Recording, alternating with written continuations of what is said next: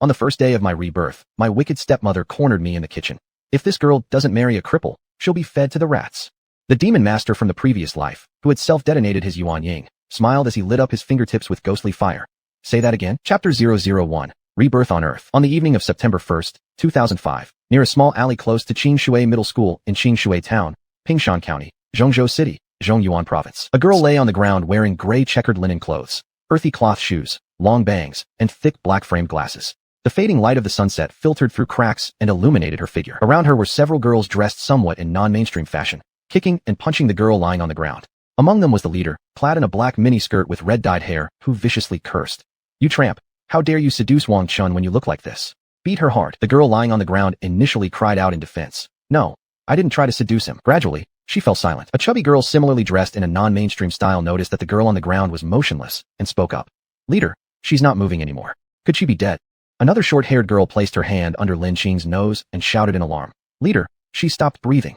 The leader immediately panicked but tried to stay composed. "What are you yelling about? Let's get out of here before anyone discovers us." After all, they were just junior high school students. Originally driven by jealousy, they hadn't anticipated killing someone. As soon as she finished speaking, the group scattered like runaway horses, running off in blind panic as if pursued by evil spirits. Just after the group fled, the girl lying on the ground twitched her fingers. "Didn't I die alongside my enemy? Why does being a ghost still hurt so much?" She then opened her eyes and, upon seeing the distant sunset, realized that she was not dead. "Where am I? I'm not dead." Looking around, she found the surrounding architecture quite strange, and her attire felt unfamiliar. She touched her hands in disbelief, wide-eyed. "This isn't my body." Suddenly, she sensed other spiritual forces emerging within her mental world. A dark sphere of light erupted with intense emotions, seemingly unwilling to depart. But as the dim light approached Lin Qing's consciousness, it dissolved into her immense spiritual energy like a drop of water entering a pond, fusing together permanently. "I'll live well for you," Lin Qing whispered to herself, also addressing the memories of Lin Qing now merged within her. After accepting the memories of the girl, Lin Qing understood where she had ended up. This world was entirely different from her previous one. There were no longer any cultivators, only ordinary people, in what seemed to be a scientific and technological society. Some elements from the extra memories piqued Lin Qing's curiosity. Things like airplanes, telephones, and cars were actually made by normal people, which she found astonishing. An airplane reminded her of flying magical artifacts in the cultivation world, and a telephone was akin to sound-transmitting jade tablets. It seemed she would have much to learn about this new world. Breaking away from her thoughts, she felt the wounds on her new body. For an ordinary person, these injuries were severe, but for her, they were mere surface wounds. She sought a quiet spot nearby, sat cross-legged beneath a large tree, and began meditating to heal herself. 2 hours later, as her body was mostly recovered, she opened her eyes. The spirit energy here is so thin. It took so long just to recover from such minor injuries. How long will it take to reach the foundation establishment stage in this world? Lin Qing recalled her previous achievements in reaching the grand completion stage of the nascent soul realm, feeling boundless nostalgia. She pondered what martial techniques she should practice to rebuild herself, when suddenly, she noticed something luminous had appeared in her mind. What is this? Isn't this our family heirloom, the Yinyang jade pendant? It has come with me to this world." As Lin Qing's mental awareness approached the jade plaque, her characters immediately emerged in her mind. The Yen Dao Ju. "So, this is the heaven-level technique that my family's enemies have been searching for ever since they wiped us out." Lin Qing's thoughts involuntarily returned to the moment her family was destroyed. At that time, Lin Qing was just over 20 years old and had reached the grand completion stage of qi condensation, but hadn't broken through despite much effort. She decided to leave home to train harder and seek the opportunity to transcend. When she eventually broke through to the foundation establishment stage, she happily returned home, ready to surprise her parents. However, instead of joy, she was greeted by horrific news. Upon arriving home, she smelled a strong scent of blood. An ominous premonition rushed through her, causing her to quickly push open the door. Inside, she saw rows of lifeless bodies, each face familiar to her. She remembered clearly that just before she left home for training, Uncle Hang at the entrance joked, "Young miss, may you break through quickly and surpass me." Her personal maid, Little Peach, also said with admiration, "Miss Lin, you are truly a genius of our family. You are about to reach the foundation establishment stage so quickly. When you return, you must guide me in swordsmanship." Hee. After finishing, she stuck out her tongue. Uncle Hang's cheerful laugh was still ringing in her ears, and Little Peach's cute smile was still clearly imprinted in her mind. But now, they had all become lifeless corpses, sprawled haphazardly on the ground, their blood staining the entire courtyard red. With a heart full of anger, she rushed to her parents' courtyard and found them lying in pools of blood as well. At this point, she could no longer control her emotions and sobbed loudly. "Father, mother, who did this? Who could be so ruthless as to wipe out our entire family?" Hearing her daughter's cries, Lin Lishan's fingers twitched. He strained to open his eyes, saw that it was Lin Qing, and laboriously pulled out a jade pendant from his bosom, whispering hoarsely, "Qing'er, Take this jade pendant and flee immediately. Hearing her father's voice, Lin Qing stopped her crying and asked, Father, who did this? Lin Latian didn't answer her question but handed over a milky white, taiji-shaped jade pendant into Lin Qing's hands, urging her, Qing'er, you must live on. Carry forward this Yinyang jade pendant. With that, he violently coughed twice and passed away. Lin Qing couldn't hold back her tears any longer. She cried bitterly, Father, I will avenge you all. Later, after much inquiry, she discovered the reason for the annihilation of the Lin family.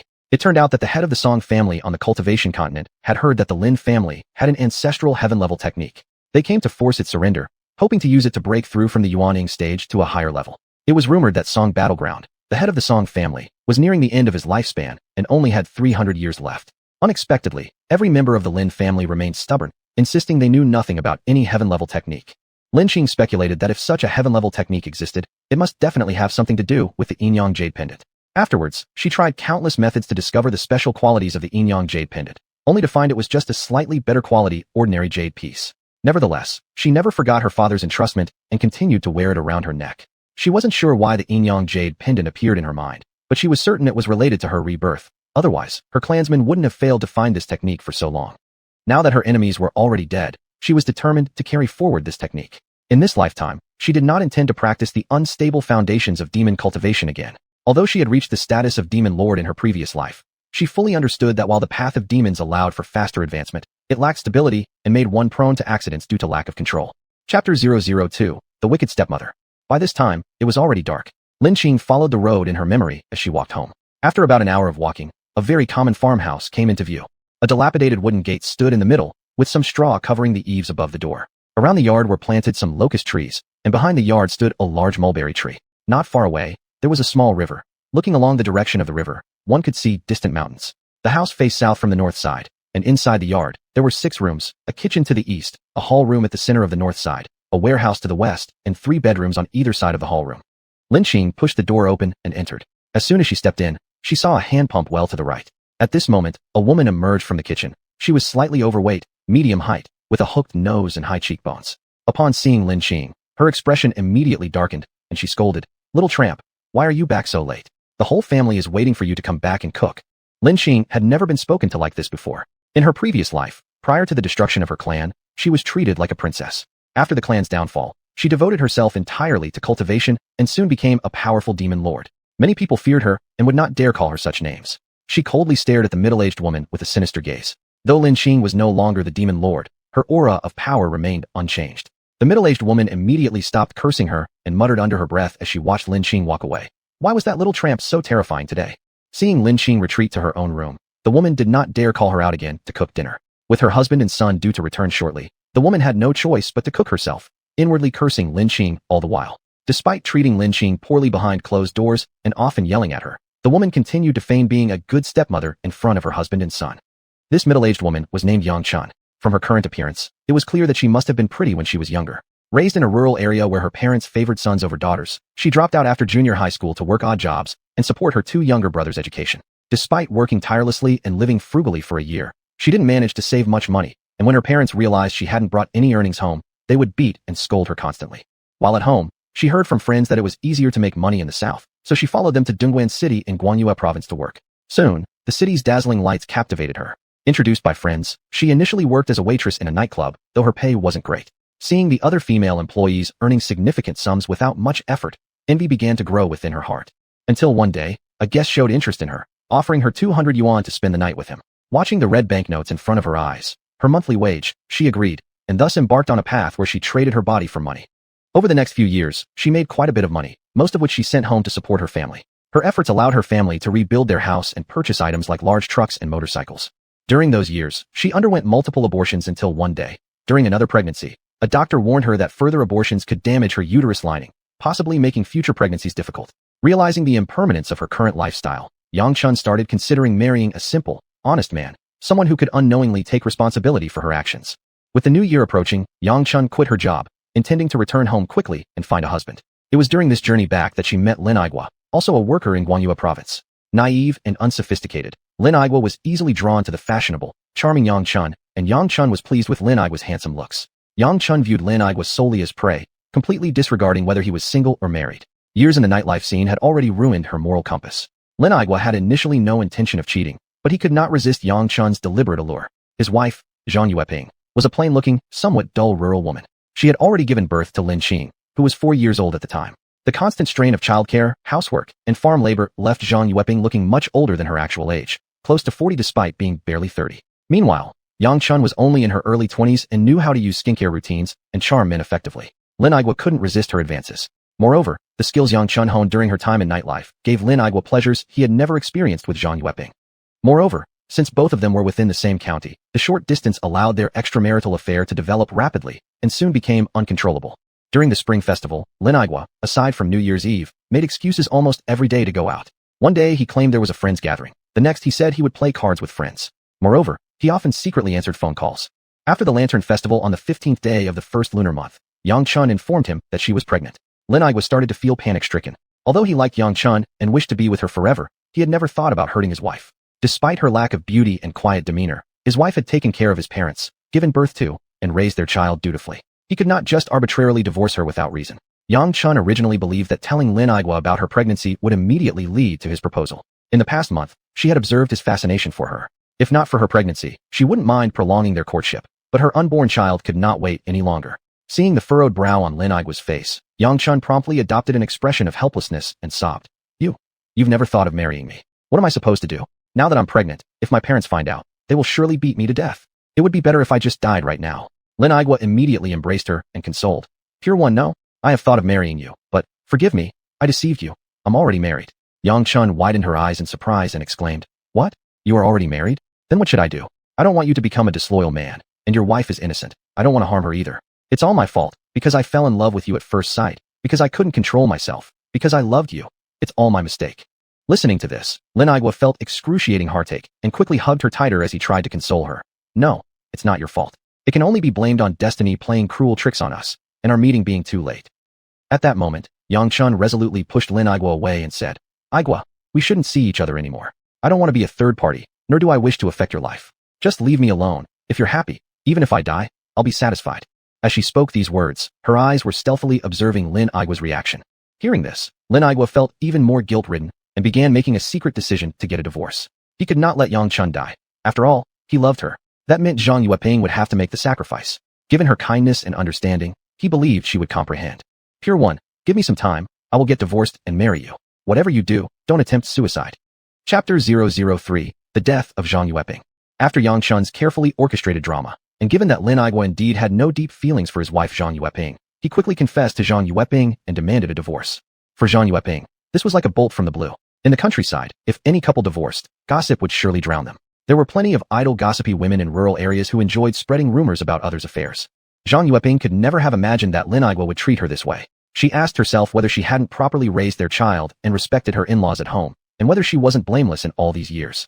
They were generally respectful and kind to each other, so how could he now bring up divorce? What would happen to her parents' face? And what about their daughter Qing'er? Zhang Yueping swallowed her hatred and said, I will not agree to divorce. As long as you return to the family, I can pretend all of this never happened. Lin Aigua did not expect Zhang Yueping to be so stubborn and responded, It's impossible for me to break it off with her. I love her. These words caused Zhang Yueping to lose control of her emotions. She wept bitterly and asked, You love her, but what about me? She thought she still shared a good emotional foundation with Lin Aigua. Lin Aigua looked at his wife's emotional breakdown and hesitated before saying, I only feel like you're a family member. There's no romantic love between us. It wasn't until I met her that I understood what love truly is. Back then, I was just following our parents' arrangements. By this time, Zhang Yueping's tears flowed uncontrollably. She bitterly laughed and said, Haha, so this is how you see me, completely without any feelings towards me. Lin Aigua knew a short pain is better than prolonged suffering. Despite feeling guilty seeing her cry, his guilt didn't outweigh his desire for love. He tried to reason again. You know we lack romantic love. After the divorce, you can find your own happiness. Don't worry, I can take care of the child. This won't be something to hinder your remarriage. Though Zhang Yueping deeply wished for a divorce at that moment, when she thought of her young child and her mother, she endured the pain and replied, I don't care whether you've broken off contact outside, but wanting me to agree to divorce, never. She didn't believe that the woman outside was any good. Would a virtuous woman become another man's mistress? Neither did she trust that this person would be good to her child. How many stepmothers are actually kind in this world? Hearing her say this, Lin Aigua angrily responded, How are you so inflexible? Aren't you usually very understanding? Zhang Yueping coldly laughed. Ha ha ha, I'm not understanding. My husband forces me to divorce, and I refuse. So I'm not being understanding? Ha ha ha. Seeing her sarcastic laughter, Lin Aigua couldn't help but flee in embarrassment. Later, Lin Aigua informed Yang Chun about Zhang Yueping's situation. Yang Chun continuously instilled ideas into Lin Aigua's mind, whispering sweet nothings and persuading him not to go home, to ignore Zhang Yueping. She argued that sooner or later Zhang Yueping wouldn't endure this and opt for divorce. Meanwhile, Yang Chun often presented herself as gentle and self-blaming, asking, "Am I a bad woman? I don't want to do this to her either, but I love you. I can't live without you. Even if it means following you forever, I would be willing. However, I'm pregnant now, and last time the fortune teller said it might be a boy. I cannot let my child grow up without a father." Looking at Yang Chun filled with guilt, Lin Aigua embraced her and said, "No, you're not a bad woman. You're my heart and soul. Don't worry, soon we'll be together openly." Yang Chun allowed herself to be hugged by Lin Aigua, and she unintentionally touched one of his sensitive spots. Holding the fragrant beauty in his arms, Lin Aigua's breathing soon became heavy, and soon they rolled onto the bed, beginning an intimate exploration of human bodies. Not long after, Lin Aigua's affair with Yang Chun became known throughout the entire village. After all, there's no such thing as a perfect secret. Originally, Zhang Yueping had been heartbroken due to her husband's infidelity, which caused her to lose weight day by day. Under this news, the pressure on her inner world grew even heavier. Every time she stepped out, she could hear people talking about her behind her back and secretly mocking her for failing to hold on to her own husband. People thought she was pitiful. Even her in-laws came to advise her, telling her to be more open-minded. They claimed that in the world, there's no cat that doesn't sneak around, so it's better to turn a blind eye. Ruining her husband's reputation wouldn't benefit her at all. Clearly, they believed that the whole village knowing was due to the wife airing their dirty laundry. At this point, Zhang Yueping finally saw everything clearly. She had thought that by treating them like her real parents and caring for them wholeheartedly, they would show gratitude and treat her well. Yet, unexpectedly, they didn't say a single fair word. As Yang Chun's belly began to grow increasingly prominent, she could no longer wait and secretly arranged a meeting with Zhang Yueping. Zhang Yueping was also very curious about this woman and wanted to see what kind of woman had so thoroughly bewitched her husband. Their meeting took place at the foot of a secluded mountain. Yang Chun looked at Zhang Yueping with arrogance and said as soon as they met, "You're Zhang Yueping, right?" Zhang Yueping coldly responded, "Yes, it's me. What do you want?" Yang Chun continued, "You should know who I am. I'm carrying your husband's child, and it might even be a boy. You know how much he wants a son, don't you? We should get divorced." Zhang Yueping glared hatefully at Yang Chun and retorted, "You've gone too far." Yang Chun inspected Zhang Yueping up and down mockingly before saying, "Haha, what's the point in holding on like this? You know you can't compete with me. Do you know what Lin Aigua says about you? He calls you an old hag who neglects her appearance every day, making him lose his appetite just by looking at you. And in bed, you're like a dead fish without any charm. No wonder he doesn't even want to touch you. What's the point in dragging this on for?" At that moment, Zhang Yueping's eyes turned blood red with fury as she shouted, "You're lying." Unyielding, Yang Chun pressed on, "Am I lying? You know it all too well yourself. Just look at you. You think any man would ever like you? Even your father-in-law and mother-in-law have said that once I give birth to a son, they'll force you to divorce. You vile woman." Infuriated, Zhang Yueping trembled all over as she raised her hand to strike Yang Chun. But how could Yang Chun let her succeed? She immediately dodged and tripped Zhang Yueping with her foot. Unfortunately, there happened to be a slope nearby, and Zhang Yueping rolled down it uncontrollably. At the bottom of the slope, there was a sharp rock, and her head collided directly with its jagged edge, causing her to break out into heavy bleeding instantly, soaking her face in red. Yang Chun didn't come here intending to kill Zhang Yueping, but only to pressure her into a divorce. Witnessing this horrifying scene, she panicked and fled hastily. Though Yang Chun possessed deep scheming skills, this was her first encounter with someone losing their life, leaving her somewhat bewildered and fearful of being found out. Thus, she had no choice but to escape quickly.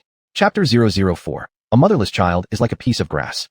On the very day that Zhang Yueping passed away, Lin Xing was playing with some children in Lin's village. Because Lin Xing was extremely cute and Zhang Yueping had always dressed her cleanly, she stood out from the dirty children of the countryside, and thus many children enjoyed playing with her. Among them were some older children with more developed minds. One little girl named Lin Ayu, who was nearly 6 years old, felt intensely jealous of Lin Xing's popularity. This jealousy turned Lin Ayu into a little demon.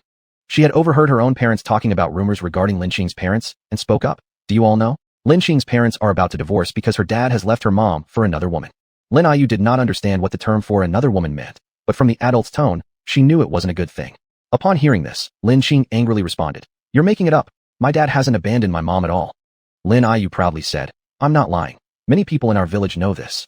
Lin Xing could no longer bear to play. She went home crying to find her mother, but discovered that her mother wasn't there. Waiting until dark, her mother still hadn't returned. Desperate, she went to her grandmother's house. Upon seeing her grandmother, she cried out, "Grandma, Mommy is gone." Lin Aigua's mother, Li Su-ing, quickly asked upon hearing Lin Xing's cries, "What happened? Where did your mom go?" As Lin Xing wiped her tears, she cried, "In the morning, Mom told me she had something to do and let me play with my friends. But by evening, Mom still hasn't come back." Li Su-ing dried Lin Xing's tears and mumbled, "This Yueping, how dare she be gone so long without returning? Doesn't she know we have a child at home? What task can possibly be more important than one's child?"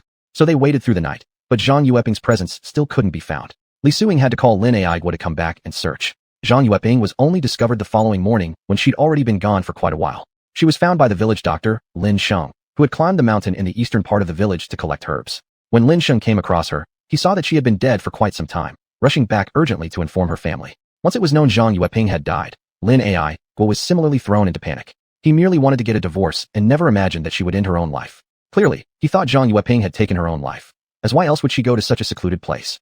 Most others in the village also believed this. They thought that Zhang Yueping, unable to cope with Lin Aigua's desire for a divorce, took her own life. Given that everyone knew of Zhang Yueping's honest and kind-hearted nature and her lack of conflicts with others, it seemed unlikely that she could have been murdered. Thus, no one considered reporting it to the authorities, and even if they did, it would have been difficult to uncover much, as Yang Chun didn't leave any clues, and the area was extremely remote with few passers-by and no surveillance cameras. Upon hearing the news, Zhang Yueping's family caused a disturbance, blaming Lin Aigua's infidelity for her death. Since then, both families have become sworn enemies. When Zhang Yueping first died, Lin Qing once asked her father for her mother. Remembering Lin Aigua's words that her father had abandoned her mother, she didn't expect him to respond with a slap, telling her that her mother would never return. Later, she learned from others that her mother had died.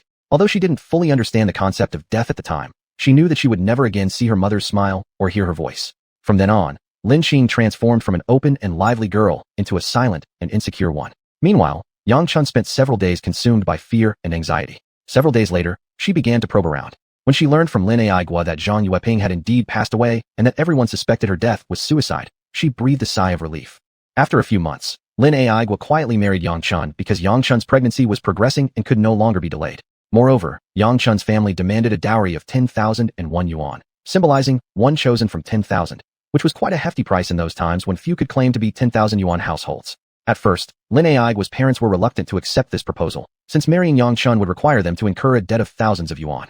The money accumulated from Lin Aigua's work outside along with some savings was only a few thousand yuan. Later, Yang Chun discovered Lin Aigua's parents' strong desire for a grandson. She secretly visited a private clinic for an ultrasound test, discovering that she might be carrying a boy. This made her delighted. After sharing this news with Lin Aigua's parents, their opposition began to soften. Agreeing to the marriage, both parties finalized the union. This is the sorrow of a girl born in the countryside, because in most rural families, there's still a preference for boys over girls. The degree might vary, but few families can truly claim complete gender equality. Ever since Yang Chun married into the family, Lin Qing began her miserable life. Yang Chun was two-faced. She always appeared to be a good stepmother in front of others, but acted completely differently behind their backs. For instance, in public, she wouldn't let Lin Qing do any chores, but in private, she made Lin Qing do everything. If Lin Qing refused, Yang Chun would immediately punish her with covert violence, like pricking Lin Qing with a needle in places that were not easily seen by others. This served two purposes. Others wouldn't notice if they checked, and even if they did check, it left no obvious marks. Moreover, this method caused real pain, tormenting the body while avoiding detection. When Lin Aigua was at home, Lin Qing's eating and dressing remained normal. Once he was away, Lin Qing often lacked proper clothing and food. Starting from when Lin Qing was 5 years old and Yang Chun entered the house, Lin Qing began learning various household tasks, like washing clothes and cooking meals, which gave her calloused hands despite her tender age. Even so, Lin Qing's academic performance was consistently excellent. After her mother's death, she found solace and hope only in books. Why did Yang Chun allow Lin Qing to attend school? It wasn't because of any high-minded ideals. Instead, Yang Chun wanted Lin Qing to be more educated so that she could fetch a better price later on.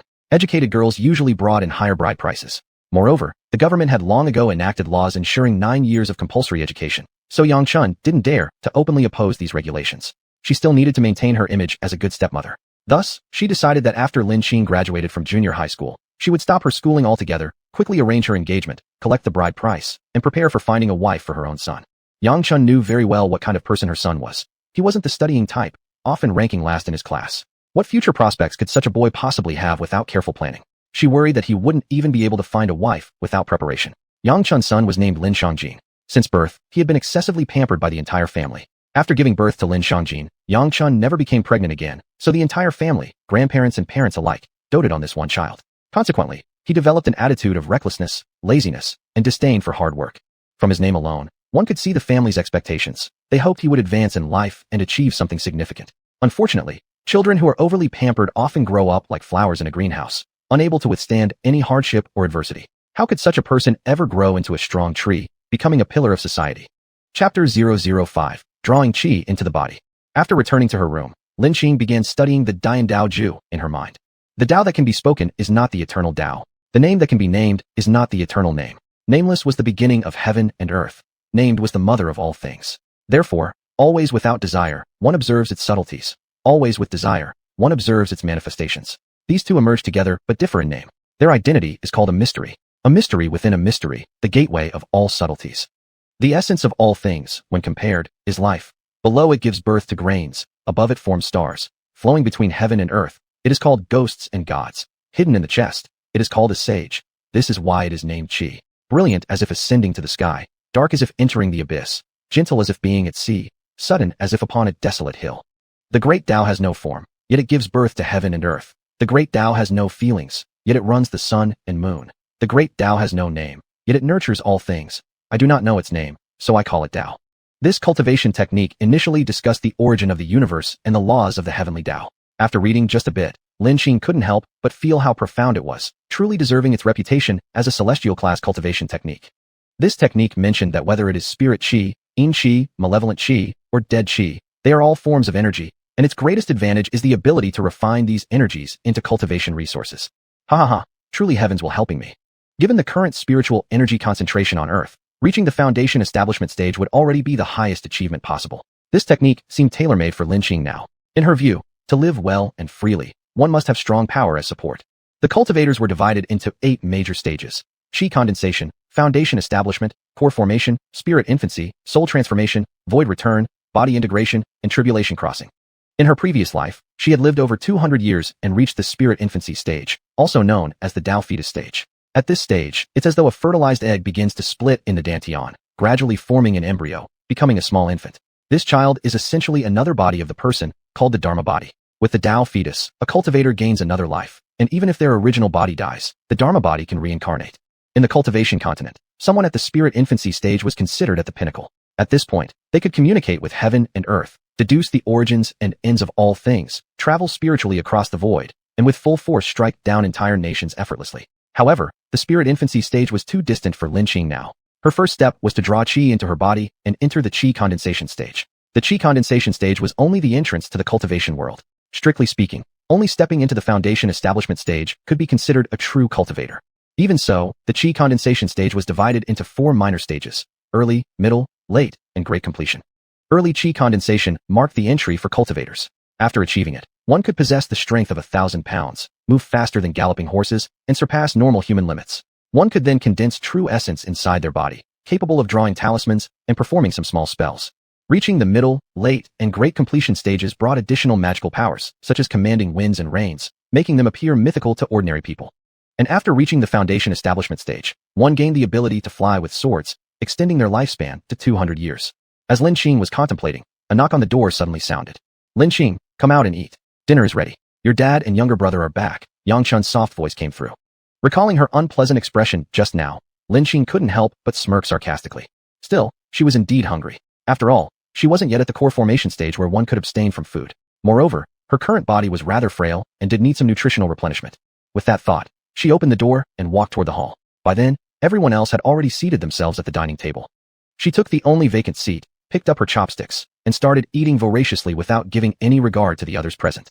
Do you see this? How does this look? Your aunt worked hard cooking this meal, and you show no courtesy. Lin was scolded. Patriot, Lin might just be hungry. After all, it's an hour later than our usual dinner time, Yang Chun gently explained. Fisk, you're simply spoiling her. Lin sighed.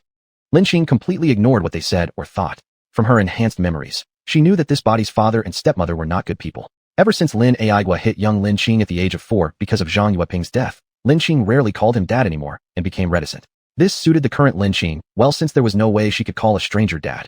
Looking at the delicious spread before her, red braised spare ribs, stewed old hen, homestyle stir-fried dishes, Lin relished every bite. Back on the Cultivation Continent, cultivators didn't prioritize the enjoyment of food, and with her focus on training, she hadn't taken time to indulge in gourmet pleasures. I didn't expect this wicked stepmother to be such a poor character but decent at cooking, Lin mused internally. Before long, half of the dishes had been eaten by Lin. At this moment, Yang Chun also noticed the changes in Lin. Even when they ate together before, Lin didn't dare to choose the better food and would just eat some vegetables. Every time Lin urged Lin to eat more meat, she would shake her head, unaware that whenever she ate a bit more, Yang Chun would later punish her behind closed doors. Each time, Yang Chun would explain, Lin probably doesn't want to gain weight. This time, seeing half the meat disappear into Lin stomach, even Lin was surprised. He originally intended to scold her for not considering others during meals, but upon seeing her stick-thin figure, he kept quiet. After finishing her meal, Lin Qing immediately put down her chopsticks and returned to her room. As she left the hall, she could still hear Lin Shangjin complaining. Mom, Dad, my sister ate all of my chicken legs. Yang Chun consoled him. Good boy, don't worry. Mom will make some more for you next time. Though her tone was gentle, if one looked closely, a flash of malice could be seen in her eyes, showing how displeased she was with Lin Qing's behavior. Just a little longer. In another 6 months, I'll definitely sell this trash at a good price. Yang Chun thought viciously. By good price, she meant she didn't care who the buyer was, their character, or whether they were disabled. She'd sell Lin Qing as long as the dowry was substantial enough. Back in her room, Lin Qing began cross-legged cultivation. There was a window behind her bed. She opened it to let the moonlight shine into the room and sat under the silver glow to start her practice. She sat through the night, and as dawn broke, she pushed the door open and went to a secluded place outside the village, facing the rising sun to continue her cultivation. An hour passed, and she opened her eyes, her gaze revealing a contented mood. Finally managed to draw qi into my body. It seems morning practice has an excellent effect. She had expected that with the current concentration of spiritual energy, it might take 2 or 3 days to achieve this breakthrough. On Earth, the effects of practicing cultivation at dawn are several times stronger than usual, allowing one to utilize the sun's energy. Lin Qing discovered this accidentally only just now. Chapter 006, The Secret of the Rear Mountain. After Lin Qing channeled energy into her body, she could clearly feel the distribution of spiritual qi around her. Now, she could sense the difference of the rear mountain. It was obviously more infused with spiritual qi than the surrounding areas. The rear mountain was the place where the river near her home flowed towards. It was also called Spirit Fog Mountain, a nickname given by the villagers. It was about 10 kilometers away from her home. Why was the rear mountain also called Spirit Fog Mountain? It was because the place was shrouded in fog all year round, and people easily lost their way when they entered. The place where Zhang Yueping died earlier could only be considered as the outer periphery of Spirit Fog Mountain. Lin Shang, the village doctor who often went to Spirit Fog Mountain to gather herbs, merely searched for medicinal plants near the periphery and had never dared to venture deep inside. A legend had always been circulating in the village, saying that there was a demon deep within Spirit Fog Mountain, and anyone who ventured in never came out alive. At first, some people didn't believe it and gathered a few daring villagers to go explore, but they never returned. After 3 days, their families reported it to the police. The police then disappeared as well after going in, and since then, no one dared to enter again. Occasionally, the villagers could hear the roar of a demon from inside, which made them more apprehensive of Spirit Fog Mountain. Although legends spoke of demons inside, the demons had never come out. Thus, the villagers settled peacefully nearby. Although Lin Qing's memory included these legends, she wasn't afraid. In her previous life, what kind of demon hadn't she seen? Perhaps there were animals that had cultivated themselves into spirits inside. After all, the concentration of spiritual qi was relatively high, and it wasn't impossible for some animals to cultivate for over 100 years. Following the direction of the river, Lin Qing walked for about 2 hours before reaching the periphery of Spirit Fog Mountain. By this time, she was already hungry. She picked some wild fruits from nearby trees and ate them. After eating enough, she continued walking deeper into the mountain. Upon observing the thick fog ahead, Lin Qing was startled. This is actually a maze array. Could it be that cultivators exist in this world? Although Lin Qing's current cultivation was extremely low, her knowledge was vast. This simplified version of the maze array could not compare to the formations of the Cultivation Continent, but it at least proved that Earth had once seen cultivators and might even still have them now. For others, this simplified maze array might be a major obstacle, one that even some ancient martial arts experts couldn't overcome. However, for Lin Qing, it was child's play. After seeing through the pattern of this simplified maze array, Lin Qing followed its rules and reached the depths of Spirit Fog Mountain. As soon as she entered the deep regions, she immediately sensed the difference. Indeed, the spiritual qi here was far denser than outside. The towering trees were evidently old, with lush branches and leaves covering the entire mountain. She even discovered quite a few semi-spiritual herbs among the vegetation, estimating that they would likely become true spiritual herbs in another 100 years or so. She headed towards the most concentrated source of spiritual qi. Just a few hundred meters away from the strongest qi spot, her powerful divine awareness sensed danger. Though she had just started cultivating, her divine awareness was strong, as she possessed the awareness level of the Yuaning stage. Despite being slightly damaged during her battle to death with enemies in her previous life, it was far beyond ordinary people's abilities. She closed her eyes and focused her divine will toward the source of the strongest spiritual qi, finding a cave there. At the entrance of the cave stood a silver-white wolf, a wolf that had cultivated a spirit consciousness. The sounds of demons the villagers probably heard earlier weren't the roars of this wolf, but possibly the cries of other animals it hunted. Apparently, she couldn't proceed any further. She would need to reach the mid-level qi condensation stage before she had the confidence to defeat that wolf. Thus, she began sitting in meditation and cultivating in other parts of the mountain. By evening, she collected several semi-spiritual herbs and returned home. In order to cultivate faster, she had no choice but to rely on these herbs. Though these semi-spiritual herbs were less effective than true spiritual herbs, they were much better than ordinary herbs. By the time she got home, it was already dark, and the entire family seemed to be out on some errand. She quickly entered the kitchen and boiled the semi-spiritual herbs into medicinal broth and drank it down. It wasn't that she didn't want to refine pills, It was just that she wouldn't be able to form pill fire until reaching the mid-level qi condensation stage. For now, she had to waste the effects by consuming the herbal decoction. When Lin Igua and others returned home, she had already finished drinking the medicine, cleaned the pot, and returned to rest. As Yang Chun came home and saw that the kitchen was still quiet, she felt angry inside. She thought silently, that little brat gets a bit of color, and she starts to misbehave. Nevertheless, she kept her composure outwardly. She remembered that Lin Qing had disappeared early this morning, and she didn't know if Lin Qing had returned yet. An idea sprang to her mind. She pretended to be worried about Lin Qing and whispered to Lin Igua, Igua, although Lin Qing is usually quiet, she has never been missing for a whole day like today. She left early this morning, and I don't know if she has returned. What's the big deal? Maybe she went out to play with friends. Lin Igua dismissed it casually. I'm afraid she might have started dating someone at such a young age. She is still too young, and what if she gets tricked by someone? Yang Chun continued to instigate. What? That can't happen. How old is Lin Qing anyway? Saying that, he quickly walked towards Lin Qing's door and knocked loudly. Lin Qing, are you back? This noise disrupted her cultivation entirely. Earlier, she had heard everything Yang Chun said in the yard as well. Cultivators had excellent hearing after all. Lin Qing opened the door and said coldly, I am not dating anyone.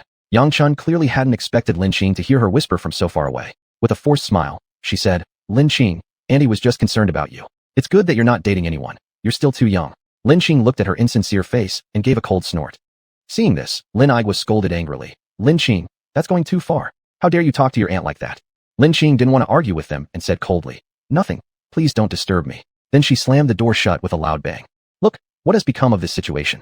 Lin Igua asked furiously. The kid is still young. She'll get better over time. Yang Chun smirked wickedly inside. The worse Lin Qing became, the happier she would feel.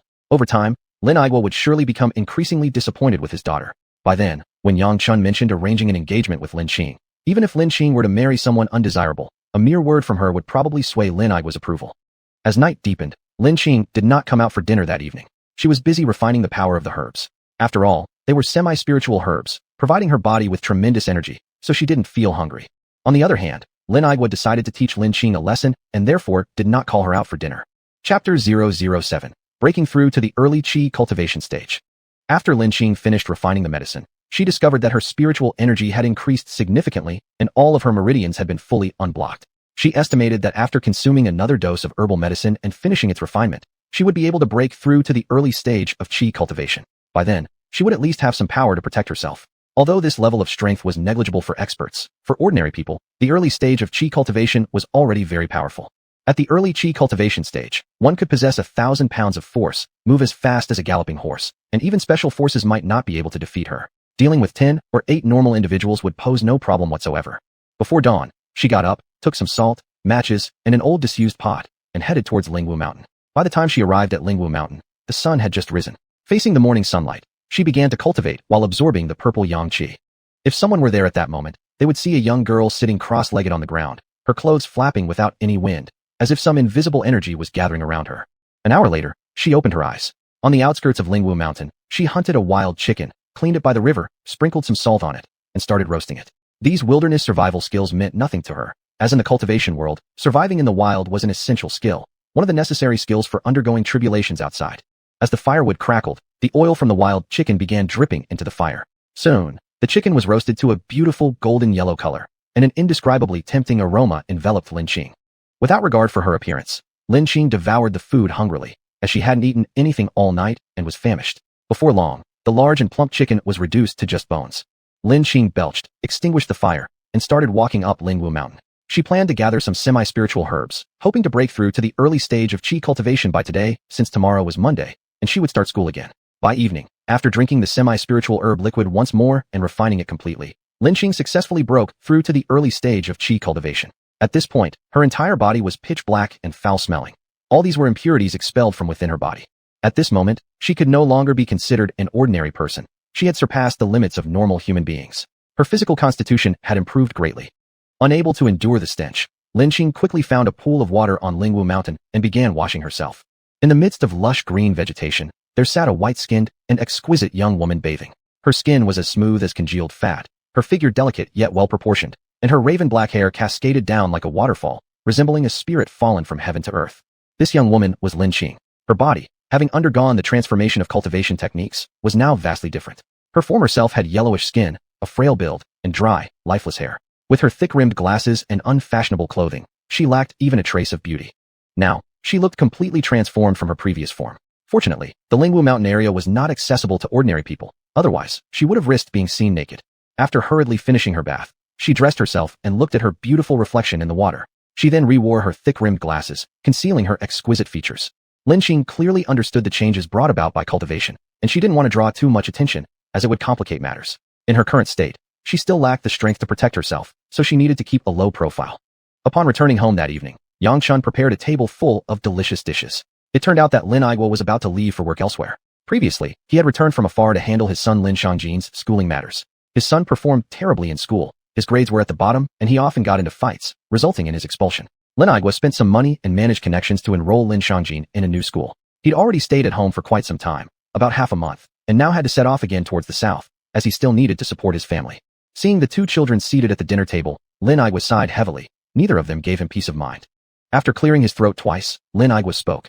Tomorrow, I'll leave to work away again. Lin Qing, you must help your aunt more with housework while I'm gone. Don't be so lazy. Girls will eventually get married. If you're too lazy, you won't find a husband. And Shangjin, behave yourself, focus on your studies, don't follow others blindly, and cause trouble anymore. Let us worry less about you. Now let's eat. Neither Lin Qing nor Lin Shangjin said anything, each lost in their own thoughts. Lin Qing inwardly scoffed. She intended to leave this home sooner or later. Lin Shangjin disagreed silently, deeply influenced at that moment by the Hong Kong movie, Young and Dangerous. He thought being involved in gangs was cool. Although still only a primary school student, he already knew how to gather followers. Fearing that speaking out would result in a beating, he kept quiet obediently. In this household, what Lin Shangjin feared most was his father, who dared to be merciless with him. Yang Chun looked at Lin Qing, feeling that something had changed, but she couldn't quite put her finger on it. Lin Qing's skin had now become fairer, and her hair jet black. Even though she still wore tattered clothes and thick-rimmed glasses, an inadvertent glow still caught the attention of others.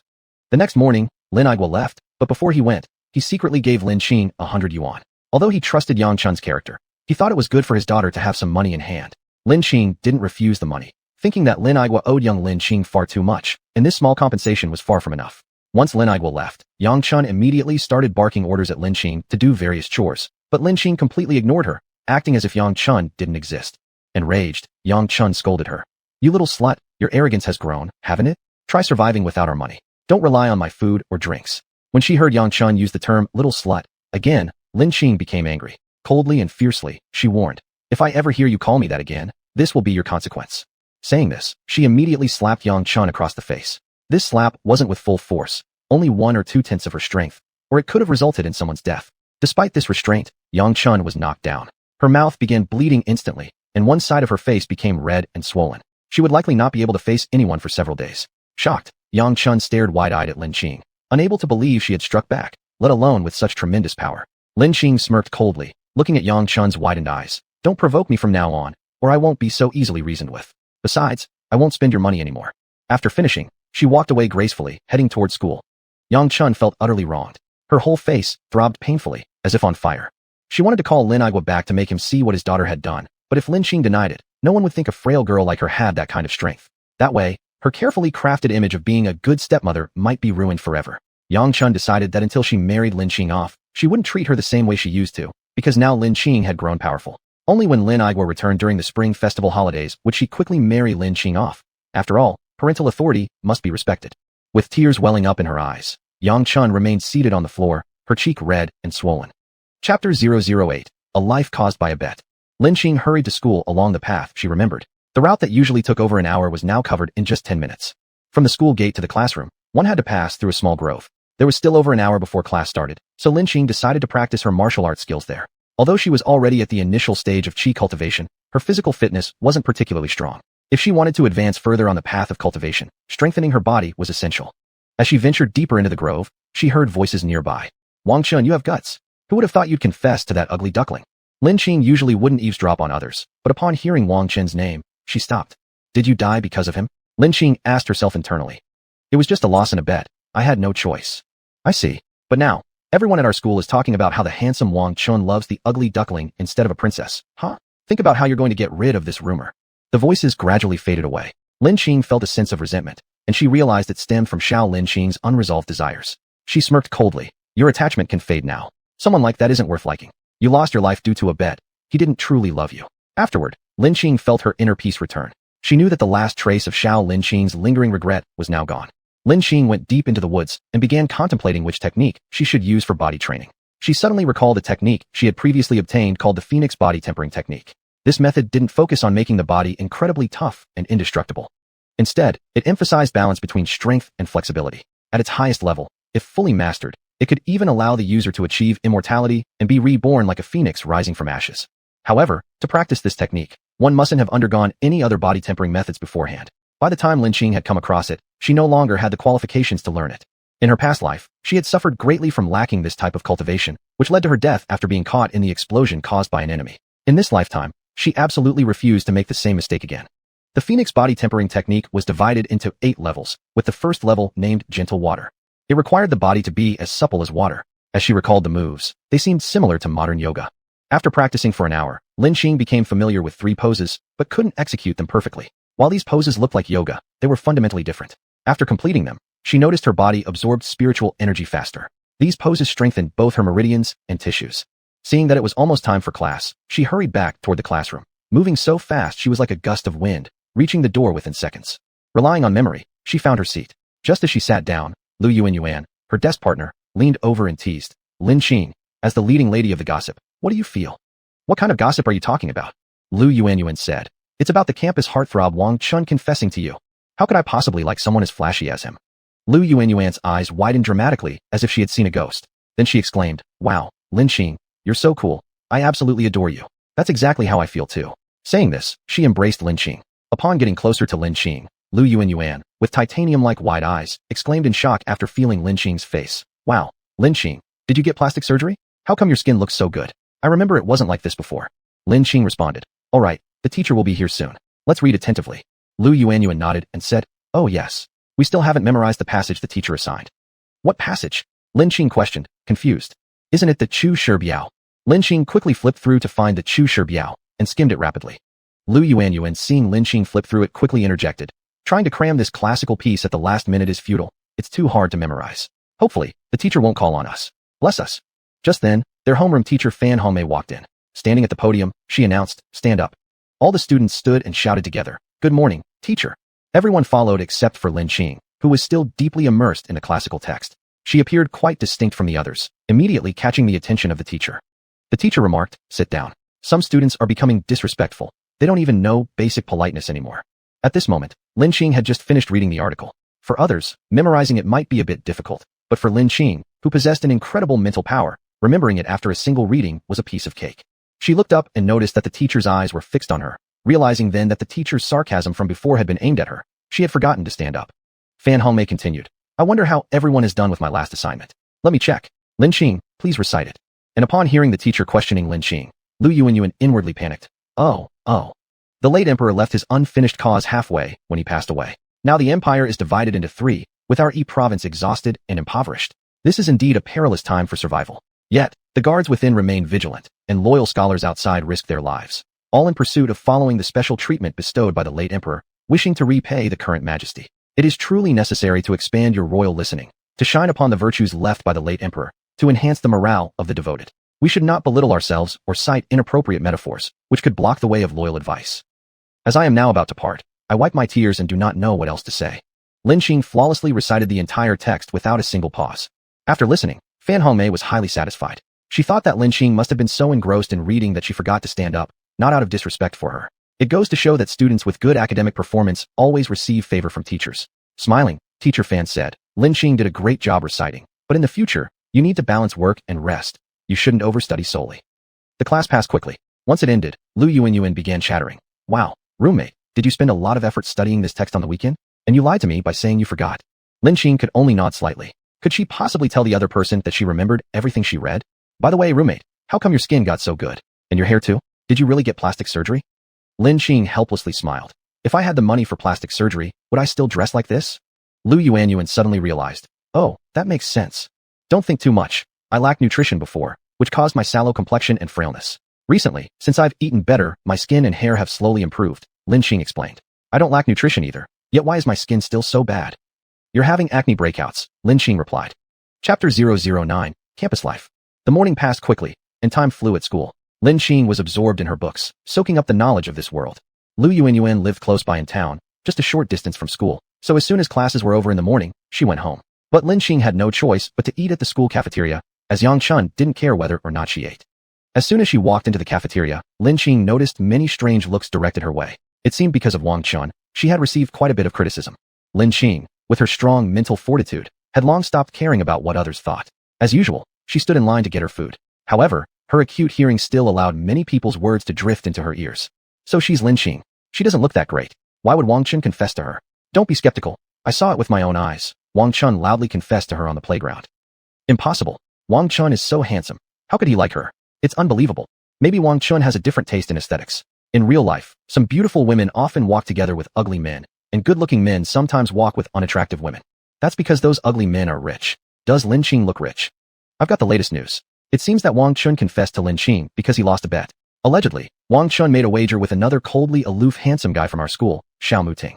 He lost, and thus had to loudly confess to any unattractive girl in the school on the playground. Unfortunately for Lin Qing, she happened to pass by when he lost his bet, and he apparently considered her ugly enough to fit the description, which led him to confess to her. Oh, I see, so that's why? I thought Wang Chun must have been blind. You guys don't know, right?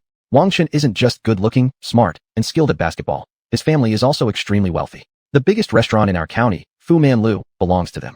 What? Then Wang Chun is actually a wealthy, attractive man. Wow. I'm even more convinced he's my Prince Charming. Please wake up. He wouldn't go for you. Why couldn't he fall for me if he can confess to Lin Qing? Such discussions continued in the cafeteria. Suddenly, someone shouted, Wang Chun has arrived. And Xiao Muting, Li Li, Fan Ziang, our 4 big school heartthrobs have come too. Lin Qing looked toward the entrance of the canteen. First to catch her eye was a boy dressed in a white shirt and brown casual pants. His skin was fair, his nose high-bridged, his features clear yet delicate with an undertone of charm, combining handsomeness with a gentle touch. Over 175 centimeters tall, his white shirt highlighted his pure, comfortable demeanor. His flaxen hair fluttered freely in the wind, and his bright eyes shone softly with a tender gleam, his lips thin, lightly tinted, and curling into a mischievous smile. This must certainly be Wang Chun. No wonder he's become the campus idol. He truly fits the model of a cute young gentleman, Lin Qing secretly thought to herself. Next to enter was Xiao Muting. His dark, thick, short hair framed a pair of piercing black crystal-like eyes beneath arching eyebrows. His face cut sharp and defined edges with his straight nose and well-balanced lips adding to his striking beauty. Nevertheless, his cold air combined with occasional flashes of sharpness in his gaze commanded respect and caution. The following 2 boys were equally good-looking but paled in comparison next to the first 2. After their arrival, the group headed straight to the second-floor cafeteria. The first floor served the common masses at reasonable prices though the taste wasn't ideal. The second floor offered an a la carte dining experience, naturally more expensive but tastier. After these 4 ascended upstairs, several girls also entered the cafeteria and proceeded upstairs. These girls were very familiar to Lin Qing. They were the ones who had caused little Lin Qing's death. Lin Qing shot them a cold glance. Perhaps her stare was too penetrating because they instantly noticed her gaze. When they spotted Lin Qing's figure, they reacted as if they had seen a ghost, fleeing in disarray. Wasn't that Lu Xiaoli's gang just now? Aren't they supposed to be Wang Chun's staunch supporters? I've heard that wherever Wang Chun goes in school, their shadows always follow closely. So why did they suddenly run away? After they ran far enough, Lu Xiaoli asked breathlessly. Did you all see Lin Qing just now in the cafeteria? Wasn't she dead? Am I seeing a ghost? Oh my gosh, Amit Babuda. Leader, we all saw her too. Initially, we thought it was a ghost out of reflex, but after careful consideration, that's wrong. Ghosts can't appear in crowded places during the day. Yes, leader. According to the ghost movies I've watched, ghosts can't show up where there's strong daylight energy.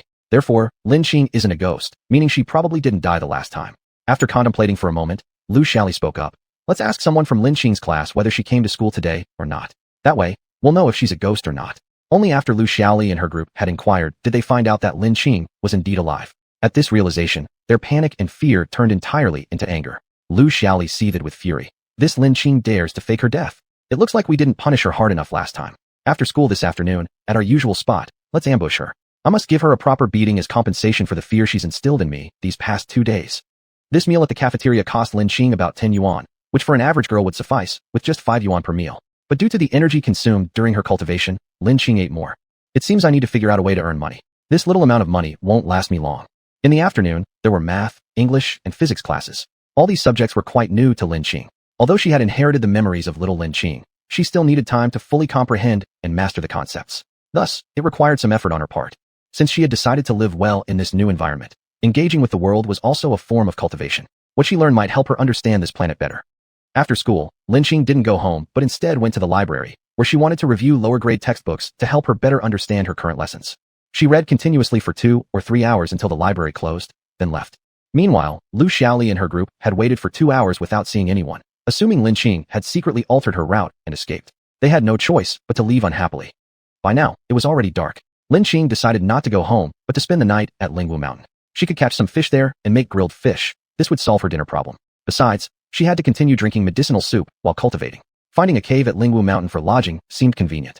Interestingly, Lin Qing did find a cave at the base of Lingwu Mountain's outer perimeter. After carefully inspecting it and finding no dangerous elements, she gathered some dry grass and firewood. The dry grass was laid inside the cave to serve as a bed, while the firewood could keep her warm and eliminate moisture. To conceal the cave's entrance, she transplanted some small trees there. Chapter 010, Ancient Martial Artist. Early in the morning, after Lin Qing had finished absorbing the purple yang energy emitted by the rising sun, she stopped her cultivation. After washing up, she hurried to school. When she was almost near the school, she saw Xiao Muxi, who at that moment was wearing his training uniform and practicing martial arts. She stopped and curiously watched, completely intrigued by the practitioners of this world. She carefully observed and found that he hadn't condensed any true essence, so he wasn't a cultivation practitioner. His method only followed a few simple meridians, while cultivating required opening all of the central meridian, the 12 regular meridians, and the 8 extraordinary meridians. For her, it was easy to see through his martial art techniques. Her staring made the other person misunderstand her intent. Xiao Muxing coldly remarked, "Had enough of looking?" "Ah, sorry, I was just observing your martial practice," Lin Qing said, startled by his sudden words. What? Can't even come up with a decent excuse. He clearly didn't believe that she knew anything about martial arts. Being narcissistic is a disease that needs curing. You little kids like you, why would I even care? In her previous life, she lived for over 200 years, solely fixated on revenge, never experiencing love. However, she knew what type she liked, and neither Wang Chun nor Xiao Muxing matched her preferences. To her, they were nothing more than immature children.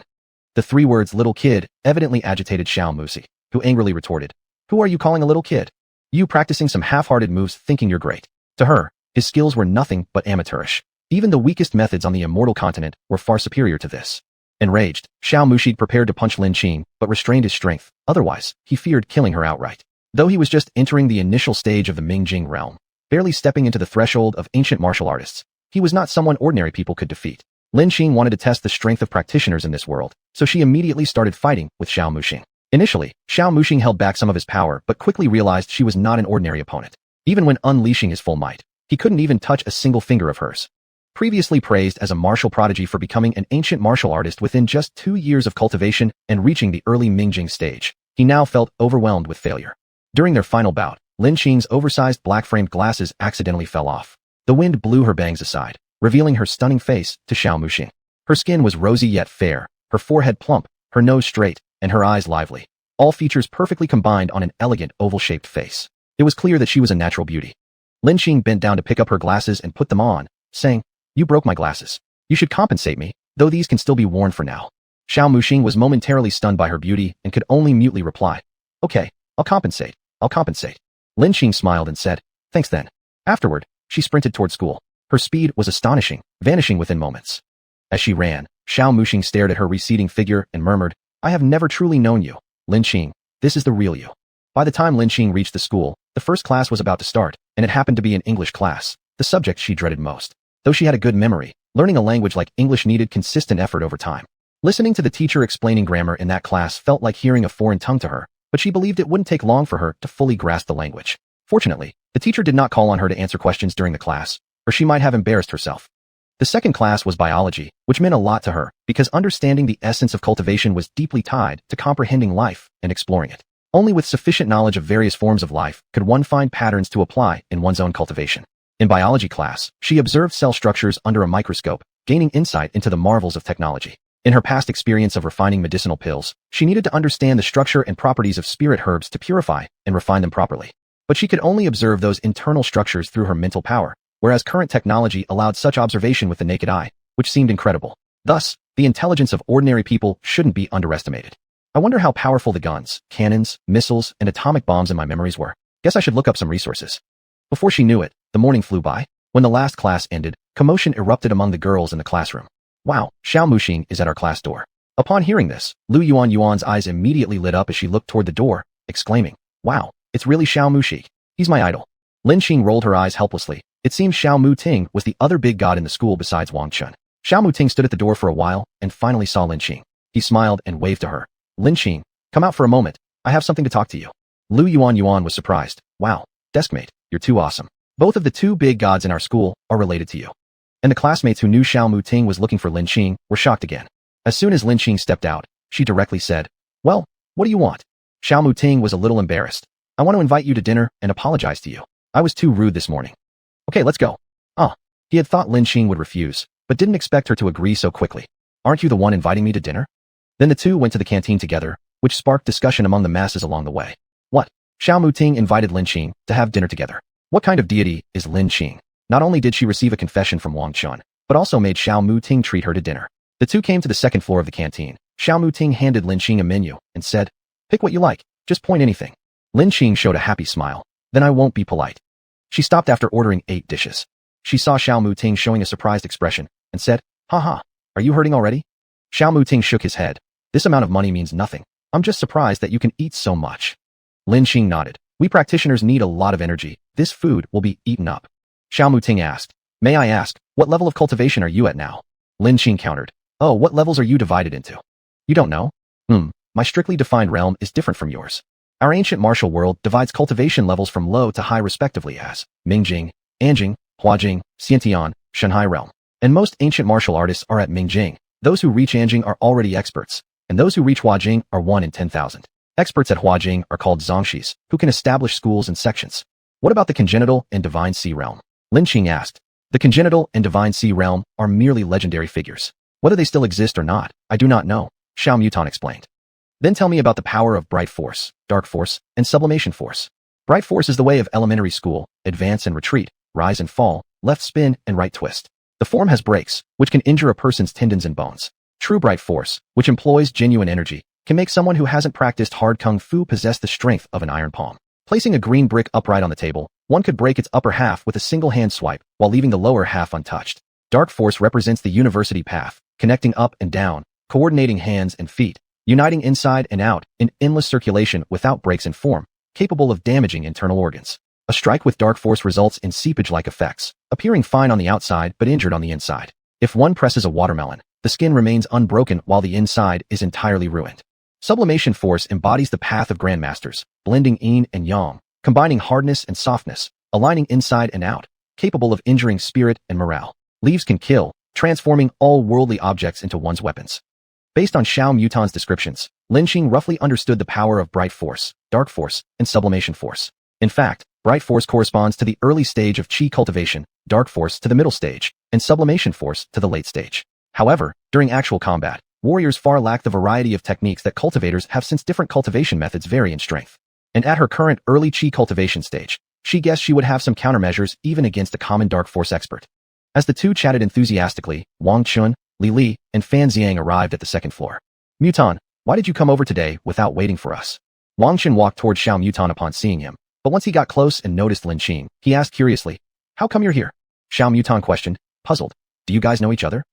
Fan Xiang nearby explained, "She's the one Wang Chun randomly confessed to last time after losing a bet." With disdainful eyes, Wang Chun turned to Lin Xing and declared, "Let me solemnly tell you, I absolutely don't like you at all. It was just because of losing a bet that I joked around with you. Don't entertain any fantasies about me, okay? Annoying. You're even ruining my meal. Do you really think so highly of yourself? Arrogance is a disease that needs treatment. Why would I like a guy as flashy as you? Who are you calling flashy? Seems like you're not only sick, but also handicapped, deaf too." A chuckle escaped Xiao Mutan. Recalling how this morning she similarly insulted him made him feel a bit of irony in the changing fortunes.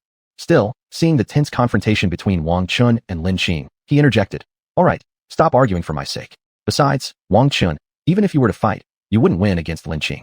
Let me introduce both of you. This is Lin Xing, a warrior, and these are Wang Chun, Li Li, and Fan Xiang." Huffing indignantly, Wang Chun chose silence out of respect for Xiao Mutan's position. After all, Xiao Mutan is the eldest grandson of the Xiao family, a prominent name in Zhongyuan province. The patriarch of the Xiao family may have retired, but he had once followed the founding emperor in establishing their nation. He had also been the commander of the provincial military region. Xiao Mutan's uncle held high governmental office in Zhongyuan province, and although Xiao Mutan's father pursued business, his assets were worth billions. Far from being comparable, Wang Chen's family only owns a large hotel in the county town, with a net worth barely reaching 10 million. His father had repeatedly instructed Wang Chun to cultivate good relations with Xiao Mutan. At this moment, as the dishes came out, Lin Xing grinned. "Well then, I'll be honest, I'm not holding back. These dishes aren't for them anyway. If they want food, let them order it themselves." Furious, Wang Chun said, "Lin Xing, are you deliberately doing this? Are you sure you can afford this much?" Pointing to Xiao Mutan, Lin Xing said, "He invited me for dinner. It's on him." Sighing helplessly, Xiao Mutan said, "Then just order your own dish." Wang Chun couldn't understand why Xiao Mutan would invite Lin Xing for dinner. What makes her so special? As Lin Qing gazed at the full spread of food, she unconsciously licked her lips. This small action caught Xiao Mutan's attention, reminding him of the scene earlier in the morning when her glasses frame slipped off, causing a faint blush to creep onto his face. Without restraint, Lin Qing ate voraciously, completely unlike those refined girls who daintily pick at their meals. Wang Chun gave a disdainful snort. However, Xiao Mutan found an endearing charm in her lack of pretense. This must be what people call beauty lies in the eye of the beholder. Unbeknownst to himself, Xiao Mutan was starting to become intrigued by Lin Qing. After hastily finishing her meal, Lin Qing simply stated, "Thank you for the dinner, see you later."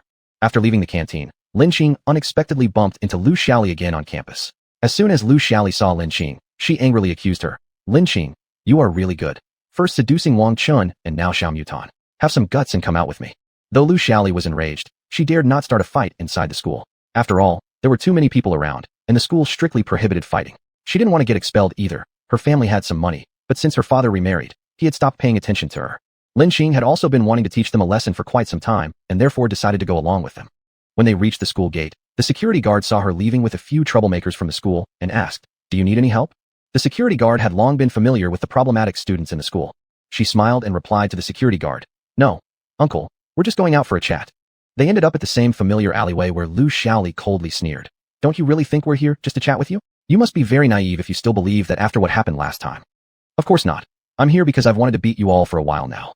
With that, Lin Qing immediately moved to the 5 girls, punching one and kicking another. Within 2 seconds, all 5 of them fell to the ground screaming in agony. Of course, Lin Qing only used 1/10 of her strength. Otherwise, they would have all died right there. Even so, the pain was unbearable for them. They couldn't stand up. Lin Qing patted her hands clean and said, "That's it. I'll let you off this time. Don't bother me again in the future. I'm not someone you should provoke." In fact, she should thank them. Without their actions, she wouldn't have been reborn into this body. Beating them up this time could also serve as revenge on behalf of little Lin Qing, giving them a proper lesson. When she returned to the school, the security guard was surprised to see her without a scratch on her. He silently remarked to himself, maybe they really did just go out to chat. It wasn't until much later, when Lu Xiaoli and the other 4 girls limped back in, clutching their stomachs, that the security guard realized. That girl must have hidden depths. Chapter 012, Secrets of the Warrior. The day passed quickly. With only a few dozen yuan on her, Lin Qing had no choice but to find a way to make money. But how could she earn money? I've got it, talismans. Although she could also pick semi-spiritual herbs from Spirit Mist Mountain to sell, in such resource-deprived conditions on Earth, even the herbs she needed for cultivation were insufficient. How could she possibly sell those semi-spiritual herbs? She wanted to earn money, partly to satisfy her own living needs, and partly for cultivation resources. She couldn't bear to trade away the semi-spiritual herbs just for money. Thus, as soon as school was over, she rushed to an incense and candle shop and spent 50 yuan on yellow paper, a brush pen, and cinnabar. Looking at the 30 or so yuan left in her hands, she couldn't help but sigh, wondering when would a former demon lord like her ever worry about money, though times have changed. As soon as she returned to the cave on Spirit Mist Mountain, she picked more semi-spiritual herbs to start boiling medicinal soup. After drinking the soup, she crossed her legs again for cultivation. Once the energy was refined, she felt that her internal spiritual energy had increased once more. She opened her eyes and took advantage of the fullness of her true essence to start drawing talismans, succeeding on her first try since 1-grade talismans were simple enough for her. She drew different types: peace talisman, healing talisman, housetown talisman, and evil repelling talisman. These kinds were among the most commonly used ones. For each kind, she drew only 3 pieces before stopping. Firstly, her internal spiritual energy was depleted. Secondly, the yellow paper had run out. Her chance of failure in drawing talismans this time was much higher than in the Cultivation Continent, reaching up to half, probably due to the sparse concentration of spirit energy on Earth. Xiao Mutan mentioned Lin Qing to his grandfather upon returning. Grandpa Zhao's name is Xiao Biao, who has already turned 80. Yet, judging by his appearance, no one could tell he was 80. It seemed he was merely in his early 60s. This was because Grandpa Xiao had suffered internal injuries, which made him look older. Otherwise, he might have looked even younger. Xiao Biao was born in Pingshan County. Therefore, after retiring from military duties, he returned to his hometown, hoping to spend his twilight years there. He no longer hoped for another breakthrough because he knew only a master could save him and heal his wounds. And masters usually show up mysteriously, appearing now and then. Of the 2 masters he knew, they were both national treasures and pillars of the nation. Previously, he once approached one of them, asking for help to check his condition. However, that master said healing him completely would require significant damage to his basic essence. How could a pillar of the country willingly sacrifice himself to save someone else? Xiao Biao's current cultivation level is at the peak of hidden strength, only 1 step away from transforming strength. Although it's only 1 step, for him, it feels like climbing into the sky. Xiao Mutan came to study in Pingshan County because he wanted to accompany his grandfather. As Xiao Mutan excitedly narrated Lin Qing's story to Xiao Biao, he laughed and said, "Your point is that even with all your strength, you can't shake even 1 finger of hers, so the person must be at least at the peak of visible strength or already entered hidden strength." Aren't you saying I'm a genius martial artist? She's the same age as me. How could she progress so fast?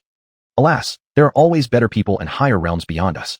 To ordinary martial artists, you are indeed a prodigy. But this world does harbor freakishly talented individuals. Long Outyin, one of our nation's pillars, became a master at 30. If nothing unexpected happens to you, you may reach the rank of master too, but probably not until you're well past 50. How can Lin Qing be compared with Long Outyin? Xiao Mutin remarked casually. You should maintain good relations with Lin Qing. Maybe her master is a grandmaster. Xiao Biao instructed him, unwilling to let go of even a slim hope. But didn't you say there are only 2 grandmasters in the country? Xiao Mutin asked curiously. Who told you that? There must be more than just 2 grandmasters domestically, and plenty of them remain hidden. Xiao Biao sighed. Why do they choose to stay hidden? Xiao Mutin was puzzled. Using martial arts to commit crimes. After the founding of China, Chairman Mao feared the power of some martial artists. Later, some martial artists were eliminated, so the rest started to act low-key. After all, we live in a scientific era now. Even a grandmaster, no matter how strong he is, will get severely injured or even die under a missile attack. What we know about Long Outyin and Su Jingxing is that they have been recruited by the state. Xiao Biao disclosed some secret matters. Xiao Mutin knew a grandmaster was needed to save his grandfather. It seemed he'd have to find an opportunity to test Lin Qing, to see if there was any hope of saving his grandfather. Another morning passed. Xiao Mutin bought big black frame glasses and waited outside room 8, grade 3 once again. Xiao Mutin's return to visit Lin Qing left everyone amazed. One could call it a coincidence, but twice in a row suggested their relationship was beyond ordinary. Lin Qing saw Xiao Mutin looking for her again and asked, Do you need something? Yes. I'll treat you to lunch again today. All right, thank you. What do you need me for? Lin Qing asked curiously. Xiao Mutin handed her a pair of big black framed glasses and said, Here's the pair I owe you. I bought you an identical one. We can talk about it while we eat. Today, I'll treat you to a meal outside. I know there's a pretty good restaurant nearby. That way, Lin Qing was taken by Xiao Mutin to Fulu restaurant for lunch. As soon as Xiao Mutin entered the dining hall, he was stopped by a waiter who asked, Excuse me, do you have a reservation? We're fully booked. This revealed how popular this restaurant was. Xiao Mutin pulled out a card and handed it to the waiter, saying, I want the Emperor private room. The waiter glanced at the card and quickly said, Please wait a moment. I'll arrange it right away for you. Soon after, the manager of the restaurant rushed over to personally receive them. She had been instructed by the boss that this was a very important person who must be well attended. Hastily, she greeted, Young Master Xiao, why are you here? I'm having a meal with a friend.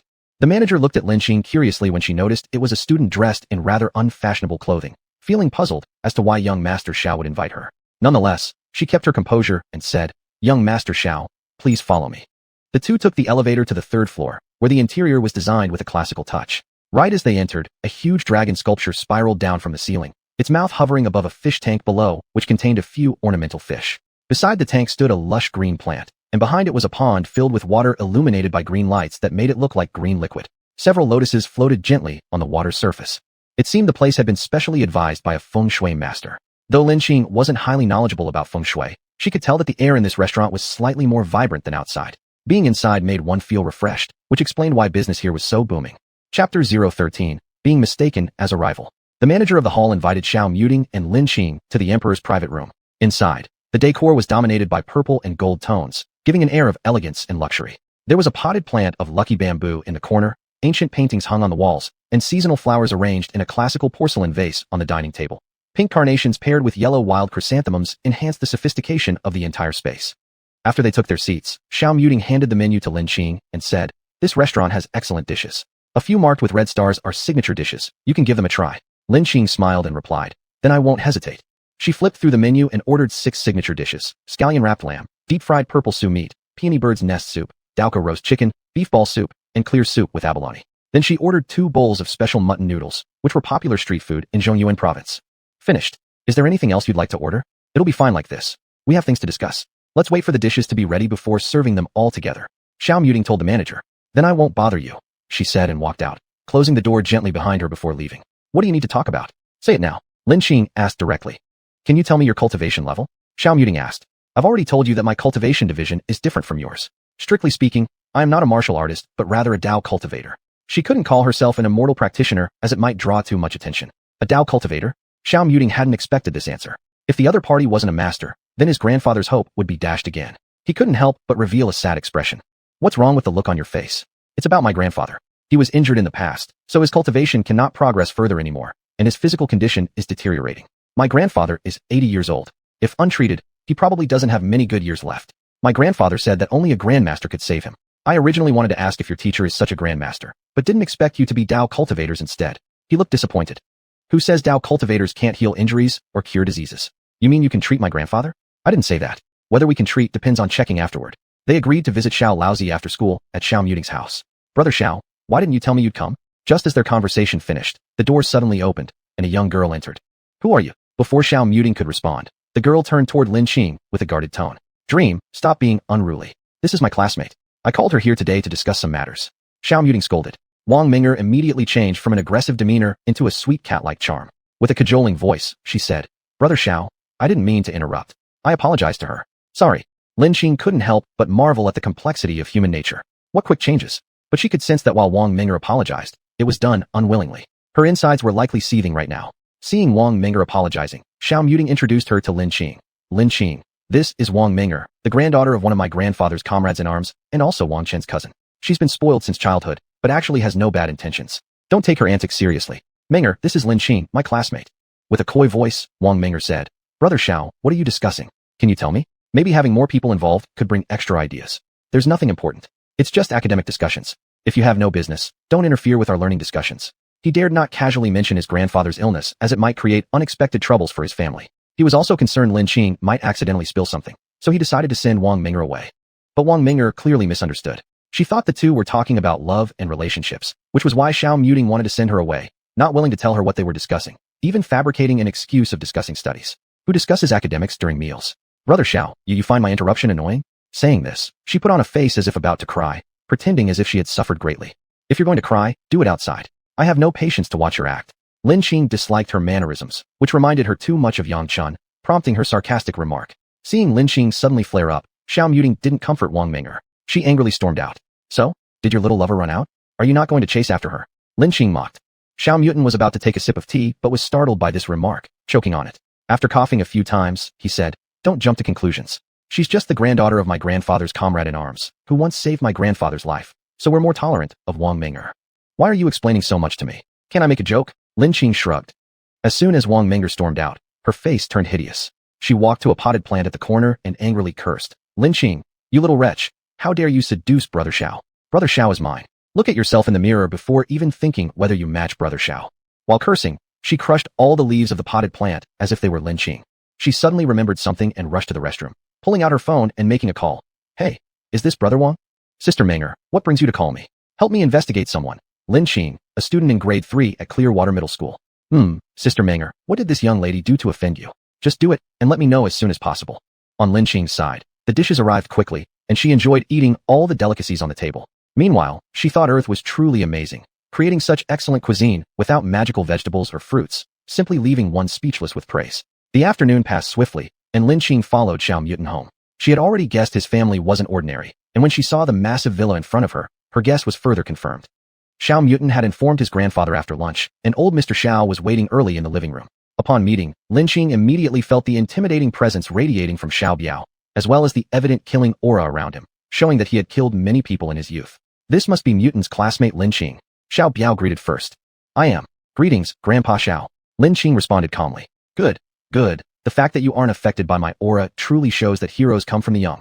Xiao Biao laughed heartily. His presence was infused with authority from years at high command combined with his killing aura, which made most people tremble with fear upon seeing him. People whose cultivation was lower than his were generally affected somewhat, yet he was astonished to find that Lin Qing was completely unfazed. Chapter 014, Treating Grandpa Xiao. Grandpa Xiao, you're too kind. Please sit down, and I will check your pulse, Lin Qing said. For someone like Grandpa Xiao, who had spent his life fighting for the country, Lin Qing had great admiration. She hoped she could cure him. Xiao Biao smiled as he sat down, extending his hand. Lin Qing placed 3 fingers on his pulse. In reality, Lin Qing did not know how to feel the pulse. She was just using this method to investigate Grandpa Xiao's body. The moment Lin Qing placed her fingers on his pulse, Xiao Biao felt a mysterious energy enter his body. As this energy reached his chest cavity, he couldn't help but sigh in comfort. For a long time, the oppressive feeling in his chest had finally improved. Xiao Muting saw his grandfather let out a sound and thought something might have happened. Anxiously, he asked, What's going on? Can it be treated? Lin Qing shook her head and said, I can't cure you now. I'm not asking you. I'm asking your master. My master? He is not on Earth. Thinking about her former master made Lin Qing a little stunned. During her cultivation in the qi refining stage, she apprenticed under him, and at that time, he had already reached the golden core stage cultivation. He would probably be very disappointed if he knew she practiced the devilish way. Xiao Muting obviously misunderstood what she meant. He assumed her master had passed away and subsequently showed a sorrowful expression. Xiao Biao laughed loudly. Haha, don't be sad, Muting. Life and death are predestined. The richness of life is in the heavens. I've lived enough in my life without any regrets. Lin Qing snapped back to reality upon hearing this. I don't think I mentioned that I couldn't treat it. Xiao Muting asked. Didn't you say your master isn't here? Lin Qing evilly smirked and said, but I never said I couldn't treat it. I only said I can't treat it now. That doesn't mean I won't be able to treat it in 3 months. She believed that in 3 months, she would definitely break through to the mid-chi refining stage. At that time, she could refine pills, and for her, such an injury would be no issue. Xiao Biao also wondered, you mean you'll be able to treat my illness in 3 months? Lin Qing nodded and asked, did you get injured when you were young?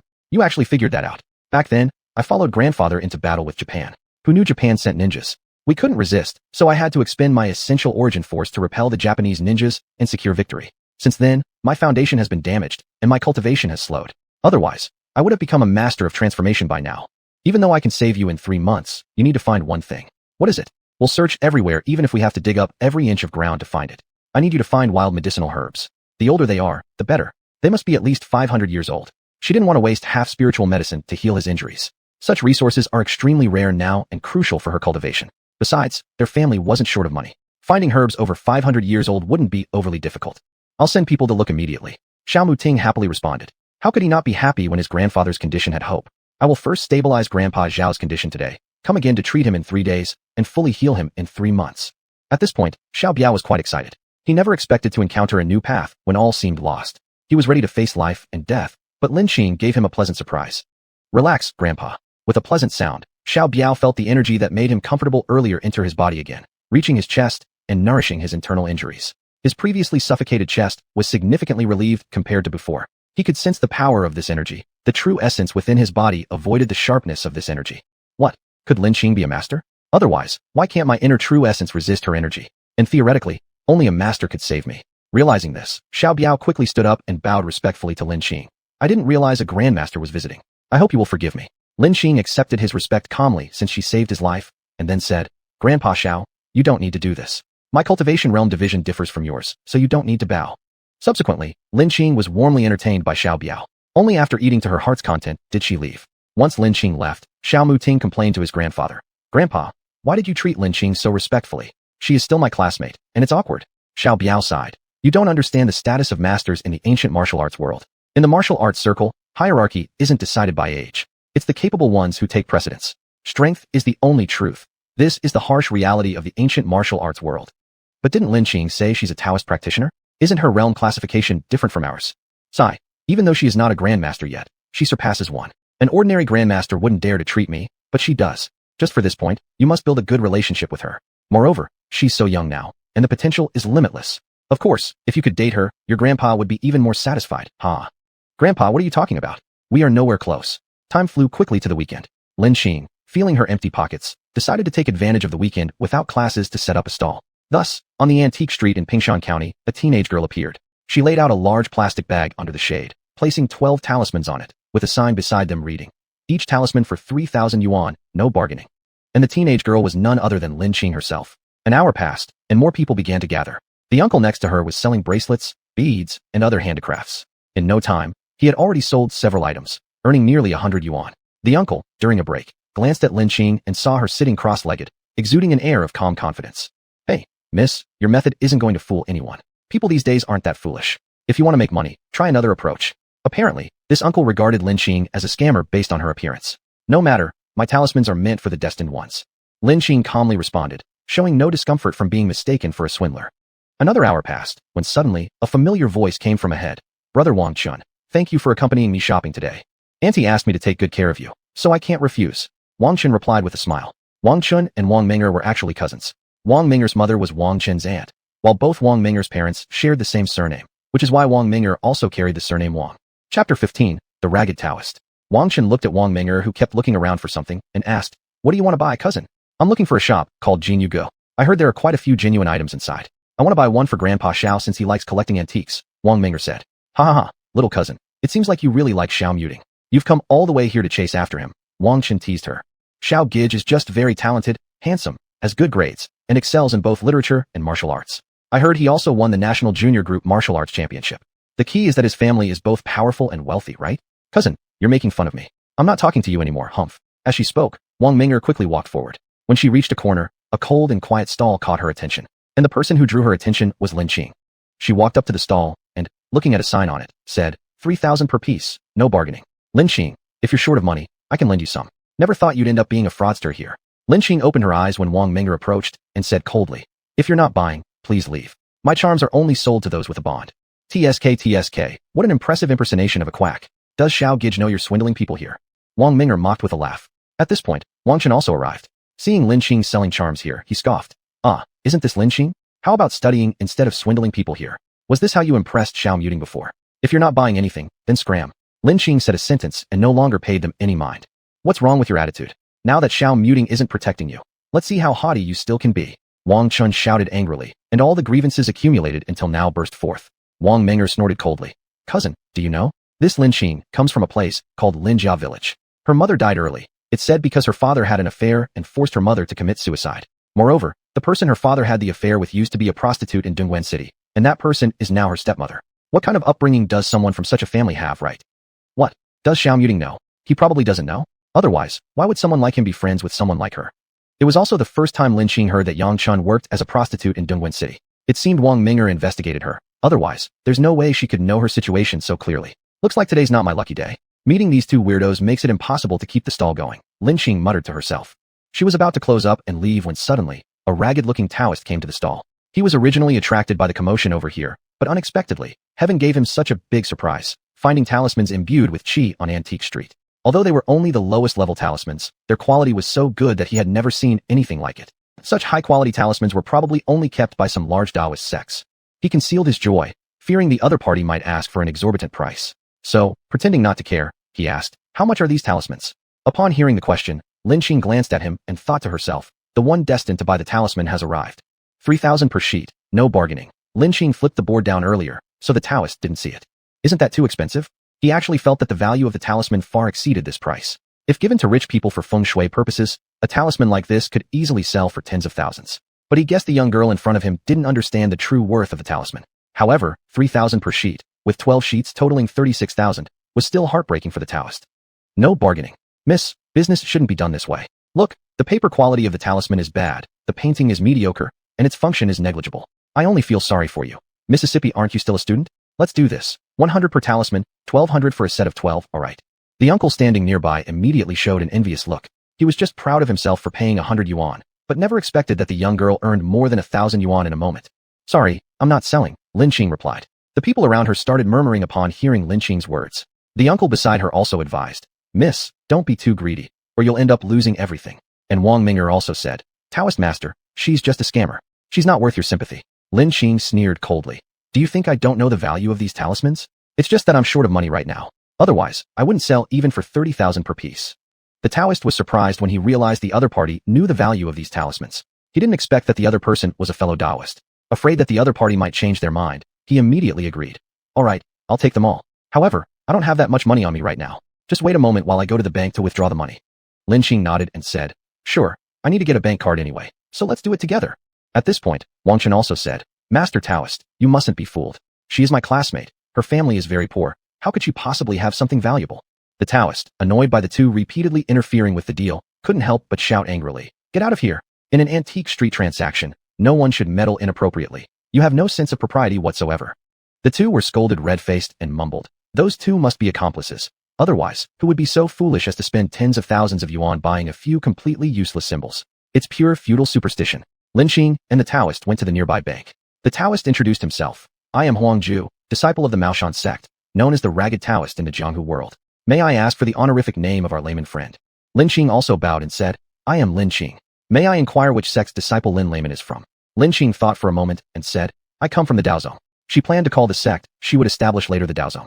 The Ragged Taoist had never heard of this sect, but still clasped his fists in respect. Forgive my rudeness, forgive my rudeness. After all, the world is vast, with many small sections. He assumed Lin Xing probably came from such a small sect. Although knowledgeable about the value of the talisman, she was short-sighted due to lack of experience, hence sold the talisman at a low price for money.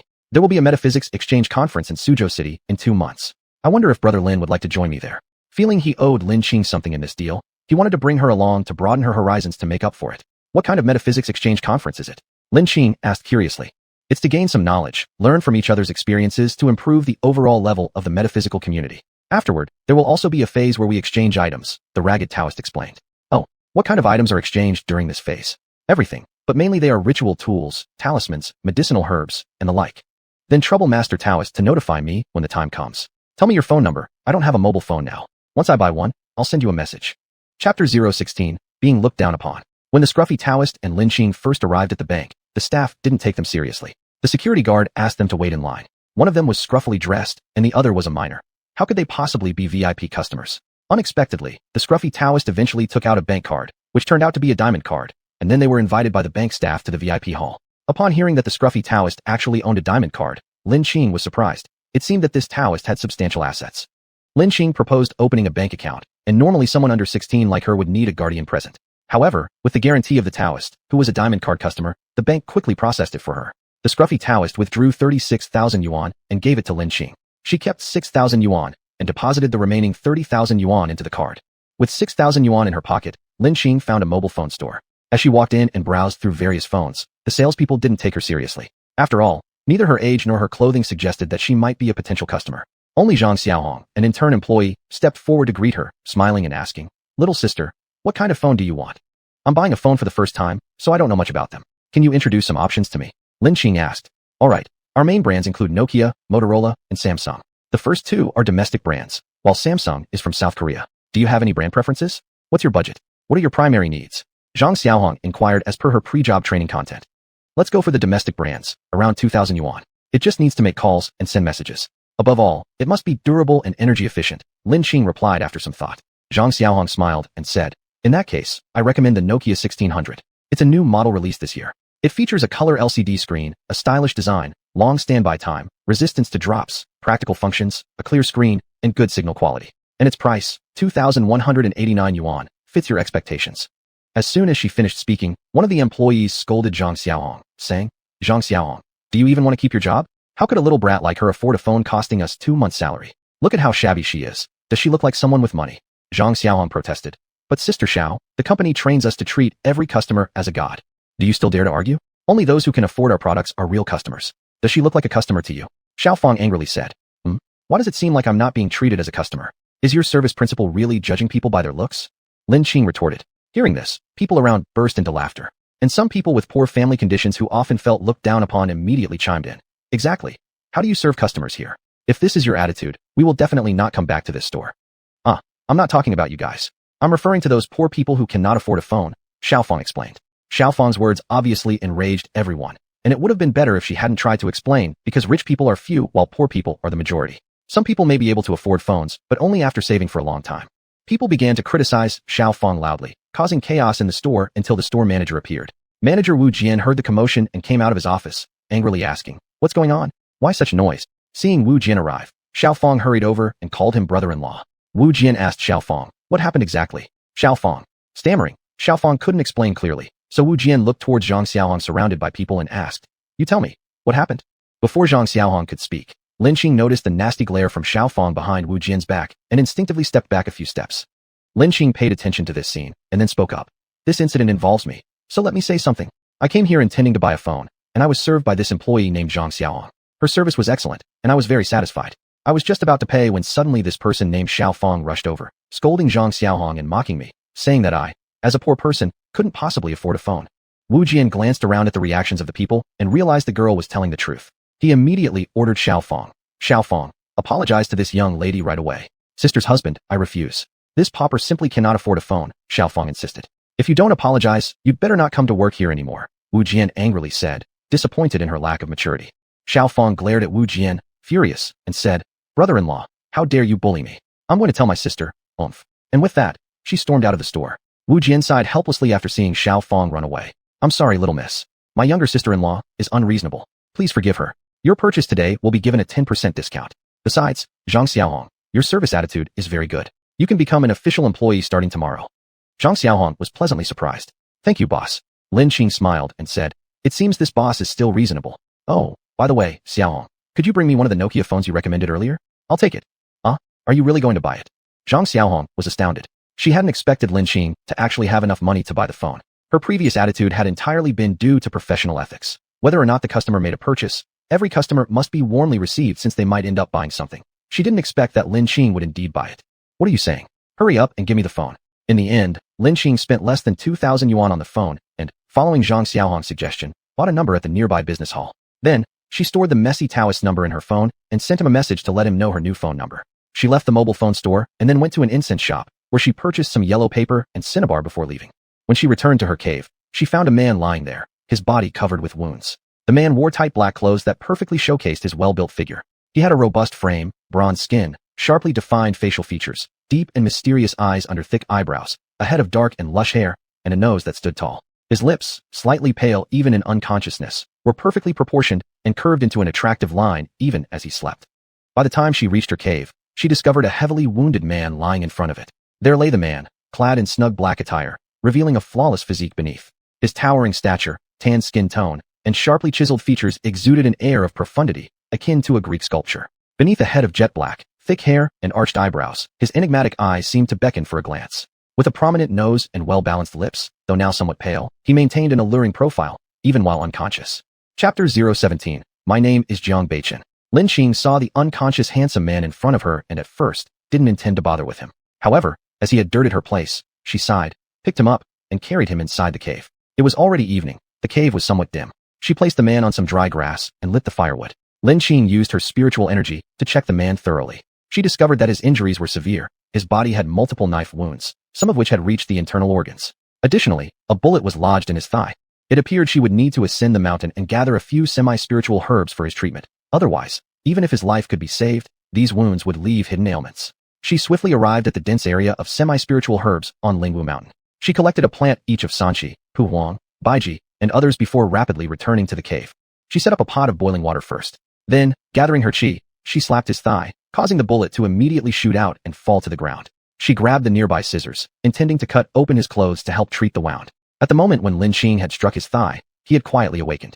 Sensing he was in an unfamiliar place, he instantly became cautious. As soon as he opened his eyes, he saw a teenage girl in full bloom holding a pair of scissors pointed at his thigh. Just as he thought about making a move, he was quickly restrained by her. Lin Qing lifted her flower-like face and coldly said, "If you don't want to die, don't move."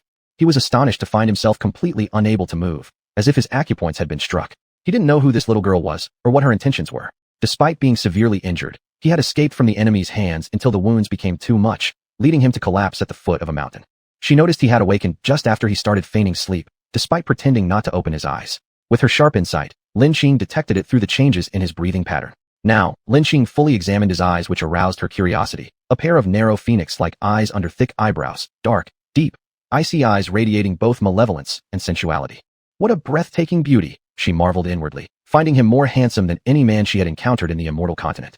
Lin Qing sensitively perceived the turbulence in his heart and spoke up. "Don't worry, you're safe now. You collapsed right outside my cave entrance. I had no choice but to save you." Upon hearing this, he observed his surroundings carefully and finally calmed down. At this point, he began to closely scrutinize the young girl in front of him. Her skin was delicate and white like milk, with a large pair of clear and bright pupils, gracefully curved willow-like eyebrows, and long lashes fluttering gently with her every movement. Her thin lips were like rose petals, fresh and inviting. A head of silk-like black hair danced with her every gesture, and her well-defined features formed a perfect oval face. She was like a lotus bud about to bloom, beautiful without being seductive, charming without being vulgar, refined and elegant. By now, she had already removed the big black-framed glasses she wore as a disguise. Though still dressed in shabby linen cloth, such mundane clothing failed to obscure her brilliance. Unwittingly, he was captivated, inwardly marveling. Truly beautiful, like an elf in the mountains. Meanwhile, Lin Qing had almost entirely cut away his clothes, leaving only enough to barely cover critical areas. Feeling the coolness on his body, he realized he was nearly naked. Coughing awkwardly, he asked, "Could you release the acupoints?" "Sure, but don't move around unnecessarily. I'll clean your wounds and apply the medicine." With a light pat on his body, Lin Qing allowed him to regain control of his limbs. She used clean cloth sterilized with boiled water, cooled it appropriately, and began wiping his wounds. Before long, the basin was filled with bloody water. As her soft small hands stroked various parts of his body, they stirred ripples within him. He had grown numb to pain, feeling only fiery sensations at his wounds. The part of him that had long remained unaffected by worldly desires began to awaken, leaving him somewhat embarrassed. He scolded himself silently. Jiang Beichen, how could you behave like a beast towards a mere young girl?"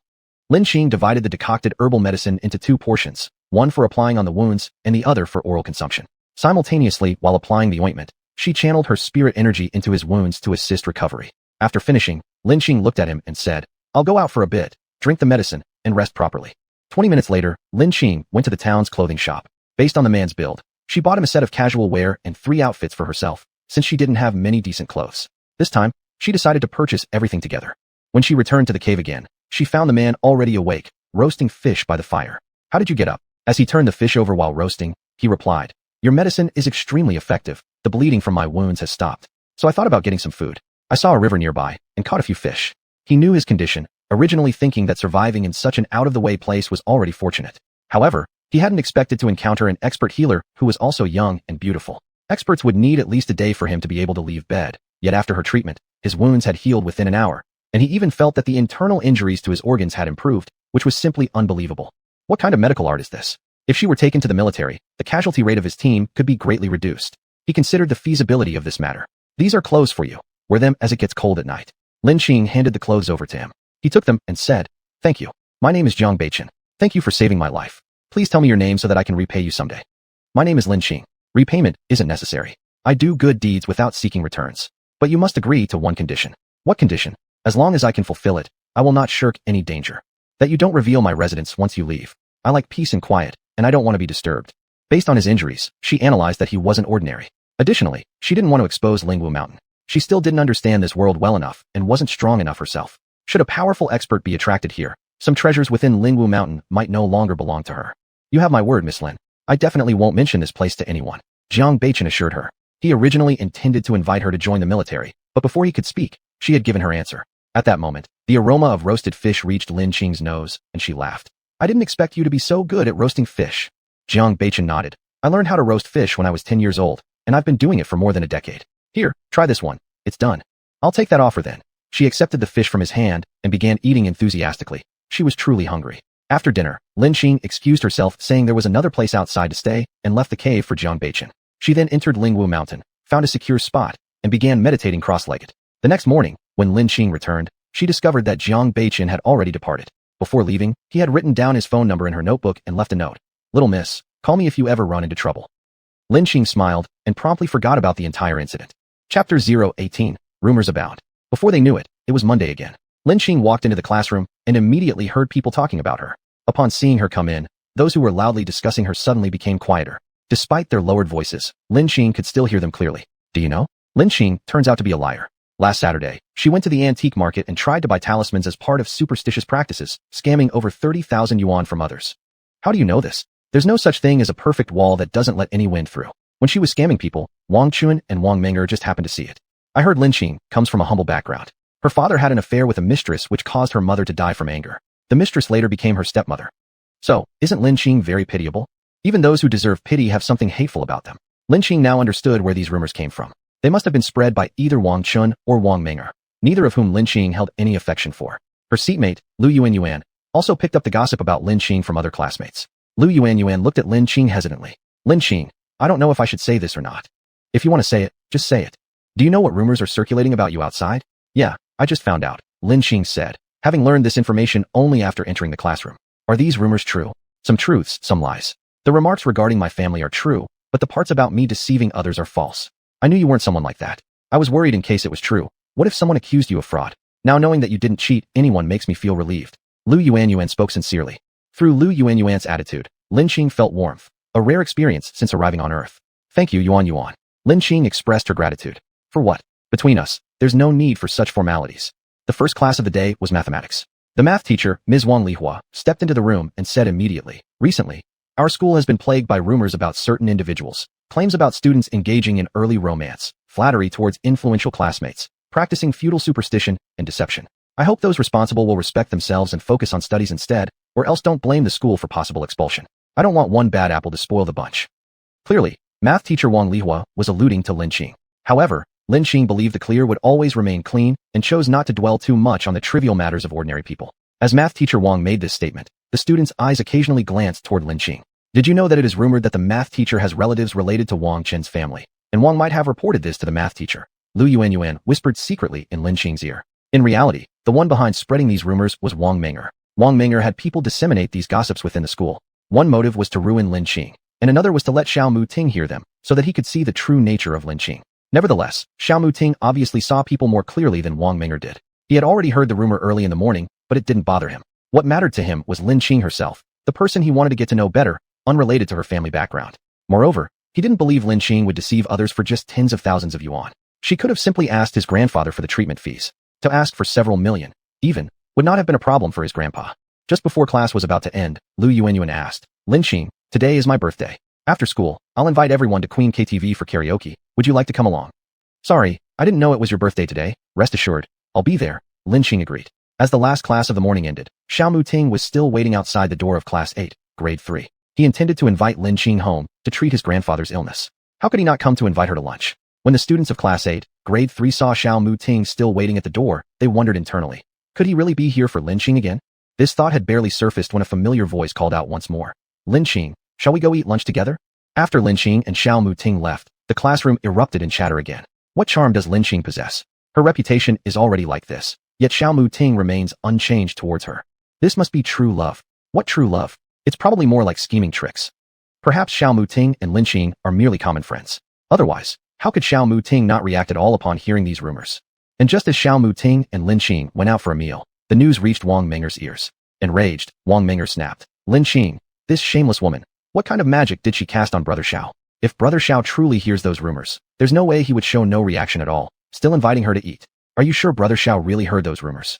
The man in front of her nodded and said, I'm sure. When others were spreading these rumors, I was right there beside them. I even teased Xiao Muting, saying, Xiao Muting, what's your take on this?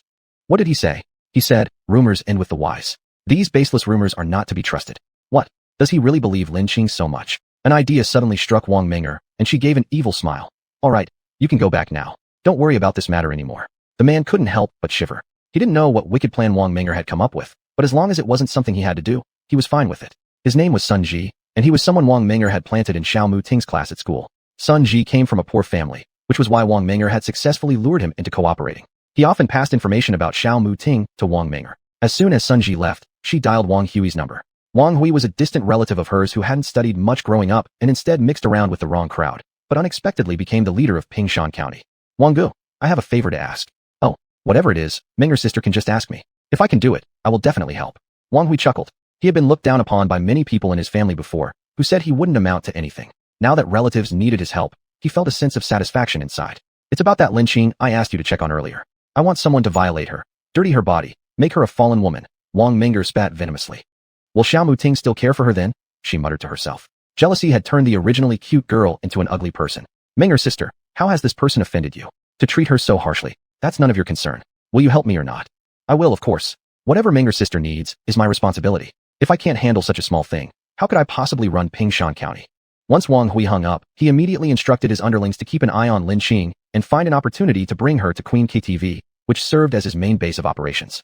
Chapter 019, Lu Yuanyuan's birthday. While Xiao Muting and Lin Qing were having lunch, Lin Qing told him that she would attend a former classmate's birthday party that evening. She planned to visit old Master Xiao after the party and gave him her phone number for convenience in staying in touch. It was soon time to leave school. Lu Yuanyuan and Lin Qing walked together toward the school gate.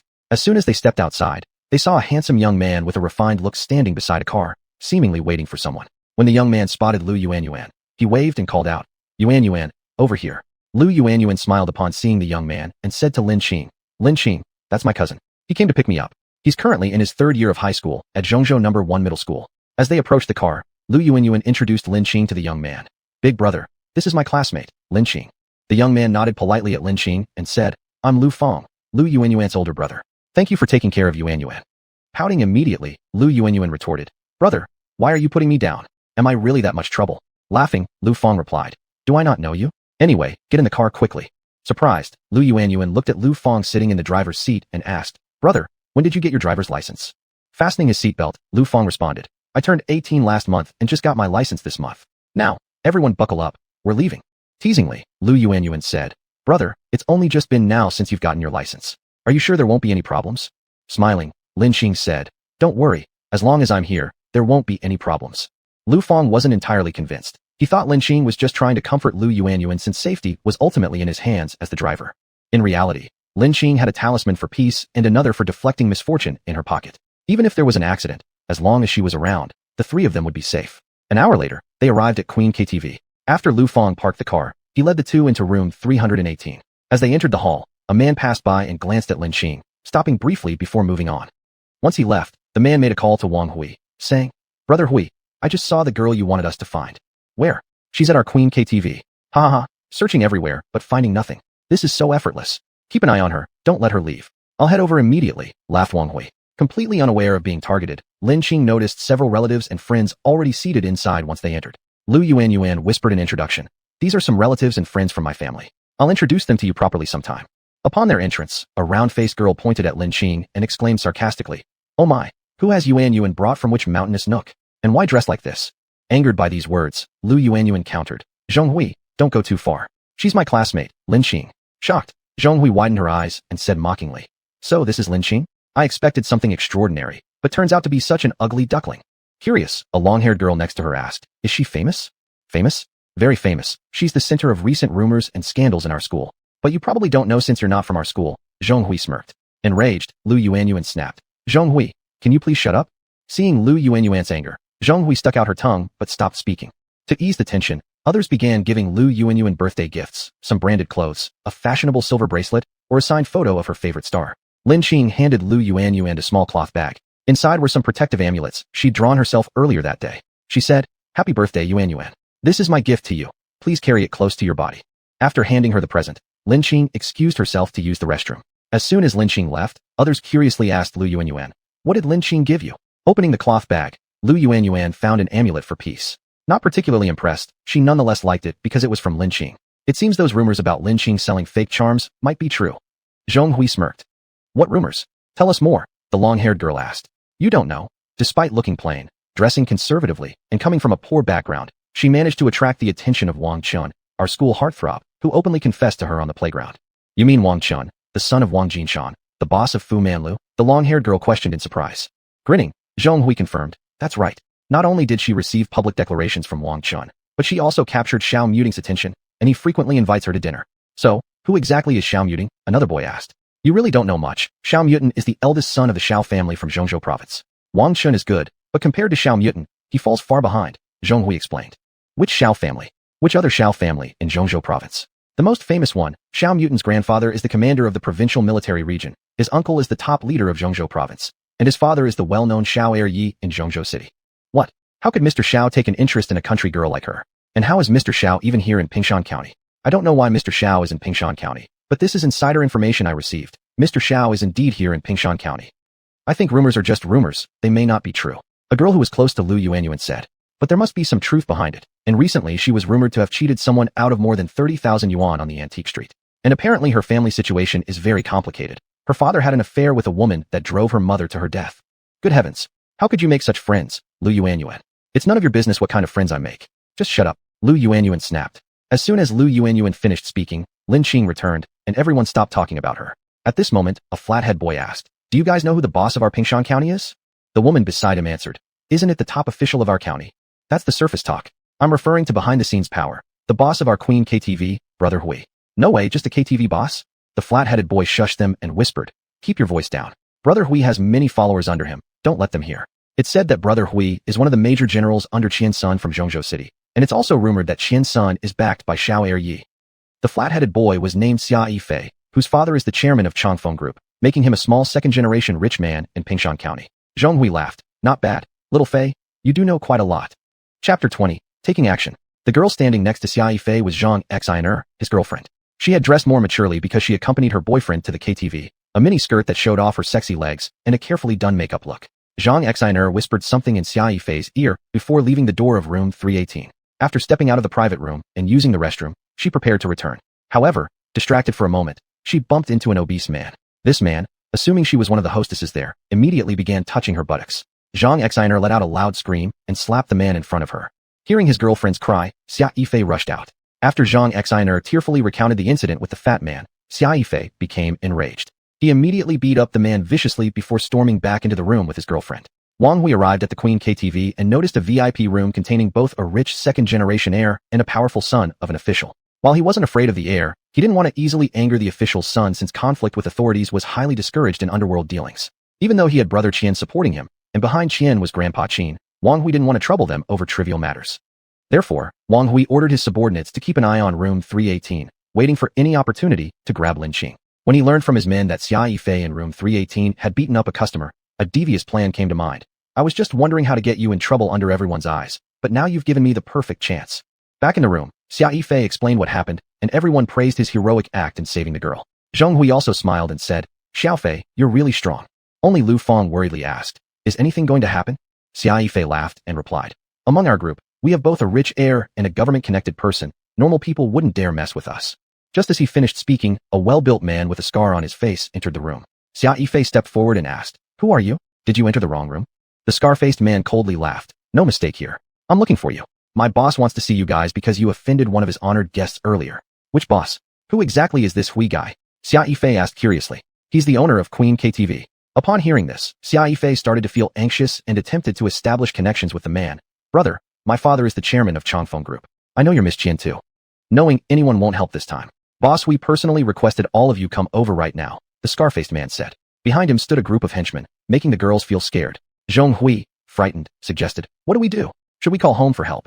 Lu Feng whispered, let's not rush to call yet. We'll wait and see what happens first. With our family backgrounds, even boss we wouldn't dare offend us lightly. Lu Feng's father was the county magistrate of Pingshan County, while Zheng Hui's father was the head of the Public Security Bureau of Pingshan County. Eventually, over 10 people were led to Wang Hui's room. There sat Wang Hui in a high position. Beside him was a woman still retaining charm, Miss Qian. Around 30 years old, she wore a qipao reaching to the top of her thighs, showing her long legs. Leaning against Wang Hui like a boneless snake, she made herself comfortable in his arms. Standing behind them were about a dozen robust bodyguards holding knives. Seeing this scenario, Xia Yifei's legs nearly gave out from fear, regretting his impulsive action. He apologized to Hui, saying, I apologize, big brother Hui.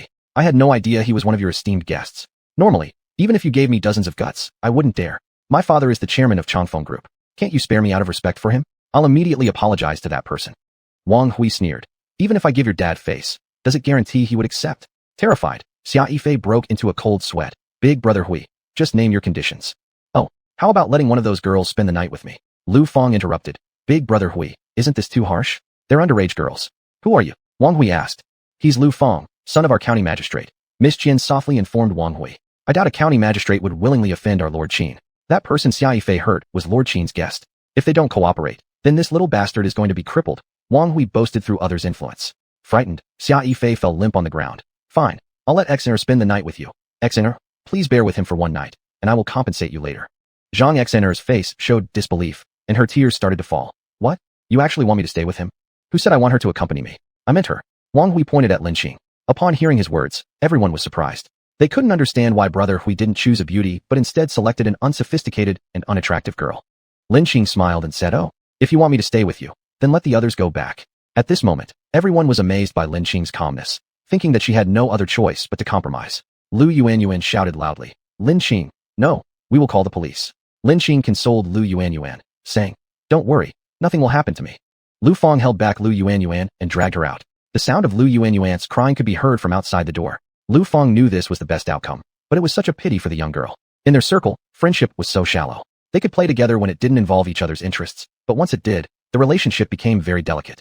Meanwhile, as several big men were smirking and about to approach Lin Qing inside the room, she had already decided to kill them. Just at that moment, Lin Qing's phone rang. She calmly answered the phone. Hello, who's this?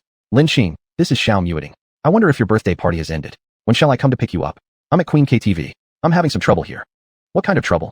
Is it Wang Hui who offended you? Give the phone to Wang Hui, Xiao Muting said angrily. Wang Hui saw Lin Qing making a call, and chuckled. Seems like you're calling reinforcements, but I wonder who would dare meddle in my affairs. Lin Qing handed over the phone to Wang Hui.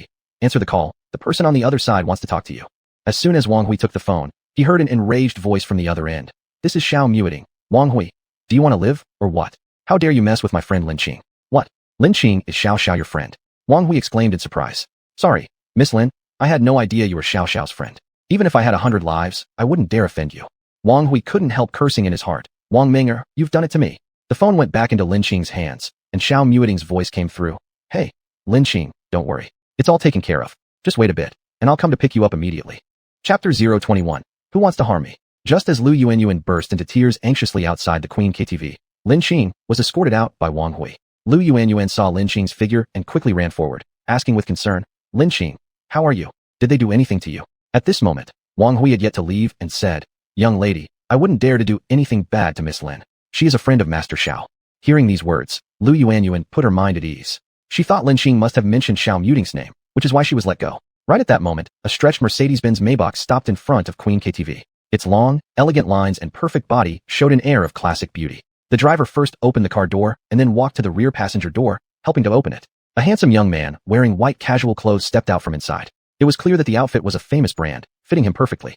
This young man was Xiao Muting, who hurriedly ran to her side upon seeing Lin Qing. Lin Qing, I sincerely apologize for Wang Hui's audacity against you.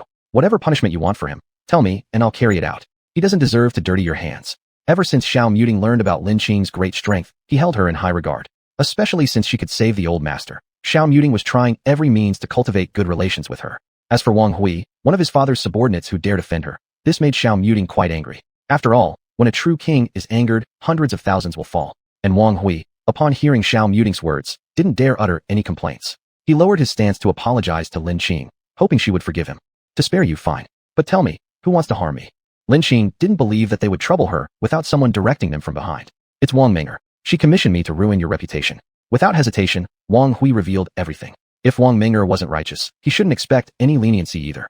Upon hearing these words, Lin Qing and Xiao Muting were both shocked and found it hard to believe. In Lin Qing's memory, she only encountered Wang Ming'er twice, with no serious grudge between them. Every time, Wang Ming'er was the one initiating trouble. She never imagined Wang Ming'er harbored such vicious thoughts. Lin Qing glanced deeply at Xiao Muting, thinking inwardly, a man's charm can be misleading. Xiao Muting, sensing Lin Qing's meaningful gaze, hastily explained, I have no relationship with her. My grandfather and hers had a good relationship, so there were some exchanges before. Please don't misunderstand. All right, let's go. The old master shouldn't wait too long. Lin Qing shifted the topic.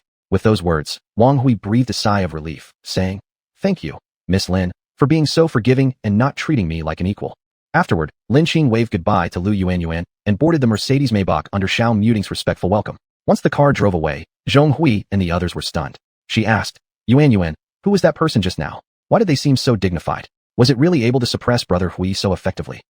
That's Xiao Muting, the legendary heir of the Xiao family that you mentioned, replied Lu Yuanyuan. What? So it's him. But why does he respect Lin Qing so much? Is Lin Qing's family background truly as legendary as people say? Could she be the illegitimate daughter of some big shot? Zhong Hui couldn't help but guess.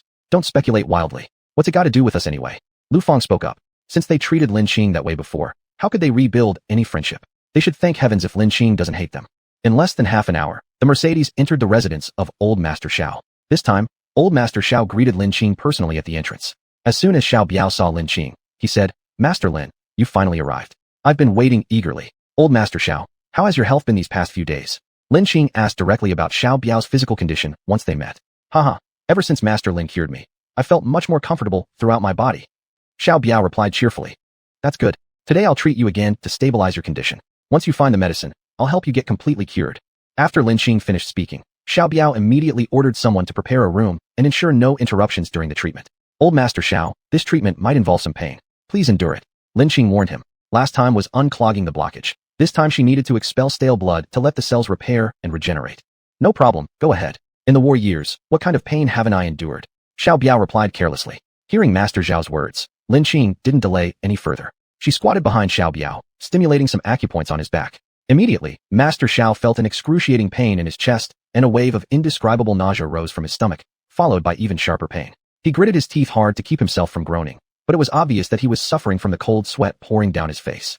The pain lasted for a few minutes before Lin Qing delivered a palm strike on Xiao Biao's back, causing him to immediately spit out coagulated blood.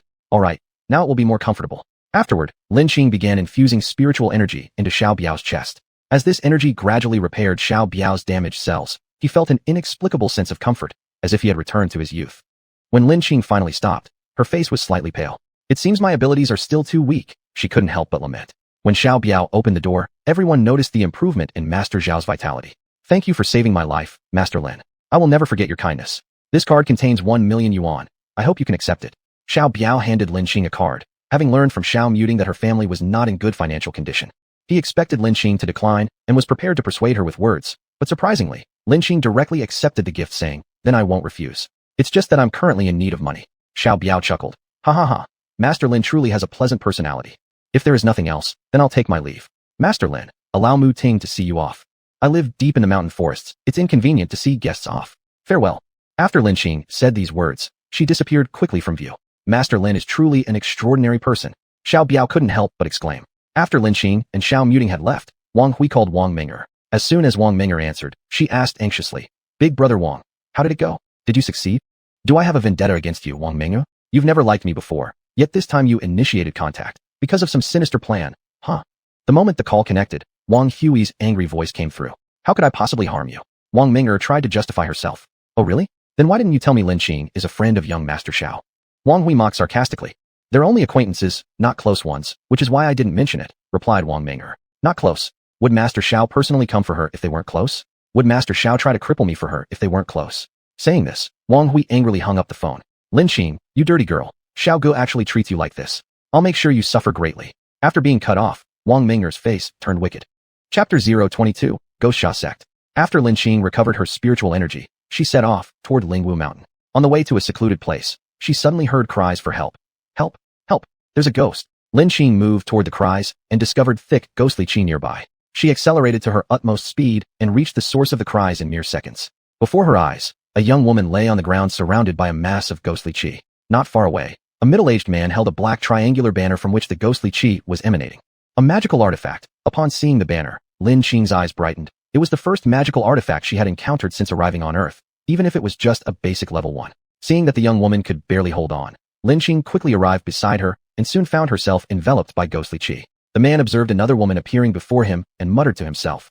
Another one walking to her death. Good. Even though this one doesn't look too great, I'm not going to be picky since I urgently need a woman's primordial yin for cultivation. Surrounded by ghostly qi, Lin Qing began to circulate the Dian Dao technique. Her chest started to inflate like a blower with every breath she took, slowly concentrating the ghostly qi, drawing it into her body. Lin Qing mused internally, this energy is excellent. The amount absorbed this time is probably equivalent to a month of my own cultivation. As the ghostly qi gradually disappeared, the man was startled. Who are you? Where did my ghosts go? Why don't you explain yourself first? You harm others with your ghosts. What's your intention? Lin Qing coldly sneered. I am from the Ghost Sha sect. You'd better not meddle in matters beyond your understanding, the man threatened. Ghost Sha sect? Never heard of it. Leave your magical artifact behind, and I may spare your life. Lin Qing retorted with a cold snort. The man couldn't believe that an early-stage cultivator like himself would lose to a girl. Speaking of which, he then caused more ghosts to rush out from the triangular banner. These ghosts approached Lin Qing, their movements ferocious. Lin Qing laughed. Seems like someone's offering me exactly what I need. To her, these were all nourishing energies. The Dian Dao technique was truly extraordinary. As she spoke, she emitted a strand of white light from her mouth, sweeping across those ghosts. In no time, all the ghosts were absorbed into her abdomen. Idiot, swallowing ghosts recklessly. Aren't you afraid they will tear apart your soul? The middle-aged man mocked.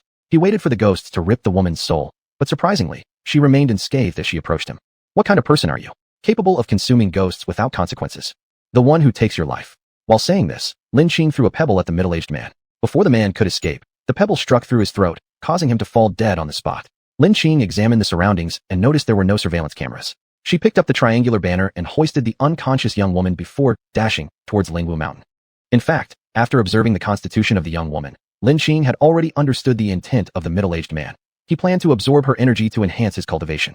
This woman was born in the Yin year, Yin month, Yin day, and Yin hour, making her a pure Yin body. Such a constitution was extremely rare even on the immortal Cultivation Continent, where only the most gifted individuals entered the cultivation world. It was a once-in-a-century phenomenon, yet she encountered it here. Although those with this constitution possessed superior cultivation potential, they were also likely targets for ill-intentioned people, often used as vessels. The earlier middle-aged man intended to use her for his cultivation. For cultivators, being drained in such a manner might leave them alive. But for ordinary people, the aftermath would merely be a pile of dry bones. This was the reason why Lin Qing dealt harshly with him just now. Upon returning to the cave, Lin Qing laid down the unconscious young woman and began examining her injuries, finding out that she was unconscious due to invasion by ghostly qi. Lin Qing absorbed all the ghostly qi from her body and stopped caring about her further, beginning to cross-legged sit down to refine the newly absorbed energy. A few hours later, Lin Qing opened her eyes, surprised. The energy absorbed this time equals 3 months of cultivation. It seems I'm close to entering the mid-stage of qi condensation. Initially, she thought she needed semi-spiritual medicine to ensure advancement within 3 months, but now she confidently believed that she could enter the mid-stage of qi condensation within a month at most. No! A startled scream erupted from the young woman as she woke up in terror. She warily glanced around and found herself in darkness. She recalled previously encountering many ghosts that rushed toward her. Could it be that she had died? Was this the underworld? Her name was Zhou Linger. With poor family finances, in order to continue studying, she had to maintain good academic performance. Thus, her scholarships could cover her tuition and living expenses without needing financial assistance from home. She invested a lot of time into her studies, believing that getting admitted into university was the only way to change her fate. Otherwise, she would end up like the other women in the small county, marrying young. If they married into a good family, it was fine, but if not, their entire life would be filled with sorrow. Her mother was an example of this. Today, While studying, she lost track of time and realized it was already pitch dark when heading home. With recent news reports about young girls going missing fresh in her mind, she felt scared but still carefully made her way home. However, halfway through, she unexpectedly encountered a middle-aged man in black. Upon spotting her, he gave an evil smile as if he'd been waiting for her for a long time. Just as she prepared to run away, he took out a triangular banner. Many horrifying ghosts emerged from it and rushed towards her. After shouting help a few times, she lost consciousness. Recalling how she had mysteriously lost her life for no reason, she couldn't help but cry. What would happen to her mother now? Why are you crying? A sudden voice startled Zhou. Why? You? Who are you? She asked, trembling all over. I'm your savior, Lin replied. I'm not dead, Zhou exclaimed joyfully. Lin laughed and said, if you were dead, how could I be your savior? But didn't I encounter ghosts earlier? Zhou asked in confusion. I killed them, Lin said nonchalantly, as though referring to killing a few ants. Where do you live? It's about to get light soon, I can send you home. But note, your body constitution easily attracts ghosts or people with bad intentions. Be careful in the future, Lin kindly warned. She initially considered taking the girl as her disciple, but then thought about the environment on Earth. She wasn't sure how far she herself could cultivate here, let alone others. Hearing these words, Zhou immediately felt overwhelmed by pessimism. If something similar happened again in the future, would someone save her again? Suddenly, an idea struck her, and she quickly knelt down before Lin and pleaded. Master, please take me as your disciple.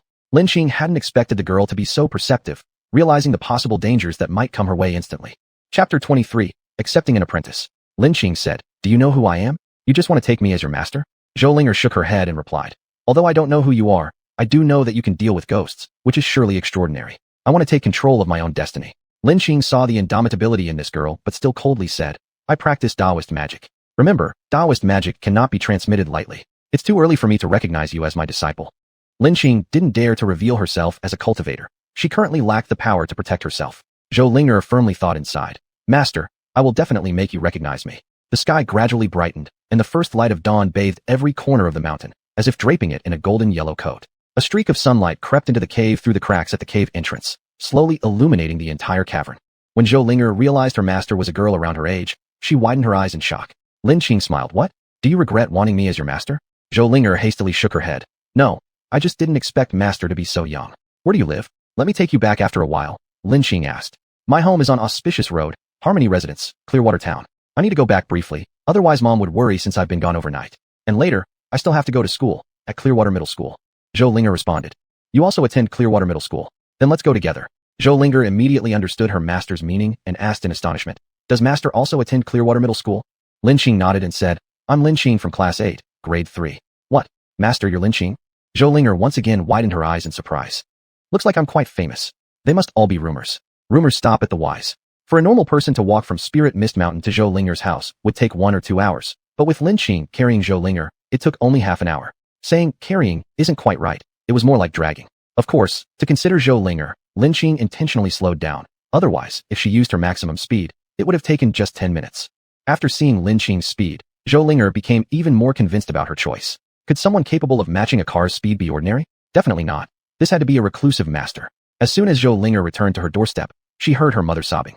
Her mother was accusing her father. Our daughter has been gone all night, and you haven't even thought of going out to look for her. Are you really a father? Linger is already grown up, probably stayed at a classmate's place. What's there to worry about? If she hasn't shown up by tomorrow, then we'll report it to the police, the man said irritably. Because Linger is a girl, you treat this situation with such apathy. Do you know how often young girls have gone missing according to recent news reports? The woman cried loudly. Crying. All you do is cry. How annoying. My friend is waiting for me. Don't delay my affairs. Just as the man opened the door, he saw Zhou standing at the doorway, and instantly got angry, saying, You little brat, where have you been? Look how much your mother has cried. Fine, I've got something to do. Take care of your mom. Seeing her father leave, Zhou quickly ran to her mother's side. Mom, don't cry anymore. I've come back. I'm sorry to have made you worry. Zhou mother wiped away her tears and said, It's good that you're back. It's good that you're back. She then looked up and saw Lin asking, Who is this? This is my classmate, Lin Yesterday, I stayed at her house because we studied until very late, and it felt dangerous for me to go home alone, so I stayed with her. Sorry, Mom, for making you worried. In the future, if I stay at a classmate's house, I'll definitely tell you ahead of time. Zhou dared not mention the danger she encountered yesterday to avoid worrying her mother. Thank you for the trouble. Have you had breakfast? Let me prepare some for you both, Zhou mother said. Auntie, thank you for your efforts, Lin thanked her. Zhou mother is named Tu-Wan. She was only in her early 40s, but looked over 50, indicating how hardworking and strange she must have been these years. Tu-Wan made some millet porridge and boiled a few eggs, finishing a simple breakfast for the three. While eating breakfast, Zhou proposed staying at the school dormitory for better convenience to study, since it was her crucial year in junior high. Additionally, she mentioned the school waiving her accommodation fee, so Tu-Wan agreed considering the safety aspect. Mom, please rest assured. I will definitely get into university and take care of you well, Zhou promised. Hearing her daughter's promise, Tu-Wan revealed a relieved smile. From then on, Lin Qing had a small shadow following her, Zhou. Except for class time, she remained close by Lin Qing's side, ready to serve her at any moment. This scene shocked everyone once again. Who was Zhou? She ranked in the top 3 of her year and had always been a teacher's pet. If Xiao Muting falling for Lin Qing could be explained by the attraction between opposite sexes, how could it be possible that Zhou had also fallen under Lin Qing's spell? However, since Zhou had been around, Lin Qing did indeed find things much more convenient. There was someone to wash her clothes and prepare meals. This went on for about 10 days until Lin Qing noticed Zhou diligence and strong character, realizing she was indeed trainable material. Thus, she agreed to take her as a disciple. Zhou, I will accept you as my disciple, but remember that your life from now on belongs to me. If you betray me, I will hunt you down wherever you may hide, Lin Qing said solemnly. I, Zhou, swear to the heavens that I will never betray you. Otherwise, I shall have no burial place, Zhou replied with equal gravity after swearing an oath. After bowing 3 times and performing 9 prostrations, Zhou officially became Lin Qing's first disciple. On the day Zhou joined the sect, Lin Qing taught her a set of martial arts called the Xian Yin Jin Jing, which perfectly suited Zhou physical constitution, allowing her to make rapid progress. With Lin Qing's help, Zhou entered the initial stage of qi cultivation within a month, and Lin Qing herself broke through to the middle stage of qi cultivation in the same time frame. After reaching the initial stage of qi cultivation, Zhou found she could knock down a tree with a single punch and run as fast as a car. She was astounded. Though she knew Lin Qing was powerful, she hadn't expected the martial techniques to be so effective. After only 1 month of practice, it was hard to imagine what she would achieve in the future. But she knew for sure that choosing Lin Qing as her master was the most correct decision she'd ever made. From this moment on, she embarked on the path of becoming a true master. After breaking through to the middle stage of qi cultivation, Lin Qing finally felt free of her former hesitation. Now, she could cast some spells, create magical items, refine elixirs, and even forge treasures. The day after her breakthrough, Lin Qing drew several offensive talismans such as Fireball Talisman, Adamantine Talisman, and 5 Thunders Talisman. These were second-grade spirit talismans and far superior to those of the first grade. Chapter 24, Taming the Spirit Companion, Little Silver. Since obtaining the triangular pennant, Lin Qing had not yet studied it. After breaking through her cultivation level, she finally stopped focusing solely on cultivation and began to study this pennant. She extended her spiritual awareness into it, and discovered that there was actually an array inside the triangular pennant. This array, known as the Gathering Yin Array, nourished the soul power quite effectively, which also explained why it could absorb ghosts. However, after observing carefully, she found the array was damaged. If it could be repaired completely, this triangular pennant might turn into a high-level magical artifact. At that point, the triangular pennant would not only be able to contain ghosts, but also enhance the strength of ghost souls. When released, these wouldn't be ordinary ghosts, but ghost generals, and the operator's strength would increase significantly. Once the triangular pennant was fully restored, Lin Qing decided to give it to Zhou as a gift from master to disciple. The pennant belonged to Yin attributes and matched well with Zhou cultivation attributes. Within this month, Lin Qing's cultivation reached the mid-stage of qi refinement, and she had even completed the first layer of the Phoenix body forging technique, achieving the soft water stage.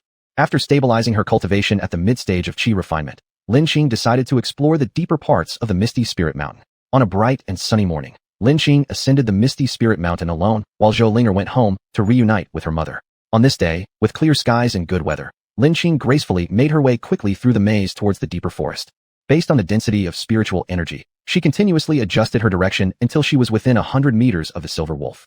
Although Lin Qing hadn't released her spiritual pressure, the Silver Wolf's acute intuition sensed the threat. Whoa! It let out an angry roar, warning Lin Qing not to approach. Before her eyes stood a massive creature. Standing 3 to 4 meters tall, it was entirely white without a single blemish in its fur. It showed its sharp fangs, tongue protruding, squatting majestically amidst the grass. Lin Qing smiled and continued forward. Young wolf, you've had a rare fortune to become a spirit creature, so cherish your life. Either become my spirit companion, or don't obstruct me, and I can spare you. Otherwise, don't blame me for stripping your skin to make stew.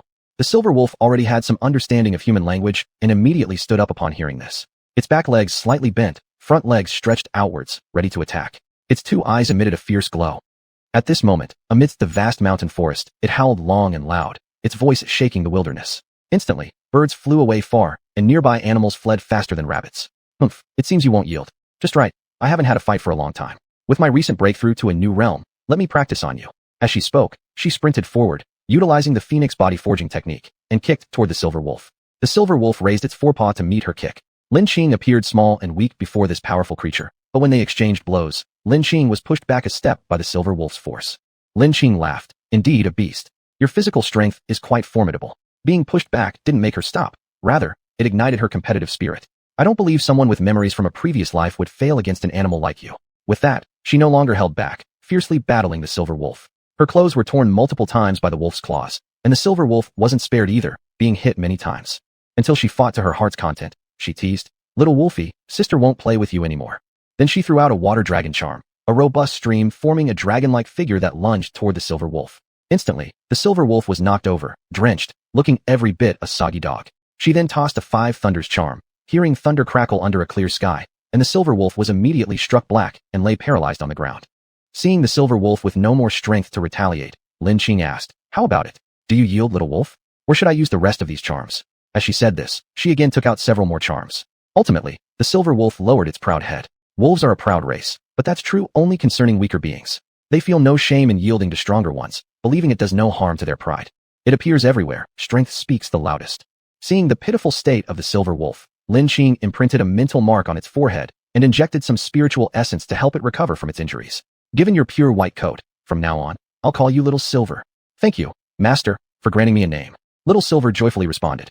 Of course, this was just mental communication. Unless an animal reaches the Saint Beast level, equivalent to the transformative phase in human terms, it cannot speak normally. For beast creatures, they are divided into spirit beasts, saint beasts, and divine beasts. Beast companions are classified into 12 levels from 1 to 12. Levels 1 to 3 correspond to the Qi refinement stage, levels 4 to 6 to the foundation establishment stage, levels 7 to 9 to the golden core stage, and levels 10 to 12 to the nascent soul stage. Similarly, saint beasts have 12 ranks that respectively correspond to the powers of the spirit transformation stage, corporeal return stage, body integration stage, and thunder tribulation stage. Divine beasts correspond to the strength of immortals beyond the thunder tribulation stage.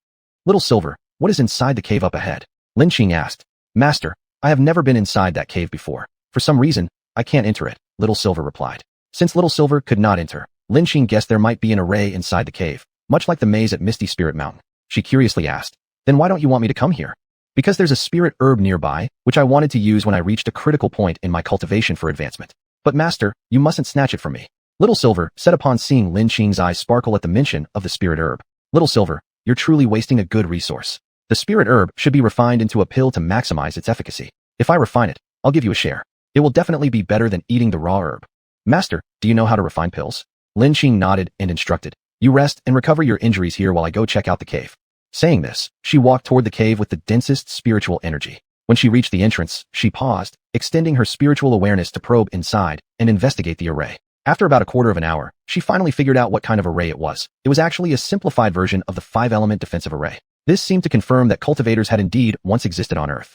Where had those cultivators gone? Lin Qing couldn't help but feel curious. Based on her current knowledge, there seemed to be no more cultivators left, only remnants of ancient martial artists and Taoist practitioners. Perhaps as Earth's environment worsened, the cultivators gradually disappeared. After all, if resources were insufficient and they couldn't advance further, even cultivators would face limited lifespans, Lin Qing hypothesized. Knowing the type of array made breaking it easier. Lin Qing casually fiddled with the cave entrance, instantly dismantling the array. Chapter 25, Searching for a Cauldron. After the formation was broken, Lin Qing entered the cave. Upon entering, she saw a skeleton sitting cross-legged. "Sorry to disturb you, honored predecessor." Lin Qing paid respects to the remains, and then began to search if there were any valuable items left behind. After inspecting around, she found that the deceased cultivator had left behind only a sword, a cultivation manual, and a few jade pieces used for setting formations. To others, this manual might be very precious, but for Lin Qing, the demon lord who came from the Cultivation Continent, it was nothing special. The sword was merely an intermediate-level magic weapon, yet what pleased Lin Qing was that the sword's material was good. By searching for some rare ores and re-refining it, it could become a spirit weapon, which is commonly known as a flying sword. The jade pieces used for formations were also quite useful. In the future, when living in other cities, she could set up a spiritual gathering array, ensuring her cultivation wasn't interrupted. After all, she couldn't stay on Spirit Fog Mountain forever and would still need to adapt to society. Looking at the rich haul, she felt quite pleased. However, she didn't take these things because without a storage bag or a storage ring, it would be inconvenient to carry them. Keeping them in the cave would be safer. This cave isn't equipped with a spirit gathering array, so why does its energy concentration exceed other places? Lin Qing asked curiously. "If I can't figure it out, I'll let it go for now. I'll investigate thoroughly once my power grows." Exiting the cave, Lin Qing followed Little Silver's guidance and arrived at a place with flowing water, a mountain spring. Not far from the spring was a ginseng over 1,000 years old, which had already reached the level of a spirit herb. "It seems like I should seize the opportunity to look for a cauldron." Lin Qing instructed Little Silver to continue guarding the Spirit Herb, and she left Spirit Fog Mountain. Due to the existence of the array on Spirit Fog Mountain, mobile phone signals couldn't penetrate. Arriving at a spot with a signal, Lin Qing called Xio Mu Ting. Hey, Lin Qing, why are you calling me today? Xio Mu Ting answered cheerfully upon receiving Lin Qing's call. I need to find a cauldron for refining pills. Do you know where to look? Xio Elder's illness will require the use of a pill-making cauldron too, Lin Qing asked, adhering to the principle of using resources whenever possible. Pill-making cauldron? What kind of cauldron? Xio Mu Ting questioned. It was the first time he encountered such a thing, so he wasn't familiar with it. Something similar to the alchemy furnaces used by ancient alchemists. Historically, it's said that Emperor Qin Shi Huang became obsessed with seeking immortality and gathered many alchemists to refine elixirs for him. Lin Qing explained based on historical records. Since cultivators had once existed, pill-making cauldrons must have existed as well. If that's the case, we can only look among antiques. Coincidentally, next Saturday, there will be an auction at the Wanhao Grand Hotel in Zhongzhou City. Rumor has it that there will be magic weapons at the auction. Would you like to check it out? While we're there, we could also look for a pill-making cauldron in the antique market in Zhongzhou City. Alright, you arrange it. But I want to bring one more person along. It was Friday soon, and Zhou Linger heard that her master was taking her to broaden her horizons, so she was quite excited. She informed her mother beforehand that she wouldn't be coming home since she'd be attending extra classes on Saturday and Sunday. As soon as school ended on Friday afternoon, Lin Qing and Zhou Linger got into a car heading towards Zhongzhou City. Also in the car were Xio Mu Ting and the driver.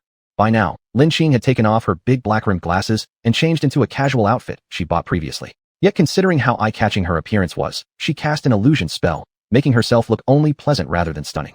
Zhou Linger was shocked the first time she saw her master's real face. She didn't expect her teacher to be so beautiful. She finally understood why her master always wore large black-framed glasses. Her true looks were too captivating, like the snow lotus of Tian Shan, pure white, flawless, elegant, and charming. Xio Mu Ting looked at Zhou Linger and asked, "Who is this?" Lin Qing introduced them. "Let me introduce you. This is Zhou Linger, my disciple. And this is Xio Mu Ting, a famous handsome guy in our school." Although Zhou Linger heard the name Xio Mu Ting, she didn't pay much attention. She wasn't the type to be infatuated with handsome men. Although she'd heard about him from classmates, she'd never met Xio Mu Ting before. Few people in the school knew about Xio Mu Ting's background, except for those from affluent families in Pingshan County. Zhou Linger responded indifferently. "Hello, I'm Zhou Linger." Xio Mu Ting laughed. "Ha ha ha. Lin Qing, your disciple truly lives up to being yours, unaffected by my extraordinary good looks." Then his laughter subsided, and he added seriously, "Hello, I'm Xio Mu Ting. Nice to meet you." Lin Qing smiled and said, "You two have similar strength, so you can spar with each other." Xio Mu Ting was startled upon hearing this. He thought to himself, "I initially believed I was a genius, but now here come two individuals whose power is not less than mine, and they are two young girls at that. It's truly disheartening. If you're tired, you can rest for a bit. It's still going to take a couple of hours to arrive," Xio Mu Ting reminded them. Zhou Linger kept looking out the car window at the beginning since it was her first time leaving Pingshan County, and she was curious about many things outside. As night fell, it got dark outside, so she followed Lin Qing's example and closed her eyes to meditate. Xio Mu Ting assumed they had fallen asleep and closed his eyes to rest as well, until the driver reminded him, "Young master, we've arrived." The moment Lin Qing and Zhou Linger opened their eyes, they saw the glittering Wanhao Grand Hotel right in front of them. The hotel stood tall, with 21 floors, and was dazzlingly lit up during the night. At its entrance, which was decorated luxuriously, two doorboys dressed in matching uniforms hurried to open the car door for Xio Mu Ting. "Wow, this place is so luxurious," exclaimed Zhou Linger as soon as she stepped out of the car. This was her first time seeing such an opulent hotel. Upon entering the hall, they were greeted by an extravagantly styled, spacious area. An exquisite crystal chandelier hung from the ceiling, refracting beams of light into magical and colorful patterns from every angle. The three approached the front desk, where a pretty receptionist smiled sweetly and asked, "May I help you, sir?" Her words were drawn by Xio Mu Ting's elegant demeanor and handsome face. Before Xio Mu Ting could speak, Wanhao Grand Hotel's lobby manager Ding Jun rushed over. "Xio young master, I'm very sorry. I just learned of your arrival. Otherwise, I would have waited here for you." Ding Jun apologized as soon as he saw Xio Mu Ting. "No problem. Book 3 rooms for us," Xio Mu Ting replied. Ding Jun glanced at Lin Qing and Zhou Linger. They appeared only fairly pretty and dressed rather simply. Though unsure who these two girls were, since they were friends of Xio young master, Ding Jun decided they required extra care. Chapter 26, A Shocking Bottle of Lafite. Ding Jun respectfully escorted Mr. Xiao to the room, and Xiao Muting instructed, "Get me 3 tickets for tomorrow's auction. I will attend with some friends." Ding Jun replied, "All right, Mr. Xiao, please wait a moment." At the reception desk, after Xiao Muting and Ding Jun left, a group of women began whispering among themselves. The long-haired woman who had approached Mr. Xiao said, "Do you know who that handsome man was? That's Xiao Xiaoya, the son of Chairman Xiao, our company's second master." Another short-haired woman asked dubiously, "Are you sure? Have you met Xiao Xiaoya?" The long-haired woman responded, "I haven't personally met Xiao Xiaoya, but I've seen the chairman. I noticed that handsome man looked somewhat like our chairman." Plus, manager Ding called him Xiao Xiaoya just now and treated him very respectfully. It's clear he's the chairman's son. This long-haired woman was named Han Jieli. As her name suggests, she was indeed beautiful. She graduated from a regular 4-year university and could have landed a more promising job elsewhere. However, considering the good pay at the Wanhao Group and the opportunity to meet influential people, she chose to work as a receptionist here. Previously, a few wealthy men had shown interest in her, wanting to keep her as their mistress. She declined, finding those older, unattractive men beneath her. Han Jieli believed that her beauty and intelligence would surely help her snare a rich husband, and this time, she set her sights on Master Xiao from the Xiao family.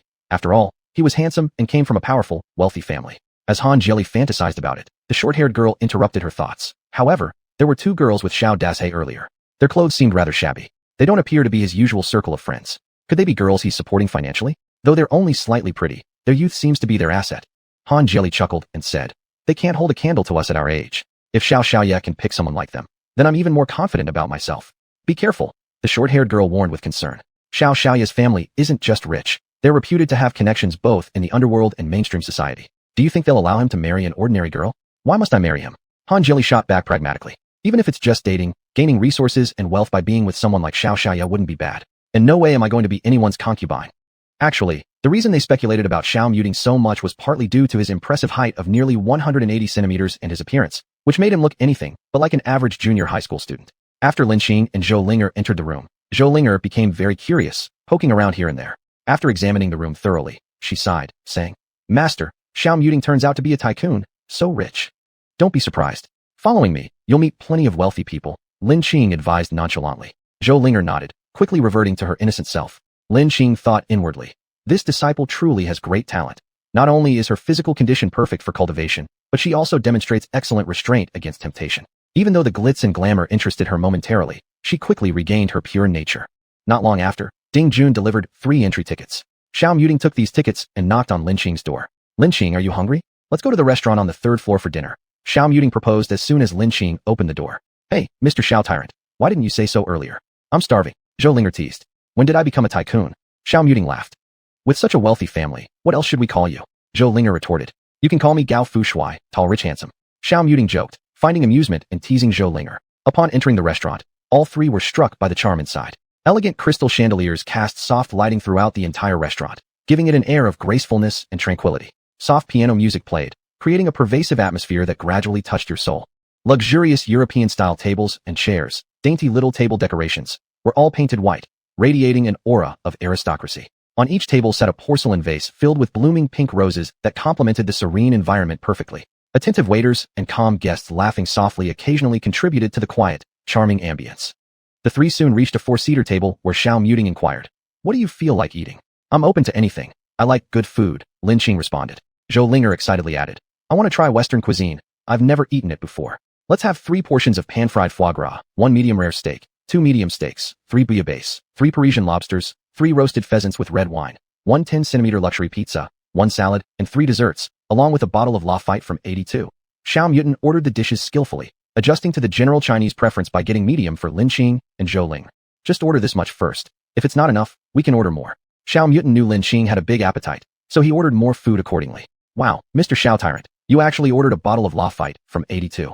I've heard that stuff is super expensive. Zhou Linger exclaimed in admiration. Not too bad, just for Lin Xing to enjoy. I'm willing to spend this amount. Xiao muting chuckled faintly. Not long after, the dishes started arriving one after another. Xiao muting introduced. The Western cuisine here mainly features French dishes, which are very flavorful. You should give them a try. When the steaks were served, Zhou Linger immediately grabbed the plate closest to her with her fork and took a bite before Xiao muting could even warn her. Upon seeing this, Zhou Linger spat out the piece of steak she'd bitten into, complaining, why is this steak raw? Xiao muting helplessly responded, I was just about to say, the steak you're eating is mine. I ordered it medium rare, while your steak and Lin Xing's are medium. Zhou Linger stuck out her tongue and remarked, who likes to eat half-cooked food anyway? That's so strange. However, when Zhou Linger ate the medium steak, she also complained that it wasn't cooked enough, whereas Lin Xing and Xiao muting enjoyed it immensely. When the Lafite was brought to the table, Xiao muting personally opened it and poured each of them a glass. He explained, this Lafite has an exceptionally smooth taste. Please feel free to drink it. Zhou Linger laughed. Do you even need to tell me? This famous wine, of course, I have to try it. Lin Xing picked up the glass, tasted it, and instantly brightened up. This wine contains spiritual energy, though at a very low concentration. Yet, on Earth, to find such beverages is already quite astonishing. Could it be that the place where the grapes are grown can produce spiritual energy? Lin Xing couldn't help but speculate, thinking he should find time to visit the grape-growing region. Where exactly are the grapes for this Lafite wine grown? Lin Qing asked. At the Chateau Lafite Rothschild, one of the 5 great Bordeaux estates in France, which has a long history, Xiao Mutant explained. Chapter 27, Auction. On Saturday afternoon, the Marriott Grand Hotel was already fully packed with guests coming and going in a steady stream at the hotel entrance. The short-haired girl Xiaoman at the front desk complained. What day is it today? Why are there so many guests? I'm so busy. Han Jili spoke up. Don't you have any news at all? Today is Marriott Grand Hotel's monthly auction. The short-haired girl questioned curiously. An auction? Han Jili explained. It's no wonder you don't know. After all, you've only been here for less than a month. The Marriott auction is very famous not only in Zhongzhou City, but also in the entire Central Plains province. On the day of the auction, our Marriott Grand Hotel will attract many well-known personalities from both inside and outside the province. It is said that this time they are auctioning off magical artifacts, so more people have come. Xiaoman wondered, magical artifacts? What are magical artifacts? Han Jili shook her head, feeling sorrow over Xiaoman's lack of knowledge. A magical artifact is a tool used by Taoism or Buddhism, supposedly with the power to attract wealth, resolve disasters, and ward off evil. Xiaoman mumbled, isn't this superstition? Han Jili sighed. If you believe, it exists. If you don't, it doesn't. So many wealthy and influential people believe in it. There must be a reason. Those people aren't fools. This auction was scheduled to start at 6 in the evening. Lin Qing and her 2 companions finished their dinner early and headed to the auction site. Indeed, the auction was quite grand. The large auction venue was filled with people. Due to Xiao Muting's connections, Lin Qing and her 2 companions were seated in the front row. This auction venue was semicircular in shape, with its seats arranged in a stepped formation. The items to be auctioned off were located in the middle of the circle. Behind the auction platform was a huge screen displaying the items shown on the platform, ensuring everyone present could clearly see them. In front of each seat were 2 buttons. One confirmed participation in the auction, the other allowed for increasing the bid price. Lin Qing, Zhou Linger, and Xiao Muting's numbers were 16, 17, and 18 respectively. As soon as it hit 6 o'clock, the lights around the auction venue dimmed, while the auction platform remained as bright as daylight.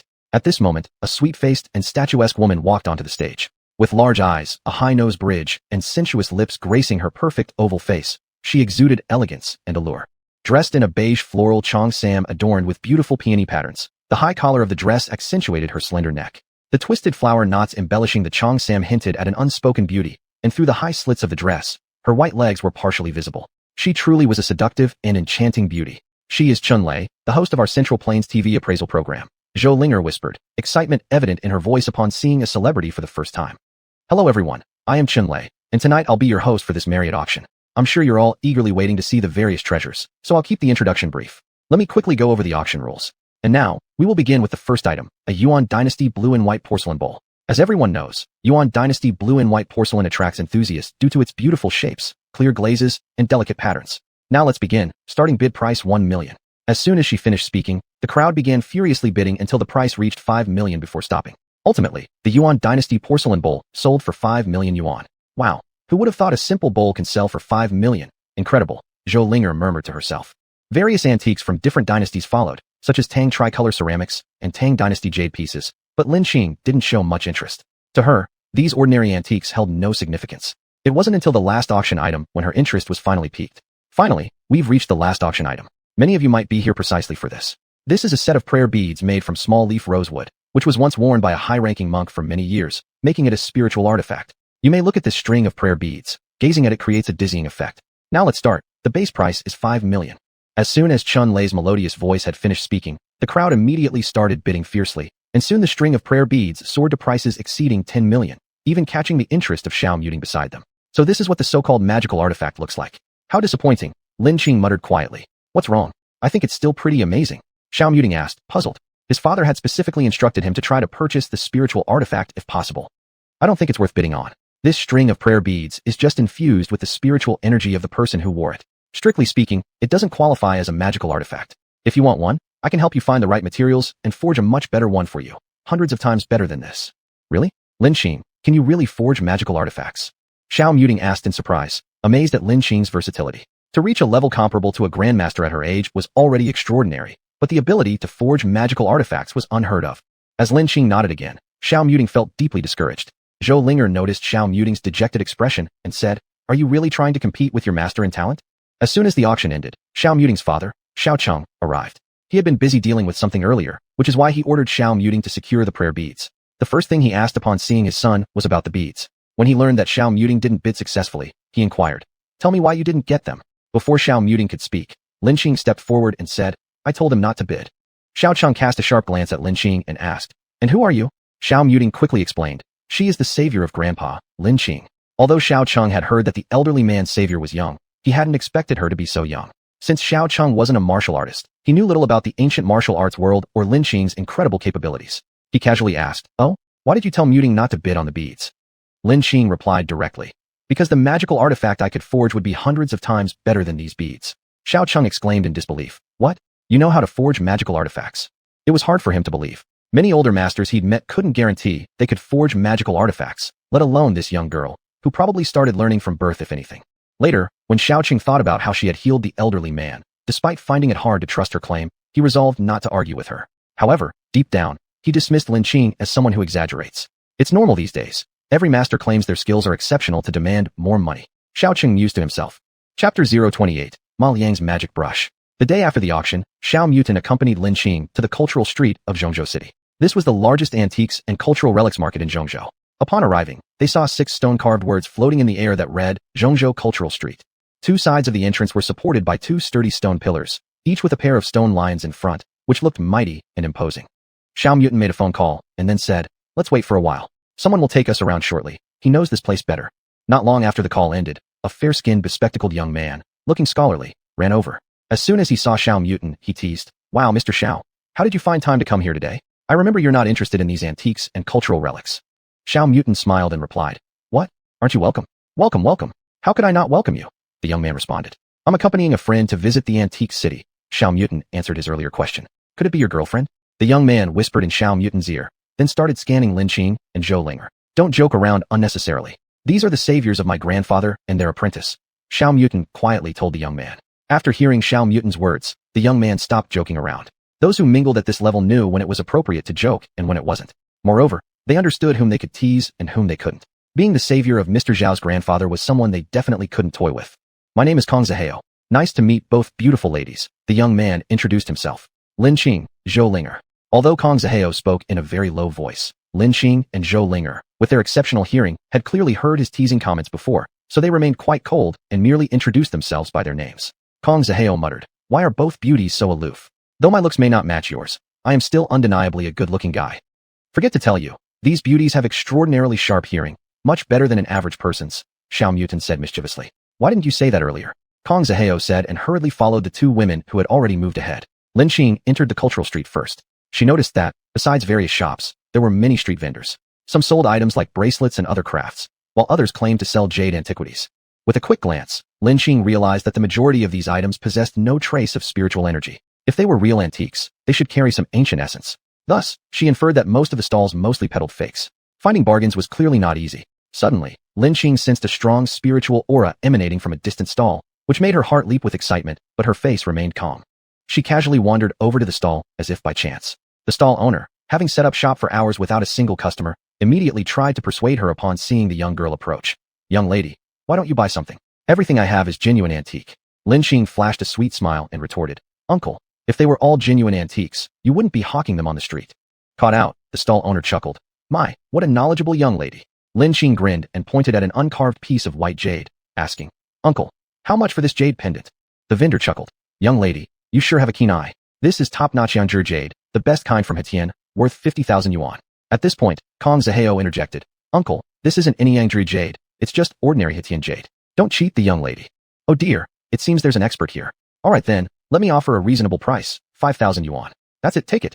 From Kong Zaheo's eyes, Lin Qing could tell this price was still a bit high, so she quickly countered, "Uncle, that's still not a reasonable price. 3,000 yuan, and I'll pick 3 more small items from your pile." The stall owner pretended to feel hurt, observing Lin Qing's casual demeanor as if she wouldn't mind walking away, and reluctantly agreed. "All right, since you're a young lady, Uncle will suffer a loss this time."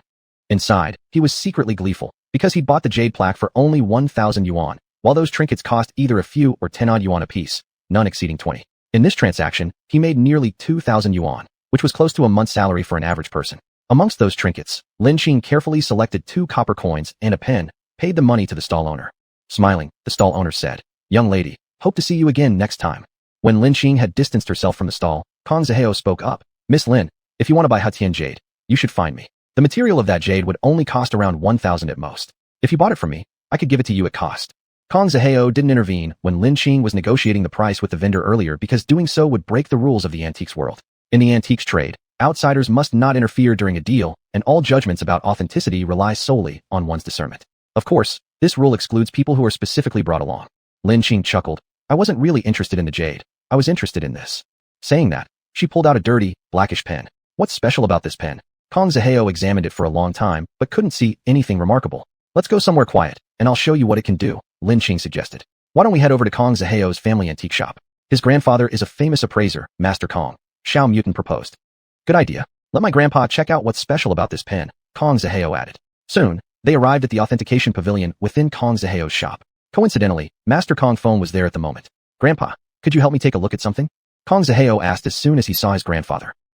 What is it? An old man dressed in Tang-style attire with silver hair said. He was none other than Master Kong Phone. Grandpa, it's a pen. Kong Phone took the dirty pen carefully wrapped in a cloth and observed it closely for quite a while before declaring.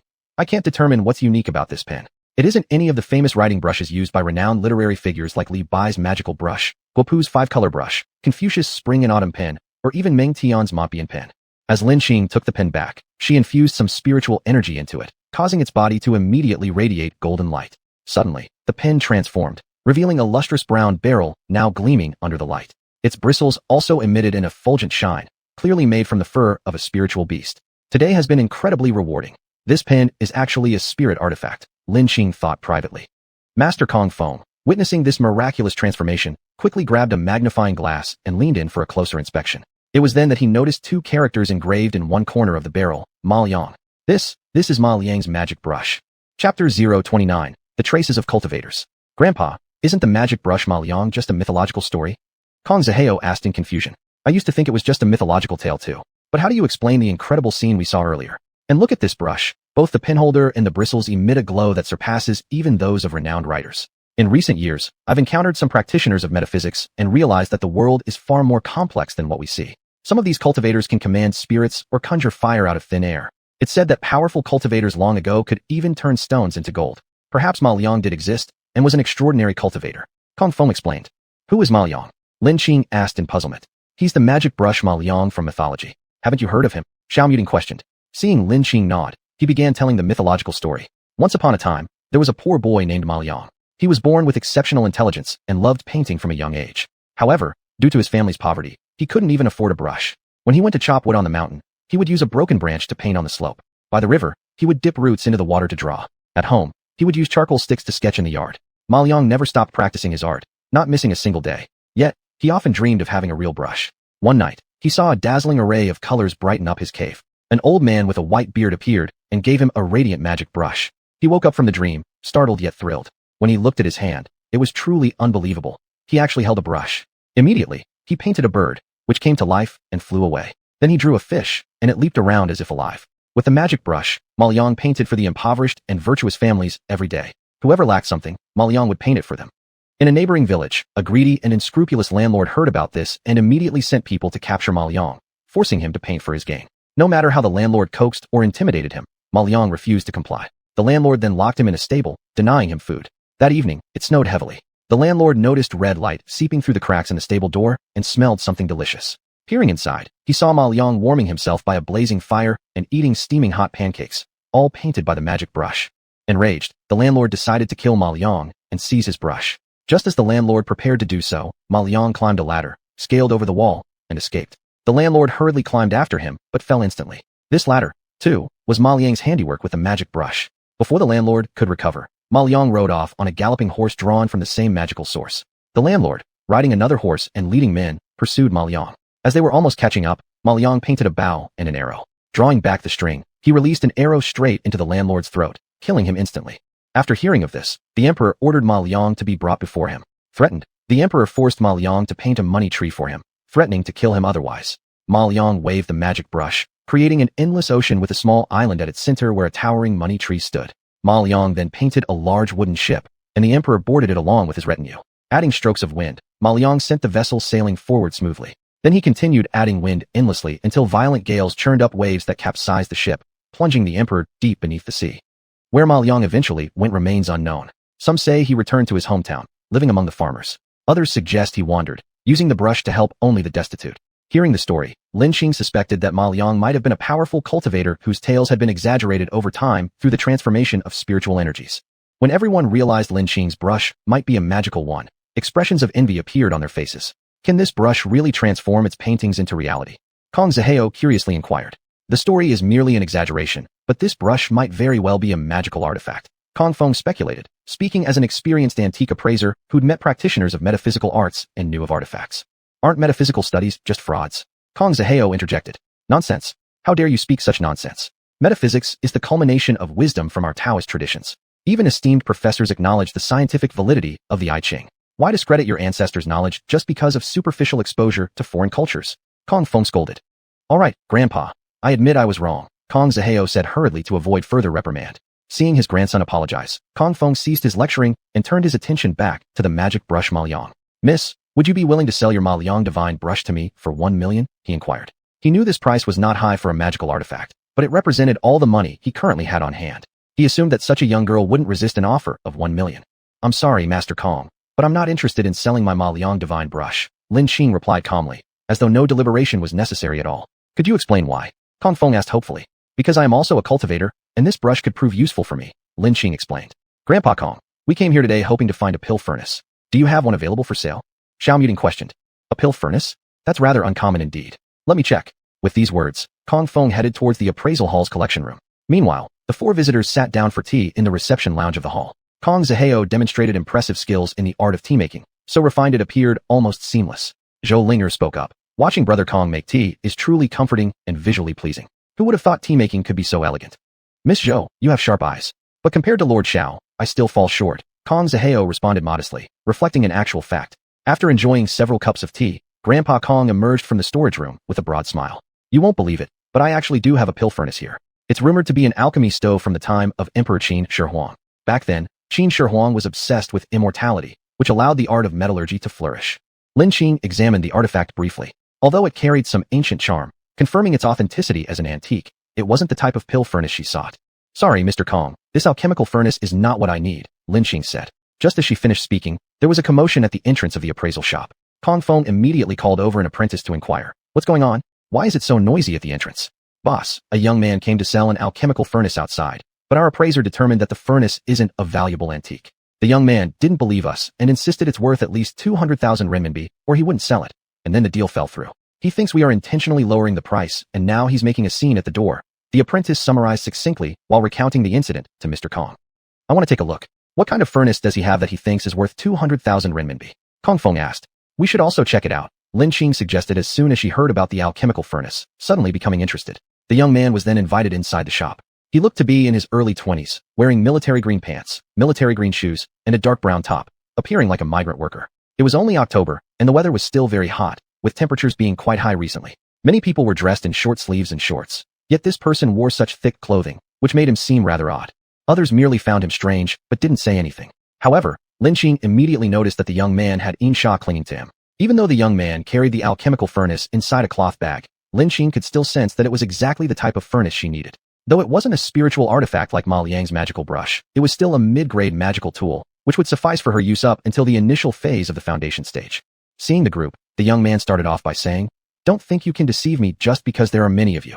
I'm sure this alchemical furnace is a great item. I won't sell it for less than 200,000 renminbi.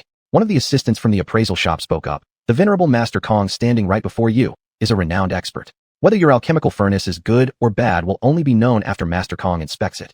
The young man opened the cloth bag and revealed the furnace. This furnace was completely black and looked brand new, unlike the one he initially showed, which was covered in verdigris and appeared ancient. Kong Feng examined it for a while, but couldn't make out any special features. He shook his head and said, It doesn't look like an antique. It seems to be a modern replica. With those words, Kong Feng implied the furnace wouldn't be worth more than 10,000 renminbi. I'll take your alchemical furnace. We can discuss the price in detail inside. Lin Qing interjected. I won't sell it for less than 200,000 renminbi. The young man warned cautiously. Don't worry, we can negotiate the price, Lin Qing assured. Mr. Kong, may I borrow your guest room for a moment? Miss, this alchemical furnace isn't worth much money. You need to be careful, Kong Feng cautioned. Mr. Kong, thank you. What is poison to others is nectar to me. Lin Qing's comment left old Kong speechless. Kong Feng thought Lin Qing wasn't foolish. If she had obtained Ma Liang's magic brush, then this alchemical furnace must be useful to her, possibly hiding some secret. In the reception room of the appraisal shop, only Lin Qing and the young man who was selling the alchemical furnace remained.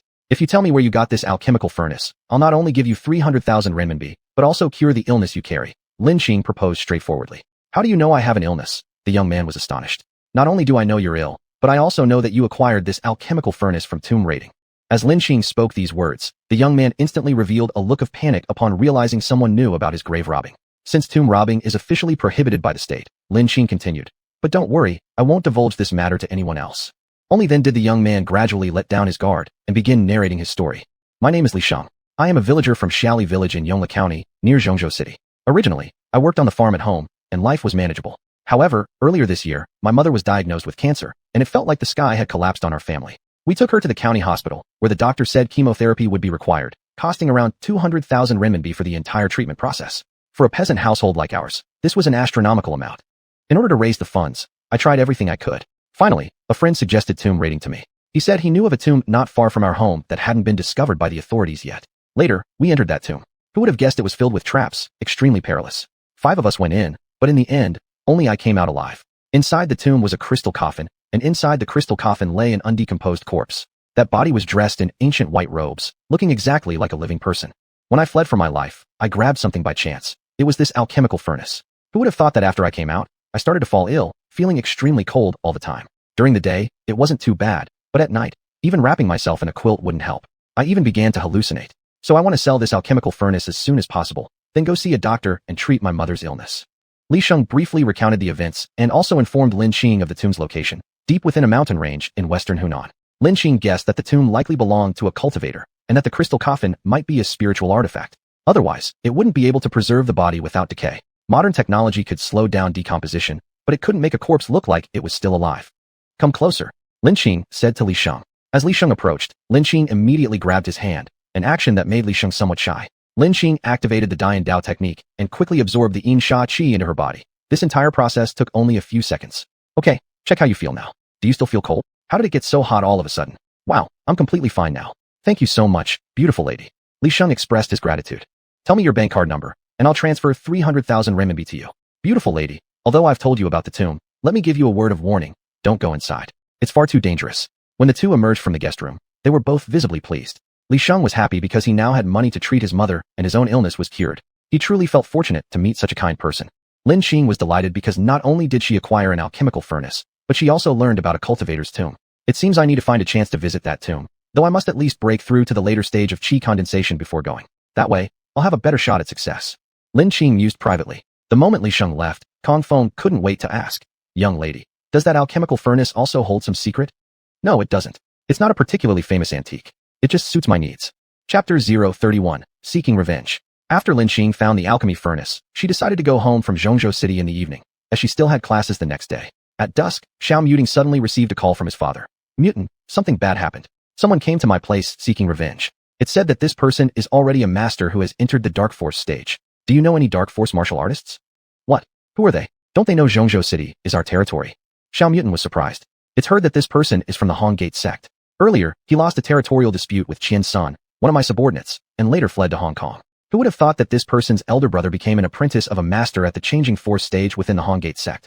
Now, having learned martial arts, he has come back to seek revenge on Qian Senator. Isn't this openly slapping me in the face? Xiao Cheng explained. The Hong Gate sect is known as the Triad internationally. The Triad is another name for the Heaven and Earth Society, a secret society that originated in the early Qing dynasty. It's rumored that after being banned, the Heaven and Earth Society changed its name to the Three Dot Society, derived from the sun, water, radical of the character, Hong. Later, it was felt that the water radical was incomplete and not auspicious enough, so the Gong, common, character on the right side of Hong, was taken because it symbolizes unity, hence the name was changed to Three Harmony Society. Originally established as a secret organization aiming to overthrow the Qing dynasty and restore the Ming, members of the Hong Gate sect were involved in multiple uprisings aimed at overthrowing the Qing government and contributed to the 1911 Xinhai Revolution, which brought down the Qing dynasty. In modern times, due to the lack of lofty political ideals to sustain them, the triad gradually evolved into groups engaging in organized crime, profiting from gambling, usury, sex trade, drugs, smuggling, counterfeit goods, and extortion, then using these funds for illegal activities. Of course, many members, after earning their initial capital through illicit means, reinvested the money into legitimate businesses. As long as there is profit, they do not care how debased or baseless the criminal action may be. After over 100 years of evolution, the triad has developed into the largest international Chinese social organization. It can be said without exaggeration that wherever there are Chinese communities, large or small, there is the presence and influence of Hong Kong's triad organizations. Hong Gate. What should we do now? Xiao Mutant was also startled when he heard it was someone from the Hong Gate. Why be afraid? The main activity area of the triads is not within the country. A powerful dragon cannot overcome a local snake. You just need to find a dark force master. Even if it costs a lot of money, bring someone in first to get through this trouble, Xiao Qing spoke. At this time, Lin Qing was beside Xiao Mutant. Seeing his worried expression, she couldn't help but ask, "What's wrong?" "My father is in trouble. He plans to spend a large amount of money to invite a dark force expert to deal with someone seeking revenge. It's said this person is already a dark force master. But except for my grandfather, I don't know any other dark force experts." Xiao Mutant looked up and saw Lin Qing smiling at him. "Hee, the expert is right before your eyes." Lin Qing, hearing about the large sum of money, began to think. 1. She wanted to see what a true dark force expert was like. 2. She really needed money. There were going to be many occasions where she would need money in the future. "Lin Qing, are you referring to yourself?" "No, that's too dangerous." Although Xiao Mutant knew Lin Qing was very capable, he merely assumed her medical skills were extraordinary. Her combat strength was indeed stronger than his, but whether she could handle a dark force master, he didn't know. After all, ancient martial arts and Taoist practitioners are quite different. It's heard that before Taoist practitioners reach a high level of power, their physical strength is less than that of martial artists. Even though his grandfather said she was comparable to a grandmaster, he did not believe it. He thought his grandfather exaggerated things. How could there be such a young grandmaster? He had seen some grandmasters before, and they were all imposing figures. However, Lin Qing seemed like an ordinary person. "What? You don't trust me? Relax, a dark force master will not pose much of a threat to me." Lin Qing smiled. With her current strength, even top-level dark force masters would not be her match. "All right, I'll let my father know. But if things become too difficult, don't force it," Xiao Mutant replied. However, he decided to find another dark force expert as a backup, in case Lin Qing got into trouble. Lin Qing was important, after all, for treating his grandfather's illness. Since the duel was scheduled for the next day, neither Lin Qing nor Zhou Linger returned to Pingshan County. They asked Xiao Mutant to take a day off for them, which, with Xiao Mutant's background, was easily arranged. As they say, heavy rewards attract brave men. Indeed, within a day, Xiao Mutant managed to find another dark force expert. His name was Yang Ming, the owner of the Jiang Family Martial Arts Gymnasium. On the evening of the second day, Lin Qing arrived early at the duel location to meet up with Qian Senator. Although Xiao Mutant mentioned on the phone that one of the experts was a young girl, Qian Sun did not expect her to be so young, almost underage. Still, out of respect for Xiao Mutant's recommendation, he didn't dare offend her, but privately he started looking down on her. Not long after, Yang Ming arrived as well. When he saw Lin Qing, he asked, "Who is this?" "This is Lin Master, a highly skilled expert introduced by young Master Xiao." Qian Sun introduced her. "Nonsense. Young lady, a duel is no laughing matter. It could cost you your life. This isn't some taekwondo you play around with, where you think being able to beat a few people makes you an expert." Yang Ming scolded when he saw the young girl. Lin Qing responded calmly, "No matter what kind of expert they are, once they show up, they will not be my match." Upon hearing this, Yang Ming shook his head helplessly. Then, he forcefully pressed his hand against the nearby wall, leaving a clear handprint immediately. Seeing this, Qian Sun couldn't help but marvel. "Master Yang, you truly are an expert. That wall is made of solid brick, and yet you managed to leave such a deep imprint. Today I've learned something extraordinary." Yang Ming became arrogantly proud. "Young lady, do you see the difference now? You should go home." However, Lin Qing still looked unconcerned, replying, "Don't worry, I'll definitely not be a burden to you all." Yang Ming sighed at Lin Qing's confidence, saying, "All right, for young Master Zhao's sake, I'll watch over you once." At this moment, a shadow emerged from the darkness into the light. "It's you? Fan Tong," Qian Sun exclaimed in surprise. "Did you not expect it to be me? I lost to you in the territorial dispute before and fled to Hong Kong. Who would have thought that misfortune led to fortune for me? Ha ha ha. Today, you won't walk out of this door alive." Fan Tong declared. "Humph, do you think I came unprepared?" "I hired Master Yang," Qian Sun replied. Fan Tong glanced disdainfully at Yang Ming. "Do you really think he can handle me?" Yang Ming was enraged by Fan Tong's contempt. These youngsters nowadays, one crazier than the other. Let's see how you fare against my palm strike." With that, Yang Ming unleashed the Jiang Family palm technique and launched the first attack on Fan Tong. Fan Tong stepped into a horse stance. Instantly, his muscles bulged as he punched Yang Ming's palm strike back, forcing Yang Ming to retreat several steps. "Ha ha ha. So you're merely an early-stage dark force martial artist, just enough to let me stretch my muscles a bit," Fan Tong laughed. Chapter 032, Defeat the Enemy. As they spoke, the two engaged in combat. After more than a dozen exchanges, Yang Ming was kicked several meters away and fell to the ground, spitting out a mouthful of congealed blood, clearly having sustained internal injuries from that kick. Yang Ming, now panic-stricken, exclaimed, You've already achieved mastery in hidden force. Mr. Qian, run for your life." Fan Tong sneered coldly. "Realizing you need to flee now is far too late. Qian Sun, I told you I would take your life today." At this moment, Qian Sun lowered his head and begged humbly, "Fan Tong, I'll return all the territory I previously seized. Let's settle this peacefully, shall we?" "Ha ha ha, isn't it a little late to beg for mercy now?" Fan Tong mocked derisively. Just as he was about to strike, a young girl's laughter rang out. "Ha ha, someone's name is actually Fat Belly. That's absolutely hilarious." Fan Tong despised others making fun of his name. He had endured ridicule far too many times since childhood. You're asking for death. If you kneel down right now and beg for mercy, I might spare your life. Lin Qing said calmly at this point, seemingly oblivious to Fan Tong's rage. Yang Ming thought inwardly, what's going on? This Lin Qing can't tell how dire the situation is and steps up to die. Is he a fool, or what? Fan Tong attacked Lin Qing at this very moment. In response, Lin Qing lightly traced a finger in the air, producing a white streak of light, which immediately slashed towards him. Sensing danger the moment the white glow emerged, Fan Tong hurriedly dodged, barely avoiding being cleaved in half. Behind him, a stone structure instantly split into two. You are actually a transformation force master? How could that be possible? How could there exist such a young transformation force master? Fan Tong was greatly shocked. An important hallmark of a transformation force master is the external manifestation of true energy. The white streak Lin Qing just emitted perfectly fit that criterion. Run! And with that, he fled into the darkness. Lin Qing instantly hurled 2 coins in Fan Tong's direction. Agonized screams then reverberated through the darkness. Lin Qing subsequently dragged Fan Tong from the shadows before Qian Sun, where both Qian Sun and Yang Ming observed Fan Tong's pitiful state. 2 large holes in his knees, oozing blood. At this juncture, Yang Ming realized he had committed a grave mistake, acting arrogantly in front of Guan Yu. He immediately apologized. I sincerely apologize, Master Lin. Earlier, I didn't know of your prowess and unintentionally offended you. Please don't hold this against me. Forget it. Ignorance is bliss.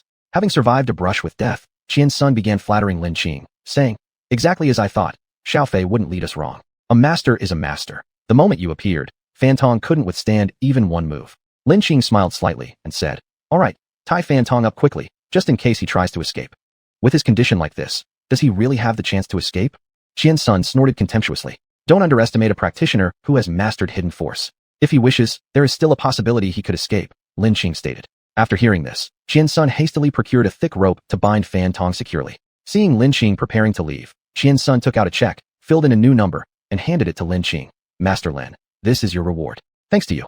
He then also handed another check worth 2 million yuan over to Yang Ming. Upon receiving the check, Lin Qing glanced at it and discovered it was for 10 million yuan. She thought inwardly, this money came rather easily. In truth, these only applied to those skilled enough. For others lacking ability, one misstep could cost them their lives.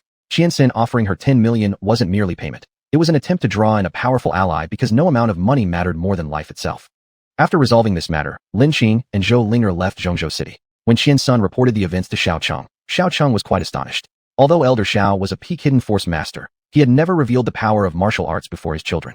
Moreover, his 3 children, 2 sons and 1 daughter, had zero interest in ancient martial arts, so Xiao Cheng was unclear about the extent of their capabilities. Upon hearing Qian Sun recount the events, Xiao Cheng could not help but ask, are ancient martial arts truly this potent? Qian Sun emphatically assured him, second uncle, I wouldn't dare deceive you. When Master Lin and Fan Tong fought, I was right there on the scene. Master Lin's hand moved carelessly, and instantly, a streak of white sword light darted toward Fan Tong. Though Fan Tong evaded it, the stone building behind him was promptly sliced in half. Upon seeing this, Fan Tong attempted to flee, but when Master Lin tossed 2 coins at him, 2 holes immediately formed in Fan Tong's knees. My god, that means Lin Qing can use anything as a weapon, doesn't it? Qin Cheng exclaimed enthusiastically. Yes, I heard Master Yang say that Master Lin has already reached the rank of Transformation Force Master. It's said that such masters aren't afraid of bullets, Qian Sun said. This time, you've done well, bringing us a highly skilled expert for Wan Hao Group. Qin Cheng praised him. With Master Lin as an assistant, he no longer needed to fear the Hongmen in the mainland. There was Long Ao Tian, a pillar of the nation, who would prevent the Hongmen's masters from openly entering the mainland. The day after returning, Lin Qing asked for another day off to prepare and refine pills. In a cave on Lingwu Mountain in Pingshan County, Lin Qing was refining pills. She used half-spirit herbs to refine the origin energy pills, which were several times more effective than consuming the herbs alone. By now, the half-spirit herbs on Lingwu Mountain were almost entirely harvested by her. Within a day, Lin Qing refined 10 bottles of origin energy pills, with 60 pills in each bottle, enough for her to use for 1 month per bottle. After refining the origin energy pills, Lin Qing picked the 1,000-year-old ginseng to refine gathering spirit pills. To enhance her focus during the process, she swallowed 5 origin energy pills at once. After an entire night passed, Lin Qing successfully refined 6 gathering spirit pills. Meanwhile, Little Silver guarded outside the cave entrance for her. When hearing footsteps approaching, Little Silver wagged its tail eagerly. Little Silver, here is the pill I promised you, she said while throwing a gathering spirit pill into Little Silver's mouth. As soon as it swallowed the pill, Little Silver felt a powerful flow of spirit energy surge through its body. It quickly ran toward the area where the spirit energy was most concentrated. If there had been any cultivators present, they would have seen a large amount of spirit energy rushing towards a silver wolf in a short time. Suddenly, the silver wolf let out a loud howl, followed by its body growing slightly larger and its fur becoming shinier. Little Silver finally advanced to become a second-level spiritual beast, with its current strength comparable to Lin Qing's. Lin Qing worried about Little Silver, so she closely followed behind to protect it. Though this place was relatively safe, if the spiritual fluctuations became noticeable, it could attract nearby cultivators, which wouldn't be ideal. After Little Silver completed its breakthrough, it cheerfully jumped onto Lin Qing, trying to flatter her. However, given its immense size, its attempts to flatter seemed rather amusing. Laughing, Lin Qing said, "All right, I know you're excited. Rest assured, following me will only bring more benefits. You'll definitely get more chances to eat spirit pills in the future." Chapter 033, Wang Minger's Conspiracy. Ever since she failed to harm Lin Qing last time, Wang Minger had been looking for another opportunity to frame her. However, over the past 10 days or so, Lin Qing either traveled directly between school and home, rarely interacting with anyone, or was on leave, giving Wang Minger no chance. Finally, on Wednesday, Lin Qing reappeared at school, and this time she completely discarded her large black-framed glasses. However, she still did not reveal her true appearance. Otherwise, her beauty would have been too striking. "Minger, Lin Qing is back at school. I heard she looks prettier without the black-framed glasses. Of course, she's only a bit better looking than before and nowhere near as good as you." Zhong Hui immediately called Wang Minger after hearing that Lin Qing had returned to school. "Zhong Hui, don't compare a hick like her to me. It insults my status," Wang Minger replied arrogantly. As soon as Zhong Hui hung up, she muttered to herself, "What's there to brag about? If your family wasn't better than mine, and if your father wasn't my father's boss, I wouldn't bother with you at all. Even if you're pretty and come from a good family, isn't Xiao Xiao still not interested in you?" Zhong Hui's father, Zhong Yi, was the head of the Public Security Bureau of Pingshan County, while Wang Minger's father, Wang Ming, was the head of the Public Security Bureau of Zhongzhou City. Pingshan County fell under Zhongzhou City's jurisdiction, making Wang Ming Zhong Yi's superior. Wang Minger had known Xiao Muting since childhood due to her grandfather's connections. Her grandfather, Wang Jiangwo, had once been one of Zhao's grandfather's soldiers and had saved his life during wartime, risking a bullet himself. From then on, Zhao's grandfather felt deeply grateful to Wang Jiangwo, and they maintained close ties. Thanks to Zhao's grandfather's support, Wang Jiangwo advanced in rank to become a senior colonel. As Xiao Muting grew older, he became more handsome, and his impressive background caught Wang Minger's attention early on. Unexpectedly, half a year ago, Xiao Muting suddenly transferred from Zhongzhou City to Qingshui Middle School in Pingshan County, and several months later, Wang Minger followed him there. Her family knew how Wang Minger felt about Xiao Muting, and her parents supported her. After all, Xiao Muting's uncle held a high position in the provincial government and was essentially the leader of the region. If Wang Ming wanted to advance further in his career, higher-level backing would be essential.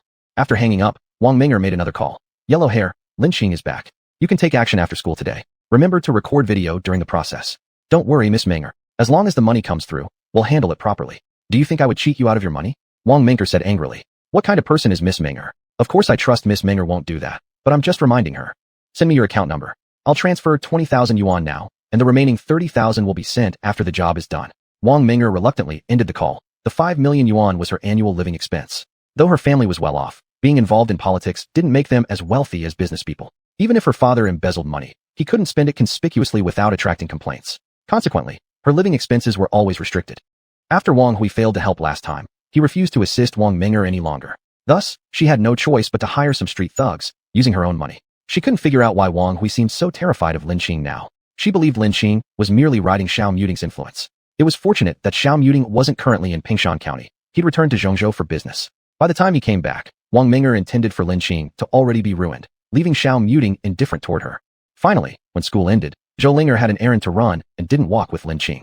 When Lin Qing reached a secluded area, 5 or 6 people suddenly emerged, blocking her way. The leader, a man with yellow hair in his 20s, grinned, revealing yellowed teeth. "Oh ho, where's the little girl going? Why don't you stay and play with us?" Lin Qing smiled. "Oh, are you sure you want me to play with you?" The yellow hair man hadn't expected such a reply and stuttered. "Wow, looks like we're on the same wavelength here. Don't worry, we'll be gentle with you." Before he finished speaking, Lin Qing swiftly moved, landing a few punches and kicks. Everyone dropped to the ground, groaning in pain. Despite holding back significantly, these random thugs couldn't withstand her. My leg is broken. F******. My ribs are broken." Lin Qing paid no attention to their fate after their injuries. She walked away confidently, knowing those who provoked her must face appropriate consequences. As soon as Lin Qing left, Yellow Hair called Wang Minger. "Miss Minger, are you tricking us? That Lin Qing is obviously a kung fu expert. The 6 of us were beaten by her, either with broken legs or ribs. Not only do you have to cover our medical expenses, but you also need to give us additional compensation." "What? How is that possible?" Wang Minger said in disbelief. "If you don't believe us, come take a look. We're beside the small forest on Dongping Road in Pingshan County." Yellow Hair gritted his teeth through the pain. After hanging up, Wang Minger was furious. What a bunch of trash. 6 people couldn't beat a single girl. Even if she learned a few martial arts moves, how good could she be? She originally had no intention of dealing with them, but then an idea flashed into her mind, and she laughed eerily. "Ha! You vile person, since I can't get you with dark methods, let's try something white-collar instead." In no time, Wang Minger arrived at Yellow Hair's location and saw several men lying on the ground while a few doctors prepared to move them onto ambulances. accompanying Yellow Hair and his gang to the hospital. It turned out all 6 had either broken legs or broken ribs. Those with broken ribs would no longer be able to engage in intense physical activities, and those with broken legs would likely have difficulty walking even after being fixed. Upon hearing this diagnosis, Yellow Hair and his group were shocked. They didn't expect such a young girl to attack so mercilessly. However, they didn't consider things from another perspective. If Lin Qing hadn't been so strong, she might have been ruined after being insulted, and someone with a fragile mindset might even have committed suicide.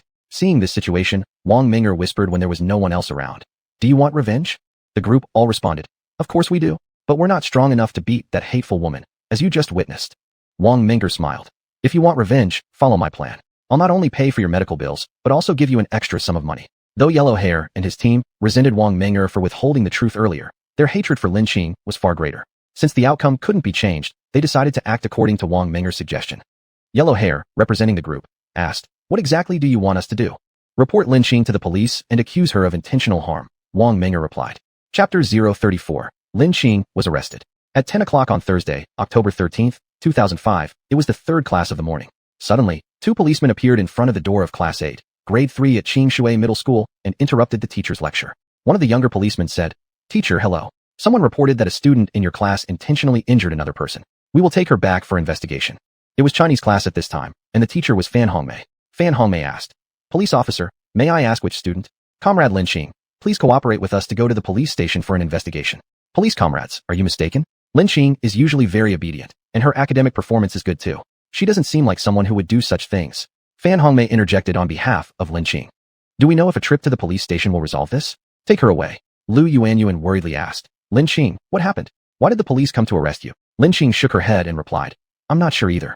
It seems someone is secretly causing trouble. What should we do?" "Yuanyuan, don't worry about me. There must be a way when the car reaches the mountain."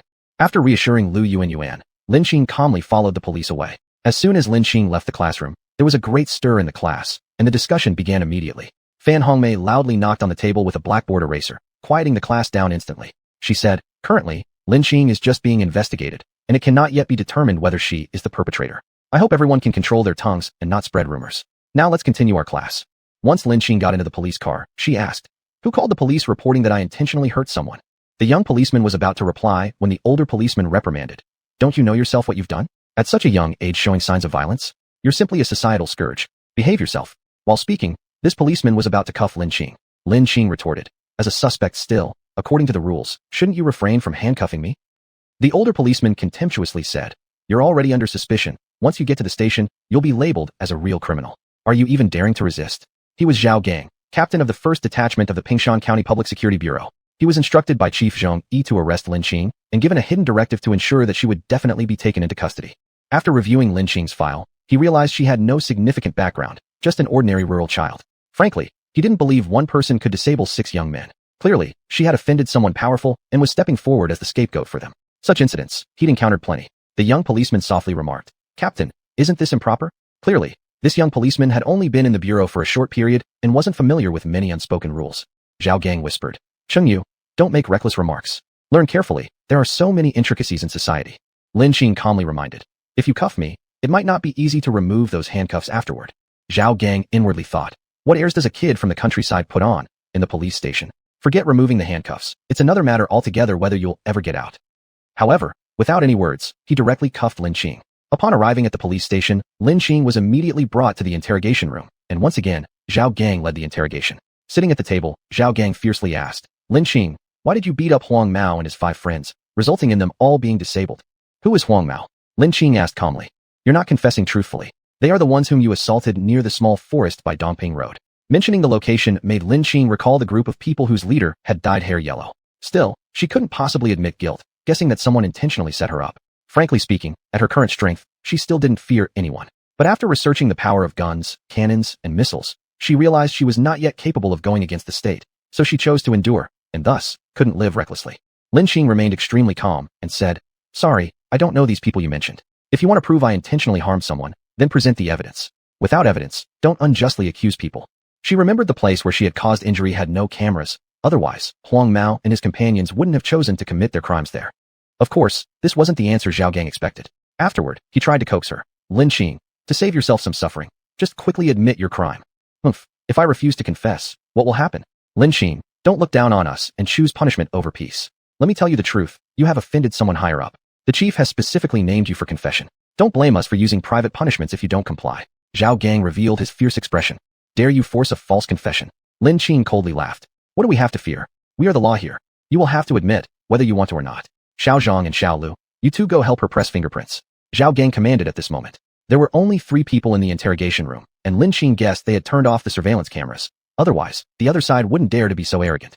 Just as Xiao Zhang and Xiao Lu were about to approach Lin Qing, her fingers moved slightly. Suddenly, the two of them fell back quickly as if they had been attacked. The chairs and tables in the room were knocked over, and things crashed to the floor. The policeman outside the interrogation room heard the noise and couldn't help but joke. Director Zhao is really excessive. It's just a girl, why make such a big deal out of it? On the side, Chang Yu worriedly asked, will this young girl be okay? Being in Zhao's hands, she might come out alive, but surely with a lot of injuries.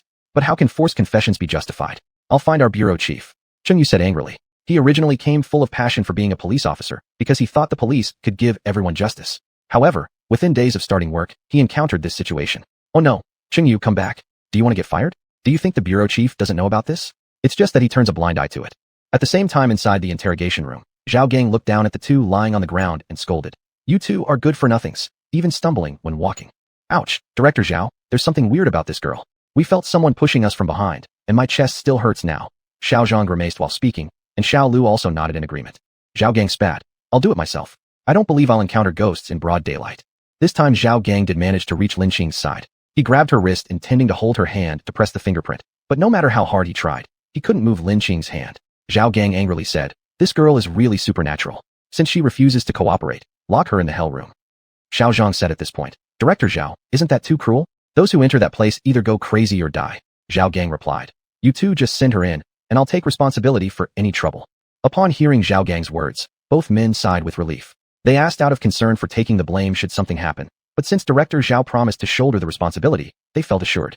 The hell room they referred to was the most terrifying place in the entire Pingshan County prison because it was haunted, and anyone imprisoned there either went insane or died. Chapter 035, The Demon Appears. As soon as Lin Qingyi was sent to the hell room, the information reached Zhong Yi's ears, and he immediately called Zhong Hui. Daughter, tell Wang Ming'er that Lin Qing has been imprisoned in the hell room. Although she hasn't been humiliated by anyone, the people who come out of the hell room either become crazy or die. Tell her not to worry. I hope she will say good things about me to her father. After Zhong Hui hung up the phone with her father, she called Wang Ming'er, Sister Ming'er. Lin Qing has already been locked up in the hell room. Don't worry. Didn't I ask for someone to humiliate her? My father said that Lin Qing is a bit strange. Even if someone goes to humiliate her, it might not succeed. Moreover, it's rumored that the hell room is haunted, and those who go in either die or go mad. Is it really that weird? I heard from my father that there has never been an exception. It's really a pity for her, but I suppose Brother Xiao wouldn't be interested in a lunatic or a dead person anyway. Wang Ming'er smiled and said. When they arrived outside the hell room, Lin Qingyi saw some talismans pasted on the door of this room. All were talismans used to repel evil forces. She glanced inside and discovered the room was full of ghostly energy. At once, she revealed a sweet smile. Thank you for bringing me here. She, of course, needed to thank them for giving her energy. It's truly like searching everywhere without success and then getting it unexpectedly. Seeing Lin Qingyi's sweet smile, little Zhang muttered, have we done something wrong? Little Lu consoled him. There's no other way. If we don't do it, we won't be able to survive in the police station, so we have to feel sorry for her. Alas, such a young girl. The moment Lin Qingyi entered the hell room, dozens of ghosts rushed at her, likely over 100. Humph, just how many wrongful cases have this police station fabricated? Under normal circumstances, after a person dies, their soul does not linger long in the human world. It would pass through the ghost gate and enter the underworld. Only those with deep resentment can retain their memories, becoming wandering ghosts that stay in the human world. Since there were so many ghosts in the hell room, it meant there were even more wrongful cases than these ghosts. As Lin Qingyi watched the ghosts rush toward her, she opened her mouth and began cultivating using the Dian Dao technique. Rest assured, I won't let those who hurt you escape. Just become my energy quietly. Lin Qingyi thought inwardly while cultivating. When she was ready to refine the energy after absorbing it, she suddenly sensed a dangerous aura. Damn, it's actually a demon ghost. In front of her appeared a ghost with a completely green body, humanoid but horse-headed, possessing sharp claws. A demon ghost was far stronger than regular ghosts, not only being much more powerful, but also inherently brutal, incapable of purification. Even its soul couldn't be cleansed, only destroyed. This demon ghost had clearly just taken shape, and with numerous ghosts available for it to consume, it became stronger and chose to stay here instead of wreaking havoc outside, where the talismans on the entrance of the hell room had little effect on it despite working against ordinary ghosts. It was lucky that Lin Qingyi encountered it, otherwise, it would have caused another disaster in the human world. Guns and cannons are useless against demon ghosts. They can't kill it, and even a master's strength is hard to defeat it. A real law practitioner could subdue it, but law practitioners are so rare that even some sects don't have one. By the time one was invited, the human world would suffer heavy casualties. This demon ghost, seeing Lin Qingyi taking away all of its energy food, angrily lunged at her. Lin Qingyi took out 5 thunder talismans, feeling relieved. Fortunately, I prepared 5 second-class spiritual talismans, 5 thunder talismans, otherwise dealing with this demon ghost would have been a bit troublesome. Lin Qingyi swiftly threw the 5 talismans, forming the 5 elemental positions, metal, wood, water, fire, and earth, to surround the demon ghost, then invoked the spiritual power chanting, 5 thunders smite. At that moment, it was still evening with visible sunset. Suddenly, large dark clouds appeared above the police station, followed by thunderbolts. There were 5 rumbling sounds, accompanied by lightning striking the hell room. This process lasted just a few seconds, and after the lightning strikes, the demon ghost disappeared within the hell room, which also collapsed. By now, most employees had left work, leaving only a few on-duty staff members. A guard on duty wondered, what happened? Why would it thunder on such a sunny day? Suddenly, someone shouted from outside. Oh, the hell room has collapsed. Save whoever is imprisoned in the hell room, shouted the guard. They knew if the news reported tomorrow that someone died in the collapse, the police station would become notorious. When the rescuers arrived, they found Lin Qingyi standing calmly atop a pile of broken bricks and tiles, unharmed. Are you okay? A police officer asked. What could possibly happen to me? Just give me another room. Lin Qing said calmly. By the time Zhou Linger learned that Lin Qing had been taken to the police station, it was already a few hours later. She didn't know anyone else she could turn to, so the only person she thought of was Xiao Mudong. She rushed to Xiao Mudong's class, only to be told that he hadn't come to school recently due to leave. With no phone, and without knowing Xiao Mudong's number, she became increasingly anxious. In the end, she reluctantly set off on the journey back to Zhongzhou again, without stopping along the way. When she arrived at the Wanhao Grand Hotel, it was already evening. Zhou Linger found manager Ding Jun, who remembered her. Consequently, he helped her call Xiao Mudong. Director Ding, is there something wrong? Mr. Xiao, a girl named Zhou Linger has come to the Wanhao Grand Hotel looking for you. Let her take the phone. Xiao Mudong, this is bad. My master was taken by the police for suspected intentional harm. As soon as Zhou Linger got the phone, she hurriedly relayed the news, afraid that any delay might cause trouble for her master. What? Wait for me, I'm coming right away. Xiao Mudong was alarmed upon hearing it was about Lin Qing. Within half an hour, Xiao Mudong arrived at the hotel. The moment they met, he asked, what happened? Why was Lin Qing arrested? Zhou Linger explained, I don't really know the details. I got the news around noon. It seems master was taken at 10 in the morning. Don't worry too much yet. Lin Qing is skilled enough not to be mistreated in the police station. I'll get someone to help her right away. Zhou Linger watched as Xiao Mudong paced back and forth, making calls. Mudong, what's up? How's Grandpa feeling? Xiao Wenxuan asked as soon as the line connected. Uncle, Grandpa is doing well. I found a divine doctor who can cure his disease completely. But today she was unjustly thrown into prison under charges of intentional harm. Xiao Wenxuan paused for a moment before replying. Mudong, I understand. Don't worry. I'll make a call tonight and ensure she comes out unscathed. Chapter 036, Plea. After over half a month of recuperation, Jiang Beichen's body had fully recovered, and his internal injuries had disappeared. Moreover, his cultivation had advanced to the peak of the hidden force stage. He knew this was largely due to Lin Qing. Otherwise, his injuries wouldn't have vanished without cause, nor would his recovery have brought an increase in strength. Now with time to spare, he constantly thought about Lin Qing's stunning beauty. I wonder what reaction that little girl will have upon realizing I left without saying goodbye. However, when he recalled that Lin Qing had never called him, he couldn't help but ask, Uncle Rong, have you found out any information about Lin Qing? Uncle Rong, whose real name was Rong Hong, was also a peak hidden force expert. He had once been saved by old Master Jiang, thus willingly following Jiang Beichen to protect his safety. Uncle Rong smiled and said, Beichen, who exactly is this Lin Qing to you? Why are you so concerned about her? You've never cared for a girl like this before. Could she be your girlfriend? Uncle Rong, don't talk nonsense. Lin Qing is still a minor. She's my savior. Otherwise, whether I would survive this time or not would have been a question. Though Jiang Beichen spoke this way, his face involuntarily turned slightly red as he remembered Lin Qing's soft little hand roaming over his body, setting his blood on fire. Rong Hong could tell that Jiang Beichen felt something special for Lin Qing. He stopped teasing and said, I found a Lin Qing in Lin Village near Spirit Fog Mountain. She's studying in grade 9 at Clearwater Middle School in Ping County. However, this Lin Qing is entirely different from the one you described. She doesn't possess the beautiful features you mentioned, nor does she show any indication of possessing medical skills in daily life. Could they be two different people? Jiang Beichen pondered deeply. I'm not sure. Are there no other Lin Qings around Spirit Fog Mountain? There are, but their ages differ significantly from what you described. Only the one I mentioned earlier matches the age. Perhaps she disguised herself. Maybe her medical skills are so extraordinary that she doesn't want others to know, or maybe her beauty is so striking that she decided to conceal it. Jiang Beichen inadvertently guessed correctly. This isn't impossible, but why would she do that? Medical skills and beauty could make her more famous and lead a better life. Uncle Rong asked, confused. Perhaps everyone has their reasons. Find an opportunity to investigate her further later. Oh, by the way, the Lin Qing we just talked about got into trouble. I just received the news today. They say she intentionally injured someone and has now been imprisoned. Uncle Rong suddenly remembered the recent update and mentioned it. What? Uncle Rong, why didn't you tell me sooner? Jiang Beichen anxiously responded. Isn't it because we weren't certain if this person is the one you're looking for? Jiang Beichen, thinking that this might very well be Lin Qing, quickly dialed Commander Chu's phone number from Central Plains Province. Beichen, it's so late. Why did you decide to call me? Is there something you need? Chu Yunfeng cut straight to the point upon answering the call. Uncle Chu, I actually have something I need from you. A friend of mine in Ping County, Zhongzhou City, has been jailed. Her name is Lin Qing, and apparently, she intentionally harmed someone. I'd like to ask for your assistance, Jiang Beichen, as the legitimate heir of the Jiang family and its most promising talent, rarely asked for favors. All right, Beichen, I understand. If the matter isn't too severe, I'll definitely do my best to ensure her safe release, Chu Yunfeng responded. The old fox was careful in how he spoke, making sure his words were both flexible and tactful, ensuring no offense while leaving himself room to maneuver. In the dead of night, Director Wang Meng of the Public Security Bureau in Zhongzhou City's phone rang. Seeing it was an unfamiliar number, he almost hung up, but upon recognizing the landline number as belonging to the military housing complex, he immediately answered. Hello, this is Wang Meng speaking. Who is this? Director Wang. Hello, this is Chu Yunfeng. Commander Chu, hello? What is it so late at night? Wang Meng asked, puzzled.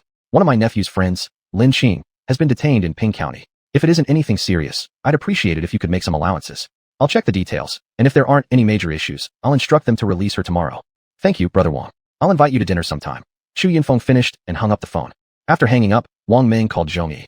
Zhong Yi was just about to sleep when he saw the incoming call.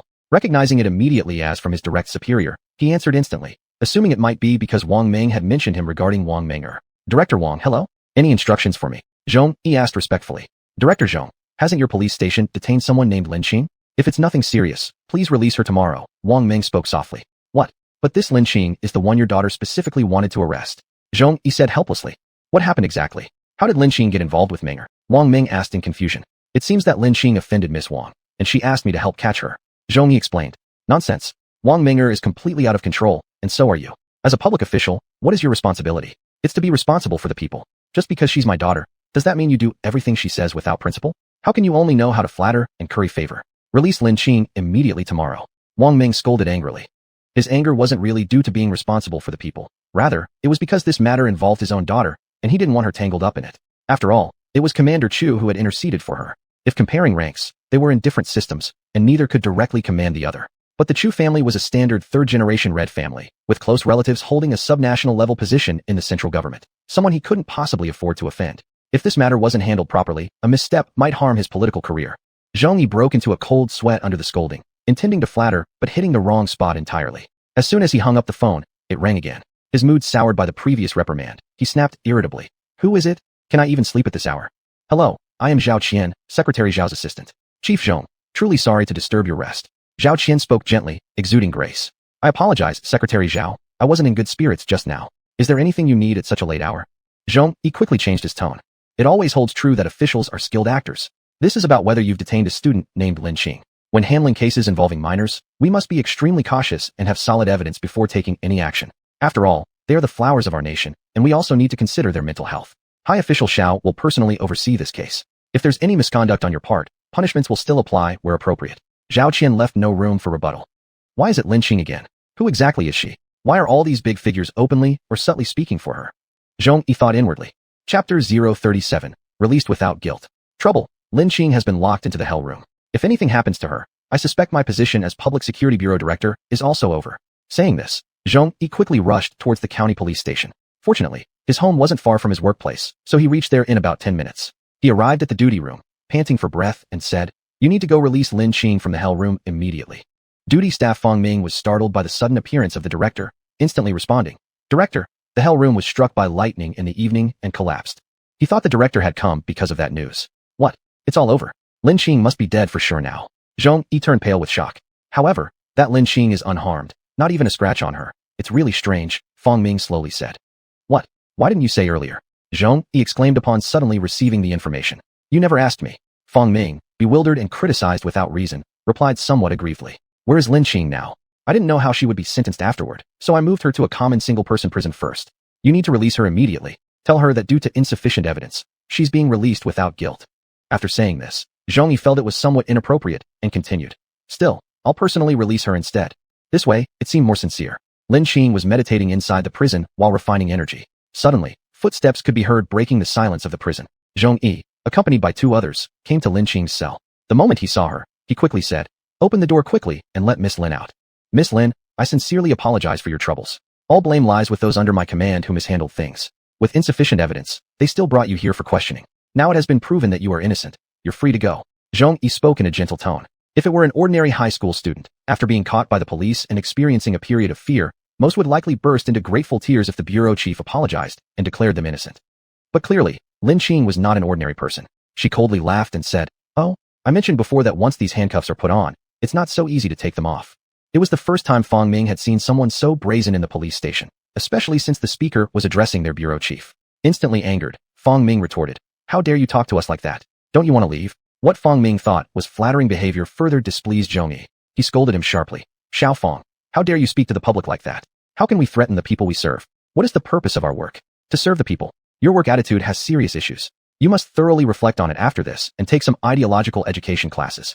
Fang Ming almost cried, mentally screaming, "Is this really our bureau chief? Why does it feel like he's completely changed? Didn't he usually like flattery?" But no one could answer his doubts.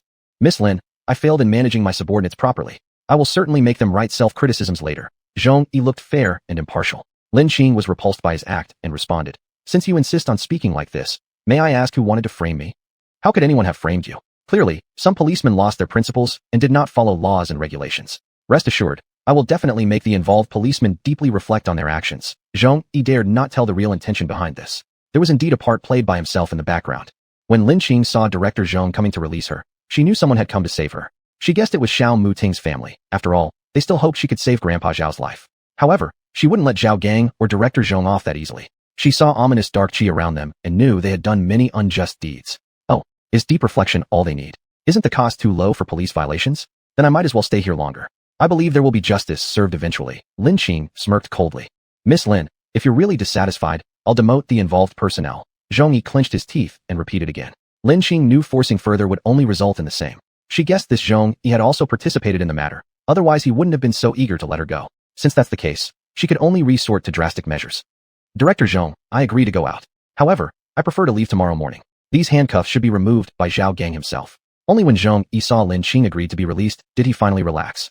As he left, Lin Qing subtly summoned a strand of Insha energy onto Zhong Yi's body unnoticed by others. Although it seemed trivial, this strand would bring him persistent misfortune, cause setbacks in everything, and induce hallucinations. After Wang Ming communicated via phone with Zhong Yi, he then called Wang Minger. Wang Minger was thrilled to hear that Lin Qing was about to die or go insane. After finishing her bath and just preparing for bed, the phone rang. She picked it up and wondered aloud. "It's so late. Why is my father calling me now? Hey Dad, why aren't you asleep yet?" Wang Minger cooed affectionately as soon as she answered the call. "Oomph, Wang Minger, look what you've done." Wang Ming scolded. "Dad, what's wrong? What did I do?" "You're scolding me like this," Wang Minger said pitifully. "You stop hiding things from me. I already know everything. You actually used my name to target a young girl named Lin Qing. Do you realize she has some important connections? Why did you do this?" "Dad, she doesn't have any significant background. She's just a girl from the countryside. How dare she try to tempt Xiao Gu when he clearly favored her differently?" Wang Minger responded indifferently. "What do you mean by tempt?" This time, Commander Chu himself called me to intercede, claiming that Lin Qing was a friend of his nephew. Though Wang Minger was surprised, she still replied, "Dad, you and Commander Chu are not even in the same political circle, so there's no need to fear him." "That's where you're mistaken. I'm not worried about Commander Chu per se, but the connections of the Chu family. Someone from their direct line holds an influential position at the central government level. Furthermore, Xiao Mudong also favors her. If this matter isn't handled properly, my political career could be jeopardized." "How serious could it be?" Wang Minger asked, astonished. If her father's political path faced trouble, then her chances with Xiao Mudong would vanish completely. "Now listen carefully. I've already had Lin Qing released. You must return immediately to Zhongzhou City, and under no circumstances are you allowed to do anything similar ever again," Wang Ming said sternly. "Dad, can I not go back? I promise to behave from now on," Wang Minger said reluctantly, though disappointed at not having succeeded in tormenting Lin Qing. She understood priorities well enough. "Daughter, chasing a man isn't done this way. Men are like sand in your hand. The tighter you grip, the faster they slip away. If Xiao Mudong found out about your actions, then any chance you had with him would be utterly lost forever. Come back obediently, and we will help you figure it out when you return home." Ultimately, convinced by her father's reasoning, Wang Minger returned to Zhongzhou City. Chapter 038, Lin Qing's Revenge. After a night of cultivation, Lin Qing found that one night's worth of training equated to 2 months of normal practice. It seemed she should try to find more energy substances in the future, but she also knew that this kind of opportunity was rare. At 8 a.m. on October 14, 2005, Lin Qing was sitting early in the interrogation room resting. At that moment, Xiao Muting and Zhou Linger had rushed over during the night, along with Xiao Wenxuan's secretary Zhao Qian. Zhao Gang was thinking, as the deputy director position at the bureau had become vacant, and after helping the director with this matter, he believed that the position would soon be his. With a bright smile, he entered the interrogation room. Upon seeing Lin Qing still sitting there, He was surprised and said, "How are you here? How did you get out of the hell room?" Lin Xing smirked coldly and replied, "Of course it was your director who had me released." "How could that be?" "The director told me." Zhao Gang began. Before Zhao Gang could finish his sentence, Zhongyi arrived and interrupted by saying, "I ordered you to immediately unlock Miss Lin's handcuffs." "But," Zhao Gang questioned. "There is no but. Hurry up and do it. Are you defying my orders now?" Zhongyi threatened while glaring at Zhao Gang. After returning home yesterday, he kept having nightmares about the people he'd killed demanding retribution. This morning, he was nearly exposed by Zhao Gang, causing him immense anger. "Yes, director, I'll do it right away," said Zhao Gang. Although he didn't understand why the situation had changed, he recognized the current dynamics. As Zhao Gang moved next to Lin Xing smiled wickedly and said, "Zhao Captain, I told you yesterday, it's easy to put on the handcuffs, but removing them isn't so simple. What do you want me to do?" Zhao Gang replied indignantly, "You should sincerely apologize to me for breaking the law, acting improperly, and being unfit as a police officer. Isn't that a bit excessive?" Zhao Gang snapped angrily. "Director Zhong, it seems some people haven't realized their mistakes yet." Lin Xing chuckled and looked at Zhongyi. "Zhao Gang, this issue originated from your misconduct. If Miss Lin asks for an apology, you'd better give her one. Reflect deeply on your errors." Zhongyi spoke pompously. I know the law but commit crimes, behave improperly, and don't deserve to be a policeman." Zhao Gang gritted his teeth and admitted. "All right, you can help me take off these handcuffs now," Lin Xing said. Once Lin Xing's handcuffs were removed, she immediately channeled a stream of yin energy onto Zhao Gang. At this point, Xiao Muting, Zhou Linger, and Zhao Qian all arrived in the interrogation room. Seeing Lin Xing was fine, they finally felt relieved. Lin Xing then said, "Director Zhong, if you said you'd demote Captain Zhao, you shouldn't back out now. Since Captain Zhao has acknowledged his wrongdoings, I will forgive him." Zhongyi, looking at Zhao Qian and others present, reluctantly agreed. "Of course, he deserves a demotion. Such a person truly disgraces our police force." Had he been more observant, he would have noticed Zhao Gang's red eyes and furious look directed at him. But unfortunately, under the torment of yin energy, his mental clarity was shaken, losing his usual acumen. "Zhongyi, you're full of crap. It was you who ordered me to capture Lin Xing, to secretly oppose her. Now why are all the faults mine?" Zhao Gang, completely losing his composure, roared like an angered bull. "Zhong Gang, don't talk nonsense. Who gave you the guts to accuse me?" Zhongyi fumed, surprised that Zhao Gang would betray him. Zhao Gang wasn't usually impulsive. Otherwise, Zhongyi wouldn't have trusted him with so many covert operations.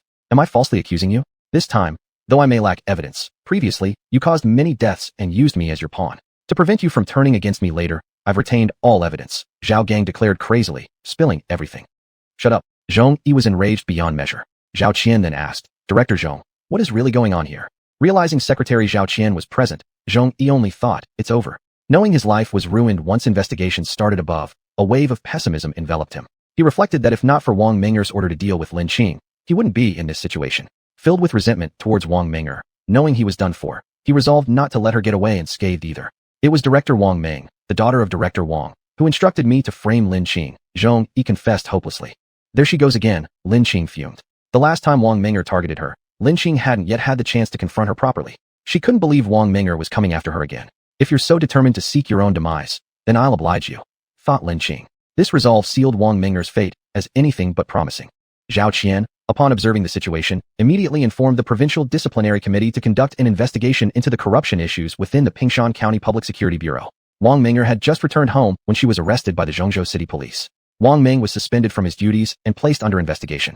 When Lin Xing returned to school, it once again caused a stir because she was the only student in the school who had been taken away by the police. Many people thought she would get into trouble, but unexpectedly, she returned unscathed. Lu Yuan, seeing Lin Xing's return, joyfully asked, "Lin Xing, you're back? Are you out of trouble? Did you suffer at the police station?" Feeling the warmth in this concern, Lin Xing smiled and said, "Of course I'm fine. Someone was framing me, but eventually, the truth was revealed, so I was released without guilt." Seeing that Lin Xing was safe, Lu Yuan regained her cheerful personality and curiously asked, "I heard that prisons are terrifying. Many criminals associated with the underworld are locked up there. Is it true?" Lin Xing laughed lightly and said, "There should be some who are involved with the underworld. Did you encounter them? Were you bullied? In novels, it's often written that prisoners inside are bullied by some big sisters.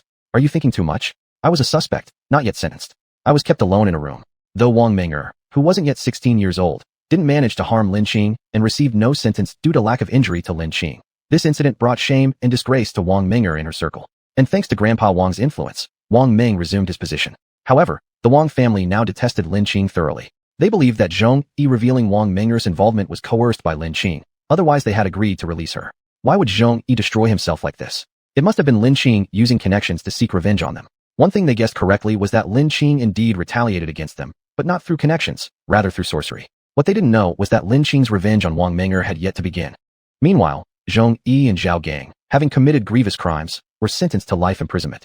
Xiao Wenxuan also used their case as an example of corruption during government meetings. Zhong Hui, due to her father's actions, became the talk of the town at school. Eventually, unable to bear it, she changed her name, followed her mother, and moved to another city to live. But Lin Qing's revenge was not over yet. While Zhong Yi and Zhao Gang were sentenced for their heinous acts, Lin Qing still intended to use magical arts to exact further retribution on the Wang family. Chapter 039, An Irritating Woman. After the previous commotion had passed, Lin Qing returned to campus. Students are easily influenced beings. No matter how wild the rumors were before, now that they saw Lin Qing return safely and attend class as usual, the rumors naturally disappeared on their own. At noon on October 19, 2005, Lin Qing, Zhou Linger, and Xiao Muting were having lunch in the cafeteria when Lin Qing's phone rang. Hello, may I ask who's calling? Lin Qing answered without looking at the phone number. What? Can't you recognize my voice? It's me, Huang Ju, known as the Sloppy Taoist. The Sloppy Taoist chuckled. Taoist Huang, is there something you need from me? In 3 days, the Metaphysics Exchange meeting will be held at Wanlu Villa in Sioux City. Give me a call when you arrive. After saying this, the Sloppy Taoist hung up. Master, is there something happening? Zhou Linger asked curiously. This weekend, there will be a Metaphysics Exchange meeting in Sioux City. You can come with me and gain some knowledge, Lin Qing said. All right, Zhou Linger cheerfully agreed. She knew that going out with her master would let her see many new and interesting things, greatly broadening her horizons. Metaphysics Exchange meeting? Can I join too? Xiao Muting asked with great curiosity. Go? Why would someone from the martial arts circle want to meddle in our Taoist affairs? Zhou Linger teased. Why can't I be curious? Mostly, following Lin Qing greatly enhances my understanding, Xiao Muting said while touching his nose. In fact, he also wanted to witness the marvelous aspects of the Taoist practitioners. Well, if you really want to go, I'll just get an extra spot then, Lin Qing smiled. She was always good to friends, and Xiao Muting's help during the last prison incident had already made Lin Qing regard him as a friend. In these 2 days, Lin Qing prepared for any possible situations by painting many second-tier spirit talismans, such as 5 Thunder Talisman, Diamond Talisman, Fireball Talisman, Water Snake Talisman, etc., and she painted about 10 or more of each type. Of course, she also drew some first-tier talismans for trading. Second-tier spirit talismans were her life-saving techniques, but what people commonly used were first-tier talismans, like Peace Talisman, Neutralize Malevolence Talisman, Guard Home Talisman, Exorcise Ghost Talisman, etc. Before long, it was Friday evening, and the 3 of them bought hard sleeper tickets from Pingshan County to Sioux City. From Pingshan County to Sioux City, only train tickets and bus tickets were available, and Xiao Muting didn't want the driver to follow along, so he chose to take the train with Lin Qing. This could be considered their first time taking the train. Lin Qing and Zhou Linger hadn't traveled far before, and thus hadn't taken trains, and Xiao Muting was always chauffeured for short trips and took planes for long journeys, so he never experienced taking the train either. After reaching the train station, the 3 found out how to board the train after asking around. While waiting in the train station lounge, Zhou Linger remarked, Who knew you needed to buy tickets in advance for trains? I thought it was like buses where you buy tickets on board or pay cash. As soon as she finished speaking, a fashionably dressed girl of the same age next to her mocked, Clueless bumpkin. Zhou Linger angrily asked, Are you calling me a bumpkin? I mean, I'm not talking about you. The fashionable girl immediately turned and saw Xiao Muting standing with Lin Qing and Zhou Linger, and her eyes lit up instantly. Humph. Zhou Linger saw the girl's fanatical look and showed disdain. Hi, my name is Fan Xianxian. I'm from Sioux City, visiting relatives in Pingshan County. Where are you heading? She was clearly looking straight at Xiao Muting while speaking, and from her tone, one could tell that as a person from Sioux City, she was quite proud because Sioux City was relatively developed as a second-tier city, and being near the magic capital further increased its fame. Hello, we're also going to Sioux City, Xiao Muting replied indifferently. Not answering someone's question seemed impolite to him, but his excellent upbringing wouldn't allow him to ignore others outright. Fan Xianxian happily said, That's so coincidental. Are you going to Sioux City for sightseeing? If so, I can be your tour guide once we reach Sioux City. Zhou Linger looked at the way Fan Xianxian stared at Xiao Muting like a bee seeing a flower and sarcastically said, What coincidence? Everyone in this waiting room is probably going to Sioux City, right? Besides, we already have someone to meet us in Sioux City, so no need for your trouble. Through multiple interactions, Zhou Linger knew that Xiao Muting had feelings for Master Lin Qing.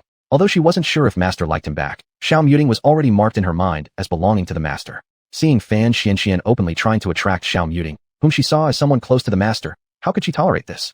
Fan Xianxian whined, You? How could you be so uncouth? I was kindly offering to help you, and you act like this.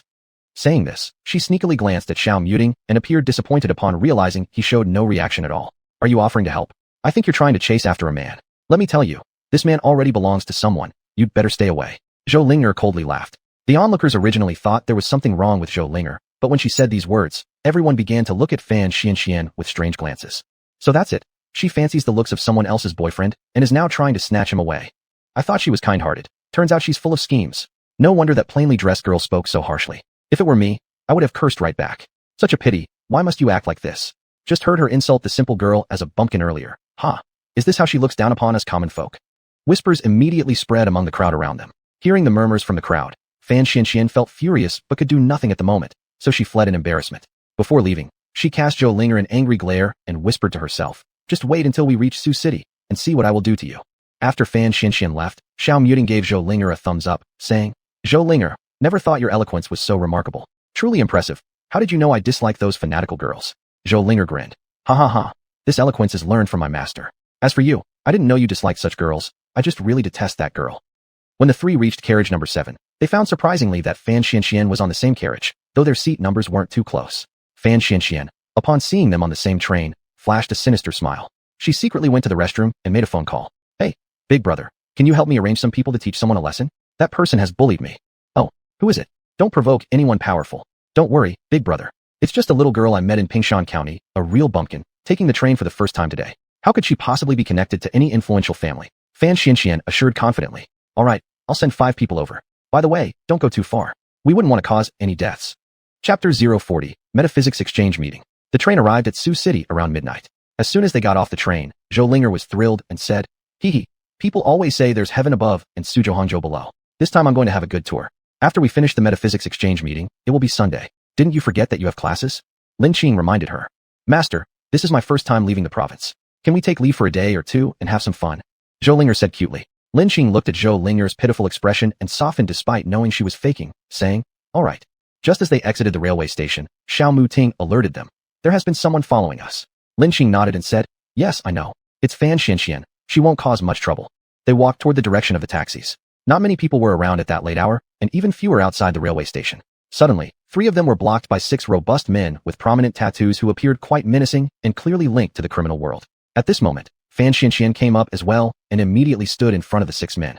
She proudly said, "Hick, there are some people in society you shouldn't offend. Today, I'm going to give you a lesson. Handsome guy, be my boyfriend.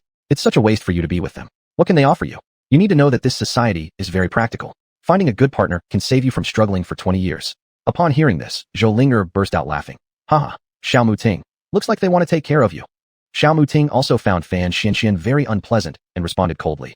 "You certainly don't have the ability to save me from struggling for 20 years.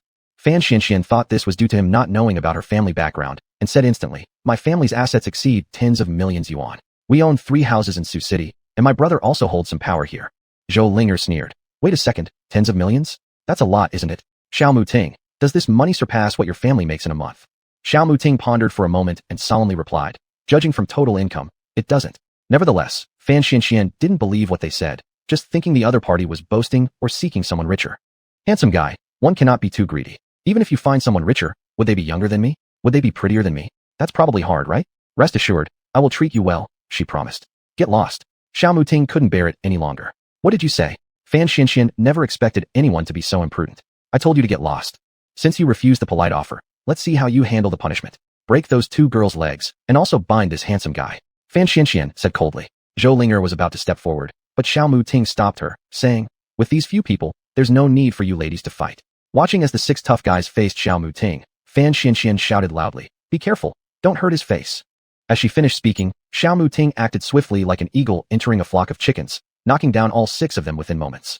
Without even looking at Fan Xianxian, Xiao Muting simply said, "Let's go." Seeing Xiao Muting's back disappear into the night, Fan Xianxian stared with admiration and muttered, "So handsome. I must get him." She turned around and glared angrily at the 6 men sprawled on the ground. What useless idiots, wasting all that muscle for nothing. About an hour later, they arrived at Wanlu Manor, where Lin Qing called Taoist laziness. "Brother Lin, have you arrived yet?" Taoist laziness asked. "Brother Huang, I've already reached the gate of Wanlu Manor. Please wait a moment, I'll be right there." About 10 minutes later, Taoist laziness arrived at the entrance of Wanlu Manor. Upon seeing the 2 beside Lin Qing, he could not help but ask, "Who are these 2? "This is Zhou Linger, my apprentice, and this is Xiao Muting, my friend," Lin Qing introduced them. Truly unexpected, Brother Lin is still young and yet already has disciples. In reality, Taoist laziness thought to himself, the Tao sect is really lacking talents. Otherwise, how could someone so young possess great abilities to have taken on apprentices already? At this point, he firmly believed inside that the Tao sect was just an unimaginably small sect. "Brother Huang, could you help acquire 2 more admission tickets? I'd like to bring them along to experience it," Lin Qing asked. "That's no problem. Let me take you all to rest at the Wanlu Hotel first. This is actually a welfare sponsored by Wanlu Group for the Metaphysical Society. If you're willing, I could recommend you to join the Metaphysical Society, which would facilitate exchanges among peers, promoting common progress." "Then thank you very much, Master." Lin Qing expressed gratitude. The Wanlu Hotel was located within the Wanlu Manor. The Wanlu Manor was essentially a private resort paradise, with beautiful scenery and all kinds of recreational facilities. The next morning, the three got up early. After having breakfast provided by the hotel, they went to the venue of the Metaphysics Exchange meeting with Taoist Laziness. Taoist Laziness introduced. This morning is mainly about literary contests, while this afternoon will be physical contests. What are literary contests and physical contests? The Metaphysics Exchange meeting is also a competition for knowledge and skills in metaphysics. A literary contest primarily involves a competition in the 5 arts of metaphysics, seals. A physical contest focuses on the art of mountain. The so-called seals generally include 5 types: seal reading, name reading, human reading, house reading, tomb reading. Seal reading involves observing people's seals to determine their fate. Name reading is analyzing one's name or store name through 5 grid methods and combining it with divination principles to deduce good or bad outcomes. Human reading splits into face reading and palm reading. House reading pertains to assessing the feng shui of residential properties, and tomb reading is about the feng shui of burial sites. The so-called mountain refers to refining both the body and spirit using bait, foundation laying, metaphysical classics, boxing techniques, talismanic spells, etc. Simply put, it's a magical skill competition. It is said that the winner of the literary contest will receive a magical tool, while the first place finisher in the physical contest will receive a divine herb. What are the other 3 of the 5 arts? Zhou Linger asked curiously. Seeing that Zhou Linger didn't even know the 5 arts of metaphysics, Taoist Laziness was a bit surprised, but still patiently explained them to the 3. The remaining 3 are the art of medicine, the art of destiny, and the art of divination. The art of medicine utilizes prescriptions, acupuncture, and spiritual treatment for cultivation and healing. However, what remains now are only prescriptions and acupuncture, as the spiritual treatment has long been lost. The art of destiny involves reasoning out one's fate, thereby achieving good fortune and avoiding misfortune. But there are very few people in the metaphysical world who can do this. Those who can generally won't perform divinations for others, fearing retribution from heaven. Otherwise, how could there be talk of lacking completeness? The art of divination includes 3 parts: prediction, selecting auspicious dates, and measuring the situation. Chapter 041, Scholarly Duel and Martial Duel. After hearing the unkempt Taoist's explanation, Lin Qing guessed that metaphysics had evolved from cultivation techniques. With Earth's deteriorating environment making it less suitable for cultivators to survive, it was normal for people to adapt to their surroundings. Brother Lin, are you interested in participating? All the participants this time are from the younger generation, all under the age of 30. Winning isn't the main point. The focus is on learning, asked the unkempt Taoist. This scholarly duel is not my forte, so I'll pass on that one, but I could join the martial duel. Lin Qing was quite covetous of the divine herb promised as the first prize, although she didn't know what kind of medicine it was. Linger, sign up for the martial duel too. You've never fought anyone since you began your cultivation, but the path of cultivation is like rowing upstream. A lot of dangers will arise ahead. Therefore, we mustn't confine ourselves. We need to continually gain experience by fighting others. Yes, master, Zhou Linger replied excitedly. Brother Lin, it turns out you're skilled in mountain techniques. One shouldn't judge a book by its cover, exclaimed the unkempt Taoist in surprise. After all, among practitioners of metaphysics, those proficient in the mystical mountain arts were exceedingly rare, less than 1%. Mountain techniques, known as transcendence methods in Taoism, or Xian techniques, were the most mysterious and difficult to master. Just as the unkempt Taoist finished speaking, the scholarly duel commenced. A silver-haired old man and 2 gray-haired elders stood up front, posing questions. The unkempt Taoist quietly introduced them. The eldest is Liu Chongxing, the president of our Metaphysics Association. The other 2 are Ouyang Zheng, our vice president, and Shen Wanchen, our honorary president. The scholarly duel went through 3 rounds of testing. In the first round, contestants evaluated feng shui for burial sites. On a large screen, 10 diagrams were projected, requiring participants to choose the one with the best and worst feng shui, with reasons provided. Each contestant received a piece of paper for answering. In the second round, they judged feng shui for living quarters. 3 diagrams appeared on the screen along with some information. Contestants were tasked with identifying which feng shui layout each represented, providing explanations. For the third round, volunteers participated in physiognomy tests. Every feng shui master had to predict their fortunes and record the results. Ultimately, a man named Qin Guan, around 25 years old, claimed first place in the scholarly duel and received his award, a primary-level magical artifact, which brought him great joy. Apparently, even securing such an artifact in this society wasn't easy. Having observed these 3 rounds, both Zhou Linger and Xiao Muting gained tremendous insights. Xiao Muting had always assumed fortune-telling was deceptive, but now he held a much more favorable view of the feng shui masters. Not just them, Lin Qing also felt enriched. She hadn't expected how even lesser cultivation techniques had developed into numerous intricate methods, though they weren't particularly useful for her. However, for many ordinary people in society, metaphysics remained highly practical. Let's not mention traditional Chinese medicine, which is widely applied. Even just considering feng shui alone, it remains very popular in the circles of the wealthy. Soon came the afternoon session for the martial duel, where both Lin Qing and Zhou Linger had signed up. At registration, a middle-aged man registering names took note of their appearance and asked in surprise, "How old are you 2 young Taoists?" "We're 15, said Zhou Linger. "I think you 2 should reconsider." A martial duel isn't like a scholarly one. It's easy to get hurt.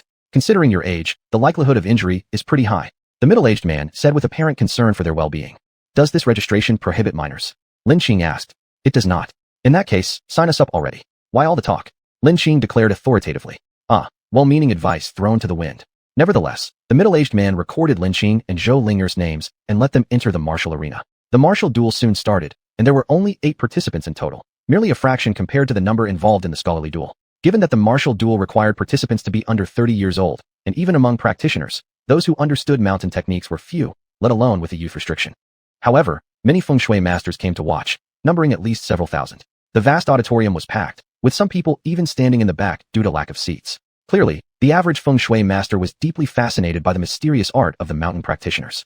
The martial duel consisted of 3 elimination rounds, 8-4, 4-2, and finally 2-1. After drawing lots, Zhou Linger and Lin were scheduled for the first and fourth matches respectively in the first round.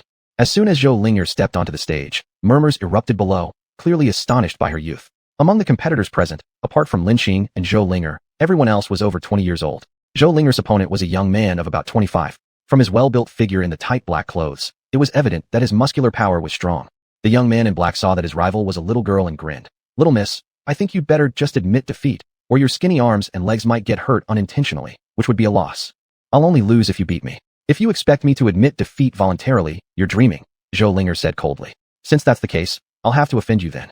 With those words, the young man in black stopped talking and immediately launched an attack on Zhou Ling. When his fist was still a foot away from Zhou Linger, her small hand reached toward his big one. It's over.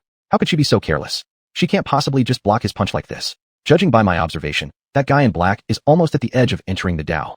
The unkempt Taoist analyzed. There's no need to worry, keep watching. Lin replied calmly. After the 2 punches collided, it wasn't the petite Zhou Linger who fell back, but the muscular young man in black. Luckily, he hadn't used all his strength. Otherwise, it wouldn't have been as simple as retreating a few steps.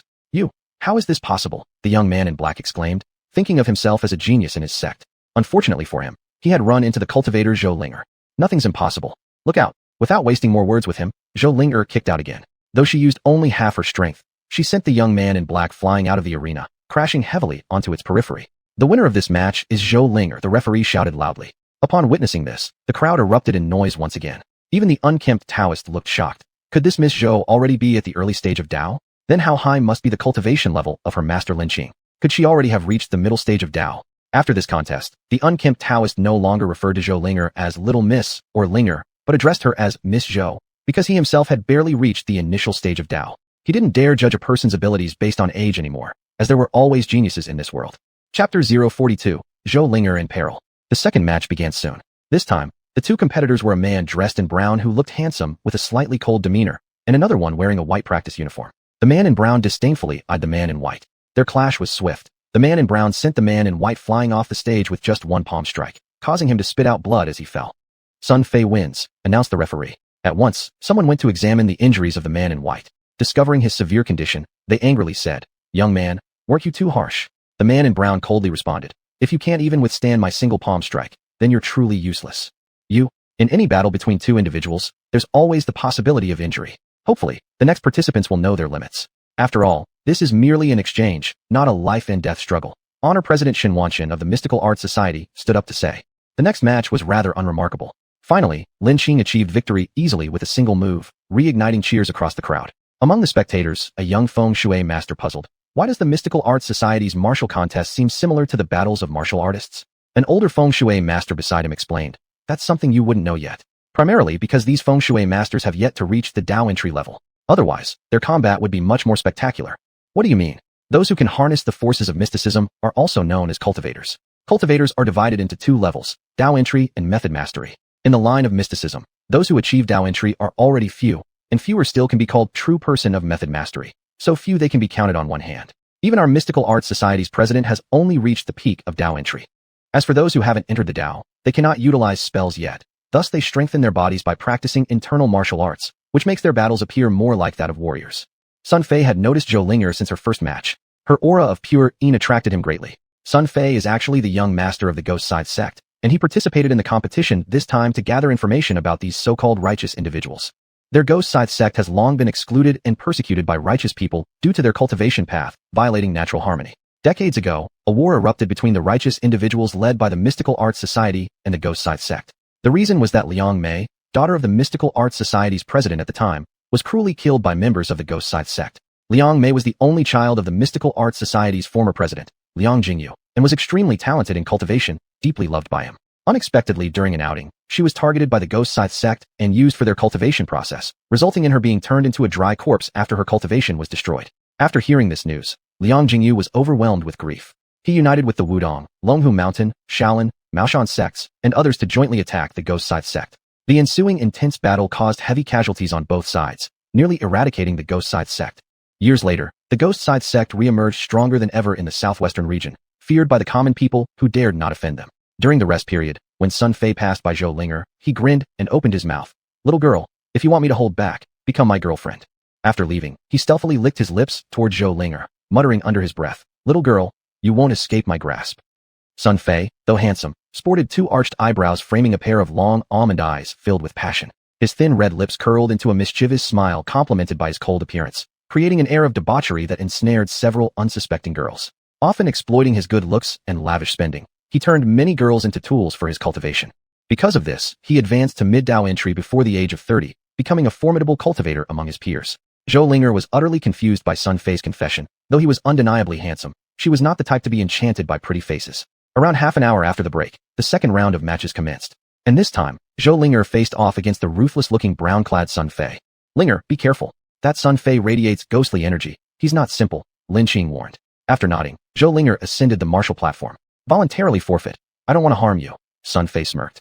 "You're dreaming. It's hard to tell who's stronger and who's weaker." From the start, Zhou Linger maintained a guarded stance towards Sun Fei. Though her observational skills didn't match Lin Qing's, her intuition told her Sun Fei was dangerous. "Since you prefer punishment over courtesy, let me teach you a good lesson," Sun Fei chuckled coldly, sure the little thing needed some discipline to follow. No sooner had Sun Fei finished speaking than he hurled a powerful palm strike at Zhou Linger. She retaliated with all her strength. Within a few short minutes, dozens of exchanges took place. "Ha ha, little girl. I didn't expect you to be quite capable." Sun Fei was extremely excited. He hadn't anticipated that Zhou Linger would not be inferior to him in close combat. As he stared at Zhou Linger like a wolf eyeing a piece of meat, he thought to himself, "This Zhou Linger is so young but already possesses such power. Moreover, she exudes an intense pure yin energy. If I use her for cultivation, I can soon break through into the later or even peak stages of Dao entry, attaining top-tier strength among cultivators." After dozens of rounds of fighting, both were panting heavily. Sun Fei realized he couldn't beat Zhou Ling even with all his strength. He murmured, "It seems I have no choice but to reveal my true identity."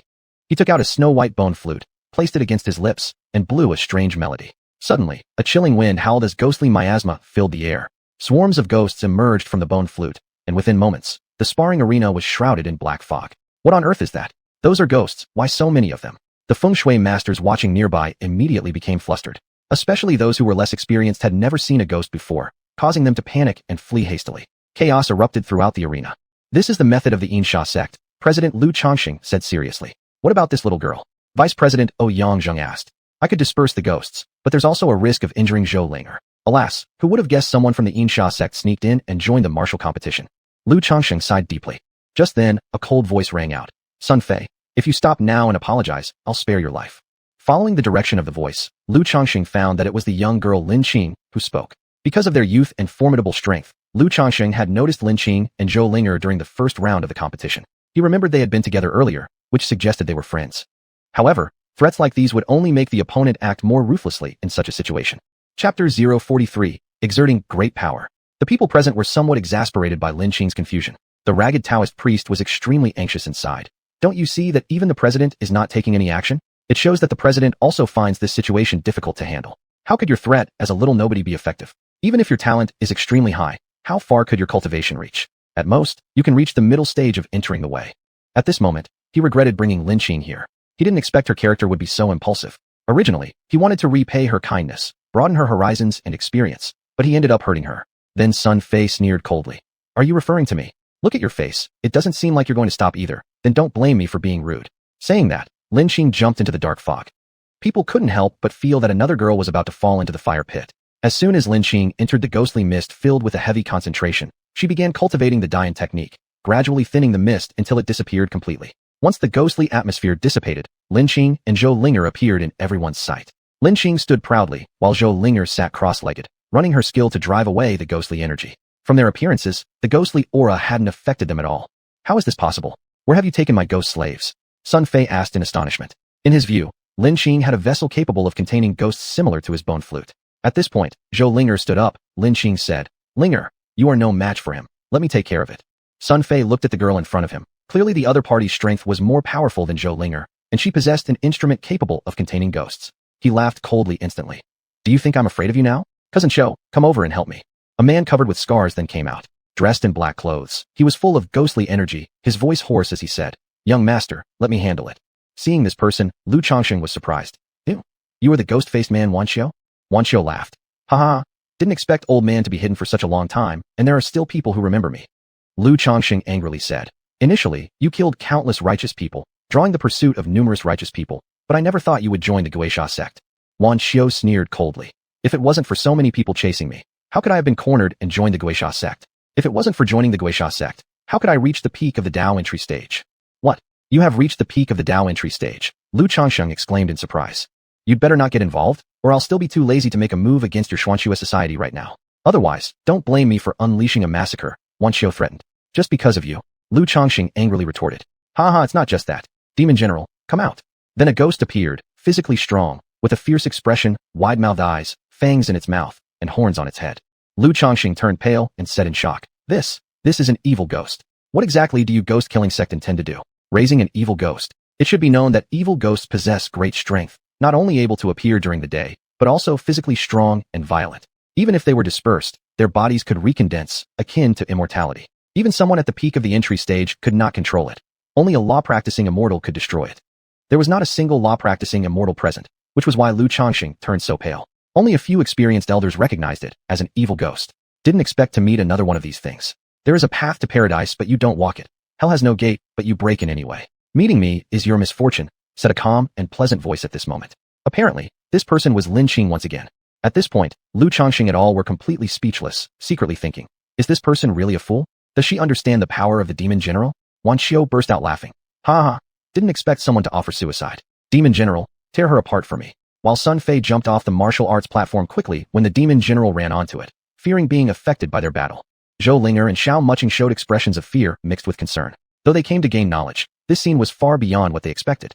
Even though they knew Lin Qing was strong, this was still an evil ghost, an invincible giant in legends. In the midst of their worries, Lin Qing quickly threw 5 thunder charms towards the approaching evil ghost. These charms surrounded the evil ghost from 5 directions: metal, wood, water, fire, earth. Then Lin Qing shouted loudly, "Thunderous strike." The 5 thunder charms immediately emitted brilliant golden light. A large amount of clouds rapidly condensed above the martial arts hall, accompanied by 5 dazzling lightning bolts. Huge roar, 5 thunderous sounds rang out. Instantly, the 5 lightning bolts shot quickly toward the evil ghost. After a few seconds, the martial arts hall was scorched black, and the previously large figure of the evil ghost had disappeared. "You are a cultivation practitioner of the law," Wan Xiu exclaimed in terror, and immediately tried to escape. At this moment, he was terrified of Lin Qing, who appeared like a heavenly deity wielding thunder and lightning. He clearly knew the strength of ghost generals. Even he couldn't handle a ghost general? When he first encountered the ghost general, it was just a ghost filled with resentment. But even then, its power was already very strong, able to match him. He and the ghost general weren't in a master-servant relationship, but an equal partnership. The ghost general agreed to cooperate with him because he had a high-grade magic tool that could nourish the ghost's soul energy. The ghost general also used his magic tool to enhance its combatability, reaching the level of an evil ghost. Lu Changsheng, upon seeing Lin Qing deal with the evil ghost, was incredibly shocked. However, he understood what was urgent, quickly stopping Wan Xiu, and they began fighting using their magical abilities. Lin Qing focused her attention on Sun Fei. Seeing himself at a disadvantage, Sun Fei threatened, "Dare you touch me? I am the heir of the Guisha sect. If you don't want to be chased by the Guisha sect, let me go, and I will not take this matter into account." Although Sun Fei said this, inside he thought, "Now that I'm at a disadvantage, I have no choice but to submit. Once I have an opportunity, I will surely seek revenge. After all, I am someone who does not forgive easily." Lin Qing sneered coldly. "Why would I not dare? I've already told you that if you had begged for mercy from me initially, I could have spared your life like a dog's. But since you didn't, do you think I speak without meaning?" As she spoke, Lin Qing attacked Sun Fei. Seizing an unguarded moment from Zhou Linger, Sun Fei grabbed her neck and held her hostage, trying to use her as leverage. "Since you refuse to die swiftly, don't blame me for making you wish you were dead but unable to die." Saying this, Lin Qing's mental force instantly invaded Sun Fei's spiritual awareness. Everyone only saw Lin Qing glaring at Sun Fei, without any apparent movement, but Sun Fei released Zhou Linger immediately, clutching his head and howling in pain. In the end, Unable to bear the agony, he forcefully struck his head against objects, until his head cracked open and brain fluid leaked out. Only then did he stop moving, lying motionless on the ground. Chapter 044, One Battle, a Maid Name. Lin Qing looked at Sun Fei, who was no longer moving. With a grab, she pulled out his soul, and the flames coalesced in her hands as she began to roast Sun Fei's soul. Sun Fei's soul writhed continuously in her hand. Although others could not hear his screams, everyone could feel his pain. Before long, Sun Fei's soul disappeared entirely, disintegrated into nothingness. Lin Qing's Dan fire was no ordinary Dan fire, it was Yeet fire.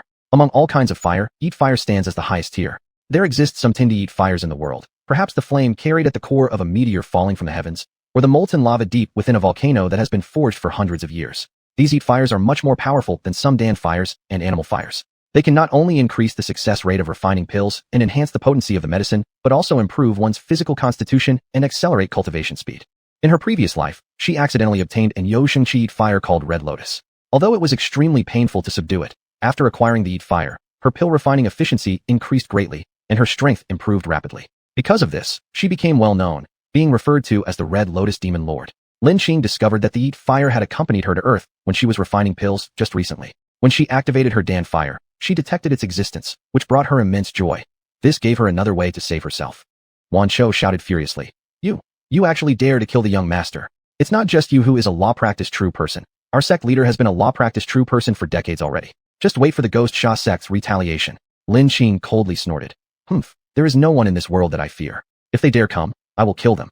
As she spoke, she flicked a cluster of deep red, alluring flames towards Wan Chou. Seeing this small flame, Wan Chou revealed a look of disdain. He conjured up a black mist barrier with his hand and sneered. Just this little flame? What can you do to me? You really underestimate me. The moment his words ended, the flame pierced through the black mist barrier. His expression didn't change yet. Suddenly, a lotus-shaped mark appeared on his forehead, followed by him burning up entirely. Everyone could see a transparent human form struggling within the alluring flames, and just a few seconds later, Wan Chou disappeared completely. If it weren't for the ashes on the ground reminding everyone of what had just happened, they would have thought it was an illusion. Seeing this scene, Lu Changsheng muttered internally. Could it be that the flames burn souls? That's too terrifying. Once touched by those flames, one doesn't even have a chance to reincarnate. At this point, Lu Changsheng held Lin Qing in deep awe. He quickly approached, paying his respects humbly. I did not know that a true person was present. I have offended. Lu Changsheng did not believe Lin Qing was only over 10 years old. Even if one started cultivating since birth, such an age couldn't reach this level of skill. He speculated that Lin Qing must be an elder adept with eternal youth capabilities. It was rumored that once cultivation reached the law practice stage, one could reforge their body. Hence, he humbly addressed himself as her junior without hesitation. Zhou Linger asked curiously, that elder appears so old. Why does he still call himself a junior? The disheveled Taoist priest recovered from his shock and explained, in the cultivation realm, it is always respect for power that matters. Whoever is stronger is the senior. Who would have thought Lin Qing is so skilled? When that ghost showed up just now, I thought we were done for. That was truly exciting and astonishing, Xiao Muting sighed. That's right, didn't you see who my master is? Zhou Linger said proudly. Lin Qing asked. Then, should this martial contest continue? Lu Changsheng replied. With your presence here, who would dare to challenge you? Am I that old? Lin Qing asked curiously. Not at all, lady true person, you're very young, Lu Changsheng said hastily. And the prize this time? Of course it belongs to you. Someone, bring the sacred herb to Master Lin. The so-called sacred herb was placed inside a jade box presented before Lin Qing. As she opened it, she was pleasantly surprised to find that it was a 1,000-year-old snow lotus. The Tianshan snow lotus is a precious medicinal ingredient, containing various beneficial components for human functions. It plays an excellent role in adjusting and health maintenance for the human body. Rich in protein and amino acids, it effectively balances the body's pH levels, enhancing immunity and combating fatigue and aging. This particular Tianshan snow lotus has reached 1,000 years old. It is not only a sacred healing herb, but consuming it can also increase one's cultivation. Originally, this herb was prepared as a reward for talented individuals to help cultivate another master in the righteous path. As you can see, our current abilities compared to the Ghost Sha sect are still weak. The Ghost Sha sect is becoming increasingly rampant. A few decades ago, the Gui Sha sect was almost annihilated. It was the Xianshu Association that led the charge to exterminate the Gui Sha sect. Although there were reasons for it, the Gui Sha sect has since harbored a deep grudge against the Xianshu Association. Now that the Gui Sha sect is rising again with greatly increased strength, if they seek revenge, it will be dangerous for us in the Xianshu Association. Lu Changxing explained to Lin Qing. Lin Qing thought to herself, you are truly wasting this treasure. This 1,000-year-old snow lotus is one of the main ingredients for refining the foundation establishment pill, yet you're simply consuming it to increase your power, thus ruining such a sacred herb. Indeed, this Tianshan snow lotus had reached the level of a divine medicine, and therefore when Lin Qing saw it earlier, she couldn't help but feel immense surprise and joy.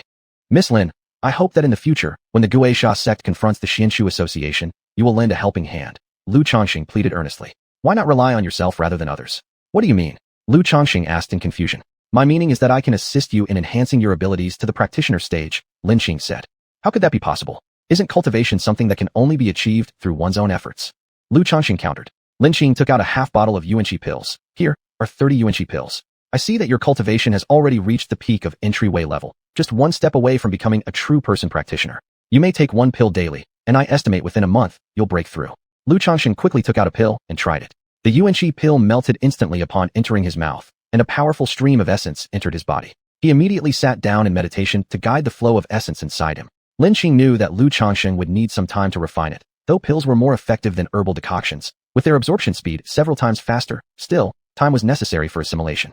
After about an hour, Lu Chongqing opened his eyes. He distinctly felt an increase in his internal essence. Looking at the bottle of pills in his hands, his eyes lit up, silently thinking, truly a miraculous drug. If I consume all these pills today, will I break through right away? Lin Qing saw through his thoughts and said aloud, given your physical constitution, you're suitable for only one pill per day before your body becomes saturated. Otherwise, you won't achieve the optimal results. Haha, I was just joking around. Thank you deeply, Miss Lin, for the gift of your pills. If there's ever anything you need, please don't hesitate to ask. Lu Chongqing responded solemnly, believing that Lin Qing giving him the pills was a life-changing favor. Chapter 45, Hosting a Banquet. At over 70 years old, Lu Chongqing had originally thought there would be no hope for a breakthrough in his cultivation. But to his surprise, Lin Qing gave him such an incredible pill, and after breaking through to the level of Xiao Fa Zhen Run, his lifespan could extend to 150 years. Was this not a favor akin to being reborn? Lu Chongqing asked. Tonight, we plan to host a banquet for you, Master Lin, inviting some influential figures so they can meet you, which will also make it more convenient for you to conduct your business. Lin Qing knew this was Lu Chongqing helping her build connections, and she couldn't help but say, thank you then, President Lu. Please, just call me Chongqing. Lu Chongqing smiled as he said. Thinking of her age from her previous life, Lin Qing smiled and said, Chongqing, may I ask what time the banquet starts tonight and where it will be held? Tell me your phone number so that once everything is arranged, I'll send someone to pick you up. You can just tell me the place and time by phone. I can go myself. There's no need to trouble anyone. Holding the 1,000-year-old snow lotus, Lin Qing walked toward her residence with Zhou Ling'er and Xiao Muting. Xiao Muting, looking at Lin Qing's retreating figure, felt a sense of loss. He finally realized just how big the gap between them was and began to understand what his grandfather meant when he spoke about the high status of grandmasters. Seeing Lin Qing's decisiveness in killing earlier, watching people around her adoringly, hearing even Lu Chongqing, who was older than her, calling her master repeatedly, Xiao Muting finally understood the exalted status of a grandmaster. Even though Lin Qing claimed not to be a grandmaster, her strength must be terrifying enough to surpass even that level. After all, how many grandmasters could control lightning and obliterate evil spirits like a heavenly deity? As night fell, the three of them arrived at the Suzhou Intercontinental Hotel, mentioned by Lu Chongqing, one of the best hotels in Suzhou. It was a landmark building on the shores of Jingji Lake, offering excellent views facing both the Ferris wheel park and Jingji Lake. Whether it was the cityscape or lakeside scenery at night, everything was stunningly beautiful. Upon reaching the hotel entrance, Lin Qing called Lu Chongqing. Since Lu Chongqing hadn't arrived yet, he instructed the other members of the Lu family to welcome the three inside. However, Lin Qing didn't like being followed around, so she told them not to trail after entering the hotel. The three, having not eaten dinner yet, went to the buffet area to enjoy their meal. Fan Xianxian followed her brother Fan Yi to the Intercontinental Hotel.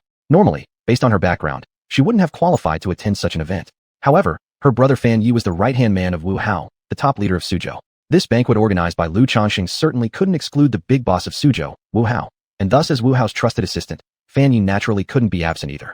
When Fan Xianxian heard her brother would attend the most elite gathering in Suzhou, she begged and pleaded to come along. This would definitely be something to brag about later. Eventually, Fan Yi reluctantly brought her since each invitation card could bring one additional guest. One of the most prominent families in Suzhou was none other than the Lu family. Because the Lu family specialized in feng shui, their status was even more unmatchable. After all, no one wanted to offend a master of feng shui. Big brother, who is hosting this banquet? Fan Xianxian curiously asked. This is the banquet hosted by the most prestigious family in Suzhou, the Lu family. Apparently, it's for a major personage, and they've invited the top clans of Suzhou to attend. Be discreet later on so you don't accidentally offend someone we shouldn't, otherwise, even I won't be able to save you, Fan Yi warned. Big brother, relax, don't you know me? How could I possibly provoke those with power? I'd still be too busy trying to flatter them, Fan Xianxian laughed and assured him. Fan Yi then left, leaving Fan Xianxian to wander alone around the banquet hall. After a while, feeling thirsty, she decided to go to the food and beverage area to get something to drink. Just as she arrived, she heard a familiar voice exclaiming, "Wow, this Australian lobster is huge. So tasty. How can you be here? What are you doing here?" Fan Xianxian was surprised. "Why can't we be here?" Zhou shot back. "You two bumpkins from Pingshan County. What place is this for you?" "This is Suzhou Intercontinental Hotel, and everyone attending this banquet is from Suzhou's wealthy and powerful elite circles. Fan Xianxian mocked them. We might not be part of Suzhou's high society, but we were genuinely invited, Lin Qing said calmly. Oh really? Then show me your invitations. Fan Xianxian didn't believe them. We don't have invitations, the host brought us in personally, Lin Qing explained. Ha ha ha, hilarious. You're saying you don't have an invitation. So does that mean you're the honored guest being celebrated tonight? Fan Xianxian scoffed. This banquet is indeed being held in my honor, Lin Qing responded coolly. Really now? You're making it up as you go along, aren't you? Did you sneak in, or what? Fan Xianxian questioned, increasingly convinced that it was possible. The Zhengchak here caught the attention of a girl, and this girl was Jiang Family, the daughter of the Jiang family, who were the owners of this magnificent grand hotel. What's all the noise about? Don't you know who is coming today? Making such a racket is completely inappropriate. Can you afford to offend our honored guests? Jiang Family scolded. Seeing that it was Jiang Family, Fan Xianxian quickly said, Sister Family, I didn't intend to make a commotion. I suspect these two girls sneaked in. Upon recognizing Fan Xianxian, Jiang Family asked, Xianxian, what evidence do you have? This time I returned from visiting relatives in Pingshan County. At the train station, I met them and found out they're from Pingshan County too. They've never even ridden a train before, and they're wearing clothes bought off a street stall. The guests at this banquet are all from prominent families. How could they possibly obtain an invitation? Fan Xianxian smiled as she told Jiang Family. Perhaps Jiang Family thought they might have some well-off relatives in Sioux City, so she politely asked, May I see your invitations? We indeed don't have any, but someone from the Liu family invited us in, Lin Qing explained. I mostly know people from the Liu family. Which one are you referring to?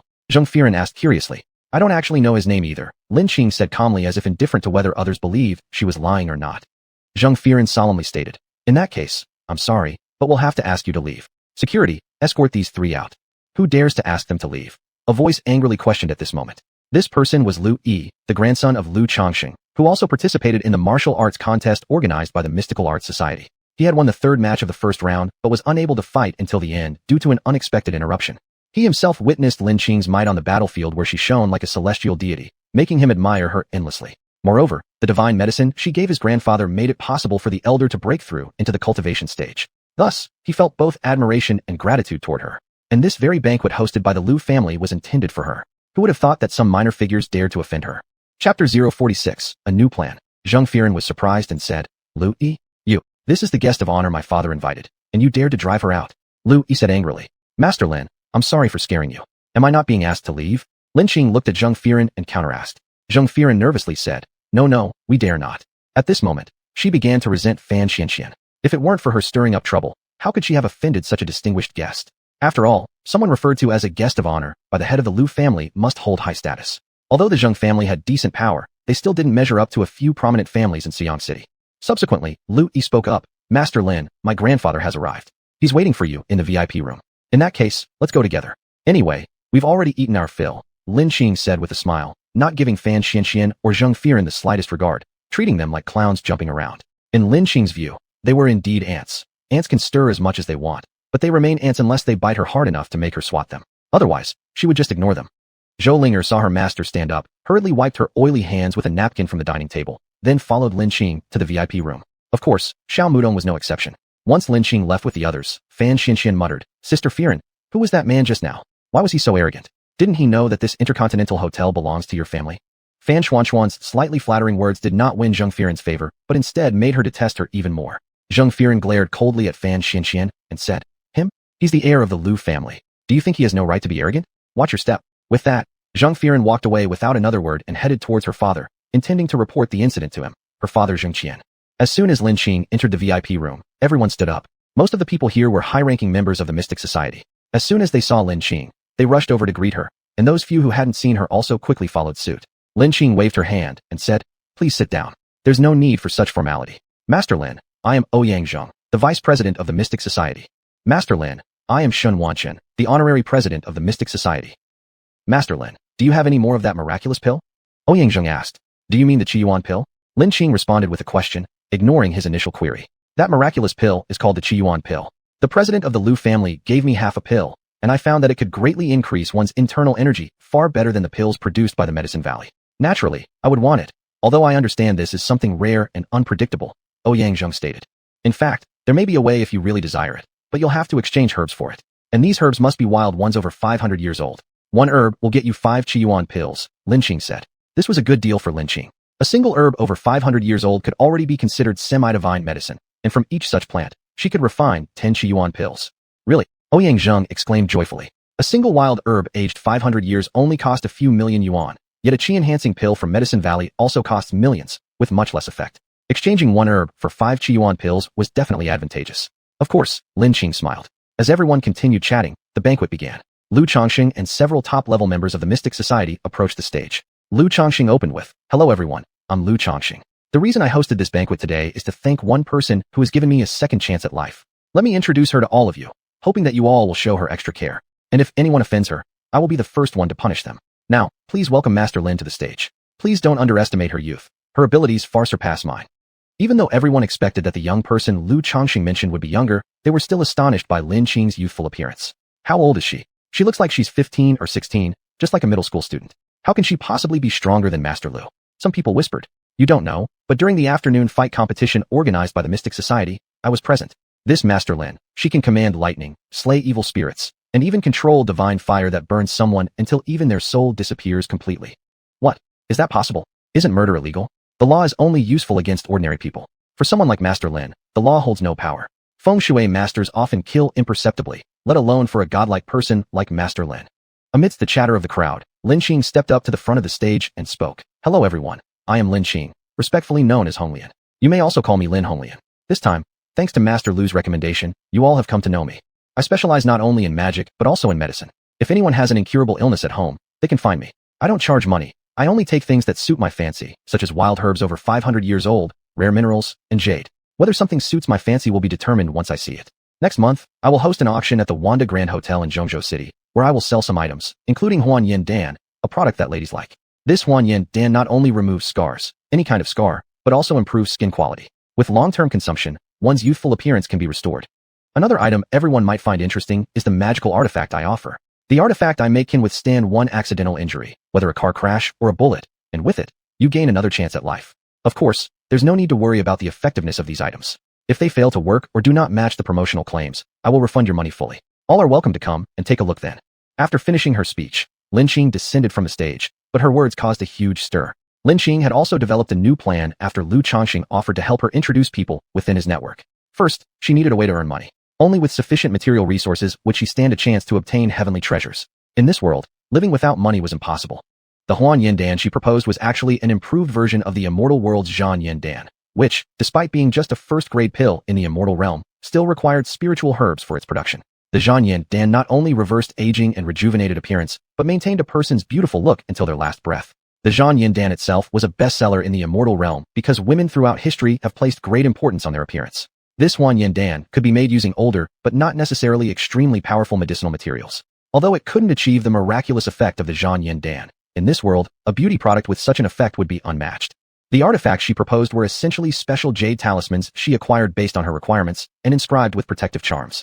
These simple defensive symbols didn't demand much effort on her part. Moreover, she couldn't rely solely on herself to search for these materials. It was time-consuming and inefficient. So, she came up with the idea of curing illnesses, especially those modern medicine cannot cure. Diseases that are trivial for cultivators can be death sentences for ordinary people. In this era, where incurable diseases frequently occur, how many families lack a relative suffering from a hard-to-treat disease? Many people with needs could become her clients. Using their networks, they could help her locate the heavenly treasures she sought. Chapter 047. The Discovery of the Void Jade Stone. After Lin Qing stepped off the stage, everyone enthusiastically approached her to toast. Lin Qing, holding a glass of orange juice, only took a symbolic sip. When she arrived at the table of Su Cheng's boss Wu Hao warmly said, "Master Lin, I would like to reserve and advance your artifact that can withstand bullets. People like them who are involved in the underworld need such life-saving artifacts the most." Lin Qing calmly replied, "Sorry, this artifact does not accept reservations. It will only be auctioned. Please come to the Marriott Hotel for the auction." Wu Hao didn't dare to appear arrogant and flatteringly responded, "I will definitely attend."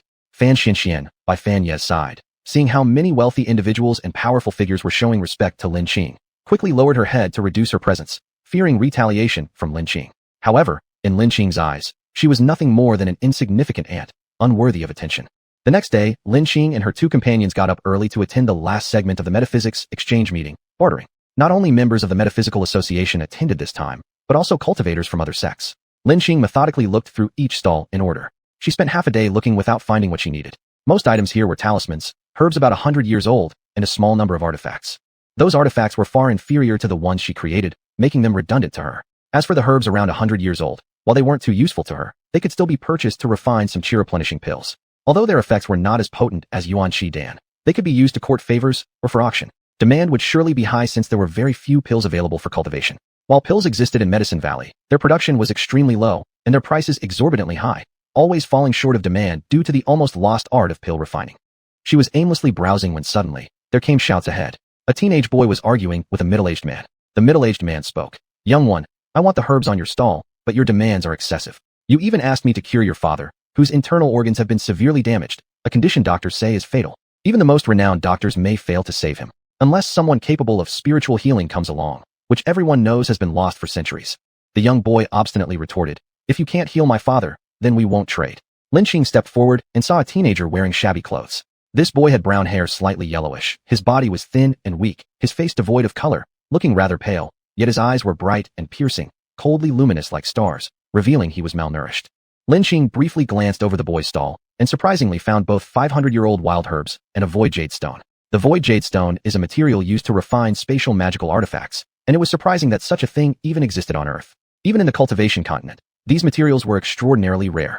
"I can heal your father, but this herb and this mineral stone must be given to me," said a clear, melodious voice resembling a songbird, which obviously belonged to Lin Qing.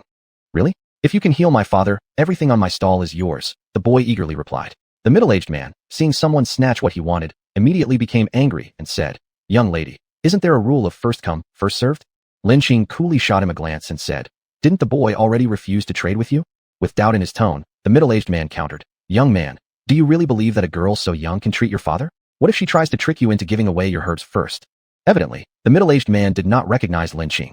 Had he known who she was, he wouldn't have said those words. He didn't recognize her, but others nearby did, including a white-robed youth from the Metaphysical Association who had personally witnessed Lin Qing's great prowess. Infuriated, the young man barked, "Shut your mouth. How dare you slander Master Lin? If you say another word, we'll expel you from the Metaphysical Society." The middle-aged man scoffed upon realizing the white-robed youth wasn't much older, saying, "You're from the Metaphysical Society? Do you represent the society?" The white-robed youth laughed and responded, "While I can't fully represent the Metaphysical Society, on this matter, our society will undoubtedly support me. Don't you all agree? This is Master Lin whom you admire, a guest of honor at the Metaphysical Society." The people around who didn't know Lin Qing instantly raised their voices after hearing she was the famed Lin Master. Of course, offending Master Lin means being enemies with the Metaphysical Society. Hearing this, the middle-aged man had no choice but to slink away. He decided that later, he would definitely investigate further. Who exactly was this Lin Master? After seeing the unimportant person leave, Lin Qing looked at the boy and said, "Now can you take me to see your father?" The boy snapped out of his shock. He had initially doubted Lin Qing's words, but seeing how much respect she received from the members of the Metaphysical Society, it was clear that she possessed real skills. Maybe there was hope for his father after all. "All right, let me pack my things, and we'll go immediately." Lin Qing briefly scanned the trading area with her spiritual awareness again and realized there was indeed nothing here she needed anymore. So she decided to set off toward the boy's home with Zhou Linger and Xiao Muting. On the way, the boy introduced himself. "My name is Li Chengfeng. I live at number 181 Alley, Sioux City." The four hailed a taxi to number 181 Alley, an old district of Sioux City. There were no skyscrapers here, only bungalows. The rundown houses stood in stark contrast to the newly built buildings not far away. As soon as Li Chengfeng opened the door, they heard violent coughs. Rushing into the house, he anxiously said, "Dad, how are you? I've brought a doctor to treat you. I've already told you not to waste your efforts. This isn't just an illness, it's damage from a failed battle affecting my internal organs. It's incurable." "Cough, cough," Li Xianjing replied. In reality, how could Li Chengfeng not know this? He simply didn't want his father to die, so he clung onto a sliver of hope and kept trying. "But Dad, maybe this time it'll work. Didn't that previous expert say there's still a bit of hope?" Li Chengfeng asked hopefully. By this point, Lin Qing had entered the room. Seeing her young appearance, Li Xianjing was certain that his son had been deceived. Someone who could cure him couldn't possibly be so young. But Li Xianjing didn't want to crush his son's hopes entirely, so he decided to let her have a look. Lin Qing felt Li Xuanjing's pulse and probed his body injuries using her spirit energy. She found copious amounts of blood stagnation within his internal organs and a malevolent force damaging his innards. No wonder the doctors had said there was no saving him. For his internal organs and lungs to endure such severe harm, yet keep him alive was truly miraculous. Of course, this was from the perspective of ordinary people. From Lin Qing's standpoint, while it might not be instantly curable, complete healing wasn't impossible. Chapter 048, Descendants of Li Chengfeng. Li Chengfeng, upon seeing Lin Qing withdraw his hand from pulse diagnosis, anxiously asked, "How is it? Can you treat him?" Lin Qing solemnly replied, "Though I cannot cure him immediately, I am certain that with time, I can definitely achieve a complete recovery. However, his internal organs are severely damaged and need urgent treatment." But Li Xianjing, after hearing Lin Qing's words, simply did not believe her, thinking the other party was merely trying to defraud him of his son's belongings, saying, "with time," was just an excuse. Although he did not want to disappoint his son, He cared even more about not being deceived, so he said, "If you say you can treat my illness, then tell me how I was injured. Why has this happened?" Lin Qing noticed the suspicion in the other person, who could help but feel young. "Although I do not know exactly how you were injured, I know there is an evil force within you devouring your internal essence and blood. Your internal organs have been largely destroyed, and at any moment, you may lose your life." Li Xianzheng was amazed that Lin Qing could discern his condition, wondering if he had truly encountered a master. To confirm his guess, he further questioned, "You claim my internal organs have been almost completely destroyed, and all people know once organs are entirely ruined, there's no hope for survival. Others may not be able to completely heal you, but that does not mean I cannot. Should I dare to say I can repair your organs?" Lin Qing confidently said, "What? Do you mean you're the successor of the spirit doctors?" Cough cough. In his mind, only the spirit doctors could accomplish such feats. Lin Qing didn't answer directly, but ordered sternly, "Leave and guard outside. I need silence to cure him. You mustn't enter unless I say so." As the three left, they helped shut the door. As soon as they left, Lin Qing immediately pulled out a yuan qi pill and gave it to Li Xianzheng to consume. She then guided spiritual energy through his body to expel the dark energy to his middle finger. With a light flick of her finger, Li Xianzheng's middle finger quickly split open, shooting out a clump of dark red blood beads. Immediately, Lin Qing ignited red lotus heterofire, burning away these evil substances instantly, without leaving a speck of dust behind. Far away in Thailand, Kumping suddenly spat out a mouthful of blood, angrily shouting, "Who broke my blood curse?" Apparently, he suffered counter-retribution from the broken curse, not only failing to break through his cultivation level, but even retreating in power. While curing him of the evil energy, I started using spiritual qi to repair Li Xianzheng's damaged organs. Plus, thanks to the recent consumption of a replenishing pill, the organ repair process sped up significantly. When Lin Qing stopped, her inner spiritual qi was nearly depleted, and she immediately swallowed a replenishing pill to restore her strength. Although Li Xianzheng's organs weren't fully recovered yet, the stasis in his blood was purged, his organs restored by more than half, and most of their functionality was regained. The moment Lin Qing opened the door, Li Chengfeng hurriedly asked, "How is my dad?" "He's fine now. Though not fully healed, at least there's no longer any risk to his life," Lin Qing said. "Thank you so much. Here are the things I promised." Saying so, he handed over everything he held to Lin Qing. Lin Qing took only the 2 items she needed and remarked, "Your father is not yet fully recovered. I'll continue treating him twice over the next couple of days, then I will leave Suzhou City. In future, your father needs more nourishing medicine. Otherwise, even if he recovers, his body will still weaken." Yes, I understand," Li Chengfeng replied. In the following 2 days, Lin Qing came regularly to treat Li Xianzheng. On the 3rd day, after treatment, as Lin Qing prepared to leave, Li Xianzheng called out, "Master Lin, please wait." Is there anything else?" Lin Qing asked. "Master Lin, I recently heard what you've done at the Xin Society. There's something I wish to ask of you." "What is it?" "Please accept Chengfeng as your disciple," Li Xianzheng pleaded. This was a decision carefully considered over the past 2 days. From the first treatment Lin Qing administered to him, he realized the greatness of her powers, his tiny yuan qi being nothing compared to hers. Afterward, he had his son inquire about her reputation and discovered she was none other than the famous Master Lin currently renowned throughout Suzhou. Only by having his son apprentice under her could he hope to revive the family. You must know, the Taoist teachings should not be easily passed down. Qualities like virtue, talent, and diligence, none can be lacking in a student. I understand. I don't expect you to agree right away. I only asked for Chengfeng to get a chance. Can you tell me why you want him to be my disciple?" Lin Qing curiously asked. "In truth, we are descendants of Li Chengfeng," Li Xianzheng confessed. "What? Are you talking about Li Chengfeng, one of the authors of the Tui Bei Tu?" Lin Qing was surprised. "Exactly," Li Xianzheng confirmed. "Speaking of the Tui Bei Tu, it is a book known to everyone. Renowned as the first strange book in Chinese prophecy, this book predicted from the Tang dynasty onward for over 2,000 years, detailing the rise and fall of China's fortunes. This work was authored by 2 famous Tang dynasty feng shui experts, Yuan Tiangang and Li Chunfeng. Originally, Emperor Taizong Li Shimin had only asked them to predict the fate of the Tang dynasty. Unexpectedly, Li Chunfeng became so engrossed in his calculations that he could not stop, until Yuan Tiangang suddenly pushed him on the back and warned, "Heaven's secrets must not be revealed any further, go back and rest." With reluctance, Li Chunfeng wrote the concluding note. "In the vast expanse of heaven, seek what lies ahead. The course of events cannot be freely determined. Tens of thousands speak endlessly, but none can surpass the moment of pushing against the back, retreating to rest." Thus, the name Tui Bei Tu was derived. The Tui Bei Tu consists of 60 images, representing 60 prophecies, 43 of which have already come true. In the world of immortals, predicting events thousands of years into the future requires at least reaching the Yuan Ying Qi. Could it be that Li Chunfeng was an immortal practitioner of the Yuan Ying Qi? Setting aside her doubts, Lin Qing looked at Li Xuanjing's earnest eyes and said, "I will give him a chance. Tonight we are going back to Zhongzhou City. You should come with us. Your health has not fully recovered." Li Xianzhong, delighted, immediately instructed Li Chengfeng to quickly pack their belongings. Lin Qing agreed because she saw parts of her former self in them. Regrettably, she had missed the chance to show filial piety. Besides, they bore the mission of revitalizing their family, just like herself. She wanted to give them an opportunity. When they said packing up and moving out, it was indeed swift. They had already been left impoverished after treating Li Xuanjing's illness. So, following Lin Qing, they embarked on the journey to Pingshan County. Chapter 049, Offending a Necromancer. On the way back, after Zhou Linger learned that Li Chengfeng might become her junior apprentice brother, she quickly became familiar with them. Zhou Linger, upon hearing that they were injured by someone, curiously asked, "Uncle Li, who left you in this condition?" Li Xianzheng sighed and said, "I can only blame myself for my inadequate skills. I lost to the Thai necromancer Kunping." What happened? The group was curious. I, Li Xianzheng, may not have inherited the legacy of the Li family, but I am still a fairly well-known feng shui master in Suzhou City. A few months ago, a customer came to see me. Apparently, he had fallen victim to necromancy. His family noticed that his personality and behavior were completely different from usual, and on crucial business decisions, his judgments differed greatly from his usual astuteness, causing significant losses to their family business. What is necromancy? Lin Qing was unfamiliar with the term.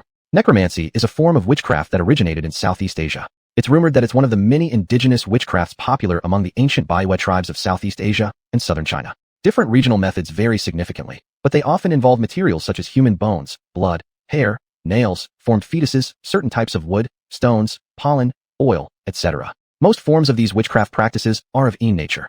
Generally, they can be divided into two kinds. One that resolves grudges or enhances feelings between people, and another that injures or kills people subtly without their awareness.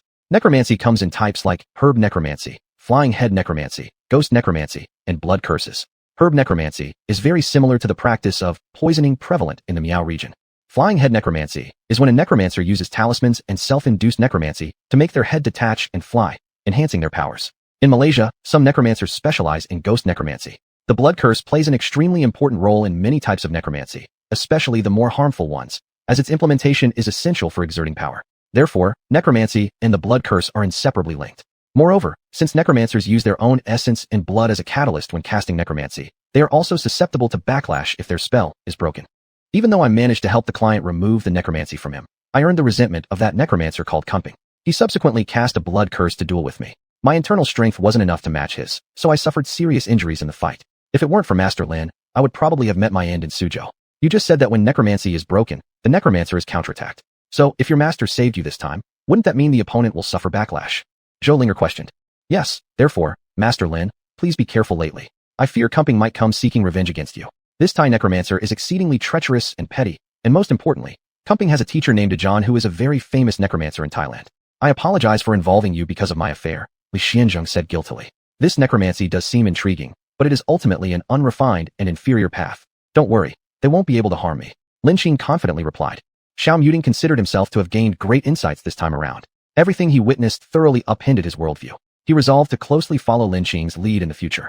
After arriving at Pingshan County, Lin Qing first rented a house near Clearwater Middle School for Li Xianzheng and his son, as she couldn't possibly have them live with her in the cave. On the second day back in Pingshan County, Xiao Muting informed Lin Qing that they had found a wild mountain ginseng root with an age of 800 years and it was still fresh. Lin Qing said, "Bring me the medicinal herbs. After I finish my classes tomorrow, I will treat Grandpa Xiao. Didn't you say before that treatment couldn't begin until 3 months later?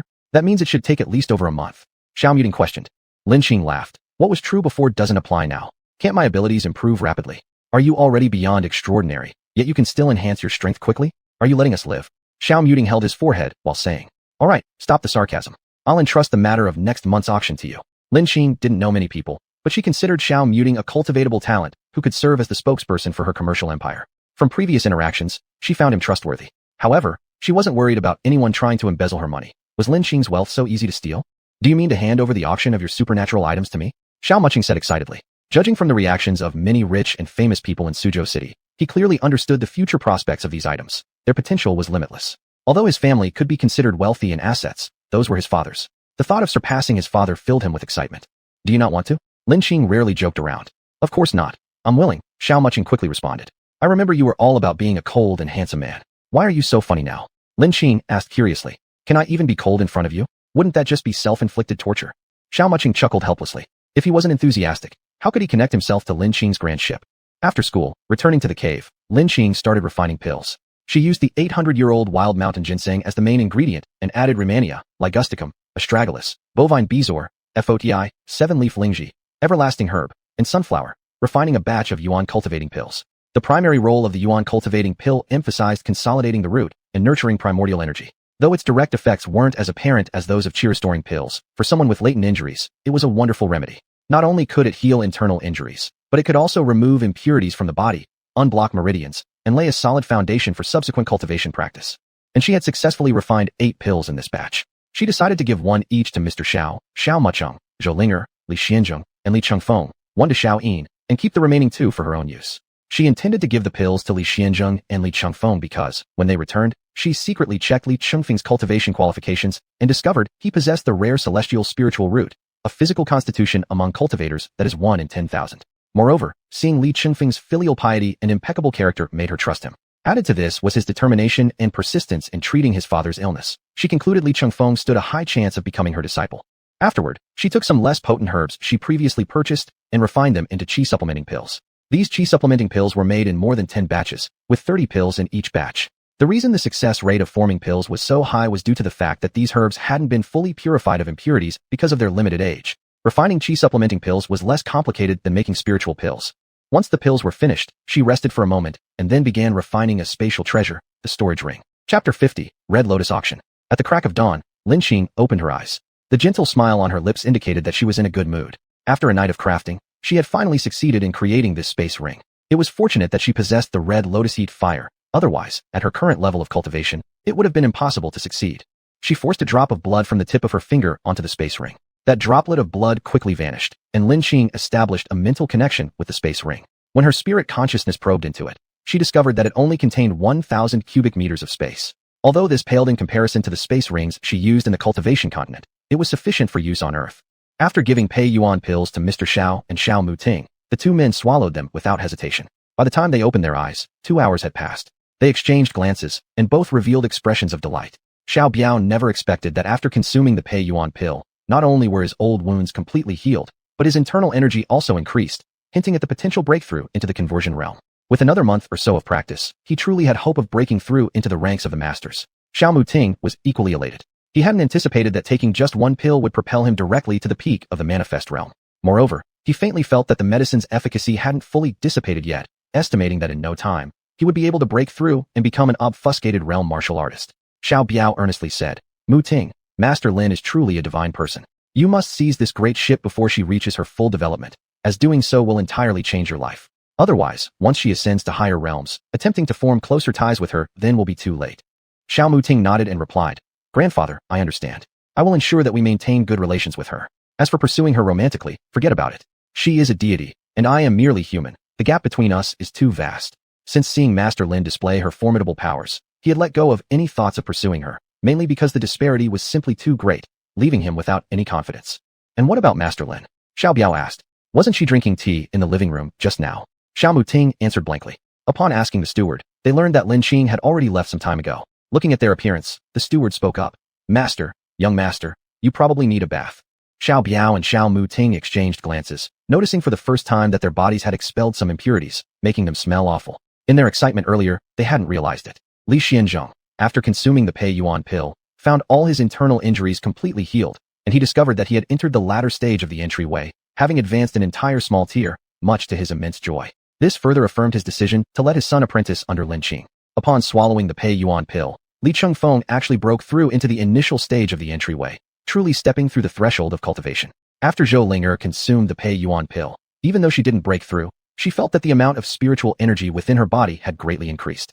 Her body underwent another marrow washing process, enhancing her potential while thickening her meridians. After Lin Xing consumed 2 Pei Yuan pills, her body experienced another elevation, not quite breaking through to the later stages of the refining qi period, but clearly nearing this realm.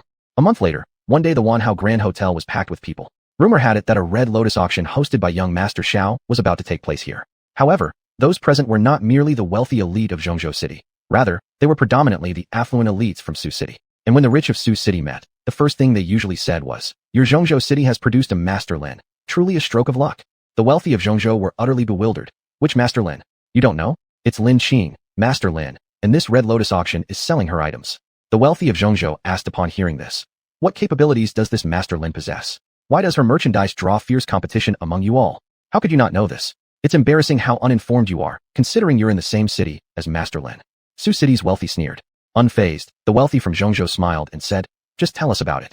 This Master Lin is no ordinary individual. She's highly respected in our Su City. Even the patriarch of our #1 family, the Lu family, lists her as a distinguished guest. It's rumored that in matters of magical techniques, she surpasses even President Lu of the Mystical Arts Society. Last month in Su City, She announced that an auction would be held this month at the Wanhao Grand Hotel. Do you know what is being auctioned? What? Probably just some antiques and curios. A young wealthy individual scoffed dismissively, thinking that magic techniques were nothing more than superstitions, merely tools for propaganda. These are all things that have never appeared before. Take Huan Yin Dan, renewal elixir, for example. Do you know what it is? It can remove any kind of scar, and long-term consumption can even make one younger. Additionally, she's auctioning magical artifacts. A magical artifact is just something that supposedly improves one's health and so on, but who knows if it really works? The young wealthy individual still did not believe in these things. You don't know this, do you? The magical artifacts made by Master Lin are not like that. Her magical artifacts are defensive artifacts that can withstand a single external injury. It said they can even resist bullets. Isn't this equivalent to having an extra life? As for money, none of us lacks it, but accidents happen frequently. Who wouldn't want an extra life? Well, I won't bother telling you anymore. I need to enter the venue quickly and hope to get items that satisfy me. Thus, Master Lin's name began to spread. Although the wealthy individuals from Zhongzhou City didn't entirely believe the words of the rich from Sioux City, out of curiosity, they all registered to participate in the auction. For a time, the tickets for the Red Lotus auction were in high demand. Lin Xing, Zhou Linger, and Xiao Muting were gathered in a VIP room at the Wanhao Grand Hotel. As soon as Zhou Linger saw Xiao Muting, she teased him.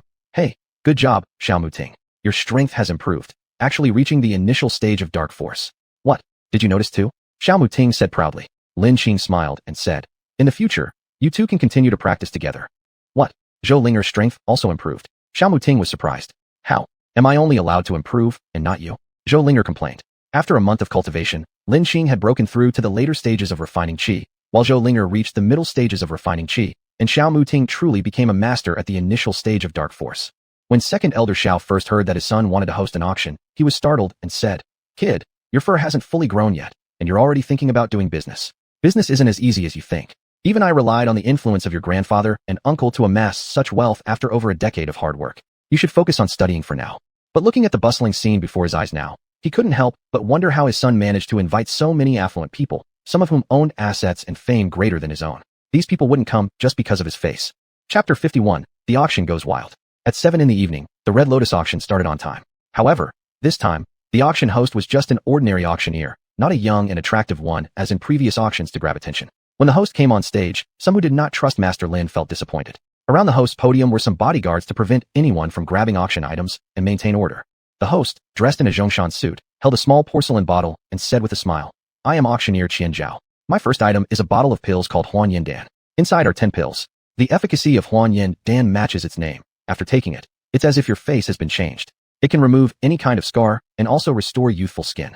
In order for everyone to see the magical effects of Huan Yin Dan personally, a volunteer with scars from the audience was asked to step forward. After his announcement, there was a buzz in the crowd, and then a young woman in black stepped up. Her entire face was almost destroyed by burns, riddled with pits and craters. It looked devilish. Isn't she Chung Lin, the miss of the Chung family? Someone familiar with the Chung family said aloud. Didn't I hear that Chung Lin was beautiful? How did she end up like this? A puzzled voice nearby questioned. You don't know, do you? They say the Chung family only had one daughter, and her parents sought an upper hand marriage for her. But who would have thought they'd picked a deceptive man, a phoenix man in appearance who was actually cunning and ambitious. For 3 years, he cleverly deceived the trust of everyone in the Chung household. He planned an accident, hoping that all members of the Chung family would die in a fire, but unexpectedly, the Changs were saved. Chung Lin's face, however, got burnt in the escape, turning her into what she is now. Qian Zhao took out a Huan Yin Dan pill, crushed it, and melted it in a little mineral water before applying it to Chung Lin's face. The staff held a camera projecting Chung Lin's face onto the large screen. About 10 minutes passed, and Chung Lin's face began to feel hot and red. She wanted to scratch, but the staff stopped her, informing her new skin tissue was forming. At this moment, the crowd started murmuring again. What's going on? Is this a product without proper credentials? Look at how Chung Lin's face is turning red. Maybe she's allergic?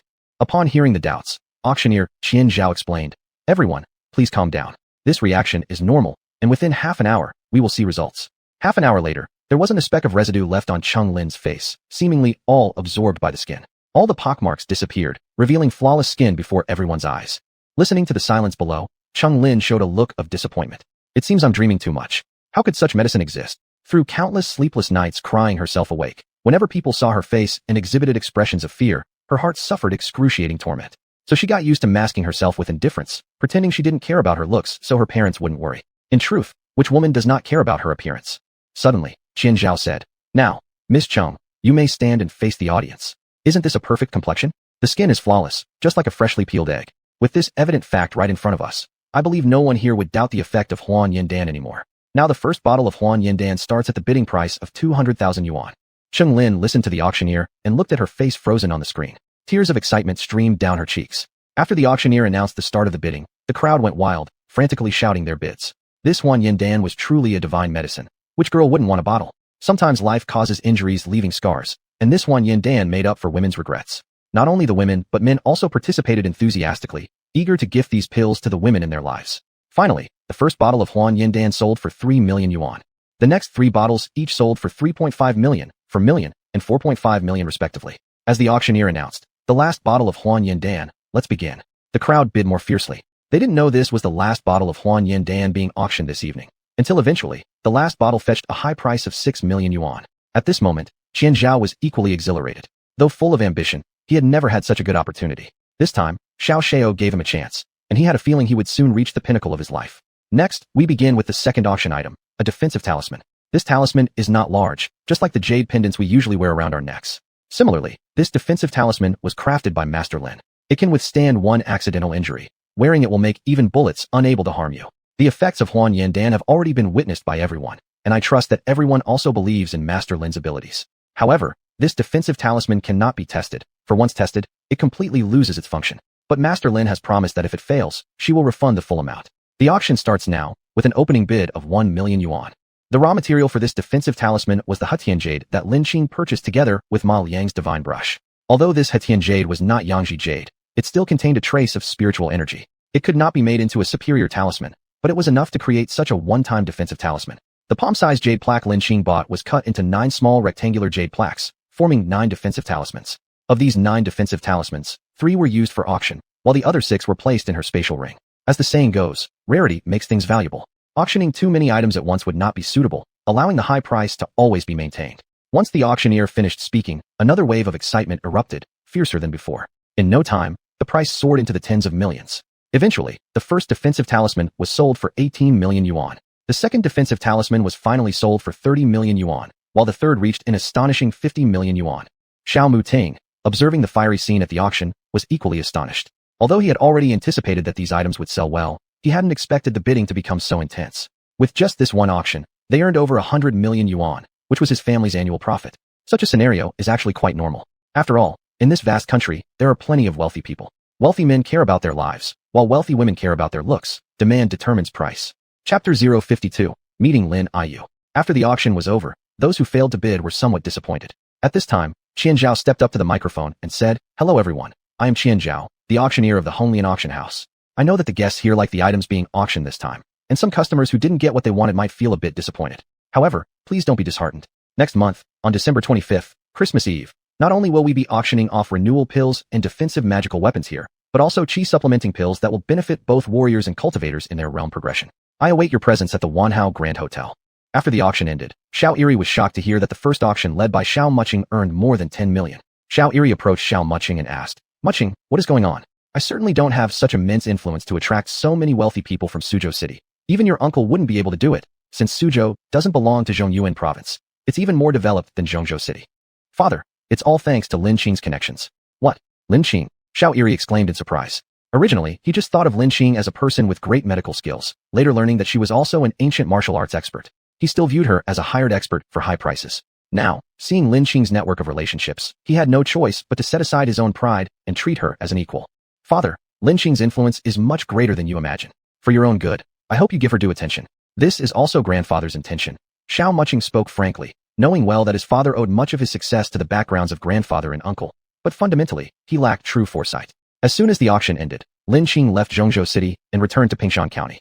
After evaluating him over this past month, Lin Qing realized that Li Chengfeng was indeed a promising cultivator candidate and decided to take him as her disciple. On a sunny morning, Lin Qing visited Li Chengfeng's home. Li Xianjing opened the door, surprised to see Lin Qing. He greeted her. "Master Lin, how did you come? Where is Chengfeng?" "Chengfeng has gone out for exercise. He should be back in about 10 minutes. How strong is Chengfeng now?" "He is firmly stabilized in the early stages of entering the path. Let him return and offer me a cup of tea." "Master Lin, does this mean you agree to take him as your disciple?" Li Xianjing said excitedly. Before Lin Qing could respond, Li Chengfeng came back. Upon seeing Lin Qing, he said in surprise, "Master Lin, why have you come? You're still calling me Master Lin. Hurry and call me Master." Li Xianjing interjected quickly. "Has Master Lin agreed to take me as her disciple? Master above, please accept your disciple's respect." Saying this, Li Chengfeng knelt before Lin Qing and bowed 3 times with loud thuds. Lin Qing didn't value formalities too much. Being a cultivator emphasizes following one's heart, she said. Offering me a cup of tea would be enough. Not acceptable. The rituals of becoming a disciple must be preserved. Li Xianjing insisted firmly. After Li Chengfeng performed the traditional 3 meals and 9 bows, Lin Qing said, since you've entered the gates of my Dao sect, you must follow the rules of my Dao sect. Our sect has few rules, only 3. First, no betrayal of the sect. Second, disciples may not harm each other. Third, no committing acts against nature and morality, or else even your master won't be able to save you when the time comes. Since you've joined our sect, your life no longer belongs to yourself. Once any betrayal is discovered, whether you hide under heaven or earth, I will surely eliminate you. I swear to the heavens, I will never betray. Otherwise, let there be no place for my body to rest after death, Li Chengfeng swore solemnly. Seeing her son having finished the ceremony of discipleship, Li Xianjing proposed, Master Lin, don't leave yet. I'll go buy some ingredients, and we can make a few dishes. Let's eat outside instead. We'll also invite Zhou Linger, allowing the siblings in discipleship to familiarize with each other. Lin Qing called Zhou Linger to notify her where they would be eating, at a decent restaurant near the Clearwater Middle School, called Yulai Restaurant. Lin Qing and Li Xianjing walked into the restaurant first, leaving Li Chengfeng outside waiting for Zhou Linger. As soon as they entered the restaurant, they were met face to face by a couple. The girl looked at Lin Qing and said, Lin Qing, is that you? Although Lin Qing was dressed better than before and looked much prettier, she didn't reveal her true appearance, so from her facial features alone, it was still possible to recognize her as Lin Qing. Who are you? Lin Qing did not know the identity of this woman in front of her. I'm Lin Yu, from our village, the woman smiled. This woman was fashionably dressed, sporting a big curly hairstyle, wearing heavy makeup, and leaning next to a fat middle-aged man. Upon hearing this name, Lin Qing recalled who this woman was, the Lin Yu who used to bully young Lin Qing. Since young Lin Qing remembered very few people, Lin Yu was particularly memorable because she frequently bullied Lin Qing in the past. Oh, Lin Qing said indifferently. Lin Qing, how can you afford to eat here? I remember your family was in a bad situation, and your stepmother wasn't nice to you either. Aren't you still in the 3rd year of junior high school? Lin Yu glanced at Lin Qing's companion, Li Xianjing, thinking that Lin Qing must have been kept as a mistress. Otherwise, she couldn't have changed so much. She remembered how plain Lin Qing had been only half a year ago. This seems none of your business, Lin Qing coldly replied, reading malice in Lin Yu's expression. Oh, don't I care about you? We're from the same hometown after all. My boyfriend may not be young, but he is a golden bachelor, legit. You, being the other woman, are unacceptable. And you're underaged, which will affect your future marriage prospects. If it gets out, it would embarrass me as well since we're from the same village, Lin Yu said with an ostensibly caring tone, each word cutting sharply. Her words drew attention from many onlookers. Before Lin Qing could respond, Zhou Chengfeng rushed over and slapped Lin Yu hard, yelling, Who did you call the other woman? To him, Lin Qing was not only his master but also the savior of his father's life. He felt both admiration and gratitude toward her. Now, with someone insulting his master, he couldn't sit idle. Zhou Chengfeng's slap was powerful, immediately knocking out several of Lin Yu's teeth and making her spit blood. The middle-aged man standing beside Lin Yu had tried to intervene but retreated upon seeing Zhou Chengfeng's ferocious look. How dare you insult my master? You deserved it. And then how dare you hit me? Lin Yu stammered. Li Xianjing glanced at the middle-aged man's face and mocked. Chengfeng did well. Insulting my son's master earns you just punishment. You call others the other woman, but in fact, you are the one who is the other woman. Judging by this man's features, he is already married. If he told you he wasn't, he surely lied. Chapter 53. Lin Qing is a dangerous person. The fat man replied nervously. You're talking nonsense. Li Xianjing sneered coldly. Whether I'm talking nonsense or not, you know it in your heart. My reputation as Li Tizui in Sioux City is still very well known. When has my fortune-telling ever been inaccurate? You can go and find out. Although Li Xianjing did not fully inherit the legacy of Li Chengfeng, his talent was still quite good, especially in the field of fortune-telling. Previously, when he was in Sioux City, because his fortune-telling was very accurate, he was called Li Tizui. Suddenly, a man dressed in a suit who had just finished eating and was about to leave looked surprised and said, Are you Master Li Tizui from Sioux City? Exactly, that's me, Li Xianjing said seriously. Master Li, truly honored. I specially went to Sioux City not long ago to ask you for a reading, but I heard you had left Sioux City. Never expected to see you here, the man dressed in a suit flattered. At this moment, the fat man realized his disguise couldn't hold up anymore and was about to sneak away. Lin Yu, upon hearing this news, seemed deeply stimulated, saying, You lied to me. You actually lied to me. I gave myself to you. You must divorce and marry me. Oof, you're no good either. Isn't the reason you came to me because I have money? Flies don't bite eggs without cracks. The fat man said coldly at this moment. You bastard. As she spoke, Lin Yu wildly scratched the fat man's face. Her freshly done nails were quite sharp, leaving several bloody scratches on the fat man's face after just a few swipes. You hussy behaving like this, who would want you? The fat man pushed her forcefully, and Lin Yu fell to the ground. There was no trace of beauty left in Lin Yu now. She looked like a crazy woman. Lin Qing watched her with indifference, looking down at her as if she were an ant beneath him, then said coolly, Let's go. Seeing my misfortune, you're satisfied now, aren't you? Lin Yu said to Lin Qing. Lin Qing didn't reply to her, walking away with cold indifference. The greatest mockery one person could do to another is complete ignorance. and Lin Yu had this exact feeling at this moment. That fat man had deceived her, and though she hated him, she knew there was nothing she could do to him. He had significant connections in Ping'an County, and if she made trouble, it would end badly for her. But Lin Qing, someone she considered completely beneath her regard, dared to despise her. She couldn't accept that. Lin Qing, just wait. I won't let you off easily, Lin Yu cursed maliciously. The man in the suit held high regard for Li Xianzheng, insisting on treating him to dinner. But Li Xianzheng excused himself, saying he had important matters and handed the man his contact information instead so they could keep in touch. After the four people entered a private room, Zhou Linger excitedly asked, Master, have you finally accepted a junior disciple? Lin Qing smiled and said, Why do you seem even more excited than me? I finally have a junior brother. How could I not be happy? Moreover, I think junior brother has excellent character, and I enjoy dealing with such a person. Zhou Linger said while sticking her tongue out. Lin Qing took out a triangular pennant and handed it to Zhou Linger, saying, This is a gift from your master, a high-grade magical weapon. Zhou Linger looked puzzled and said, This thing seems familiar. Why does it look like this? You've seen this magical weapon before. When I saved you initially, I took it from that bad man. Lin Qing responded, The villain from the Insha sect? Lin Qing nodded. Seeing the envious expression on Li Chengfeng's face, Lin Qing said, Don't worry, when your master finds another magical weapon, I will also give you one. That triangular pennant suits your sister's constitution. Chengfeng, focus your spirit. Your master will pass on a set of techniques called the mystical heaven techniques to you. This is an all-around martial art encompassing both internal and external practices. If it were anyone else, I wouldn't pass on this technique to them. But given your talent, I believe you can.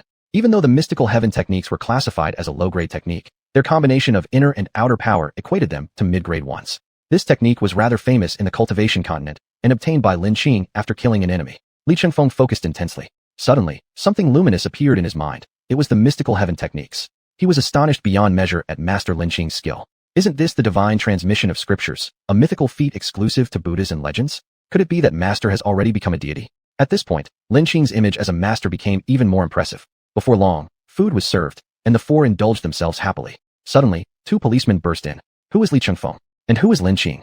Lin Qing stood up and said, I am Lin Qing. What do you need from me? The young policeman continued. Someone has accused you of intentional assault. Please come with us. The older policeman saw Lin Qing's face and quickly apologized. Sorry, we've made a mistake. Then he forcibly pulled the younger policeman out. What's going on? Brother Fong. It's correct, it's right here. The young policeman was puzzled. Sure, let's talk outside. Fong Ming whispered. The two went to a secluded spot where Fong Ming explained that Lin Qing earlier is considered a dangerous person by our Public Security Bureau. What? Our Public Security Bureau has dangerous people? Of course. Previously, the daughter of the director of the Zhongzhou City Public Security Bureau tried to get her into trouble, but in the end, it led to the previous director of the Ping'an County Public Security Bureau being investigated and then sentenced to life imprisonment. Even our first team captain, Zhao Gang, was investigated and imprisoned. Isn't she a dangerous person? Wow, that's terrifying. We small fries can't mess with her. What's her background anyway? The thing is, there's no clear indication of her background, yet she has immense influence. It's rumored that someone has seen her having close ties with Master Xiao, and it's said that she once saved Master Xiao's life. Which Xiao family? It's none other than the most famous Xiao family in Zhongyuan province. The eldest son of Grandmaster Xiao is the top official in Zhongyuan province. Wow, that Xiao family. No wonder. But how should we handle the woman who filed the complaint? About that woman, I looked into her, and she doesn't have significant connections or background. Coincidentally, she's even from the same village as Lin Qing. This isn't a big deal. She only suffered minor injuries at most. Claim insufficient evidence and send her away. Fortunately, since the woman lives near our bureau, she directly came here to file the report. If she had gone to an unfamiliar police station, it would have been more troublesome. After returning to the police station, Lin Yu, who had been waiting, hurriedly asked, Where are the people? What people? We investigated, but your evidence is insufficient. No one at the scene you described witnessed any violent incidents. Are you trying to falsely accuse someone? That's illegal. If you don't have anything else, go see a doctor quickly. We're busy here. Fong Ming replied. How could this be? Lin Yu angrily questioned, but she couldn't argue. She didn't dare to confront the policeman, so she seethed internally as she went off to seek medical treatment. Chapter 054, Departure for Xiangxi. After lunch, Lin Qing informed Zhou Linger and Li Chengfeng that she would be leaving for a few days. It was Saturday today, so she asked Li Chengfeng to take leave for her after school started. After transferring to Qing Shui Middle School, Li Chengfeng happened to be in the same class as Lin Qing. After bidding farewell to the three, Lin Qing boarded the train to Xiangxi with Xiao Yin, who had shrunk to the size of a palm and hid in Lin Qing's pocket. Fortunately, security checks were not too strict at the time, otherwise Xiao Yin wouldn't have been able to board the train. Since she didn't buy her ticket in advance, Lin Qing only managed to get a hard seat and set off. Xiangxi is located in the middle of the Wuling Mountains. The area is mainly dominated by mountainous highlands, but also includes hills and small plains. The climate here is warm and humid, making it rich in flora and fauna. Lin Qing recalled the depiction of Xiangxi in history books and thought silently. Perhaps I can find some spiritual herbs in Xiangxi. After all, its climate suits the growth of many medicinal plants, and the more remote places are likely to have older herbs. After boarding the train, Lin Qing found her seat which was by the window. A middle-aged couple sat next to her with their child, while across from her sat 3 girls around 18 or 19 years old. When the middle-aged woman saw Lin Qing, she lifted her child off Lin Qing's seat and said, "Young lady, you don't look very old, probably still in middle school. Where are you headed? Aren't your parents worried?" With a helpless smile, Lin Qing replied, "I'm going to visit relatives in Xiangxi. My mother passed away, and my father works elsewhere. Ah, what a pity. Children from poor families grow up quickly." The middle-aged woman felt sorry for her after imagining various scenarios. "Do you 3 girls also plan to go to Xiangxi?" The sociable aunt started another conversation. "Yes, auntie," replied the short-haired girl sitting in the middle. Judging from their attire, the 3 girls came from decent families. Despite dressing modestly, they wore brand-name clothing. The short-haired girl had a round face with a somewhat androgynous appearance and tan skin, suggesting she spent a lot of time outdoors. To her left, the girl had a ponytail and dimples that appeared when she smiled, revealing a sweet demeanor. To her right, the other girl had long black hair falling over her shoulders. Her delicate features suggested she might be aloof and less approachable. Xiaoyin couldn't bear staying in Lin Qing's pocket any longer after hearing people talking nearby. It climbed out and looked around curiously. Suddenly, the child in the middle-aged woman's arms spotted something in Lin Qing's pocket and said in a soft voice, "Mommy, there's a puppy." Following the child's gaze, everyone noticed a snow-white little dog emerging from Lin Qing's pocket. Woof woof. Dissatisfied with being called a puppy, Xiaoyin let out a whining bark. "I am not a dog. I am a silver wolf, a noble-blooded silver wolf." "Wow, this puppy is so cute," the short-haired girl exclaimed excitedly, clearly an animal lover. "Didn't I just say, I'm not a dog, I'm a silver wolf, a silver wolf." Xiaoyin shot her a disdainful glance. The girl with the dimples joined in the chatter, saying, "Wow, Xiaofei, look at its eyes. They're so human-like. Is it looking down on you?" Ha ha. Even the usually cold girl softened her expression upon seeing Xiaoyin, her eyes sparkling as if she harbored a liking for the little creature. Seeing the admiration from these girls, Xiaoyin, who had been lonely for a while, jumped onto the table in the middle of the seats and began performing some anthropomorphic actions. For instance, it pointed one paw at the snacks held by the short-haired girl and then toward its own mouth. The girl with the dimples said, "Looks like this puppy is hungry. Xiaofei, give it your braised chicken leg quickly." The short-haired girl handed over the chicken leg, and Xiaoyin devoured it in a few bites, swallowing everything without leaving a single bone behind. Gu Xiaofei marveled. "Wow, this puppy has such sharp teeth. It can even crush bones." Xiaoyin cleaned its teeth with one paw, saying, "My teeth can crush stones. Bones are nothing." Subsequently, Gu Xiaofei handed all her snacks over to Xiaoyin, who eagerly accepted them, devouring chips and cookies with great enjoyment. Lin Qing transmitted a message to Xiaoyin. "These are junk foods made by humans. How could you like them?" Xiaoyin replied, "Master, after animals evolve into spirit beasts, our senses, whether auditory, visual, or taste, become extraordinarily acute. It's not that human food is particularly delicious. It's just a pity these foods lack spiritual energy." Lin Qing never imagined that Xiaoyin was also a glutton. She immediately sent a message. "If there's a chance, I'll let you try delicacies made from spiritual plants."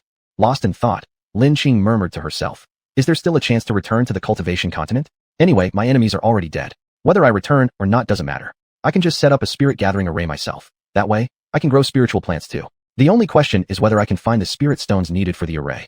"Really?" Xiaoyin exclaimed with surprise. Seeing Lin Qing answer, "Yes," Xiaoyin burst into delighted laughter. "Look, this puppy is laughing like a human." Gu Xiaofei pointed at Xiaoyin in amazement.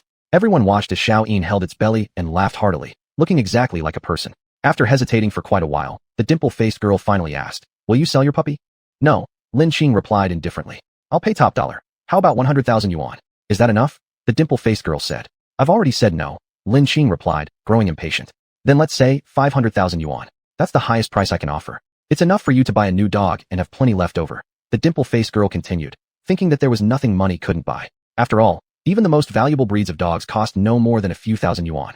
"Even if you gave me 100 million yuan, I wouldn't sell," Lin Qing said calmly. "You?" the dimple-faced girl said angrily. "Come on, Rui, don't force it. They clearly don't want to sell." Gu Xiaofei consoled her.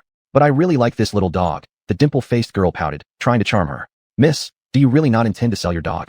Gu Xiaofei asked again. "Would you sell off your friend or partner?" "Xiaoyin is not my pet. He is my companion. You know he understands human emotions. Why don't you ask him if he would go with you?" Lin Qing said. Hearing that Lin Qing considered him her partner deeply touched Xiaoyin, confirming that it had chosen the right master. And upon hearing this from Lin Qing, and Rui quickly turned to Xiaoyin and said, "So you're called Xiaoyin, huh? You seem to love eating snacks so much. Do you want more? I can buy you plenty every day. Would you come with me?" At this, Xiaoyin gave Rui a disdainful look, then regarded her cautiously. It quickly jumped onto Lin Qing's shoulder to make its preference clear. Chapter 055, Subduing the Cult Member. Gradually, the carriage became quiet. The 3 girls across had eaten their fill, finished their drinks, and chatted until they grew weary. They slowly drifted into slumber. Since this train wasn't a direct service, it passed through multiple stations, pausing at one of them. At this stop, a disheveled man with a beard, wearing a hat and sunglasses, boarded the train. His seat was across the aisle from Rui, separated only by a narrow passageway. The moment this man stepped aboard, Lin Qing, who was meditating with her eyes closed, immediately sensed an intense malevolent aura. This wasn't the kind of negative energy associated with ghostly or evil influences. Rather, it was blood-soaked malevolence, evidence that this man hadn't seen little bloodshed. Lin Qing glanced at the sleeping middle-aged woman next to her and the child cradled in her arms, then gently nudged her. "Sister, I need to go to the restroom." The woman groggily opened her eyes, muttered an "oh," and shifted over to make room for Lin Qing. Lin Qing said, "Brother, sister, let's switch places. You'll be more comfortable near the window with the child. I'll take the outer seat." The woman smiled gratefully. "Thank you, girl." She leaned against the window and drifted back to sleep. Soon after, 2 train officers entered the carriage, accompanied by 2 men. Using the pretense of identity checks, they began examining passengers' tickets and IDs. Lin Qing detected something unusual. Her ID card had been specially arranged for her by Xiao Mutant. Without it, she'd face much inconvenience traveling frequently as she did. As the inspection approached her area, the disheveled man suddenly lunged forward, grabbing Rui, who was still half asleep. He tensely exclaimed, "You are not to move forward. Let me go, or I will kill her." In his hand, he held a knife, pressing it firmly against Rui's carotid artery. The men behind the officers immediately pulled out their guns and pointed them at him. "Don't act rashly. You've committed such a grave crime already. Surrender yourself now, and perhaps you can receive leniency," they commanded. It was clear these men were undercover police detectives. The disheveled man chuckled coldly. "Leniency? If I surrender, I'd either face the death penalty or life imprisonment. Do you really think I'm that foolish? Will you release the hostages?" With that, he lightly pressed the blade against Rui's neck, drawing an immediate streak of blood. "Ah, police officer, please save me. Please help me." Rui had just woken up from her haze, and facing this terrifying scene, screamed loudly for help. The disheveled man clearly found this intolerable and growled, "If you don't want to meet your end early, shut your mouth." Rui obediently closed her mouth but continued crying uncontrollably, obviously traumatized by the incident as never before. The 2 undercover police officers stated, "Do not act rashly. Even if you want to escape now, it's impossible. We must wait until the next station where the train stops. Only then will we allow you to leave." At this point, Lin Qing stood up. The plainclothes policeman hurriedly warned her, "Young lady, what do you intend to do? It's dangerous there." But Lin Qing seemed to ignore them, smiling and saying, "I'm going to the restroom." The disheveled man noticed the frail Lin Qing standing and secretly rejoiced, thinking another hostage had walked into his grasp. Confident in his ability to handle 2 weak women easily, he thought increasing the number of hostages would decrease the opponent's willingness to act hastily, thus improving his chances of survival. He held a dagger against Rui's neck with one hand and lunged toward Lin Qing with the other. However, Lin Qing, seeing his move, didn't retreat but advanced, colliding straight into the disheveled man. The force sent him staggering several meters backward, crashing onto the ground, his knife flying away in the process. A white figure leaped out swiftly, landing a foot on the disheveled man's face. With casual swipes of its claws, the man instantly screamed in agony. "How dare you touch my master? Die! HPH. Xiaoyin snarled furiously. After punishing the man sufficiently, Xiaoyin prepared to jump onto Lin Qing's shoulder. But Lin Qing complained, "Your paws are covered in blood. Don't soil my clothes. Go clean yourself properly first." The undercover detective, snapping back from his surprise, rushed forward and quickly handcuffed the disheveled man, preventing further trouble. Everyone turned to look at the man whose face had been reduced to a bloody pulp, unaware that Lin Qing's collision had severely damaged his internal organs. Without intervention, he wouldn't last long. One of the plainclothes detectives approached Lin Qing and said, "Young girl, thank you for helping us capture this murderer. Otherwise, many more might have been injured. Never expected such a frail young person to be so skilled." Lin Qing gave a slight smile. "No need to thank me. He blocked my way to the restroom.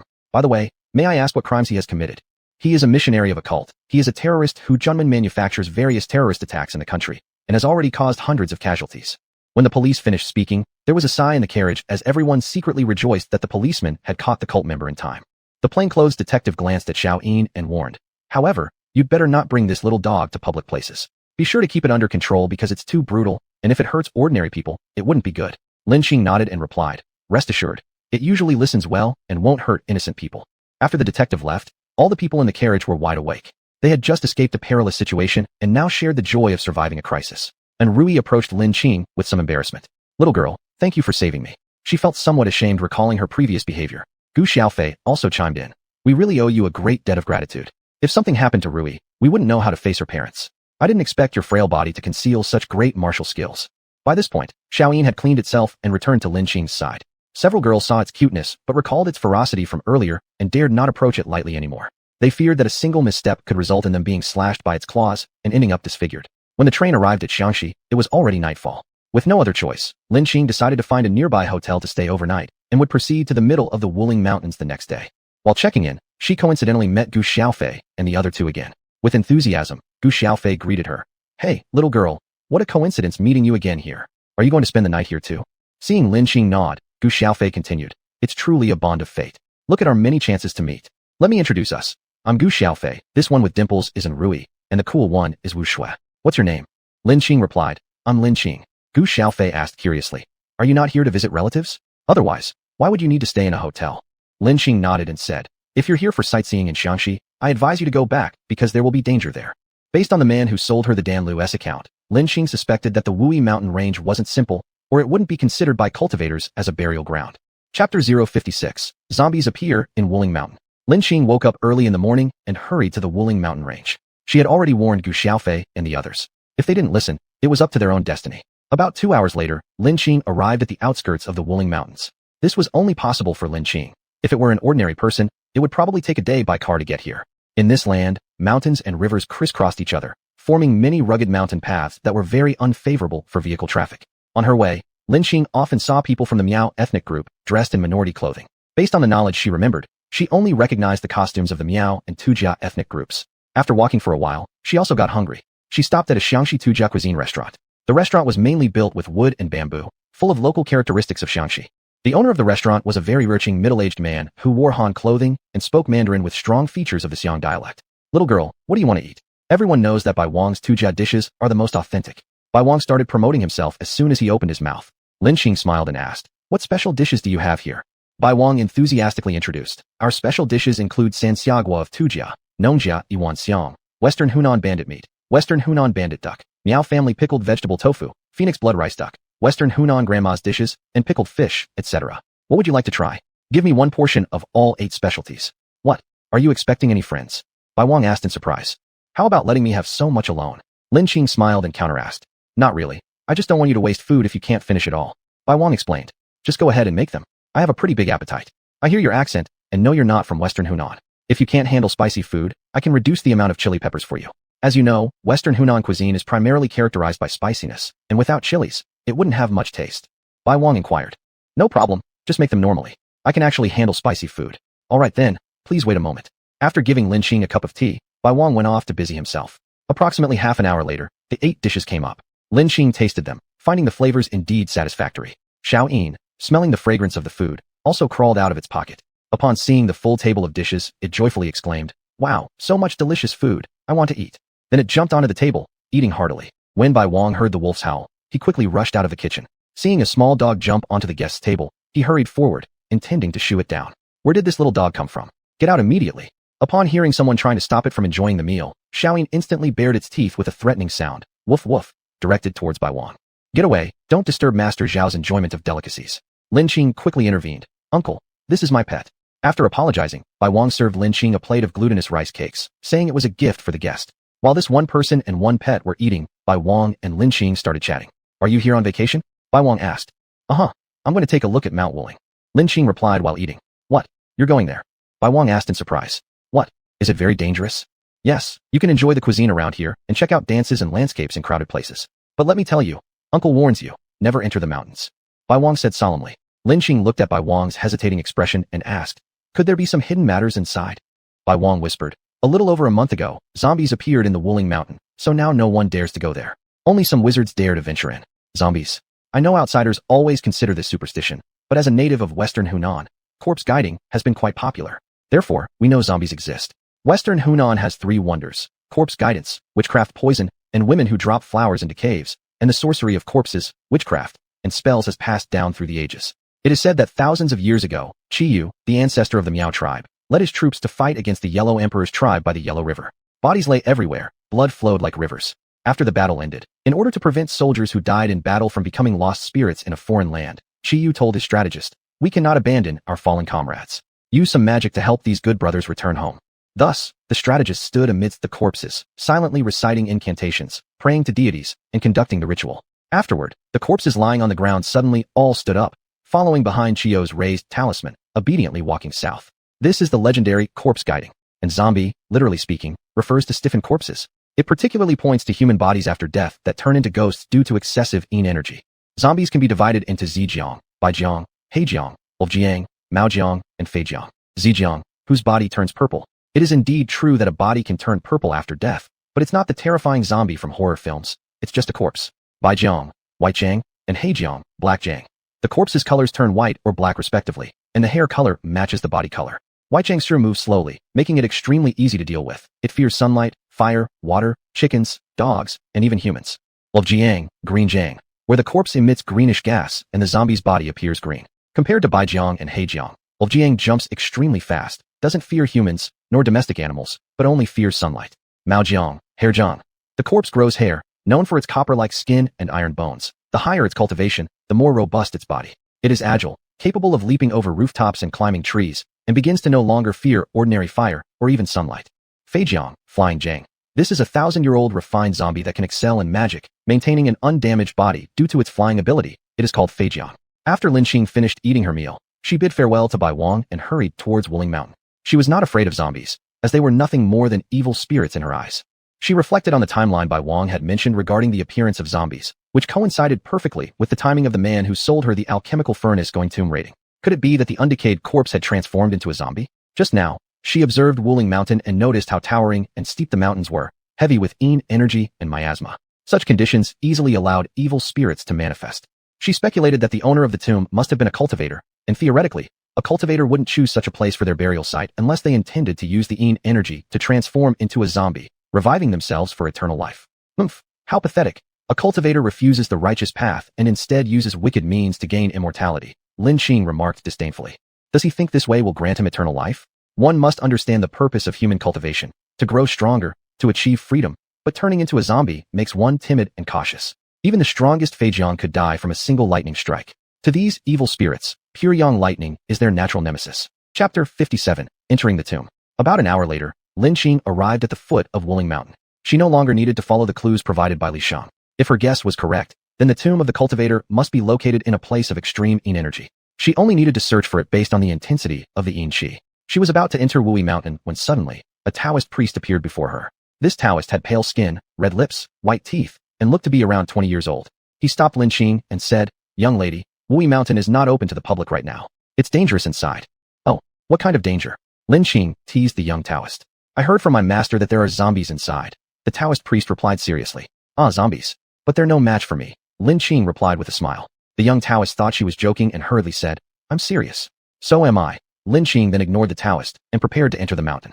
The Taoist priest, worried, said, "Hey, this is a spirit-stopping talisman given to me by my master. If you encounter a zombie, paste it onto the zombie. It could save your life in a critical moment." Lin Xing looked at the kind Taoist and, feeling playful, handed him a 5 thunders talisman, saying with a laugh, "If you encounter a zombie, activate your inner energy and throw this talisman at the zombie while shouting 5 thunders destroy the top. This talisman will kill it." While the young Taoist was still in shock, Lin Xing quickly disappeared from sight. What kind of talisman is this? The spiritual energy in it is much more concentrated than the most powerful talismans my master has. After walking in the mountains for about half a day, Lin Xing reached the deepest part of the Wuling Mountains, finally discovering the location of the tomb. After some careful exploration, she found an extremely hidden cave entrance. Lin Xing used a previously drawn weight-reducing talisman, pushed aside the cave entrance, and jumped down into it. Although it was dark inside the cave, she could still clearly see the surroundings. As she descended, she quickly glanced at the stone walls around the cave, noticing many poisonous insects. "It's quite a stroke of luck for Li Shang to have survived coming out," she exclaimed. Unbeknownst to her, Li Shang had taken another path, which was far less dangerous. In fact, this less perilous route had been intentionally left by the owner of the tomb so that someone living could enter it later to awaken the zombie. The resurrection of a zombie also required certain conditions, human yang energy being one of them. At the entrance of the less dangerous path, the tomb's owner had set up an array that would last for 1,000 years. After a millennium, however, its power dissipated. One of Li Shang's friends happened to find this entrance during a hiking trip to Wuling Mountain. Upon landing, Lin Xing followed the only path ahead and soon found herself amidst a forest setting that was familiar, clearly still within Wuling Mountain. Suddenly, a giant python appeared before her eyes. This python, covered in cold green scales, was dozens of meters long. Compared to humans, it was a colossal beast. With its monstrous mouth wide open, it lunged at Lin Xing. Lin Xing let out a cold snort and said, "Break. A simple illusion array trying to stop me." As soon as her words were spoken, the scene before her disappeared, revealing the original tomb chamber once again. Lin Xing carefully investigated and found various traps as well as several arrays here. To Lin Xing, these arrays were simple, and she quickly saw through them. The mechanisms, although ingeniously designed, posed no threat to her, making them mere decorations in her eyes. These traps and arrays might seem simple to Lin Xing, but it was because she hailed from the Cultivation Continent and once had reached the Yuanying stage, thus seeing and experiencing far and wide. For others on Earth, however, this would undoubtedly be a deadly place. Unless they possess top-tier abilities, Others who came here would likely enter, but never leave. Lin deduced that the occupant of this tomb didn't have high cultivation in life, reaching at most the peak of the qi refining stage. After all, even over 1,000 years ago, the inheritance of cultivation had already faded considerably. Those remaining were merely inferior practices. Achieving the peak of qi refinement was already considered a remarkable feat. As she walked along, Lin discovered a few Hun grass plants in a corner of the cave. Hun grass typically grew in places of extreme energy and was the primary ingredient for refining soul-returning pills. As the name suggests, these pills could return a soul, acting as a divine medicine for injuries. As long as the person still retained a breath of life, this pill could revive them. Lin promptly gathered them and stored them in her storage space. After navigating about 3 or 4 trap-laden paths, Lin arrived at the main hall of the tomb. At the center of the hall, she discovered the jade coffin that Li Shang had mentioned. This jade coffin is actually made of millennium cold jade, and it's spiritual jade at that. Cultivating on it would make the process twice as efficient. No wonder the tomb owner's body has remained undecayed for 1,000 years. Lin was delighted when she saw the jade coffin. On Earth, obtaining such a large piece of spiritual jade was nothing short of a miracle. Lin stepped forward to examine the person inside the jade coffin. The lid of the coffin was crafted from a translucent layer of thin spiritual jade, allowing her a clear view of the person inside. Inside lay a man who looked to be about 20-something years old. Dressed in white, he had skin whiter than snow, long eyebrows arched like swords, and his glossy black hair was tied with a white jade hairpin. His nose was high and handsome, while his lips, though somewhat pale, exuded extraordinary beauty. Every feature emphasized how breathtakingly attractive this man must have been in life. What a handsome man! Lin couldn't help but marvel. Lin thought that if she were to take away the cold jade coffin, it would certainly wake this handsome man. There would undoubtedly be a fierce battle ahead. She decided to sweep through the other areas first. Next, she entered the side hall. As soon as she went in, she discovered 4 bodies lying near 4 coffins. Judging by their wounds, they appeared to have been torn apart by wild beasts. From their attire, they seemed to be the 4 deceased companions of Li Shang. Based on their wounds and where they fell, it appeared they had succumbed to greed and tried to take the treasures inside the coffins, waking the zombies within and meeting their end. It followed then that the zombies in the Wuling Mountains likely originated from these 4 coffins. Lin gave a cursory glance at the burial goods inside the coffins and found most of them to be ancient jade artifacts. Although these objects offered little benefit to cultivation, they could improve one's living conditions and even be exchanged for necessary resources. With a wave of her hand, she stored everything into her storage space. Subsequently, Lin reached another side hall. The mechanisms and arrays here were far more sophisticated than what she had encountered earlier, evidently guarding something cherished by the handsome man. But despite this heightened difficulty, Lin handled it effortlessly. This side hall contained no gold, jade, or precious artifacts. To Lin delight, however, it held various books on metaphysics, a spiritual artifact known as a jade flute, suggesting that the handsome man was likely adept at music during his lifetime. Additionally, there was a high-grade magical artifact called the Heavy Mountain Seal. If fully utilized, its power resembled Mount Tai crushing down upon its enemies. Truly an excellent offensive tool. Chapter 58, The Handsome Man Awakens. After collecting the books on metaphysics and magical instruments, Lin returned to the side of the jade coffin. She gently lifted its lid and stored it in her inventory space. She had barely touched the handsome man in white before he opened his incredibly beautiful peach-shaped eyes. The handsome man coldly looked at her and asked, "Who are you? Why did you awaken me?" Lin immediately stepped back more than 10 meters, vigilantly watching him in case he suddenly attacked. From the energy that flowed from his gaze the moment he opened his eyes, she knew he was at the peak of qi cultivation. Knowing herself to only be in the late stage of qi cultivation, this person was a flying stiff zombie, Feijia. Not only could he cast spells, but his body was also preserved without corruption, impervious to blades and bullets. Flying stiff zombies also retained their memory and wisdom from their previous life. They were not easy opponents. His only weakness was an aversion to thunder and lightning. It was only now that Lin fully examined his appearance. Gaunt and pale, with clear eyebrows and eyes like water. His tall figure was thin, and his neck slender, his graceful bones and clean figure reminiscent of a silent swan gracefully gliding by, or the delicate wings of a dragonfly, fragile yet translucent. Seeing Lin retreat, the man in white got out of the jade coffin and asked again, "I'm speaking to you." From his high and mighty tone, it was evident that he held a lofty status in his past life. "I'm irrelevant to you. However, you've been dead for over 1,000 years, Lin responded in a cool voice.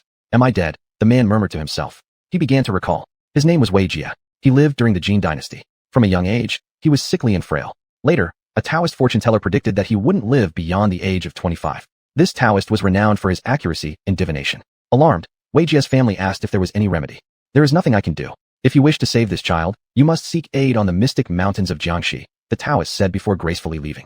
Back then, the most famous mystic mountain in Jiangxi was Guxian Mountain. Renowned as a famous Taoist mountain, it was located in the central part of Yanshan County, Shangrao City, forming a spur of the Wui Mountains. Standing on the main peak, one could see 9 spurs resembling 9 coiling dragons twisting upward in majestic beauty, known as 9 dragons soaring up. Guxian Mountain became famous due to Guxian, who was said to have ascended to immortality. With no other options, his parents took him, only 4 years old at the time, to Guxian Mountain in search of salvation. There, he met his master, Jiang, who was Guxian's disciple proficient in alchemy. Even so, Master Jiang clearly stated that he couldn't save him, saying it was his destiny. At best, he could help improve his constitution slightly, extending his life by 2 years.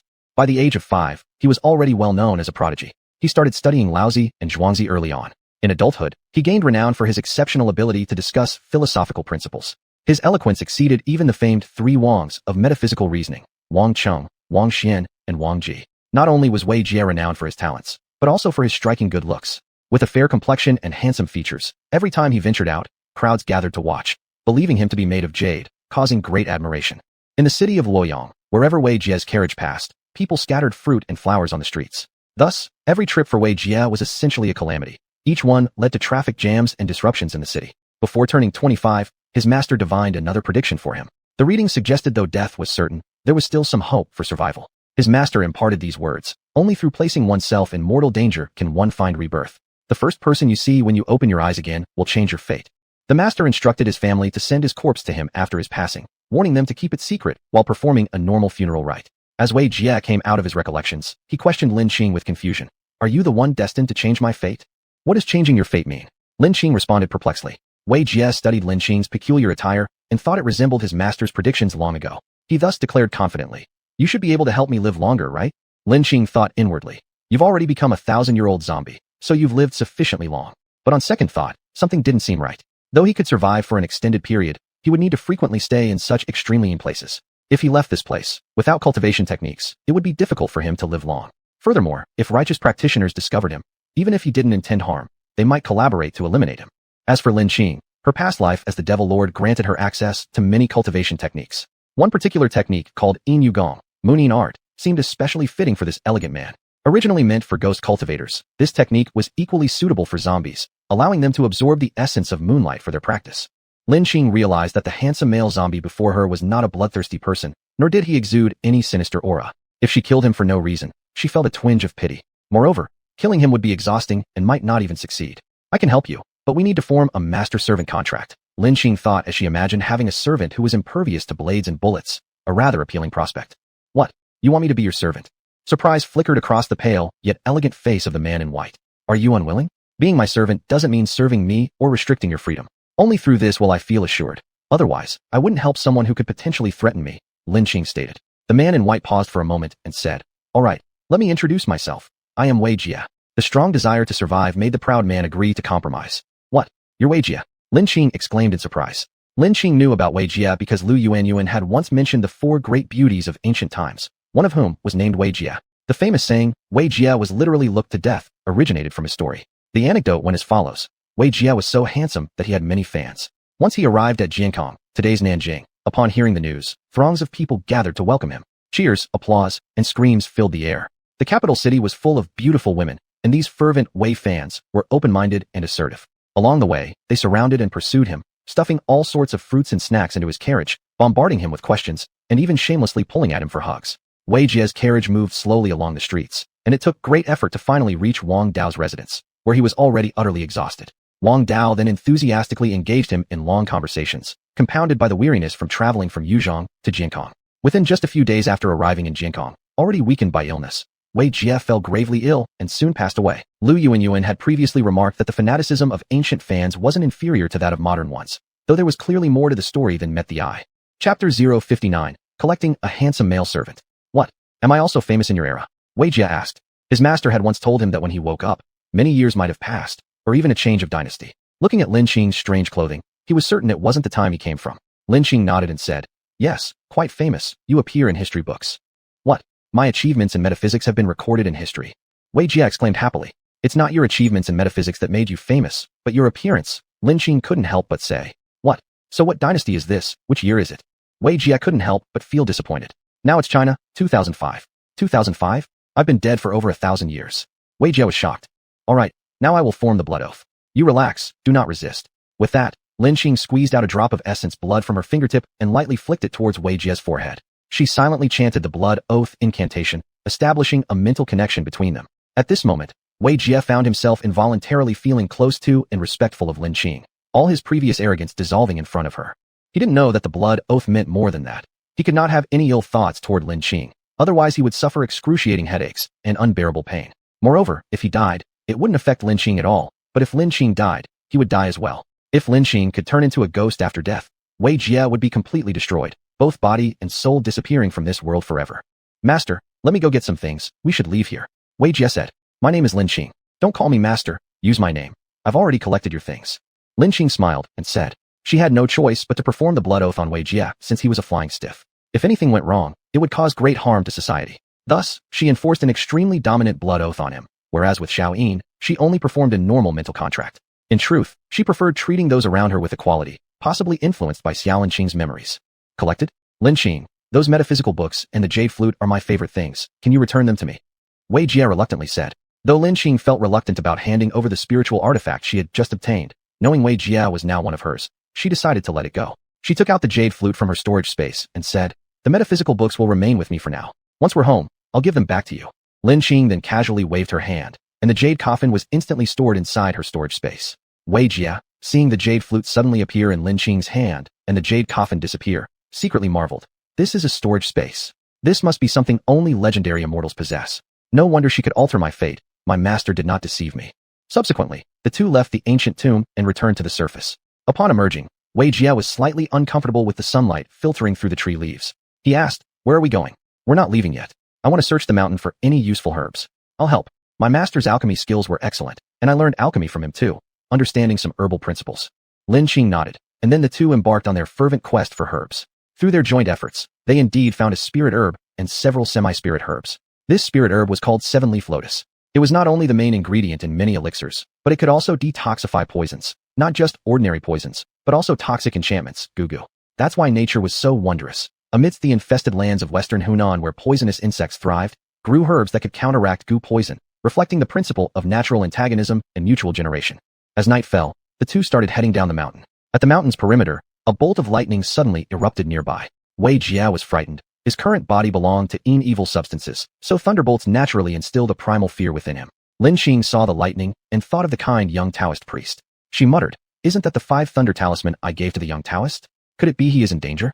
As she spoke, she rushed toward the source of the lightning. Although Wei Jie was somewhat afraid of the lightning, seeing Lin Qing move forward, he had no choice but to follow. Before long, Lin Qing and Wei Jie arrived at the location of the young Taoist. As soon as Lin Qing reached, she saw that the young Taoist was in peril. A zombie was about to grab him. Lin Qing quickly stepped in front of the young Taoist, kicking the zombie. The force sent it flying dozens of meters away before crashing heavily onto the ground, creating a large crater. The young Taoist turned to the old Taoist who was fighting another zombie and anxiously cried, save my master. Lin Qing looked at the old Taoist who was struggling to deal with the zombie and shouted, step aside. Following this, she kicked the zombie toward where it had been thrown earlier. The other zombie that had just gotten up immediately fell back down again. Lin Qing took out a 5 thunder talisman and shouted loudly, 5 thunders strike down. Immediately, a bolt of lightning struck the location of the zombies. After the lightning had passed, those 2 zombies no longer moved. They were dead as could be. The old Taoist, looking at Lin Qing's formidable powers, was amazed and quickly stepped forward to say, thank you, master, for your help. May I ask your name? My name is Lin Qing. Your young Taoist has a connection with me.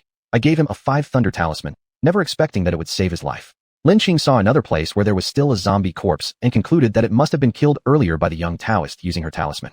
Are you the great person who gave Wu Dao the spiritual talisman? Who would have thought that Master Lin is so young yet possesses such extraordinary abilities, mastering both martial and magical arts? Judging from the hair grown on these zombie bodies, all of them have become Maojiang, hairy zombies, known for their copper skin iron bones toughness. If not for Master Lin's presence here, we might have lost our lives today. Wu Dao, hurry and thank Master Lin, said the old Taoist. The young Taoist blushed and replied, thank you, Master Lin. At such a late hour, how did you end up here? Don't you know there are zombies here? Asked Lin Qing. The old Taoist sighed deeply and answered, we do know, but we didn't expect these zombies to be Maojiang, so powerful. We were commissioned by the villagers to come here and exterminate the zombies. Villagers who entered the mountains reported encountering zombies, and many people died. Another Taoist friend originally accompanied me, whose cultivation level was slightly higher than mine. However, when we encountered 4 Maojiang all at once, he exhausted all of his cultivation fighting one, eventually destroying each other in the process. And we've been fleeing from the zombies all the way here. If not for the speed-enhancing powers of our practices, we would have already been killed by these 3 zombies long ago. Chapter 060, Meeting a Talent Scout. Wei Jie saw how Lin Qing used lightning with great power, and secretly rejoiced that he had agreed to the other's request. Otherwise, a single bolt of lightning from Lin Qing would be something he couldn't endure. Since the zombies are gone, let's leave, Lin Qing said. Just a moment. I need to burn these zombie corpses so no one can use them for evil, the old Taoist priest said. After the old Taoist finished dealing with the 4 zombie corpses, they left Wuling Mountain. Once they reached an inhabited area, the old Taoist finally got a clear look at Wei Jie's appearance. The old Taoist looked at him in surprise for quite some time before coming to his senses. And who might this gentleman be? He is my friend, Wei Jie, Lin Qing smiled and said.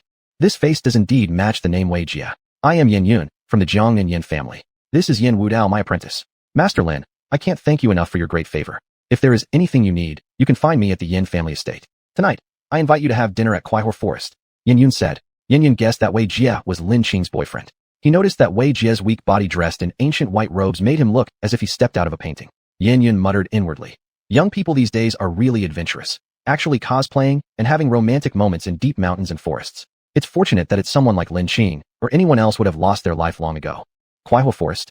Lin Qing asked in confusion. This Kuaihor Forest is the most famous hotel in Shaanxi. Its environment is beautiful, and its gourmet food and wine are simply the best, Yin Yun explained. Then I thank you, Senior Taoist, for making arrangements.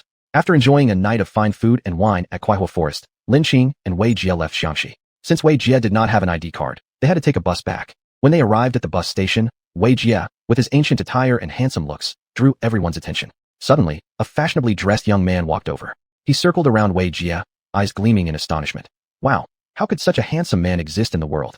If he were to enter the entertainment industry, he would definitely become an overnight sensation. Figures like the 4 heavenly kings would have to step aside. His bearing and charm are unparalleled, not just unmatched in the past, but possibly never again. Lin Qing, seeing the young man circling Wei Jie continuously, lost patience. Are you done yet? You're disturbing us. The young man hurriedly apologized. I'm sorry. I apologize to you. Seeing him made me too excited. I'm a talent scout. With my packaging, this handsome guy would surely achieve massive success in the entertainment circle. Lin Qing replied indifferently. Sorry, we're not interested. The young man persisted. Do you know what it means to become a star? It means earning a huge income. Sorry, still not interested, Lin Qing replied. Listen, little girl, can you make decisions for him? Wei Jie, curious, asked. What exactly is a star? The young man was surprised to find someone who didn't know what a star was, perhaps because he had come out of the remote mountains. Still, he patiently explained. A star is someone who attracts universal attention. They appear on stages, have many fans' adoration, and earn substantial amounts of money. Hearing this, Wei Jie thought silently to himself. Wasn't I already like that in my previous life? Being universally admired and flocked after even makes stepping outside the house a headache. Dealing with fans alone is exhausting, and it leaves me too weak to focus properly on cultivation and research into mystic knowledge. Now that I've been given the opportunity to be reborn, I don't want to return to the way things were. He then refused. Sorry, I'm not interested in becoming a star. Upon hearing this, the young man immediately froze. What's going on? How could anyone not like being a star? The young man couldn't figure it out no matter how much he pondered. As the departure time approached, Lin Qing and Wei Jie boarded the bus back to Zhongzhou City. Since there was no direct bus to Pingshan County, they had to get to Zhongzhou first and transfer from there. The young man pleaded anxiously. You can't leave. Think about it again. If nothing works out, just leave your contact information. But neither Lin Qing nor Wei Jie paid him any heed. Wei Jie looked at the big bus curiously and asked, Hey, this is your carriage? But it's so large, can a horse pull it? Lin Qing explained, This is called a passenger bus, and it doesn't require horses. It uses an engine to generate force. What's an engine? Wei Jie followed up with another question, now transformed into a curious child. After all, everything here was new and strange to him, as the technology of this era was far more advanced than in his own. Lin Qing really didn't know how to explain what an engine was, so she helplessly said, This thing is hard to explain. After we get home, I'll find some books for you to read, and you'll gradually understand. As soon as the bus started moving, Wei Jie observed the speed at which objects outside were retreating and thought in awe. This bus is truly remarkable. It's so fast but not bumpy at all. It's unbelievable, befitting of being more than 1,000 years ahead. When they returned to Pingshan County, Lin Qing immediately bought 2 sets of white casual clothes for Wei Jie and took him to a barber shop. When the barber picked up the scissors to cut Wei Jie's hair, he strongly resisted, saying, My body and hair are given by my parents. How can I damage them casually? Lin Qing hadn't expected that Wei Jie, a cultivator, would have such conservative thoughts. She instantly replied, Nobody follows that rule anymore now. Haven't you noticed that almost all men today have short hair? If you don't want people staring every time you go out, you'd better get it cut.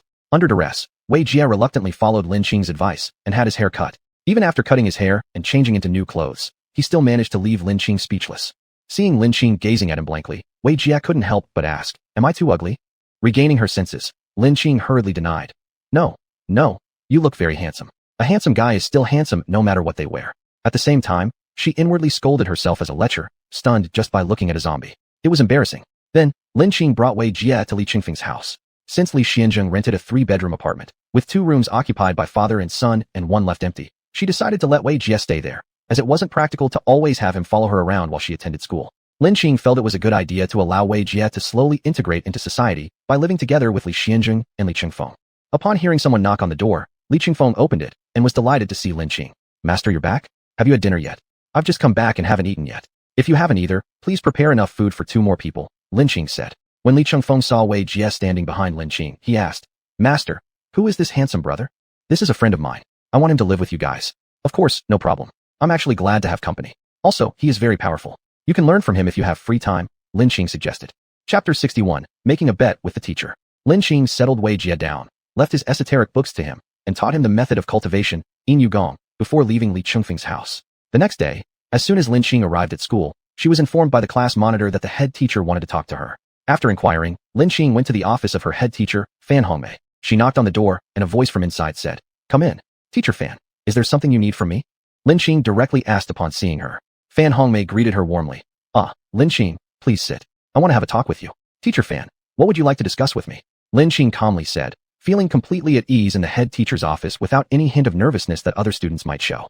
"Lin Qing, since school started, haven't you been taking leave frequently?" "Yes, Teacher Fan. There are some things I must attend to," Lin Qing replied. "What could be more important than studying?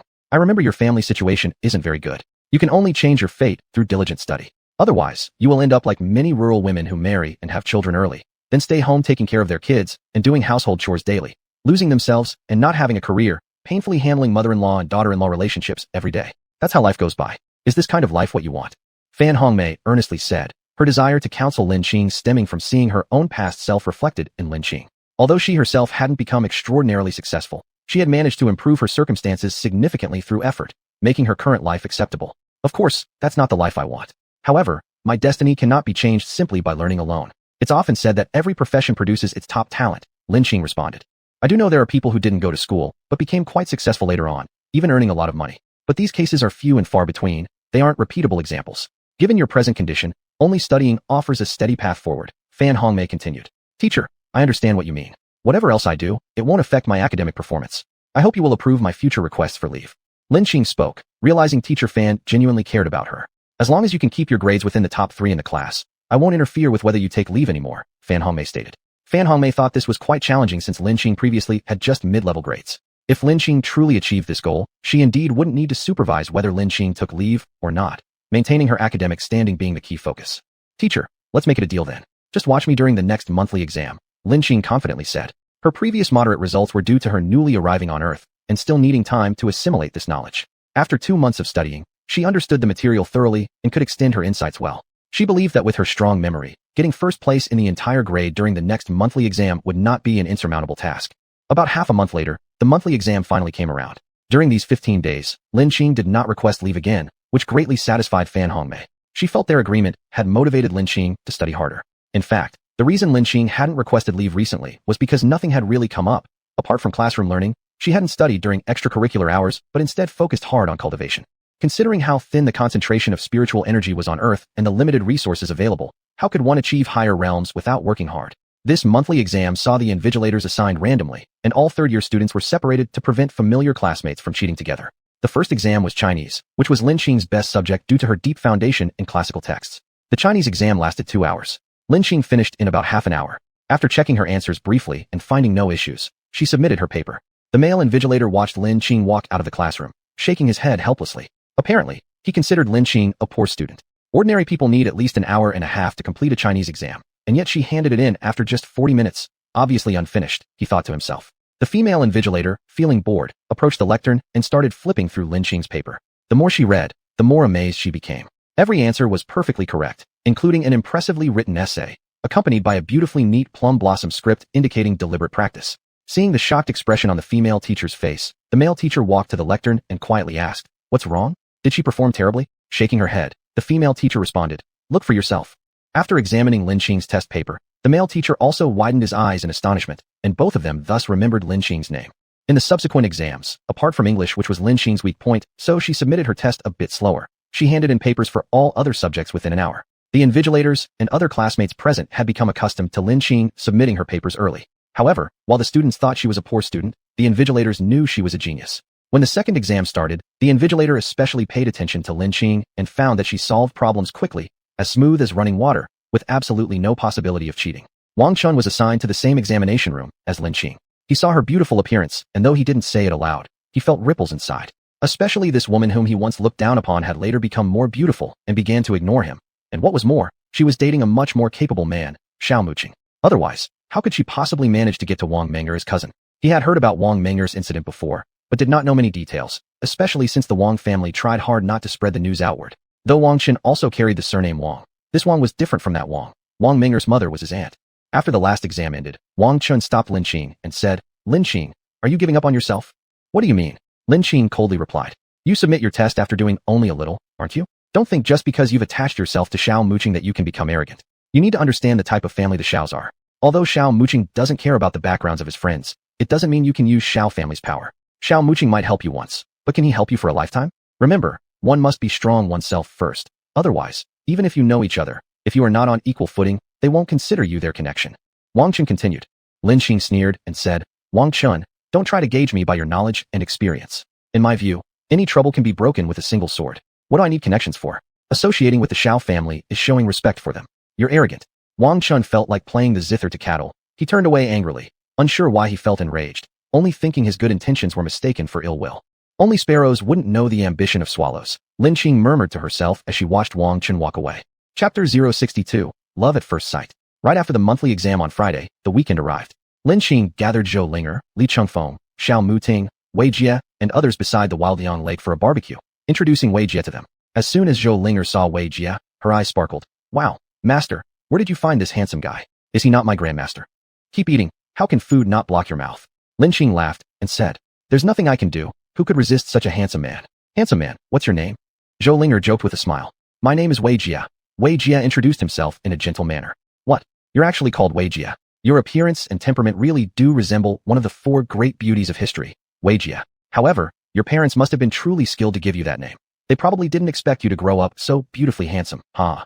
Zhou Linger walked around him while observing him. "You flatter me too much," Wei Jie said kindly. "To be honest, what's your relationship with my master? Are you not his boyfriend?" Zhou Linger whispered. "What is a boyfriend?" Wei Jie asked in confusion. "Oh my god, are you really an ancient person?" Zhou Linger questioned curiously. "Linger, don't be so curious. Everyone has their own secrets. He is not your grandmaster and will never become your grandmaster," Lin Qing stated. Suddenly, several girls approached from a distance. The girl leading them was wearing a white flowing overcoat, with a finely featured face, exuding a slightly cold demeanor. This girl happened to be Lin Qing's classmate, and also their class study committee member, Yi Weichan. Upon arriving at the edge of the lake, Yi Weichan first laid eyes on Wei Jie. Even though he was male, thoughts immediately formed in her mind. There is a beauty in the north, unmatched and independent. One glance could captivate a city, two glances could enchant a nation. Would anyone know the beauty that captivates a city or a country when such a peerless beauty is so rare? At that moment, her heartbeat began to quicken irregularly. Could this be the feeling of love at first sight? Yi Weichan pondered privately. In haste, she moved forward to introduce herself, but noticed her newfound love interest handing a piece of cooked barbecue to another girl. Is it her? She wondered aloud after seeing Lin Qing's appearance. How could Lin Qing possibly match such an extraordinary beauty? Only someone like me, talented and beautiful, deserves him. Moreover, my family background is also decent. Although Yi Yuechan's family did not rival Xiao Muting's, it was still respectable with assets exceeding 100 million yuan. Her father, Yi Jianqing, was the CEO of Pingshan County-built real estate company. However, Yi Yuechan was relatively low-profile and unpretentious, so no one at school knew about her affluent background. Everyone assumed she was just a regular girl due to her academic diligence. She contrasted sharply with some wealthy classmates who neglected their studies. A round-faced girl standing beside Yi Yuechan noticed her frozen expression and asked, "What's wrong, Yuechan?" "It's nothing. Let's go eat some barbecue, shall we?" "Aren't you the one who doesn't like barbecues because you consider it junk food?" "Occasionally trying it is fine," Yi Yuechan responded. Yi Yuechan and her three friends rented grilling supplies from a nearby barbecue shop, started a fire, and within moments, Yi Yuechan found herself choking on smoke. She walked up to Wei Jie, suppressing her excitement, her large eyes gazing intently at Wei Jie. "Big brother, I noticed that you're quite skilled at barbecuing. Could you help us?" "Oh, Lin Qing, how are you here?" She followed with a tone as if just noticing Lin Qing. "Who might you be?" Lin Qing asked, unfamiliar with her. "We are classmates. I am the study committee member of our class." Yi Yuechan held back her anger hearing Lin Qing claim not to know her, thinking Lin Qing was intentionally pretending not to recognize her, wanting to ignore her and humiliate her. Without a doubt, Yi Yuechan thought too much. Lin Qing genuinely did not recognize her. Lin Qing focused entirely on studying and spent her free time on training at school, giving little attention to those less familiar to her. "Oh, I see. Since the other party humbly asks, Wei Jie, you should go teach them." Lin Qing spoke calmly. "Yes." Wei Jie answered. Hearing Lin Qing speak in a commanding tone to Wei Jie, Yi Yuechan grew even more furious. believing Lin Qing intended to show her strength against her. When Wei Jia reached Yi Yuechan and her group's location, the other three people were amazed. The round-faced girl said, "Good job, Yuechan. How did you bring back such a handsome guy?" "I asked him to come teach us how to barbecue," Yi Yuechan replied with a smile. "Brother Wei, I can't seem to get the fire started no matter what. Could you please help us?" She looked at Wei Jia with anticipation. Superficial. Seeing her contrived mannerisms, Wei Jia felt repulsed. He had seen too many women like her before, trying every possible way to approach him, but all they cared about was his handsome appearance. Wei Jia coldly lit their fire for them and instructed them on how to barbecue before excusing himself and returning to Lin Qing's side. As she observed his gentle demeanor, Yi Yuechan grew even more captivated. The moment Wei Jia left, the other three sighed in admiration. "Wow, he's so handsome. How could anyone be this good-looking?" Yes. Many celebrities pale in comparison when placed next to him. "Hey, isn't that Xiao Mu Ting, the icy hot guy from our school? Why is he around here?" The round-faced girl suddenly exclaimed in surprise.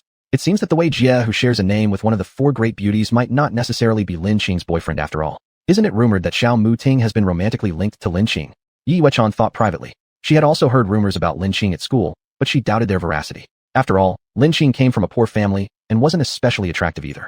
Though she had become slightly prettier, it was only to the extent of being fair and delicate. Men like Xiao Mu Ting and Wei Jia obviously possess superior qualities. How could they possibly take an interest in someone like her? In order to clarify the relationship between Lin Qing and Wei Jia, Yi Yuechan approached Lin Qing's group to start up a conversation.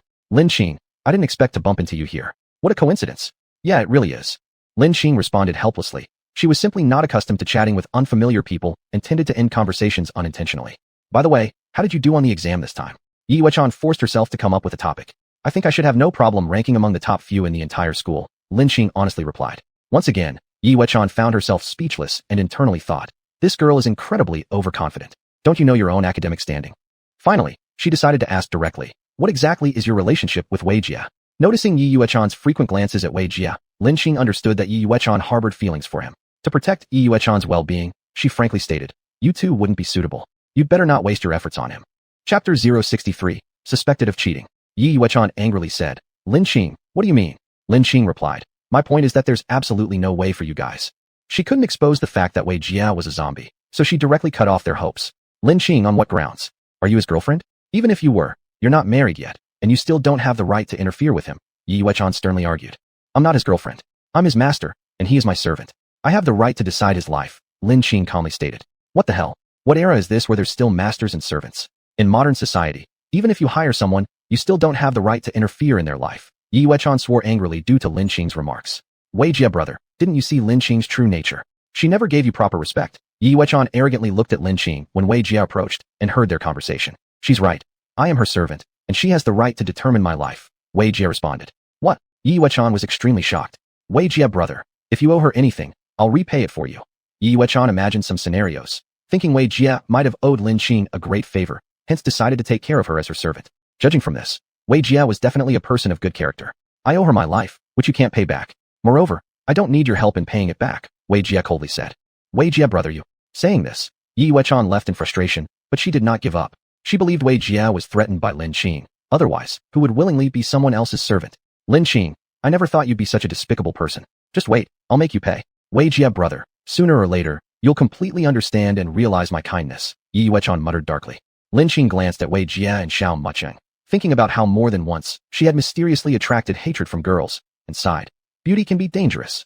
It quickly became Monday, and the first class was Chinese. Before class, Lu Yuanyuan complained to Lin Qing. "This exam was so hard. How did you do?" Lin Qing said, "Not bad." Oh no, I failed miserably." "After all, this exam isn't that important. Just try harder next time." Shortly after, Fan Hongmei came into the classroom with the test papers. As soon as she entered the class, she began. This exam, although difficult, some students improved greatly while others fell behind. Students who improved shouldn't be arrogant, keep working hard. Students who regressed, don't lose heart, keep trying. Now, I will distribute the papers. Yi Yuechan, 90 points, well done. After getting her paper, Yi Yuechan provocatively glanced at Lin Qing, but Lin Qing paid her no attention. Lu Yuanyuan, 75 points, regressed slightly. Work harder.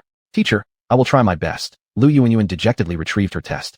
Lin Qing, 99 points. When those words were spoken, a wave of commotion rippled through the classroom. The girl behind Yi Yuechan, Zhu Jia, could not believe it, saying, "How is that possible? I was in the same examination room as Lin Qing. She finished the Chinese test in less than an hour. We all thought she didn't finish. How could she get such a high score? There must be something fishy going on." Hearing this, Yi Yuechan asked, "Did she really submit the test in under an hour?" "Yeah, I'm very sure about that. Aside from the English exam, In every other test, she submitted within an hour. My seat during the exam was at the front row, so the first person to submit easily draws attention, especially when she submitted so early. Zhu Jie answered. Lin Qing, I've caught your flaw now. I'll use this to threaten you to let go of Wei Jie brother. Yi Yuechan gloated internally, imagining future moments where Wei Jie treated her gently like they were celestial lovers. In each following class, the teachers handed out the tests. This time, except for the English exam where Lin Qing scored only 90 points, she either got full marks or near-perfect scores in all other subjects. Even so, Lin Qing was indisputably the top student of the school this time around. At the end of the day, Yi Yuechan intercepted Lin Qing. What do you want? Lin Qing asked indifferently. I urge you to release Wei Jie, otherwise don't blame me for exposing your dirty little secrets, Yi Yuechan threatened. What dirty deeds of mine? Lin Qing chuckled coldly. Don't think I don't know about your cheating. If you don't release Wei Jie, I will report you to the principal, Yi Yuechan said.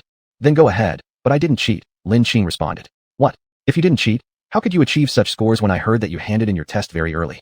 Yi Yuechan pointed out what she thought to be Lin Qing's loophole. I'm smart, isn't that enough? There's nothing more to say. By the way, there's absolutely no possibility between you and Wei Jie, so give up as soon as possible. There are plenty of fish in the sea. Why fixate on just one? After saying this, Lin Qing left. Lin Qing, we'll see. I don't believe you didn't cheat, Yi Yuechan said with anger. The next morning, Yi Yuechan came to the office of the academic director. She knocked on the door, and a man wearing glasses, about 40 or 50 years old, opened it. You? Aren't you Miss Yi Jianxin? Director Liu, do you know my father? Yes. I attended a dinner banquet hosted by your father a year ago and saw you once. Your name is Yi Yuechan, right? You're growing prettier every day. So what brings you here today? Director Liu flattered her.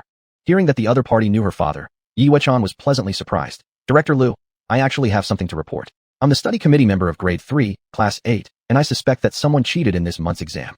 What? What happened? There's a classmate named Lin Qing. Before, her grades weren't outstanding, just slightly above average. But this time, she's probably going to top the whole school. I've heard that she finished handing in each subject's test paper really quickly. Most took less than an hour. How could someone achieve such good results under these circumstances? Just for Chinese alone, an hour isn't even enough to complete the questions.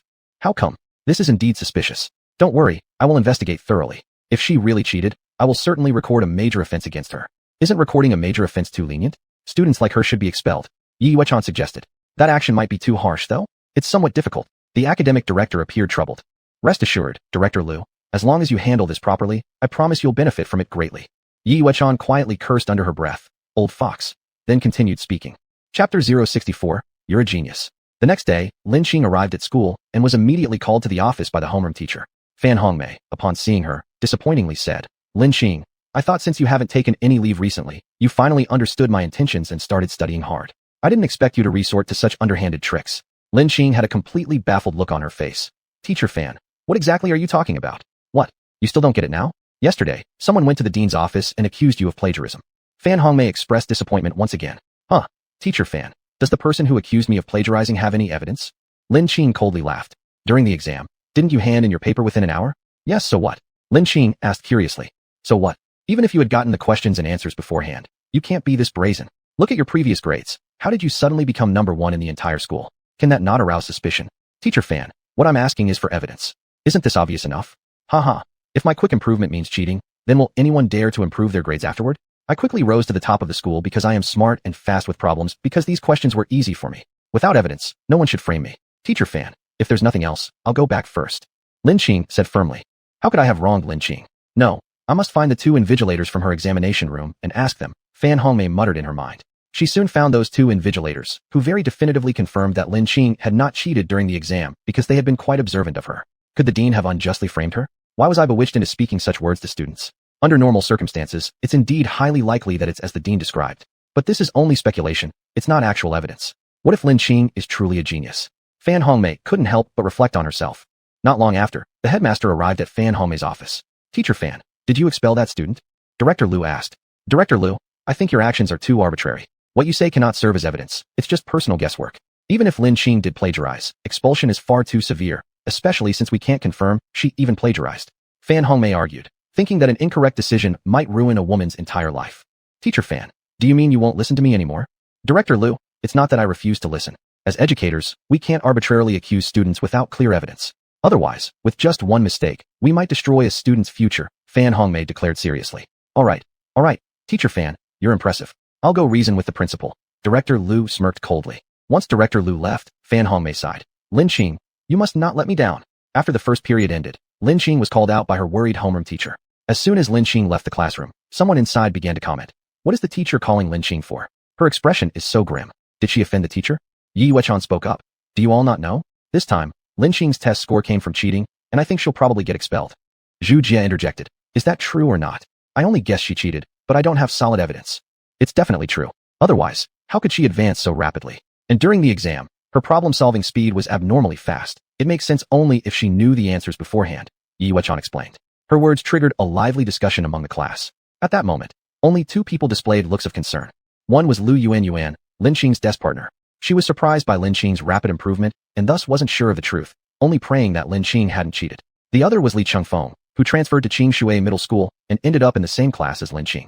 Though he believed his master doing well on the test was normal since his master was so capable, he was concerned about the possibility of his master being falsely accused, which might result in trouble for others in the school. On the way, Fan Hongmei questioned Lin Qing again. Did you really not cheat? Of course not. Lin Qing, shortly we will be heading to the principal's office. If you didn't cheat, no one will be able to falsely accuse you, and I will take your side.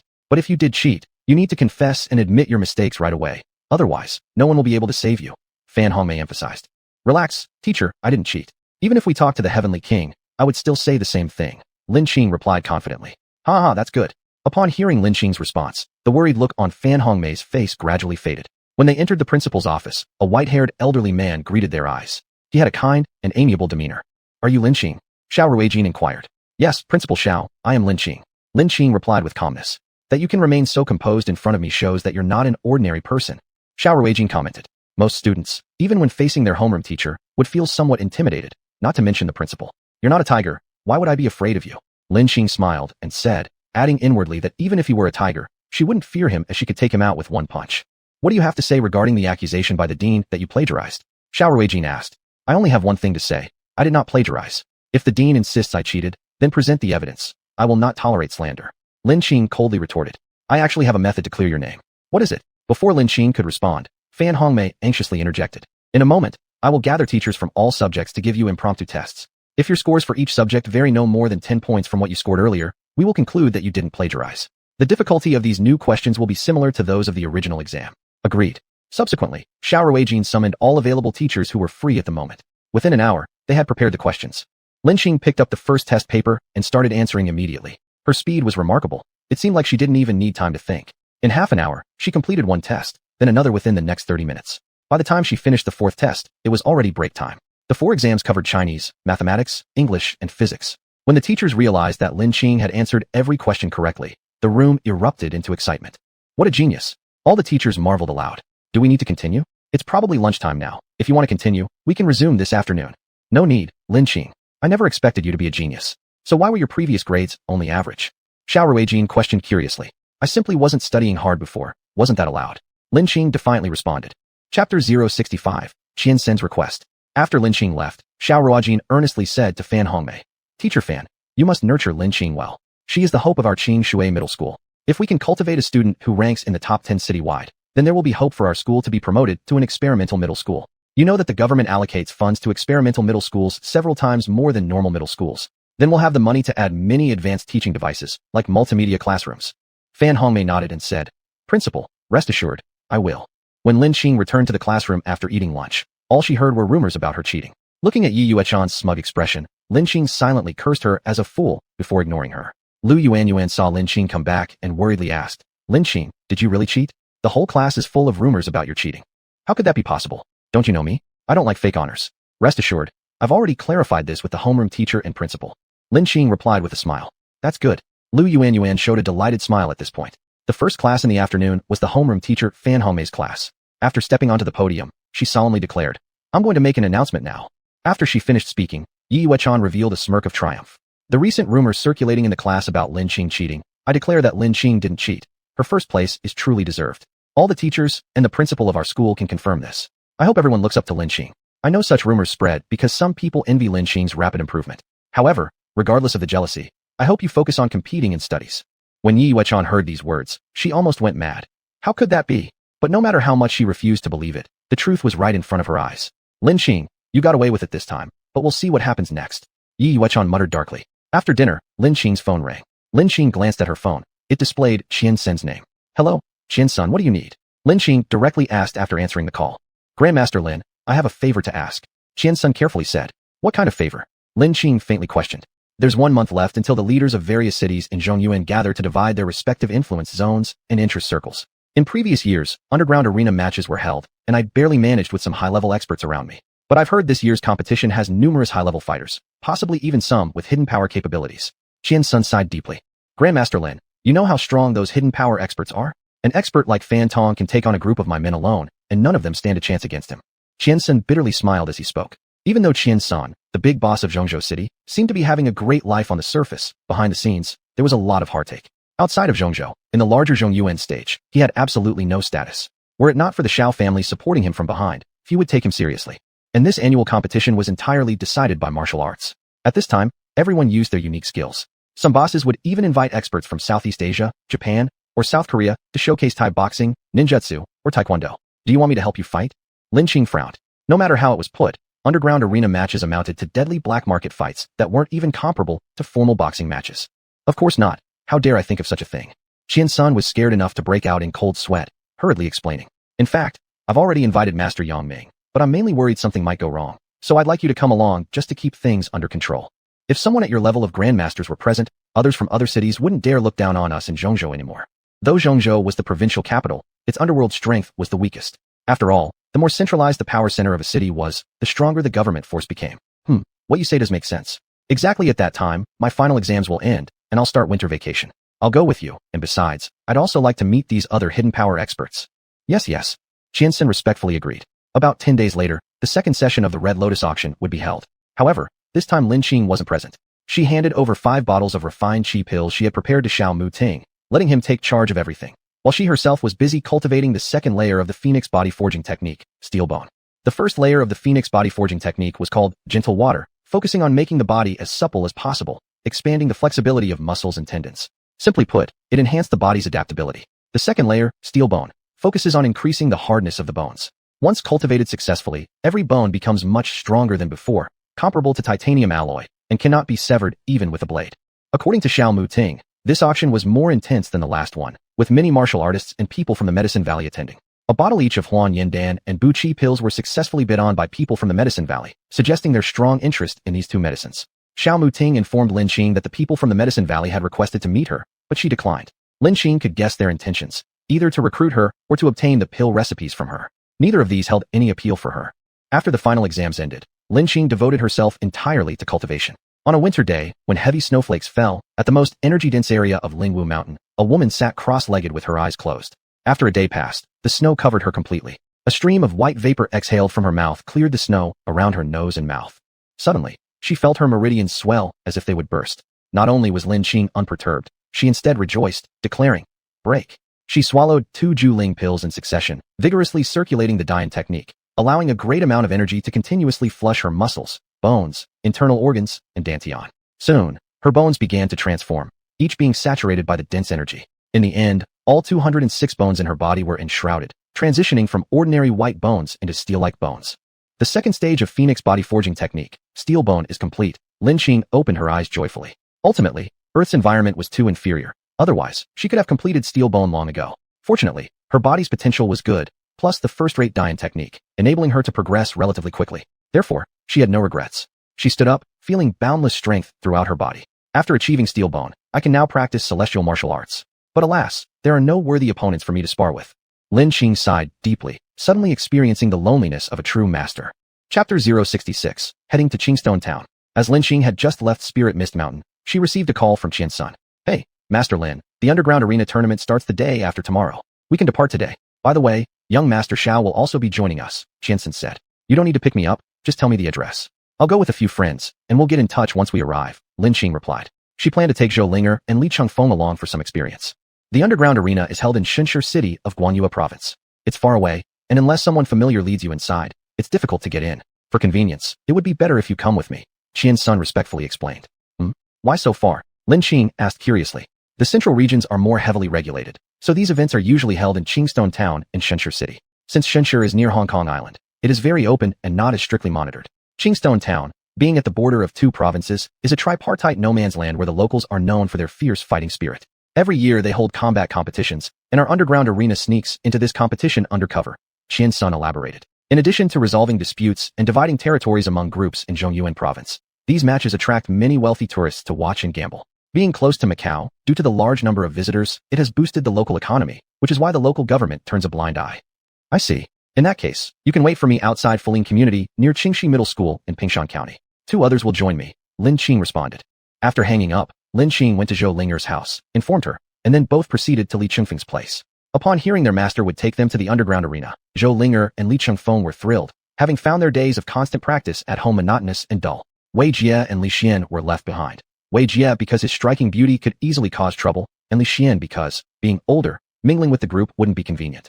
Xiaoyin, the glutton, refused to stay home and insisted on going with Lin Qing, thus starting their journey to Shenshur City. When Qiansen saw 2 15 or 16-year-old kids and a little puppy accompanying Lin Qing, he thought to himself, Master Lin must still have a childlike heart.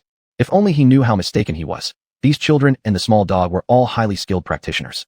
Yang Ming, remembering his earlier rudeness, took the initiative to chat. Master Lin, these arena contests here are really nothing compared to the true overseas black market boxing matches that occur within the shadowy worlds of powerful organizations. Those so-called underground worlds might even exist beneath famous tourist spots or commercial buildings. Without connections or an invitation, there's no way to enter. Imagine this, spending your days sightseeing and nights watching black market boxing matches. It's exhilarating. They say betting pools can reach over $100 million, real high-stakes gambling. Our humble place certainly can't compare with those international big leagues, Qian's son added awkwardly.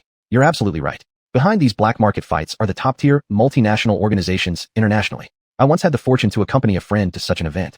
Let me tell you, in these black boxing tournaments, there are no shortage of advanced martial artists practicing hidden power, Yang Ming described enthusiastically. Some foreign fighters may not have internal energy skills, but they each bring unique styles. Some aren't much weaker than dark force experts. For example, Europe has its Sai warriors, Thailand specializes in Muay Thai, Japan excels in Judo, and Korea focuses on Taekwondo. Do patriarchs never participate? Lin Qing asked curiously. How important are martial arts masters, even within great overseas organizations? Though masters rarely attend, occasionally, there are peak dark force experts present. Once, I saw a top expert of hidden power who swept through all opponents in a black boxing tournament and ultimately won a prize of over $100 million, Yang Ming explained. It seems I should find a chance to witness one, Lin Qing muttered. After hearing all this, Zhou Linger and Li Chengfeng experienced a dramatic change in their worldviews. About 6 to 7 hours later, the convoy finally arrived in Shenshur City. As an international metropolis, it was noticeably different from Zhongzhou. Zhou Linger and Li Chengfeng looked around excitedly. After several turns east and west, they eventually reached Qingstone Town. Compared to Shenshur, Qingstone Town was much less developed, evident from the roads and the houses. Its level of prosperity wasn't much different from Pingshan County. Here and there, patches of rural farmland could still be seen. But even in such a place, someone like Qian's son, a major figure, maintained a base of operations. Soon, the convoy pulled up to a 4-story luxurious villa. Brother Qian, young Master Xiao, you finally arrived, greeted several people already waiting at the entrance. Master Lin, young Master Xiao, Master Yang. This is Mayor Shi of Qingstone Town. Qiansen introduced as soon as he got out of the car. Oh, don't call me mayor. Just call me Xiao Shi, Mayor Shi said enthusiastically. Though he was the mayor of Qingstone Town, in front of these tycoons, he had to curry favor. After all, Qingstone Town was a bit backward, and even a small favor from these tycoons would be enough for them to feast. Mayor Shi, as someone adept in politics, had sharp eyesight. He immediately noticed that among this group of people, a little girl seemed to be the leader, with both Qian's son and Xiao Dashou showing great respect to her. He couldn't help but ask, and who might this be? This is Master Lin, a friend of young Master Xiao. Qian's son replied indifferently. Mayor Shi immediately became respectful, shaking Lin Qing's hand warmly. Oh my, you're a friend of young Master Xiao. It's truly an honor to have you here at Qingstone Town. Even in Qingstone Town, far from Zhongyuan, they had heard of the illustrious name of the Xiao family. Seeing Lin Qing so young, yet with young Master Xiao treating her with such respect, Mayor Shi realized she must have a strong background, perhaps even coming from one of the most powerful families domestically. With this thought, he became even more touching enthusiastic. By now, it was already late, and Mayor Shi enthusiastically invited everyone to taste local specialty cuisine. For men like Qian's son and Yang Ming, he even arranged some young village girls to accompany them, frequently hinting on the table at those girls. These girls, though not as elegantly dressed as urban women, were still refreshingly charming and exuded an irresistible charm. Zhou Linger, seeing this, was quite displeased and muttered coldly, they're just beasts. Qian's son and his group had originally planned to take these young ladies home later that night, but hearing this remark, their faces turned red and they had no choice but to abandon their plans. They dared not criticize or complain about a friend of Lin Qing. Lin Qing, noticing Zhou Linger's disapproval, spoke up. There are underage girls here. Please mind your behavior. As for the food on the table, Xiaoyin wanted to jump onto it to indulge himself, but Lin Qing stopped him. After all, there were other people at the table. Lin Qing ordered someone to bring a separate table for Xiaoyin. A pile of delicious food was placed on the table. Xiaoyin happily ate until he was full, then flipped over, pawing at his belly as he lay down on the table. This scene melted the hearts of many of the young girls. Chapter 067, The Arena Contest. The next day, early in the morning, Lin Qing and others were going out for a stroll. Mayor Shi suggested sending someone to accompany them, but Lin Qing declined. The four youngsters wandered around the Qingyang town, while Qian Sun and others prepared for tomorrow's bigwig gathering. They soon arrived at the place where the underground arena contest was being held. A fighting match was currently underway here. Suddenly, several young men in their 20s approached. One of them, seeing Zhou Linger, came up to flirt. "Hey, two gorgeous ladies, are you also here to watch the fighting match?" Lin Qing intentionally subdued her own brilliance, while Zhou Linger had yet to master the ability to hide her graceful demeanor. Returning to simplicity, though she only looked delicately attractive, paired with her ethereal aura, it significantly heightened her beauty quotient. And this flirtatious man precisely favored cute and delicate pretty little girls. Zhou Linger replied. Yeah, a short and plump boy beside the man clearly saw through his intentions and chimed in. This is our brother Gua. He has participated in national-level fighting competitions and is incredibly skilled. Guochuan chuckled. This so-called arena contest isn't even worth mentioning. It can't compare to the national fighting competition. They don't really have any martial arts skills except for risking their lives. That's true. Most of them come from poor backgrounds and can only sell their lives to earn money. How could they possibly match Brother Gua? The short and plump boy flattered. The short and plump boy was a second-generation rich kid whose family had some assets. He often got into trouble and needed people to handle matters for him, so he flattered Guochuan a lot. Upon hearing these words, Lin Qing felt that this Brother Gua lacked vision and had probably never seen any real masters. Seeing the two women showing absolutely no interest in him, Guochuan said, Do you want to make money? I'll take you to bet a few rounds. Xiao Mutin and Li Chengfeng appeared as weak scholars and didn't attract their attention at all. They completely ignored both of them. Zhou Linger, upon hearing about making money, lit up her eyes and said, Oh right, we can earn money here. Xiao Mutin frowned, puzzled. Are you short of money? He remembered Lin Qing was an expert at earning money. Humph, how would a well-fed person understand the hunger of the starving? Do you know anything about the life of us poor people? Zhou Linger pouted. But the chances of winning money through gambling aren't high either. Xiao Mutin frowned and remarked. You fool, we should go on the stage ourselves. Zhou Linger grinned slyly. What? You two on the stage? That won't do. These martial arts contests are too brutal. With your slender arms and legs, you might easily get crippled or killed. Let me go instead, and you bet on me to win, Guochuan persuaded. He originally planned to enter the competition himself and let Zhou Linger bet on his victory. He didn't expect this girl to be brain damaged enough to think about participating herself. Could she beat a random contestant? I have no confidence in you. Xiao Mutin and Zhou Linger simultaneously said. In their eyes, Brother Gua's level was too low, only at the initial stage of Mingjing. What? Are you two chicken shit losers looking down on me? This time, I'll definitely show off my power on the stage to let them see what I've got, Guochuan muttered to himself. After registering his name, it wasn't long before Guochuan's turn arrived, and as expected, he achieved victory. He confidently returned to his seat, but failed to notice Zhou Linger who had already signed up herself and started the fight after him. After registering, Zhou Linger borrowed 50 million yuan from Xiao Mutin and made Xiao Mutin place a bet on her win. As for her master Lin Qing, although she knew her teacher was wealthy, she felt somewhat awkward asking her because she hadn't contributed anything to honor her master yet. Zhou Linger's opponent was a coarse-looking man. Seeing his opponent was a young and beautiful girl, he sneered and said, You'd better just admit defeat voluntarily. That way, you'll save your tiny limbs from getting broken by me. Zhou Linger coldly smiled and said, Enough talk, let's settle the strength difference in actual combat. The coarse man no longer hesitated, lifting his huge fist and smashing towards Zhou Linger. But she gripped her fists tightly and moved toward him. The audience below erupted in cheers, evidently stimulated by the spectacle before their eyes. Guochuan shook his head and said, What a pity for such a fine-looking lady. Based on his judgment, the present coarse man had strong abilities. If he himself went on the stage, he estimated that he could only end up in a draw. Unexpectedly, the audience heard a loud scream, Ah, which turned out to be the sound of the coarse man falling down. Due to the initial persuasion of the opponent, Zhou Linger did not strike hard, merely knocking him down. Otherwise, his entire arm would have been useless. Upon seeing this scene, Guochuan's heart churned with turmoil. He never expected that he misjudged her. She wasn't a lamb. She was a wolf disguised in sheep's clothing. He was also glad that he had discovered this early on, otherwise his future would be unpredictable. Xiao Mutin was equally fierce, winning every match. After all, he was a martial artist at the early stage of dark force cultivation, while the strongest here was only at the late stage of visible force cultivation, without even reaching the dark force level. The main event of the arena contest today wasn't the focus. The grand finale was scheduled to begin tomorrow.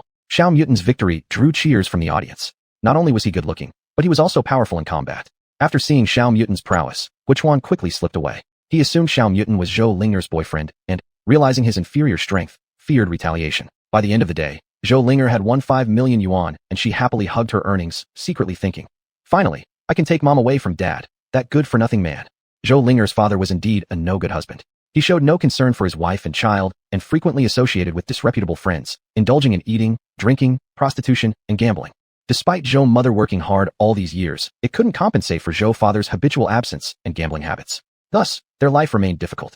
Whenever Zhou's father ran out of money, he would ask Zhou's mother for more, and if denied, he might even resort to violence. Moreover, both their house and household registration were under Zhou's father's name.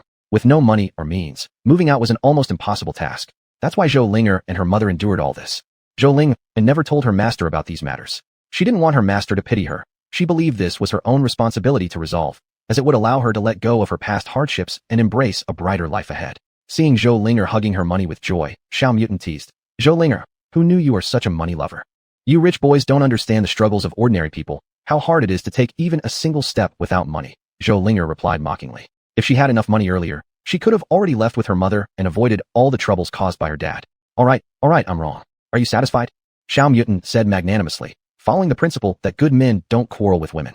Chapter 068, Gathered Tycoons. The next day, as the audience seats for the arena competition were all filled with people, Lin Qing and her 3 companions arrived late and had no choice but to sit in the last few rows. At this point, all the surrounding temporary structures had been dismantled, revealing a vast, open ground. On the open ground stood a high platform.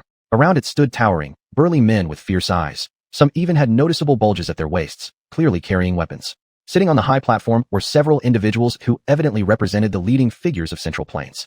At that moment, not a sound could be heard from the crowd. This was, after all, a gathering of the major tycoons of Central Plains, a place where they resolved disputes over profits and divided areas of influence.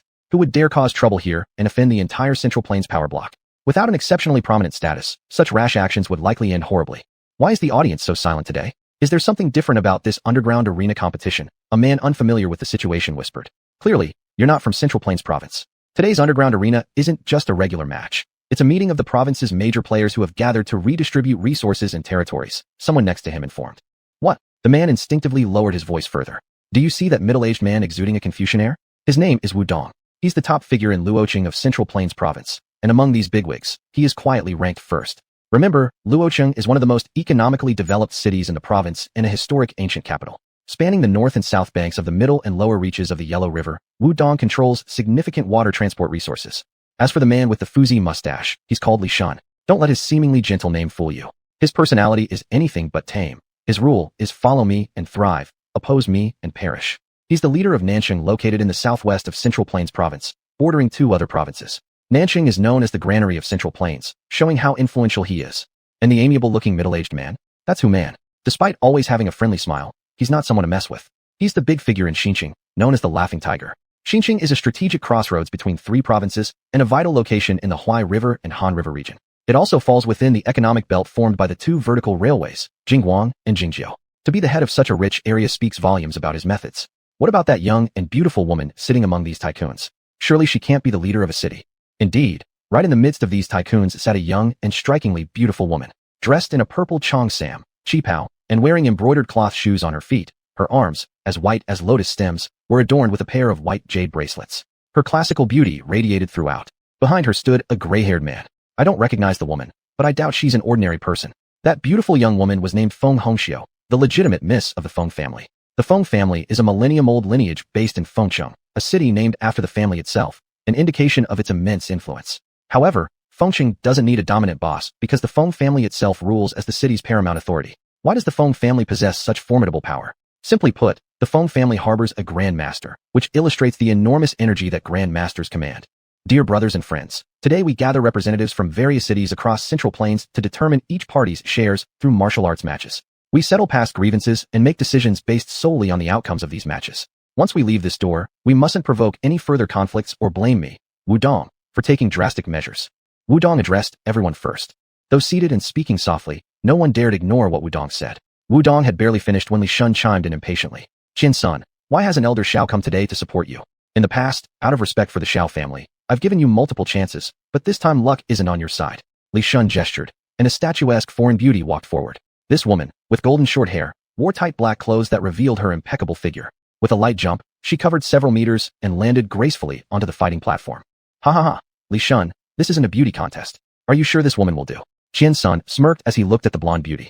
Judging from her appearance, she undoubtedly excels in a type of combat technique that emphasizes agility over strength, possibly Brazilian Jiu-Jitsu.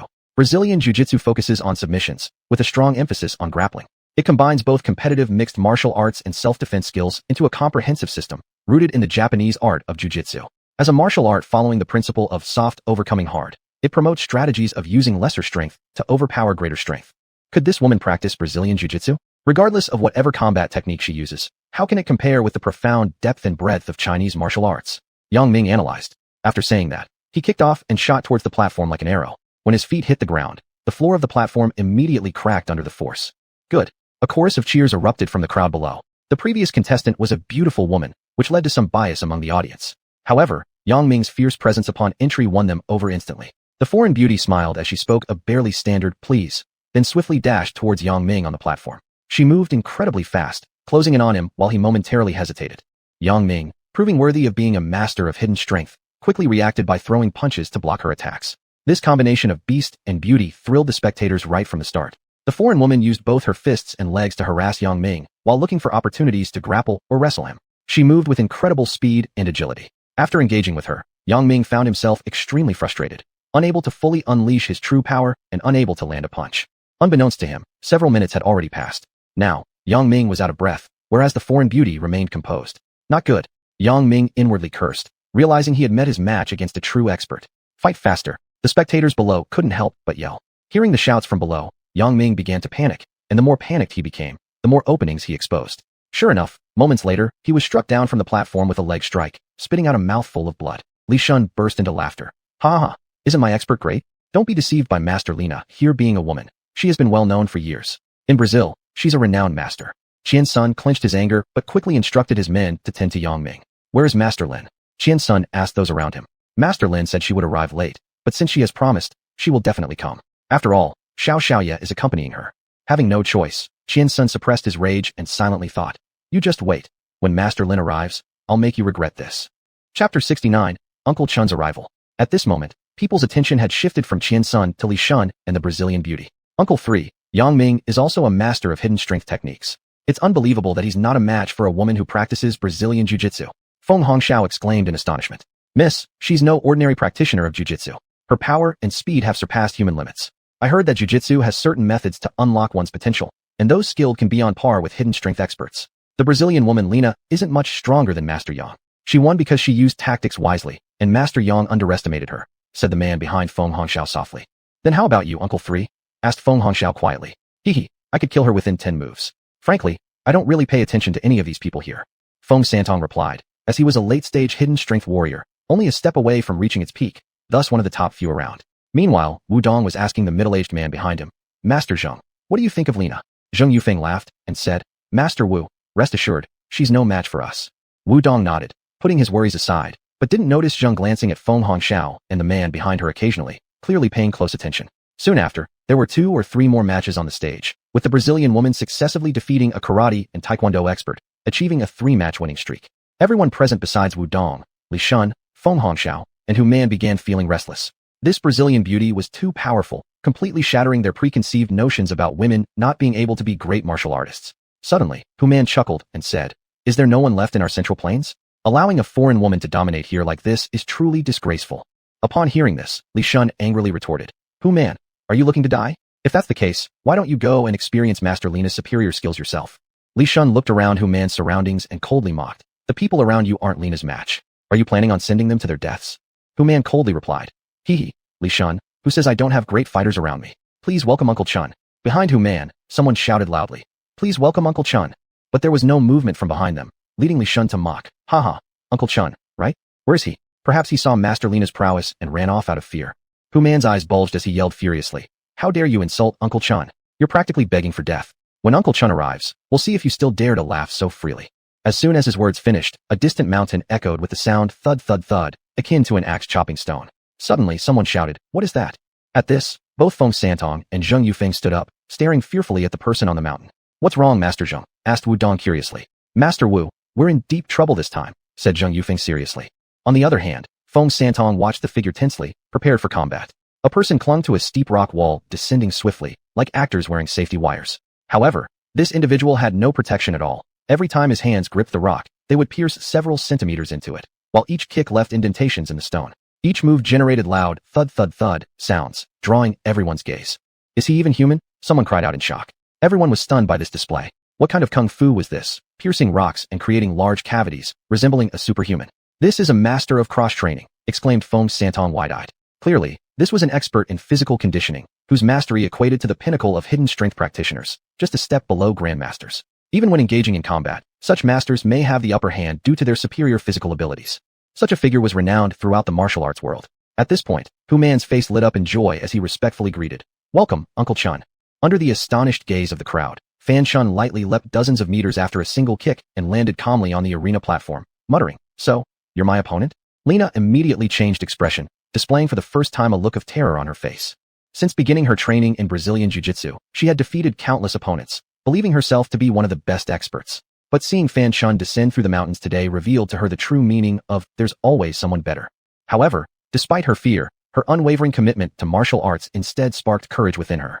Using imperfect Mandarin, she said simply, "Please begin." She then attempted to use the same strategy against Fan Chun that she had used against Yang Ming, but this was a mistake. This tactic only worked against opponents of equal or slightly higher skill.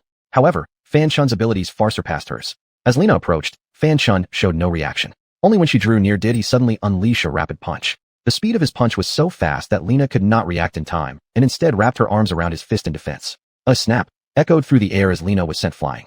Her arm bent at an unnatural angle, clearly fractured under the power of Fan Chun's punch. "Since you're a woman, I'll spare your life," Fan Chun said, before delivering a swift kick that sent her off the arena platform. At that moment, the entire crowd fell silent. Watching the man who defeated Lina with a single punch, he simply shook his head and muttered, "You're too weak. I didn't even use a third of my strength." Upon hearing this, Lina spat out a mouthful of blood and fainted, not because of her severe injuries, but from sheer humiliation.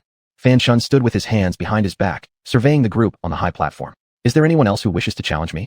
Despite the many powerful leaders from Central Plains present on the platform, none dared to speak up. Fan Chun's demonstration of carving through the mountain had left an indelible mark on them. Even formidable Lina couldn't withstand one hit from him. How could anyone else dare step forward and risk certain death? Li Shun lowered his head, wishing to hide himself deep within his chair so as not to catch Fan Chun's attention. Meanwhile, Feng Hongxiao lost the composure she'd maintained earlier. Fan Chun's appearance had shattered all her plans. His strength was simply overwhelming. Finally, Fan Chun directed his gaze toward Wu Dong, the most respected leader of Central Plains. "Is there no one else?" he asked. Wu Dong realized he could no longer avoid the situation. As the top leader, he had responsibilities. Everyone around was watching, curious about how the esteemed Wu master would respond. "Master Zheng, are you confident?" Wu Dong asked solemnly. Zheng Yufeng stood up. "All right, Master Wu. It's time I repay the debt I owed you from years ago. These past years of shelter you've provided will be repaid today." After speaking, Zheng straightened his posture and strode onto the stage as if he had shed years off his age. Chapter 070. So stupid. Wu Dong watched Zheng Yufeng's retreating figure with sadness. He knew the other had embarked on a journey with a resolve to die. Seeing Zheng Yufeng stepping onto the stage, Fan Chun asked, "You've managed to reach the later stages of hidden strength, which is already quite impressive. Your steps seem familiar. What's your relationship with Zheng Feng? Do you know our family master, the head of the Jiang family?" Zheng Yufeng replied in surprise. 20 years ago, I once accompanied my master to China and met the head of the Jiang family. My master was acquainted with him. So today you may step down, and I will not harm you," Fan Chun declared. "Who is your master?" Zheng Yufeng inquired. "Hongmen, Saint Hao Tian," Fan Chun responded calmly. Upon hearing this, everyone in the venue was shocked. The Hongmen organization has an enormous reputation. It was a globally recognized major organization famous worldwide over 100 years ago and remains the dominant force in overseas Chinese circles today. In comparison to such a massive international organization, even the bigwigs of Central Plains seem insignificant, like the difference between sharks and small fish or shrimp. Siyuanyi? Is he Siyuanyi, the crocodile of South Africa from Hongmen? People who were familiar with overseas power dynamics shouted in shock. Although fewer people might know about Siyuanyi, many have heard about the crocodile of South Africa.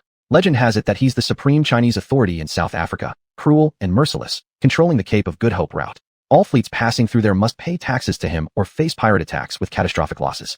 And these international-level leaders dominating regions, how could they possibly be compared with the local leaders in Central Plains? Wu Dong originally thought that Fan Chun was just good at fighting, but didn't expect his background to be so vast. He was sure Fan Chun wasn't here solely for money, but likely had his eyes on the resources and opportunities of Central Plains. When Wu Dong considered Hongmen's support behind Fan Chun, it became clear that achieving his goals would only be a matter of time. This realization left Wu Dong's heart ice cold, as if he'd fallen into the depths of an abyss. "Are you actually Saint Hao Tian's disciple?"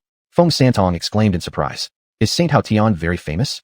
Feng Hongxue questioned curiously. "Of course, miss, when Saint Hao Tian was gaining fame, you were barely born. He was an extremely renowned grandmaster in Hongmen. With his physical cultivation skills, his body resembles that of a divine god.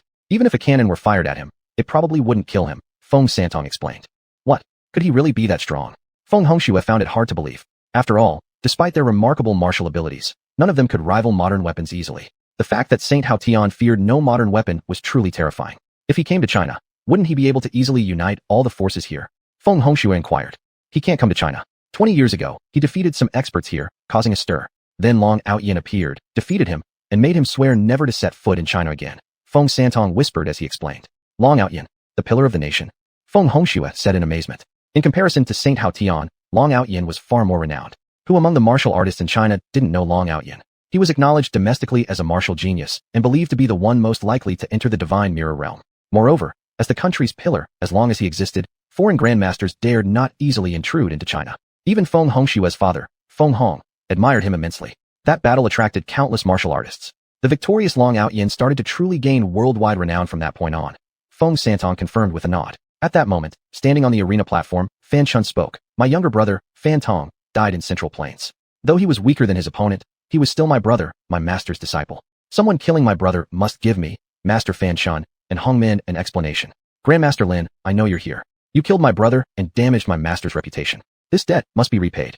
Today, I shall experience your thunder law technique. Fan Chun roared angrily, his gaze piercing through Qian Sun to focus on those around him. At that moment, everything went silent except for Fan Chun's roar, and even the water surface of the nearby river rippled violently. Who is this Grandmaster Lin that can make an expert at the peak of hidden strength? Holman's South African crocodile, seek revenge? Everyone wondered in their hearts. Could it be the Lin Grandmaster who recently gained fame starting in Suzhou and owns the Crimson Lotus auction house? Someone from Central Plains speculated. At that exact moment, a sharp, clear laugh echoed out. Ha ha, I'm laughing until I'm dying. Your name is Fan Chun, which sounds like stupid mistake in Chinese, and your brother is Fan Tong, which sounds like rice bucket. Wow, what names your parents gave you? Who dares to provoke me? Do you wish to die? Fan Chun glared fiercely in the direction of the laughter. His gaze was intensely aggressive. The moment Fan Chun focused on them, people around Lin Qing hastily scattered, as if fleeing for their lives. Only Xiao Mudong, Zhou Linger, and Li Chengfeng remained behind. Wu Dong, upon seeing it was just a young girl, hastily yelled, Young lady, quickly apologize to Mr. Chun. He won't bother with someone of your caliber. Why should I apologize? His name really is quite funny, haha. Lin Qing laughed again. Wu Dong could only helplessly shake his head, muttering to himself. This girl truly has no sense of life or death. You're asking for death, Fan Chun said as he prepared to act, ready to slap the young girl who mocked his name to death with a single palm strike. The young girl responded, Your brother, Rice Bucket's skills were indeed subpar. With one move, I pierced both his knees. I had thought that your master, Saint Hao Tian, would come, but instead it's you. Although your skills are nothing special, they'll at least allow me to loosen up a bit. Although she hadn't killed Fan Tong herself, his death was definitely closely related to her. Master Lin, you finally arrived. Qian Sun abruptly stood up, excited. Your Master Lin? Fan Chun was surprised. He hadn't expected Master Lin to be a 15 or 16-year-old girl. The entire arena fell silent, as everyone struggled to accept this reality. This young girl was none other than the renowned Master Lin who had killed Mr. Chun's younger brother. Even Wu Dong, known for his mild temperament, was shocked speechless by this revelation. Lin Qing slowly ascended the stage. Fan Chun roared in anger. Humph, I don't care how young you are. You killed my younger brother, and I'll make you pay in blood to honor him in the afterlife. As he spoke, he let out a thunderous cry, his muscles bulging instantly. His shirt ripped apart, revealing bronze-toned skin. A white mist began swirling around his body, and with a stomp of his foot, the stone-made arena cracked into a spiderweb pattern. External emission of internal energy. I didn't expect Fan Chun to be able to achieve this at the peak of concealed force. This Miss Lin is in trouble. If he can emit internal energy externally, it means his strength isn't far from some grandmasters. Feng Santong exclaimed in surprise. Ho ho ho, let you see what true martial arts are. Lin Qing's demeanor changed as she spoke. Soothe Cloud Hands. Chapter 71. Fame spreads through Central Plains. Suddenly, Lin Qing's clothes fluttered despite the absence of wind. She appeared to casually thrust her palm forward, and Fan Chun was immediately sent flying off the arena. After rolling on the ground a few times, he tried to stand up, but couldn't help coughing up a mouthful of blood. You're not just a master of techniques. You're a grandmaster of internal energy transformation. Fan Chun exclaimed in horror. He never imagined that this Master Lin could be so powerful. Judging by her effortless manner, she hadn't even used a fraction of her strength. If his master were here, perhaps there would have been a chance to match her. But as for himself, there was no possibility of victory. Escape. At this moment, the only word left in Fan Chun's mind was escape. Speaking of which, he bolted like a wild horse let loose, fleeing quickly into the distance. Did I say you could go? The second level of the Su Yun palm. As she spoke, Lin Qing brought her hands around her body, forming a globe-like embrace. Between her two hands appeared a milky white orb. With a gentle push, the orb sped after Fan Chun in the direction where he had fled. By now, Fan Chun had already fled over 100 meters. He was just about to rejoice that Lin Qing didn't chase him when suddenly, he was struck by the milky white orb and slammed into the mountain not far behind him. With a thunderous roar, Fan Chun was embedded into the mountain. Whether he was alive or dead remained unknown. At the spot where he crashed into the mountain, a large hole appeared, looking quite deep. But Lin Qing knew that at this point, he was already dead. Struck by the second level of Su Yun palm, Even an ordinary grandmaster wouldn't necessarily survive, let alone someone at the peak of hidden force, someone who merely rivaled a grandmaster but wasn't truly one. Grandmaster of internal energy transformation. Feng Santong jumped up in shock. To take a life from over 100 paces away, that was the real skill of a true grandmaster. As for the white mist surrounding Fan Shun or the milky white orb formed by Lin Qing, they were both secret methods utilizing inner energy and did not qualify as genuine grandmaster abilities. At this moment, Lin Qing stood on the platform, seemingly frail, and said softly, "Is there anyone else who wishes to fight me?" The entire venue fell silent. Neither the various big shots on the high platform nor the audience dared to make a sound. From the time Lin Qing took the stage until now, it had been no more than a minute, yet everyone had been shocked. Whether it was Fan Shun breaking stones with his foot through his body forging divine technique, or Lin Qing killing Fan Shun with 2 palms, everything defied everyone's imagination. Could this still be considered the limits of human power? Especially given Lin Qing's calm demeanor, it made others feel that she was unfathomably profound. Hu Man's body went limp, and he slumped into his seat with a look of despair. Even a supernaturally talented strongman like Fan Shun had fallen to Lin Qing's hands. What kind of opponent could possibly defeat her? Qiansun finally raised his head proudly, smiling happily, as if all the frustrations of the past had swept away. Since Master Lin is here, let's see who dares to look down on me, Qiansun thought secretly. At this moment, Lin Qing stood tall on the platform, completely unfazed. She didn't think that killing Fan Shun was such a remarkable feat in her eyes. It was simply eliminating a bug slightly larger than an ant. Her Suyun palm was not an ordinary martial art. It was a heaven-grade technique, considered top-notch martial arts even in the immortal Cultivation Continent, let alone on Earth. Suddenly, a bang echoed nearby, as someone close to Lin Qing opened fire directly at her chest. The crowd immediately tensed, wondering silently, can this Master Lin dodge the bullet? Lin Qing merely smiled faintly, showing no visible action, but around her, a barrier of light formed. The bullet hit the light shield and stopped, creating ripples centered around the bullet.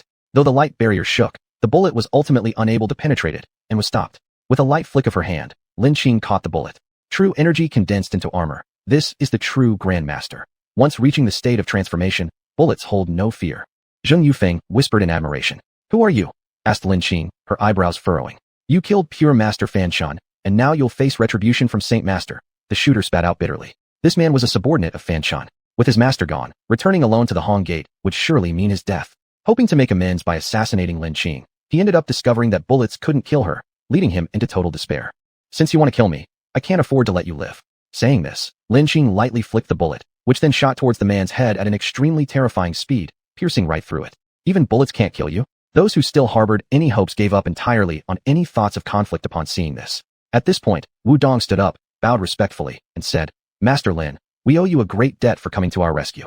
From now on, the Central Plains will respect you as its paramount master. Should you need anything, I will follow your orders without hesitation.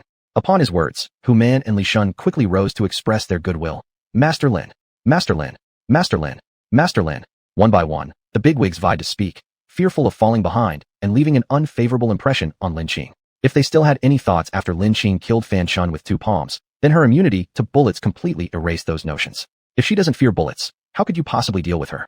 Isn't that just asking for death? People like this were probably very few in China, and everyone wholeheartedly accepted having such a person as the leader of Central Plains. Masters like Xiao Area couldn't even compare to her.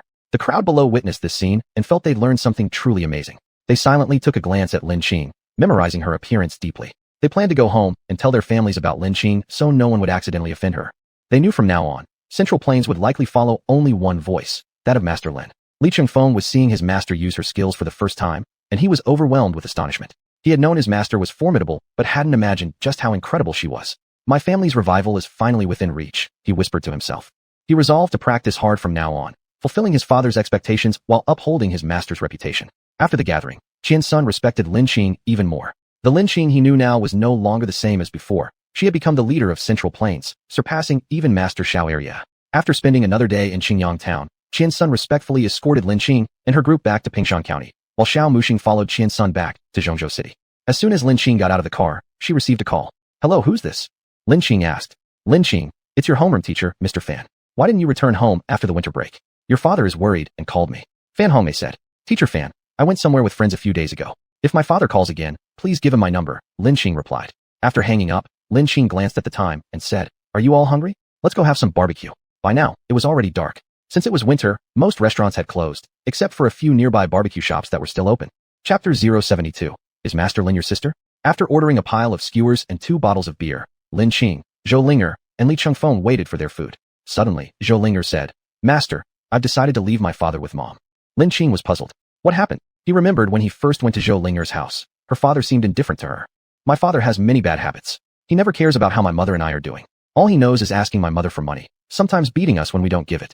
My mother and I have wanted to leave him for a long time, but because of lack of money and ability, we have been enduring.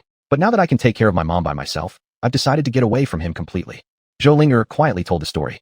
How can there be such a father in this world? Truly unworthy as a father and husband. Li Chengfeng said angrily. Why didn't you tell Master earlier? Lin Qing asked curiously. Isn't it because I didn't want to trouble Master? After all, this is my family matter. It's not good to keep troubling you, Master. I want to bravely take this step and not let it become a shadow over my life forever. Zhou Linger stuck out her tongue and said. Seeing Zhou Linger's obedient demeanor, Lin Qing felt sorry for her. Remember, you are Lin Qing's disciple. You should live freely and fear no one. Anything happens, your master will back you up. Zhou Linger's eyes suddenly filled with tears. Master, thank you. Meeting you is the greatest fortune of my life. Big sister, there's me too. If anyone bullies you, come find me. Li Chengfeng quickly added. Zhou Linger wiped her tears and laughed. Haha, little brother, aren't you still weaker than big sister? Li Chengfeng looked disappointed. Big sister, could you stop mocking me? Okay, definitely count on your help. Ha. Zhou Linger laughed loudly. Suddenly, 5 or 6 people came to the barbecue stand outside. The leader appeared to be in his early 20s with brownish-yellow hair. As soon as he entered, he demanded loudly, Boss, hurry up and grill some skewers. 10 of each kind and a box of beer. I'm starving to death. Sorry, please wait a moment. The skewers for the guests in front haven't been grilled yet, the barbecue shop owner explained hastily. Before the man with brown hair could speak, one of his minions started yelling. Uft, do you know who our Hao brother is? How dare you treat him like this? Do you want to close down your shop? Seeing the unfriendly looks on these 5 or 6 people, the barbecue shop owner came to the table where Lin Qing sat and said, Excuse me, mister, could we negotiate? Could you let me grill theirs first? After all, it's just a small business. I can't afford to offend them. Why should we? Zhou Linger became angry. It was the first time Yuan Hao saw someone treating him so rudely, so he coldly laughed. Girl, do you know who I am? My uncle is a great general under Qian Senator Qian's son. Do you know who he is? He's a big boss in Zhongzhou City. Since you're somewhat pretty, if you agree to follow me, I'll forgive you this time. Get lost. What's so great about Qian's son? Zhou Linger said coldly. You're looking for death, Yuan Hao exclaimed while walking towards Zhou Linger, preparing to punish her. But when he saw Lin Qing turning her face towards him, he immediately stopped. The several younger brothers behind Yuan Hao were yelling. How could we let Brother Hao do it himself? Let us teach this girl a lesson, and we'll surely make her obedient. However, this flattery didn't work properly. Yuan Hao turned around and slapped those who spoke one by one. Shut up. Then he quickly went to Lin Qing and bowed deeply. Master Lin, I didn't know you were here. Offended your friend, please pardon me. Oh, do you know me? Lin Qing asked curiously. A few days ago, I followed Uncle to Qingyang town. On the day of the big boss's gathering, I was at the very last seat of the audience. Yuan Hao shakily explained. If you look closely, you can see how scared he was, sweating even in winter. In Qian Sen's face, I'll spare you. In the future, you must be well behaved. Lin Qing lightly spoke. Yes, I'll remember your advice. Yuan Hao quietly sighed in relief. Suddenly, a short plump boy walked in. Seeing Lin Qing, he questioned, Why are you here? If you've offended Brother Hao, apologize immediately. Maybe Brother Hao will show mercy and give you a way out. Since Lin Shangjin had just entered the room, he hadn't heard what Yuan Hao said to Lin Qing earlier, who knew that just after his words, Yuan Hao turned around and slapped him hard. Lin Shangjin, do you want to die? How dare you speak to Master Lin like that? Yuan Hao angrily reprimanded. He had just obtained Master Lin's forgiveness and didn't expect someone else to provoke him again. Lin Shangjin was about to ask if there was a mistake, but Yuan Hao didn't give him a chance to speak. Immediately, he had him thrown out. Master Lin, I sincerely apologize for interrupting your meal. Later, I will punish them severely and make sure they understand the rules around here, Yuan Hao said while bowing deeply. Then Yuan Hao led the others to another barbecue shop. Someone questioned, Brother Hao, why did you show such respect to that girl earlier?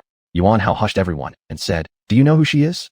Could it be that she has a powerful background? Someone guessed. Otherwise Brother Hao wouldn't have shown her such respect. She's our leader in Zhongyuan, and even money boss Qian's son must bow respectfully before her. Yuan Hao explained. What? That can't be true. Lin Shangjin couldn't believe it. I attended a gathering with my uncle at Qingshi town this time and witnessed how extraordinary Master Lin is, almost godlike. Yuan Hao began describing his experiences from the Qingshi town trip. How brother? How could Lin Qing possibly be Master Lin? No way. She's just a timid and weak woman. Lin Shangjin shook his head quickly, thinking if Lin Qing were so powerful, she wouldn't endure his mother's mistreatment. Yuan Hao frowned, saying sternly, Lin Shangjin, are you trying to pick a fight?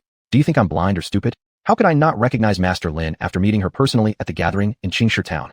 And Master Lin's name is Lin Qing. Yuan Hao shattered Lin Shangjin's remaining hope with those words. What should I do? My mother bullied her in the past. She will definitely come for revenge. Lin Shangjin thought worriedly. By the looks of it, you know Master Lin? Are you two related by the same surname? Yuan Hao guessed. Lin Shangjin replied with an expression of despair. Yeah, she's my sister. The moment Yuan Hao took a sip of beer, he immediately spat it out, surprised. What? Is Master Lin your sister? Chapter 073, Going Home. Yuan Hao patted Lin Xiangjin's shoulder with a smile and said, "Go on, good lad. You actually have such a relationship. That's a good thing. So why are you looking so gloomy?" "But the relationship between my family and my sister is not good. My mom used to bully her behind my dad's back often." Lin Xiangjin replied dejectedly. "What? Aren't your family members asking for death? If Master Lin still cherishes old feelings, it will be fine. But if she does not, then you are all done for. Also, if Master Lin hasn't forgiven you, then don't even think about sticking around with me. My small temple can't accommodate someone who offends Master Lin." Yuan Hao immediately changed his tone. Subsequently, Lin Xiangjin was kicked out of Yuan Hao's group and had no choice but to go home dejectedly. As soon as Lin Xiangjin got home, Lin Ai was scolded. "Why are you coming home so late? Where have you been messing around again?" Lin Xiangjin didn't say anything. Lin Ai continued, "Good. You're becoming quite capable, not even replying to your old man." Yang Chun quickly interjected. "Xiangjin, what's wrong with you? Why do you look so glum? Patriotic, stop talking so much. Can't you see how upset our son looks?" Lin Xiangjin came back from his thoughts and asked, "Mom, Dad, could a person possibly suddenly become someone that everyone else can only look up to in awe?" Lin Aiguo responded, "Such people do exist, but they require extremely good opportunities, like gaining wealth under the help of powerful patrons after many years, turning into a millionaire. But this is ultimately a low-probability event. You shouldn't dream about this. If within half a year, one becomes the leader of Zhongyuan," Lin Xiangjin pressed further. "That's impossible, purely daydreaming. Do you think being the leader of Zhongyuan is easy? It not only requires money, but also needs backing from power structures. Haven't I told you countless times? Hanging out like this won't get you anywhere." Lin Aiguo did show some insight, but a person like Lin Qing would be unimaginable to a layman like him. Lin Xiangjin knew that telling his parents about Lin Qing wouldn't gain their trust. He had to ask for forgiveness from his sister himself, and he would do whatever it takes for her to forgive and spare his mother's life. The next morning, Lin Qing's phone rang early. "Hello, who is this?" Lin Qing opened indifferently. "Lin Qing, where have you been these past few months? Why haven't you returned home? Your aunt has worried herself sick," Lin Aiguo asked anxiously as soon as the call connected. "Her worrying about me? Ha ha." Lin Qing chuckled coldly. "Where have you been recently?" Lin Aiguo seemed unaware of her sarcastic undertone. "I've just been in Ping County, nowhere else, staying at a friend's place for school convenience," Lin Qing answered. "So now that winter vacation has started, why haven't you come home?" Lin Aiguo questioned. "I don't think that's my home, it's yours," Lin Qing retorted sarcastically. "How can you say such things? Your aunt treats you so well. How can you not know gratitude?" Lin Aiguo exclaimed angrily. "All right, whatever it is, hurry up and say it." "I don't want to listen to your nagging," Lin Qing said coldly. "Tomorrow is the 24th of the 12th lunar month, the minor new year. At the very least, our family should reunite, and your grandparents will also come." "Fine, I know. I'll be back tomorrow." She needed to go back anyway, since she wanted to buy a house near Qingzhou Middle School for convenience of living there with Wei Jie and Ms. Zhou Linger's daughter. This trip home also provided an opportunity to retrieve her household register. On the second day in the morning, Lin Xiangjin heard his sister was coming back, so he waited outside the gate early in the morning. Seeing Lin Xiangjin with his face turned red from freezing weather, Yang Chun felt pity and said, "My poor son, come inside quick. Isn't it too cold out there?" "Mom, I'm not cold. Sister is coming back today. I'll meet her at the door," Lin Xiangjin said. "How dare that despicable woman return? Where has she gone wild these last months? Don't bother with her. Doesn't she have feet? Who needs anyone meeting her?" Yang Chun said casually. "Mom, close your mouth right now. From now on, I won't tolerate you speaking ill of my sister. Otherwise, don't blame me for revealing the past abuse you subjected to her to Dad," Lin Xiangjin warned her. "What? Lin Xiangjin, how dare you threaten me? Whose benefit is it for anyway?" Yang Chun pretended to cry. "All right, Mom, I didn't mean to say it this way. Let me be honest with you. My sister isn't an ordinary person. There's great power supporting me from behind, and if you keep offending her, we will both end up dead with no place to bury us," Lin Xiangjin explained helplessly, disclosing the truth to Yang Chun.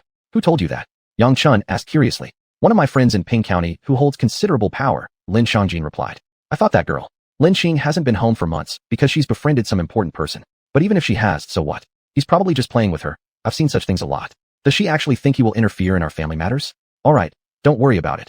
Everything will be arranged by your mom," Yang Chun said, assuming Lin Xiangjin had learned about her attempts to arrange a marriage for Lin Qing and thus was so concerned. "Mom, it's not like that," Lin Xiangjin responded hastily. All right, Mom understands. Just relax. I'll treat Lin Qing well from now on." Yang Chun smiled and replied. "After all, if you want the horse to run fast, you have to feed it well."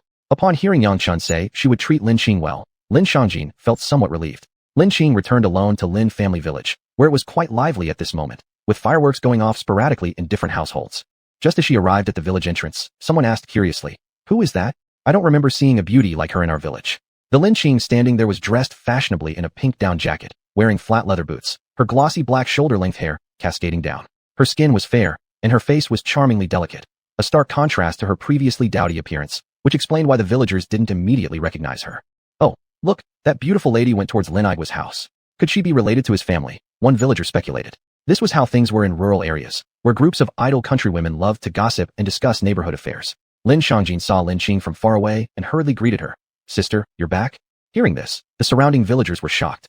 Is that Lin Qing? How could she have changed so much after just a few months? One of Lin Igwa's neighbors exclaimed in surprise. Yes, Lin Qing will soon reach the age where she can be introduced to potential suitors. Lin Igwa's family is lucky. Having such a beautiful daughter will certainly earn them a handsome dowry, another middle-aged woman chimed in. Lin Qing paid no attention to these trivial remarks, merely nodding slightly before following Lin Xiangjin into the house. Chapter 74, Forced Marriage. The moment Lin Qing entered the house, Yang Chun greeted her enthusiastically. Lin Qing, you're back. Where have you been these past few months? You didn't even tell me. I've been worried sick. Yang Chun sneaked a glance at Lin Qing's outfit and noticed her dramatic change in appearance. She muttered under her breath. It seems this little wretch has really hooked up with someone influential. Otherwise, how could she afford such good clothes? Lin Qing was wearing clothes that Yang Chun had seen in the mall before and inquired about their price. Each piece cost over 1,000 yuan. Yang Chun wouldn't have spared the money because it equaled 2 or 3 months of household expenses. Lin Qing laughed coldly. Humph, if I were home, would you even care? Yang Chun feigned tears and said, Wah, Lin Qing, how could you misunderstand auntie like this? The work I assigned you before was for your own good. Otherwise, when you marry, if you can't do anything, people will laugh at you. When Lin Igwa heard that Lin Qing had returned, he stepped out of the room just in time to witness this scene. He immediately became furious and scolded. Lin Qing, why must you be so troublesome and provoke auntie? Can't you stop making her angry? Lin Qing shot a cold glance at Lin Igwa and Yang Chun and replied, Who is actually causing trouble? I don't even want to stay in this house. Give me the household registration book. I need it for something. Seeing Lin Qing's cold stare, Lin Xiangjin quickly interjected. Parents, why are you provoking Big Sister as soon as she comes home? Can't you let things be peaceful? If Big Sister leaves, I won't return to this family either. Enraged, Lin Igwa shouted. You ungrateful son. Cough, cough, cough. At this moment, Lin Qing's grandmother emerged from inside the house and spoke up. It's already minor New Year's Day. What are you all arguing about? Whoever makes my precious grandson leave, I'll fight them to the death. Lin Qing, you're back too. Come inside quickly. It's cold outside. Although Lin Qing's grandmother favored boys over girls, Lin Qing was still her granddaughter, and how could she not feel compassion? After entering the main hall, Lin Igwa asked, What do you need the household registration book for? Lin Qing replied calmly, I naturally have my reasons. It's none of your business. Am I not your father? Don't I have the right to ask? Lin Igwa frowned. Did you ever bother to manage me before? Is it not too late now? Lin Qing chuckled coldly. Unfortunately, little Lin Qing had already passed away. Lin Igwa sighed deeply and said, I admit I did neglect you before. Dad apologizes to you for that. But please understand your dad too. Dad has been busy trying to make ends meet. Lin Qing remained silent for a moment, but said nothing. Being busy was no excuse for apathy. Soon, it was lunchtime. Today, the family prepared dumplings and several country-style dishes. Of course, Lin Qing didn't hold back. She ate what she needed to eat and drank what she wanted to drink. After finishing the meal, Lin Igwa began questioning. Lin Qing, where have you been living these past few months since you haven't stayed at home? Isn't there always a way to live? Do you think I'd starve to death? Lin Qing answered. Still, you should come back and live here. That place after all belongs to someone else, and staying there might cause some inconvenience. Who knows if they have ulterior motives? Lin Igwa tried to persuade. Do you not trust me, or are you worried about your own reputation? Lin Qing retorted disdainfully. I'm obviously concerned about you. In fact, in half a year, you'll graduate. Your aunt has arranged a marriage proposal for you, not far from our village, in Pangzhuang. The Pang family is one of the richest families in Pangzhuang, so if you marry into that family, you won't suffer much hardship, Lin Igwa continued. Dad, isn't Pang Qing disabled? How can we possibly agree to sister marrying a disabled person? Lin Xiangjin argued. Yang Chun immediately interrupted. Lin Xiangjin, you shouldn't speak rudely. Although Pang Qing has a slight disability, his character is decent. Our family doesn't have great financial resources. If Lin Qing wants to marry someone well off, it will be quite difficult. After all rural girls want to marry someone wealthy, so those wealthy men can select from them, and they may not necessarily choose Lin Qing. After all, Lin Qing's temperament isn't gentle enough, which indeed makes her less suited for marriage, Lin Igwa explained earnestly. Lin Qing sneered. Have you ever considered letting me continue studying? What use does a girl have for so much education? Sooner or later, you'll marry someone anyway. Even if you study hard and find a good job, once you get married and have children, you'll need to take care of them, leaving no time or energy for work. Studying too much is simply a waste. Lin Igwa tried to indoctrinate Lin Qing with his point of view, representing the mindset of some rural men.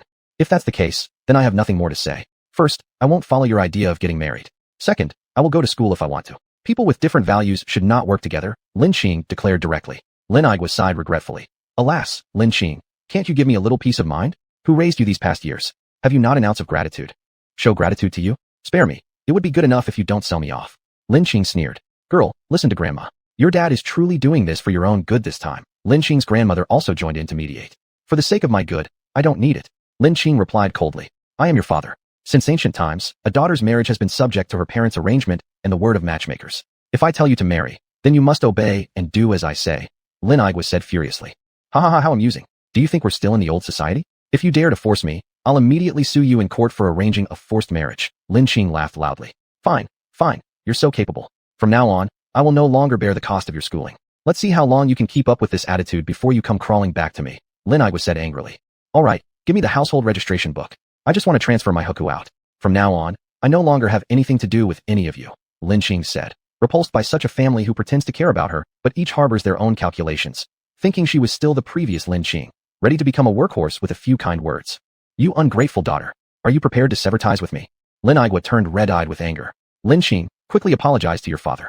There's no grudge that lasts overnight between father and daughter. If you want to go to school, you can continue. We can discuss this after your junior high school graduation. You're still years away from the age of marriage anyway. Yang Chun, hearing Lin Qing talk about severing relations, immediately advised, not wanting this cooked duck to fly away.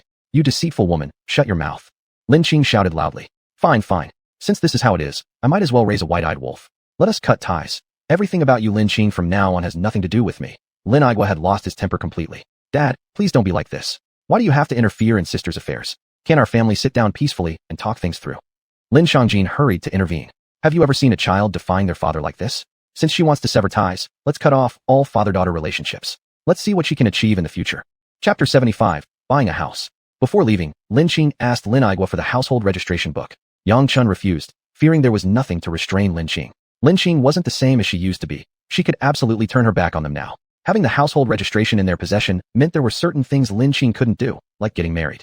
But at this moment, Lin Igwa was already fuming with anger and wouldn't listen to Yang Chun's advice. He asked, what's your purpose for wanting the household registration book?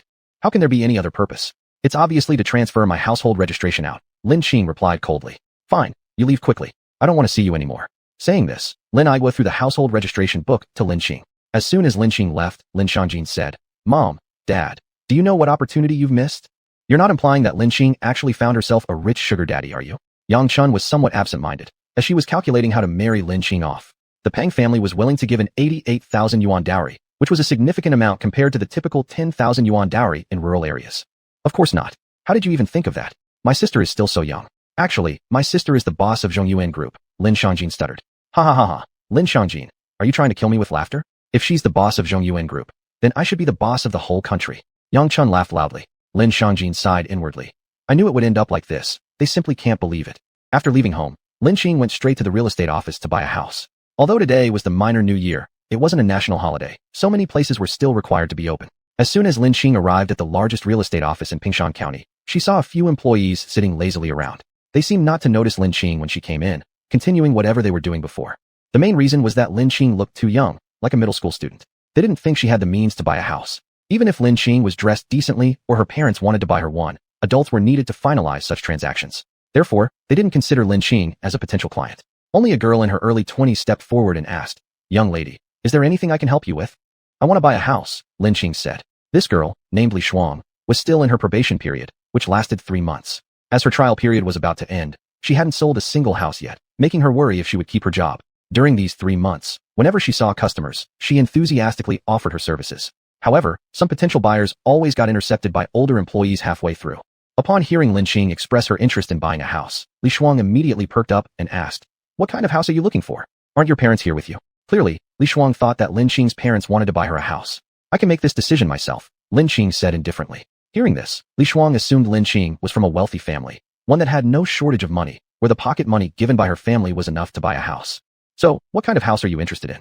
Li Shuang warmly said. She decided to seize this opportunity well. Luckily, those veteran employees showed no interest in this young girl, presenting her with the perfect chance. I'll buy a villa. Houses that are too small are inconvenient, Lin Qing casually stated. I'll introduce our villa options. Our company is Chengjian Real Estate, the largest real estate company in Pingshan County, so you don't need to worry about the quality of the houses. We offer 3 types of villas, Type A, Type B, and Type C. Type A is the largest kind with an indoor area of 280 square meters. It is an independent, detached villa divided into 4 floors, basement level 1, and 3 floors above ground. Basement level 1 features a sunlit basement with dual north-south light windows. There's also a fitness room, wine storage, audiovisual room, and multifunctional leisure facilities. The first floor offers triple-sided sunlight, an independent entrance hall, and private parking space. It is both south-north ventilated with a clear kitchen and bathroom. The second floor provides a perfectly designed layout, equipped with its own washroom and family living room, ensuring guests and family members aren't disturbed. It has double balconies facing north and south. The third floor contains a luxurious master bedroom with all necessary functionalities. The master bedroom includes an aerial garden design providing personal privacy. Additionally, this independent villa comes with a front courtyard featuring a garden pavilion and a backyard swimming pool, all luxuriously decorated. However, it is quite expensive, even after discounting. It costs 1.8 million yuan. Li Shuang was about to continue introducing types B and C, but then she heard Lin Qing say, "That's enough. No need for more introductions." Hearing this, Li Shuang thought that she had failed to impress Lin Qing and hastily said, "Sorry, I must have let you down. Please give me another chance." "No, your introduction was great. I'm satisfied," Lin Qing smiled. "Then why?" Li Shuang asked in confusion. "What I mean is that there's no need for more introductions. I'll take the type A villa," Lin Qing said indifferently. "What?" Li Shuang froze, disbelieving. "That costs 1.8 million yuan, not 180 yuan. Remember, their company's base salary for employees is only 800 yuan. If she could sell this villa, she would earn an 18,000 yuan commission. To her, it was a huge sum of money. "Why are you standing there frozen? Let's go see the house. If everything is fine, we'll come back and sign the contract," Lin Qing urged. "All right, let's go immediately." Li Shuang regained her senses, showing a look of joy on her face. With this money, her family's difficulties could be resolved. At this moment, several people arrived at the entrance of the sales office. The leading person spoke up. "Everyone, get focused. Our chairman is arriving momentarily." As soon as he finished speaking, the previously laid-back group scrambled to prepare frantically. Li Shuang couldn't help but whisper, "Miss, please wait a moment. It seems others are busy now. I can't instantly grab the keys to the villa and take you to check it out. Would you mind going to the lounge and having something to drink?" Before Lin Qing could reply, suddenly, a fashionably dressed young and pretty girl entered from the entrance of the sales office. As soon as the girl walked in, the staff quickly greeted her. "Young miss, why have you come?" "I came early to check on the situation here. Soon, a very wealthy businessman will arrive. He is the chairman of our largest real estate company in Zhongzhou City. You all better stay sharp. Don't offend him, or my dad won't forgive any of you," Yi Yuechan warned them. After Yi Yuechan said this, she looked around, and when she saw Lin Qing sitting comfortably on the sofa, she angrily stormed over. "What are you doing here?" Li Shuang quickly interjected. "Young miss, this customer is here to buy a house." Chapter 76. Giving away villas to apologize. Buying a house. "Ha, that's really hilarious. What's your name?" Yi Yuechan asked. "My name is Li Shuang," Li Shuang replied, utterly confused by why her words had triggered such laughter. She couldn't figure out the joke. "Li Shuang, right? You don't have to come tomorrow. You're fired," Yi Yuechan said coldly. "On what grounds am I being fired? What did I do wrong? Even if you fire me, there should be some reason." Li Shuang responded with a pale face upon hearing Yi Yuechan's words. "Fine, let me tell you where you went wrong. I think you are unsuitable to be a salesperson. First, a salesperson needs to learn how to read people and identify potential customers. But you haven't even learned this basic skill. How can you handle being a salesperson?" Yi Yuechan sneered. "You say I can't tell who the potential customers are. So Miss Yi, show me some evidence. Otherwise, I won't accept it," Li Shuang obstinately argued. Her younger brother was still in the hospital. She couldn't afford to lose this job or her brother's medical bills would go unpaid. Ho ho ho, isn't the evidence right in front of you? The girl before you, do you think she can afford a house? She's my classmate from Lin Village. Don't be fooled by her fancy clothes. Her family is extremely poor, and heaven knows where the money for those clothes comes from." Yi Yuechan laughed cruelly. "What?" Li Shuang gasped in shock. She originally thought today was her lucky day, only to find out it was actually an unlucky one. "Lin Qing, tell me, what are you here for?" Yi Yuechan arrogantly demanded. "I really am here to buy a house. I just didn't expect this real estate company to be owned by your father," Lin Qing calmly answered. I guess you didn't expect to run into me, exposing your true self," Yi Yuechan smirked. "How could sparrows understand the ambition of swans?" Lin Qing completely disregarded Yi Yuechan as if she were irrelevant.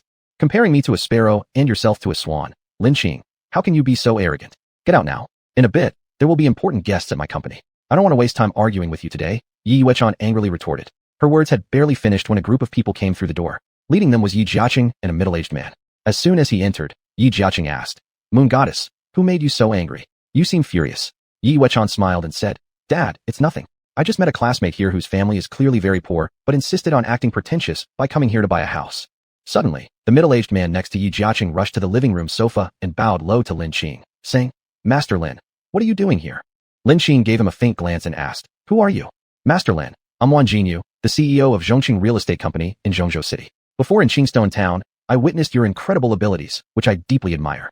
And I heard that the Honglian auction house belongs to you. Please save me a magical artifact from your collection. Your artifacts are in high demand. Having money doesn't guarantee that you can obtain one at auction," Wan Jinyu eagerly explained, his face lighting up like he'd encountered a star. He seemed entirely indifferent to whether his behavior was embarrassing. The wealthier a person is, the less they care about superficialities. The poorer someone is, the more they focus on face-saving pursuits. A wealthy magnate once said, "When you put aside your pride to earn money, it means you've grown up. When you use your wealth to regain your dignity, it signifies you've achieved success. When you can earn money through your dignity, it means you've become an important person. If all you do is drink and boast while pretending to understand everything when you truly don't and merely value saving face, it shows you'll probably never amount to much." Wan Jinyu's current actions left the crowd around him shocked. They couldn't believe who exactly Master Lin was, to make one of the richest men in Zhongzhou treat him like a respected elder. At this moment, Yi Yuechan cautiously interjected. Uncle Wan, are you mistaken? How can she be Master Lin? She's my classmate, Lin Qing. Yesterday, she had heard her father mention that a renowned Master Lin had emerged in central China. This person not only possessed incomprehensible powers, but also stunning wealth. It was rumored that the highly popular Honglian auction house belonged to her. Every auction she hosted earned her over $1 billion, making her the idol of the central region's elite. It was also widely known that the powerful Huanyan Dan originated from Master Lin herself. Shut up. How could I, Wan Jinyu, misidentify Master Lin? I have imprinted Master Lin's appearance in my mind, Wan Jinyu rebuked sharply. By the way, when I first came in, I heard you order Master Lin to leave. Since that's the case, then there's no need for my cooperation with your father. Anyone who harbors hostility towards Master Lin is my enemy. Yi Jiaqing immediately stepped forward and said, President Wan, this is a misunderstanding. Yuechan quickly apologized to Master Lin. At this moment, Yi Jiaqing was glaring angrily at Yi Yuechan. Yi Yuechan also knew the situation of her family business. If no one invested capital, her father was likely to go bankrupt. If her father went bankrupt, she would become an ordinary person instead of a rich young lady, a fate she absolutely could not bear. Suppressing her inner jealousy, Yi Yuechan lowered her head and said, I'm sorry, Lin Qing, I misunderstood you. I apologize for my behavior. Yi Jiaqing asked Lin Qing's companion Li Shuang. What house did Master Lin look at just now? Li Shuang snapped out of her shock and, seeing the boss asking her, quickly replied. She looked at the villa in District A. Yi Jiaqing then spoke. Master Lin, I will give you a villa in District A as a gift. I hope you won't hold a grudge against my daughter. She has been spoiled by me. After returning home, I will certainly educate her properly. Lin Qing gave a faint smile and said, Since that's the case, Yi Yuechan, I won't make an issue out of this today. But if there's a next time, don't blame me for being ruthless. Help me complete the transfer procedures. Lin Qing pointed at Li Shuang and said, But I haven't officially turned regular employee yet. I don't have the authority to assist with property transfers. Li Shuang helplessly replied. How difficult can this be? Where's the manager of this sales office? Promote this employee officially today, Yi Jiaqing said firmly. As Lin Qing was about to leave the hall, Wan Jinyu smiled and opened his mouth. Master Lin, let me invite you to dinner tonight. I heard the dishes at a nearby restaurant are pretty good. I hope you'll honor me with your presence. All right, I have nothing planned for the evening anyway. Lin Qing nodded in agreement. The moment Lin Qing left the hall, Wan Jinyu wiped the sweat from his forehead. President Wan, even if this Master Lin is a rising potential tycoon, it doesn't warrant such treatment from you. Yi Jiaqing couldn't understand. Do you know anything? This Master Lin is far more than just a wealthy person. If you offend her, you will never be able to do business in central China again. All she has to do is speak, and no one will cooperate with you. Wan Jinyu immediately straightened his back and rebuked sharply. Chapter 77. Ms. Zhou's Misunderstanding. After Lin Qing moved her hukou out of the family home, she returned the old household register to Lin Igua. When Lin Igua saw Lin Qing come back to Lin Family Village again, he was extremely happy. He thought Lin Qing had realized her mistake. But unexpectedly, he heard Lin Qing say, My hukou has already been transferred out, so we will have no further ties in the future. You guys are on your own. Are you serious? Lin Igua felt as if he had eaten huanglian, a bitter herb, unable to express his bitterness. Even though he didn't do much for Lin Qing, she was still his daughter. He couldn't understand why others' daughters were like little cotton jackets, but his own daughter was like Blackheart cotton. What he didn't know was that his real daughter had long been gone from this world. Now, the person standing in front of him was the Red Lotus Demon Lord from the Cultivation Continent. Lin Qing didn't respond and left Lin Family Village without a second glance. She then called Zhou Linger, Li Chengfeng, and others, telling them to move. She had bought such a large villa just so that a group of people could live together, making many things more convenient. Meanwhile, she herself would have a relatively secluded space. She decided to live on the third floor, while Zhou Linger and her mother, Li Chengfeng and Li Xianzhong, and Wei Jia could stay on the second floor. The first floor could be reserved for guests. After all, Zhou Linger and her mother would soon leave her father. To prevent harassment from Zhou Linger's father, it would be safer living in the villa area, where not just anyone could enter. As for Li Chengfeng, they rented their house, and the three living together were a bit crowded. This villa was located at the border between Pingshan County and Zhongzhou City, which also made it convenient for Lin Qing to attend high school in Zhongzhou City in the future.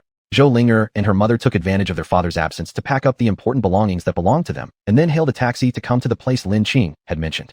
However, they were stopped by the security guards outside. The security guards looked at these two plainly dressed women and thought they didn't seem like the kind of people who could afford to live in such a villa. So, they asked, "Who are you? Why are you here?"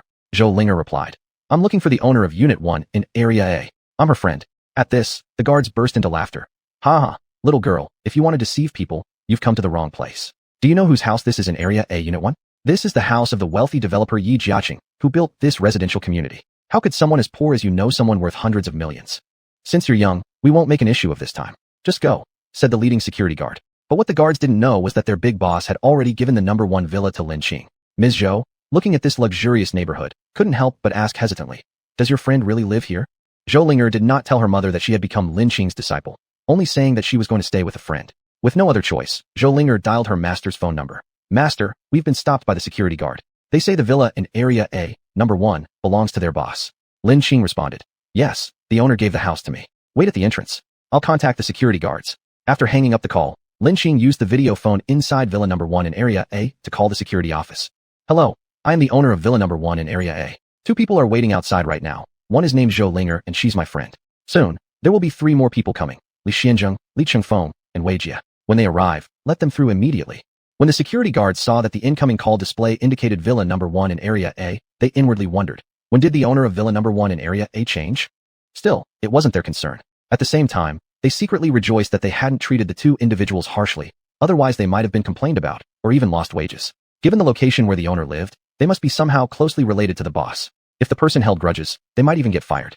Alright, the owner has spoken. You may go inside, said the leading security guard. As soon as the 2 entered the neighborhood, they were attracted by the unique and elegant landscape design. Like Grandma Lu entering Grandview Garden, Ms. Zhou touched everything around curiously. Even though it was already winter, some plants still grew lushly. How much do houses in this community cost? They are so beautiful, Ms. Zhou sighed in admiration. At the same time, worries began to grow in her mind. Could Linger have done something inappropriate? Otherwise, how could she possibly be allowed to live in such a nice house? Though she endured her concerns silently, when they arrived at Villa number 1 and saw its grandeur, Ms. Zhou was stunned. She cautiously began. Linger, who is this friend of yours? When did you meet them? By the way, when did you buy that phone? Where did you get the money to buy a phone? Zhou Linger, looking at her mother's wary expression, knew she couldn't hide it anymore, so she spoke up. Mom, there are some things I've been hiding from you. Her mother displayed a look of disappointed confirmation and began to scold her. How could you do such a thing? I've taught you since you were little. As a girl, you should respect yourself. Have you forgotten? Zhou Linger was utterly bewildered by her mother's rebuke and hesitantly replied. Mom, are you misunderstanding me? What I wanted to tell you is that I have a master. This villa belongs to my master, and in the future, we'll be living with her. Her mother immediately showed an embarrassed expression. Is this what you were hiding from me? Zhou Linger nodded. Yes, my master is the girl named Lin Qing who visited our home not long ago. You've met her before, and my phone was a gift from her. She certainly dared not tell her mom about the boxing match. What does your master teach you? Her mother asked. My master mainly teaches me combat skills. It's too dangerous for a girl to live outside without knowing how to defend herself, so learning some skills will allow me to protect both myself and mom. Zhou Linger smiled while coquettishly talking. Lin Qing looks so frail, yet she knows combat skills? That's incredible, her mother exclaimed. You have become a disciple now, so remember to respect your master, and in the future, always honor her properly. No matter what difficult situations you encounter, you must never do anything that goes against principles. Hee, I know, Mom. Do I really seem like that kind of person? Let's knock on the door first so we don't keep master waiting, Zhou Linger grinned. When the 2 of them entered the villa, they finally understood what true luxury meant. Thinking Lin Qing was a rich young lady, Zhou's mother felt a bit restrained due to the social gap between them, but still expressed her gratitude. Miss Lin, last time I didn't know you were Linger's master. Forgive my rudeness. Thank you very much for kindly letting us stay here temporarily. Lin Qing responded amiably. Mother Zhou, there's no need to be so formal. Please feel at home here. Chapter 078, Seeking Medical Help. Zhou Linger walked around the villa and excitedly said, Wow, this villa is so big. There's a garden and a pavilion in the front, and even a swimming pool at the back. It's amazing. I never thought one day I, Zhou Linger, would also live in such a house. By the way, master, how much does this villa cost? Lin Qing responded indifferently. The original price of this villa is 2 million yuan, but after the discount, it's 1.8 million. What? Zhou Linger originally thought that earning 500,000 yuan made her rich, but after hearing the price of this house, she couldn't help but sigh inwardly. I guess I'm still poor. When Zhou's mother heard the price, she also felt unwell. How much money was this? She probably wouldn't earn that much in her entire life. At this moment, she began to consider moving out as soon as possible, otherwise, she wouldn't feel at ease living here. Zhou's mother whispered her thoughts to Zhou Linger while Lin Qing wasn't nearby. Zhou Linger dismissed it casually. Mom, don't worry. My master said we can live here as long as we want. Just treat this place like home. Zhou's mother countered. No, that's unacceptable. We can't be so spineless. We must move out as soon as possible. Otherwise, I won't feel at ease living here. Although Zhou's mother had this plan, she didn't know that Lin Qing had already overheard her words. Taking advantage of the lunch break, Lin Qing spoke up. Zhou Mom, haven't you found a new job yet? Zhou's mother frowned and replied. Yes, my previous job can no longer be continued because my husband might find me. And it's hard to find a new job. Don't worry. Once I find work, I'll move out as soon as possible. Lin Qing realized that his question had been misunderstood, so he explained. You misunderstood me, Zhou Mom. I didn't mean to rush you guys out. In fact, I want to hire you. Zhou's mother exclaimed in surprise. Hire me? But I don't have much education. She assumed Lin Qing wanted to refer her to his family's company. Lin Qing smiled and said, In my household, we lack a chef. Besides cooking, there's not much to do, just some cleaning now and then. I think your cooking tastes pretty good. I'll pay you 2,000 yuan per month with free meals and accommodation. What do you think? Zhou's mother gasped. What? 2,000 yuan? Of course, if you think it's too little, I can increase it, Lin Qing added with a smile. Not at all, it's more than enough. Fine, I'll take the job, Zhou's mother said happily. She used to make only 6 or 700 yuan from her previous job. This salary of 2,000 yuan was 3 times what she used to make. She knew Lin Qing was being kind to her since regular maids didn't earn so much. Deep down, she felt grateful and decided to work hard to repay Lin Qing's kindness. In the afternoon, Li Xianzheng and his son, along with Wei Jie, also moved in. When Zhou's mother saw Wei Jie, she stared in amazement. It looks like you're a universal favorite, Wei Jie. Both young and old are drawn to you. Even my mom is entranced by you, Zhou Linger joked. Linger, what nonsense are you talking about? Showing so little respect, Zhou's mother said, slightly embarrassed because she got lost looking at a handsome man. After moving into the villa, Xiaoyin no longer wanted to stay in Lingwu Mountain. He also moved into the villa, delighting everyone with his cuteness. Xiaoyin looked adorable and acted human-like with perfectly mimicked movements. Master, where did this cute little dog come from? Asked Zhou Linger, immediately feeling charmed by Xiaoyin. You fool, I'm not a dog. I'm a pure-blooded silver wolf. Xiaoyin barked at Zhou Linger and showed a look of disdain. Hey, master, it actually gave me a look of disdain. What does it want to express? Zhou Linger exclaimed in shock. It's saying it's not a dog but a silver wolf. Lin Qing laughed and explained. Master, you can understand what it says? Zhou Linger was surprised. Yes, it's a spirit beast and my contract beast, named Xiaoyin, Lin Qing revealed. What? So small, yet it's a spirit beast? No wonder it behaves so human-like. Zhou Linger expressed astonishment. You idiot, who's small? Where am I small? I'm clearly a majestic silver wolf. Xiaoyin grumbled indignantly, then returned to its true form. Fortunately, this was a villa, or the roof of an ordinary house would have been burst open. What? Master, why did Xiaoyin suddenly grow so big? Zhou Linger questioned curiously. This is its true size. The earlier mini version of Xiaoyin was for convenience. Alright, Xiaoyin, return to your smaller form quickly. There are still ordinary people here. We don't want to scare Zhou Mom. As soon as Lin Qing finished speaking, Xiaoyin immediately transformed back into the mini version. It can even change forms. Zhou Linger held Xiaoyin and touched it all over curiously, treating it as if it were a rare animal. Hey, don't touch me. I'm a pure silver wolf, Xiaoyin growled angrily. Xiaoyin not only can change its form, but also has stronger martial power than all of you. Be careful not to offend it. Lin Qing laughed and said, Oh. Upon hearing her master's words, Zhou Linger immediately let go of Xiaoyin as she looked at it with an apologetic expression. Master Xiaoyin, I apologize. It was unintentional on my part. Please don't hold it against me. I'll let you off this time since you know better. Consider yourself lucky. Xiaoyin woofed several times. Master, what did it say? Zhou Linger asked in confusion. Xiaoyin says it won't hold it against you. Lin Qing translated. Why can't I understand the language of beasts? Zhou Linger wore an envious expression. At that very moment, Lin Qing's phone rang. Hello? Who's this? Master Lin, good day. This is Ren 1 from Sioux City. The last time I attended the banquet hosted by Master Lu, I heard you could treat complicated diseases. My father-in-law is seriously ill, so I'd like you to take a look. Oh, do you know my rules? Yes. I have already found a wild herb over 500 years old, which I intend to present to you. What's your father-in-law's address? My father-in-law resides at number 18 Linsui Street, Qing Mountain Garden, Qing City, Dongzhong Province. After agreeing on a time with the caller, Lin Qing hung up. Master, what happened? I'm going to Qing City to see a critically ill old man. We'll leave early tomorrow morning. Master, please take me with you, Zhou Linger requested. Since accompanying her master on previous trips, her horizons had greatly broadened. So, upon hearing that her master would be heading out, she wanted to join too, perhaps seeking another strange and unique experience. You shouldn't come this time. The spring festival will be here in just a few days. Spend some quality time with Mom Zhou during the holiday. Master, I want to go too. Xiaoyin howled loudly. Not for you either. This isn't a trip for sightseeing. I'll be taking a plane, and airport security is quite strict, Lin Qing declined. Chapter 079, Flying to Qing City.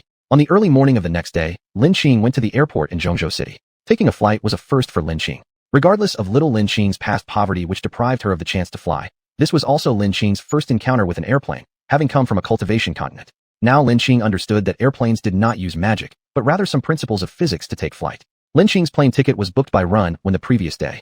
After arriving at the ticketing area, she obtained her ticket, passed through security checks, and approximately half an hour later, boarded the plane. Following the guidance of the flight attendant, Lin Qing took her assigned seat. Observing it, she found that her seat was relatively spacious, while those separated behind a curtain were more confined. Clearly, her position was what people called first class. After ascending, Lin Qing started to close her eyes for meditation, but suddenly she smelled a scent of perfume. Her eyebrows knitted together as she opened her eyes. She looked towards the source of the smell and noticed a young man sitting beside her wearing sunglasses. This man had a lean build, was fashionably dressed, possessed fair skin, a long face, thin lips, a high nose bridge, and represented the current trend of being a pretty boy. Judging by his profile, he wasn't bad looking.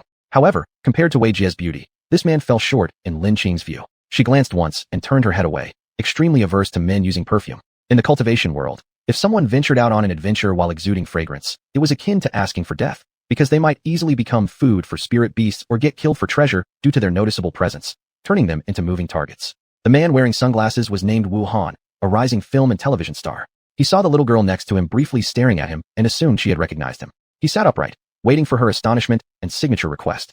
Unexpectedly, she indifferently turned away, closing her eyes. Perhaps I'm unrecognizable with the sunglasses? Wuhan mused internally. Subsequently, he removed his glasses, yet waited for a long time without response. The girl continued to sleep soundly with her eyes closed, feigning disinterest just to catch my attention. You think I don't know your tricks, little girls? Wuhan coldly sneered. Afterward, he ignored her and followed suit, closing his eyes to rest. As he drifted off, he was suddenly awakened by someone patting his shoulder. Wuhan eyed the person and thought smugly. So you finally mustered up the courage to approach me. I'm sorry, could you please move aside? I need to go to the restroom. Lin Qing's cool voice reached his ears. What? Isn't there anything else you'd like to say to me? Wuhan asked. Why would I have anything to say to you? I don't even know you. Lin Qing scornfully gazed at him, treating him entirely as a narcissistic individual. This statement struck Wuhan with 10,000 points of damage. Not knowing me, she doesn't recognize me? As soon as the plane landed, to avoid being mobbed by fans, Wuhan planned to leave via a special channel. After walking not too far, he realized the girl standing closely behind him. Said she didn't know me, yet now she follows me around. Wuhan coldly muttered. Approaching the exit, Wuhan sarcastically remarked. You're such a hypocrite. Isn't this just about chasing stars? What's there to be embarrassed about? Lin Qing cast a cold glance at him and pointed at his head. Is there something wrong with you here? What do you mean? Wuhan was puzzled. Since you can't understand, you really seem to have brain issues. Saying this, Lin Qing swiftly passed by him, walking toward the luxury car parked near the exit. At the exit stood a BMW X5, all black in color, exuding a unique and cold-blooded aura. A middle-aged man full of dignity was standing beside the BMW X5. At a glance, one could tell that he was extraordinary. He looked around expectantly, seemingly awaiting someone. Suddenly, his eyes brightened as he hastened a few steps toward the exit. Coming to a stop before a 15 or 16-year-old girl, he humbly bowed down and said, Mistress Lin, you've arrived. Subsequently, the middle-aged man respectfully opened the car door for Lin Qing, only taking his seat after she entered. And this middle-aged man was none other than Ren 1. Upon witnessing this scene, Wu Han was astounded. No wonder she didn't act surprised when seeing a celebrity. It turns out she's from a wealthy, aristocratic family, well-versed in society.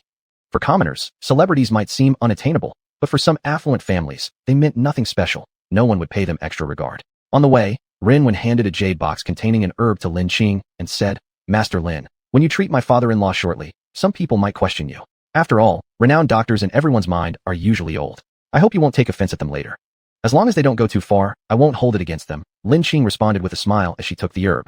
Unexpectedly, this herb is also a semi-spiritual medicine, she muttered after opening the jade box. About half an hour later, Lin Qing arrived at the villa area of Green Mountain Home. As soon as Ren Wen stepped out of the car, his wife Ho Chunyan hurried over and asked, Honey, where's your invited miraculous doctor? This is Lin Qing. She is the miraculous doctor I've invited for Dad. Ren Wen introduced her. He had participated in the Red Lotus auction before, personally witnessing the incredible effect of Huan Yin Dan, which was widely known to be made by Master Lin. If such a godly pill could be created by her, her medical skills were undoubtedly top-notch. What? Honey, you're fooling around too much. She looks so young. Dad is gravely ill and cannot afford to be trifled with by anyone inexperienced, Ho Chunyan said. Master Lin, I'm really sorry. My wife didn't mean it. She is just overly worried about my father-in-law, Ren Wen hurriedly apologized.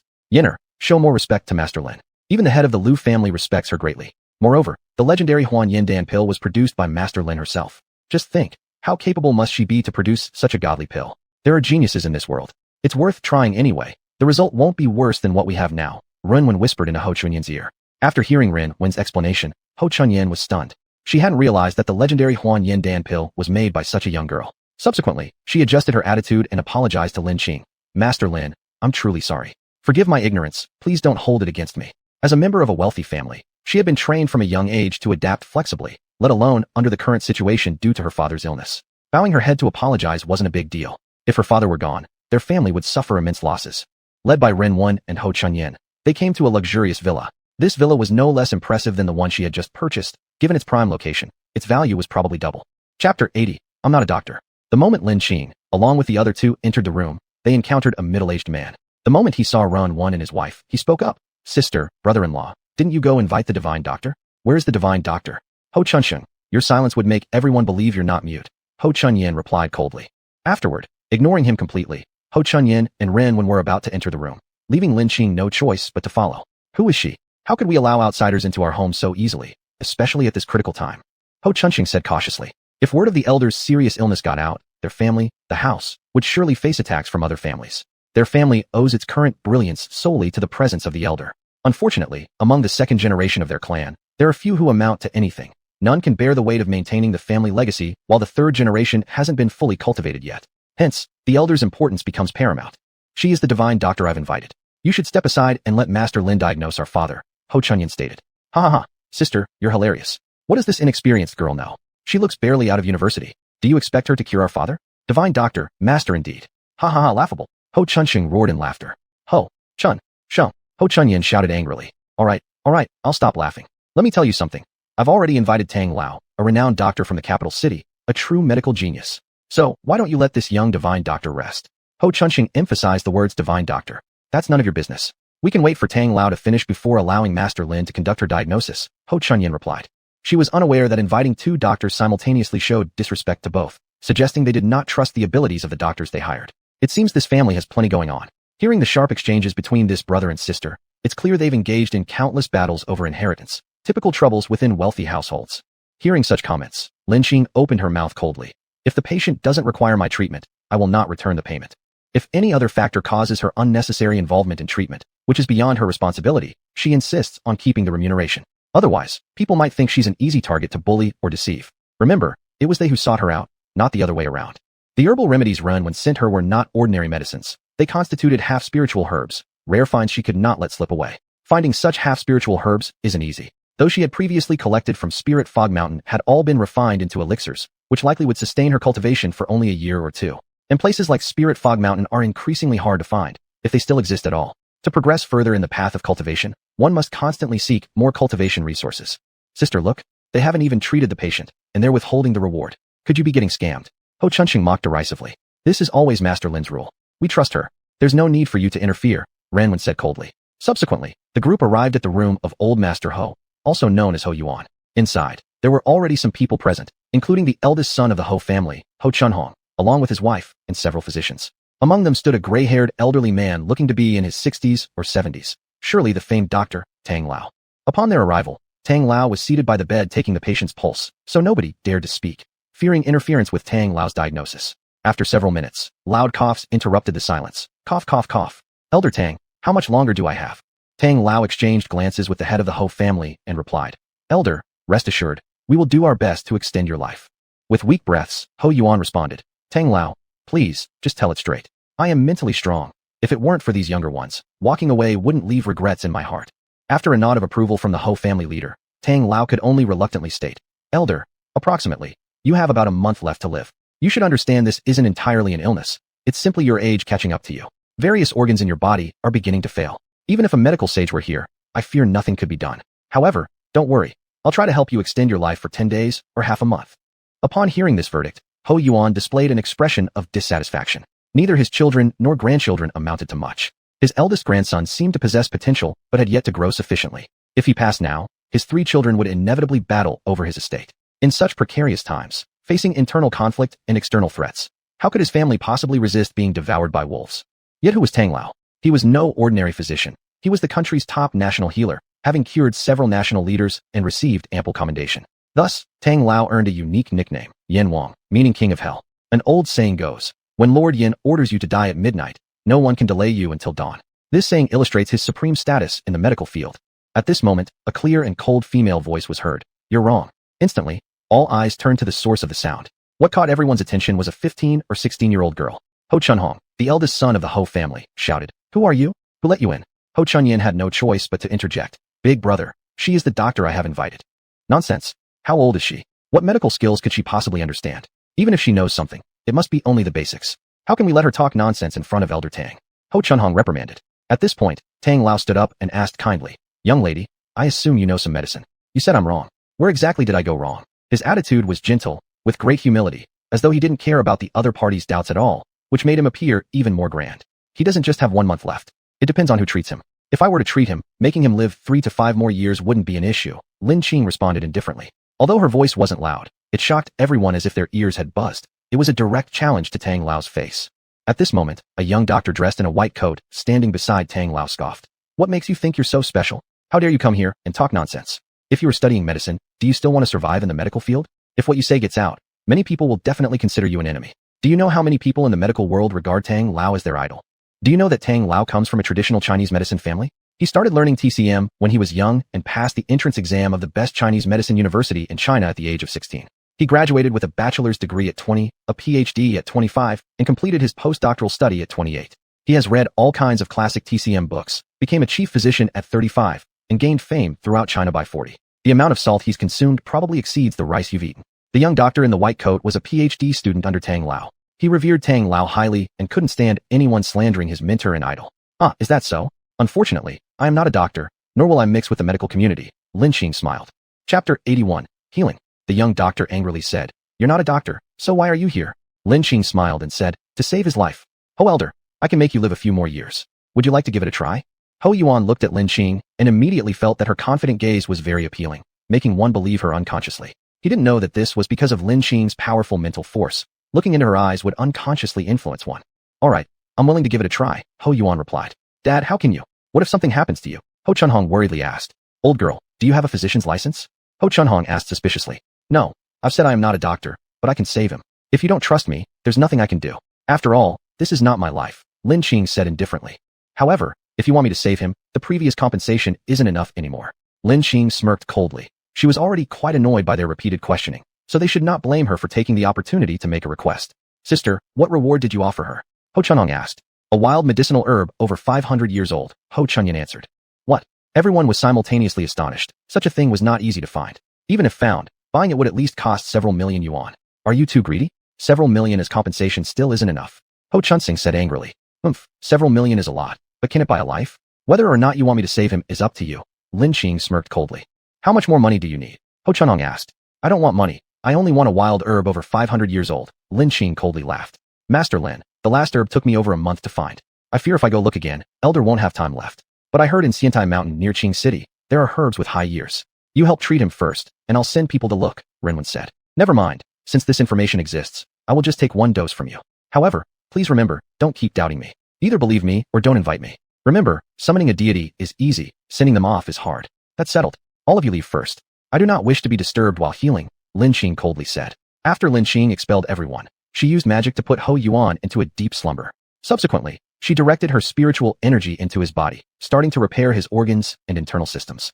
Organs that were originally devoid of life slowly began to regain normal function. After continuing for 15 minutes, when Lin had consumed most of her spiritual energy within her body, she stopped directing the spiritual energy and then sat cross-legged to regulate her breath. People waiting outside were extremely anxious. Ho Chunhong spoke up first. "Renwen, is this Master Lin reliable?" Renwen placed a finger on his lips and shushed him. "Elder brother, lower your voice. This Master Lin is no ordinary person. Do you think someone like us could easily get scammed? What fame does a little girl like her have?" Ho Chunsing disdainfully said. "This is where you are mistaken. Not only is Master Lin highly skilled in medicine, she is also an artificer. It's rumored that her abilities are extremely strong. Not only can she eliminate ghosts, but she can also control lightning. Many people in Sioux City know this. Even Lu Changfeng, the patriarch of a metaphysical family, holds her in high regard. Even if these rumors exaggerate, her abilities must not be underestimated," Runwen explained. "What? Earlier, both me and your younger brother rudely criticized her. Won't she retaliate secretly?" Ho Chunhong worriedly asked. Since many rich people believed in metaphysics and had received benefits from it, after Master Lin comes out, apologize to her sincerely. "I believe since she has come to treat Elder, she probably won't be overly critical," Renwen whispered. Suddenly, the doctoral student brought by Old Tang spoke up. "Isn't metaphysics superstition? Why are you all so afraid of her?" He couldn't let go of what Lin had done earlier to Old Tang. Before others could respond, Old Tang looked furious and said, "Wang Wei, shut up. Who told you that metaphysics is superstition?" "Teacher." Wang Wei complained, not understanding what he had done wrong to anger his teacher so much. "You study traditional Chinese medicine, yet you do not even know that TCM originally falls under the category of metaphysics. Yet here you are making reckless comments. Be it Zhouyi, Laozi, Zhuangzi, Huangdi Neijing, or Daidejing, all are crystallizations of ancient metaphysical culture. Where is any superstition in that?" Old Tang said. "But nowadays, there are indeed many frauds among the feng shui masters," Wang Wei remarked. "Those people being frauds does not mean that zoonology is superstition. It only shows either their skills are not refined enough, or they're using the title of a feng shui master to commit fraud. You are too young and inexperienced. I have personally witnessed the prowess of some capable feng shui masters. Their abilities are truly unfathomable. Do not utter such words again in the future, otherwise you might unknowingly offend someone and lose your life. Don't say I didn't warn you," Tang Lao advised earnestly. Unfortunately, Wang Wei did not take this to heart and replied indifferently, "I understand, master. I will be more cautious in the future." Meanwhile, Ho Chunhong became increasingly anxious as Lin had not emerged for quite a while. He said, "Could something have gone wrong?" Renwen reassured him, "Don't worry, brother. Remember that the Huan Yin Dan came from Master Lin. Her medical skills must surely be impeccable. What? Are you saying that the Huan Yin Dan, which can remove scars without leaving a trace, was created by Master Lin? Ho Chunhong and Tang Lao both exclaimed in surprise. Tang Lao had heard of it not long ago and thought it was all nonsense. However, he discovered the pill truly had such an effect when one of his patients bought a bottle and his knife wound scars disappeared entirely. After requesting one pill from the patient and studying it, Tang Lao found out that this pill could not only remove scars, but also slow aging, which explained why long-term consumption could rejuvenate one's youth. Despite his research, he still couldn't figure out the formula. If he managed to modify it and turn it into a health supplement, it would greatly enhance the physical fitness and lifespan of our country's population. As a doctor with a compassionate heart, this was a significant allure to him. Indeed, it was no wonder Tang Lao had become a renowned medical master. His medical ethics and depth of thought were far beyond those of an average person. However, Ho Chunhong had different thoughts. He contemplated that if he could collaborate with Master Lin to mass-produce the Huan Yin Dan, wouldn't he make a fortune? Chapter 82. The Dragon Vein is suppressed. When Lin Qing and others had recovered most of their spiritual energy, she opened her eyes. She awakened Ho Yuan and gave him a Yuan Qi pill. It was estimated that after taking this pill, Ho Yuan could live for another 3 to 5 years without any issues. Then Lin Qing pushed open the door. As soon as she stepped out, she saw Elder Tang and Ho Chunhong staring at her anxiously. Thinking they were worried about Ho Yuan's health, she said, "It's all good. Grandpa Ho has recovered. You can go in and check on him."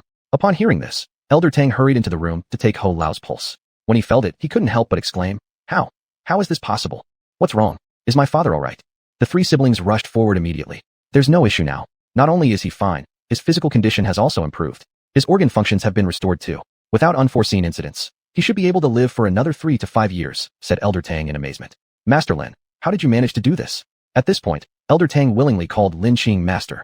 After all, in the field of medicine, one respected skill and ability rather than age or experience. The fact that Lin Qing could transform a dying person indicated that her medical prowess far surpassed his own, thus worthy of being addressed as master.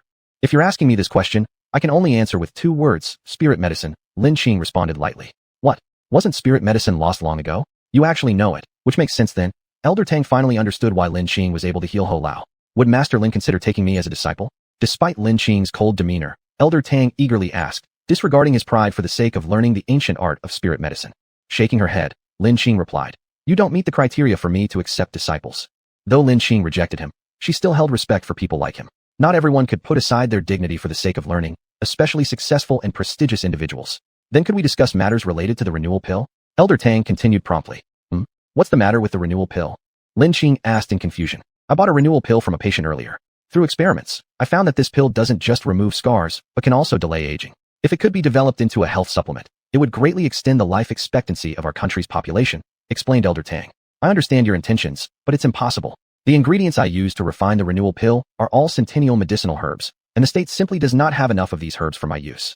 Even if there were, the price of several million per bottle is beyond what ordinary people can afford." In this regard, Lin Qing lied. In reality, the ingredients used for refining the renewal pill were only decades-old herbs. However, such herbs were also scarce domestically. She certainly didn't want to become a tool solely for refining pills.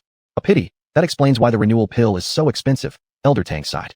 Ho Chunhong had originally wanted to discuss cooperation with Lin Qing, but upon hearing Lin Qing's words, he abandoned the idea. A product that couldn't be mass-produced was unlikely to form a large market. After finding out the location of Xiantai Mountain, Lin Qing prepared to leave. Ho Chunhong quickly stepped forward and said, "Master Lin, I apologize sincerely. Both my brother and I offended you before. I hope you won't hold it against us. To know one's mistake and correct it is the greatest virtue." Lin Qing finished speaking and departed. Before Elder Tang realized it, Lin Qing had already vanished. "Oh dear, how could Master Lin just leave? I still had many questions to ask her. Why didn't you stop her, Wang Wei?" Elder Tang complained. "Teacher, I offended her before. It wouldn't be right for me to interfere," Wang Wei helplessly replied. After leaving the Ho family, Lin Qing hailed a taxi and headed towards Xiantai Mountain, located east of Qing City, almost reaching the border between China and Korea. At noon, Lin Qing got out of the car at a hotel near the base of Xiantai Mountain. There were no more places to stay further up the mountain, and by now, she was hungry. After checking in, she went to the restaurant on the 3rd floor to eat. Just then, 2 ordinary-looking men walked towards her. They glanced cautiously at her and passed by. Her sharp intuition told her that these 2 men were extraordinary, not common folk. However, following the principle of minding her own business unless directly involved, since they hadn't provoked her, she wouldn't overly concern herself with them. After enjoying a delicious table full of Chinese dishes, Lin Qing started walking towards Xiantai Mountain. It was winter, and everything was covered in a gray-white hue, lacking color. The mountain was filled with stones and dead leaves, making the environment suitable for searching for medicinal herbs. Lin Qing released her spiritual awareness, probing the changes in the surrounding energy as she walked. She believed that any place where high-year herbs could grow must be extraordinary, hidden well enough to remain undiscovered. Otherwise, they would have already been harvested. Besides, the concentration of spiritual energy in such a location would definitely be higher than in other places. Otherwise, it would be hard for them to become spirit herbs. After about 2 hours of walking, Lin suddenly widened her eyes. What is that? She actually sensed the dissatisfaction and cries of a water elemental spiritual object within the mountain. In an inconspicuous area, she took out an advanced magical artifact and began digging a hole. As she dug, Lin mockingly chuckled. When did the sword become a tool for digging holes? After about half an hour, Lin reached deep into the bottom of the mountain. Before her eyes was an underground dark river. However, the river appeared lifeless, with no flowing water or ripples. Lin faintly seemed to hear the sound of a dragon's roar. How can there be a dragon here? Could this be a dragon vein? Through her interactions with some esoteric scholars, Lin also learned that some mountain ranges contained dragon veins. These veins were crucial, tied to the fortunes of a nation. Lin communicated through her spiritual awareness. Are you the spirit of the dragon vein? I sense your dissatisfaction. Do you need my help with something? What? You mean you're suppressed? Who did this? You don't know? You want me to save you, right? But you need to tell me how I can rescue you. There's a secluded cave on the mountain, with the suppressing object inside. Got it, I understand. Lin then emerged from the ground, preparing to head in the direction indicated by the dragon vein spirit. Just then, suddenly, 2 figures appeared not far away. They were running quickly toward her position, followed by 5 or 6 robust men who were clearly moving faster than the first 2. Aren't these the 2 strange men I encountered at the hotel? Lin thought privately. However, she never considered dodging. To her, although those 2 men possessed decent strength, only equivalent to mid-level concealed force, they posed no real threat to her. Despite this being true, others didn't see it the same way. Upon seeing Lin the 2 men displayed expressions of pleasant surprise. Chapter 083, Meeting Jiang Baichen again. The leading man chasing from behind was none other than Jiang Baichen. When he saw Lin the 2 Japanese men had already gotten close to her and were preparing to abduct her. Although this Lin was slightly different from the one he had met before, arguably, her previous appearance was more perfect. Their facial features were very similar. He knew that it was her, his savior, because the sparkle in her eyes was exactly the same as before. How troublesome. How could she be here? Jiang Baichen remained calm on the surface, but inside, he was deeply worried, even to the point where his heartbeat became unstable. His mind was racing, pondering how he would save her in a moment when suddenly an unexpected scene unfolded before everyone's eyes. Lin seeing the 2 rapidly approaching men, extended a single fist and a single foot. With a nonchalant move, 1 punch and 1 kick sent both men flying back in the direction they came from. All present only heard bang bang, followed by the sound of the 2 men heavily slamming into the ground, spitting blood instantly. As the 2 men lay on the ground unable to recover, several people from behind Jiang Baichen immediately moved forward and restrained them. Upon seeing the pair subdued, Jiang Baichen rushed over to Lin and asked anxiously, "Are you all right?" Lin replied with a cheerful laugh, "Of course I'm fine. It's those 2 who have problems." At this point, a burly man with dark skin spoke up. So we've met a heroine. Turns out she knows our boss. No wonder she's so talented. Thanks to you, we've captured these 2 Japanese spies. Jiang Baichen was displeased at being interrupted and coldly said, "You talk too much. How is he our boss? He seems more like the protagonist of a romance novel come to life. Dear me, who is that girl? Could she be the boss lady? She looks incredibly powerful. Her combat capability might not be less than our boss's. If he makes any mistakes, he'll be in trouble. Whoa, did the boss find himself a younger wife? She doesn't even look legal age yet. Is he planning to take advantage of her? So the boss isn't gay after all? Finally, this iron tree has bloomed." At this moment, everyone had mixed thoughts. Lin now feeling playful, said lightly, "Uncle, aren't we strangers?" "Uncle, do I really look old?" Jiang Baichen frowned. No. Lin looked at his serious face and thought it was quite amusing. The others behind him were struggling hard to hold back their laughter. The dark-skinned large man finally burst out laughing uncontrollably. Ha. Jiang Baichen gave the group a cold glare and said, "Take those 2 back to report. I'll go back later."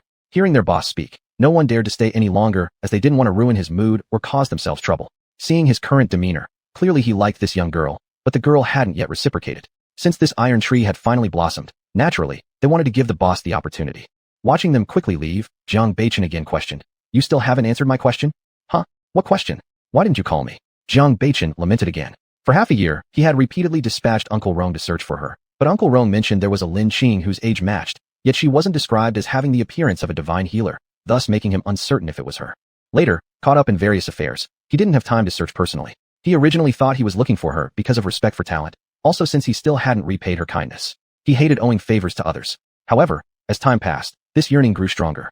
And when he met Lin today, watching her almost get kidnapped made his heart chaotic. Only then did he realize there's such a thing as love at first sight. Unbeknownst to him, over time, he had already fallen deeply in love. Aren't you always saying to call you if anything unsolvable happens? But nothing untoward happened to me. Lin helplessly replied. You could have called me anyway. After all, I haven't repaid your favor. Jiang Baichen seriously stated. I've already said, Giving aid isn't for returns. Lin Qing smiled faintly. That won't do. I don't like owing others' debts. Jiang Beichen remained outwardly composed, but inwardly was increasingly anxious. He certainly didn't want to lose touch with her again. Lin Qing watched his restrained and smoldering behavior and felt mischievousness stirring within her. Smiling sweetly, she said, since you want to repay me, how about repaying me with yourself? Since it's a request from my benefactor, I dare not refuse, Jiang Beichen said earnestly, though in reality, his heart was racing with excitement and filled with pink bubbles. Lin Qing let out a poochie laugh. All right, just kidding you. Who would have thought that your face always looked so serious and expressionless, making me want to add some expressions? Turns out you're actually so dull. Does she think I'm too boring? Jiang Beichen started getting conflicted inside again. Uncle, I have things to do. I won't chat with you anymore, Lin Qing said while thinking about helping the mountain range's dragon vein release its suppression. Where are you going? Let me accompany you. Jiang Beichen quickly spoke up. The dragon vein of this mountain range has been suppressed. I need to help release its suppression. What? Though Jiang Beichen was part of the ancient martial arts world, not the metaphysical one, he still understood that the dragon vein relates to national destiny. Upon hearing this, he was shocked internally. It seems Lin Qing wasn't simply a highly skilled doctor. From her effortlessly punching and kicking those two away earlier, it could be seen that her martial prowess was no less than his own. Now, she was also able to investigate dragon veins, truly astonishing. What kind of master could train such a remarkable woman? I will accompany you to lift the suppression on the dragon vein later. This concerns the country's fortunes, and I cannot ignore it, Jiang Beichen stated seriously. Actually, that was only one reason. The other reason was that he wanted to spend more time with Lin Qing. Since he now understands his feelings, at least he had to get her phone number. If she didn't initiate contact, then he would proactively reach out. Wasn't it said that even the most virtuous woman fears persistent lovers? Fine. Looks like I can't leave you behind. If someone voluntarily offers help, I should graciously accept. Lin Qing's eyes gleamed with sharp intelligence, and she smiled like a little fox. Jiang Beichen saw how enchantingly she laughed, and suddenly felt a surge of intense heat within him. He abruptly wrapped his arms around her waist and whispered in her ear, "Don't ever smile like that at anyone else." Unprepared, Lin Qing was caught off guard by his embrace. The warm breath brushing against her ear caused her ears to unconsciously turn red. In fact, this was her first close physical contact with a man. Chapter 084, Conspiracy. You. How can you treat me this way? Lin Qing experienced a strange feeling for the first time. Her heartbeat accelerated as she was embraced, leaving her at a loss of words. Oh, how did I treat you? Jiang Beichen chuckled. His laughter was like melting snow and ice, causing all flowers to bloom. Even Lin Qing, who had seen handsome men on the Cultivation Continent, was stunned and momentarily forgot to push him away. Jiang Beichen, determined to make the first move, acted with his heart. As he touched her waist, which was as soft as having no bones, he smugly thought, even if I haven't eaten pork, haven't I seen pigs run around?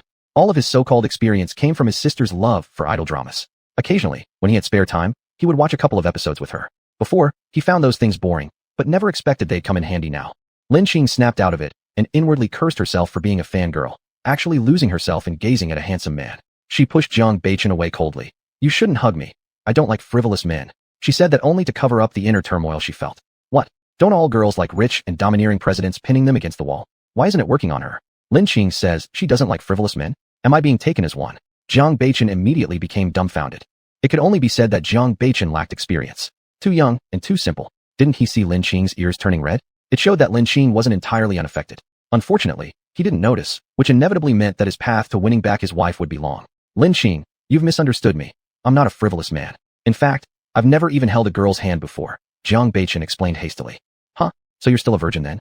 Lin Qing regretted her previous behavior and seized the initiative to tease him.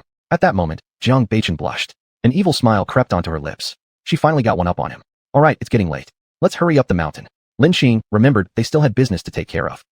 Important things come first. But Lin Qing, why does your appearance seem different from before? Though I know it's you, asked Jiang Beichen while walking, revealing his inner doubts. Don't you think my previous appearance was drawing too much attention? Lin Qing smiled faintly.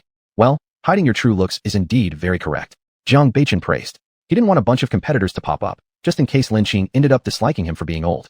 Although he thought he was still young now, 10 years later, Lin Qing would be at her peak beauty, and by then, he would be 35. Looks like I need to buy a few bottles of Huan Yandan pills. Isn't that stuff supposed to delay aging? Jiang Beichen silently made a decision. Then the two rushed up the mountain. Luckily, both were extremely strong in martial arts and physical fitness. Otherwise, ordinary people would have struggled to climb such steep peaks. How come there's no path? Jiang Beichen wondered. Lin Qing probed with divine awareness and said, there's a cave hidden under the cliff. It's truly well hidden. I wonder who did it. It must be someone who doesn't wish our country well. Maybe foreign spies, guessed Jiang Beichen. I'm going down. Do you have any problems? Lin Qing, unfamiliar with Jiang Beichen's skills, asked. Of course not. Say, do you need my help? Lin Qing shook her head and cast a light body spell, stepping lightly on the dead branches and vines between the cliffs like a butterfly descending gracefully. Occasionally, Her toes barely lingered among the vines and branches. Jiang Beichen looked at Lin Qing's effortless descent and mused, I've underestimated you. Your strength must be half a step away from a master level, right? It seems I need to train hard. Otherwise, as a man, being weaker than one's own woman is quite embarrassing. Saying that, he no longer lingered, using his hands and feet to descend down the mountain along the rocks. Although his movements weren't slow, he still fell short compared to Lin Qing. Although Jiang Beichen already thought highly of Lin Qing, he misjudged her real strength. How could he compete with a cultivator? He could only be on the receiving end of her superiority. Even if he wanted to surpass her in the future, it would be very difficult. By the time Jiang Beichen arrived, Lin Qing had already reached inside the cave, frowning and focusing intently on what lay ahead. This is... Jiang Beichen was greatly shocked. Despite seeing many things, he had never witnessed anything as terrifying as this scene. Right before their eyes stood a colossal round pillar, forged from an unknown material. It gleamed a dark red color. Below the pillar was a round groove, also colored dark red. Not far from the pillar stood a massive altar. On the altar was an 8-headed and 8-tailed monster. Its head resembled that of a dragon, its eyes as red as fermented bean paste, its back covered in moss and trees, while its abdomen oozed blood, showing signs of necrosis. Over its heads constantly floated an 8-colored cloud, the monster appearing so vivid it seemed almost alive. Do you see over there? Lin Qing, noticing Jiang Beichen's stunned expression, pointed it out to him. Jiang Beichen followed her finger and caught sight of a pile of bones stacked into a small hill. Alongside them were several rotting corpses emanating a nauseating stench, clearly not dead for long. No wonder people in Qing City have been disappearing for over 3 years now, and we've never found their bodies. I never expected this to be caused by the Japanese, said Jiang Beichen angrily, referring to his compatriots being victims. Did you know about this? Lin Qing asked curiously. No, I don't know the full story, but isn't the monster known as Yamada no Orochi from Japanese folklore? If they're uninvolved, who would worship such a thing on the altar? Jiang Beichen deduced. Suddenly, a thought struck him. Could it be that the Japanese spies we caught earlier are the masterminds behind this? Otherwise, what's the chance they'd just coincidentally show up here? It must be admitted that Jiang Beichen was close to uncovering the truth. But what is their objective? Jiang Beichen questioned. They intend to use the energy of the dragon vein to revive the Yamada no Orochi. Either way, whether breaking the dragon vein or reviving this Orochi, it would bring great calamity to China. Truly killing 2 birds with 1 stone, Lin Qing responded lightly. But how do we destroy all of this? Jiang Beichen worried, feeling entirely ignorant when it came to metaphysical matters. Don't worry, I know a way. Lin Qing smiled faintly. In fact, the suppression mechanism was established through evil forces at a vital point of the dragon vein's energy, creating a suppression formation. It might be difficult for others. Even a true master of metaphysics may find it challenging to handle. Chapter 085, Rescuing the Dragon Vein. This so-called suppression array is difficult for others on Earth. After all, the heritage of the art of arrays has been lost on Earth, and those who understand arrays only know a little bit. But for Lin Qing, this array was incredibly simple. Any simple array from the immortal Cultivation Continent would be far superior. Lin Qing walked around the dark red pillar once, using her spiritual sense to investigate it, trying to locate its array core. She found there were actually 2 cores here. It's impressive that someone could modify the array like this, Lin Qing murmured. Then, she took out Ma Liang's magic brush, cinnabar, and yellow paper, ready to draw talismans. The talisman she was drawing was the Break Sha charm. If there had been only 1 array core, she wouldn't have needed to draw a talisman. But with 2 array cores and Jiang Beichen clearly incapable of breaking the array, she had to rely on talismans instead. Jiang Beichen watched Lin Qing figuring out how to break the array without disturbing her, his eyes never leaving her for a second. What surprised him was that the talisman Lin Qing drew glowed with golden light the moment it was completed. The golden light flashed and disappeared quickly, easy to mistake as an illusion. But Jiang Beichen knew he hadn't hallucinated. It's done. Lin Qing smiled happily, proving indeed that Ma Liang's magic brush was excellent. It had greatly increased her success rate in drawing talismans. Then, she handed over the completed second-class spirit talisman, Break Sha, to Jiang Beichen and pointed at a spot while reminding him. In a moment, you hold on to this talisman. When I say break, you strike this place with all your strength. Once you've attacked, you must retreat immediately without any delay. Since it was the suppression dragon array, dragon resentment would surely arise. Prolonged resentment would transform into evil aura, which would leak out when the array was broken. The Break Sha talisman drawn by Lin Qing was meant to protect Jiang Beichen from being harmed by the Sha energy. After all, unlike her, he could not absorb the Sha energy and convert it into power. Seeing Jiang Beichen nodding his head, Lin Qing then moved to the other array core and shouted loudly, "Break!" At the same moment she spoke, she kicked toward the location of the array core. Upon hearing the word break, Jiang Beichen tightened his grip on the talisman and stomped with force towards the array core at his location. Suddenly, there was a snap, and cracks appeared on the thick pillar. Retreat! Lin Qing shouted upon seeing the Sha energy start to leak out. Jiang Beichen, as if hearing a strange call he'd never heard before, immediately felt a dangerous aura coming toward him and, upon hearing Lin Qing's command, without hesitation, retreated toward the cave entrance. The dense Sha energy surged upwards from the ground like a jet. The round jade pillars made of unknown material and the statue of the 8-headed great serpent immediately shattered into pieces, turning into fragments of rock. Boom! Boom! Jiang Beichen had just steadied himself when he heard a loud sound. Lin Qing hasn't come out yet. Jiang Beichen's face instantly changed. Without regard for the threatening aura he'd just felt, he hurriedly rushed inside the cave. Just as he was about to go in, Lin Qing's voice came from within. Don't come in. I'm fine. The Sha energy in here isn't something you can withstand. Facing the overwhelming flow of Sha energy, Lin Qing revealed a satisfied smile. These were resources she needed for her cultivation. Why wouldn't she be happy? Standing at the cave entrance, Jiang Beichen clenched his fists tightly. Watching the woman he loved potentially facing danger and feeling powerless was an awful sensation. Anxious, he waited outside, feeling time drag on endlessly. Every minute was torture. Finally, unable to wait any longer, he was just about to enter when Lin Qing said, "All right, you can come in." Jiang Beichen ran inside without waiting a moment. Seeing Lin Qing completely unharmed, he relaxed. Only then did he notice the columns and structures of the cave's interior, including the 8-headed great serpent, had all broken into pieces of stone. What? Rest assured, the Japanese plot won't succeed. The dragon vein has already been liberated, Lin Qing said with a smile. After about 15 minutes, the two walked out of the cave. Lin Qing greeted him with a bright smile.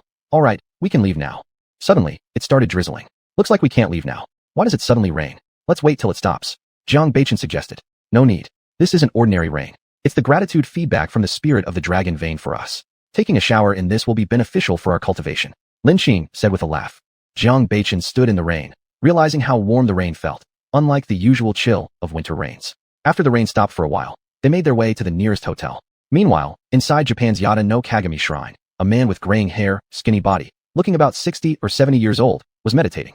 Suddenly, he spat out a mouthful of blood. He widened his eyes and yelled in anger. 8 trigrams, who ruined my plan? Stop me from reviving my god. The deity worshipped in the Yada no Kagami shrine was the 8-headed great serpent, also regarded by some as a demon, but seen as the whirlpool god by others due to its immense power. This frail-looking old man named Itase, though appearing to be in his 60s or 70s, was actually 105 years old. He was a grandmaster of Japanese swordsmanship and had reached the pinnacle of the transformed force level. As the divine messenger of the Yada no Kagami shrine, his primary aim in reviving the 8-headed great serpent was to obtain a divine sword.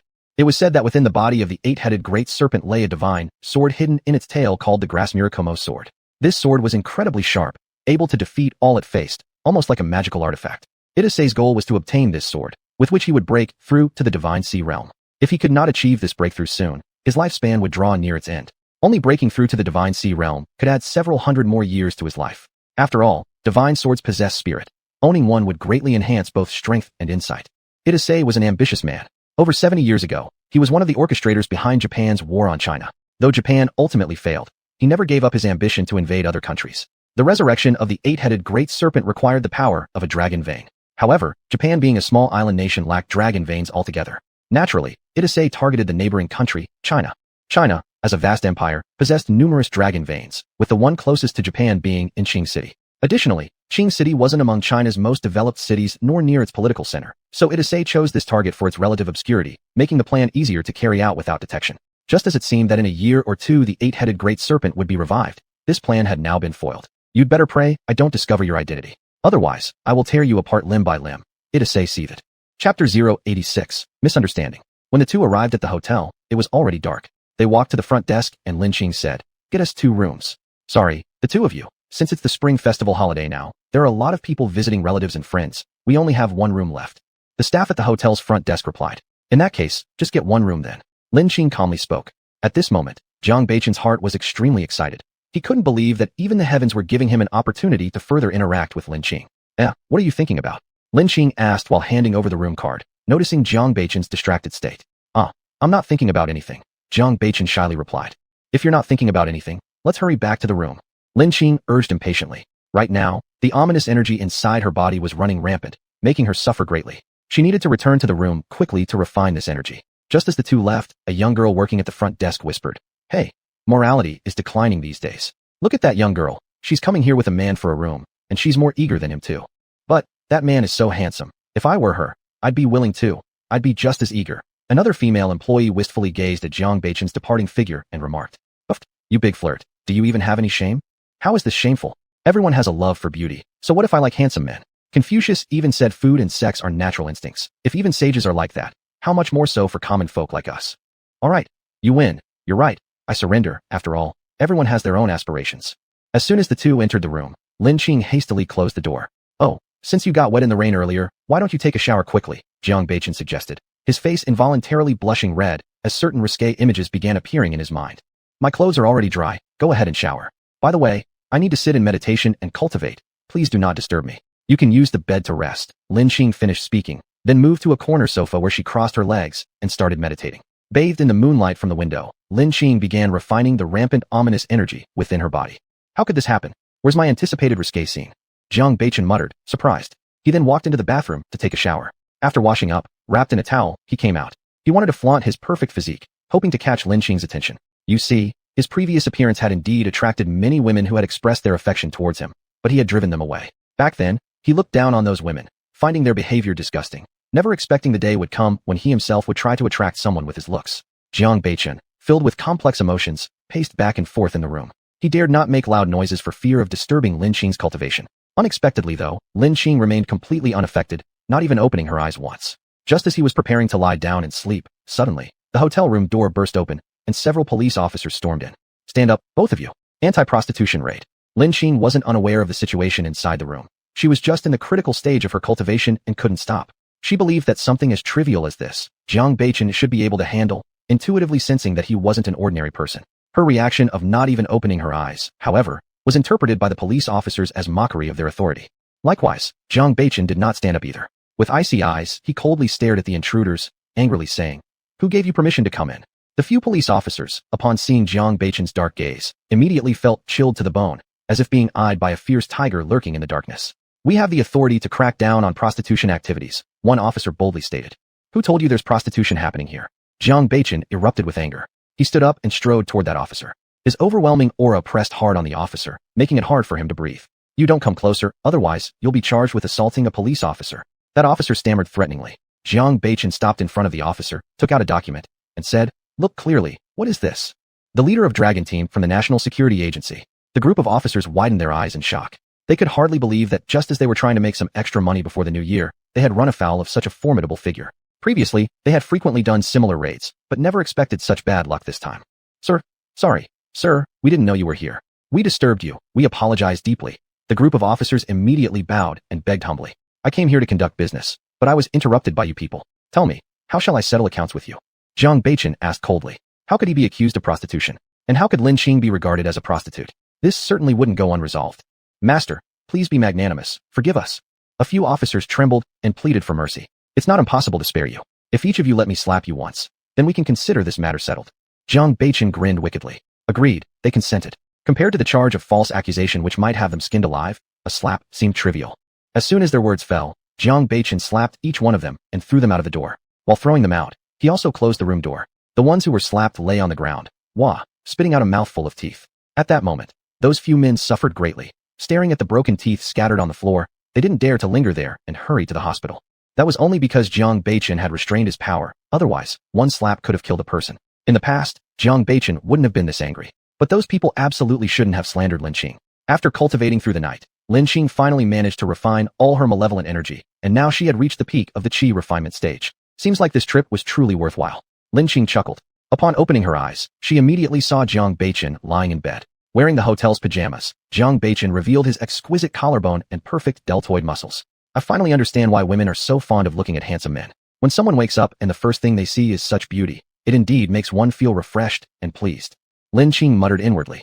Seeing Jiang still asleep, Lin quickly went to the bathroom to take a shower. She didn't know that at the moment she entered the bathroom, Jiang had already opened his eyes. Hearing the sound of the water and seeing the shadow projected under the light, he unconsciously swallowed saliva, suddenly feeling dry-mouthed and parched. He hurriedly opened the bottle of mineral water beside his bed, taking several large gulps, trying to suppress the heat rising within him. Before he could finish drinking, Lin suddenly opened the bathroom door, causing him to start coughing violently in surprise. "You're awake," Lin said indifferently. Watching the beauty before him, Jiang involuntarily stared. Indeed, at this moment, Lin had restored her original appearance. Chapter 087, Confession. Lin looked at Jiang dead-eye expression and burst out laughing. "Silly goose."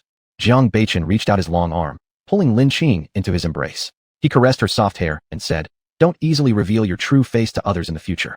"What? Are you being too controlling?" Lin smelled the strong masculine scent on him, and her ears turned red again without her realizing it.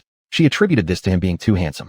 "Not at all. You will be my woman," Jiang confidently stated. Lin was uncomfortable with the flirtatious atmosphere and pushed him away, smiling. "Uncle, I was just joking with you earlier. Don't take it seriously." "I wasn't joking with you. I'm serious." Jiang dark eyes looked at her, and she inadvertently got lost in his gaze. Cough, cough, cough. How come you're so rigid? I already said, there's no need for you to pay back a favor by offering yourself. Although I've never been in love, I know that at least the two of us must like each other.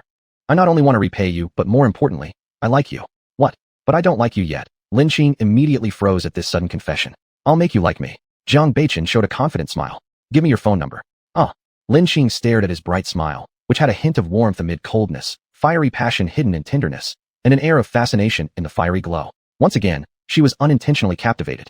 Lin Qing's slightly infatuated expression greatly pleased Jiang Beichen, causing him to let out a sensual chuckle. It seems my good looks have some use after all. Jiang Beichen secretly rejoiced. If any of his subordinates saw this, they would absolutely be stunned. They would definitely say, "Boss, where is your decency? Before, weren't you the one who hated your own overly beautiful features the most?" Regaining her composure, Lin Qing once again ridiculed herself. Why does my resolve crumble every time I meet him?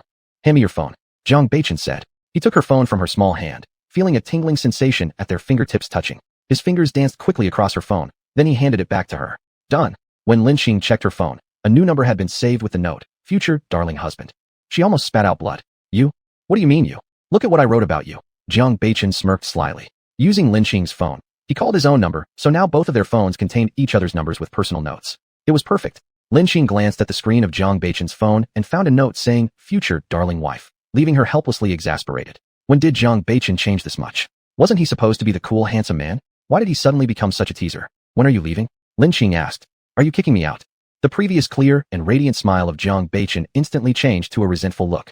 Big brother, how could your expression change so easily? Did you start acting as soon as you went online? Lin Qing thought silently, but seeing his mournful gaze, she ultimately felt somewhat sorry. No, I'm going to collect medicinal herbs on Xiantai Mountain today. If you have something to do, you can busy yourself with it. I've given orders, my men will handle my business. I'll accompany you today, Jiang Beichen declared. Lin Qing didn't refuse either. Frankly speaking, having someone around wouldn't be that boring. On the road, Jiang Beichen received a call from one of his men. What's wrong? Boss, bad news. Those two Japanese spies committed suicide. Came Gongzi's voice from the other end. What happened? Jiang Beichen asked coldly. No matter how we interrogate them, we couldn't find out their purpose. We were planning to torture them or try to extract information through hypnosis. However, they unexpectedly killed themselves because they likely believed there was no chance of escape. To prevent leaking secrets, they bit into the poison capsules hidden in their mouths. Gongzi explained.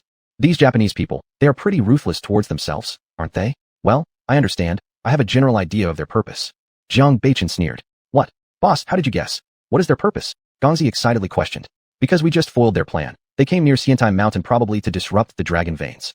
Jiang Beichen felt this possibility growing increasingly likely, otherwise why such coincidence? In recent years, Japan's ninjas frequently appeared in Qing City. Meanwhile, over these years, several instances occurred when personnel went missing in Qing City.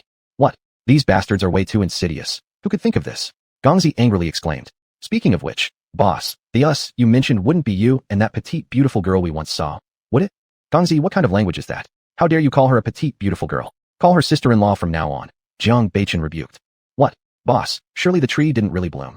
Gongzi muttered this only in his mind. Sorry boss, I was wrong. I didn't know she's your sister-in-law. If I had known, how could I have spoken recklessly? But the two of you are really well matched. Gongzi immediately began flattering, as he did not want the boss to make him wear little shoes, for the training was unbearable by ordinary people. Talking about the two, they are really well-matched non-ordinary people. Gongzi mumbled inwardly. Lin Qing, searching for herbs nearby, upon hearing Jiang Beichen's voice not far away, asked, What's up?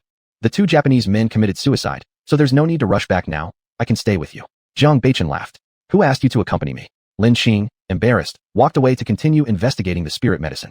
Thus, Lin Qing stayed at Xiantai Mountain for 2 or 3 days, eventually finding 2.5 spiritual medicines, which wasn't bad as a harvest. On the eve of New Year's Eve, just before parting ways with Lin Qing, Jiang Beichen received a phone call, and his expression suddenly changed. What?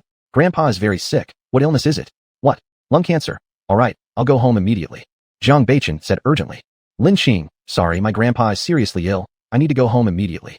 Jiang Beichen thought that the one who loved him most in the family was his grandpa. If his grandpa were gone, there would be few people in that family who truly cared about him. As for his father, since his mother left, all he felt towards him was hatred, without any familial affection. The Jiang family, where Jiang Beichen came from, belonged to a top-tier family in the imperial capital. More than 20 years ago, the Jiang family in the imperial capital still belonged to a second-tier family. Later, when Jiang Beichen's father, Jiang Cheng, married Wen Shu, the eldest daughter of the Wen family, the Jiang family gradually developed into a first-tier family, of course, with no small amount of support from the Wen family. Chapter 88. Lung cancer, I can cure it. Who would have thought that when Jiang Beichen was 6 years old, it was exposed that Jiang Cheng had an affair with Yao Shishir, a third-rate actress in the entertainment circle. This shocked Wen Shu greatly. All along, Jiang Cheng appeared to be a good man, which is why the Lin family agreed to her marrying him. Wen Shu thought Jiang Cheng just couldn't resist temptation and made a temporary mistake. Considering their child, she decided to give him another chance. However, at this time, Jiang Cheng was completely bewitched by Yao Shishir. They had an intense argument. Wen Shu was a classic, well-bred woman, aloof and not one to flatter others. Previously, because Jiang Cheng needed the help of the Lin family, he had always been indulging Wen Shu. But now that the Jiang family had surpassed the Lin family, Jiang Cheng no longer indulged her. He began to expose his true character as a scoundrel. After many arguments, he came home less and less often. Until one day, Jiang Cheng brought home an illegitimate son who was only a few days younger than Jiang Baichen. Only then did Wen Shu realize that he had been having affairs since they first got married. From then on, Wen Shu became gloomy and sad. When Jiang Baichen turned 10, she succumbed to serious illness and passed away. Since Wen Shu loved Jiang Cheng, she had always preserved his face and never complained to Grandpa. When Grandpa found out about Jiang Cheng's actions, he was furious. But by then, Wen Shu's condition was already incurable. One can tell from Jiang Baichen's appearance that his father must also have been a handsome man. Otherwise, how could he have made such a proud woman, as Wen Shu fall so deeply in love with him? Jiang Cheng didn't like Jiang Baichen from childhood. He always favored his illegitimate son, perhaps because the illegitimate son was born to the woman he truly loved. In contrast, Wen Shu was merely a foolish woman who adored him and was used by him. After Wen Shu's death, to give the Wen family an explanation, Grandpa Jiang excluded Jiang Cheng from being an heir and listed Jiang Baichen as the first successor. Though Jiang Cheng was Grandpa Jiang's son, even though he lost the right to inherit, luxury and wealth would never leave him. Unexpectedly, Jiang Cheng went mad. For his own illegitimate son to seize family property, he actually hired assassins to kill Jiang Baichen. Luckily, Jiang Baichen met a martial arts master in time, who saved him. Since then, Jiang Baichen was raised under Grandpa Jiang's name. The old man assigned Uncle Rome, a powerful guard, to protect him. Moreover, Jiang Baichen bowed down to that dark power expert who saved him as his teacher and started learning ancient martial arts. After all, depending on others is not as reliable as relying on oneself. Only becoming stronger can truly make one strong. Oh, you don't bring me? Lin Qing asked. I know your medical skills are amazing, but my grandfather doesn't have a common illness. It's lung cancer. Surgery or chemotherapy might be the only way to save him. And we don't even know how severe it is, said Jiang Baichen with a sorrowful expression. Lung cancer? I can treat it, Lin Qing replied compassionately, unable to bear seeing him like this. What? Are you saying you can treat lung cancer? Jiang Baichen confirmed again. Seeing Lin Qing nod once more, Jiang Baichen immediately showed a look of delight. Let's go. We should head for the capital immediately. Do you believe in me that much? Lin Qing questioned, knowing that on Earth, cancer was considered an incurable disease. As long as you say it, I trust it. As soon as these words were spoken, Lin Qing felt somewhat moved. In this world, finding someone who completely trusts you is rare. Moreover, they had only seen each other a few times, without really knowing each other well. Without further ado, the two purchased tickets for the nearest flight and rushed towards the capital. Lin Qing had heard a lot of praises about the capital from others, and this was her first visit there. Upon exiting the airport, the two took a taxi to the first hospital of the capital where Grandpa Jiang was staying. It was one of the best tertiary hospitals in the capital. Jiang Baichen noticed Lin Qing, gazing continuously at the buildings outside the car window, and spoke up. Lin Qing, I'm very sorry. Once my grandpa gets better, I will personally show you around the capital. By evening, the two arrived at VIP Ward 601 of the oncology department at the first hospital. The moment they reached the room's entrance, they saw a crowd gathered around. A refined-looking middle-aged man looked at Jiang Baichen and said, Baichen, you're here. Second uncle, what happened? How could Grandpa get lung cancer? Jiang Baichen was puzzled. I'm not entirely clear myself. The doctors say it may have something to do with smoking over a long period. Recently, Grandpa has been coughing a lot. Today, during a checkup at the hospital, they discovered some shadows in his lungs. After a series of tests, the doctors diagnosed it as lung cancer, explained Jiang Liming. And this person? Jiang Liming curiously asked, noticing the young girl beside Jiang Baichen. This is my friend. She has come to visit Grandpa, Jiang Baichen clarified. Jiang Liming assumed that Lin Qing was Jiang Baichen's girlfriend, since the old man had been constantly urging Jiang Baichen to get a girlfriend and wanted to hold his grandchild as soon as possible. He muttered secretly. Which family does this girl come from? She looks too young. There's still a long way for the old man to have a great-grandchild. Sigh. I don't know if he can make it until then. However, due to the reasons related to his stepmother, Jiang Baichen felt very repulsed by those girls who willingly came over, thinking they were disgusting. If it weren't for such people, how could his mother possibly die in sadness? Lin Qing unconsciously exuded an air of gracefulness, which made Jiang Baichen feel particularly close, much like the mother in his memory, noble and elegant. Plus, there was a vague at-a-glance infatuation that he couldn't articulate, along with her having saved his life. Previously, Jiang Baichen held a strong aversion toward women, leading some people to think he might be gay, but now his heart belonged entirely to Lin Qing. The moment Jiang Baichen pushed the door open, he saw a middle-aged doctor talking to the old man. Mr. Jiang, your lung cancer lesion hasn't spread yet, so you need to undergo surgery immediately to prevent further deterioration. Also, the cure rate is relatively high. Dr. Song, I'll discuss with my family members and give you an answer tomorrow, said Grandpa Jiang. You should consider carefully. as the lung cancer has already progressed to the middle stage. Based on your health condition, we may have to remove the part of the lung containing the lesion, Song Yuxing explained before leaving the ward after giving instructions. Beichen, you're here. Grandpa Jiang revealed a happy smile upon seeing Jiang Beichen. Grandpa, how do you feel right now? Jiang Beichen asked. Don't worry too much, it's not that serious. Didn't you hear the doctor say that the success rate of surgery is quite high?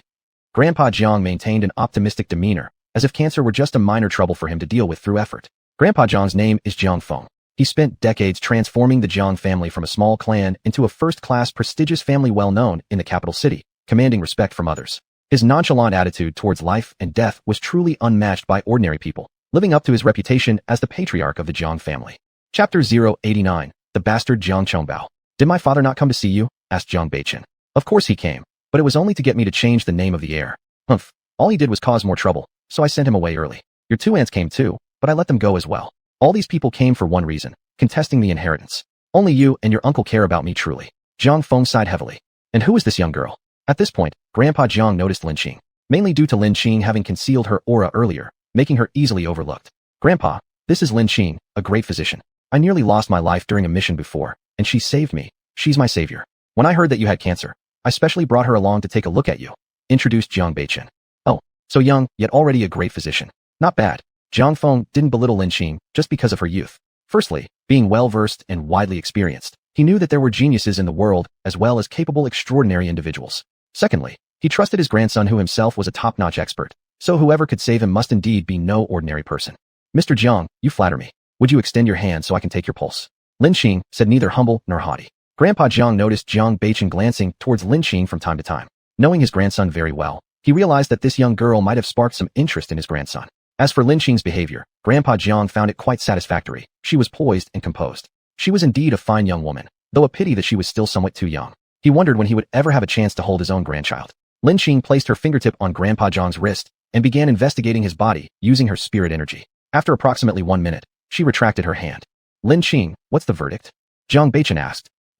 Nothing serious. It can be treated, Lin Qing replied briefly. Hearing this, Grandpa Jiang asked, young girl, judging by your mannerisms, you are versed in traditional Chinese medicine. However, this is cancer. Can traditional Chinese medicine really treat it? He wasn't doubting her outright, but it is a known fact that traditional Chinese medicine has declined. It may still serve general health maintenance purposes, but for treating serious diseases, achieving good results is exceedingly difficult. Mr. Jiang, rest assured. I say it can be treated, so I will heal you. Moreover, I won't even need to remove any part of your lungs, Lin Qing declared confidently, inspiring trust naturally. Surprised, Grandpa Jiang exclaimed, truly? Lin Qing nodded. Jiang Beichen, find me a set of silver needles. I'll operate on Mr. Jiang tonight. Actually, Lin Qing could eliminate the tumor without using silver needles, but doing so would attract too much attention. Finding an excuse made it easier for others to accept. Once Lin Qing finished speaking, Jiang Beichen immediately dialed a phone number, instructing his subordinates to find a set of silver needles within 1 hour and bring them to the first hospital of the empire. Oh, by the way, you two haven't eaten dinner yet, right? Beichen, take Lin Qing to grab something to eat, suggested Grandpa Jiang. All right, Grandpa, you rest first. Jiang Beichen agreed. Subsequently, the two arrived at a pretty decent restaurant near the first hospital of the empire to have dinner. Given that they would soon attend to Grandpa's treatment, it wouldn't do to wander too far. What kind of food do you want to eat? Asked Jiang Beichen. Let's go for some special dishes of the capital. You choose, Lin Qing smiled and replied. There are specialty foods here with a good flavor. Capital roast duck, soybean paste noodles, mung bean yellow, and braised pork offal, introduced Jiang Beichen. Fine, let them quickly serve our food. We'll need to return promptly after eating since we're treating Grandpa shortly. Oh, and make sure no one disturbs me while I'm curing him. Rest assured, I'll personally guard the door and ensure no one interrupts you, Jiang Beichen guaranteed. An hour later, Lin Qing and Jiang Beichen returned to Grandpa's room on schedule. By this time, the silver needles were also found. Jiang Beichen stayed outside guarding the door while leaving Lin Qing and Grandpa inside the ward. Jiang Liming curiously asked, Beichen, why did you come out? Naturally, Jiang Beichen dared not tell him the full truth. Even though he trusted Lin Qing, others might not necessarily believe such an unusual story. He laughed and responded, Uncle, Grandpa gets along quite well with Lin Qing. I've let her stay to chat with him. Ha, Beichen, looks like you've fallen victim to a man's weakness for beauty once again. Jiang Liming, spotting from Jiang Beichen's eyes that he liked the girl named Lin Qing. Yeah, and it doesn't seem like I'll succeed anytime soon either, Jiang Beichen lamented helplessly. Ha, so many women chased after you before, and back then you treated them like poisonous snakes and fierce beasts, trying your best to avoid them and drive them away. Now it's your turn to be troubled by love. This is what they call every cure has its poison. Ha, Jiang Liming teased. Uncle, how can those women compare to Lin Qing? Jiang Beichen replied with a cold snort. All right, I can only think that beauty lies in the lover's eyes. Who exactly is this Lin Qing? There doesn't seem to be a well-known family surnamed Lin in the capital, asked Jiang Liming. She's not from the capital, she's from Zhongyuan. She once saved my life and can be considered my benefactor, introduced Jiang Beichen. So it's a case of a hero saving the beauty and her repaying him with herself. But how did you become the beauty? Sighed Jiang Liming. Just at that moment, Jiang Chongbao arrived at the door of room 601. Jiang Beichen's face darkened as soon as he saw him, his eyes becoming icy cold. He opened his mouth coldly and said, "Why are you here? Go back." This Jiang Chongbao was the child born from Jiang Beichen's stepmother Yao Shishir, the younger brother who was only a few days younger than him. From their names, one could tell which one Jiang Cheng favored more. Wasn't Jiang Chongbao saying that he was the important treasure of the Jiang family, while Jiang Beichen was just like the dust of the northern land, not worth mentioning? Of course, Jiang Beichen didn't recognize him as his younger brother. Though his father and the concubine had obtained a marriage certificate, Jiang Beichen still wouldn't acknowledge them. "Brother, I heard that grandpa is ill. I just want to see him," Jiang Chongbao said with an aggrieved tone. "Get out. I told you not to call me brother. I'm not your elder brother. You coming to see grandpa will only add trouble for him." Jiang Beichen glared at him, looking at the sight of Jiang Chongbao playing the role of an innocent victim with disgust. You have no right to stop me from seeing grandpa. He is also my grandfather," Jiang Chongbao protested angrily.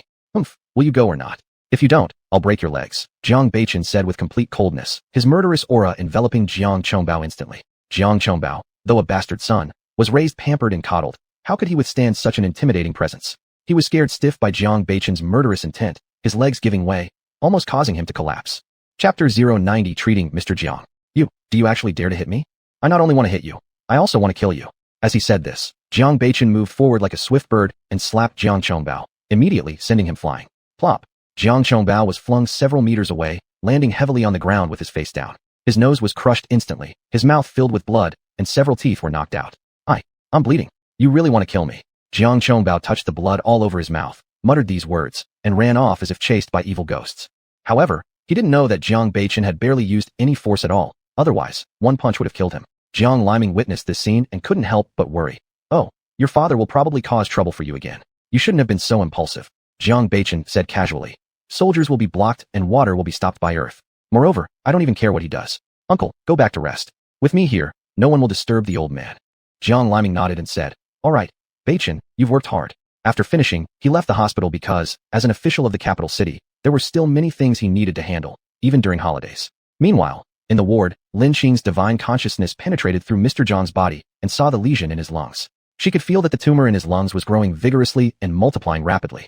She utilized her martial arts techniques to absorb the vitality from the tumor cells through silver needles and severed the connection between the tumor cells and normal cells via magical spells. It wouldn't take long before these tumor cells would undergo apoptosis. After all, these tumor cells needed nutrition to grow just as people need food, without which they would quickly starve to death. About an hour later, Lin Qing walked out of the ward. "How is it?" asked Jiang Beichen. "No problem. The fastest recovery could take a day, and the longest no more than 3 days. The old man fell asleep while I was treating him. Here is a qi supplementing pill. Once his lung cancer lesion is completely gone, you can feed it to him," Lin Qing replied. "I'll find a hotel to stay first. You stay behind to take care of the old man. I'll see you off," Jiang Beichen offered. "No, I can go myself," Lin Qing smiled. "Then let my driver see you off," Jiang Beichen suggested. He truly wasn't at ease leaving the old man behind. Although there were bodyguards watching over the ward, he dared not underestimate some people's limits.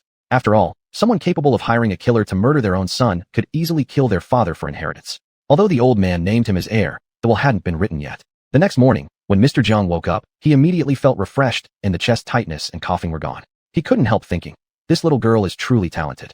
She's worthy of being called a divine doctor. The effect is so obvious. Even if the surgery succeeds, usually there are side effects. How can that compare to the comfort she provides now? If she became my granddaughter-in-law, my health would be guaranteed. One could only imagine how rare it was to cure cancer without surgery or pain. This was indeed godlike ability. For the wealth of the Jiang family, they didn't need arranged marriages to maintain their status. For rich people, health was the most important. Not long after, Lin Qing came to Mr. Jiang's room with breakfast. Upon seeing her, Mr. Jiang was much warmer than before, greeting her with a smile. "Oh, little divine doctor, you're truly talented. I don't experience any chest tightness or coughing anymore." Lin Qing didn't know that Mr. Jiang had already set his sights on her, wanting her to be his granddaughter-in-law. She nodded and said, "Let me check your pulse to see the speed at which your cancerous lesions are disappearing." Mr. Jiang extended his wrist in compliance. Lin Qing's fingers rested on his wrist for only a few seconds before she smiled and said, "It's better than I imagined. The cancer has disappeared by half already, and I estimate by tonight you'll be fully recovered." "Really?" Mr. Jiang joyfully responded. Although he wasn't afraid of death, living longer was always preferable, especially since he couldn't bear to part with his unfortunate grandson, Jiang Beichen. "Of course I promise. If you don't believe me, check after the new year and see if those cancerous lesions are still there." Lin Qing laughed. What's this fragrance, so fragrant? Mr. Jiang smelled the aroma of Lin Qing's food, his mouth beginning to water. Beggar's chicken and spicy soup. Who would have thought these are available in the capital? Lin Qing smiled. Mr. Jiang licked his lips and asked, can I eat it? Of course, once you're feeling better, you can eat whatever you want. Lin Qing took out half of the food and gave it to Grandpa Jiang, keeping the other half for Jiang Beichen. By the way, where's Beichen? Oh, he went to wash up and will be back soon. While eating, Grandpa Jiang spoke indistinctly, but Lin Qing heard him perfectly. As Grandpa Jiang was enjoying his meal, Song Yuxing walked in. Seeing Grandpa Jiang eating something so greasy, he scolded. Who gave him this oily food? Don't you know the patient's condition? He's about to undergo surgery. He should be on a light diet. Didn't I tell you this yesterday? Grandpa Jiang wiped his hands and said, Dr. Song, I've decided to leave the hospital today. I won't have the surgery. What? Sir, you cannot neglect your health like this. Song Yuxing exclaimed. At that moment, Jiang Beichen entered. Song Yuxing turned to him and asked, do you know that your grandfather refuses to have the surgery? Jiang Beichen replied, I know, and I support grandfather on this decision.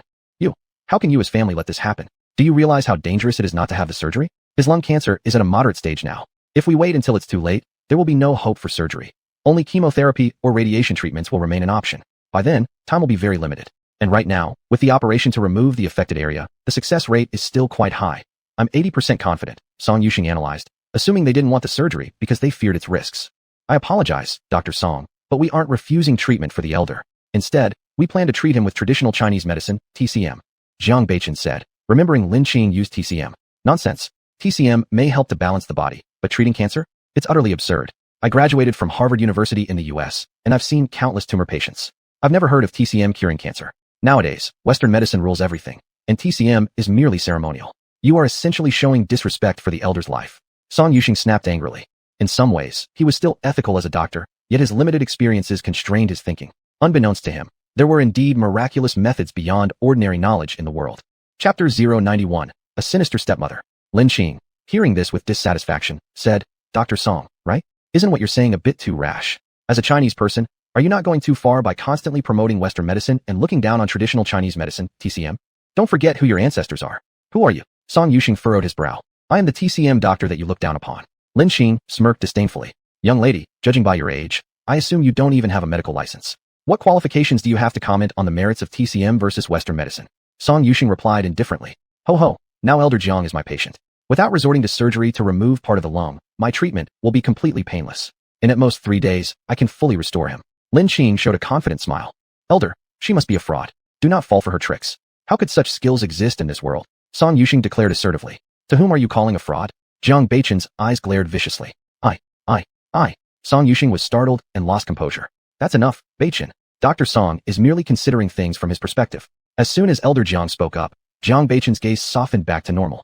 However, Dr. Song, I trust her. I'll process my discharge today. Elder Jiang stated openly. Song Yuxing wanted to persuade further, but when he saw Jiang Beichen standing nearby, all he could do was sigh loudly and leave. That way, Elder Jiang successfully returned home. As they entered, they immediately saw Jiang Cheng storming over angrily. Elder Jiang's face immediately turned cold. Why are you here?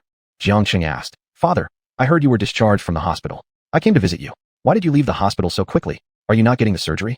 Elder Jiang scolded. Some might think you've come to visit. Others may suspect you've come for vengeance. Why are you here with such anger? Father, you don't know. That little brat, Jiang Beichen, beat his younger brother until the boy's nose collapsed and his teeth were scattered across the floor. Can there be such cruel older brothers? This thought made Jiang Cheng extremely angry. Jiang Beichen responded with a cold snort. Humph, I have no younger brother. My mother only gave birth to me. Of course, Elder Jiang sided with Jiang Beichen, speaking similarly. Our family has never acknowledged him. He deserved it for daring to provoke Beichen. Jiang Cheng argued. Father, how can you favor Beichen like this? Zhongbao is your grandson. Elder Jiang snapped angrily. You accuse me of favoritism? But look at yourself. Have you forgotten what you did to Beichen? Jiang Beichen, seeing the enraged elder, hurried forward. Grandfather, please don't be upset. It's not worth it to get mad for someone like him. Elder Jiang nodded approvingly, turning to Jiang Cheng. In the future, my heir will absolutely be Beichen. You are unqualified. If you behave properly, you can stay for the New Year's Eve dinner. Otherwise, go back where you came from. Father, I doubt if I am really your son. Jiang Cheng complained. To tell the truth, I don't want a son with such poor character. However, since you're my son, there's nothing I can do about it. I can provide you with a wealthy life for the rest of your life, but inheriting our family's legacy? Impossible. I don't want you ruining the Jiang family's name. Elder Jiang frowned deeply. Upon hearing these words, Jiang Cheng was incensed, yet powerless because the other was his father. He could only storm off indignantly. After returning to his place, Yao Shishir rushed forward anxiously asking, Husband, how did it go? Jiang Cheng let out a long sigh, looking deflated as he muttered, Alas, the old man says it's impossible for me to inherit the Jiang family. What? How can the old man act this way? Does he still consider you his son or not? Yao Shishir appeared dissatisfied on behalf of Jiang Cheng. Well, if it doesn't work, then so be it. He is my father after all, and once he makes a decision, it's very hard for anyone else to change it. Jiang Cheng sighed helplessly. As for me, I don't care anyway. As long as I'm with you, I would endure hardship gladly. Yao Shishir displayed an affectionate demeanor. Shishir, you've endured a lot being with me. You've always been submissive, and haven't led much of a luxurious life. Jiang Cheng revealed an apologetic expression. What he meant by not living a good life was just not being able to spend money recklessly, yet their daily lifestyle was far superior compared to that of ordinary people. Yao Shishir smiled gently, appearing pitifully. Back then, many rich second-generation bachelors pursued me, willing to marry me. But why should I love them when I fell for you? Even if I become your secret lover willingly.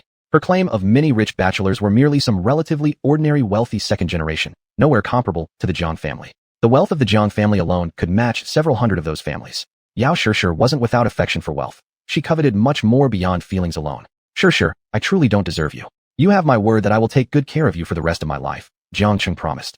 Of course, I believe you. But what about our son Chongbao? Now with you and Elder around, Beichen could still beat our son like this. If you or I weren't here anymore, wouldn't he just kill our son? Yao Shishir's eyes gleamed darkly at this point, revealing a trace of hatred upon closer inspection. That little brat, how dare he? Jiang Cheng was furious. How wouldn't he dare? Does he care about you as his father? Will he listen to you? Probably not. He probably even hates you. Remember how he misunderstood you? Yao Shishir said. What should we do then? Jiang Cheng frowned. Yao Shishir smiled faintly and made a gesture with her right hand shaped like a blade across her neck. What? No, no, he is my flesh and blood. They say even tigers don't eat their own cubs. Should I do this? Wouldn't I be worse than an animal? Jiang Cheng shook his head. I don't want to either, but once Elder passes away, there might not be a place in this world for the three of us. Beichen suspects you sent assassins after him before. Would he let you go? Even if you explain, would he believe you? Yao Shishir sowed discord. I'll look into other methods, Jiang Cheng said tightly, his brow furrowed. If nothing works, we can put him under a curse. Through it, you can regain control over the Jiang family, maintain your reputation, and preserve the bond between father and son. I happen to know a friend who knows a famous curse master in Thailand, Yao Shishir suggested. Will this really work? Jiang Cheng asked, confused, as he had never dealt with such things and knew little about them. Absolutely. My friend has seen someone under the influence of a curse, and it was very effective, Yao Shishir said. All right, contact that curse master then. After some thought, Jiang Cheng agreed. Chapter 092, Yao Shishir's Ambition.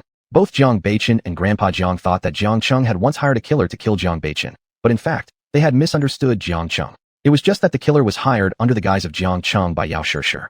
At the time, Jiang Beichen deeply hated his father, and Yao Shishir suggested that Jiang Cheng teach Jiang Beichen a lesson so he wouldn't be so arrogant anymore. Jiang Cheng, who had fallen victim to a love spell, trusted Yao Shishir immensely and followed her advice, without realizing that secretly Yao Shishir had hired a hitman with orders to kill Jiang Beichen. Not until Jiang Beichen was saved did everyone think that Jiang Cheng wanted to kill his own son. In reality, this was merely part of Yao Shishir's scheme. Yao Shishir, a beautiful woman from a remote village, quickly ascended to become a third-rate actress, and she couldn't have done it without some scheming. And not only was she crafty, but she also had big ambitions. Previously, in order to obtain a role that could make her famous, Yao Shishir contacted a well-known Thai sorcerer named Kumping to help remove obstacles for her. This Thai sorcerer Kumping was extremely lustful, and naturally, Yao Shishir eventually paid with her body. Later, as she realized her age was catching up to her and her potential in the entertainment industry diminishing, Yao Shishir began setting her sights on marrying into wealth. Jiang Cheng became one of her targets. Though she had tried to seduce other rich men before, none of them fell into her trap. Jiang Cheng, however, succumbed to Yao Shishir's manipulations. She took the opportunity to cast a love spell on him, maintaining their clandestine relationship all along, until the paparazzi exposed it. After Yao Shishir returned to her room, while Jiang Cheng wasn't around, she called the Thai sorcerer Kumping. Hello, Master Kumping, it's me Yao Shishir. I'd like you to control someone for me. Oh, wasn't it you who cast the previous love spell on your lover? Did something go wrong? Kumping asked curiously. He remembered Yao Shishir very clearly. First because she was enchantingly beautiful, a Chinese celebrity. Second because he helped her repeatedly against others. And third because they engaged in unspeakable acts together. Just thinking about her made his heart race. No, Master Kumping. I need to control another person, my husband's son. Yao Shishir said. Do you still remember my conditions? Kumping chuckled evilly. Of course, Master Kumping. Rest assured, I'll take good care of you, and money will not be an issue. Yao Shishir responded respectfully, despite feeling nauseous inside. Haha, that's great. To control someone, a spiritual curse is needed, which requires strands of hair, blood, and the birth date details of the target. I'll arrive at the capital in 3 days, prepare the altar, and perform the ritual. Get these things ready. Kumping laughed. If other forms of curse seem mysterious, the spiritual curse is even stranger. It's a method to manipulate people's minds. Once successful, the cursed will obey every command, do anything asked of them. However, the preparations required are complex, needing hair, blood, and birth details, and involves setting up the ritual to remotely manipulate. The targeted person feels nothing abnormal, and neither do others notice anything out of place. The cursed obeys commands during manipulation but behaves normally otherwise. This technique is often used in espionage, warfare, and business conflicts, employing extremely sinister means, difficult to counter unless by highly skilled professionals. All right, Master. Thank you for your trouble. I await your arrival, Yao Shishir said reverently. After hanging up, Yao Shishir cursed. What a lecher. This Kunping, short in stature and unremarkable in appearance, yet extremely lustful, would always take advantage of Yao Shishir whenever she sought his help. Though she found him repulsive, she couldn't avoid showing deference due to years of interaction, knowing him to be quite formidable. It seems I'll need to rely on Jiang Cheng, this weakling, to get hold of Jiang Beichen's hair and blood. Yao Shishir mused silently. Meanwhile, at the Jiang family estate, with Jiang Qing absent, the rest of the family enjoyed harmonious times. Located at the foot of Maple Leaf Mountain in the capital, the Jiang family estate exuded unique Eastern charm, combining both prime feng shui, favored by imperial gardens, and profound historical cultural significance. It stood in stark contrast to the style of the villa previously purchased by Lin Qing. Now, the Jiang family estate was festooned with red lanterns. Red ribbons adorned the two majestic stone lions guarding the entrance, paired with broad scrolls on either side of the door, making everything appear festive. On New Year's Eve, Lin Qing experienced the joy of celebrating the festival within the Jiang household. Old Mr. Jiang treated Lin Qing warmly. After all, the latter was his savior. Moreover, he noticed that his grandson liked Lin Qing, yet Lin Qing hadn't reciprocated those feelings. Of course, he would play matchmaker when given the chance. Perhaps Jiang Feng once had the idea of finding a granddaughter-in-law from a decent family background, but over the years, Jiang Beichen showed no interest in those girls, even disliking them. He even doubted whether his grandson was uninterested in women. Now that Jiang Beichen finally liked a woman, he didn't care about her family background at all. Besides, Lin Qing's medical skills alone surpassed everything else. Money was easy to come by, but life was priceless. During these 2 days, Lin Qing experienced a sense of warmth with Grandpa Jiang and Jiang Beichen, reminiscent of when she was on the Cultivation Continent and her parents were still alive. This feeling made her enjoy and reminisce. On the night of the first day of the Lunar New Year, Lin Qing once again took Grandpa Jiang's pulse. After a moment, she smiled and said, Grandpa Jiang, all the cancer cells in your body are completely gone. Beichen, you can give the qi supplementing pill to Grandpa. This medicine can prolong life and make his body healthier. Within these 2 days, Lin Qing gradually became familiar with Grandpa Jiang, and her address for him changed from Grandpa Jiang to Grandpa, which was strongly insisted upon by Grandpa Jiang himself. Hearing this, Grandpa Jiang's eyes sparkled as he exclaimed, What? There is such a medicine? Young Lin, why don't you give me 80 or 100 pills and show your filial piety? Grandpa, this medicine is made from herbs over 100 years old, so it's quite rare. I don't have much myself. Of course, if you have herbs with high years, I can help you refine longevity pills for you. The higher the year count of the herbs, the better. I guarantee you'll live healthily until you're 100. Lin Qing said with a smile. Is this really true? Grandpa Jiang was thrilled. The longevity pills were practically legendary immortal elixirs. As far as Grandpa Jiang was concerned, there was no doubt about Lin Qing's words, because in his eyes, Lin Qing was a divine doctor. Of course. Lin Qing gave a gentle laugh. Manager Liu, spare no expense in searching for herbs with high years, the higher the better. Mr. Jiang instructed. Yes, sir. Manager Liu respectfully replied. Chapter 093, The Gold-Sucking Rat. Over the next 2 days, Jiang Beichen took Lin Qing on a tour of many historical sites in the capital. This city, without a doubt, had served as the capital for numerous dynasties through the years, and was home to countless ancient structures. While they were visiting the Forbidden City Museum, suddenly, a gray shadow zipped past them at an incredible speed. An ordinary person might have thought it was an optical illusion. Since that thing moved so fast, it was just a blur. But Lin Qing knew she hadn't imagined it. She couldn't believe that she'd encountered a gold-sucking rat here. Wait for me here, Lin Qing said abruptly before chasing after the rat's figure. Before long, she arrived at a secluded place. Normally, during the holiday season, this area should have been bustling with people, but there wasn't a single soul around. Upon closer inspection, Lin Qing realized she had ended up in an area of the Forbidden City that wasn't open to the public. For regular people, getting in here would have been impossible, but for Lin Qing, slipping inside unnoticed was child's play. It was common knowledge that only a part of the Forbidden City was open to the public, while much larger portions remained off-limits. There were rumors that the night patrol guards at the Palace Museum often saw strange animals resembling giant rats or pig-like creatures running extremely fast. People claimed these were mystical beasts raised by the royal family in the East and West palaces. Over the decades, although more and more people reported seeing them, no one had ever truly managed to capture one. I didn't expect to see you, little one, Lin Qing muttered to herself. After thoroughly investigating the area, she finally spotted its trail and smiled faintly. Little guy, where do you think you're going? In no time, Lin Qing intercepted the gold-sucking rat. Before her appeared a creature with a pig-like nose, yet its sharp snout made it resemble a large rat. Chirp, chirp, chirp. Why are you blocking my way? The gold-sucking rat grumbled unhappily. I want you to recognize me as your master. Lin Qing communicated telepathically. Can you understand what I'm saying? The gold-sucking rat asked, surprised. Of course, Lin Qing replied with a smile. Do you know who I am? I am a divine beast, the gold-sucking rat declared pompously. Haha, You calling yourself a divine beast is a joke. You're nothing but a rat with a bit of awareness. Lin Qing teased. How dare you mock me? I'll bite you. The gold-sucking rat darted swiftly towards Lin Qing. With a casual flick of her hand, Lin Qing sent the gold-sucking rat flying and sprawled unceremoniously on the ground. Humph, little thing, you're no match for me. Tell me, will you recognize me as your master? If not, your sharp teeth might as well come out too, Lin Qing threatened. No, I agree. Please don't pluck out my teeth. The gold-sucking rat immediately surrendered. Its diet primarily consisted of gold and jade, and without its teeth, it wouldn't be able to savor its favorite foods. Moreover, considering the other party's evident strength, there was no way it could win a fight, so submission was its only choice. This gold-sucking rat wasn't just any ordinary creature. It was a legendary treasure-finding beast. Though it lacked great power, it was incredibly fast and possessed a special sense of smell, capable of detecting the aura of spirit stones, medicinal herbs, and special minerals. Having it will greatly benefit my cultivation, and it will make searching for resources much easier, Lin Qing reflected inwardly. Upon hearing the gold-sucking rat submit, Lin Qing forced a drop of her essence blood onto its forehead, silently chanting the binding incantation. The celestial contract was formed. Gold-sucking rat, from now on, you shall be called Little Jean, Lin Qing said with a smile. Thank you, master, for giving me such a name. Little Jean chirped happily, clearly delighted by the inclusion of Jean, gold, in its new name, since it loved eating things like gold. Little Jean, why are you here?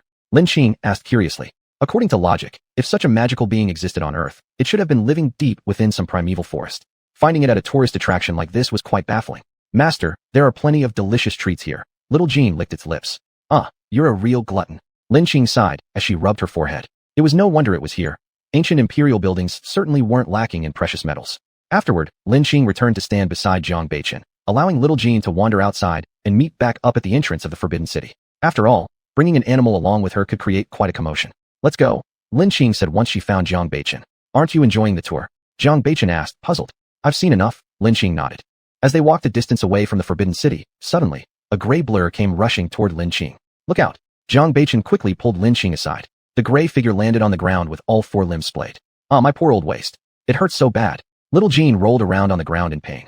All right, stop pretending. A little pain won't hurt you, Lin Qing chuckled. Is this a rat? Jiang Beichen asked in confusion. I'm not a rat. My whole family are not rats. HMPF. Little Jean was quite dissatisfied with the man who made it trip and fall. Yet all Jiang Beichen could hear were squeaky noises. This is my newly acquired pet, Little Jean. It's not a rat. It's a gold-sucking rat, Lin Qing explained. Gold-sucking rat? What's that thing? It was the first time Jiang Beichen heard of such a species, and he felt curious. I'm not that thing. Oh no, you're that thing. Your whole family are that things, Little Jean complained once more.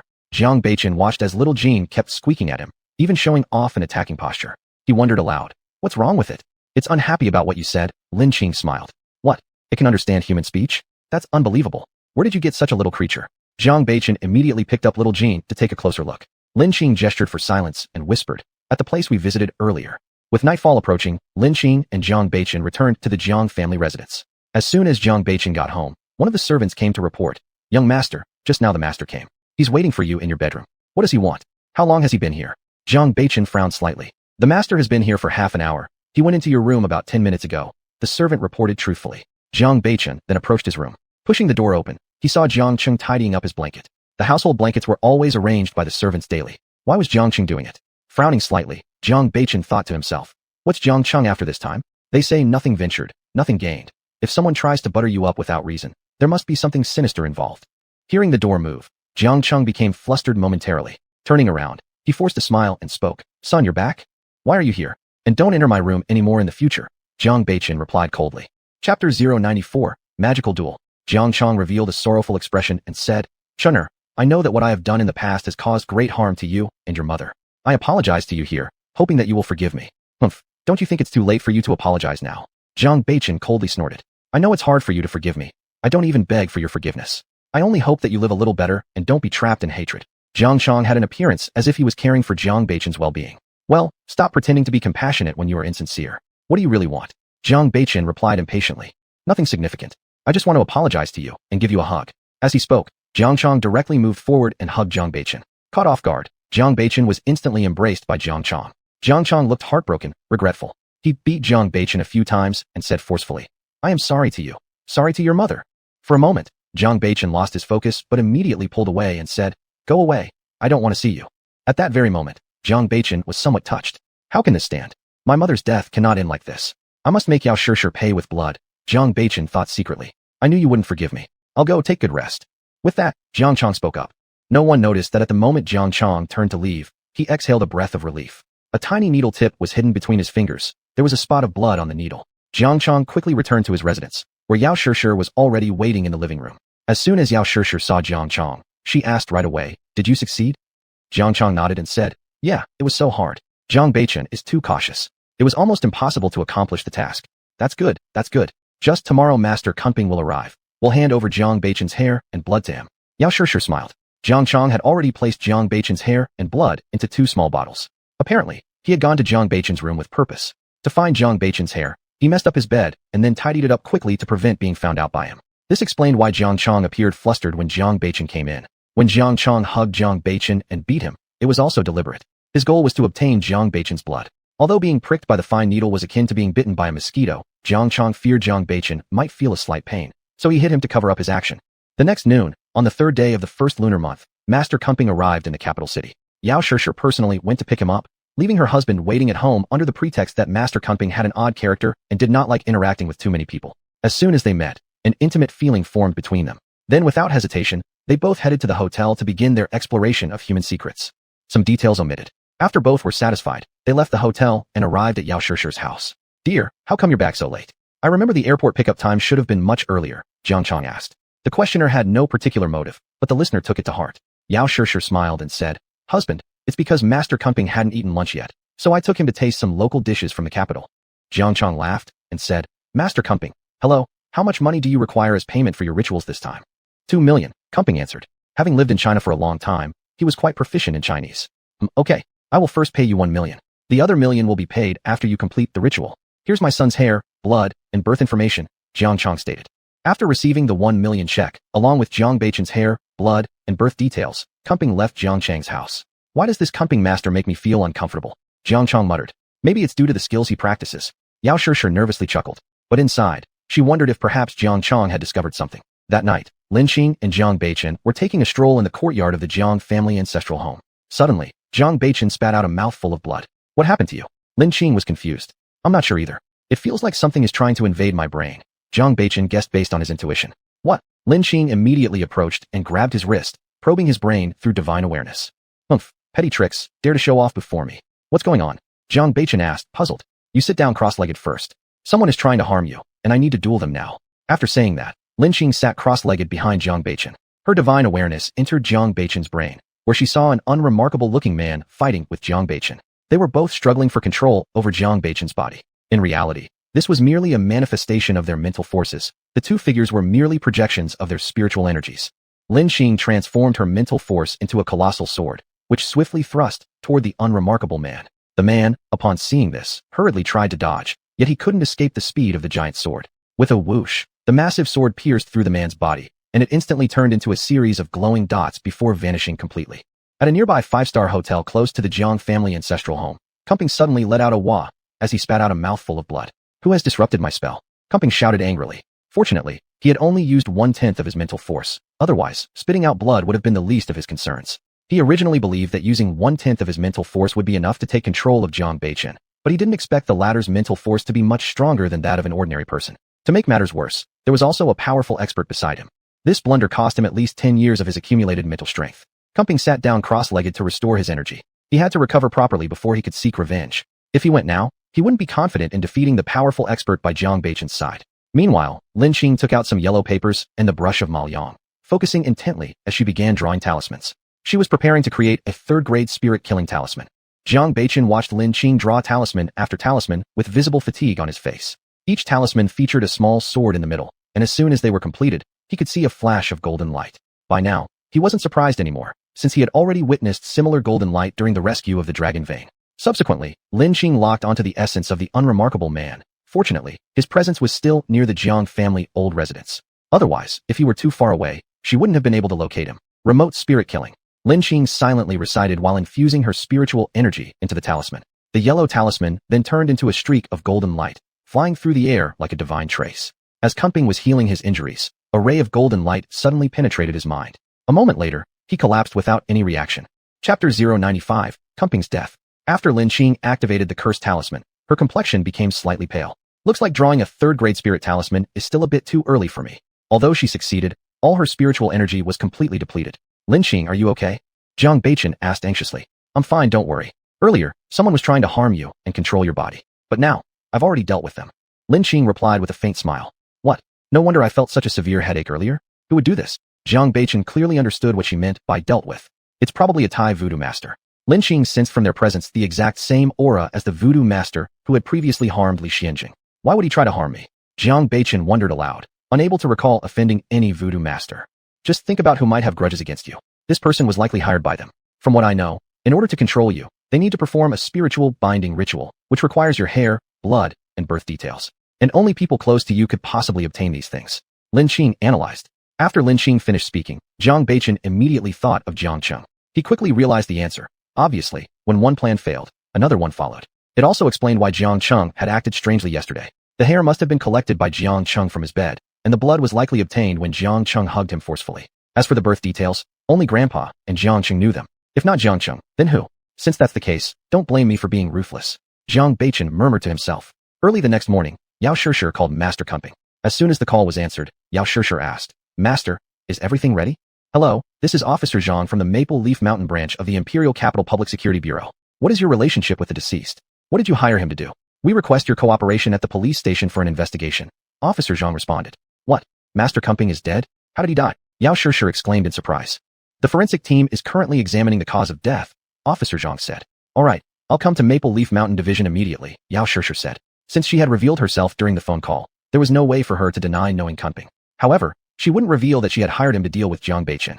Though exposing Kumping's involvement might deflect suspicion elsewhere, it would also get her into significant trouble. When Yao Shishir arrived at the Maple Leaf Mountain Police Division, she asked, Officer, what exactly happened? How did Master Kumping die so suddenly? Are you Yao Shishir? Officer Zhang asked, sounding surprised.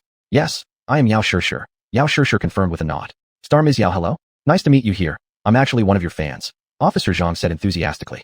Hearing two coughs from Officer Wang beside him, Officer Zhang quickly added, Ms. Yao, let's focus on the case first.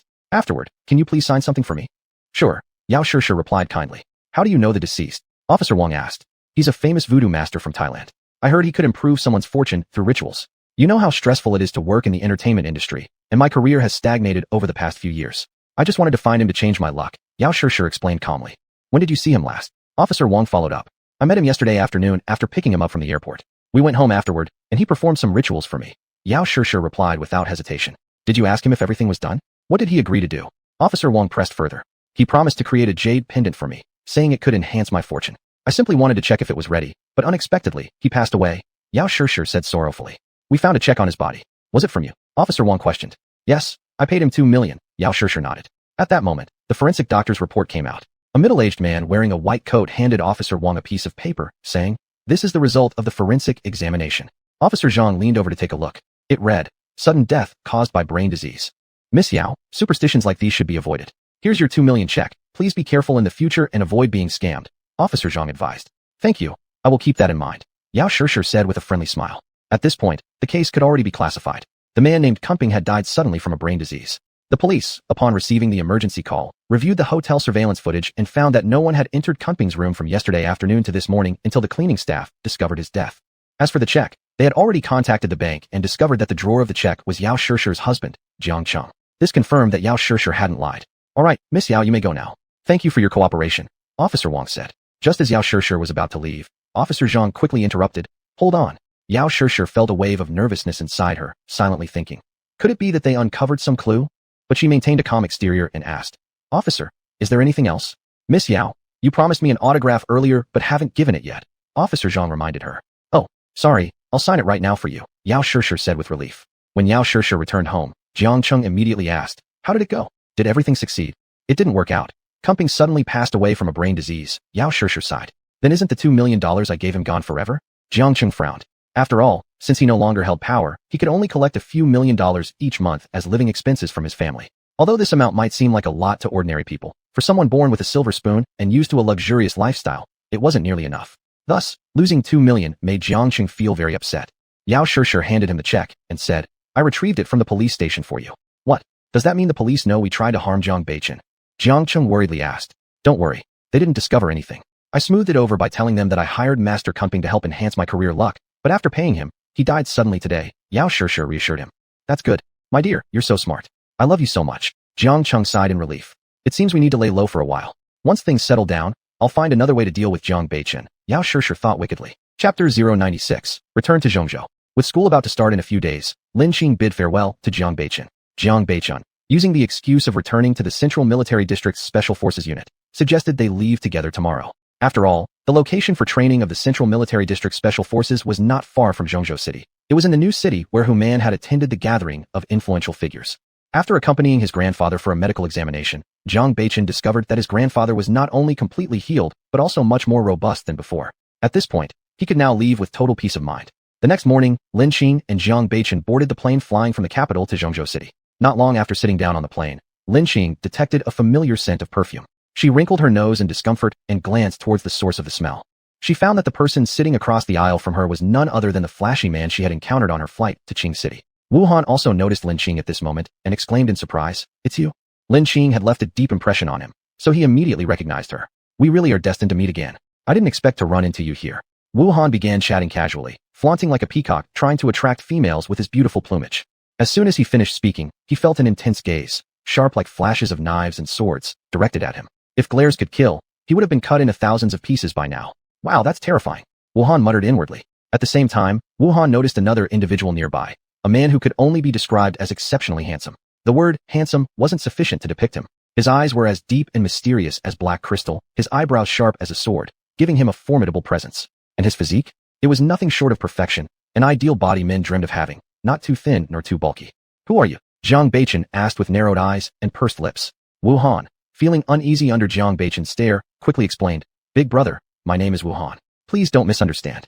Last time I sat on the same flight with this lady, and now we've met again. It's quite a coincidence, right?" He tried to convey to Jiang Beichen that he had no ill intentions. Meanwhile, he thought silently to himself, "No wonder this girl wasn't charmed by my looks last time. She obviously has someone even better looking beside her." Facing Jiang Beichen, Wu Han couldn't help but admit that his rival was undeniably more attractive, even if it was just Wu Han himself evaluating it. As the plane approached landing, Jiang Beichen's expression turned slightly reluctant. With a lazy yet graceful tone, similar to a beautiful leopard, he said, "Ching, remember to call me when I'm not around. When I send you messages, reply once you see them. Also, take care of yourself. And one more thing, don't let yourself get lured away by some wildflowers."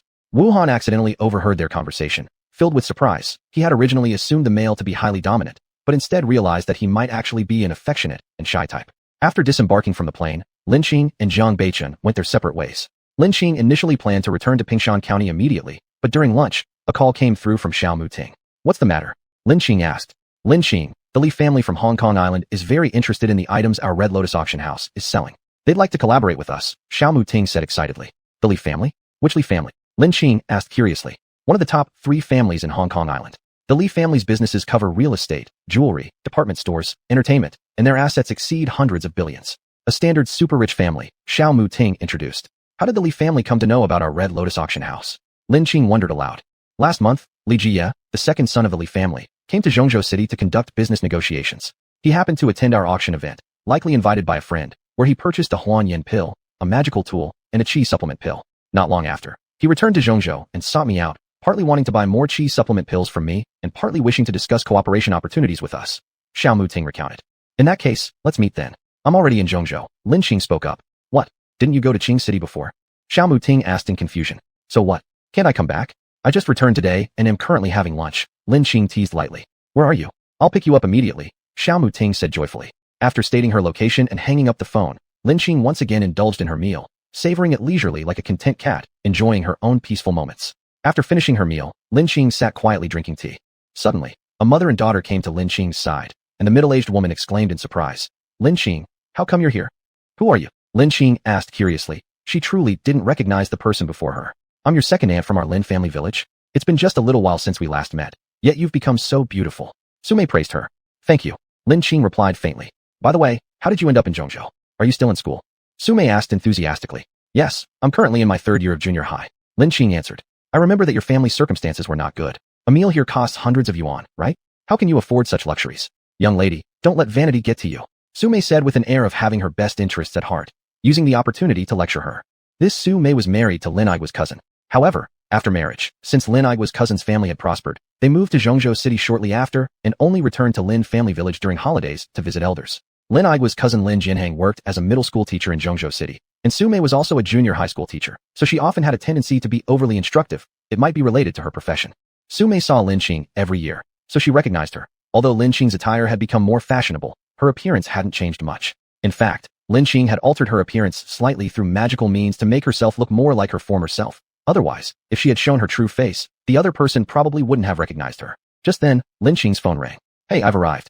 Where are you?" As soon as the call connected, Xiao Muting asked. Lin Qing stood up and spotted Xiao Muting at the entrance, replying, "I'm over here."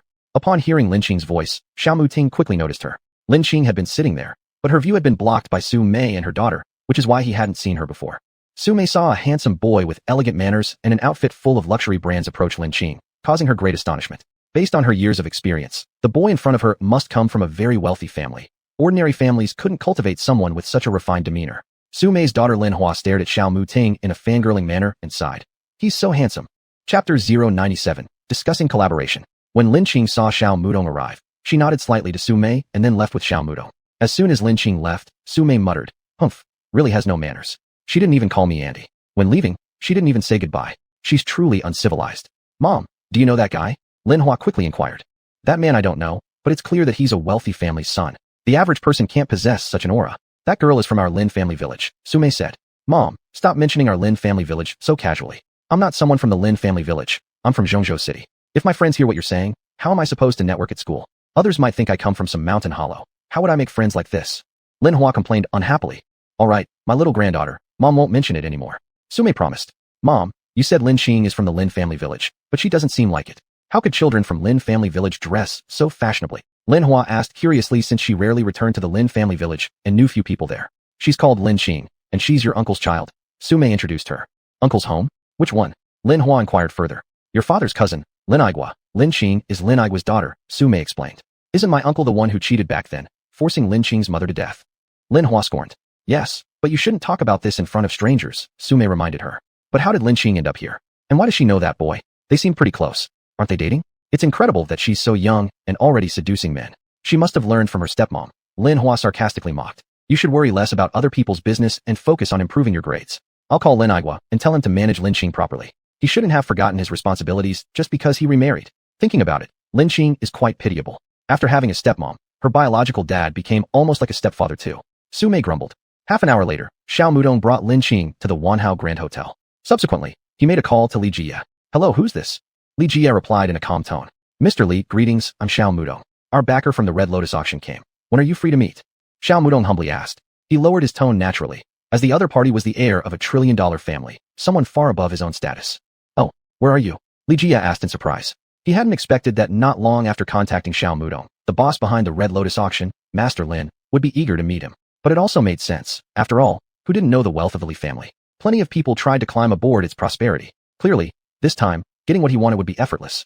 At the Wanhao Grand Hotel, Xiao Mudong replied. "Okay, I'll be there in an hour," Li Jia said with narrowed eyes under his glasses. His lips curved slightly into a smile filled with confidence. About an hour later, Li Jia arrived at their arranged meeting point, a private room on the third-floor restaurant of the Wanhao Grand Hotel, named Rui Xian, symbolizing good fortune. As soon as Li Jia entered the Rui Xian room, he spotted Xiao Mudong. With a quick glance out of the corner of his eye, he noticed that besides Xiao Mudong and himself, there was only a 15 or 16-year-old girl inside the private room. Instantly, he felt displeased inside, thinking, Xiao Mudong is overstepping boundaries. Business negotiation isn't like playing house. He even brought a girlfriend along. Is this a way of showing disrespect? But, outwardly, he maintained composure and greeted, "Young Master Xiao. Hello, where's Master Lin?" Li Jia knew the mastermind behind the Red Lotus auction was called Master Lin, assuming it was due to his skill in making magical tools and refining pills that he was given such a respectful title. Xiao Mudong hastily introduced, "Mr. Li, this is Master Lin." Despite having many possibilities in mind, Li Jia couldn't help but reveal a shocked expression. What? How could Master Lin be a young girl? At that moment, he thought Xiao Mudong was deceiving him. However, upon deeper reflection, he realized that Xiao Mudong wouldn't dare lie about something like this. It would simply invite disaster by offending the Li family for no reason. Clearly, Xiao Mudong wasn't stupid. Lin Qing slightly raised the corner of her mouth and calmly said, "How so? Mr. Li doesn't believe that I am Master Lin." Li Jia quickly recovered his composure and smiled. "I was merely surprised to find that Master Lin of the legends is so young." Meanwhile, his inner joy swelled. Youth meant easier manipulation. Lin Qing spoke directly. "I heard Mr. Li wants to collaborate with us at the Red Lotus auction. What kind of cooperation do you want?" Li Jia hadn't expected that Master Lin would be so eager. Didn't she know in a negotiation, the more eager side would lose leverage? Clearly, She was too young. He gave a slight smile and said, I think if we collaborate, you handle production while I take care of sales. This way, your magical tools and pills will surely sell more. After all, not only can I organize publicity and sales in mainland China, but also on Hong Kong Island. Regarding profits, let's split it 30-70. Your 30, my 70. Li Jia was full of confidence, certain that the other party would agree to these terms. After all, countless others tried to establish connections with the Li family. The pills and magical tools he had taken back previously were examined by well-known masters in Hong Kong, who found them very effective. With these items, he could quickly dominate the health supplement and beauty markets. Once he mastered the manufacturing methods for those tools and pills, this Master Lin would no longer be useful. At that point, he could elevate the Li family even further, ensuring his place as their successor. At this moment, Lin Qing's eyes held a hint of coldness. She replied icily, Haha, do you take me for a fool? Li Jia hurriedly countered. 30% is already quite generous. You must realize that publicity and sales involve significant costs. If you feel it's too little, I'll concede a bit more. You're 40, my 60. What do you say? Xiao Mutong, see our guest off. Lin Qing didn't want to waste any more time talking with him. This man truly thought she was naive and easy to deceive because of her youth. Her magical tools and pills were in high demand. There was no need to worry about sales. Not to mention the herbs used in these pills were all top-quality ingredients aged several decades, which were scarce on Earth and couldn't be mass-produced. Even her magical tools required substantial effort to produce, and she certainly didn't want to become a tool for them to make money. However, the suggestion from the other party did remind her that she could indeed make improvements. Using common herbs, she could refine some pills, which though far less potent than those made from high-grade ingredients, still surpass the health supplements and beauty products available on the market. Chapter 098, Misjudgment. Li Jia never thought that he had misjudged, thinking the other party was someone weak and easy to deceive. It turned out that the person was a little fox. He hurriedly spoke again. I will take another step back, 50-50 split. However, this did not touch Lin Qing at all. She opened her mouth again. Xiao Muting, show our guest out. Xiao Muting had no choice but to say the word, please, to Li Jia. Li Jia, from birth until now, had never been treated so disrespectfully. Instantly filled with anger, he retorted, Master Lin, don't regret this, then angrily left. Xiao Muting looked at the departing figure of the other party and muttered, Lin Qing, is this not a bit too much? This is the Li family after all. Lin Qing coldly watched the departing back of Li Jia and faintly remarked, Humph, who cares about what kind of Li family this is? Tigers must lie down in my territory, and dragons must coil as I say.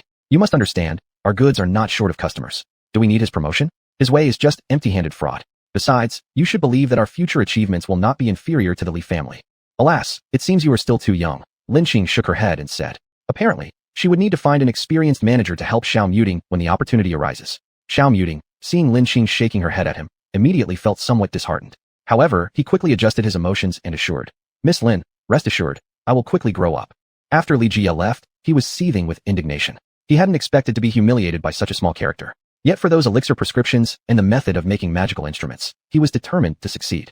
Isn't everyone saying strong dragons cannot suppress local snakes? I want to see if this Master Lin will still be so defiant in front of Qian Sun, the big boss of Zhongzhou City. Li Jia muttered to himself, recalling his recent acquaintance with Qian Sun, the big boss of Zhongzhou City. Since coming to Central Plains Province, Li Jia heard that this big boss of Zhongzhou City, Qian Sun, was very powerful. Other bigwigs from other cities in Central Plains also had to respect him, quietly taking on the position of the first big boss in Central Plains. Subsequently, he dialed Qian Sen's number. Hello, who is this? Qian Sen's deep voice resounded. Hello, Mr. Qian. It's me, Li Jia. Oh, brotherly. What brings you calling? I want you to help me deal with a person. Li Jia came straight to the point. Oh, who dares to offend Mr. Li? Rest assured, there is no one in Zhongzhou City who does not give me face, Qian Sen confidently declared. Since the gathering of bosses, his status had risen significantly. Lately, he was radiant and full of confidence. He knew that all of this was due to Master Lin, who preferred to stay low-key and unwilling to manage these affairs. So many matters fell upon him.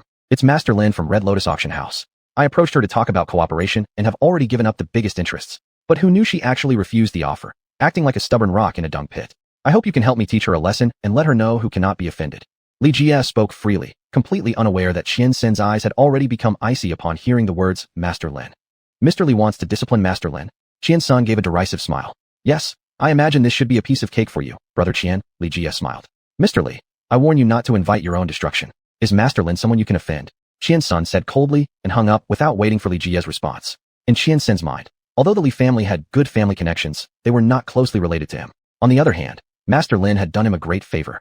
Their closeness was evident, especially since in Qian Sen's eyes, Lin Qing was like a demon god. Offending her was like offending the Grim Reaper, which could not compare to merely offending a wealthy family. After hanging up, Qian Sun immediately called Lin Qing. Master Lin, I called because something happened. I've just received a call from Li Jia. He is trying to rally forces against you. Although I think he won't be able to harm you, I feel obligated to inform you of this, Qian Sun said, looking eager to ingratiate himself. I understand. The other party is nothing but a small clown, unworthy of mention, Lin Qing sneered coldly. But considering your loyalty to me, next time I will gift you a magical instrument, Lin Qing continued. In Lin Qing's view, ruling over subordinates requires both grace and sternness. Only by doing this, can the various lords of Central Plains regard her with reverence and dare not exceed their bounds. In the last gathering, she demonstrated her prestige. Giving magical instruments as gifts was an act of grace. Is that true, Master Lin? Qian Sen's eyes lit up upon hearing these words. In the Central Plains province now, whether it be the aristocracy or big shots in various cities, all took pride in owning one of Master Lin's magical instruments. However, at each auction, only a few were sold and the prices were extremely high, creating a situation where supply could not meet demand. Who wouldn't want a longer life? Upon hearing Lin Qing's hum, Qian Sen was so delighted that his mouth stretched almost to the sides of his eyes. Qian Sen had been coveting these magical instruments for a long time, but had no chance to acquire one. Now that Lin Qing offered him one, he was filled with both surprise and joy. Moreover, this made him more determined than ever to follow Master Lin closely and serve her faithfully as her subordinate. On the other end of the line, Li Jia was utterly baffled, not understanding why Qian Sen's attitude had suddenly changed. He muttered to himself, could it be that this Master Lin has some other powerful background? Subsequently, he dialed his assistant Man again. Second young master, what are your instructions? Man asked respectfully. Find out the background of Master Lin from Red Lotus Auction House, Li Jia commanded. All right, master, please give me 3 days, and I'll ensure to investigate thoroughly, Man assured him. Inside the private room at Rui Pavilion, Lin Qing and Xiao Mutin were sipping hot tea, chatting idly, and enjoying a moment of tranquil peace. Lin Qing, recently the people from Medicine Valley have been contacting me frequently, saying they want to meet you. They even went through my uncle and claimed that for the development of Central Plains health industry, they want to meet with you and discuss collaboration. Xiao Mutin sighed deeply, looking quite helpless. Haha, for the development of Central Plains health industry? What a fine pretense. Lin Qing scoffed sarcastically. If you don't want to meet them, just reject them.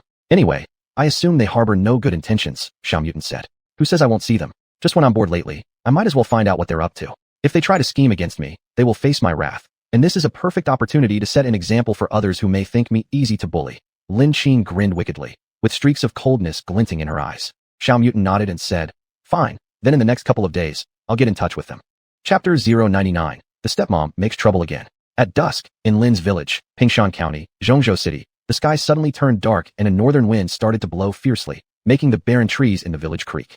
Gradually, grayish skies began to scatter snowflakes. People visiting each other hurried back to their homes, while the children of the village joyfully played around in the snow, shouting excitedly with rosy cheeks. It's snowing.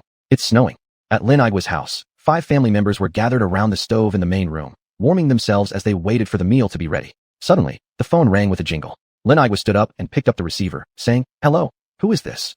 Hi, Igwa, it's your sister-in-law Su Mei, came the cheerful voice on the other end. Sister-in-law, why are you calling me? Lin Igwa asked curiously. I'm calling to tell you something. Today in Zhongzhou City, I bumped into Lin Qing. She was dressed very fashionably. If I hadn't looked carefully, I might not have recognized her. I saw a wealthy man picking her up, and they seemed quite intimate. I'm worried she might get herself into trouble, so I thought I'd let you know. Nowadays, many young girls are deceived, and by the time we realize what's happened, it may already be too late. Although Su Mei claimed she was acting out of concern, every word she said carried a sharp edge, subtly implying that Lin Qing was up to no good. This disloyal girl, she's disgraced us all the way here in Zhongzhou. Don't worry, I'll call her immediately, Lin Igwa responded. Though he claimed to want to cut ties with Lin Qing, she was still his biological daughter, and blood is thicker than water. Saying he wasn't worried would be a lie. His earlier anger was meant to force Lin Qing to yield, hoping for some harmony within the family. But it seemed things had gone awry when she ended up disgracing them in the city and even got noticed by his relatives. There was no way he could ignore it now. Yang Chun heard the sound of Lin Igwa getting angry and asked, Igwa, who's on the phone? It's sister-in-law Su Mei, Lin Igwa replied. Her? Why would she think to call you? Isn't she usually the one who looks down on us poor people and avoids interacting with us? Yang Chun questioned with confusion. Su Mei did indeed return home every year for the New Year celebration, but she had never shown much regard for these poorer relatives. Each time she came back to Lin's village, she acted arrogantly, displaying her sense of superiority. Under such influence, Lin Hua had grown up admiring vanity. She disliked returning to her grandparents' rural home during holidays, often complaining about either the dry latrines or the unclean kitchen. In fact, from the time she was born until now, she had only returned to Lin's village a few times, which explained why she didn't recognize Lin Qing. With a sigh, Lin Igwa continued. Su Mei said she saw Lin Qing in Zhongzhou City, behaving intimately with a wealthy man. This is driving me insane, disgracing our family in front of everyone in the city. How can I show my face in public now? I told you before that you shouldn't let her move her hukou, household registration. But at the time, you wouldn't listen, Yang Chun fumed. If Lin Qing's reputation were ruined, the dowry money would be difficult to secure, and even if they could obtain it, its value would significantly decrease. I was blinded by rage at that time, wasn't I? Lin Igwa admitted sheepishly.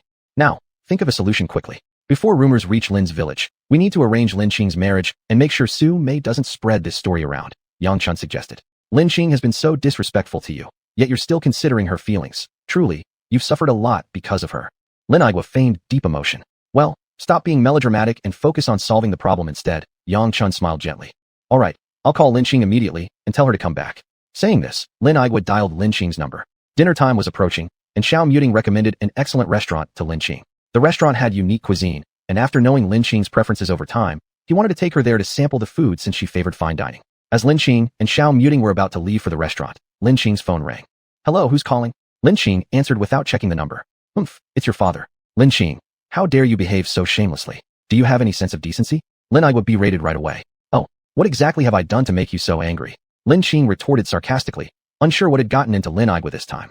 In Zhongzhou City, you've been behaving improperly with a wealthy man, and just happened to have been spotted by Aunt Su Mei. She informed me. Tell me, how could you disgrace us so publicly in Zhongzhou while pretending to be focused on your studies? This is how you attend school? I think it's better if you stop going altogether and come back immediately. Take advantage of the New Year celebration when there are many young men at home. We'll arrange a meeting for an engagement as soon as possible, Lin Igua said sternly. Oh, do you believe everything others say about me? When have you ever trusted me? My affairs do not concern you. Lin Qing responded coldly with a smirk. She felt sorrow for young Lin Qing. Such family ties indeed needed to be severed completely. This was the best choice. You disobedient girl, I'm only doing this for your own good. If you weren't my daughter, I wouldn't bother. You've already disgraced me entirely, Lin Igua yelled angrily, annoyed that Lin Qing didn't understand him. But when had he ever considered her feelings? You're worried about your own reputation. Moreover, our ties are already severed. From now on, my affairs have nothing to do with you. Lin Qing hung up after speaking these words. This wicked girl, she actually plans to sever all ties. Lin Igua furiously kicked the cabinet beside him, causing it to fall instantly and spilling clothes out everywhere. AI Patriot, what's wrong? Why are you so furious? Yang Chun quickly ran inside upon hearing the commotion. This disobedient girl, she really intends to cut off all relations with us. Lin Igua's frown deepened enough to kill a mosquito between his brows. Cutting ties isn't as simple as wanting it to happen. Not mentioning the upbringing grace yet. But who gives her the right to return the gift of life? Now that Lin Qing lives comfortably, she might not realize it, but once she faces difficulties later, she will definitely regret it, Yang Chun consoled him. You truly understand my feelings. Lin Igua's expression softened slightly at this point. But we can't wait until she regrets before considering her future. As parents, we cannot hold grudges like her and must tolerate more. Besides, rural marriages traditionally follow parental orders and matchmaker arrangements. We should first secure her engagement and collect the dowry money. This way, no matter what happens to Lin Qing, the Peng family won't abandon her responsibility. And I heard that the Peng family also has connections in Zhongzhou City. Once they learn Lin Qing is engaged, that wealthy man will have no choice but to let go of her. Yang Chun changed the subject and suggested. You always think things through carefully. At this point, Lin Igua finally felt some relief. Chapter 100, The Herbal Cuisine Restaurant.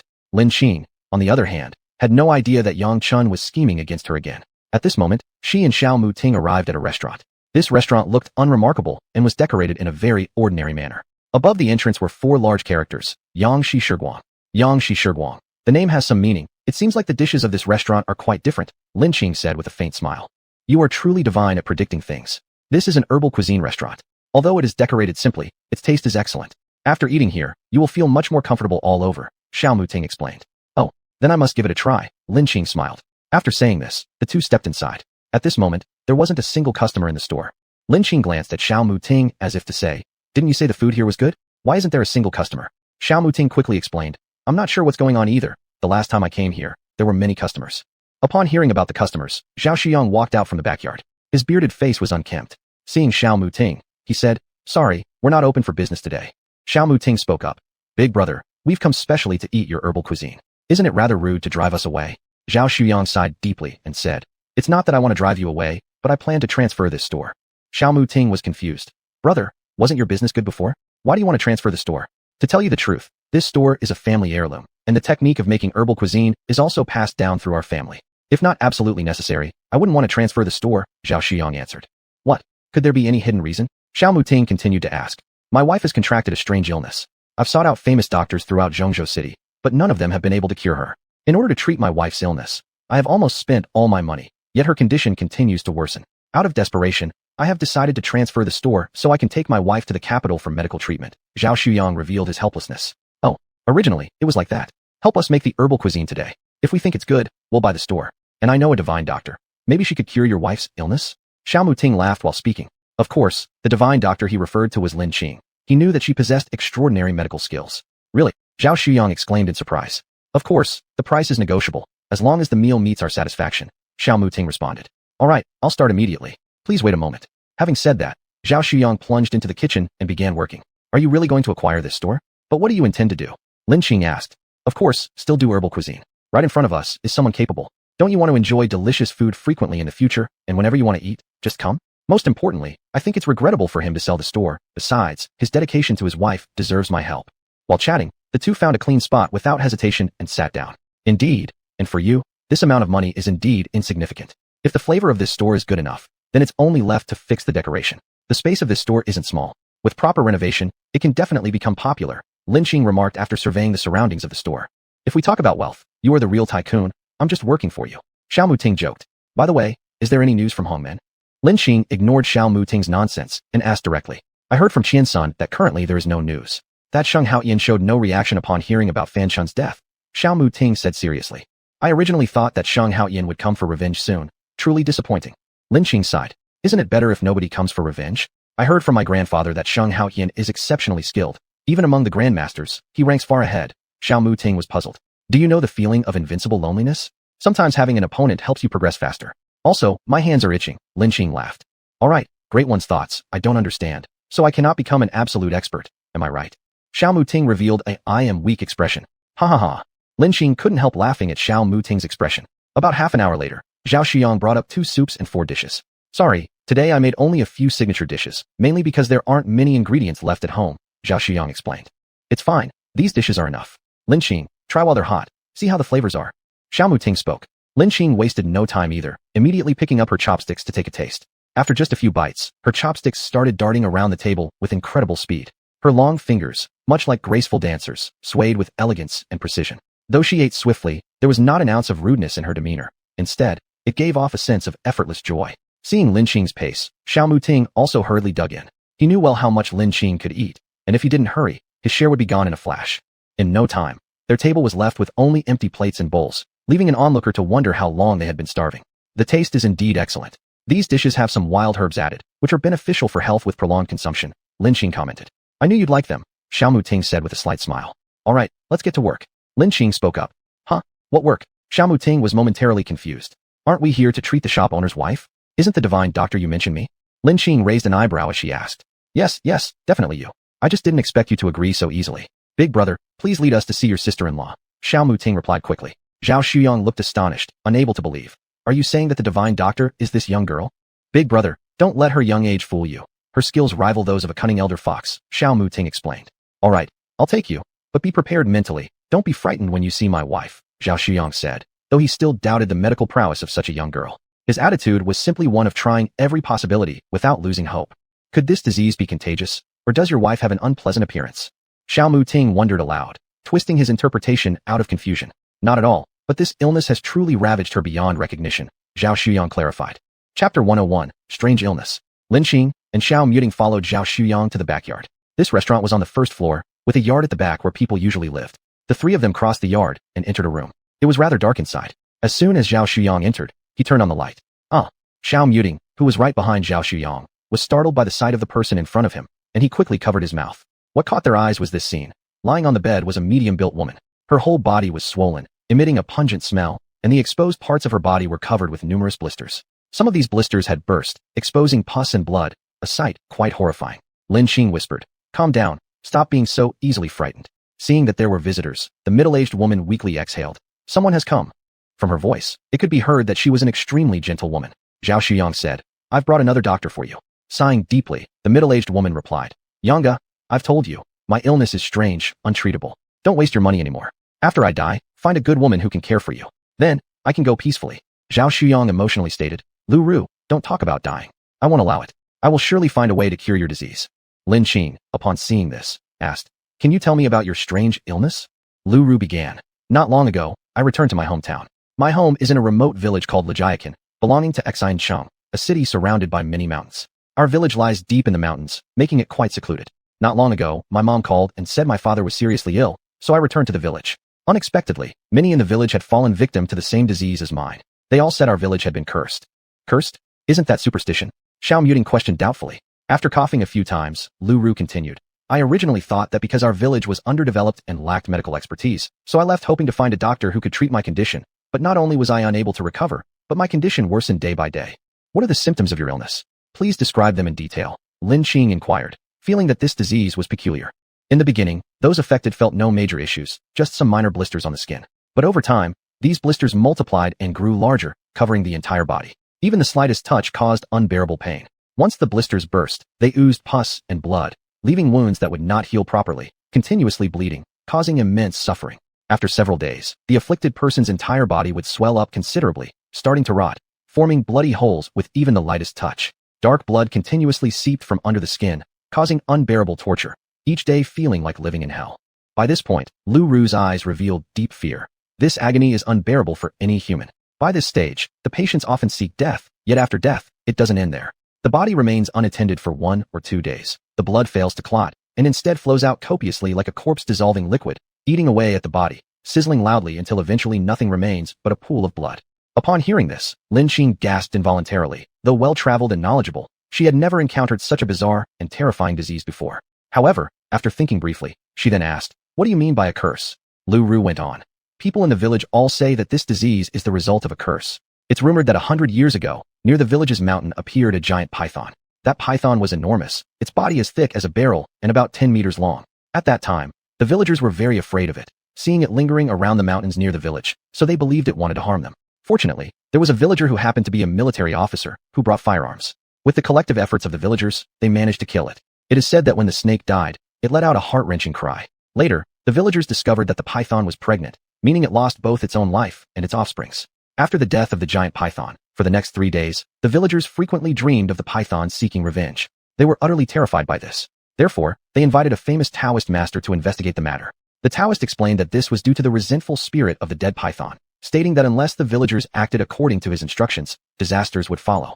Thus, following the Taoist's request, the villagers built a clan shrine, called Shi Snake Shrine, at the place where the python was buried, intending to suppress its resentful spirit. They hoped that over time, the grudge would gradually dissipate. However, about a month ago, the memorial plaque of the giant python split apart. Since then, one after another, villagers started contracting this mysterious illness. How isn't this a curse? It must be that the python has come to take revenge. I have had this disease for a few days now, and I fear my time is short. With high hopes, Zhao Shuyang asked, "Young doctor, have you ever heard of this disease?" Lin Qing shook her head. "This disease is very strange, and I have never seen it before." Zhao Shuyang's eyes immediately dimmed. "So is this just fate? This elder brother, do not be sad. Just because I've never seen it doesn't mean I can't treat it. All diseases have causes, and none happen without reason. If we can find a cause, then there will be a corresponding treatment," Lin Qing said consolingly. "Sister, let me first check your body." As she spoke, Lin Qing touched a still unblemished part of Lu Ru's wrist lightly before withdrawing her hand almost instantly. "What's the diagnosis?"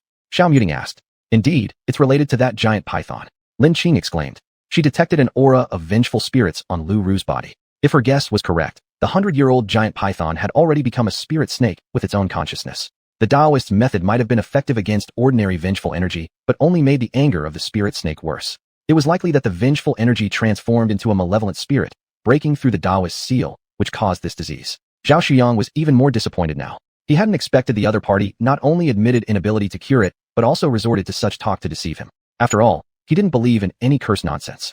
But Lin Qing paid no mind to his thoughts and immediately took out Ma Liang's divine brush and several yellow papers. She laid them on the table inside the room and began drawing the exorcism talismans. This was a second-class spirit talisman, which wasn't difficult for Lin Qing to create. Zhao Shuyang was about to say something when he was shocked by Lin Qing conjuring items seemingly from thin air. His eyes widened, thinking, "Am I dreaming?" Xiao Muting patted Zhao Shuyang's shoulder softly and whispered, "Don't worry, as long as the divine doctor takes action, anything is possible." Though Zhao Shuyang wanted to protest, he remained silent, inwardly grumbling. This isn't how a divine doctor behaves. It rather resembles a fraud. Despite his disbelief, Zhao Shuyang held on to a tiny hope, possibly attempting other methods to save his wife. Chapter 102, The Grievance Spirit. Lin Qing quickly finished drawing the grievance transforming talisman. She approached Lu Ru, softly saying, "Qi," and immediately the yellow talisman paper spontaneously combusted without fire, turning into a streak of golden light that shot into Lu Ru's body. Even Zhao Shuyang, who wasn't particularly superstitious, was struck speechless by this scene. It was like magic. After a long while, he finally spoke up. "Dr. Xiao, what was that golden light just now?"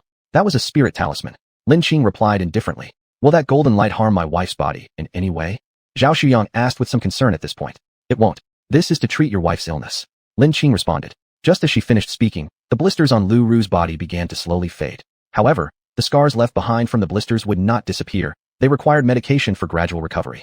At the same time, Lu Ru felt that indescribably painful sensation also vanish, leaving only a tolerable amount of external injuries. She exclaimed joyfully, "Husband, I'm better." Zhao Shuyang was also filled with excitement. "Fantastic. We must thank this young doctor properly. I never imagined that this young doctor possessed such incredible medical skills. Truly worthy of being called a divine doctor."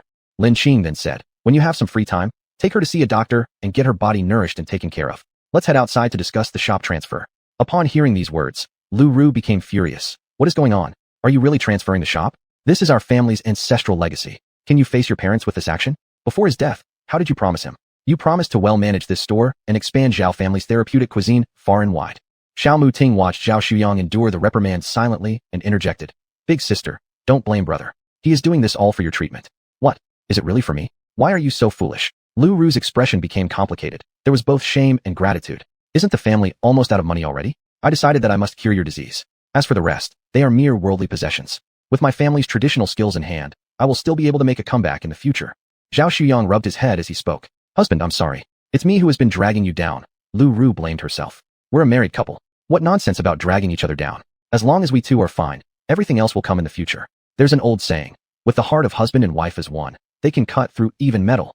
Zhao Shuyang consoled her. Lu Ru nodded and said, "Since you've agreed to transfer the store, we must keep our promises and not go back on them. Moreover, the ones on the receiving end saved my life." Seeing how reluctant yet resolute Lu Ru was about keeping their word despite her reluctance to let go of the shop, Xiao Muting thought secretly. From Lu Ru's ways of speaking and acting, she truly is a good woman. The man has loyalty, and the woman knows propriety. They are indeed a commendable pair. Thus, if I leave this store under their management, I'll be more assured. He then opened his mouth and said, "Big brother, big sister, although I am taking over this store, I want you two to manage it, and I'll be the boss behind the scenes. Regarding profit sharing, we'll split 50-50. You two count as technical shareholders. Furthermore, we should renovate this store. Although your cooking skills are excellent, dining isn't just about food these days. It's also about ambience and style. What do you think?" "What?" Zhao Shuyang was surprised. Xiao Muting joked, "Well, do you two disagree?" Lu Ru nudged him, prompting Zhao Shuyang to quickly respond. Agree. I very much agree. You cured my wife's illness, and this store was already supposed to be given as payment for your services. Now I can still hold half of the shares. I'm truly thankful to you all." Both Zhao Shuyang and Lu Ru completely stepped out of their sorrowful moods. Just at this moment, Lin Qing's phone rang. As soon as she glanced at the screen, she saw the three characters, Jiang Beichen, and instantly her face unconsciously softened with a tender smile. "Hello." Her tone seemed a bit warmer than usual, unlike her typically cool demeanor. "It's me, Jiang Beichen." The sexy voice of Jiang Beichen sounded, causing the image of his seductive lips to appear in Lin Qing's mind. "I know. Why are you calling me so late?" Lin Qing softly questioned. "Qing, I miss you." Jiang Beichen's mouth turned up slightly as he inadvertently expressed his inner thoughts. Lin Qing didn't say anything, but her ears subconsciously turned red. She remembered the lips that had flashed before her eyes earlier, and her heart grew hot. "Besides, I want to ask you something. Have you ever heard of this disease?" Initially, the patient has no major issues, just a few blisters appearing on the body. But with time, more and more blisters appear, growing larger and covering the entire body. A mere touch causes unbearable pain. Once the blisters burst, pus and blood flow out, and the wounds fester and won't stop bleeding. It's truly excruciating. Before Jiang Beichen could finish, he was interrupted. Lin Qing hurriedly asked, "Are you at Lu Family Village in the new city? How did you know? Even if you can predict everything, this is too incredible." Although Jiang Beichen had witnessed Lin Qing's various extraordinary abilities, he was still astonished. He secretly speculated. Could it be that Lin Qing also possesses the ability to foresee events before they happen? He wasn't just the instructor for the Long-Tooth Special Forces team of the Central War Zone, but also a member of the National Security Dragon Team. The task of the Long-Tooth instructor was to train special forces, while the main mission of the Dragon Team was to handle anomalous incidents. For instance, the unexplained infiltration by Japanese spies previously, and now the curse-like disease in Lu Family Village.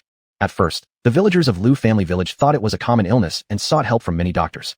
However, the doctors' conclusions were all the same, ordinary blisters, but there was no way to cure them regardless of the treatment used. It wasn't until one villager dreamed about a huge python with menacing triangular eyes staring at him, shouting, "Return my child." Then the python opened its massive mouth to swallow him. The villager immediately woke up in terror. Moreover, not just one person in the village had similar dreams. Although the details varied slightly, the content was largely consistent. Especially after the villagers discovered the cracked plaque in the snake temple, rumors spread across the village, claiming it was a curse, and the vengeful spirit of the python was seeking revenge. Seeing as no doctor could treat this condition, local authorities reported the case as an anomaly. Since Jiang Beichen happened to be in the New City area, he was sent over to investigate the truth. "If you're in the village, leave immediately. It's a vengeful spirit seeking retribution." I'll rush over right away, Lin Qing said, unknowingly adding a note of concern into her voice. Qing, you're worried about me. Jiang Beichen grinned like a cat that had stolen some fish. Who is worrying about you? I'm just stating a fact. Vengeful spirits aren't something warriors like you can handle. Lin Qing replied insincerely. Chapter 103. Human Traffickers. The few people next to Jiang Beichen were surprised to see the smile on his face, muttering, "Is our boss in love?" The dark giant who had seen Lin Qing at Mount Sendai last time spoke up and said, Boss, is that your wife? Did you really get her so quickly? Incredible. It seems that once those usually aloof and cold guys lose their heads for love, they can do incredible things." A slim tall kid named Zhao Gao, who did not take part in the previous task, spoke up. "My goodness, the old man has finally bloomed. I thought he would be a bachelor for the rest of his life. Amit Bob Buddha. Speaking of which, what kind of person is this little sister-in-law? It's not easy for the boss to like someone." Gongzi said. "The sister-in-law is no ordinary person. Her skills are really amazing.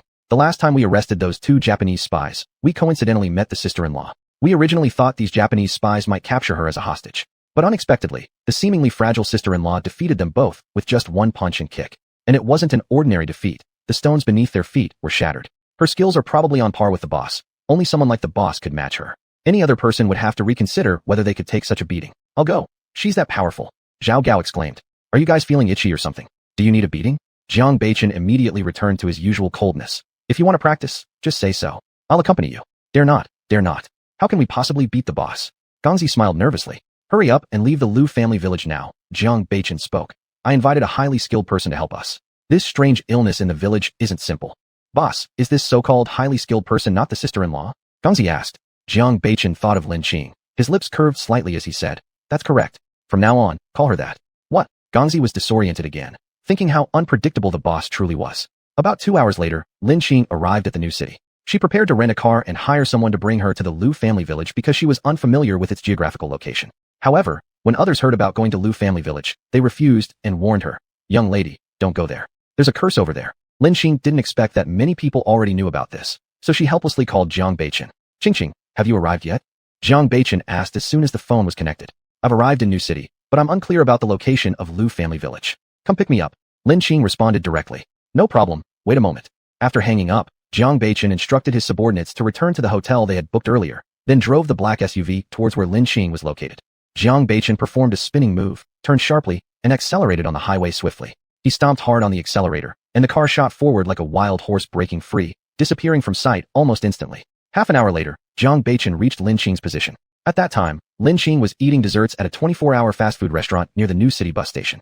Although Lin Qing wasn't particularly fond of fast food, she occasionally liked to try it. By now, it was late at night, and there were very few people in the fast food restaurant. Near the fast food shop, there were several men lingering around who didn't seem impressive at first glance. They occasionally looked inside the restaurant at Lin Qing, exchanged glances, and seemed to say, "Look, there's a big lamb." These people were a group involved in human trafficking, mainly targeting lone women and children. The abducted girls, some would be sold to remote mountainous areas to become young brides, meaning they were taken to bear offspring.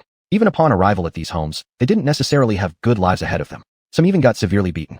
Actually, many of these girls were still children, not adults. Some of the girls were sold to prostitution rings where they were forced into sex work. Despite their resistance, if caught even once, they were subjected to beatings. Yet, despite the risks, they continued trying to escape, but never managed far enough, often unaware of where home was anymore.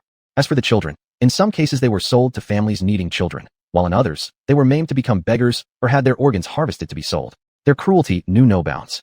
Lin Qing was beautiful, looking like a girl at the prime of her life, and being alone at such a late hour, she quickly drew the attention of nearby human traffickers. In the eyes of these traffickers, she appeared as a lucrative target that could fetch a high price.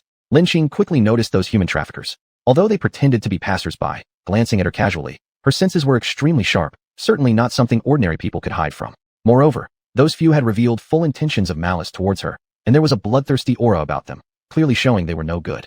A sinister smile appeared at the corner of Lin Qing's lips as she stood up. The owner of the fast food shop obviously noticed the people outside too. He did business here often, so he knew exactly what kind of dealings they were involved in. Looking at the young girl in his store about to leave, he warned, "Young lady, it's too dark out there. You'd better stay here until dawn before going out. Anyway, our place is open 24 hours. It's dangerous for a young girl to go alone at night." Lin Qing faintly smiled and said, "Thank you, brother, but there aren't many people in this world who can hurt me." With that, she carelessly walked out. The owner shook his head and sighed deeply. "Well, I've warned her. If she didn't listen, that's not something I can control anymore." After leaving the fast food shop, Lin Qing walked toward a quiet spot, which happened to be a dark and deep alleyway. Her pursuers exchanged glances behind her back, then grinned with joy, muttering, "What a perfect opportunity." She walked right into our trap without hesitation. Adjusting their clothing against the chilling night air, they whispered to each other. Once we get her, we'll definitely have ourselves a feast of luxury later. As the group reached the depths of the alley, they realized there was no way further. Where'd she go? They wondered. Are you guys looking for me? Lin Qing's calm, yet icy voice rang out. Are you human or a ghost? They exclaimed fearfully upon seeing the little girl suddenly appear behind them. What do you think? Why were you following me? Lin Qing smirked coldly. Haha, looks like this gal moves pretty quick. Let's get her. One short and stout man revealed his yellow teeth with laughter. Humph, so these are just disgusting pests. Lin Qing sneered with an expression of disgust. Chapter 104. Entering Lu Family Village. Lin Qing had a particular disdain for human traffickers. Even bandits should have a moral code. She detested those who bullied the weak, abused women, and harmed children, the blossoms of the nation. Now that these people had provoked her, she was even less likely to let them go. Hey, brothers, this girl actually called us bugs. Ha ha ha. We'll show her in a moment what her so-called bugs can do. The man with yellow teeth grinned wickedly, his mind clearly conjuring up 18 indescribable scenarios. As the group watched Lin Qing standing motionless, they assumed she was terrified into a stupor. They immediately lunged at her, but failed to notice the murderous intent flashing in her eyes. At that very moment, Lin Qing moved like a streak of residual light, and within seconds, the men fell down unconscious. They weren't dead, just knocked out. Lin Qing wanted to kill them instantly, but now wasn't the time. Perhaps handing them over to the police would lead to uncovering some missing women and children. However, simply letting them rot in jail seemed too lenient. Lin Qing flicked her fingers slightly, drawing droplets of blood from their bodies. With another movement of her fingers, a red glow entered their bodies momentarily. Just as she finished, her phone rang. Qing, where are you? I've arrived at the restaurant you were in earlier, but you're not here, came the voice of Jiang Family on the other end. I'm in an alley about 100 meters north of the restaurant. I encountered some human traffickers and just knocked them out, Lin Qing replied with a faint smile. Are you alright? Jiang Family asked instinctively. Although he knew an ordinary person wouldn't be able to harm Lin Qing. Still, there was always the risk of encountering treachery or advanced weaponry. Of course, how could these bugs possibly harm me? Lin Qing said confidently. Wait for me. I'll be there soon. Jiang Family hung up the phone, got into his car, and drove northward. Moments later, he stopped at a small alleyway. As soon as he stepped out of the car, he saw Lin Qing standing at the entrance of the alley. Her petite figure was wrapped in a long coat, her face bright and radiant, her eyes shining like stars. Jiang Family hurriedly opened the passenger door for her, asking, Are you cold in such cold weather with so little clothing? Lin Qing shook her head. Not at all. We're not ordinary people. We don't fear the cold like they do. Still, our constitutions are only slightly better than normal people's. We can still get sick. You should take more care, Jiang Family warned her. Lin Qing knew he cared deeply for her. This warmth inside her heart hadn't been felt since her family was destroyed. She nodded silently in agreement. What do you plan to do with those traffickers? Jiang Family continued. Send them to the police station. We might gather information on some of the kidnapped women and children, Lin Qing answered calmly. Good, I'll make the call right away. Jiang Family picked up his phone and dialed the number. Hello, who is it? It's the middle of the night. Are you going to let anyone sleep? A grumpy voice came from the other end. Uncle Xiao, it's me, Jiang Family. Jiang Family responded. Bachan, calling this late must mean something's up, right? Uncle Xiao questioned curiously. Uncle Xiao, near your new city bus station, I ran into a group of human traffickers. I knocked them out. Could you send someone to bring them back? Jiang Family explained. Bachan, for you to stay awake at this hour just to catch some low-life traffickers. Aren't you overqualified for this? Uncle Xiao teased him lightly. I'm on a mission, merely happened upon them. Jiang Family stated matter-of-factly. Well, bad luck those traffickers crossed paths with you. I'll send people over immediately. We'll interrogate them thoroughly. Perhaps we can uncover some related cases. Lately, many disappearances have occurred in New City. After finishing, Uncle Xiao hung up the phone. It didn't take long before a squad of police officers arrived by patrol car.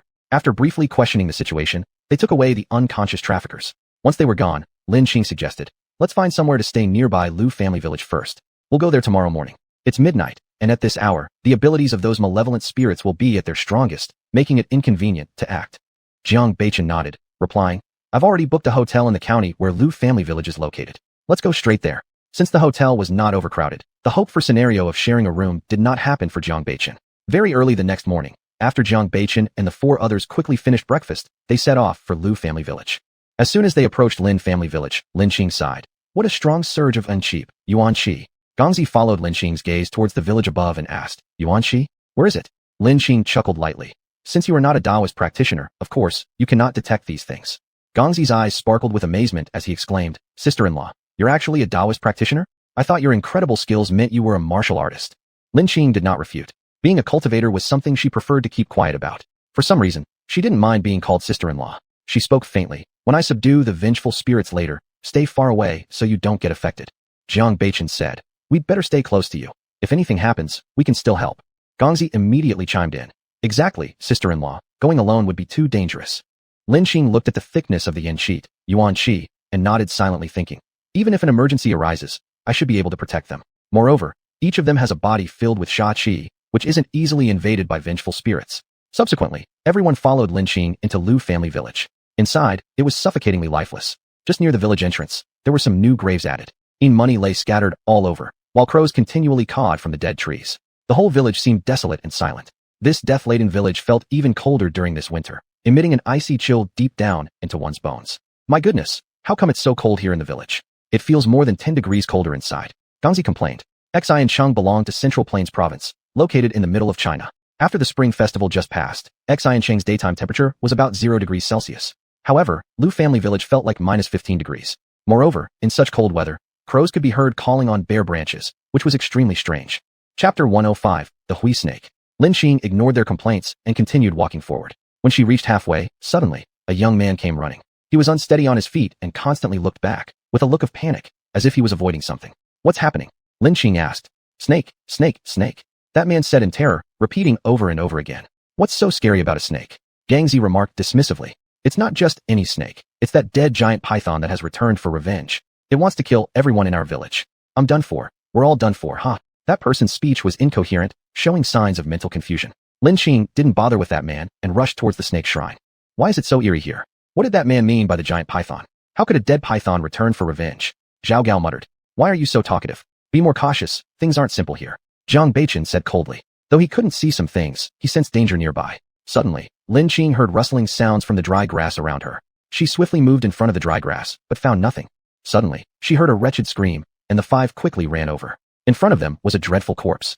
The eyes were wide open, filled with fear, and the face was contorted with horror. The bones were completely shattered, making the sight unbearable. There were deep marks on the body, as if something had wrapped itself around him and strangled him to death. What caused this? Gangzi asked, looking at the scene. His brows were furrowed deeply enough to squash mosquitoes, despite having seen much during his time in the dragon group. Still, faced with this terrifying sight, even he felt his courage waver. The vengeful spirit of the giant python, Lin replied casually. Are there really such things as vengeful spirits? Zhao Gao questioned.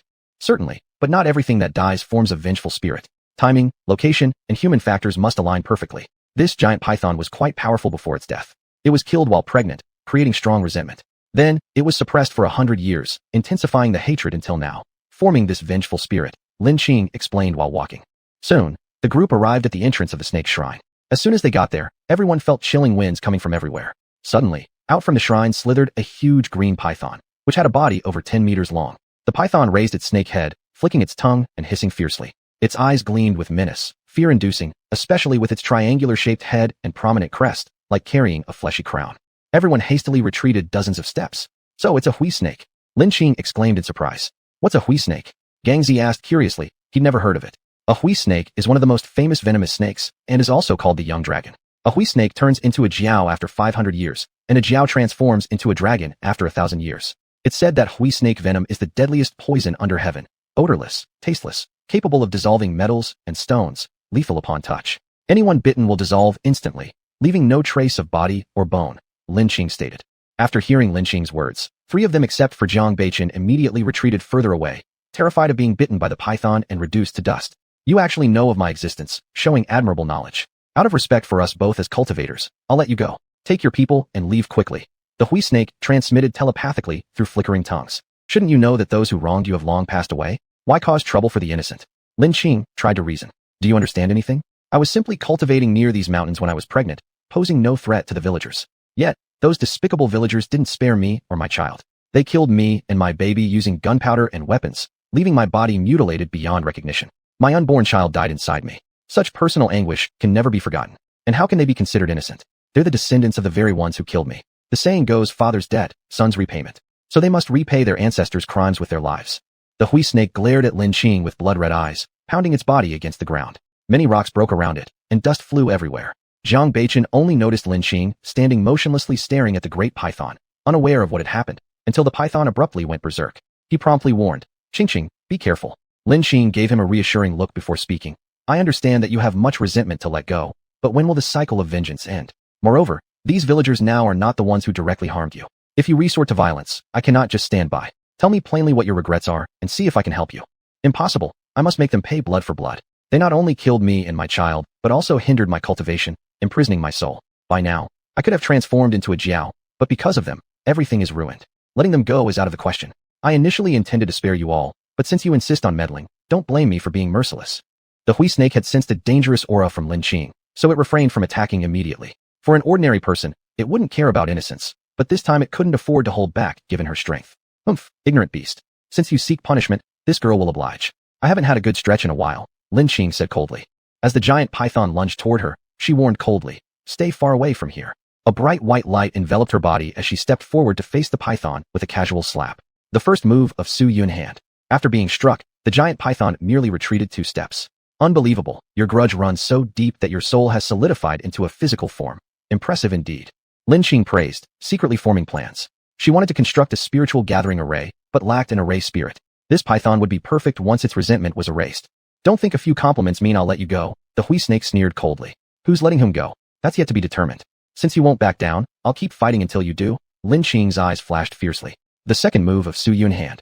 Speaking, Lin Qing hurled a punch at the python. This time, the creature was thrown back dozens of meters, smashing directly into the snake's shrine. The ancient shrine collapsed with a thunderous roar, turning into a pile of shattered tiles. Buried under fragments of bricks and tiles, the python writhed in pain. Lin Qing's second strike left deep wounds. Its bulky body twisted amidst broken rubble, struggling against significant injury from that powerful blow. Chapter 106, Subduing the Huishi. The Huishi soon rose again, bringing with it a torrent of grudge and anger as it attacked Lin Qing. The third technique of Su Yun hand. Lin Qing's red lips parted slightly. As Lin Qing delivered another punch, the gigantic python immediately disappeared, transforming into wisp after wisp of green smoke. When a light barrier surrounded Lin Qing, Gongzi and the others were all mesmerized. Although Jiang Beichen still appeared cold-faced on the surface, he was inwardly shaken once more. This strengthened his resolve to quickly enhance his strength even further. He didn't want her to get too far ahead, and at least in terms of ability, he intended to keep pace with her. Is this big sister a celestial being? Am I not dreaming? Gongzi said, stunned. Zhao Gao instantly struck him from behind. Annoyed, Gongzi asked, why did you hit me? Zhao Gao chuckled and said, now you know this isn't a dream, right? After quite some time had passed, the gigantic python reformed its shape, and it coldly laughed. Haha. Do you not know? We resentful spirits are immortal. Let's see how much spiritual energy you have left to waste. Lin Qing sneered coldly. Mere petty tricks. Here's my fourth technique of Su Yun hand. She had already noticed that after reforming its shape again, the python's strength had diminished considerably. Bang, bang. With each consecutive blow dispersing its body, the python took longer and longer to recover until eventually it grew extremely weak. With fear, it looked at Lin Qing and said, you, how can you harm me? What it didn't know was that Lin Qing's fists carried a layer of flames, and yeet fire, unusual fire, capable of burning souls, which made it the natural enemy of evil beings like itself. You're merely a formed resentful spirit. Back then, I even dared to fight against the Dragon Clan. If you remain so obstinate, I'll shatter your soul, making you vanish entirely. Lin Qing spoke softly. The past she mentioned referred to her previous life, when she possessed Yuan in peak level power. However, the giant python trembled with fright. I will ask you one more time. Are you willing to abandon your resentment and return to cultivation? Lin Qing asked sternly. Can I? There was hope in the python's triangular eyes. Its biggest sorrow came from the destruction of its own cultivation. Losing its children was secondary. Of course, as long as you follow me, I guarantee you'll transform back into a jiao, a mythical beast. It may even be possible for you to become a dragon later on.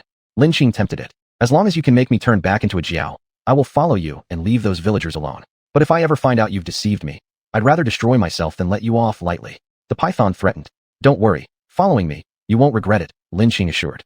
Relax, I'll help you dispel the resentment. Lin Qing instantly produced a talisman, flinging it forth. The talisman hovered motionlessly in midair before flying toward the python's forehead, whereupon it spontaneously caught fire. As it burned itself out, Lin Qing proclaimed, break. At that moment, fierce winds erupted, causing darkness and chaos in the sky.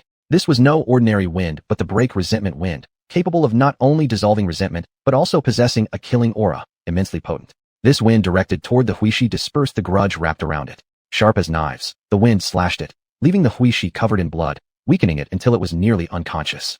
You are despicable, ambushing me. The great python stared at Lin Qing walking towards it, terror showing in its eyes. To break is to rebuild. To eliminate the resentment inside you is to give you rebirth. Open your mouth. I will give you a pill that will allow you instant recovery, Lin Qing said. By now, the great python had no choice but to believe her. Otherwise, if she wanted to get rid of it, this would be the perfect opportunity. Why would she lie?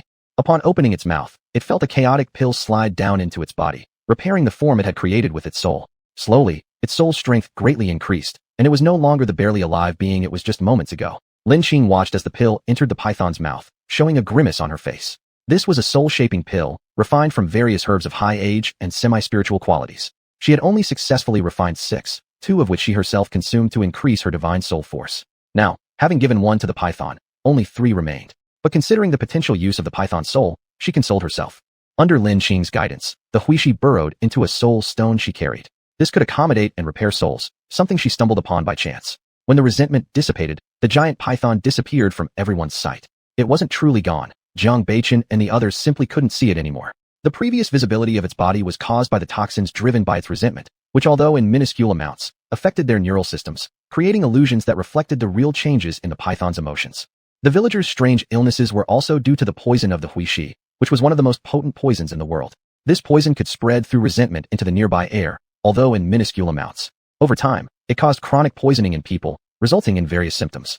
The nightmares experienced by the villagers were also caused by the influence of the resentment, as the toxins affected their brain nerves. Hey, wasn't that giant python all bloody and torn apart just now? Why did it disappear? Gongzi asked, rubbing his eyes. It must have been this fairy before us who made the python vanish, Zhao Gao replied. Everything happening right in front of them seemed like a fantasy novel. If this woman wasn't a fairy, what else could she be? Their leader was really amazing to have somehow won over a fairy. Right, sister fairy, where's that big python? Gongzi noticed its disappearance and quickly asked. I've already subdued it. We can leave now. Lin Qing replied lightly. At this moment, no one cared about Lin Qing's aloofness. Some might have thought her arrogant and cold at first, silently grumbling to themselves. But now they couldn't help but marvel. This is truly the demeanor of a master. Sister fairy, we haven't resolved the illness affecting the villagers yet, Gongzi asked hesitantly. This is an antidote pill. Dissolve it in water and let all the villagers drink some, and they'll recover. Lin Qing responded with a faint smile. Although the wish's poison was one of the most powerful in the world for ordinary people, for cultivators, there was medicine that could counteract it. On this cultivation continent, these detoxifying pills happened to neutralize such poison. You, sister fairy, you're truly a living bodhisattva. Gongzi flattered immediately, knowing well that good flattery always helped solve problems. Lin Qing smirked coldly without replying. She was far from being any kind of living bodhisattva. People from her past life would probably laugh until their jaws dropped if they heard someone call her that. At this moment, Jiang Beichen spoke up. You guys stay here to deal with the aftermath. We'll go ahead and leave. With that, he took Lin Qing and left Lu family village. Wow, I bet the boss will soon become a wife's lapdog, Gongzi remarked. If you give me a fairy wife, I'd gladly become a wife's lapdog too, Zhao Gao said wistfully, staring at the two figures departing. Chapter 107, Body Forging Techniques. Jiang Beichen looked tenderly at Lin Qing and said, Qing, since you've come to the new city, stay for a while. Let me show some local hospitality. Lin Qing, caught by his deeply attractive gaze, once again lost herself in his gentle eyes. She couldn't help but feel her heart pounding at the sight of his alluring lips. Lin Qing cursed herself inside. What a wimp, when did I become such a lovesick girl? She had always despised those who swooned easily over appearances, thinking they were superficial and only cared about looks. She believed all surface-level things were illusions.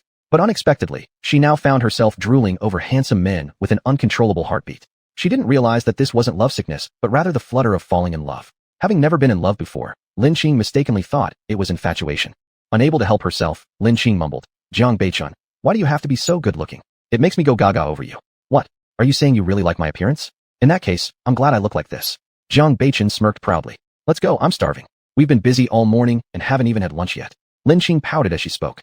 As soon as she finished speaking, Lin Qing regretted it. Why was she behaving flirtatiously towards Jiang Beichen? This hadn't happened for years. The last time she remembered being flirtatious was when she was very young, back when her parents were still alive. Jiang Beichen's heart melted instantly. He instinctively reached out to pat Lin Qing's head and smiled. Wait just a moment. Qing, I'll take you to a great place right away. Then, Jiang Beichen drove an off-road vehicle, taking Lin Qing to a famous restaurant in the new city called Uli Restaurant. The moment Jiang Beichen entered, the owner noticed him immediately and rushed over. Commander Jiang, how did you grace us with your presence? I brought a friend here to eat. Please bring some specialty dishes, plenty of them. And don't call me commander outside of here, Jiang Beichen said calmly. Yes, Mr. Jiang. Jiang, you please wait a moment. I will arrange a private room for you right away, the boss flattered earnestly. Once in the private room, Lin Qing teased. Commander, it seems like your rank in the military isn't low. Jiang Beichen gave a faint smile. If you join the army, your achievements would likely match mine, or better. Lin Qing shook her head and laughed. Forget it. I can't bear restrictions. By the way, are you familiar with this place? It seems the owner knows you well. Jiang Beichen nodded. This restaurant is run by a former soldier under my command. Later on, he was seriously injured during a mission and after being healed, could no longer engage in intense physical activities, so he retired and used his pension money to open this restaurant. In no time, 8 dishes and 1 soup were served, including braised lamb, dry pot intestines, onions stir-fried with lamb, sima chicken, among other regional snacks. Jiang Beichen introduced. These are local specialties from the new city. They taste quite good. You should try them. Lin Qing picked up her chopsticks with a graceful smile. Then I won't hesitate any longer. She started eating quickly and neatly, demonstrating her elegant dining style even as the food vanished rapidly. Jiang Beichen had seen her eat before, puzzled at how someone so small with presumably a tiny stomach could accommodate so much food. What he didn't know was Lin Xing's stomach wasn't ordinary. It could activate her spirit energy to quickly digest and break down food. Eat slower. No one's going to snatch it from you. He watched her eat attentively, helping her serve more dishes, while he ate very little himself. After finishing, Lin Xing stroked her belly and looked like a lazy kitten, which made Jiang Beichen melt once again. With a sweet smile, he thought inwardly, this future wife of his truly was wonderful. Sometimes like a noble phoenix, powerful. Sometimes akin to a soaring nightingale, mysterious. At other times resembling a playful kitty, adorable. Then again like a celestial fairy descending to earth, enchanting. At that exact moment, the phone rang, interrupting their peaceful moment. Hello, who's calling? Jiang Beichen's demeanor suddenly turned cold and stern again, as if the previous warmth was a mere illusion, though Lin Xing knew it wasn't. Truly, beneath the cold exterior of the handsome man lay a passionate heart. The deeper the suppression, the more fierce the explosion. It's Chiu Shi. Commander Chiu calling. Is there something? Jiang Beichen's voice remained cold as ever. The date for the Special Forces final has been set. We only have about half a year left. In the past, our Dragon Tooth team was consistently at the bottom, ranking first or second last. If we repeat this performance, it will be hard to face our zone's commander, especially given the need to improve our individual combat skills. Chiu Shi began. I'll find a way, Jiang Beichen replied. It's not about finding a way, but that we must secure a high rank in this year's Special Forces final. Chiu Shi commanded. Understood. Jiang Beichen was cut off the phone immediately after saying this word. What happened? Did you run into some trouble? Lin Xing asked. She had caught a hint of something from the call. It's military business. As you know, I'm the coach of Dragon Tooth, the Special Forces unit under the Central Theater Command. In about half a year, the 5 Theater Command Special Forces will compete against each other. When I took over Dragon Tooth, it was the weakest team among all 5 commands. It's easier to improve teamwork and some other skills, but enhancing individual combat capability is extremely difficult, much like our martial arts. This time, my superior officer demands a top-ranking performance. If we perform poorly again, it's likely that I'll be at the end of my role as the instructor. Jiang Beichen gave a helpless smile. Lin Xing could tell from his smile that he didn't care much about the position of the instructor, but rather whether he could properly train his soldiers. I thought it was something serious. Turns out it's just this little issue, Lin Xing chuckled. Little issue? Qing, do you perhaps have a better method? Jiang Beichen's eyes brightened as he asked. Of course. I have a body forging technique, combined with herbs, which can significantly enhance their individual combat abilities, Lin Xing replied. The body forging technique she mentioned was actually one of the lesser-known methods on the Cultivation Continent. Yet even so, for Earthlings, it was still quite valuable. How much can this technique improve their fighting power? Jiang Beichen inquired. What's the strongest level among your special forces? Lin Xing didn't answer directly, but asked instead. Illuminating force cultivation. That should elevate them to dark force cultivation. However, how far they progress depends on their perseverance. Moreover, this method is fast-track, making it harder for them to advance to higher levels afterward. Lin Xing explained. That's more than enough. Masters in this world are rare, and there aren't many dark force experts either. Using this method would already be an advantage for them, Jiang Beichen said after some deep contemplation. Chapter 108, Longya Team. Will there be a problem if you teach us that body strengthening technique? Will your sect have any objections? Jiang Beichen asked, obviously assuming this was Lin Xing's sect technique. These techniques are usually very precious to the sects and not easily passed on to outsiders. It's fine. I'm in charge of my sect. Lin Xing responded. What? Jiang Beichen looked completely confused, which amused Lin Xing. Lin Xing laughed loudly. Haha. What I mean is my sect, where I am the sect leader. She had planned to establish a sect called Daozong. Since she founded it herself, naturally, she became the leader. Jiang Beichen nodded, understanding the situation, thinking that Lin Xing's master must have died, and she inherited the position due to her exceptional ability. How about this? Will you help me train some soldiers for a few days since only you know that body strengthening technique? Jiang Beichen asked earnestly with deep eyes gazing at Lin Xing. All right, Lin Xing replied instinctively after being captivated by him once more. She scolded herself silently. They say women's charm misleads men, but men's charm is no less effective. Why does Jiang Beichen look so good? He has made me lose myself multiple times. It's embarrassing. Qing, you agreed. I'm so happy. Jiang Beichen smiled warmly, melting like winter snow, flowers blooming. Seeing his smile, Lin Xing forgot all her previous annoyance. At this moment, the boss of Uli restaurant entered the room, startled upon seeing Jiang Beichen smiling so genuinely. It was rare. This was the first time he saw such happiness on their usually cold-faced coach. When the restaurant owner came in, Jiang Beichen immediately reverted to his usual demeanor, asking, Fei Hu, why have you come again? Wang Fei Hu could tell that the coach didn't want to be disturbed. He wondered inwardly, who exactly is this young girl? She seems to have caught the coach's attention. Still smiling politely, Wang Fei Hu said, Mr. Jiang, my restaurant has introduced new desserts. I thought this young lady might like them, so I brought some for you both. After saying this, Wang Fei Hu wisely left. He speculated within himself. Could it be the coach is interested in this young girl? But she seems too young. No wonder he looks like a model of self-restraint. Once Wang Fei Hu left, Lin Xing began talking. I can assist in training, but I can only do so for 3 days. Afterward, follow the methods I'll teach you to continue their training. In about half a year, they should change significantly. After the meal, Jiang Beichen drove directly to the Central Theater area's Longya Special Forces training base located in a secluded mountainous area near New City. Upon entering the base, Lin Qing registered as an expert invited by the coach to help train the Special Forces members since military bases aren't open to the general public. When Xiaoshi heard from the gate guard that Coach Jiang had invited an expert to help train the Special Forces, he muttered, "I just gave orders to Jiang Xiazi, young Jiang. Did he already find a way to improve individual combat power?" He failed to notice the hesitating expression on the guard's face and continued. "Let's go see who this expert that Jiang Xiazi invited is." Longya, as the elite force among the Special Forces units, may only have around 100 people, but the training, operations, and logistics support teams constructed around them consist of over 1,000 personnel, forming a small-scale military base. On the training ground, many Longya members were awaiting the arrival of Chief Coach Jiang Beichen. "My body feels rusted after taking some time off," complained a rough-looking man wearing dark green military uniform. As elites chosen from regular Special Forces, each one possessed immense pride and was difficult to manage unless someone stronger than them was in charge. At that moment, Jiang Beichen and Lin Qing appeared on the training ground. Many male soldiers noticed the young woman accompanied by Coach Jiang, showing visible surprise.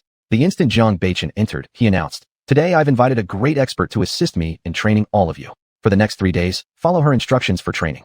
As soon as he spoke, chaos erupted below. The rough-looking man quickly responded, "Coach Jiang, you're strong, and we trust you training us. However, letting this kid train us? On what grounds? We don't accept that."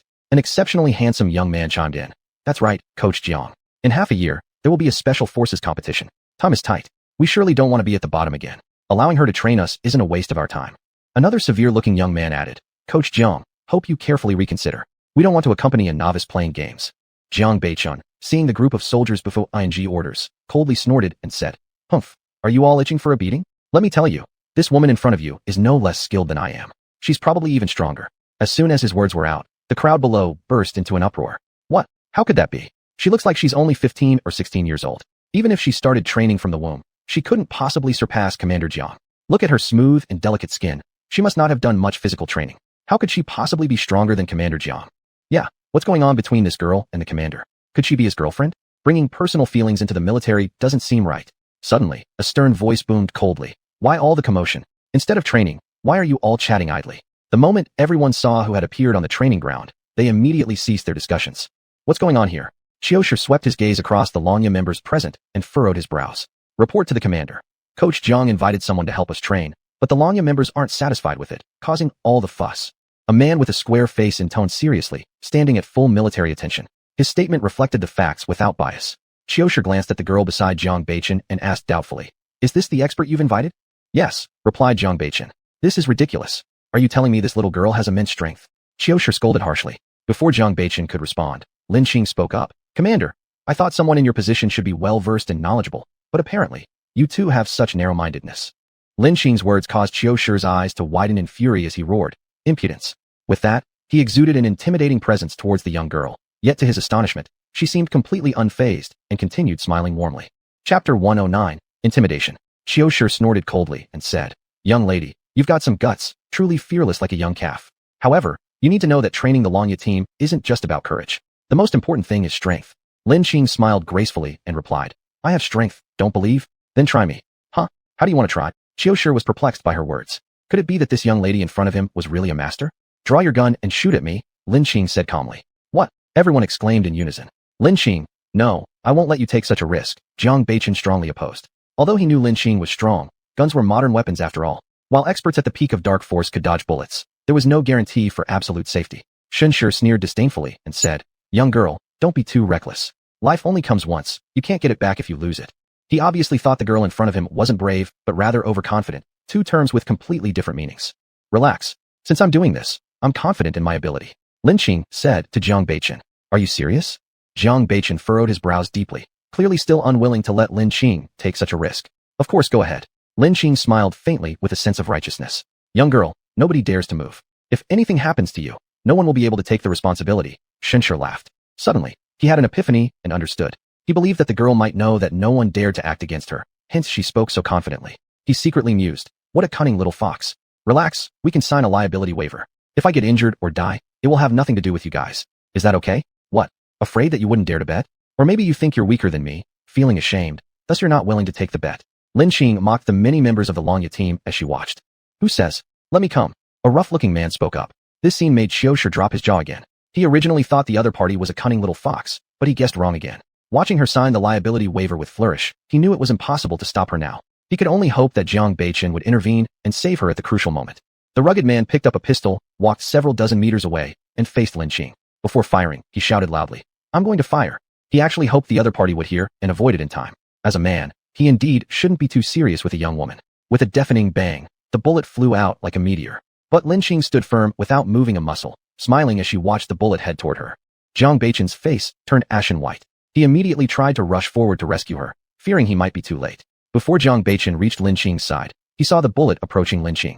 He mentally scolded himself. Finished. Why did I allow her to indulge her whims? Why didn't she dodge? Yet everything in front of their eyes stunned everyone present. They saw Lin Qing gently grab the bullet midair with her hand, stopping it in her palm. Qiushi exclaimed in astonishment, "Are you a grandmaster?" "I am sorry for any offenses earlier due to my ignorance." His demeanor instantly became deferential. Legends say grandmasters who master internal energy techniques can turn it into protective barriers that render them bulletproof. Truly, legends weren't exaggerated.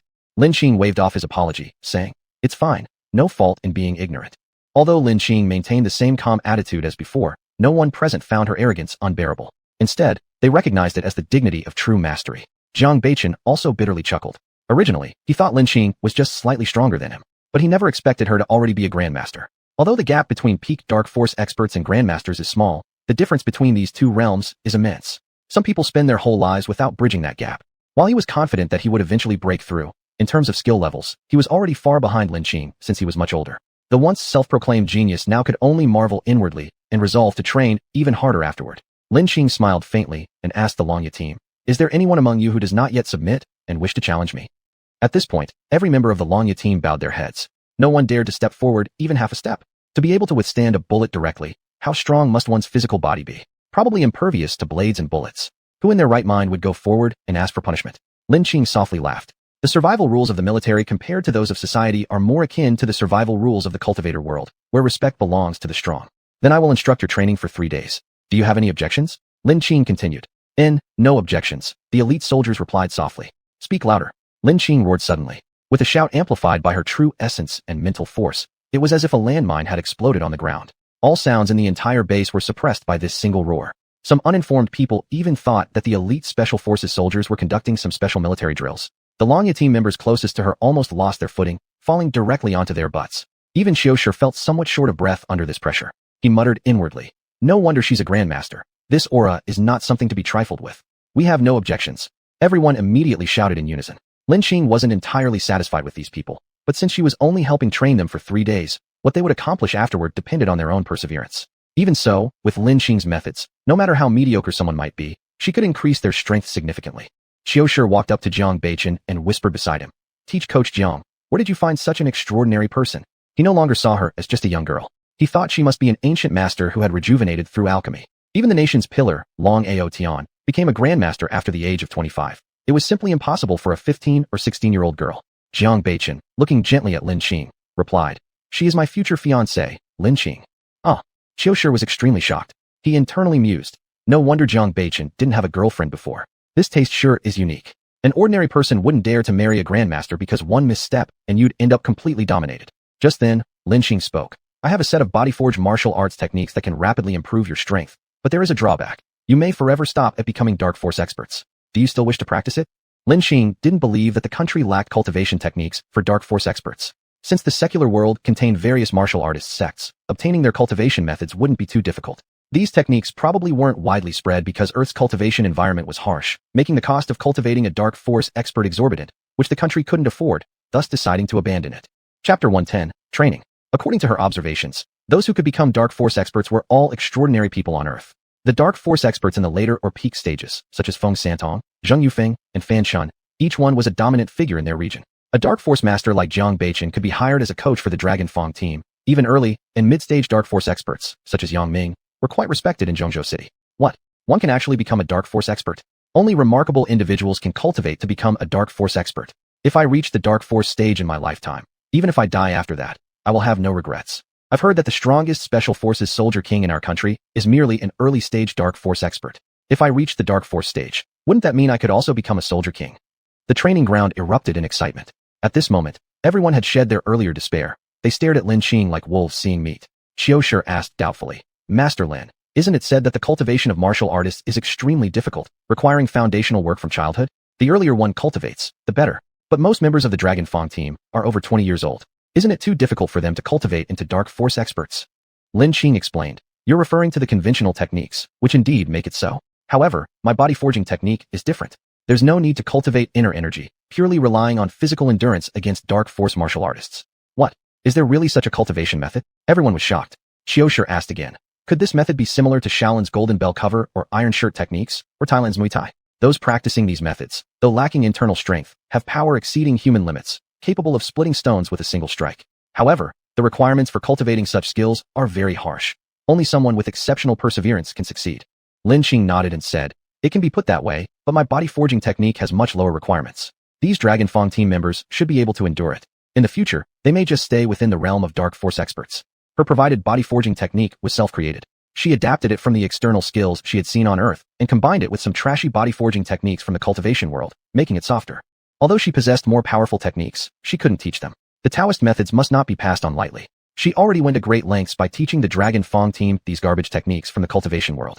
If cultivation techniques were widely spread on Earth, it wouldn't be good for Lin Qing, because Earth's cultivation resources were too limited. The Earth's energy was depleted, and spiritual objects were scarce. With shining eyes, Qiushi said, being able to cultivate up to the level of a dark force expert is enough for them. As Lin Qing spoke, she handed a piece of paper to Jiang Beichun. My method should be paired with some herbs during practice. The results will be better. Get these herbs prepared as soon as possible. Lin Qing planned to use these herbs to refine the Qiuzi pills. It wasn't exactly an elixir, but something simple refined from ordinary medicinal herbs. These pills were specially prepared for those practicing external arts, extracting impurities from their bodies, thus unlocking their potential. This pill was inspired by the recipe of the Qiuzi pill and self-invented by Lin Qing. It was sufficient for refining the bodies of Dragon Fang's members. In the next 3 days, the Dragon Fang team underwent painful training. On the training ground, many team members formed peculiar postures, some half upside down, some sitting cross-legged, others standing as gracefully as flying cranes spreading their wings, resembling yoga exercises. Their entire bodies were in extreme pain, feeling as if burning with flames. After Lin Qing taught everything to these people, she didn't interfere anymore, letting them train on their own. Hearing that this cultivation would allow them to reach the dark force expert realm, none of them needed supervision. They trained hard. However, Lin Qing became the idlest person on the training field. During this period, she received a call from Xiao Mudong.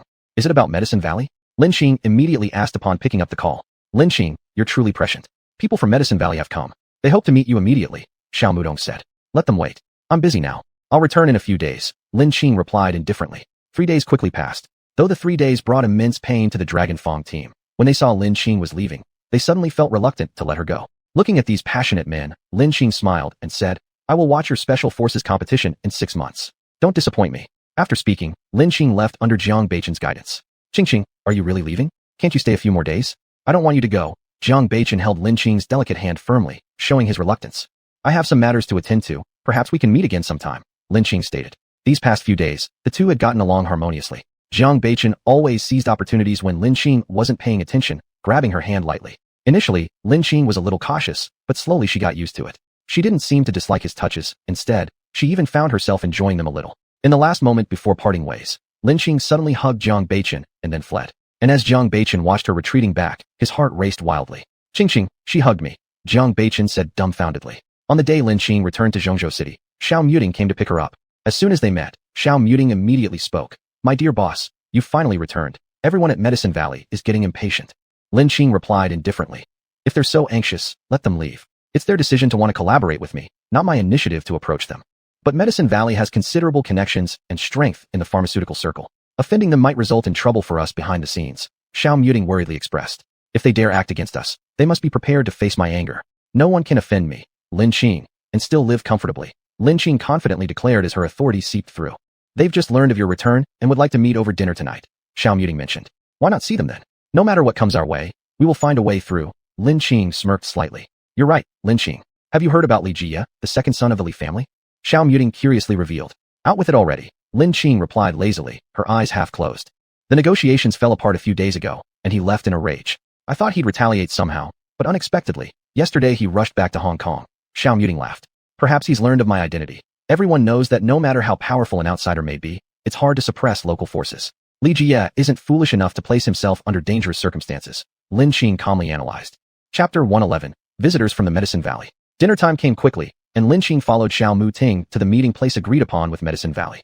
Their meeting location was a commercially elegant club named Wanyo Pavilion, where various entertainment facilities were all in one place. Whether it be golf, bowling, horse racing, hot springs, singing, or dancing, it had everything. The companions for singing and dancing here were not ordinary people, but celebrities often seen on TV screens. This was truly a place of enjoyment for the rich. Its name, Wanyo Pavilion, meant that when you came here, you would forget all your worries and troubles.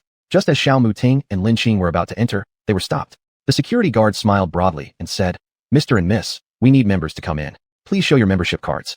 Lin Qing smirked coldly. "Membership card?" The guard immediately became arrogant and replied, "Sorry, without a membership card, you cannot enter."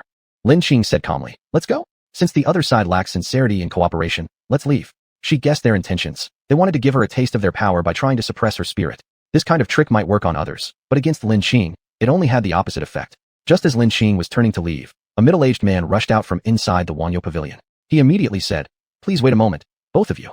"Oh." Lin Qing sneered at him, looking at him like a clown. "I am very sorry. We didn't know that you didn't have a membership card. Otherwise, we would have chosen another place for our meeting. Come in quickly. Our Master Gu has been waiting for you for quite some time." The middle-aged man explained. "These two are esteemed guests invited by our Master Gu." He further added to the security guard. Upon hearing these words from the middle-aged man, the security guard bowed deeply and apologized sincerely. "I am so sorry. Earlier, I didn't know you were friends of young Master Gu. Even if I had 1,000 excuses, I wouldn't dare stop you. However, without a membership card, not allowing entry is indeed a rule at Wanyo Pavilion, and as a staff member, I must abide by it. I hope you don't hold it against me, just a small person like me." Xiao Muting gave a cold snort, and then followed the middle-aged man into Wanyo Pavilion. The middle-aged man introduced himself. "I am Gu Yunhui, the third elder of Medicine Valley. Wasn't it said that Master Lin was coming? Why can't we see his figure?" Xiao Muting pointed to Lin Qing and said, "This is Lin Qing, the Master Lin from the Red Lotus Auction House." "What?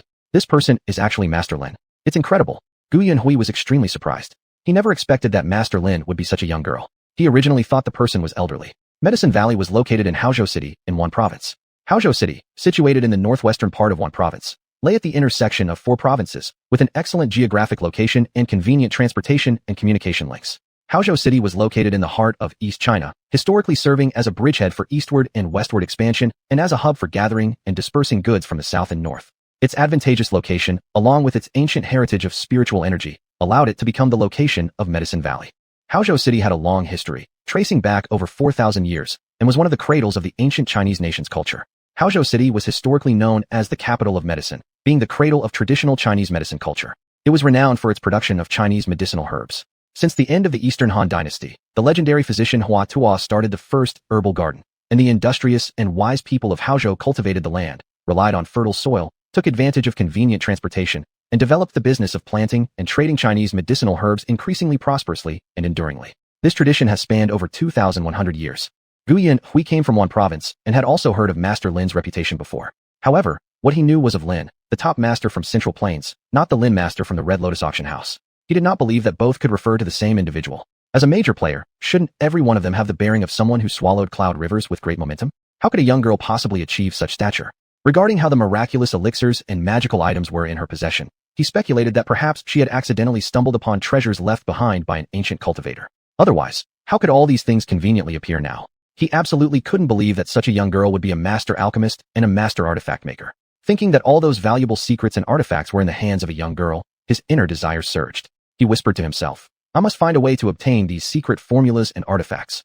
As the saying goes, if you want someone to perish, first make them mad. And Gu Yunhui's behavior clearly indicated a path leading to his own downfall. At this moment, Gu Yunhui's smile widened further. He said, "Master Lin, it is truly an honor to meet you. We've been wanting to meet you for a long time, and today we finally do. Truly, prestigious people like yourself are always busy with important affairs." The underlying implication of his words was that Lin Qing lacked worldly sophistication and was arrogant, actually making the wealthier Medicine Valley wait for her. Truly, she had no sense of hierarchy. Lin Qing obviously picked up on his meaning but chuckled lightly as if unconcerned. "I am indeed very busy. Even in ancient times, there was the story of 3 visits to the straw cottage. If you have sincerity, coming a few more times would make no difference, right?" Gu Yunhui's face stiffened slightly. She was mocking the lack of sincerity on the part of Medicine Valley. Could it be that they had discovered our intentions? After considering for a moment, he thought it impossible. They hadn't yet put their plan into action, and if this negotiation went smoothly, there wouldn't even be a need to implement it. After all, subduing the enemy without fighting is the best strategy in military tactics.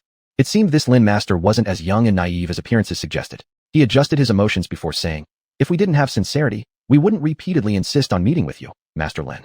Lin Qing asked, "Is this visit from Medicine Valley represented by you?" Gu Yunhui replied. There's also our young valley lord Gu Lufeng. He's waiting for you in the Fengyan Hall. Please follow me. Lin Qing and Xiao Muting followed Gu Yunhui to the Fengyan Hall. As soon as they entered, music played inside. There lay a man with a seductive appearance reclining on a leather sofa. His cherry-red lips parted slightly as a stunningly beautiful woman fed him peeled grapes with fingers as delicate as green onions. Another woman dressed in pale green attire, looking refreshingly pure and pretty, was giving the young Lord Gu a leg massage. As soon as the door opened, the young lord spoke up. Young Mr. Xiao has arrived. Xiao Muting glanced at the two beauties and said, Young Mr. Gu sure knows how to enjoy life. These two beauties are currently top stars in the entertainment circle. Young Mr. Xiao, if you fancy either of them, just say so. I'm more than willing to let them go. The young lord smirked evilly. Xiao Muting gave a faint smile and replied, Thank you for your kindness, young Mr. Gu, but a gentleman does not take what belongs to others. Young Mr. Xiao is truly missing out on some pleasure then. Uncle Free, where's Master Lin? Didn't you go to pick him up? The young lord laughed mischievously, flaunting his rakish demeanor without reservation. Chapter 112, Shooting Competition. Gu Yunhui spoke up, This is Master Lin. A look of surprise appeared on the face of Gu Lufeng, who wore an evil charm. He teased, So this young lady is Master Lin? My sincerest apologies. Both of you can leave. Gu Lufeng then said to the two stunningly beautiful female celebrities. He had originally assumed that Master Lin would be an old man, so he chose these two celebrities, one seductive, the other pure, as companions. He believed all men have weaknesses, and most lust for beauty. If their weaknesses were exploited and their desires met, his own objectives would be easily accomplished. But he never expected that Master Lin would be a young girl. This greatly exceeded his expectations. Lin Qing looked at the enchanting man in front of her and directly asked, I heard the Medicine Valley wants to cooperate with me. How do you plan to collaborate? Gu Lufeng laughed. Master Lin, you've just arrived here. Why don't you relax and enjoy yourself first? We can discuss business after we've had some fun. These days, many people like to negotiate deals during meals, at entertainment venues, or on golf courses. They believe making sure the other party feels comfortable ensures the deal's success. Lin Qing gave a faint smile. Since they weren't in a hurry, she was even less inclined to rush, so she responded, Fine. This private place is new to me too, so it might be interesting to take a look. Xiao Muting observed the situation and remarked, What's there to play around with here? I'm sure young Master Gu knows best. Perhaps young Master Gu could introduce something to us. Gu Lufeng chuckled. It's my honor.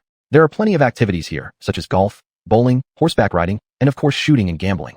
All kinds of exciting activities. What sort of activity do Master Lin and young Master Xiao prefer? Lin Qing smiled. Let's try horseback riding and shooting. She had yet to attempt shooting. Although she had deflected bullets before, she hadn't touched a gun. Trying out Earth's weapons seemed like a good idea. Gu Lufeng raised an eyebrow. Who would have thought Master Lin? You also enjoy thrilling activities. Let's go then. I'll take you to the shooting range first. It's closer. The four soon reached the shooting range. When the manager learned that young Master Gu had arrived, he immediately arranged a VIP shooting field for them. Young Master Gu wasn't an ordinary person. He was the son of one province's wealthiest man. Medicine Valley, as one of the pillars of one province, held assets worth billions, and many people sought favor with this ultra-wealthy second-generation heir. Gu Lufeng looked at Xiao Muting and said, Young Master Xiao, I assume you're quite familiar with shooting. Xiao Muting smirked, Certainly. How could the child of a military family not know how to shoot? Not only was he familiar with it, but he was highly skilled. Why don't we have a competition? Gu Lufeng maintained his sly grin. Sure, how do we compete? Xiao Muting asked. The winner will agree to fulfill one condition set by the loser, Gu Lufeng said softly. Xiao Muting hesitated. What if the loser requested the recipe for Huan Yin Dan? What would he do? Of course, I'd only propose something you're capable of doing. I wouldn't force you into anything unreasonable, right? Could it be that young Master Xiao is afraid? Gu Lufeng mocked. Xiao Muting still couldn't make up his mind. At this point, Lin Qing interjected. All right, we'll take your bet, but I want to join the competition too. Gu Lufeng raised an eyebrow curiously. What? Could it be that Master Lin is actually a shooting expert? Lin Qing replied calmly with a faint smile. Not exactly. I've never tried shooting before. Xiao Muting subtly signaled Lin Qing with his eyes, implying that she shouldn't agree to the contest. He felt that the other side had an ulterior motive. Lin Qing clearly understood what he meant, but she didn't care. In her opinion, all cunning schemes pale before absolute strength. Life was so dull. Having some schemers come to stir things up wouldn't hurt. It would liven life up a bit. Gu Lufeng didn't believe Lin Qing's words. He felt the other side wanted him to underestimate them, but he wouldn't fall for the trick. Subsequently, he began selecting a gun and preparing for the competition by getting familiar with his marksmanship. Lin Qing walked to Xiao Muting's side, asking him to teach her how to shoot. You really haven't touched shooting before? Xiao Muting questioned. I truly haven't, but I think I'll learn quickly, Lin Qing responded. Lin Qing, this time you're being too reckless. Gun skills aren't something you can acquire by briefly learning. They require years of practice. I know you're strong, but in shooting, you're definitely a novice. Moreover, I feel that Gu Lufeng isn't simple either. His move today must be deliberate, probably plotting something sinister. Xiao Muting expressed his concerns. Rest assured, I'm confident I can win. All cunning schemes are powerless against absolute strength. You need to have faith in me, Lin Qing said self-assuredly. Though she hadn't touched a gun before, for a cultivator, given a pebble, she could hit a bird flying kilometers away. How much more so, with shooting at a distance of only hundreds of meters? Once she became familiar with the method of shooting, there would definitely be no problem. Xiao Muting saw Lin Qing's inexplicably confident expression and helplessly shook his head, thinking to himself, "It seems that I must win this round to stop all of their plots." Subsequently, he earnestly taught Lin Qing how to practice her marksmanship. Pistol shooting was divided into several parts: stance, grip, aiming, trigger control, breathing, and follow-through. The three-point alignment rule means focusing on aligning your eye, the front sight post, and the shooting target on the same horizontal line. When aiming, you must consider both air resistance and light effects, which is why instead of directly targeting the center of the bullseye, you aim for the bottom edge of the tin ring to increase your chances of hitting it.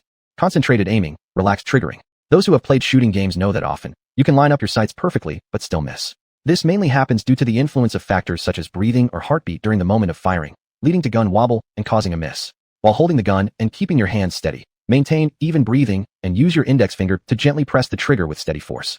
Through Xiao Muting's explanation, Lin Qing understood the steps of shooting. At the same time, he told her the precautions she needed to take. She then picked up a gun and casually fired one shot according to what Xiao Muting had explained. A bang echoed as the bullet shot towards the target. Looking at the score indicated by the rings on the target, Xiao Muting exclaimed in surprise, "You actually hit 9 on your first shot. It's unbelievable." Lin Qing, not fully satisfied, remarked, "Sorry, my hand was trembling. I didn't hold it steady enough." "That means you hit it by chance, right?" Xiao Muting said, half laughing and half crying. Chapter 113, Victory.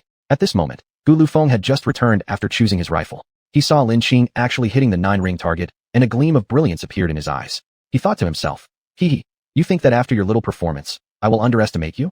Saying your hand was shaking but still hitting the 9-ring, try shaking it again." However, even though Master Lin was skilled, he believed he could still win. For him, who loved excitement, shooting and horse racing were both specialties. His record for hitting the 10-ring mark in shooting was high, and even if he participated in a shooting competition, he would win the championship. Who would have thought the other party chose these two events? Truly, there's a path to paradise and you refuse to take it, and instead break into hell where there is no door. Gu Lufeng said slyly. Ha ha ha, didn't expect Master Lin to also be a shooting expert. Looks like today I'll have fun. Lin Qing helplessly replied. Can't call myself an expert. I'm really a beginner. Gu Lufeng glanced at Lin Qing's innocent demeanor and muttered internally. I trust you as much as I would a ghost. Xiao Muting, observing the tension between them, said, How should we compete? Gu Lufeng replied. We each get 10 bullets. Whoever scores the highest total number of rings wins, right? Lin Qing smiled. Fine. Then let's begin. Who goes first? Asked Gu Lufeng. It's better to draw lots. That way it's fairer, suggested Xiao Muting. Subsequently, the three prepared to draw lots. They created 3 opaque slips of paper and wrote the numbers 1, 2, and 3 on them. Whichever number was drawn decided their order. Gu Lufeng spoke up. Master Lin, you go first, ladies first. I won't hesitate then. Lin Qing lightly laughed. To others, this seemed very fair, but it overlooked her natural advantage, spiritual awareness.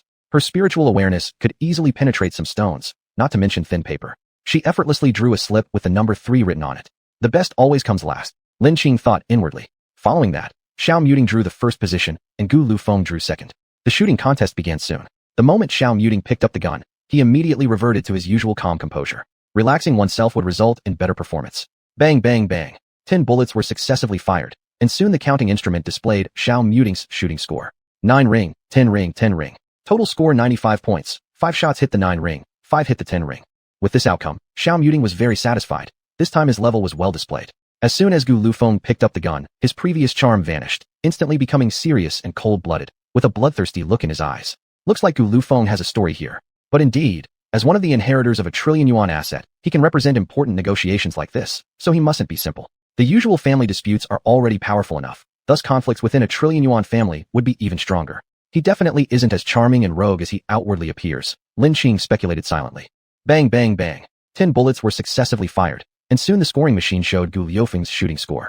10 ring, 10 ring, 9 ring. Total score 99 points. 1 shot hit the 9 ring, 9 shots hit the 10 ring. Upon putting down the gun, Gu Lufeng restored his usual charming rogue pose. He burst into laughter. Ha! Young Master Xiao, thank you for conceding. Xiao Muting's face darkened, never imagining how incredibly skilled Gu Lufeng was at shooting. However, he wouldn't harm Lin Qing, even if losing his credibility. Lin Qing giggled. Young Master Gu, aren't you celebrating too early? I haven't competed yet. Watching Lin Qing, Xiao Muting pondered silently. To defeat Gu Lufeng is incredibly difficult unless all hits are the 10 ring. Even a sharpshooter finds that tough, let alone Lin Qing, a beginner. Even a marksman from the military can't guarantee perfect accuracy all the time. Lin Qing casually picked up the gun, walked to the shooting position, and lazily raised it. Seeing her posture, Xiao Muting shook his head, thinking, didn't I tell her the stance needed to be correct? How could she achieve good results with such a lazy posture? Gu Lufeng's sinister smile deepened, convinced of his victory at this point. Bang, bang, bang. 10 bullets were successively fired. The scores hadn't come out yet, but Xiao Muting and Gu Yunhui stared wide-eyed. Soon, the scoreboard revealed Lin Qing's score. 100 points, 10 shots, all hitting the bullseye. Gu Lufeng was lazily yawning, and upon seeing this scene, he gasped.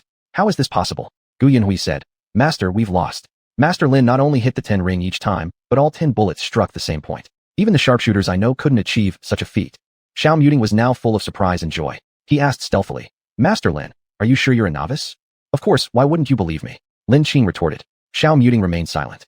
Who would believe this? A shooting novice, yet surpasses even the sharpest of shooters. Gu Lufeng quickly recovered from his shock, and though somewhat discontent, he still maintained composure on the surface as he said, Who would have thought that Master Lin is actually an ace marksman? Truly respectful. Lin Qing laughed. I told you I'm a beginner, whether or not you believe it. But I'm a genius. Anyone who competes with me is bound to lose. Gu Lufeng smirked wickedly. Alright, this round's yours. Next up is horse racing. Hope you won't disappoint me. Certainly. Even though I've never raced before, I'm confident I'll learn quickly, Lin Qing grinned. Though she hadn't participated in any horse races, she had ridden mythical beasts. She didn't think riding horses would be harder than riding those. Recalling how she once rode a flying mystical creature soaring through the skies freely and gracefully, she couldn't help yearning for those moments. She subconsciously missed her previous level of accomplishment, wishing she could return to it. This time, Xiao Muting had full confidence in Lin Qing. So what if she's a beginner? Lin Qing, with her freakish talent, doesn't play by the usual rules. On their way to the racetrack, Lin Qing received a text message from Jiang Beichen. What are you up to, baby? Jiang Beichen asked. Just learned shooting. Lin Qing's fingers danced over her phone screen. Not thrilled about it. Why? You didn't ask me to teach you, and I'm quite envious of whoever did. Jiang Beichen frowned slightly. Huh? That person just explained some basic principles, then I mastered it quickly. Lin Qing sighed in resignation. Chapter 114, Picking Horses. At this moment, the sky was clear and sunny, but it was still a bit cold because it was winter.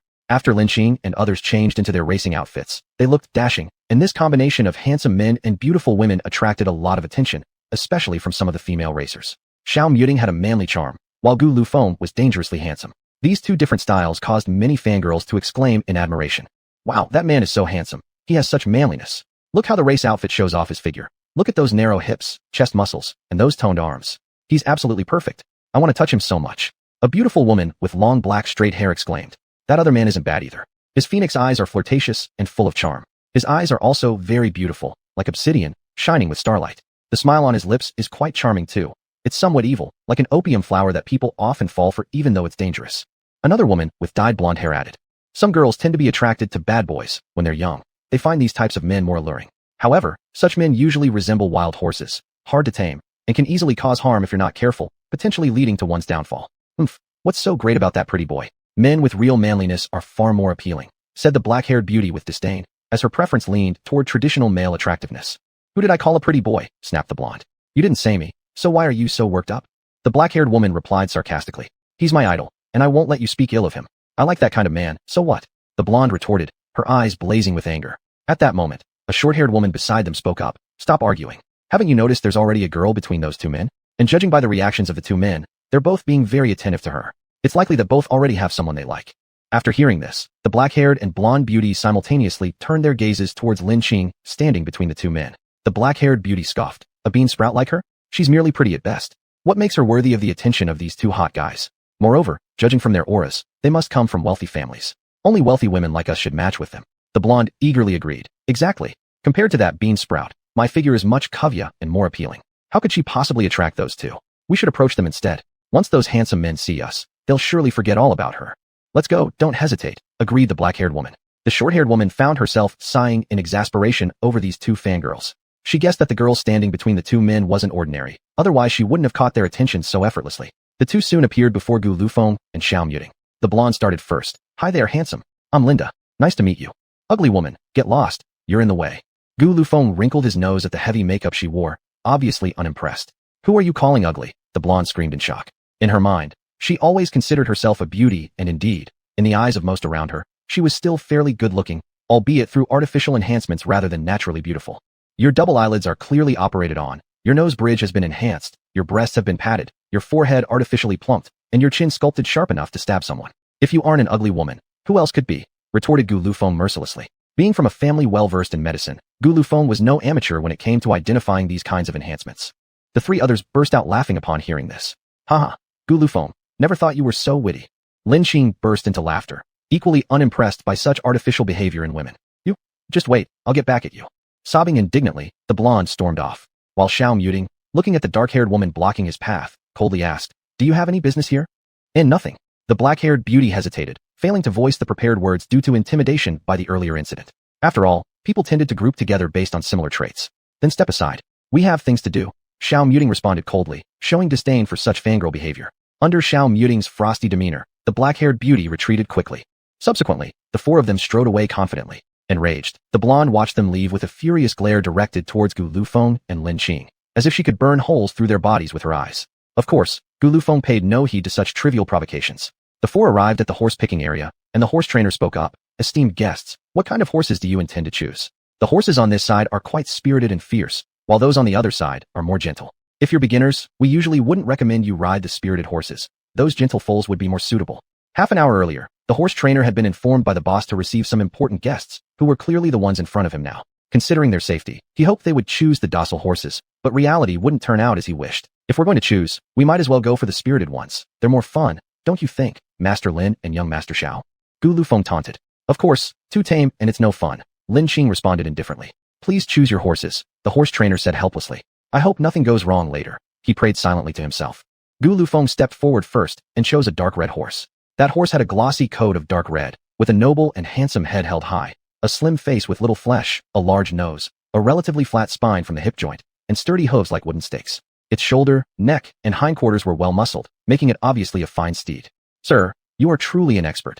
This horse should be the best one among all here." The horse trainer couldn't help but commend his sharp eye. Xiao Muting then chose another horse as well, which, though not as excellent as the one Gu Lufeng picked, was still an exceptionally good horse. By contrast, Lin Qing walked up to a horse with matted fur, somewhat thin and weak, and lethargic in appearance. She said firmly, "I want this one." The horse trainer quickly advised her, "Miss, there's something wrong with this horse. It doesn't move much usually, but when it does, its temper is extremely volatile. I suggest you choose another one. If you really don't know how to pick, I can choose one for you." "No, I want this one," Lin Qing insisted resolutely. Chapter 115, Horse Racing. Even Lian Gaianhui chose a horse to join the race with the three of them. The horse Lin Qing selected was not an ordinary one. It was a dragon horse, a horse with the bloodline of the king of horses. As a dragon horse, it should have been galloping freely on the grasslands, head held high and stepping proudly. But now it was imprisoned within walls, used as a plaything for races. How unwilling it must be. The ordinary horses around it even took pride in winning their master's favor, looking down on it, so full of servility. Its lazy appearance was due to its disdain for being a pet, seeking affection. As a dragon horse, it had its own pride. Lin Qing saw its extraordinariness from its extremely arrogant gaze. She transmitted her voice to it. "Do you want to regain your freedom?" "What do you mean?" The dragon horse replied, confused. "Help me win the race, and I will set you free," Lin Qing transmitted. "You? How can you understand my meaning?" the dragon horse asked, astonished that this human could communicate with it. It liked the natural aura emanating from this person. The dragon horse nudged Lin Qing's arm with its head and said, "Are you serious about this?" "Certainly, a gentleman's word is hard to retract." Lin Qing smiled faintly, and the dragon horse detected an extraordinary beauty in her smile. Perhaps it was mistaken, or perhaps it just longed for freedom too much. After communicating, Lin Qing prepared to mount the horse. The horse trainer reminded her, "Miss, be careful. If it doesn't work out, get off quickly." This dirty-looking horse wouldn't let anyone ride it before. Once someone did, it went crazy and wouldn't stop jumping. Lin Qing smiled and said, "How about we make a bet? If it lets me ride, your racetrack sells it to me at your original purchase price." I cannot make this decision. Our manager has to decide," the trainer replied. "Then go talk to your manager right away," Lin Qing said calmly. "Okay." The trainer immediately called the manager.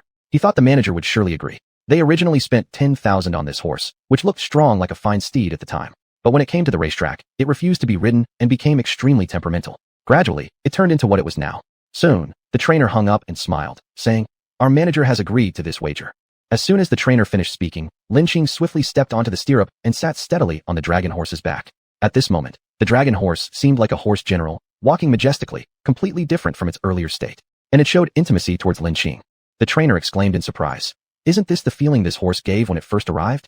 Lin Qing narrowed her beautiful large eyes and said, "This horse belongs to me now, and you must not change your mind." The trainer said, "We certainly won't. I'm just curious why this horse changed its attitude after meeting you." Lin Qing smiled and said, "Fine steeds are common, but good judges of horse quality are rare. Perhaps it feels I am its judge, understanding it." Hearing Lin Qing's words, the dragon horse neighed loudly, expressing agreement. With the sound of a gunshot, the race began. The four horses rushed forward bravely, beginning an intense competition. Initially, the dragon horse was running last while the chestnut-colored horse chosen by Gu Lufeng was leading, making him very proud. He thought silently, "Even if you're the judge of this horse, what can you do? Their sizes and strength are evident here. How could that thin horse compete with my sturdy one?" Although Lin Qing's horse was behind, the gap between the four wasn't great. The dragon horse ran at a leisurely pace, as if saying, I'll save some energy now and surpass all of you later. The chestnut-colored horse initially ran incredibly fast, then gradually slowed down, as if saying, even if I slow down, none of you can overtake me. Xiao Mutant's and Gu Yunhui's horses, one black and one white, were neck and neck, hooves kicking up dust and sand, striving against each other. In the final few hundred meters, the seemingly frail dragon horse suddenly sped forward like a frenzied lion. Its speed increased significantly, faster even than the chestnut-colored horse's initial speed. When the dust settled, the dragon horse narrowly beat the chestnut-colored horse by half a body length. Immediately, Gu Liufeng's face darkened. Had he lost by a wide margin, he might have accepted his defeat willingly, but with only a slight difference, how could he be content? Still, no matter how discontented, he had to admit that he had lost. It seemed impossible for him to use this matter as an excuse to make a request to Master Lin. Therefore, he could only directly bring up the idea of cooperation. At this moment, Gu Lufeng had to admit that this Master Lin was no ordinary person. If they won once, it might be due to luck, but if they won twice in a row, then it wasn't just about luck, especially since these were his strong suits. Gu Lufeng said, I'm sorry I lost. You can ask me for a favor within my power. Lin Xing responded, I've heard that your Medicine Valley has millennium-old magical herbs. My condition is that you give me several plants of those millennium herbs. What? That's something I cannot do. Although I am one of the successors of Medicine Valley, those millennium herbs are the treasures guarding our valley. Their fate cannot be decided by me. Gu Lufeng explained truthfully. Those herbs were indeed precious treasures of the Valley Master. It was not just about giving them away. Even touching them would require special permission. Lin Xing smiled faintly and said, So what you mean is that there are more than one millennium-old magical herb in your valley? Gu Lufeng helplessly shook his head, silently acknowledging, always pretending to be the clever fox, yet today being outfoxed. He hadn't realized that his careless remark had revealed that there were multiple thousand-year-old herbs in the valley. Change the requirement then. Gu Lufeng replied, If you have time, take me on a tour of your Medicine Valley. I've heard that there are many types of medicinal herbs in the valley, and I've always wanted to visit. Lin Xing suggested. She was not interested in the less-aged herbs. Her true goal was those millennium-old magical herbs, which she intended to quietly smuggle out. However, first, she needed to have access to them. She thought that if these herbs were still kept and used, it meant that even the current master of the Medicine Valley didn't know how to properly process them. This lack of knowledge was common when it came to high-level alchemy techniques. The herbs would be better used as her cultivation resources rather than wasted in the Medicine Valley. No problem. Gu Lufeng considered for a moment and agreed. Chapter 116, Talks Breakdown. After the horse race, it was dinner time. They returned to the private room, enjoying their meal while starting to discuss cooperation matters. Lin Xing asked indifferently, How do you plan on cooperating? Gu Yanhui spoke up first. We want to collaborate with you on research of the Huan Yen pill and Bu Qi pills to develop health supplements for common people. If we manage to produce something effective for ordinary people, I think it would certainly cause a huge stir in both the beauty and health industries. Perhaps with these two products, we could enter the ranks of the world's billionaires. Although Medicine Valley had substantial assets, it was still ranked outside the top 100 in the world's billionaire rankings. Medicine Valley also had its own ambitions. Lin Xing raised an eyebrow and smiled. Oh, how exactly do you plan to cooperate? She knew better than anyone else about the value of the Huan Yen pill and the Bu Qi pill. She had previously mentioned this matter to Xiao Muqing. If the conditions offered by the other party were reasonable, she might just give them a chance. Gu Lufeng continued to smile slyly. Let's split 80 to 20. Sales and R&D are handed over to us, and you will participate as a technical shareholder. He thought he had shown sufficient sincerity. After all, they were talking about just a formula. Based on previous behavior from Medicine Valley, he would have directly offered to buy out the formula outright. Through his interaction with Lin Xing earlier, he realized she was not an easy person to deal with. So even if the other party didn't agree, he was willing to offer a 2% stake in exchange, knowing that wealth generated by this share alone would be quite astonishing. Oh, 80 for me and 20 for you. Lin Xing questioned. How can that be? Of course it's 80 for us and 20 for you. Gu Yanhui replied.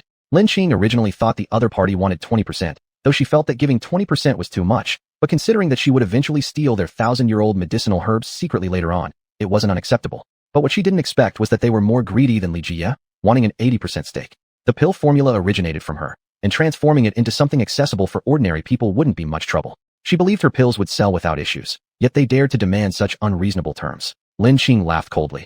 I already think giving you 20% is too much. It seems our cooperation is not going to happen. Gu Yunhui's face changed drastically at this point. He hadn't expected the girl before him to be so shrewd. But what good would shrewdness do without power?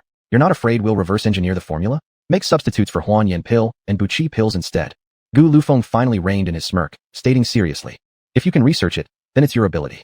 Lin Xing said faintly, showing complete nonchalance. Lin Xing had seen the quality of the pills produced by Medicine Valley. It was rudimentary at best. Their pills weren't even as good as the waste pills she made. At this level of pill refinement, expecting them to discover the secret behind the Huan Yen pill or Bu Qi pill formulae was like daydreaming. Don't be too obstinate. You must know this world isn't as simple as you imagine. Acting like this will only lead to great losses. This pill formula, our chief already announced it as acquired, you'd better cooperate with us properly. This way, you'll still gain considerable benefits. Otherwise, even if you have the formula, if the pills don't sell, it's all for nothing, Gu Yunhui warned earnestly, pretending to be genuinely concerned. And how exactly will you stop my pills from selling? Lin Xing's lips curved upward into a wicked smile, dark storms brewing in her eyes. There are plenty of ways. Find a few patients and say there's something wrong with your Buqi pills. Gather some people claiming facial disfigurement due to the Huanyan pill, fake some medical certificates, spread this information around, and have authoritative departments back me up. We'll see if your pills still sell then. Gu Yunhui explained smugly, completely unaware that Lin Qing's expression had darkened. So your meaning is the strong dominate, right? Lin Qing sneered. Of course. Medicine Valley isn't merely about selling medicine. We're also a sect. Not to mention our leader's abilities reaching the peak of hidden force strength. Our supreme elder is an accomplished master warrior. In recent years, many powerful figures have sought medicine from us. This shows our extensive network. Do you really think this is something you can offend? Gu Yunhui mocked coldly. Xiao Muting saw the look in Lin Qing's eyes and silently shook his head. This Gu Yunhui was practically asking for death by discussing domination with Lin Qing. In my opinion, all the things you so-called Medicine Valley treasures are insignificant. As for the so-called domination by the strong, if I am powerful enough, why should I fear anyone else's connections? Who dares battle with death? When the tree falls, the monkeys scatter. Have you ever heard that saying? No matter how formidable, I will destroy all obstacles with one strike. Lin Qing smirked slyly. You're arrogant. Gu Yunhui angrily retorted. He had initially thought that the Lin master before him was wise, but it seemed she was nothing more than an arrogant individual. True, she possessed some talent, but so what? Throughout history, many geniuses have met with unfortunate ends. Those who prosper know how to read the times. Please convey a message to your Valley Master. Advise him to stop now. Otherwise, I, Lin Qing, will surely invade Medicine Valley and give him a taste of his own medicine, teaching him why roses are red. Lin Qing coldly sniffed. You said your name is Lin Qing?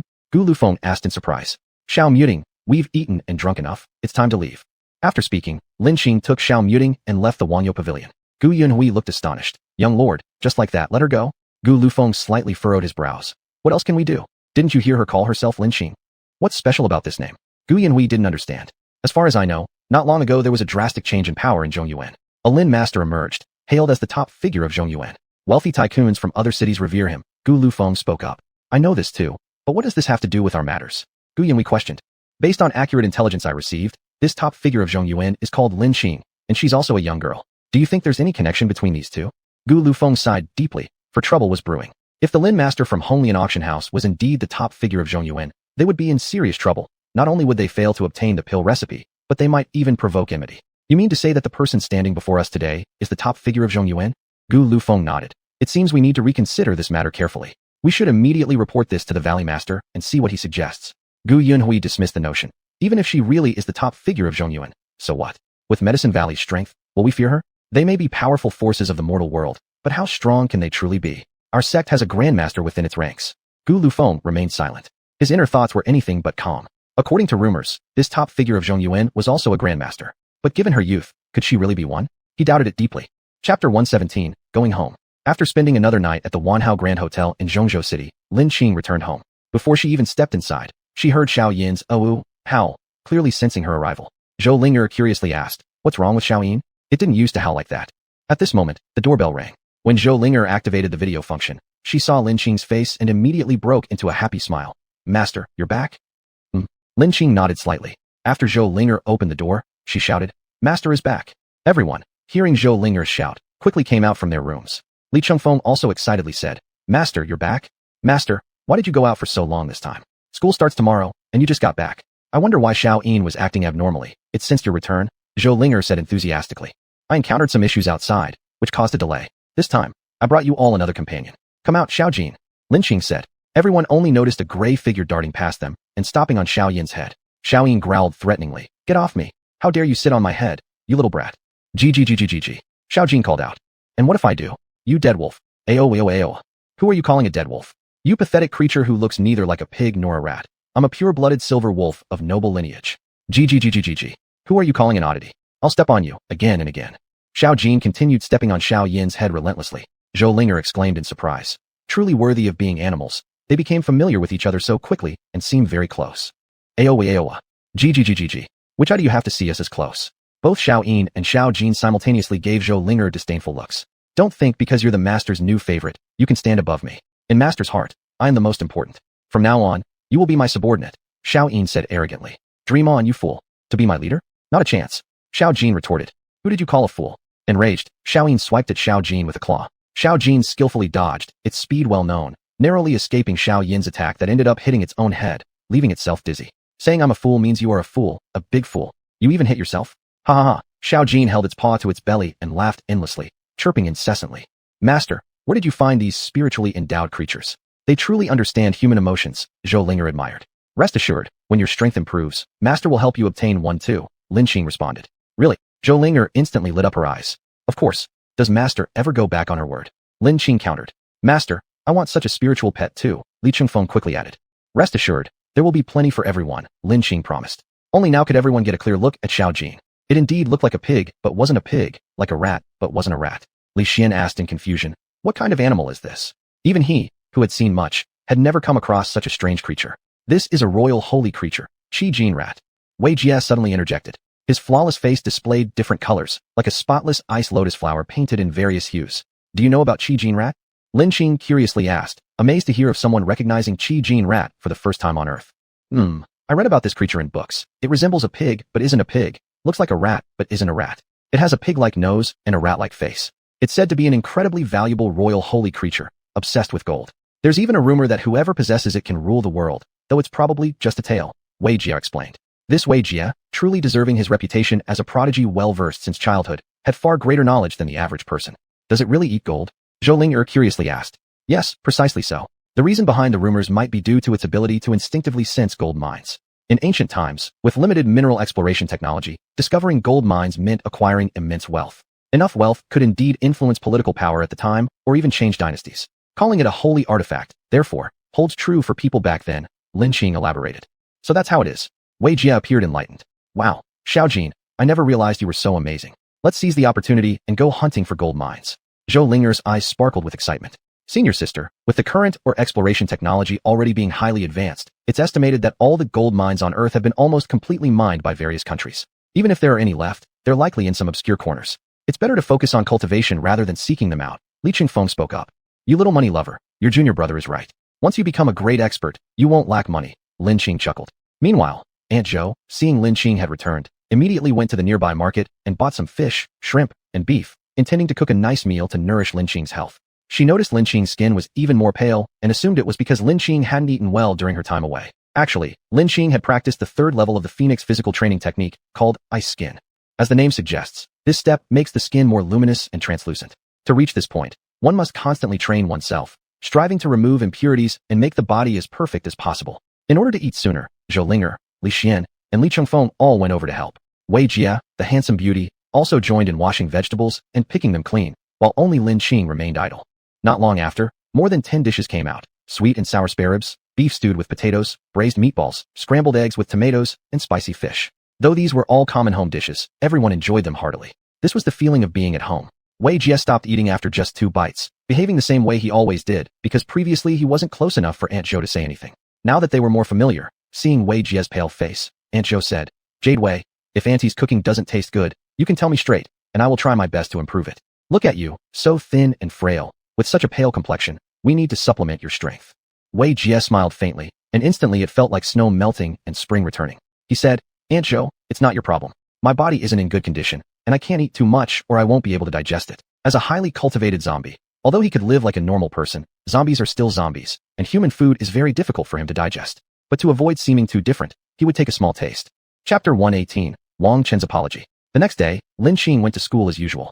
As soon as she entered the classroom, Lu Yuanyuan hugged her and said, Deskmate, it's been so long. I've missed you to death. Lin Qing laughed and said, Yuanyuan, it looks like you had a great new year. What do you mean? Lu Yuanyuan asked in confusion. It seems like your figure has become even more plump. Lin Qing chuckled lightly. All right then, Lin Qing, now you're making fun of me. I'll tickle you, and see if you dare call me fat again.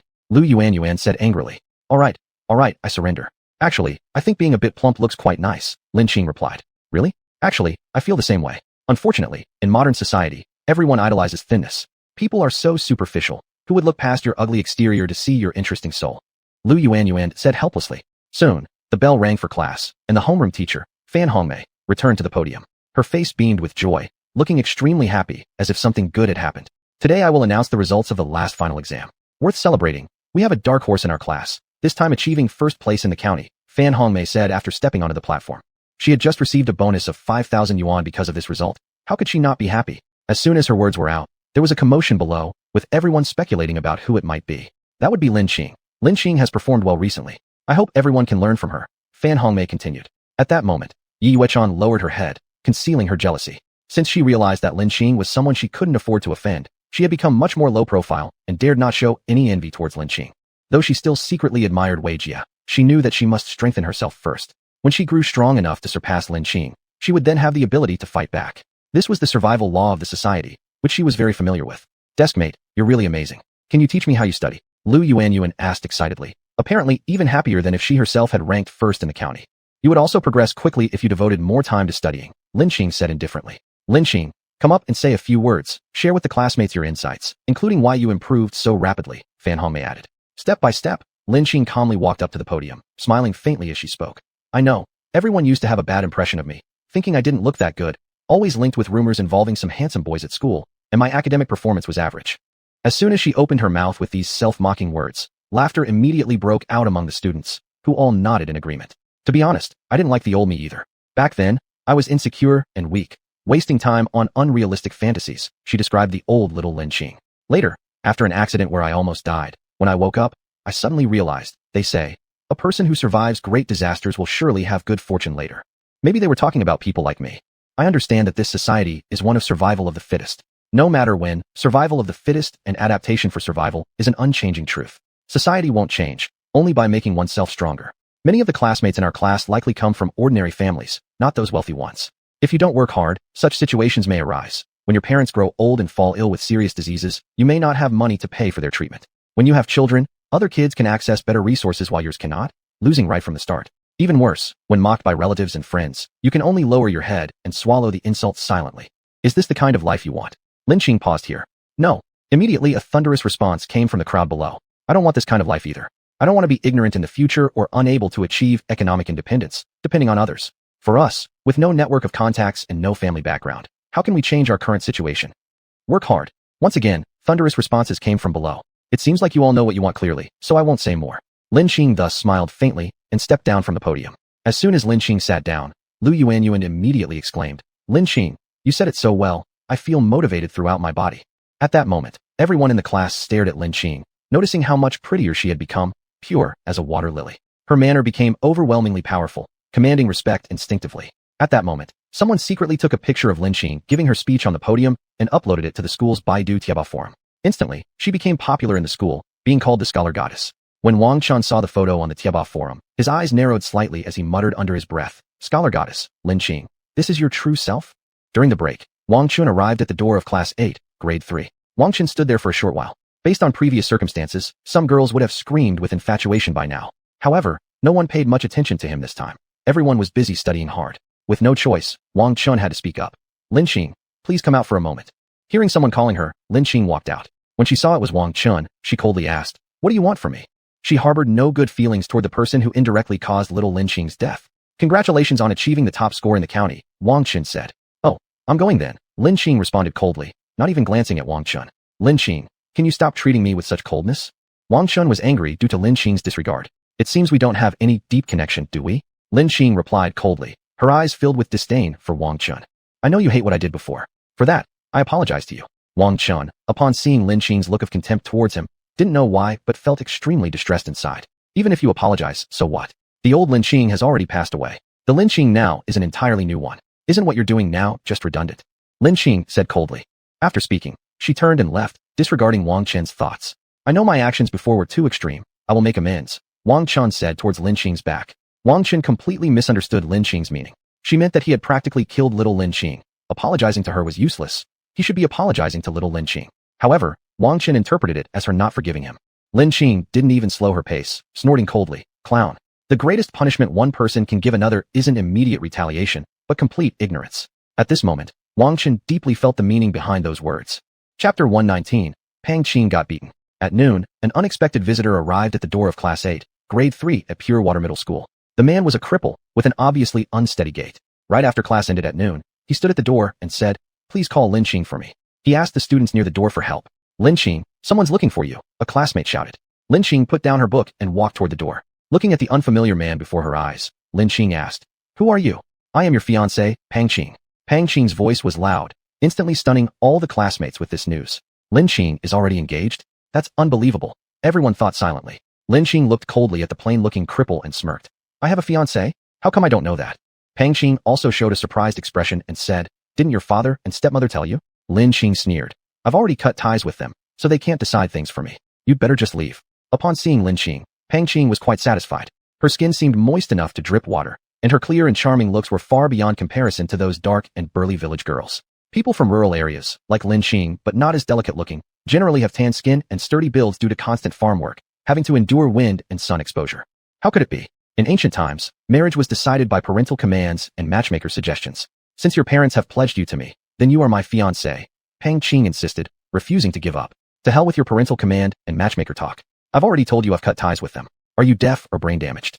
Lin Qing exploded in anger, cursing loudly. Why do you curse?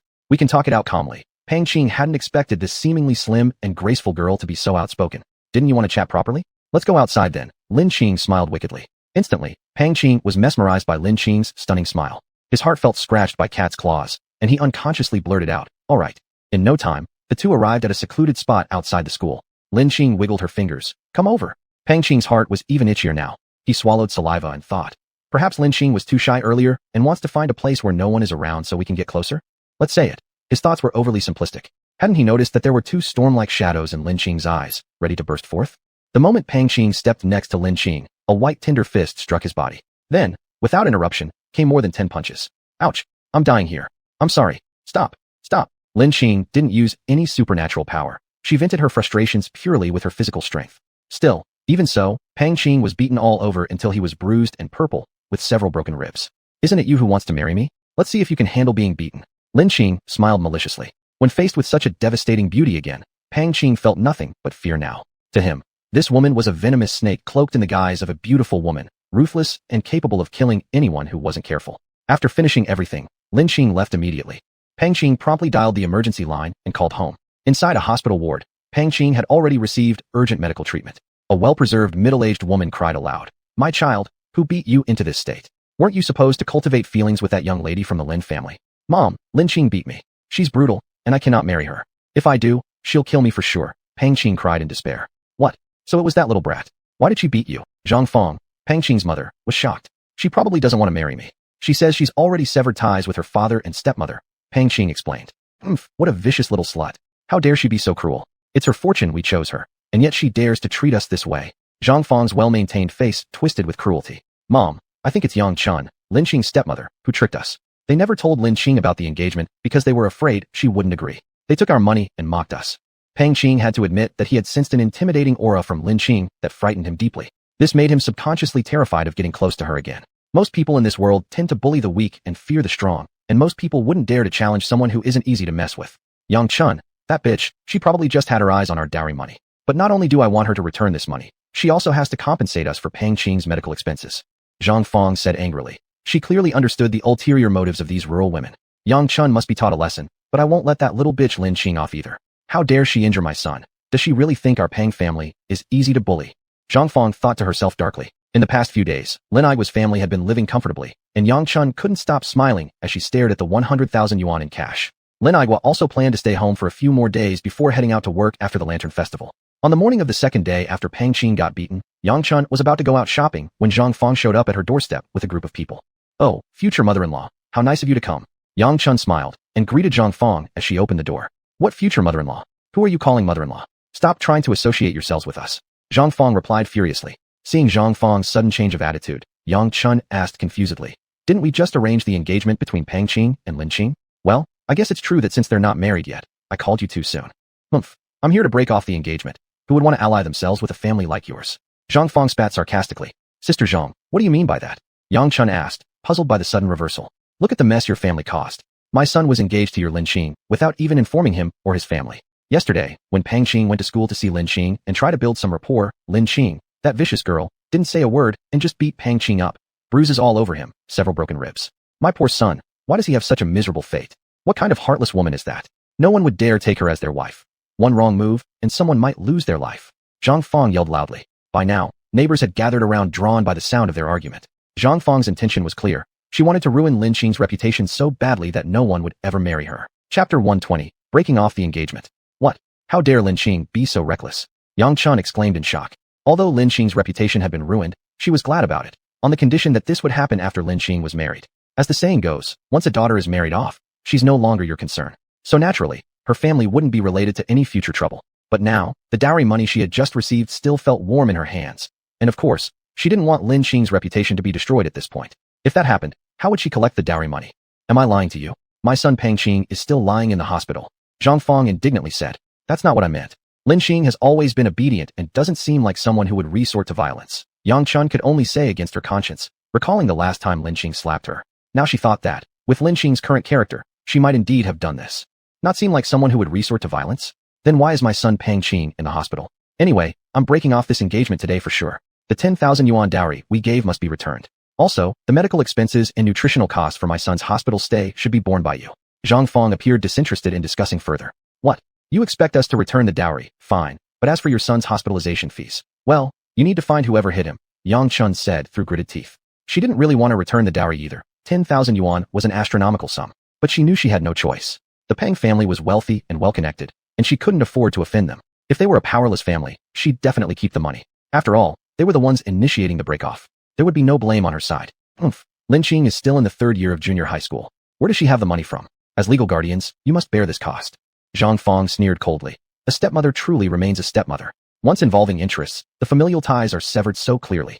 Do you have any evidence that Lin Qing assaulted him? Yang Chun asked.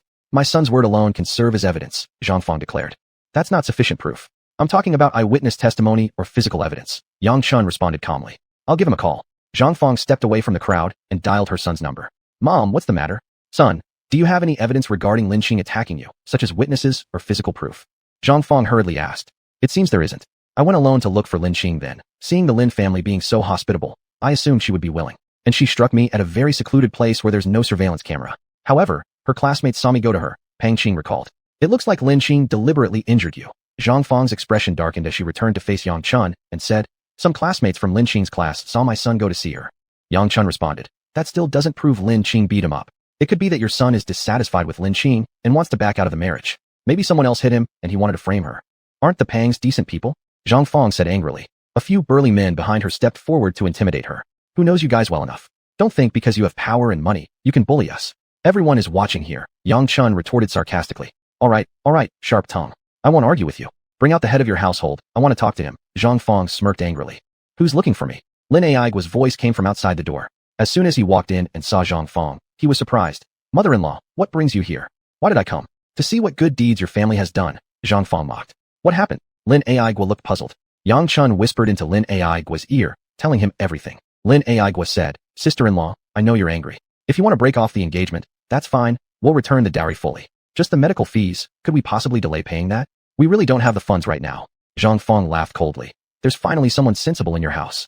Dowry money, you must return immediately. Regarding medical and other expenses, you write a promissory note detailing when you'll pay it back. Lin Aigua asked, how much compensation do you require? 10,000 yuan is reasonable enough, Zhang Fong replied. What? That's too much. Lin Aigua exclaimed in surprise. He earned less than that in a year. How much is too much? My son had several broken ribs. Do you know the saying, injury to muscles and bones requires 100 days? Calculate the cost of those 100 days carefully, and you'll understand. I'm cutting down the amount considerably, given Lin's understanding and our poverty. Zhang Fong scanned around Lin Aigua's house, mocking him. Yang Chun shook her head slightly at Lin Aigua and whispered, Aigua, don't pay. Lin Qing got herself into this mess. Let her solve it on her own. Lin Aigua looked disappointedly at Yang Chun and said, Chunner, how have you become like this? Lin Qing is still my daughter after all. How can I ignore her? After speaking, Lin Aigua ignored Yang Chun's advice, wrote an IOU to Zhang Fong, and returned the dowry money that they had received from the Pang family. Holding the 10,000 yuan in dowry money and the IOU, Zhang Fong left satisfied. As soon as everyone departed, Yang Chun erupted. Lin Aigua, how could you agree to compensate them for medical fees? They're just taking advantage of us. What can we do? The Pang family has considerable influence in Pingshan County. What if they cause us trouble? And what if something happens when I'm not around? How will you cope? Lin Aigua furrowed his brows and replied. So you were thinking of us, darling. Yang Chun put on a look of deep emotion, but secretly despised Lin Aigua's cowardice. At that moment, the front door of the Lin residence opened without the wind. In the doorway appeared Lin Qing's radiant little face. What a sweet couple. Lin Qing mocked sarcastically. She had returned this time to settle accounts with them. Before, she had chosen to ignore them because she considered them mere ants, beneath her notice. Giving them too much importance would only lower her dignity. But ignoring them proved to be a mistake. These one or two insects kept wriggling and occasionally biting her. Now, they had truly irritated her. If she didn't retaliate, they'd continue to see her as an easy target. How dare you show your face here again? Lin Aigwa thundered upon seeing Lin Qing. Why shouldn't I return? Lin Qing sneered coldly. Why did you attack Pang Qing? Lin Aigwa shouted angrily. Who allowed you to arrange my marriage? I already told you I want nothing more to do with you. Lin Qing sniffed. Lin Qing, how dare you speak to your father like that? Your father just paid 10,000 yuan to resolve the situation caused by your assault. Yang Chun responded through gritted teeth, while putting on a false facade of sympathy toward Lin Qing. Even though inside, she hated Lin Qing for ruining her chances at financial gain. Do you even have a face left to come back here? Lin Aigwa barked. Why shouldn't I return? Lin Qing coldly retorted. Why did you hit Pang Qing? Lin Aigwa roared again. How dare you arrange my marriage without my consent? Haven't I already made it clear that I cut ties with you? Lin Qing coldly huffed. Chapter 121, The Stepmother's Hidden Secret. You hypocritical woman, shut up. Lin Qing reprimanded. Lin Qing, how have you become like this? Have you gone astray because of outside influences? I heard from your aunt that you've been very intimate with some rich men. Lin Aigwa revealed a look of disappointment, indicating he could no longer manage his daughter. Lin Qing, if you admit your mistake and correct it, all will be well. Otherwise, you will regret it later. Yang Chun felt smug inside, but still maintained an appearance of concern for her. Who has the dirty mind here? Didn't I tell you to shut up? Since you won't stop talking, then I'll rip off your disguise and expose what kind of person you really are. Lin Qing said coldly. As she spoke, she cast a truth charm on Yang Chun, which turned into a flash of light almost unnoticed in broad daylight. The noise of their argument once again drew the attention of villagers who hadn't gone far. These people, aside from doing farm work, didn't have much else to do, so they enjoyed gossiping about other people's affairs, watching other families' dramas, uncovering their privacy as topics for discussion before and after meals. Lin Qing, you shut up. Your aunt has worked hard for this family since you were little. She took care of you, and yet not only do you fail to express gratitude, but you even defame your elder, Lin Aigwa said angrily. Ho ho, Mr. Lin Aigwa, don't you know? This wife of yours, who appears gentle and virtuous in your eyes, is not as simple as you imagine. She looked after me when I was young. It was already good that she didn't make me take care of her. How few were the times she didn't abuse me? Lin Qing replied coldly. If I abused you, so what? Who made you a burden? Who made you someone unimportant in this house? Yang Chun uncontrollably expressed her inner thoughts. Lin Aigwa stared at his wife in disbelief, as if he had just met her for the first time. Are you saying that when I wasn't around, you often abused Lin Qing? Lin Aigwa asked, looking oddly at Yang Chun. Of course. Washing clothes, cooking, doing housework, it was all her. She isn't my biological child. Why would I treat her well? Moreover, such free labor should be used or wasted. But half a year ago, her personality changed significantly. Before, she was timid and easy to control, but now, she's just like a debt collector, Yang Chun continued. That's not what I'm supposed to say. It's just what I think in my heart. Yang Chun struggled intensely within herself, but her body wouldn't obey her, exposing her dark side. Hearing Yang Chun's words, the surrounding people began discussing amongst themselves. This Yang Chun usually acts like a good stepmother, but it turns out she's two-faced. Isn't that right? When Lin Aigwa married Yang Chun, Lin Qing was only 4 or 5 years old, so pitiful. No wonder Lin Qing always looked malnourished with dry hair. Hey, did you hear how Lin Aigwa scolded Lin Qing just now? Oh, having a stepmother has also turned her father into a stepfather. Lin Aigwa heard the murmurs of those around him and felt his face burning with shame. Seeing this scene, Lin Qing then said to Lin Aigwa, do you think these are the only things Yang Chun has hidden from you? Do you know what she did before she married you? You don't, do you? She used to be a prostitute in Dongguan City. This was something Lin Qing overheard during Wang Meng'er's investigation of her family. Yang Chun's eyes widened. How do you know? With these words, it confirmed everything Lin Qing had said. You deceived me so cruelly. No wonder when we first started, you were quite skilled in matters of intimacy. It turns out you've slept with countless men, yet continued to pretend to be pure in front of me, making me treat you like a princess. Lin Aigwa glared at Yang Chun with hate. It was clear that the love he once had for her was now replaced with deep pain upon discovering the truth. Humph, do you think I wanted to marry you? If I hadn't been pregnant back then, another abortion might have made it impossible for me to ever conceive. I approached you because you were easy to deceive. And by the way, your son isn't even your biological child. Ha ha. Yang Chun's eyes bulged, seemingly resisting something, but unable to prevent herself from revealing these private details. The villagers, hearing this information, gaped in astonishment. They looked at Lin Aigwa as if he were foolish, starting to whisper among themselves. Turns out this Yang Chun is so treacherous. She was even a prostitute. She truly has no shame. From now on, we must avoid any dealings with her. What if she seduces our husbands? How would we handle that? This Lin Aigwa is also a fool. He gave up his previous gentle and virtuous wife, and ended up killing her in anger just to marry a fallen woman. Her son wasn't even the stepson as she had claimed. He's the real, illegitimate child. No wonder I've always felt that Lin Shangjin didn't resemble Lin Aigwa at all. They weren't blood-related after all. This Lin Aigwa has been raising someone else's son for over a decade. How selfless of him. A true cuckold indeed. Although the villagers spoke in low tones, their words still reached Lin Aigwa's ears, leaving him nearly fainting with rage. In the end, Lin Aigwa did not collapse, but his fists were clenched so tightly that veins bulged, and his eyes turned crimson red, like an enraged wolf ready to pounce. Smack! Lin Aigwa slapped Yang Chun hard across the face, knocking her to the ground. Blood trickled from her mouth. You slut! What have I done to deserve this betrayal? Lin Igua cursed. Ha ha ha, you've done nothing wrong. But to marry you, I killed Lin Qing's mother. What could she do but get out of my way? Are you regretful now? It's too late though, ha ha ha. Yang Chun laughed maniacally despite spitting out blood. Are you saying my mom was murdered by you? Lin Qing's gaze was lethal. Of course. I just wanted her to divorce back then, but she was stubborn and refused. In a fit of rage, I accidentally pushed her, and who would have thought she would fall down the slope? Yang Chun knew she was doomed, yet she couldn't stop recounting her misdeeds. You evil woman, how could I ever be attracted to such a worthless person like you? Lin Igua bitterly regretted his choices, feeling immense guilt as memories of his previous wife resurfaced. The ancients were right when they said, choose a spouse based on virtue, not beauty. Lin Igua yearned for the peaceful life he once shared with his first wife before Yang Chun came into his life. Without her interference, they might still have lived happily as a family. And now, it turned out that his son wasn't biologically his, and his daughter intended to sever ties with him. How utterly defeated he felt. Instead of reflecting inwardly, Lin Igua sought excuses externally, blaming others. But hadn't his weakness in resisting Yang Chun's allure led directly to this disaster? Ultimately, the problem lay within himself, too. Chapter 122, The Wicked Get Their Due. Upon hearing Yang Chun's words, Lin Qing's eyes glared at Yang Chun as if she were looking at a dead person. In little Lin Qing's memory, her mother was the most important person to her. She never imagined that her mother had been murdered, and so Lin Qing could not forgive Yang Chun easily. Such a malicious woman truly deserved no mercy. Subsequently, Lin Qing dialed 110. I want to report a crime. Yang Chun, the current wife of Lin Igua in Linsuan Village, Pingshan County, killed Lin Igua's ex-wife Zhang Yueping. Who are you? Came the questioning voice of a police officer from the other end of the line. I am Lin Qing, daughter of Zhang Yueping. The suspect is currently at Lin Igua's residence in Linsuan Village. After Lin Qing hung up the phone, the truth-telling talisman on Yang Chun lost its effect. As soon as Yang Chun realized she had returned to normal, she immediately shouted, Lin Qing, you despicable woman, how dare you harm me? She remembered that it was after Lin Qing arrived that she started behaving abnormally. Hence, the only person who could have caused her trouble was Lin Qing. Oh, how exactly did I harm you? Can I even control your speech? Unless those deeds were not done by you. Lin Qing coldly chuckled. Patriotism, my spirit temporarily went haywire just now. Similar to being under a spell. That wasn't what I intended to say. The child is yours, and Zhang Yueping was not killed by me. You know my character. I wouldn't even dare to kill a chicken, let alone a person, Yang Chun said pitifully once again.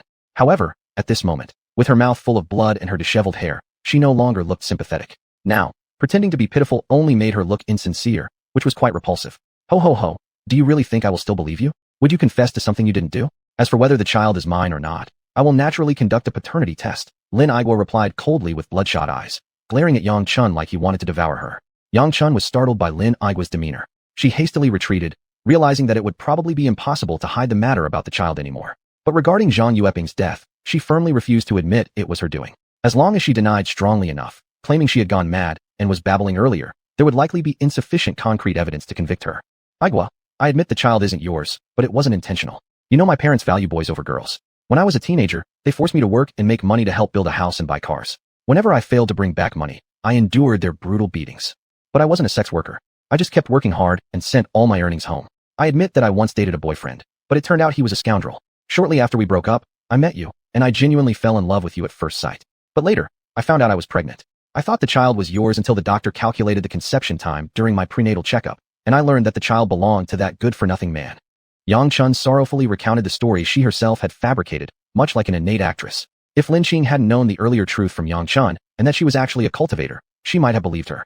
But by the time you and your family found out I was pregnant and eagerly anticipated the arrival of this child, I decided to keep the baby. It was because I loved you too much and wanted to marry you that I didn't abort the child. Meanwhile, I dared not reveal the truth for fear you would despise me. Are these words true? Lin Igua frowned deeply. Of course. If any of what I said was false, may I die a miserable death. Yang Chun swore, disbelieving in the efficacy of such oaths. The blood red in Lin Igua's eyes finally faded somewhat. He hated her as much as he once loved Yang Chun. At this point, though aware of some inconsistencies in Yang Chun's story, he still chose to blindly believe her since he couldn't accept his own failure. Clap, clap, clap. That was a splendid performance indeed, Yang Chun. You're such a great actress. You should have become one, especially one of those two-faced stepmothers. However, no amount of denial will save you because I recorded everything you said. Lin Qing applauded. Lin Qing, why must you frame me? Didn't you put a curse on me just now? Otherwise, how could I possibly say those things? I know you dislike me, but you shouldn't go to such lengths to drive me away by framing me. Yang Chun questioned indignantly. At this moment, Lin Igua watched Lin Qing with scrutinizing eyes, and the surrounding crowd also began to question curiously. Could it be that we wronged Yang Chun? Wasn't what you said before the truth? Why don't you swear an oath to heaven, saying that if you lied earlier, then may you be struck by lightning? Lin Qing sneered coldly. All right, if what I just said was false, then may I be struck by lightning. Yang Chun raised her right hand and appeared completely at ease. However, As soon as she finished speaking, an unexpected thunderclap roared through the clear sky. With a boom, the sound echoed directly above Yang Chun's head, and instantly she was struck down. Her entire body turned pitch black as she lay unconscious on the ground. Looks like Yang Chun isn't a good person at all. Heaven itself won't let her off. Yeah, I almost believed her before, but who would have guessed how sly she really is? Truly, evil will be repaid with evil. It's not that there's no retribution, it's just a matter of time. Most people in the countryside were still somewhat superstitious, and seeing Yang Chun being struck immediately after making her oath, they grew even more convinced that she had committed many wicked deeds. What they didn't realize was that there was a cultivator present. Lin Qing secretly manipulated her fingers, casting a small spell, which caused Yang Chun to end up like this. But Yang Chun wasn't dead, not yet. If a single bolt of lightning killed her, it would be too easy for her. At this moment, Lin Igua felt deeply regretful. He had almost fallen for Yang Chun's tricks again and believed her lies. Seeing Yang Chun lying lifelessly on the ground, scorched black, nobody dared to take her to the hospital. Who would dare defy the will of heaven? Before long, the police arrived. When they saw the woman sprawled out on the ground, her body charred, they asked, "What happened? Who is this woman?" "That's Yang Chun," someone replied. "What? Is she Yang Chun? How did she end up like this?" one of the officers questioned. "Sin brought her downfall. She was struck by lightning," muttered an old man ominously. "What? Why didn't you send her to the hospital?" asked the older officer. Clearly, they didn't believe the elder's explanation. "This is divine punishment from above. Who dares save her?" another middle-aged woman stated. The police were skeptical about Yang Chun being struck by lightning, but since everyone at the scene insisted, they set aside their doubts, thinking silently. How could there be thunder on such a clear day? Chapter 123, Investigating the Case. At this moment, Lin Shangjin returned. Seeing Yang Chun completely scorched, he incredulously asked, "Dad, what happened to Mom?" Lin Igua coldly looked at Lin Shangjin and said, "Don't call me Dad. Your mom got exactly what she deserved. She has sinned too much to live. Soon, you will accompany me for a paternity test." "Dad, what's going on?" "What?" Lin Shangjin asked in confusion. "It's not even certain if you are my son. We'll go to the hospital with your mother later for identification. Ask her about your doubts." After everyone's account, the police finally determined that Yang Chun had indeed been struck unconscious by lightning. Finally, the police had no choice but to send Yang Chun to the hospital. After all, she was still just a suspect and hadn't been formally charged yet. Furthermore, her statements would be needed during subsequent interrogations. As Yang Chun was taken away, Lin Qing let a cluster of yin energy to her body. "Since you have such a thick skin, I'll see how stubborn you remain when faced with those you've killed in your hallucinations," Lin Qing muttered to herself. After Yang Chun was sent away, a young policeman named Lu Yong who was rather handsome stayed behind to start asking questions about Yang Chun's collapse. Everyone began recounting their versions of events in cacophony. This Yang Chun is truly a wicked woman, acting one way on the surface and another in secret. Not only did she harm Lin Qing's mother, but she also mistreated Lin Qing. When Lin Qing was 4 or 5 years old, how pitiful it was. An elderly middle-aged woman with deep wrinkles exclaimed. She had always disliked Yang Chun, believing her to be nothing but a fake flower, someone who could pretend so well. Despite her annoyance, people in the village often praised Yang Chun, admiring her beauty, style, and kindness towards her stepdaughter. Now, she thought Yang Chun's true face had finally shown. "How do you know this?" Lu Yong questioned curiously. When Yang Chun was arguing with Lin Igua and Lin Qing earlier, out of anger, she admitted everything herself. She even said she pushed Lin Qing's mother down the slope. Also, Lin Igua's son Lin Shangjin isn't his biological child. She was pregnant with someone else's baby when she married Lin Igua. The middle-aged woman spouted forthrightly. One reason she held such grudge against Yang Chun was her husband's frequent ogling of Yang Chun with lecherous eyes. He kept comparing her to Yang Chun, saying Yang Chun was prettier, more feminine, and gentler, demanding that she learn from Yang Chun. Whenever she criticized Yang Chun, her husband accused her of jealousy. Now, she had her chance to let out her pent-up frustration. She enthusiastically described everything to the police. "What is your name, ma'am?" Lu Yong asked. "My name is Wang Ho-Hot." Wang Ho-Hot responded shyly, caught under the gaze of the handsome officer. "Is there anything incorrect in what Sister Ho-Hot said?" Lu Yong looked around the crowd. "Sister Ho-Hot is correct. Aunt Ho-Hot is correct. The wife of the Lin family household is correct." Everyone confirmed her words. "So why was Yang Chun struck by lightning?" Lu Yong continued questioning. After Yang Chun said those words, Lin Igua, furious over being cheated on and learning his son wasn't his biological child, slapped her harshly. Who wouldn't get angry in that situation? That slap left Yang Chun with bloodied lips. Maybe fearing from that blow, Yang Chun suddenly claimed she was cursed by sorcery, blaming Lin Qing. Wang Ho-Hot continued. "Really? Which one is Lin Qing?" Lu Yong asked. "I am." Lin Qing calmly responded. "You were the one who called the police? Why did Yang Chun say you harmed her?" Lu Yong asked. He hadn't expected Lin Qing to be such a gentle-looking young girl. "Yes, I made the call. Yang Chun has never liked me. Her barking like a rabid dog is entirely normal," Lin Qing sarcastically remarked. "That's right. We all saw it. Yang Chun didn't act controlled at all. It felt like long-repressed nature coming to light," Wang Ho-Hot added. "Please continue." Later, Yang Chun denied saying those things and pitifully recounted her version to everyone again, almost fooling us again. Then, Lin Qing challenged her to swear an oath. If she lied, she'd be struck by lightning. Without hesitation, Yang Chun raised her hand and swore the oath. Just as soon as her words were spoken, A bolt of thunder came out of nowhere, striking her to the ground. What? A bolt of thunder out of nowhere? The weather doesn't look like it would strike. Lu Yong was surprised. That's true. That's why we keep saying, Yang Chun committed so many sins that even heaven refused to let her go unpunished. Although Wang Hohot spoke until she was parched and her tongue dry, she was still beaming with joy. Firstly, the person she disliked had received her due punishment. Secondly, the events she witnessed today were incredibly dramatic. This incident would be enough material to fuel many of her pre- and post-meal conversations. At this moment, everyone around her nodded in agreement. Seeing that everyone's accounts aligned perfectly, even Lu Yong, who usually didn't believe in spirits or divine retribution, started to feel a bit skeptical. Could it really be true that evil is repaid with misfortune? Shaking his head vigorously to clear his thoughts, he reconsidered. There were several doubts here. One was, according to what everyone said, Yang Chun was an astute and highly emotionally intelligent person skilled at disguising herself. Someone capable of hiding their secrets for over a decade wouldn't possibly reveal deep-seated secrets simply because of a heated argument. 2. Why did Yang Chun get struck by lightning immediately after Lin Qing made her swear? Was there more to this situation than met the eye? Miss Lin Qing, do you have anything else to add?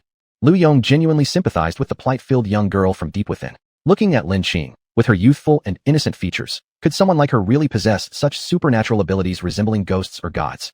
Lu Yong had also heard before that this world wasn't as simple as he imagined. It housed certain superhumanly powerful individuals.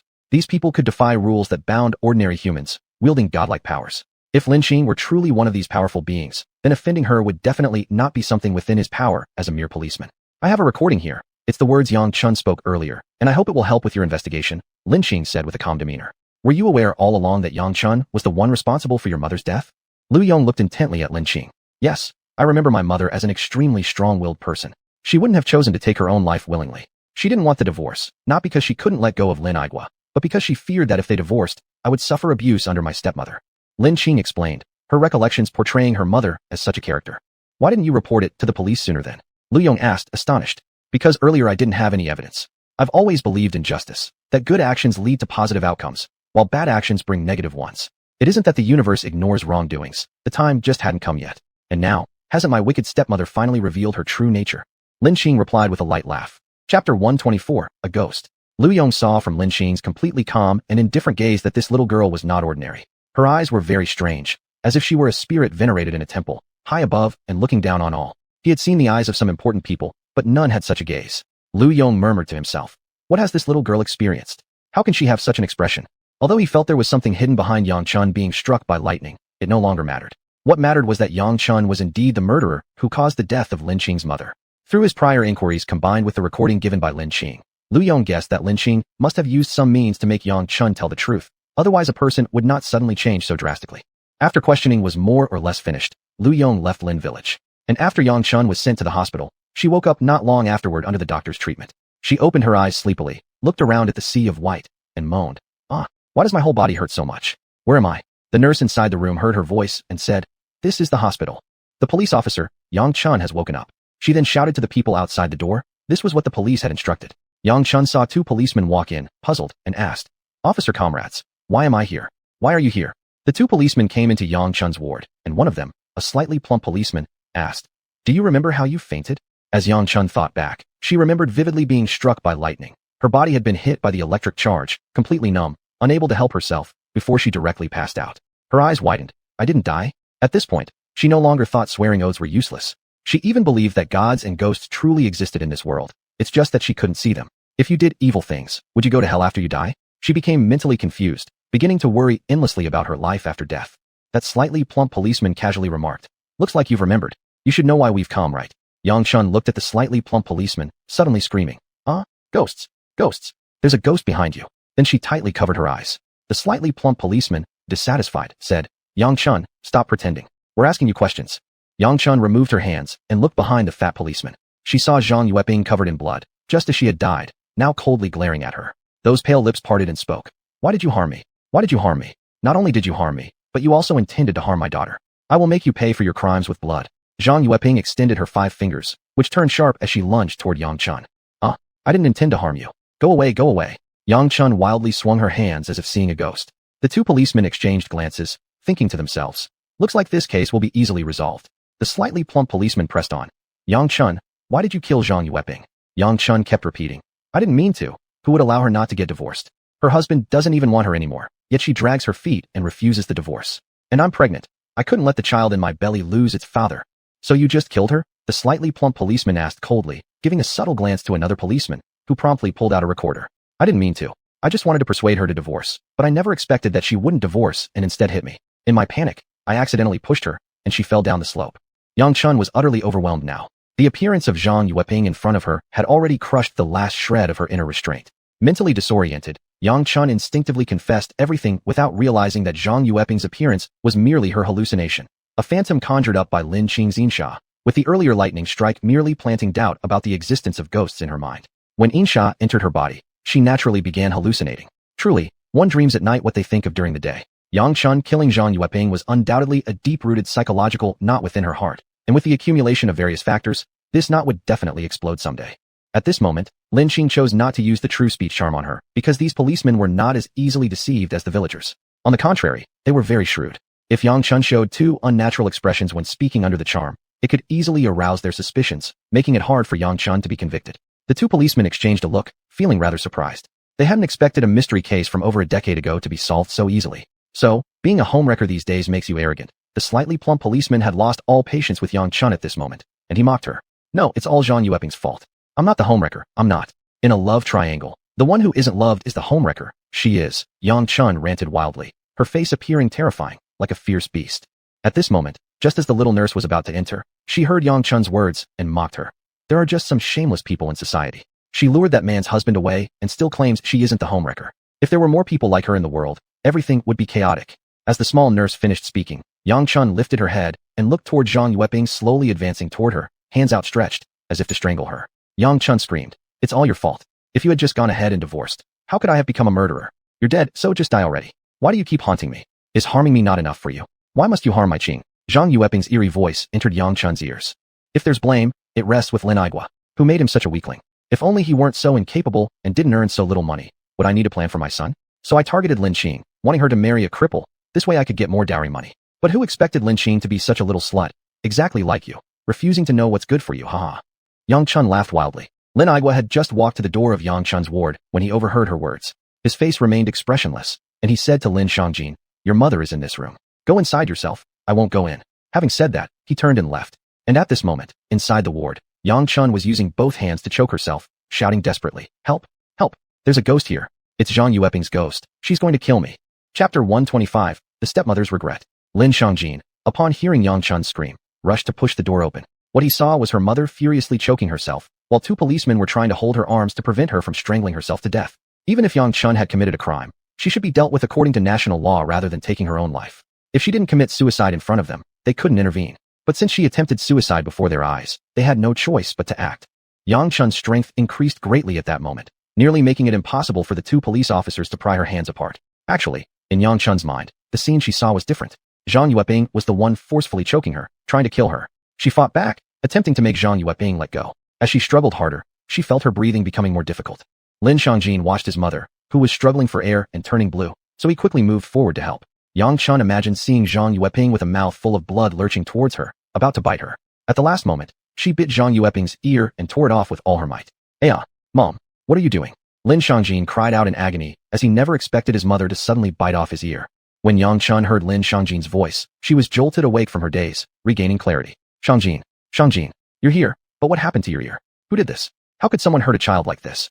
Woohoo. Yang Chun looked at Lin Shangjin, whose side of the face without an ear was bleeding profusely, and she sympathized deeply. "Wasn't it you who bit me?" Lin Shangjin shouted angrily. "How could I have bitten you? I bit Zhang Yueping." Yang Chun shook her head vigorously, tears streaming down her face continuously. Only now did she feel the immense pain. "Mom, what exactly happened? Why doesn't my father acknowledge me anymore? He even wants me to do a paternity test." Lin Shangjin asked confusedly. "My son, you need to treat your wound first. I'll explain this matter later." Yang Chun tried to console him. The nurse, stunned by everything that just occurred, forgot how to react until she noticed the blood covering half of Lin Shangjin's face. She immediately spoke up.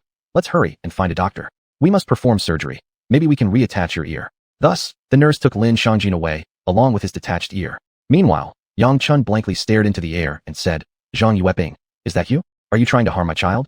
My child is innocent. Why are you hurting him? If you want revenge, then come after me. I'm not afraid of you. Please stop going after my child." The two police officers glanced at each other helplessly, thinking, isn't Yang Chun losing her mind? Subsequently, they left the hospital and headed to the police station because they still had much work to do. They intended to wait until Yang Chun recovered a bit before capturing her again. On the other hand, Lin Qing, seeing the police leave the hospital, quietly walked to Yang Chun's ward in trance and withdrew the ominous energy. At this point, although Yang Chun no longer experienced delusions of Zhang Yueping, she remained highly paranoid. In the room, sometimes she wildly flailed her arms shouting as if she were trying to choke someone. Zhang Yueping, show yourself. Don't hide there plotting to harm my child. I will strangle you, strangle you. Other times, she would cower in fear, shrinking herself into a small ball. Zhang Yueping, I'm sorry, I didn't mean to harm you. Please don't hurt us. The other patients in the same ward had already relocated elsewhere when Yang Chun went berserk, worried about being caught in her chaos. After all, they thought Yang Chun was crazy. After a short period, Lin Shangjin returned through the door. When Yang Chun saw her son, she fully regained her senses. Where is your ear? Why didn't they reconnect it for you?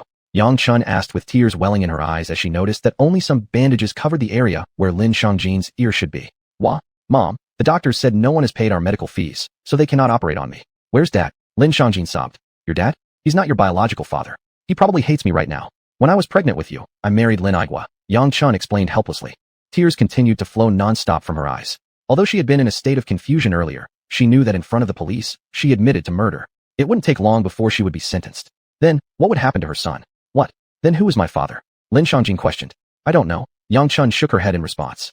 Huh, you don't know, you don't know? Why did you have me back then? Why didn't you abort me? Lin Shangjin shouted furiously at Yang Chun. I'm sorry, Shangjin. Mom is sorry for you. Yang Chun also shed tears of regret. What about me without an ear?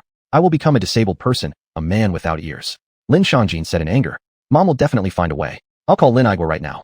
Whether he lends money or whether I work like a cow or horse, I will beg him to take out the money to save you. Yang Chun hastily picked up the hospital's fixed-line telephone and dialed Lin Igua's number. Her mobile phone had been left at home when she fainted.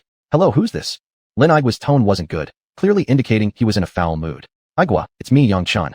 Shangjin's ear fell off. I beg you to save him. Treat this as money I borrow from you, alright? Yang Chun spoke humbly.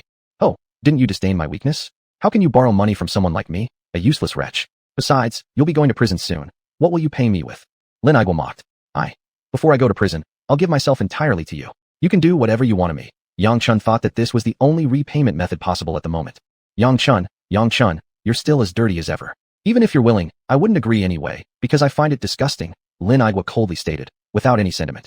As the saying goes, kind words can warm one through even the harshest winter, but cruel words cut deeply even in the hottest summer. Lin Igua's words made Yang Chun feel as though she had fallen into an icy pit. Lin Igua had never spoken harshly to Yang Chun before, let alone spew such venomous insults. However, for her son, Yang Chun had no choice but to humble herself. Igua, I know I've wronged you. I don't ask for your forgiveness. I just ask you to consider the many years of father-son relationship between you and Shangjin, and please save him. If you don't save him, his life will be ruined, Yang Chun pleaded. Isn't his real father around? Why should I be the one to save him? Lin Igua jeered. I can't get in touch with his real father, so please save him. Yang Chun continued her pleading and begging. Oh, it's not that you can't reach his biological father, it's that you don't even know who his real father is. You're truly nothing more than a slut. Lin Igua insulted and hung up. Chapter 126. Borrowing money is a test of feelings. Upon hearing Lin Igua's words, Yang Chun appeared utterly devastated. She never expected him to use such venomous language against her. It was only then that she realized just how deeply she had hurt him. Recalling all the moments they had shared and Lin Igua's care for her, she felt immense pain in her heart and experienced regret for the first time. She regretted working as a prostitute, regretted her naivety when she was young, and regretted finding a replacement partner while she was pregnant. Mom, how about it? Is Dad willing to help me? Lin Shangjin asked hopefully. Yang Chun shook her head and said sorrowfully. Apparently, Lin Igua hates me to death. How could he possibly lend me money? All I'll get from him is disdain and insult. What? How can he be like that? Were our past feelings all fake? As the saying goes, even one night as husband and wife brings 100 days of affection. Doesn't he care at all about our old relationship? Lin Shangjin protested indignantly. Shangjin, don't blame him anymore. If anyone should be blamed, it's your mother. Mom has wronged him, Yang Chun responded. Shangjin, don't worry. I'll think of another way, Yang Chun added subsequently. Then, she dialed the phone number of her younger brother, Yang Jianxi. Sister, what do you need by calling me? Yang Jianxi's cold voice came through. Jianxi, I want to borrow some money from you, Yang Chun hesitantly said. Though she knew her two brothers were unfeeling and didn't value sentimentality much, she still had to humiliate herself and ask. Oh, sister, why are you borrowing money from me? What happened? Yang Jianxi asked curiously. This was the first time Yang Chun asked him for money. Before this, it was always Yang Chun using the money Lin Igua earned to support him. To Yang Jianxi, this was already normal. Yang Chun buying houses, cars, and arranging his marriage for him. Now that Yang Chun was asking for money, he was filled with doubts. It's about Shangjin, my nephew. His ear accidentally fell off, and I urgently need medical funds to have surgery to reattach it, Yang Chun explained. What? Shangjin's ear fell off. That's so unfortunate. Where's Lin Igua? Why isn't he stepping up and paying for treatment instead of letting you gather the money? Yang Jianxi asked back. Younger brother, originally, to buy you houses and cars, I did things that you might not have openly questioned but definitely suspected the truth behind. Shangjin is not Lin Igwa's child. Now that Lin Igwa knows this, he hates me enough as it is, let alone wanting to provide money, Yang Chun revealed frankly. Anyway, the news would soon spread everywhere, so there was no point lying anymore. What? Lin Shangjin isn't Lin Igwa's child. Yang Jianqi was astonished. Though he vaguely guessed what his sister did, he never imagined that the child wasn't Lin Igwa's. Why didn't you abort him back then? Yang Jianqi questioned after calming down a bit. Haha, it sounds easier for you to say. Do you know how damaging that process is over years? I've had many abortions before, and the doctor said if I continued, I might never be able to conceive again. Would any man marry a woman who can't have children? Even if we concealed this fact initially, the truth would come out sooner or later, Yang Chun said angrily. Yang Jianqi paused for a moment and said, but I'm also struggling right now. I have to take care of my kids, my wife, and my parents. There's simply no way I can spare any money. Hearing this, Yang Chun began to feel that everything she had done before wasn't worth it. She couldn't believe the person she sacrificed so much for showed absolutely no gratitude. Regarding him taking care of his wife and kids, she believed it. But regarding him taking care of his parents, she didn't believe it. More likely he was just exploiting their remaining value. So you're refusing to lend me money, is that it? Yang Chun asked coldly, her heart feeling ice cold at that moment. She sacrificed so much for them and harmed herself, yet when an actual issue arose, they wouldn't even lend her money. I really don't have any money, sister. If you don't have anything else to talk about, I'll hang up. You can try asking others, Yang Jianqi said indifferently, as though speaking to a stranger. Following that, Yang Chun called her third younger brother next. Once the call was connected, she didn't reveal the full truth but instead claimed that Lin Igwa was away recently and Lin Shangjin was sick and needed hospitalization, so she wanted to borrow some money, promising to return it immediately in a few days. What? Shangjin is sick. What illness is it? Yang Jingwo asked. His ear was accidentally bitten off. Surgery is necessary soon, Yang Chun lied quickly. What? Who in the world could be so cruel as to bite off Shangjin's ear? Yang Jingwo said furiously. This is an urgent matter. Younger brother, can you help? Consider it as sister owing you a favor, Yang Chun pleaded softly. Sister, you know the money at home is all controlled by your sister-in-law. I don't have a penny in my hands. I have the intention but am powerless, Yang Jingwo said with an air of helplessness. Can you discuss it with your wife? I will pay you back soon. Yang Chun was unwilling to give up the last ray of hope. Sister, you know what kind of person your sister-in-law is. She values money above everything else. If I ask her for money, she'll threaten divorce. You wouldn't want me in such a difficult situation, would you? Sister, why don't you borrow from our second brother? His financial situation is better, Yang Jingwo suggested. That's enough. If you don't want to lend me money, just say so plainly. Why must you go through this charade? I deeply regret having sacrificed so much for all of you. You're nothing but ingrates. Yang Chun angrily replied. Since the call was on speakerphone, Yang Jingwo's wife, Lu Mei, had heard Yang Chun's words. Yang Jingwo's wife, Lu Mei, snatched the phone and retorted. How can you talk like that, sister? What sacrifice are you talking about? Did we ever ask you to sacrifice anything? You wanted luxury and now complain after doing something shameful. Have you forgotten? Do you even know? Your shameful deeds have already been told to me by a friend from your village. Your claim for money seems like an excuse not to repay it. Are you planning to abscond with the money? The story of Shangjin being ill? You think we'd fall for that? Lu Mei sneered sarcastically. Lu Mei, what nonsense are you spouting? Yang Jingwo quickly grabbed the phone and scolded her. He still relied on his sister to provide occasional financial support, and though he didn't want to lend money, he certainly couldn't alienate her completely. What do you mean nonsense? Everyone in your village knows about her affairs. Lin Shangjin isn't Lin Igwa's son. No one knows who the real father is. Besides, she's now a murderer. Everyone in her village has seen her get arrested by the police. It's karma. She's gotten exactly what she deserved when the heavens sent down lightning to strike her. I thought she had died, but surprisingly, she has quite a bit of luck. Lu Mei complained bitterly. Chapter 127, Yang Chun's death. Yang Chun angrily hung up the phone, and at this moment, she profoundly realized how borrowing money could strain relationships.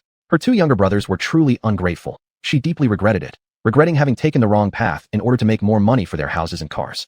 Only now did she realize the reprehensible nature of her previous actions. Only when she reached a dead end did she start to reflect on herself, but alas, it was too late. Yang Jingwo, upon hearing Lu Mei's words, was so shocked that his eyes widened in disbelief. Is this true? Of course. My friend witnessed it with their own eyes. How could it be false? Lu Mei replied coldly. Who did my sister kill? Yang Jingwo asked in confusion. No, I must quickly tell mom about this. If she tricks our parents into lending her money, it will surely be lost. And if the police catch on and accuse us of aiding her escape, even with two mouths to speak, we couldn't clear our names. Besides, she's going to jail soon. Why drag us down any further? Yang Jingwo calculated, remembering that their parents still had some savings given by Yang Chun before. Since she was going to jail anyway, why involve others? Isn't your wife smart? Lu Mei said smugly. Yes, my wife is amazing. Yang Jingwo praised her and then ran off toward their parents' house. On Yang Chun's side, Lin Shangjin observed her suffering appearance cautiously and asked timidly. You didn't borrow the money, did you? Don't worry, Shangjin, I'll find another way. I'll definitely get the money. Yang Chun tried to comfort him hurriedly. I told you before, those two uncles aren't worth it. They won't help you no matter what, and you wouldn't believe me. Now do you understand? Lin Xiangjin spoke frankly. I never expected them to turn out like white-eye wolves. I thought if I maintained good relations with them, they'd support us later on. But who would have thought they'd treat me this way? Yang Chun voiced her confusion, not understanding why despite treating them so well, they treated her with such coldness.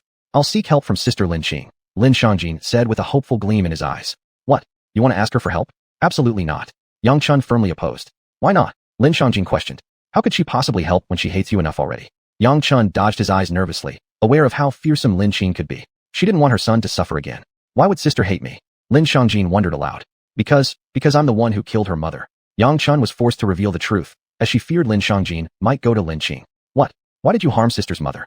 Lin Xiangjin looked at Yang Chun with a strange and unfamiliar gaze.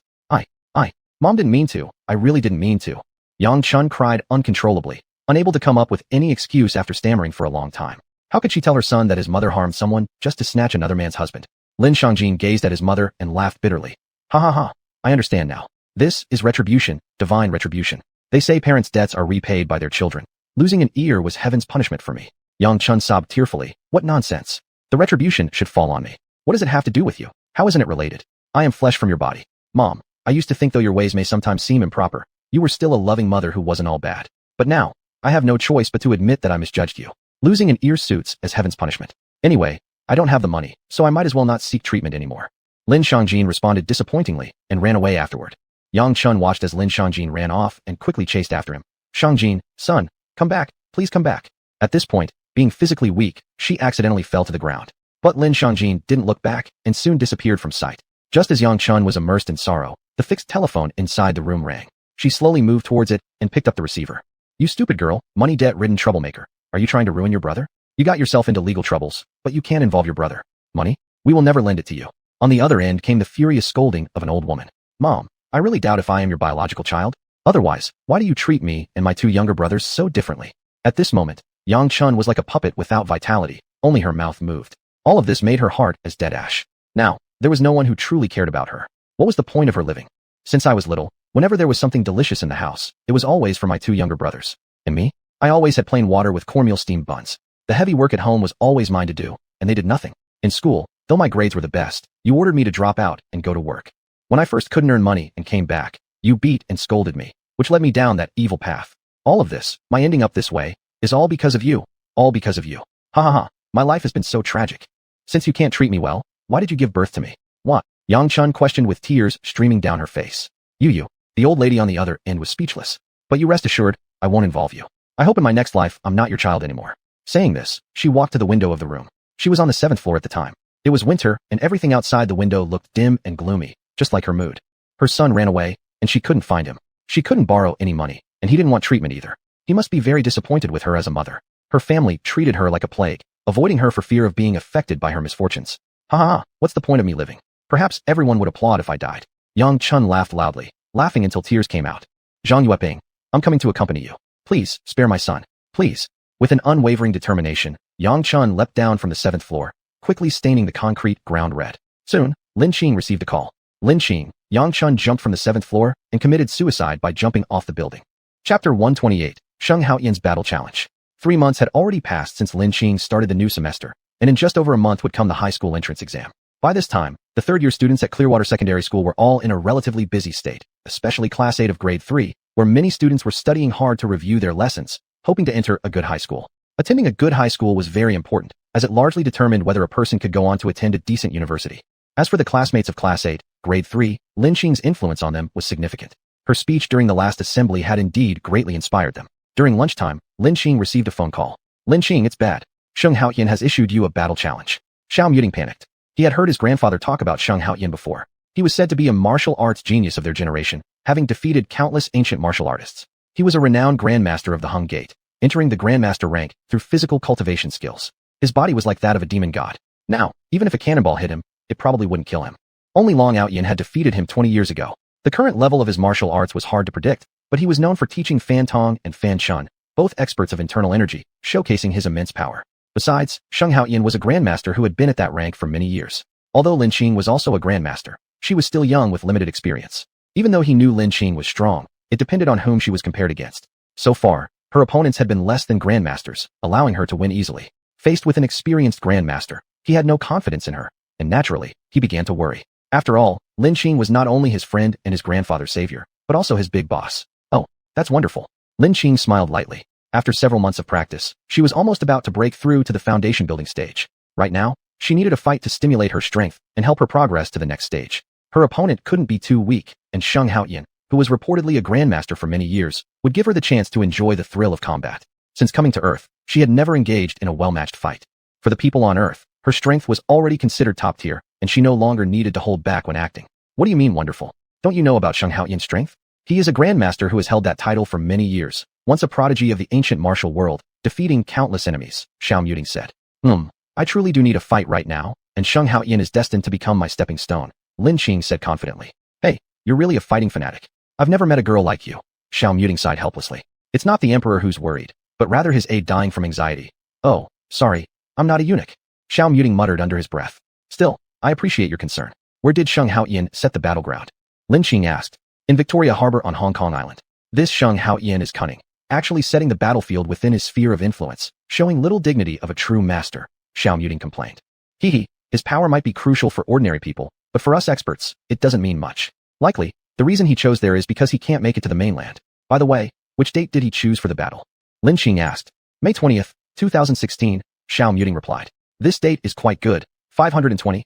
I love you. But this Sheng Haoyan must be brain dead, choosing such a day, Lin Qing sarcastically remarked. She estimated that on that day, there would be numerous couples visiting Victoria Harbor. Victoria Harbor is located between Hong Kong Island and Dragon Island, one of the 3 largest natural harbors in the world. Due to its vastness and deep waters, it's known as one of the most splendid natural ports. Hong Kong Island thus bears the name, Pearl of the Orient, and 3 greatest night views in the world. The coastline of Victoria Harbor is long, with countless attractions on both the north and south shores.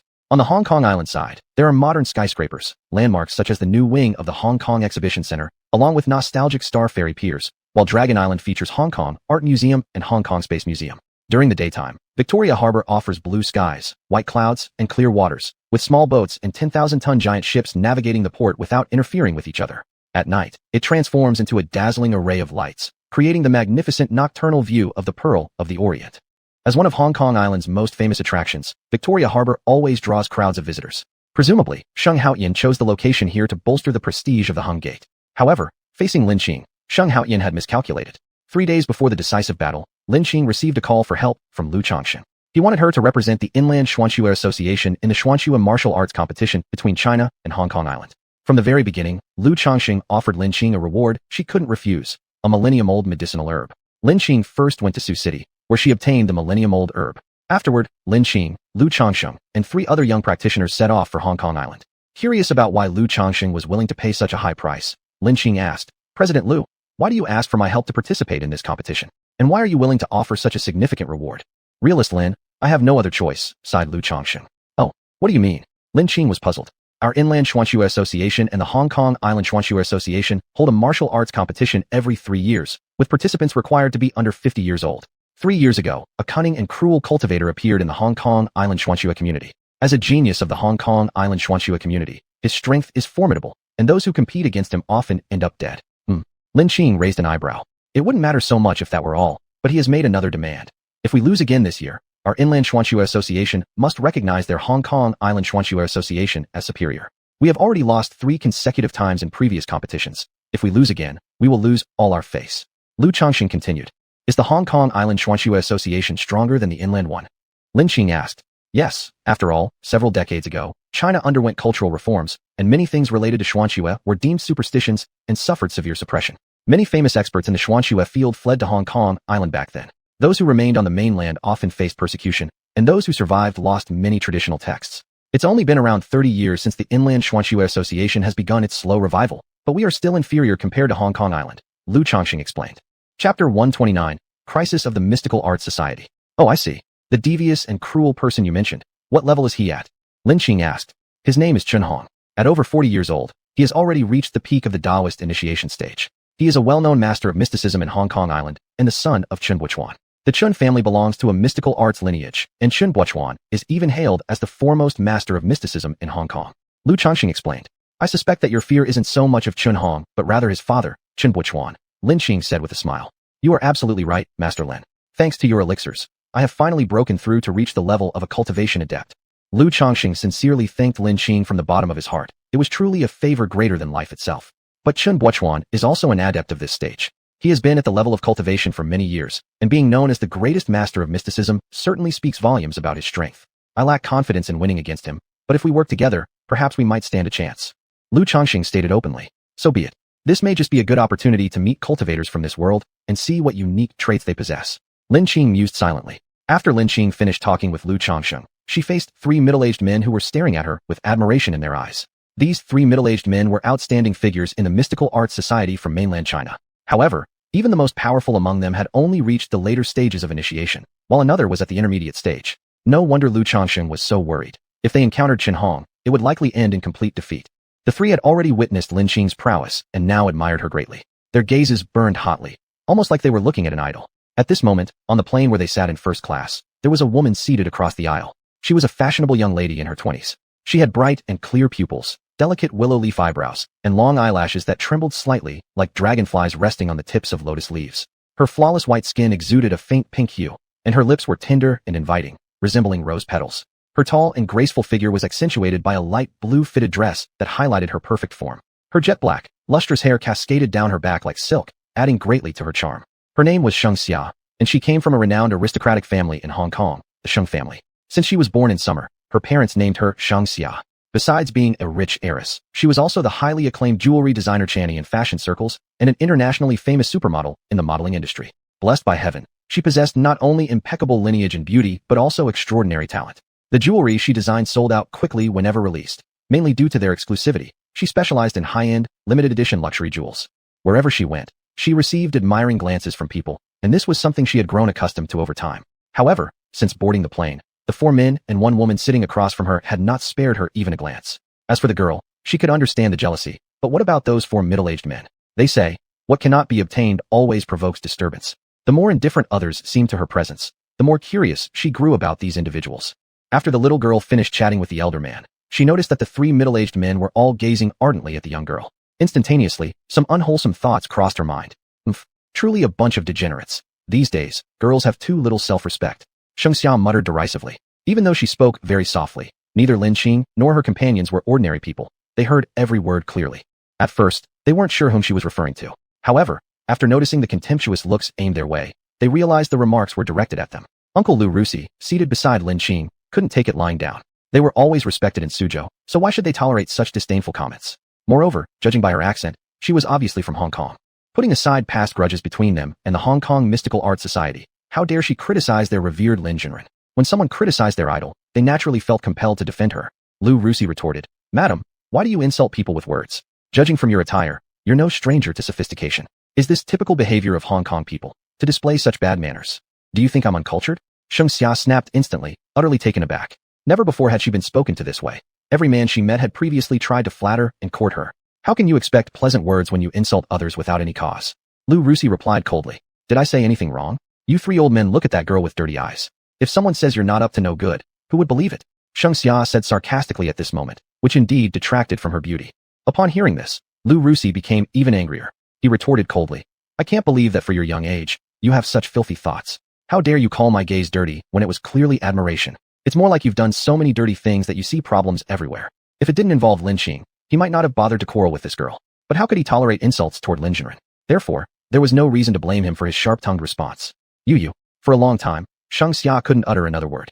Her privileged upbringing had mostly exposed her to refined people, and thus her repertoire of insults was rather limited. Clearly, she wasn't going to win in an argument against Lu Rusi. As a metaphysics practitioner, Lu Rusi essentially lived off his wits, dealing with all kinds of people and honing excellent eloquence as part of his profession. She clearly understood this point and decided not to engage further in meaningless arguments. However, judging from her furious expression, her inner turmoil was apparent. How could someone who'd never endured much hardship bear such sarcasm? When I'm on my turf, you'll get what's coming to you. Sheng Xia muttered under her breath, her eyes flashing with cold light. By my turf, she obviously meant Hong Kong Island. The other 2 people accompanying Lu Rusi quietly gave him a thumb up upon witnessing the scene. Soon, the plane landed in Hong Kong Island. Sheng Xia glared fiercely at Lu Rusi before marching away indignantly. Ouyang Feng, traveling with the group, patted Lu Rusi's shoulder and chuckled. Looks like we offended a beauty the moment we arrived in Hong Kong Island. She is hardly a beauty. A beautiful appearance doesn't equate real beauty. Inner beauty truly defines it. Lu Rusi said indifferently. Mr. Lu speaks wisely. Your ideological realm is far higher than ours. No wonder you're among the top in our metaphysical society. Ouyang Feng laughed. Chapter 130. Teach Chun-Yi a lesson. The moment Shengxia stepped off the plane, she saw a proud and handsome man in casual wear waiting for her. Chun-Yi, why are you here? Shengxia smiled sweetly. How could I not greet my goddess back? Chun-Yi's eyes inadvertently carried a hint of indulgence. Right at that moment, Shengxia noticed Lin Qing and 4 others walking past not far from her. Hey, I was so mad just now. Shengxia's face immediately fell. What happened? My little princess, who offended you? Chun-Yi's eyes swept over where Shengxia had looked. It was those people. They actually insulted and mocked me on the plane. Shengxia pointed to Lin Qing and the others not far away, speaking coldly. She clearly knew the family traditions behind Chun-Yi. He was the grandson of Hong Kong's top esoteric master, Chen Buchuan. Although he was only 22 years old, he was already gaining some fame in Hong Kong. He could easily use a bit of magic to severely punish them. These people really don't know their place. How dare they offend the little princess of the Jiang family? Who exactly are they? Chun-Yi asked. They're just a few mainlanders, probably visiting Hong Kong. Do they think this is the mainland? How dare they come here and cause trouble? Xia, don't worry, I will surely help teach them a lesson. But how would you like to punish them? Chun-Yi grinned heavily. That man, I want to cut out his tongue. The other men, I want to gouge out their eyes. As for that little girl, disfigurement should be enough, Shengxia said, pointing at Lu Rushi. Who let that man be so sharp-tongued? Who made those men blind? And who allowed that young girl to be so seductive at such a tender age? Even as a woman, Shengxia couldn't deny it. That girl had an extraordinary presence, one that transcended mere beauty, which Shengxia herself lacked. And what Shengxia felt was unique about her came from Lin Qing's cultivation of magical techniques, making her form appear ethereal and almost dreamlike. So, how exactly did those individuals offend you? Was it because those men ogled you with perverted eyes, or spoke lewd words to you? Or did the girl envy you and mock you verbally? Chun-Yi asked. Shengxia hesitated briefly before nodding her head slightly, without revealing the truth. Could she admit they completely ignored her? How dare those old men treat my goddess this way? They have no idea what death even looks like, Chun-Yi muttered coldly. Lin Qing realized someone was looking at her with ill intent as soon as Shengxia glanced her way. She laughed icily and said, It seems someone wants to pick a fight with us. Lu Rushi glanced coldly at Chun-Yi and responded, Just a novice practitioner at the initial stage of the Taoist path. Does he dare to take action against us? Who sent him here? Is it the Esoteric Society of Hong Kong? More likely, he's the girlfriend's pet boyfriend. Since you were so harsh-tongued earlier, they probably hold a grudge. It's often said, it's better to offend a gentleman than a lady, especially a petty one, Ouyang Feng said. At that moment, Chun-Yi waved his fingers and immediately summoned a clump of sinister energy onto them. If this befell an ordinary person, various misfortunes would inevitably follow. Ouyang Feng angrily stated, This brat really has no fear of death if he dares attack us. We'll give him a proper lesson. Without any wind stirring, his robes fluttered as he made complex hand gestures. He then flicked his middle finger, and the evil aura disappeared instantly. Ouyang Feng walked briskly up to Chun-Yi and shouted, Kid, are you looking for death? He released his spiritual energy towards Chun-Yi. The gap between an early-stage cultivator and a later-stage one was simply too great. Chun-Yi struggled to resist with all his might, his face growing deathly pale when he realized the other party was also a cultivated expert, but more skilled than himself. Ouyang Feng thought privately, This young man can withstand 8/10 of my spiritual pressure, truly showing signs of being talented. This realization sparked in him a sense of regret over talent being wasted and led him to reason, guessing that this youth might be deceived by the girl beside him. The woman next to you isn't as simple as you imagine. Don't allow yourself to be used by someone else. Shengxia watched this scene, frightened enough to step backwards several paces. You dared to attack me. My father is Chun Hong, and my grandfather is Chen Buchuan. Do you want to leave the esoteric community entirely? Chun-Yi exclaimed furiously. Not wanting to show weakness in front of the woman he liked, he still resorted to mentioning his father and grandfather. Though it wasn't particularly honorable, it preserved his dignity somewhat. You're Chen Hong's son? Ouyang Feng frowned deeply. Frightened now? Knowing my father, why aren't you letting me go immediately? You know my father protects those close to him fiercely. Chun-Yi bragged arrogantly. If you hadn't said that you were his son, I might have let you go out of respect for your talent. But now that you've mentioned it, I must teach you a lesson. Otherwise, you'll keep thinking mainland practitioners are pushovers, Ouyang Feng coldly remarked. After finishing his sentence, he unleashed his full mental energy toward Chun-Yi. Chun-Yi immediately crumbled under the pressure and spat out a mouthful of blood before fainting and collapsing on the ground. Ouyang Feng learned that Chun Hong was so enraged because his brother had been crippled by him, forced to spend the rest of his life in a wheelchair. 6 years ago, his elder brother, Ouyang Wan, attended an exchange meeting between mainland and Hong Kong practitioners. When they dueled, his brother lost and quickly admitted defeat. Yet, Chun Hong refused to let up and gravely injured his brother, leaving him permanently confined to a wheelchair. This time, Chun-Yi's injuries were serious. Mental energy wounds were among the hardest to heal, and once inflicted, one's cultivation could even be affected. Ouyang Feng didn't act lightly. When he did, it was decisive and thorough. Shengxia exclaimed angrily, You're done for. I'm calling the police. How dare you deliberately harm someone? Oh, which I saw me make a move. I just stood here, talked with you guys, and unexpectedly he collapsed. Perhaps he has some underlying condition. You'd better not try to extort me. Ouyang Feng brazenly lied. You. Shengxia was at a loss for words since even if she reported it, there was no evidence that he had acted. Though he clearly did strike, intangible things like these couldn't be used as concrete evidence. What about me? Who cares that you're ugly and a stutterer? Oh yes, please rush this guy to the hospital. If you delay any further, I wouldn't be surprised if he ends up brain damaged. Ouyang Feng mocked sarcastically. Having said that, Ouyang Feng left elegantly. Lu Rushi patted Ouyang Feng on the shoulder and said, Ouyang Feng, so it turns out when you do something, it really makes a splash. Didn't you say I was sharp-tongued? Turns out, you prefer jumping into action. Chapter 131. Feng Shui in the Hong Kong Island Financial Circle. Ouyang Feng smirked and said, there's no help for it. I just couldn't help but act after seeing something nauseating. The last one of the three people, who was also the weakest, named Zhang Yin, was relatively cautious. He worried. As soon as we arrived, we offended the Qin family. I guess this time in the duel, they won't hold back. Lu Rusi spoke up. Are we going to swallow our anger and beg for their mercy? Lu Chongqing added. When there's nothing left to endure, we need not endure anymore. This time we have me and Taoist Lin. You don't need to worry too much about the duel. Just do your best. Once Lu Chongqing spoke, there were no further objections. After all, the president held a lot of prestige in their hearts, especially now that Lu Chongqing had broken through to become a Dharma real person. His presence radiated a rather impressive aura. At this moment, Lin Qing suggested, the duel is only tomorrow. It's still early today, so why don't we take a look around Hong Kong Island? Lu Rusi responded, good idea. I've heard that Hong Kong Island people particularly believe in feng shui, and many buildings have hints of feng shui. I would like to check it out. Ouyang Feng teased, you've been here before. Why didn't you visit these places then? Lu Rusi laughed. Before, when I came, I was always worrying. How could I have the energy to visit these places? Since ancient times, from constructing high-rise buildings on flat land to moving house or doing renovation work, from selecting city locations to digging graves, whether it be the ancient sages or modern tycoons, some people have reached an incredible level of pursuit regarding feng shui. Forget ordinary people in Hong Kong Island, renowned far and wide as the capital of feng shui, real estate tycoons and entertainment stars almost all deeply believe in feng shui, and there are plenty of rumors about their close relations with feng shui masters everywhere. The most famous of them all is Chun Lang, known as the Imperial Feng Shui Master of the Lin family. He is the younger brother of Chun Bakuan. His social circle consists exclusively of rich and powerful figures, surrounded by numerous stars.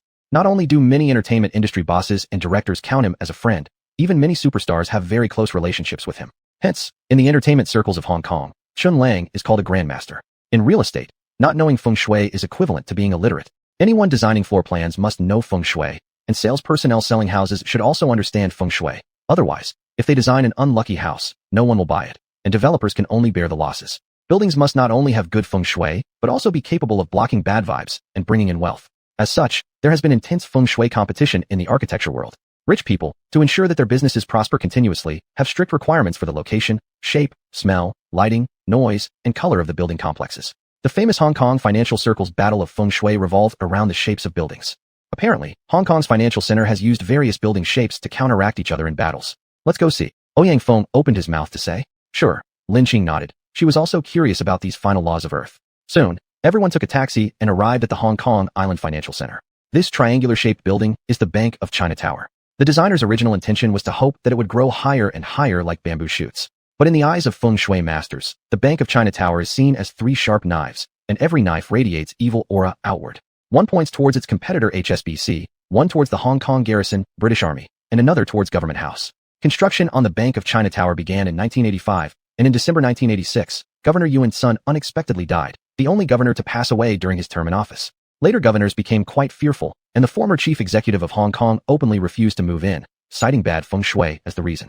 To ward off the misfortune, Government House planted many willow trees facing the Bank of China Tower to block the evil energy, though it is rumored that the willows cannot fully resist it. Lu Rusi explained, and soon after, the HSBC located at the treasure repository position of Hong Kong Island's Dragon Veins saw its performance deteriorate, causing the stock price to plummet.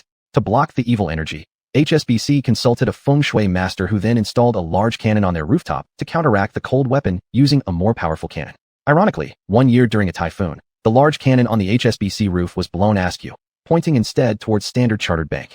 Standard Chartered Bank promptly sent a legal letter demanding immediate rectification. Amidst the clashing blades and cannons, there was an empty plot which the government sold to the Lin family. On one side was a sharp blade, and on the other was a large cannon. How could they build in between? Following the advice of feng shui experts, the Lin family designed what would later become the Cheung Kong Center into a four-sided shield-like structure, all made from bulletproof glass. No matter how you attack, everything gets deflected. Ouyang Feng continued. And later, Citibank Tower was also designed like that to deflect the sharp blade effects. Additionally, the Far East Finance Center in Hong Kong was affected and thus turned itself into the upgraded version of Cheung Kong Center, featuring 4 reflective copper mirrors on all sides. The most impressive is the Lipo Center on Hong Kong Island, which has transformed itself into something akin to Iron Man. Thus, the current central district is all about covert competition and mutual animosity. Lu Rusi explained this to Lin Qing as they walked, recalling what his father Lu Chongqing had told him, that Taoist Lin excelled in dueling but was not very familiar with the basics of metaphysics. Seeing Lin Qing's enthusiasm, Lu Rusi teamed up with Ouyang Feng to provide more explanations. It's quite fascinating. Lin Qing marveled as she observed the surrounding buildings. In fact, these so-called feng shui setups influence people by altering various kinds of qi, such as spiritual energy and malevolent qi. After touring around for a while, the sky gradually grew dark, yet many areas of Hong Kong Island remained brilliantly lit. Taoist Lin, are you hungry? Why don't we head to Victoria Harbor? We can find a restaurant nearby to enjoy some food while taking in the scenery. I've heard that the night view here is one of the most beautiful on Hong Kong Island and renowned worldwide. Ouyang Feng suggested. Upon hearing about Victoria Harbor, Lin Qing's eyes lit up. She had been meaning to visit Victoria Harbor when she got the chance, and unexpectedly, Ouyang Feng brought up the idea himself. I was just planning to check out the night view there. Your suggestion suits me perfectly, she said with a smile. What the group didn't know was that Lin Qing had come to Hong Kong Island not only for the Xuanxue Society's competition, but also to take up Sheng Haoyin's challenge. If they were aware of this, they wouldn't have been in the mood for leisurely activities at that moment. The group arrived at a tea house near Victoria Harbor where the nighttime view was also excellent. They weren't interested in the famous Western restaurants in the vicinity. Some of those Western restaurants even boasted Michelin-starred chefs and required advance reservations. Yet none of the group showed any interest in Western cuisine, all believing that the best food in the world was Chinese cuisine. Lin Qing also found Western cuisine bland and far inferior in taste to Chinese food, with the exception of Lafite wine. Other than that, she thought the rest of the Western dishes were merely edible. Chapter 132. A coincidental encounter with Wang Chun. Hong Kong Island is truly a paradise for food lovers, offering a wide variety of Chinese and Western cuisines. Among them, the best local Hong Kong dishes stand out. Crystal clear shrimp dumplings have thin, soft skins. Authentic shrimp dumplings are wrapped in a layer of wheat starch dough with 1 to 2 large shrimps as the main filling.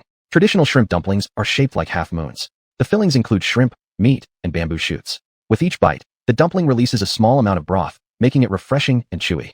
The wonton noodles feature baby fist-sized wontons, all filled with large, fresh, whole shrimp. The noodles must be made from egg noodles to ensure a firm texture.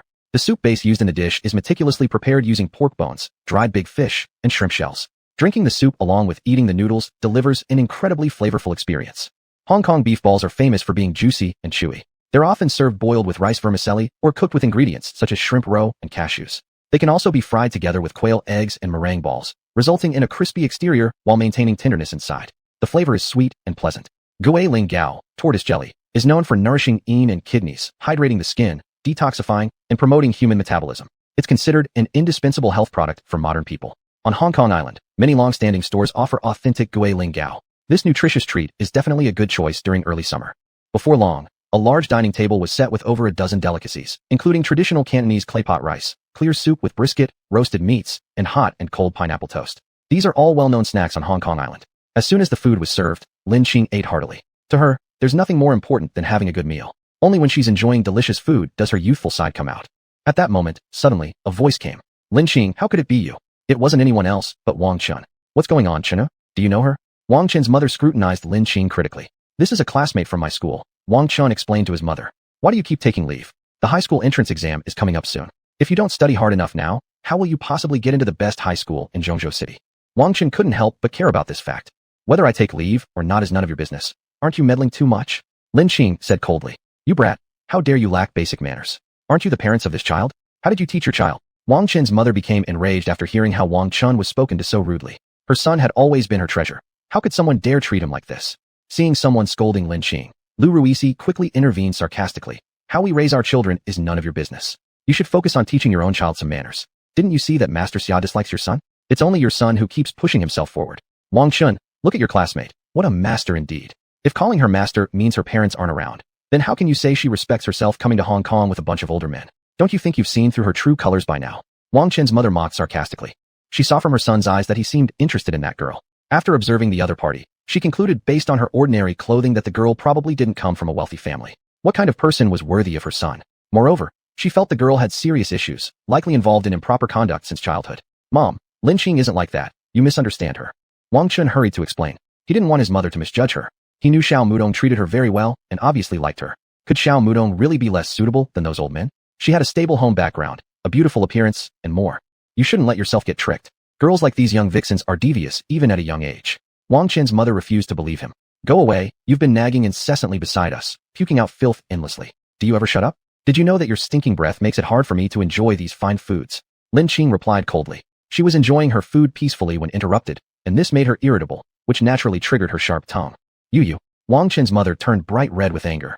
What about me? If you don't leave right now, I'll call the restaurant staff. Your behavior disturbs the other diners, and they surely won't ignore it. Lin Qing continued coolly. At this point, the surrounding customers were looking at her strangely, as if she truly smelled unpleasant. Wang Qin's mother stormed off, too angry to continue eating at the restaurant. This was Hong Kong Island after all, not her familiar territory in Pingshan County. Even though she found it hard to swallow this indignity, she had no choice but to endure it. As soon as she stepped out of the restaurant, Wang Qin's mother angrily berated. Look at the friends you make. No manners whatsoever. Mom, it's also because of your random talk that Lin Qing retaliated. Wang Qin had to defend Lin Qing. He thought his mom was indeed wrong. If others didn't provoke Lin Qing, she wouldn't target anyone for no reason, just like himself, who only faced her bad attitude because he had offended her once. With this in mind, Wang Qin felt even more depressed. Now Lin Qing probably had an even worse impression of him. You ungrateful son. How dare you say such things about mom for that shameless woman? You've broken my heart. Mrs. Wang pretended to look pitiful, but failed to evoke any sympathy from Wang Qin. Wang Qin sighed helplessly and said, Mom, what did you bring me to Hong Kong for? Upon hearing something interesting, Mrs. Wang immediately cheered up and said with a smiling face, Didn't you have a distant cousin sister before? She has married into the Jiang family on Hong Kong Island. I came here to attend her wedding. Aren't you always dreaming of going to a university in Hong Kong? It's a great chance to come early and take a look around. It's not necessary to come so early. I still have 3 years before college entrance exams. Wang Qin responded. Do you know anything? Such an opportunity is rare. Plus, you're so handsome. What if you get noticed by one of the Jiang family's young ladies? Mrs. Wang's eyes sparkled with greed as if enormous wealth was waving at her. When mentioning the Jiang family, one couldn't avoid mentioning the Jiang family's eldest daughter, Xia. After Lin Qing and others left, Xia immediately sent Chun Yi to the hospital and informed Chun Yi's family. Chun Yi's father, Chen Hong, arrived shortly thereafter, looking at Xia coldly with eyes akin to a devil, and angrily asked, What happened to heir? Uncle, Chun Yi fought someone in a spell battle. Suddenly, he spat blood and fainted. Xia was scared by Chen Hong's piercing gaze. Oh, why did he fight in a spell battle? And why were you there? Chen Hong continued to fix his dark eyes on her, coldly questioning her. He went to pick me up at the airport, and I don't know why he ended up battling with someone. Xia was too frightened to tell the truth, fearing they would find out that she had made Chun Yi fight others, which led to his injury. Chapter 133. Who harmed you? At this moment, a doctor with gray hair walked in. Chen Hong quickly asked, Doctor, how is his condition? There's nothing physically wrong with him. I don't know why he remains unconscious. The CT results aren't out yet. Once they are, I'll notify you immediately, said the experienced-looking doctor. After checking on the patient, the doctor left. Chen Hong stared coldly at Xia like a nocturnal hawk and asked, How did they fight? Describe the scene to me. He had already sensed that Xia's expression was off. He suspected that Chun Yi's injury might be related to her, but since she was someone his son liked, and the Jiang family held considerable prestige in Hong Kong, he couldn't act rashly. It was when Chun Yi suddenly started moving his fingers, and the other person's clothes began fluttering despite no wind, immediately countering. Then the person strode up to Chun Yi, staring directly into his eyes. Chun Yi turned pale, sweat broke out on his forehead, as if he were enduring immense pain. Xia trembled while recounting. She was quite afraid of Chun Yi's father, Chen Hong. She'd heard that he had a vengeful personality and could kill someone without hesitation, much like a devil. In Hong Kong, most people knew of the Chen family. With Grandmaster Chen Buyan renowned as the first metaphysics master, and Chen Hong known for his ruthlessness, everyone treated the Chens with great respect and dared not offend them. Go on. Chen Hong furrowed his brow. Hearing this, Xia shook even more violently. She hurriedly continued. Later, Chun Yi mentioned your name, but instead of stopping, the person only intensified their attack, and then Chun Yi spat blood and fainted. What? Who are these people? Chen Hong glared fiercely, his intimidating presence naturally emanating outward. From the accent, they were mainlanders, Xia replied, retreating a few steps due to Chen Hong's imposing aura, her face pale. I understand. Chen Hong seemed enlightened, guessing that it was likely people from the mainland metaphysical society, knowing full well that he hadn't exactly treated them kindly in the past. All right, go home. I'll take care of Yi here. Chen Hong concluded after identifying the probable culprit, no longer exuding hostility toward Xia, since she might potentially become his daughter-in-law. Xia sighed in relief and hastily departed as if chased by a fierce dog. As soon as Xia left, Chen Hong called Grandmaster Chen Buyan. The phone rang for a long time before the other end picked up. Hong, what is it? Haven't I told you not to disturb my cultivation unless it's urgent? Chen Buyan said coolly. His reputation as the top metaphysics master in Hong Kong owed much to his diligence in practicing cultivation. Father, something's wrong. He remains unconscious, likely having been harmed spiritually. Chen Hong immediately reported. What? Who would dare do such a thing in Hong Kong? Boldly challenging our Chen family. Chen Buyan responded coldly, still maintaining an air of calm despite his anger. Chun Yi was one of the promising inheritors of their Chun family's metaphysical traditions. Now that his spirit had been injured, this was unacceptable. One's spirit power determined their future achievements. Being injured this way could turn a former prodigy into an ordinary person. This was utterly outrageous. Who would cut off someone else's successors like this? Probably members of the mainland metaphysical society. Chen Hong spoke coldly. I've always warned you to focus more on cultivating self-restraint rather than losing your temper. You wouldn't listen. It's likely because of your actions that we're now in trouble. Chen Buiyuan scolded. Despite being sinister and cruel, Chen Hong still greatly respected his father and didn't dare to argue back. Father, blaming me now is pointless. What should we do about lying unconscious here? Chen Hong asked. Though highly skilled in martial arts, he wasn't knowledgeable in other aspects of metaphysics, and therefore was helpless regarding his son's condition. Well, I will come over right away to take a look, Chen Buiyuan replied. During the waiting period, the gray-haired doctor returned, muttering to himself as he approached. This is truly strange. Doctor, is there anything wrong with Chun-Yi? Chen Hong inquired. As practitioners of metaphysics, they also believed in the progress of science. There's no physical damage to your son's brain, but his brainwave fluctuations are very unusual. It's strange indeed, the doctor explained. Doctor, we know. Don't worry about it anymore. We will handle it ourselves, Chen Hong stated. This hospital happened to be the largest private hospital in Hong Kong, so its services tended to be rather personalized. You don't have to be too pessimistic. I'll look up some relevant information and do my best to wake him up, said the doctor with graying hair, thinking that the patient's family had lost hope for the patient, so he spoke these words. Not long after, an elder dressed in white, who looked like a martial artist or Taoist priest with refined features, hurried over. He was actually over 80 years old, but his hair wasn't entirely gray. Just a few strands near his temples were grayish-white. His skin was rosy and lustrous, and he walked with great vigor, looking more like a man in his 40s or 50s. Hong, you've come, Chen Hong began. Chen Buiyuan nodded, placed his hand on Chun Yi's forehead, and started channeling vital energy. Soon, Chun Yi's originally pale face turned ruddy. Then Chen Buiyuan gently touched Chun Yi's forehead with one finger. With a soft Chun Yi awakened. Grandpa, why are you here? As soon as Chun Yi opened his eyes, he sat up. Everyone in the Chun family respected Chen Buiyuan highly, considering him the living emblem of their family. Humph. Did you even know your opponent's strength before challenging them? Now you've damaged your spiritual awareness. Unless we find a mystical medicine capable of repairing it, you'll have little chance of achieving greatness in the future, Chen Buiyuan criticized harshly. What? It's that serious? Chen Yi's expression darkened at this. Young man, what exactly happened? Confess now, the fiery-tempered Chen Hong demanded immediately. This morning, I went to the airport to pick up Xia Sheng. Unexpectedly, she told me that some men on the plane had insulted her disrespectfully. She is the woman I like. How could I just sit by and watch as the woman I care about was disgraced? So, I channeled a bit of negative chi toward them to teach them a lesson. But they effortlessly broke my spell and approached me. Chen Yi recounted. So, they attacked you right away then? Asked Chen Buiyuan, raising an eyebrow. Yes. At first, they didn't use their full power, but when I mentioned my father's name, instead of showing respect, they said that if I weren't your son, they would let me go. However, since I mentioned you, they decided to give me a good lesson. Chen Yi nodded, agreeing. Chapter 134, Comparing Fire-Playing Skills?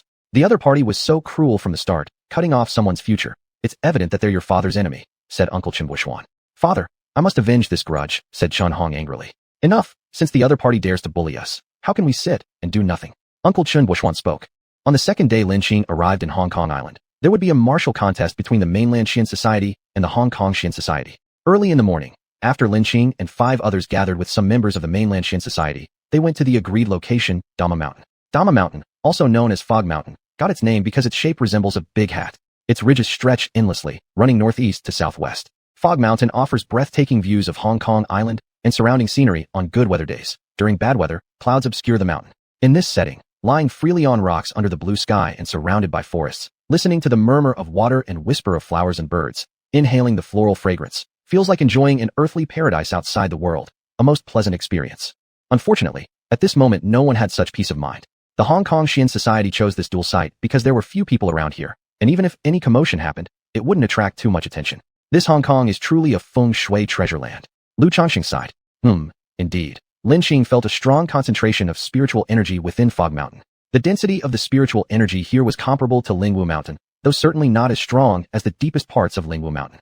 Hong Kong has 9 dragon veins passing through, and Dama Mountain is just one of the veins' paths. The Hong Kong dragon veins can be traced back to the most powerful Kunlun Mountains in China, which is one of China's 4 main dry dragons. This mighty dragon extends from west to east for thousands of miles, dividing into countless branches along the way, Lu Changxing added. This time, over 20 people from the mainland Xian Society came, whereas nearly 100 people from the Hong Kong Xian Society attended, comprising about half their members since Hong Kong is only a small place with limited development, unlike the rapidly growing mainland Xian Society. When the two parties arrived at the martial combat site, Chen Yi's gaze harshly stared at Ouyang Feng. Father, it's that person who hurt me. Chen Hong suddenly launched a spirit attack on Ouyang Feng when he wasn't paying attention, causing him to lose his balance and nearly fall. Still, the damage was minimal as Chen Hong's cultivation level was just slightly higher than Ouyang Feng's, making it hard to inflict serious harm with just a mental strike. What's wrong, Ouyang? Lu Rushi asked upon seeing Ouyang Feng almost stumble. I've been attacked, Ouyang Feng replied grimly. Who did this? Lu Changxing asked. Chen Hong. Ouyang Feng coldly looked at the one who attacked him, while Chen Hong arrogantly challenged him back. Lu Changxing angrily said, Your Hong Kong Xian society is truly low class, secretly attacking our contestant behind the scenes, truly cunning and treacherous. Chen Buishuan knew that Chen Hong couldn't help himself but act, but as the president of the Hong Kong Xian society, he had to safeguard the Hong Kong interest. He calmly asked, Does President Lu have any evidence? Lu Changxing was forced to swallow his complaints since it was hard to find proof of a spiritual attack. President Lu, without evidence, please don't falsely accuse our Hong Kong Xian society. Chen Hong taunted with sarcasm, as if to say, It was me who attacked you. So what? What can you do? Chen Hong smiled, even more evilly seeing the hatred on the opponent's face, knowing they couldn't touch him. He then stepped forward between the two groups and announced, Since everyone's here, let's start the competition. I represent the Hong Kong Xian society. Who wants to come up and accept their fate? With bloodthirsty eyes, he focused on Ouyang Feng and Lu Rushi, believing one of them should step up. This time, he vowed to cripple the other side thoroughly to relieve his hatred. This martial arts competition used a traditional arena format. One side could send out a person to guard the arena until someone from the opposing side pushed them out. Then they would send another person until all 5 from one side were defeated, meaning that side lost. Just as Lu Rushi was about to step forward, Lin Xing stopped her. Torturing others is something I particularly enjoy, Lin Xing chuckled lightly. Everyone froze in shock upon realizing the one stepping up was just a young girl. Chen Hong sneered, Haha, you mainland Xian society members are truly cowards. Could it be that because you know you won't win, you simply sent someone to die for you? At this moment, Lin Xing gave off no imposing aura, looking no different than an ordinary person. Even Chen Buishuan didn't detect anything unusual about her. However, a sharp intuition made Chen Buishuan frown slightly. He didn't know where the discomfort came from. You shouldn't think that I will be merciful just because you sent up a little girl, Chen Hong said coldly. Rest assured, I won't be merciful to you either, Lin Xing responded with a smile, as if the person before her were a paper tiger, and she didn't even take them seriously. You're asking for death. Chen Hong began moving his fingers, starting to cast a spell. But before he could finish his spell, Lin Xing suddenly appeared in front of him and threw a punch at Chen Hong. Her delicate-looking hand exploded with immense strength upon contact with Chen Hong's face, sending him flying back several meters and landing on the ground. Chen Buishuan immediately stood up and said coldly, President Lu, isn't it too shameless for your mainland Xian society? You sent a martial artist instead of an adept for this duel. Everyone knows adepts are physically weaker than martial artists. This is cheating. Who says Lin? Lin Xing is not an adept. Lu Changxing mocked. By this time, Chen Hong had gotten up from the ground. His nose was crushed, and blood covered his face, making a terrifying sight. But those present were no strangers to such scenes, so they weren't easily shocked. I'm going to kill you. Chen Hong roared angrily. He quickly drew out a talisman, chanted a spell, and without any breeze, the talisman spontaneously combusted, disappearing instantly. Several fireballs then swept towards Lin Xing. Huh, playing fire with me? Isn't it like showing off a sword in front of Lord Guan? Too arrogant. Lin Xing sneered. As she spoke, she flicked out a strand of red flame towards the mass of fireballs. The red flame seemed very weak compared to the huge fireballs, as though it could extinguish at any moment. The group from Hong Kong Island all shook their heads secretly. It looked like the young girl would soon turn into ashes. On the other hand, members of the mainland Xian society watched Lin Xing in admiration. That flame, if they hadn't forgotten, wasn't an ordinary fire. They vividly remembered how the young master of the Ghost Sha sect had been completely incinerated by this very fire, leaving no body or soul behind. If one's flesh or even spirit touched this flame, one would lose their soul forever. How could such divine fire compare with common fire? Chapter 135, Battle against Chen Buishuan. Under everyone's gaze, the tiny red spark was immediately enveloped and consumed by the fireball. The fireball originally heading towards Lin Xing then abruptly changed direction and shot towards Chen Hong instead. The smug smile on Chen Hong's face had not yet faded when he was startled by what was happening before his eyes and hastily tried to dodge. However, the fireball returned much faster than before, and in the end, it struck Chen Hong, who immediately burst into flames. It hurts like hell. Chen Hong kept thrashing on the ground, but no matter what, he could not extinguish the flames. Dad, are you alright? Hearing his father's painful screams, Chen Yi became deeply worried. He wanted to step forward to help put out the fire for his father. Here, don't come closer. This fire is no ordinary flame. Chen Buishuan also quickly rushed forward to provide emergency aid, but even he was powerless against this fire. At this moment, he had no choice but to give it his all. He could be seen forming mystical seals in midair, instantly summoning a water dragon charged with immense malevolent energy from beneath the earth. Hung Long, the malevolent water dragon, moved wildly around Chen Buishuan, just like an actual dragon. One could see Chen Buishuan furrow his brows as if he were also hesitating. However, with Chen Hong's cries of agony growing more intense and him shouting, Father, save me, Chen Buishuan commanded the malevolent water dragon to rush toward Chen Hong. The water dragon encircled Chen Hong, moving at tremendous speed. The edges of the water dragon were sharp like blades, repeatedly slicing into Chen Hong's skin. Every time a portion of the fire was put out on his body, another slice would follow, continuing endlessly in this cycle. His cries of anguish resembled those of a slaughtered pig. No one knows how many times the malevolent blades cut into him, but eventually, the fire was extinguished. Meanwhile, bloodied flesh flew off his body, leaving not a single intact spot. And Chun Hong fainted outright from the excruciating pain. Such suffering might compare only to being dissected 10,000 times. Haha, you've got some skills. You managed to extinguish my crimson lotusseed fire. Lin Qing praised.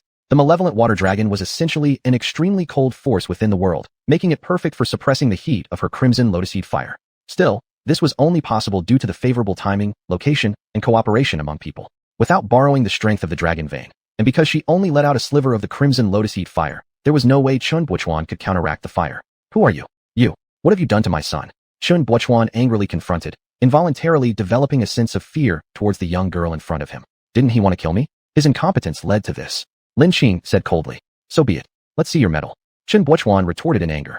Old man, are you trying to bully the weak? If you want to move against Elder Lin, you better see whether I agree or not. Lu Changxing promptly countered. Elder Lin? Is she really a cultivation expert? Chun Buochuan questioned in confusion. Of course. Lu Changxing affirmed. No, I refuse to believe it. How could there be such a youthful cultivation expert? Chun Buochuan said in disbelief. Humph, there are geniuses in this world, did you know? President Lu, let me handle this old man myself. Lin Qing mocked. You be careful then. Seeing Lin Qing's firm stance, Lu Changxing stepped back. However, he remained prepared to lend assistance at any moment, not because he lacked confidence in Lin Qing, but because he wasn't sure of Chun Buochuan's true strength. Facing this young girl, Chun Buochuan didn't dare to slack for a second, fearing that she might conjure up some bizarre demonic flames again. After settling his mind, he started reciting incantations and forming void arrays. A malevolent aura surged around him, forming a powerful tornado. This grand tornado swept through with overwhelming power, shaping itself into an inverted cone. Sand and gravel flew about wildly while the nearby trees swayed back and forth under the gale winds, seeming as if they were on the verge of snapping. People around the scene hurriedly distanced themselves, fearful of getting caught in its wrath and losing their lives by accident. As for Chun Hong, he had already been taken away by Chun Yi for treatment earlier, but Lin Qing wasn't concerned. Even if Chun Hong survived, his life would be worse than death. The tip of the tornado, where the storm was strongest, was aimed directly at Lin Qing. Facing such an enormous, devastating vortex of malevolent storm energy, Lin Qing remained composed. Between her two hands, she summoned a massive dual-headed purple sword. This sword was formed using concentrated thunderous true essence, rotating at high speed in front of her to form a small fan. Its rotation was so fast that it almost matched an electric drill, causing the air to whistle sharply. At the center of this fan, purple lightning grids intertwined, producing a zzz sound that created an impressive spectacle. To deal with the malevolent storm, it required the use of a yang-infused electrical skill. Go! With a light push from Lin Qing, the colossal, rapidly spinning purple fan shot toward the massive storm, leaving a streak of air behind it, and accompanied by a sharp screeching sound caused by friction against the air. Compared to the massive gray malevolent energy storm, the purple fan seemed quite small. However, as soon as it entered the storm, it wreaked havoc like a wolf amidst a flock of sheep. In no time, the malevolent energy storm was annihilated without leaving a trace. Trouble. Chun Buochuan's expression slightly changed. He hadn't expected that the opponent would be so formidable even without using her demonic flames. Unlike his method of arranging a void array and condensing the malevolent energy of heaven and earth into a storm, Lin Qing focused her true essence to create the fan. Although its size was small, it was thousands or even tens of thousands of times denser, practically invincible.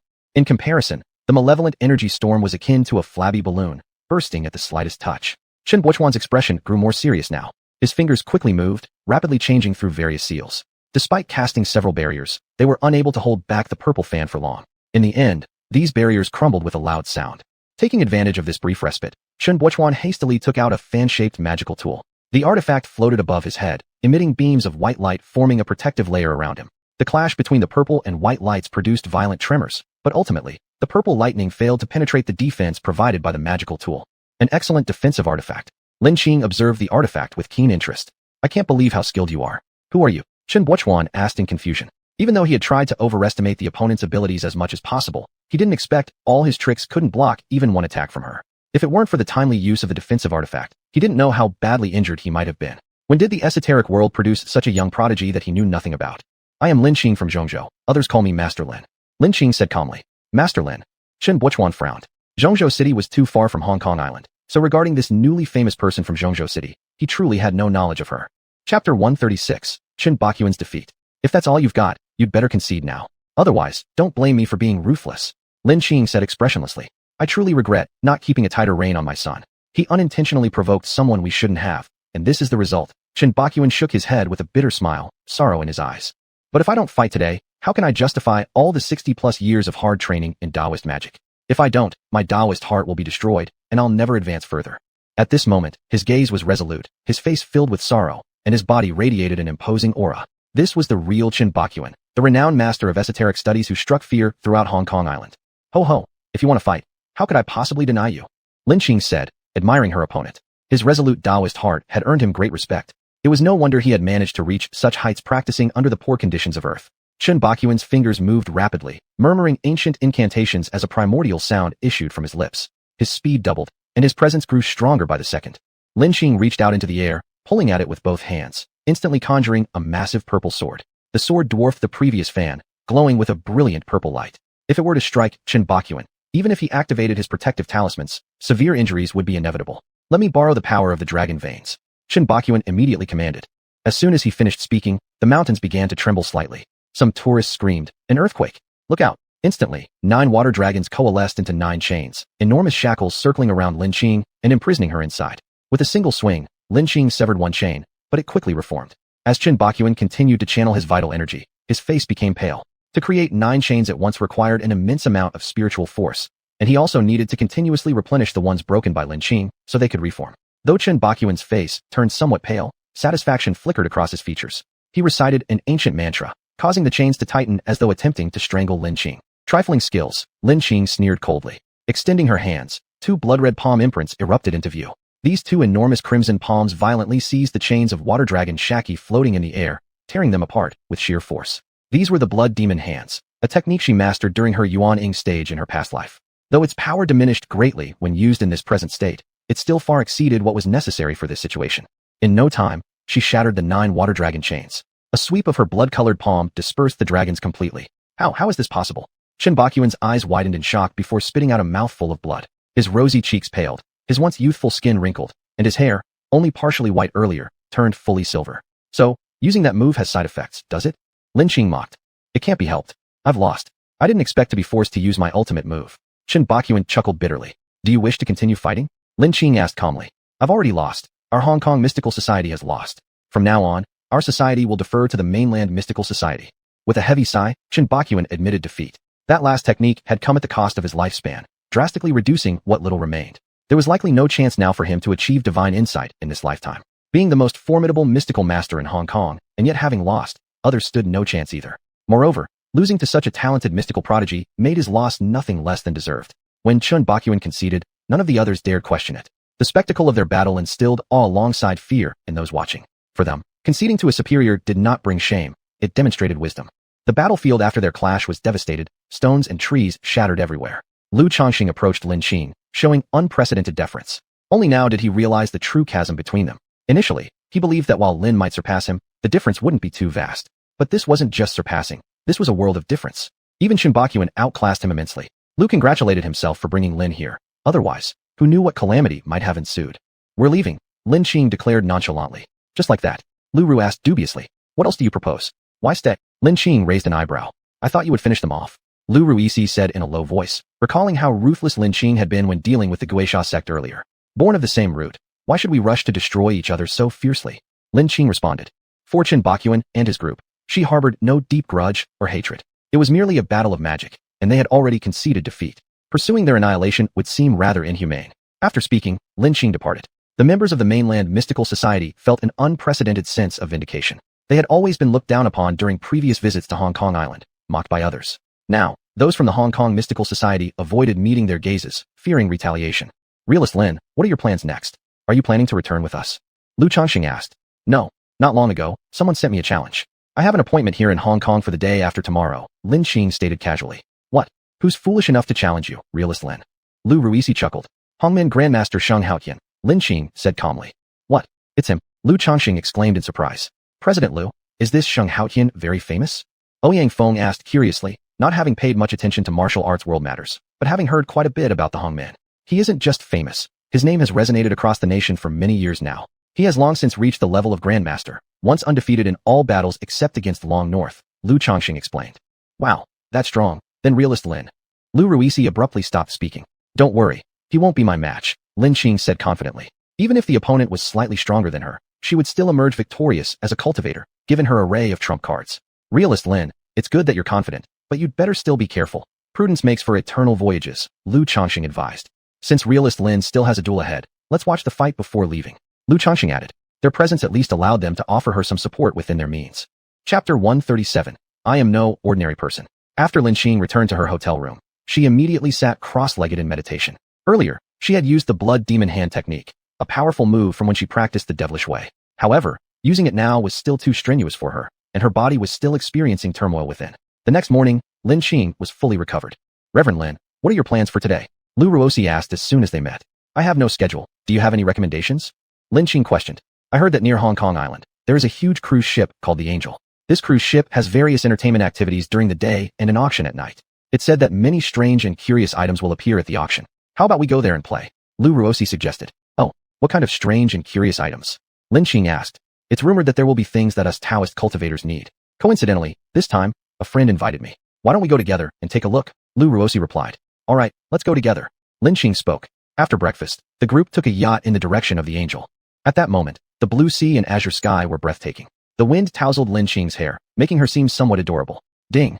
A text message arrived. What are you doing? I miss you, Jiang Family said. I'm in Hong Kong. Lin Qing typed quickly with her fingers. How did you end up here? These past few days, I've been on a mission, so I haven't kept in contact with you, Jiang Family explained. He didn't know Lin Qing was going to battle Shang Haoyan. Otherwise, he would have rushed over immediately. To attend an esoteric exchange conference, Lin Qing wasn't sure why she hadn't told him the truth. Could it be because she didn't want him to worry? She shook her head and cast away the troubling thought. All right, then enjoy yourself. Once I complete this mission, I'll come find you, Jiang Family wrote. Okay, Lin Qing's lips unconsciously curved into a smile.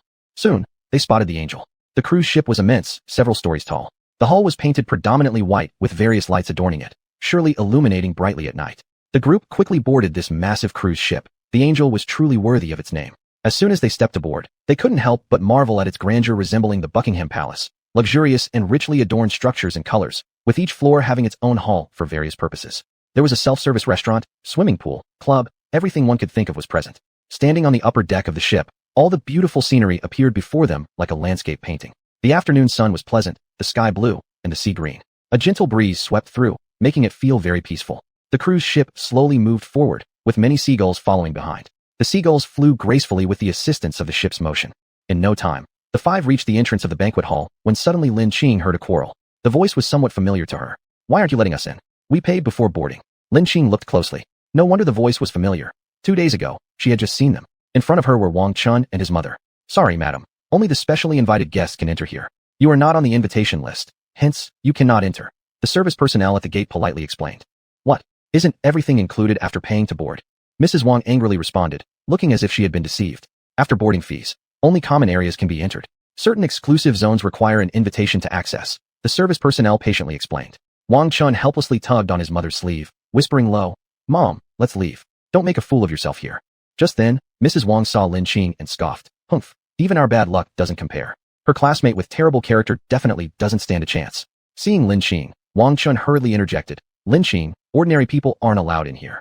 Lin Qing coldly laughed. Is that so? But I am no ordinary person. As Lin Qing's words concluded, Lu Ruosi took out an invitation letter, and Lin Qing's group was respectfully ushered inside.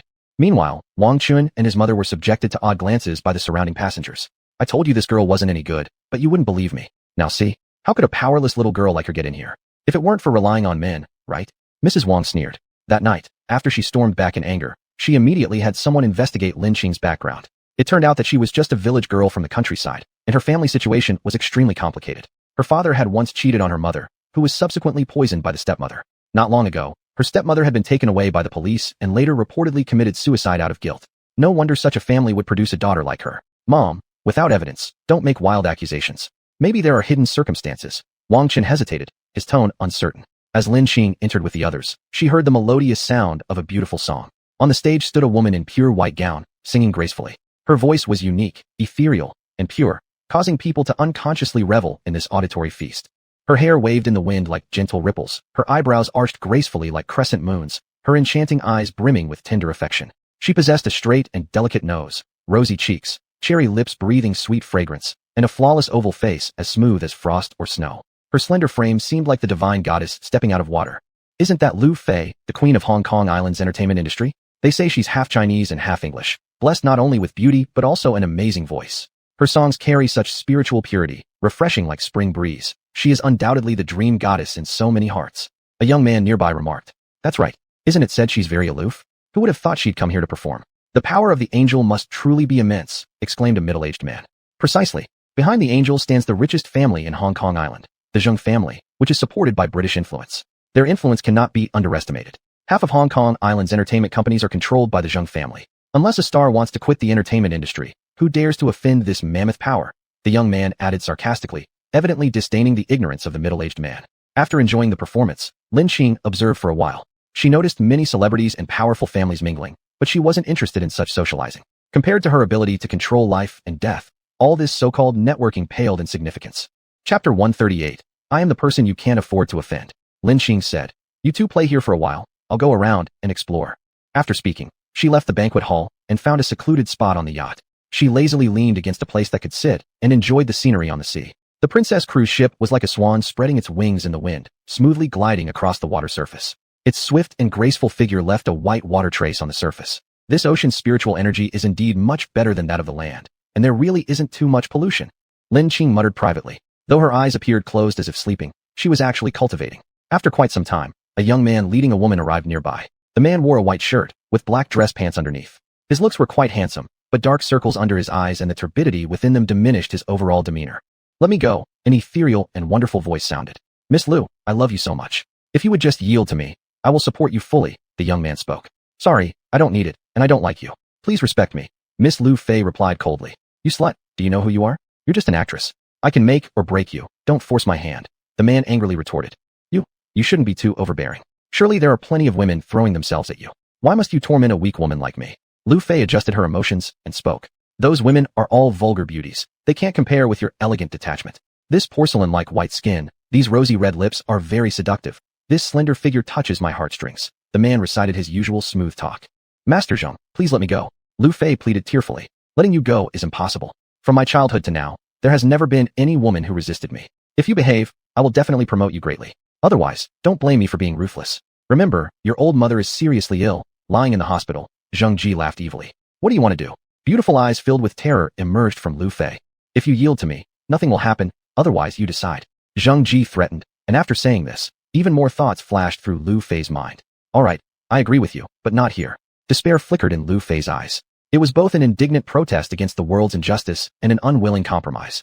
TSK, what a wonderful performance. Forcing good into prostitution, right? Lin ridiculed. She didn't initially want to get involved in other people's affairs, but when the opponent used the threat of the mother, it hit her aversion point. Who are you? Zhang Ji angrily demanded, because no one appreciates having their fun interrupted. As for me, you can't afford to offend someone like me. Lin coldly responded. The current weakling before her, she could kill with just a finger. Ha, truly funny. How come I've never heard of anyone in Hong Kong whom the Jiang family dare not offend? Zhang Ji mocked. Annoying. As Lin said this, she pressed her fingers together, sending several light dots into Zhang Ji's body.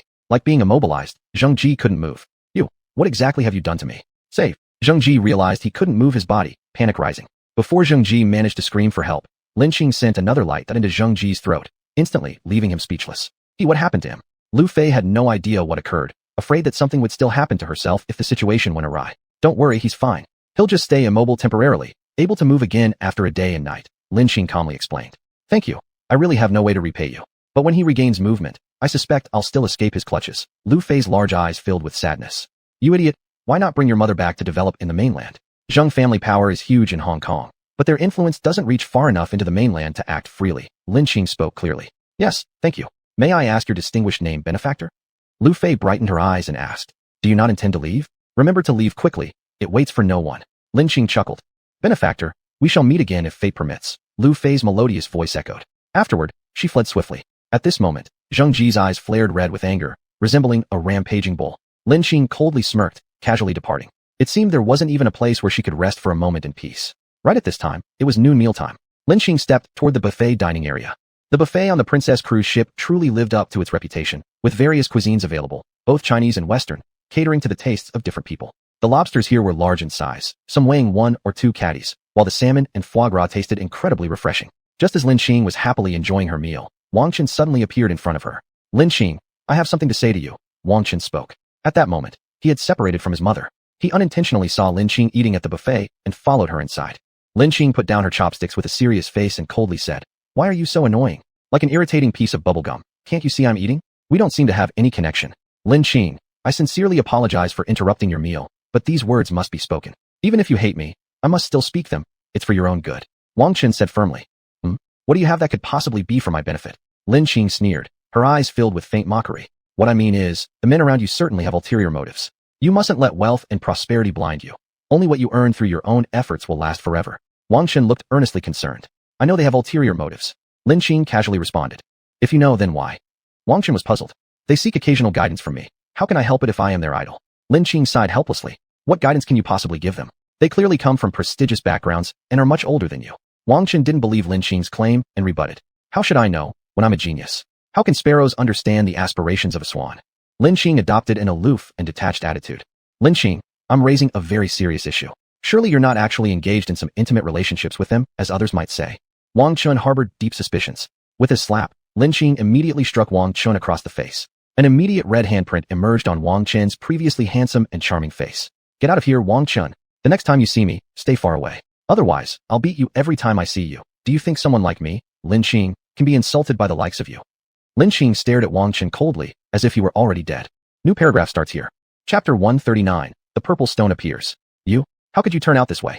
Wang Chen looked at Lin Qing with an expression of disbelief. Even though Lin Qing was not using her spiritual power, Wang Chen's handsome face quickly became swollen, and blood trickled from the corner of his mouth. Could it be that what I did to you before caused this much harm? Otherwise, how could a person change so drastically? Lin Qing furrowed her brow in distaste and coldly said, Still haven't left? Do you want me to lose my appetite? This commotion drew the attention of many people around them. At first, they didn't know the reason. Seeing the young girl slap the handsome man made them think she was overly arrogant.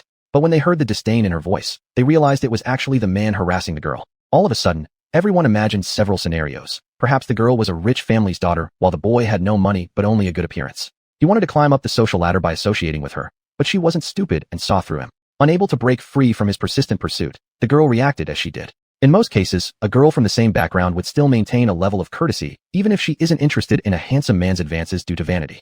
However, observing the girl closely, they noticed her excellent demeanor and commanding presence, something that cannot be cultivated by an ordinary family. In comparison, the boy lacked both charisma and presence. Paired with his delicate features, he looked like someone who relies on others for sustenance. At that moment, their assumptions were strengthened, and their looks of disdain towards Wang Chen intensified even further.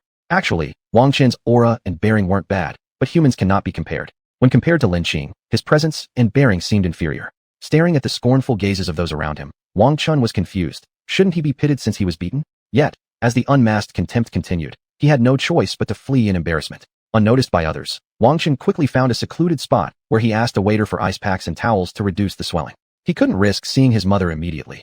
If she learned who was responsible, there would be endless questioning followed by more trouble. However, this injury to his face might not necessarily be a bad thing.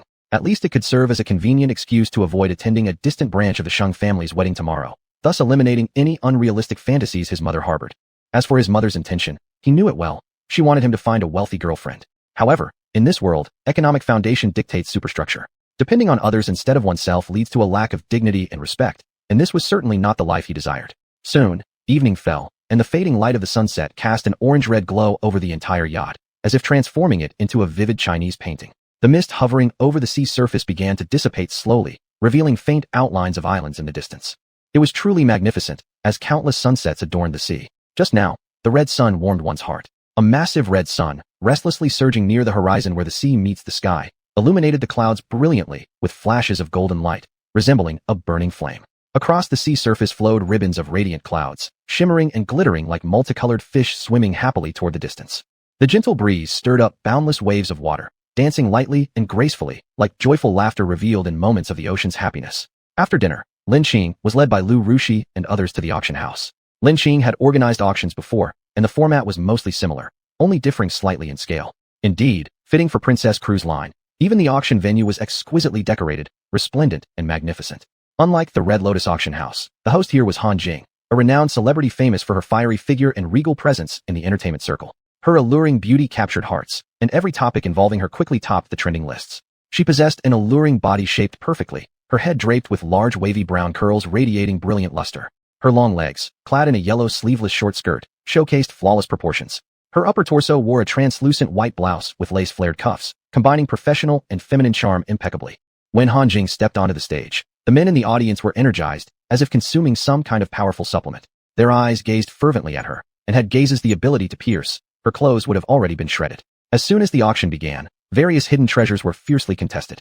However, Lin Qing barely paid any attention to them. They were merely vulgar items. As expected, the auction prices for these treasures were higher than their actual worth. It seemed that in the presence of such a stunning beauty, the men's minds became clouded. Truly, food and sex are basic human instincts. Lin Qing had been sitting lazily until a statue of an unknown material appeared at the auction site.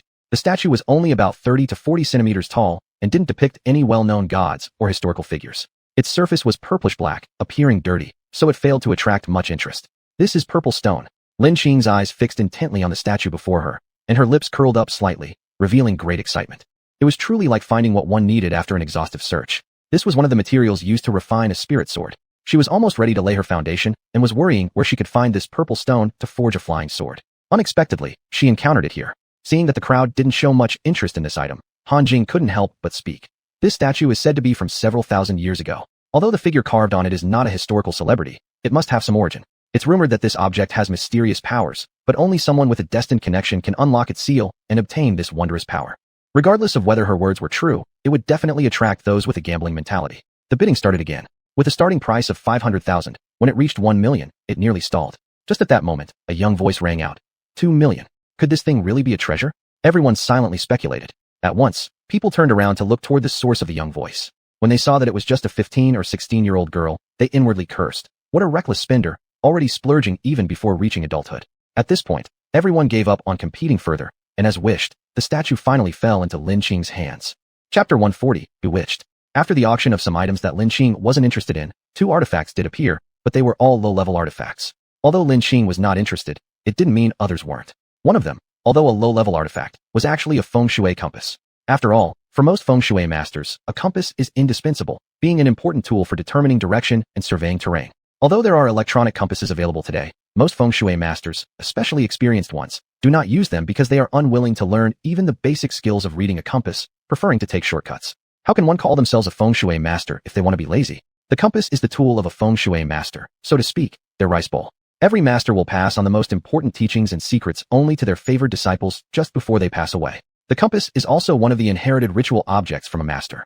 Passing the mantle to a disciple means entrusting them with a lifetime of effort and expectations, symbolically handing over their rice bowl, and hoping the disciple continues the legacy and spreads the knowledge further. If a feng shui professional, be it a renowned master or a novice student, doesn't have the inherited mantle of their teacher, they lack the key technical secrets of lineage, usually lacking formal succession qualifications. In jargon terms, such people are called piao learners, referring to self-taught or those who enter the field halfway through life. While these individuals without proper succession can simply assess yang residences or yin tombs, when it comes to conducting feng shui, caution is advised because assessing and conducting feng shui are completely different matters. There are multiple methods to assessing feng shui, like bagua, qi min dun jia, sini divination, witchcraft, etc., but performing feng shui requires solid comprehensive feng shui techniques. From these aspects, the importance of a compass becomes evident. While ordinary compasses are easy to find and can be purchased easily at a feng shui street, their materials vary widely. They could be bakelite, plastic, MDF, tiger bone wood, red sandalwood, and the best and most practical material would naturally be steel alloy, which is far more cost-effective than red sandalwood. However, turning a compass into an artifact is rare. Clearly, Lu Ruoshi beside her showed significant interest in this feng shui compass. Eventually, Lu Ruoshi won it with a bid of 50 million. Lin Qing had long known feng shui masters made good money, but she never expected how much.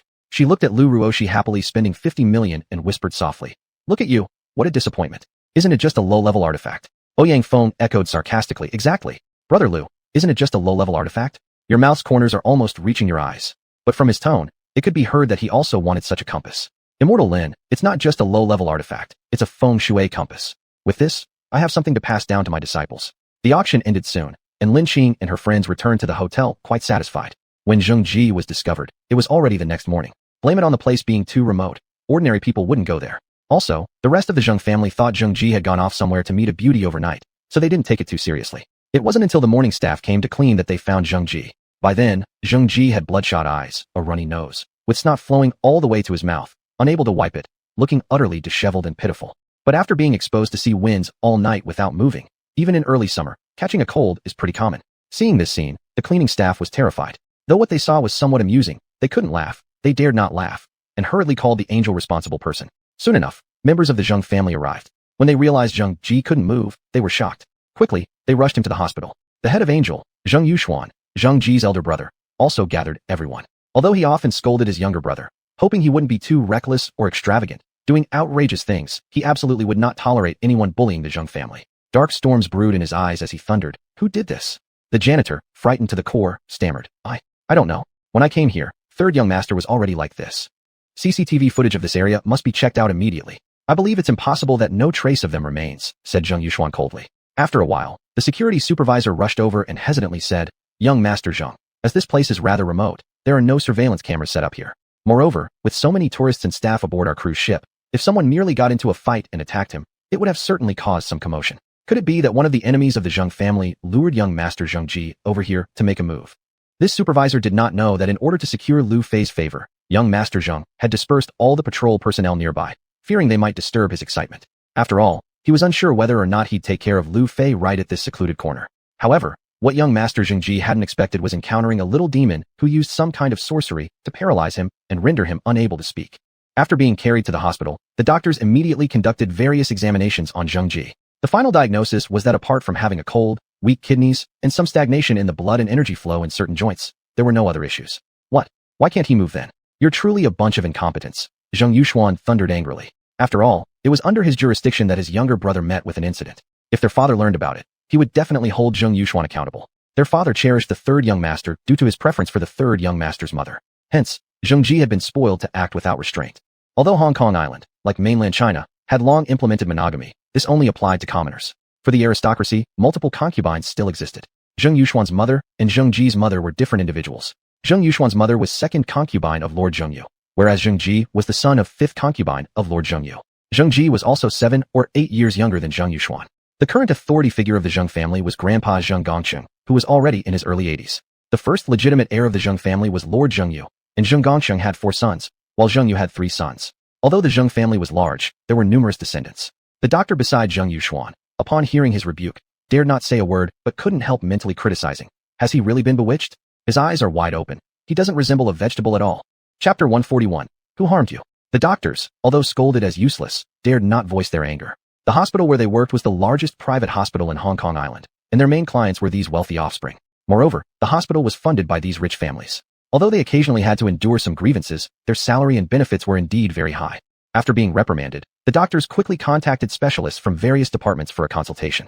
For Jiang Ji, they conducted all the necessary examinations, striving to find a reasonable explanation for his condition. In the midst of the doctor's busyness and Jiang Yuxuan's anxiety, Jiang Ji discovered that he could speak again. Brother, I'm parched. Quickly get me some water, food, and meals. Also, call a few nurses to massage my body. I can move now, but my body feels numb and I can't control it. Jiang Ji said with a hoarse voice. Not having had any water for a whole day really dried him out. Third brother, who exactly harmed you?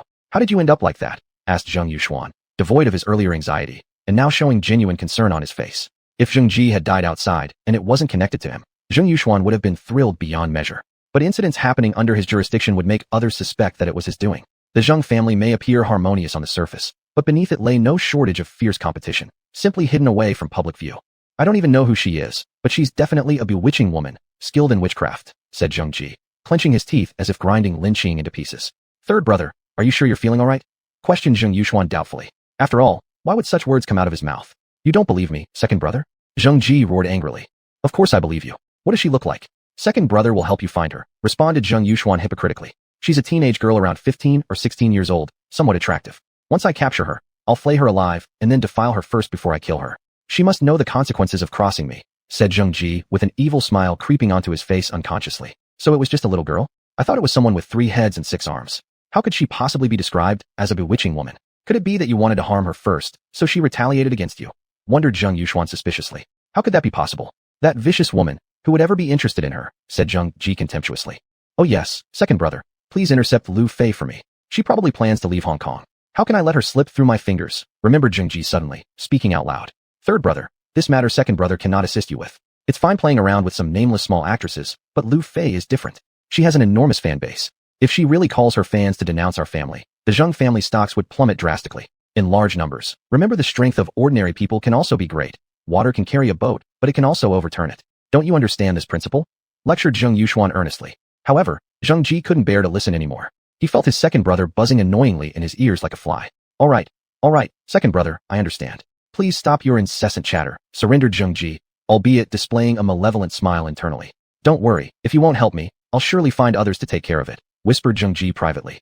Just then, the food arrived, accompanied by several pretty nurses. As they massaged Jingji's legs and shoulders while feeding him water and food, Jingji regained the full mobility of his limbs and immediately began making advances. He joked with one nurse, teased another, and soon enough, his hands started wandering. Although some nurses felt unwilling inside, they didn't want to lose their highly paid jobs, so they dared not offend him. Others harbored thoughts of climbing the social ladder, therefore falling into Zheng Ji's tricks right away. But fishing requires bait and patience. Such a catch might taste better to others. Those who automatically bite without bait aren't appreciated. Seeing everything unfold, Zheng Yuxuan shook his head helplessly and left, putting on the demeanor of an exasperated older brother toward his younger sibling. In truth, his inner self brimmed with smug satisfaction. The easier such adversaries are to handle, the better. After Zheng Yuxuan departed, Wang Hu, Zheng Ji's subordinate, immediately appeared beside him. Wang Hu, help me find two people. One is a girl aged 15 or 16, approximately 160 centimeters tall, quite good-looking. She was on the Angel cruise ship yesterday. The other is a big star, Lu Fei. Find out whether she is still in Hong Kong. Master, isn't the first person something the second master already promised to help with? Asked Wang Hu curiously. Relying on him is like expecting a sow to climb a tree. My second brother isn't as simple as you think, Zheng Ji coldly laughed. Although he was a dissolute philanderer, that didn't mean he was a fool. Lin Qing, who Zheng Ji had been scheming against, after eating breakfast, came near the Victoria Harbor. At this moment, the area around Victoria Harbor was simply swarming with people. Martial artists from mainland China, having heard that Sheng Haoyan was going to challenge Master Lin, a grandmaster martial artist from mainland China, rushed over to watch. Some had even arrived days ago. This was an once-in-a-lifetime opportunity to see a grandmaster battle. In the past few days, the number of people coming to Hong Kong Island had increased significantly compared to normal, and hotels around Victoria Harbor were all fully booked. One tourist asked in confusion, "What day is it today? Why are there so many tourists around Victoria Harbor?" "Today seems to be 520, said a young girl beside the tourist. "Girls are just troublemakers. If there's a holiday, you want to celebrate it. If there's another holiday, you want to celebrate that too. Now there's even a 520 holiday. It's just a scheme to make men spend money," said the young girl's male companion. "Humph. A man who willingly spends money for a woman doesn't necessarily love that woman. But a man who's unwilling to spend money for a woman certainly doesn't love her. Tell me, do you not love me anymore?" The young girl persisted. "Where did you hear such nonsense? How could I not love you? It's just that I don't have much money at hand. Besides, we need to save up. We will buy a house and get married in the future, so we can't overspend like this. Otherwise, how would your mom agree to let you marry a guy with no house or car? If I had the money, I'd surely spend as much as you wanted." The man hurriedly placated her. Sometimes it wasn't wise to argue logically with women. "That's more like it. I'll forgive you this time," the young girl said. At this moment, Gu Xiaofei and Rui, Wu Shui, and their boyfriends, a group of 6 people, also arrived near Victoria Harbor in Hong Kong. It was exactly 520 today, and coincidentally, their school held events recently, so they had fewer classes. Therefore, they decided to come out and celebrate 520 with their boyfriends. Chapter 142. Are you Master Lin? After Gu Xiaofei and the other 5 arrived at Vito Harbor, she exclaimed in surprise, "Why are there so many people here? Even if we want to see the scenery of Vito Harbor, it's more beautiful at night." There seemed to be a lot of police near Vito Harbor. "Is something happening here?" And Rui asked, confused. "Maybe they're maintaining order. There are too many people here after all," Gu Xiaofei guessed. "Let's go to the side of Vito Harbor as well and experience this world-famous harbor." And Rui suggested, "Do you not mind the crowd? There are already too many people here." Gu Xiaofei frowned slightly. "It doesn't seem that crowded along the shore of Vito Harbor. I see people scattered sparsely. I've heard that if you make a wish facing the sea at Vito Harbor, your relationship will last forever and you won't part." And Rui spoke. "And who would have thought you were so superstitious?" Gu Xiaofei laughed. "What are you laughing about? So what if I'm superstitious? Are you coming or not?" And Rui pouted and said, "In that case, I'll risk my life for a gentleman." "Wu Shui, how about you?" Gu Xiaofei asked. "How could we leave Wu Shui behind when all of us are going?" As she spoke, and Rui grabbed Wu Shui's arm and walked forward. When they were 100 meters away from the harbor shore of Vito Harbor, they were stopped by the police. "I'm sorry, but Vito Harbor is not open to the public today," the police officer said seriously. "What about those people inside? How can they get in?" And Rui asked. "You're different from them." The police officer remained calm with his gaze. "Hell, are you discriminating against mainlanders? How am I any different from them? We all have one nose and one mouth, 2 eyes and 2 legs. Aren't we all descendants of Yin and Huang? How can you treat us like this? From the same root we grew, why must we harm each other?" And Rui angrily retorted, "You've misunderstood me. When I said you're different, I wasn't referring to this. In fact, those people are martial artists, and you are ordinary people." The policeman silently thought within himself. "Perhaps what you mean is that those people have power and status while we do not. Officer, aren't the people of your island too worldly?" And Rui said sarcastically, "Miss, even if I tell you, you wouldn't understand." The young officer silently shed tears in his heart. As Rui was about to continue arguing, suddenly, an old man wearing Tang attire with gray hair approached, and a youth followed him. The youth had bright eyes and exuded an imposing presence. The officer, upon seeing the old man, immediately bowed respectfully. "Master Tang, please?" "Humph, sycophants, opportunistic people," and Rui muttered under her breath, until her boyfriend pulled on her sleeve, and she reluctantly closed her mouth. "What happened?" Tang Yuan inquired.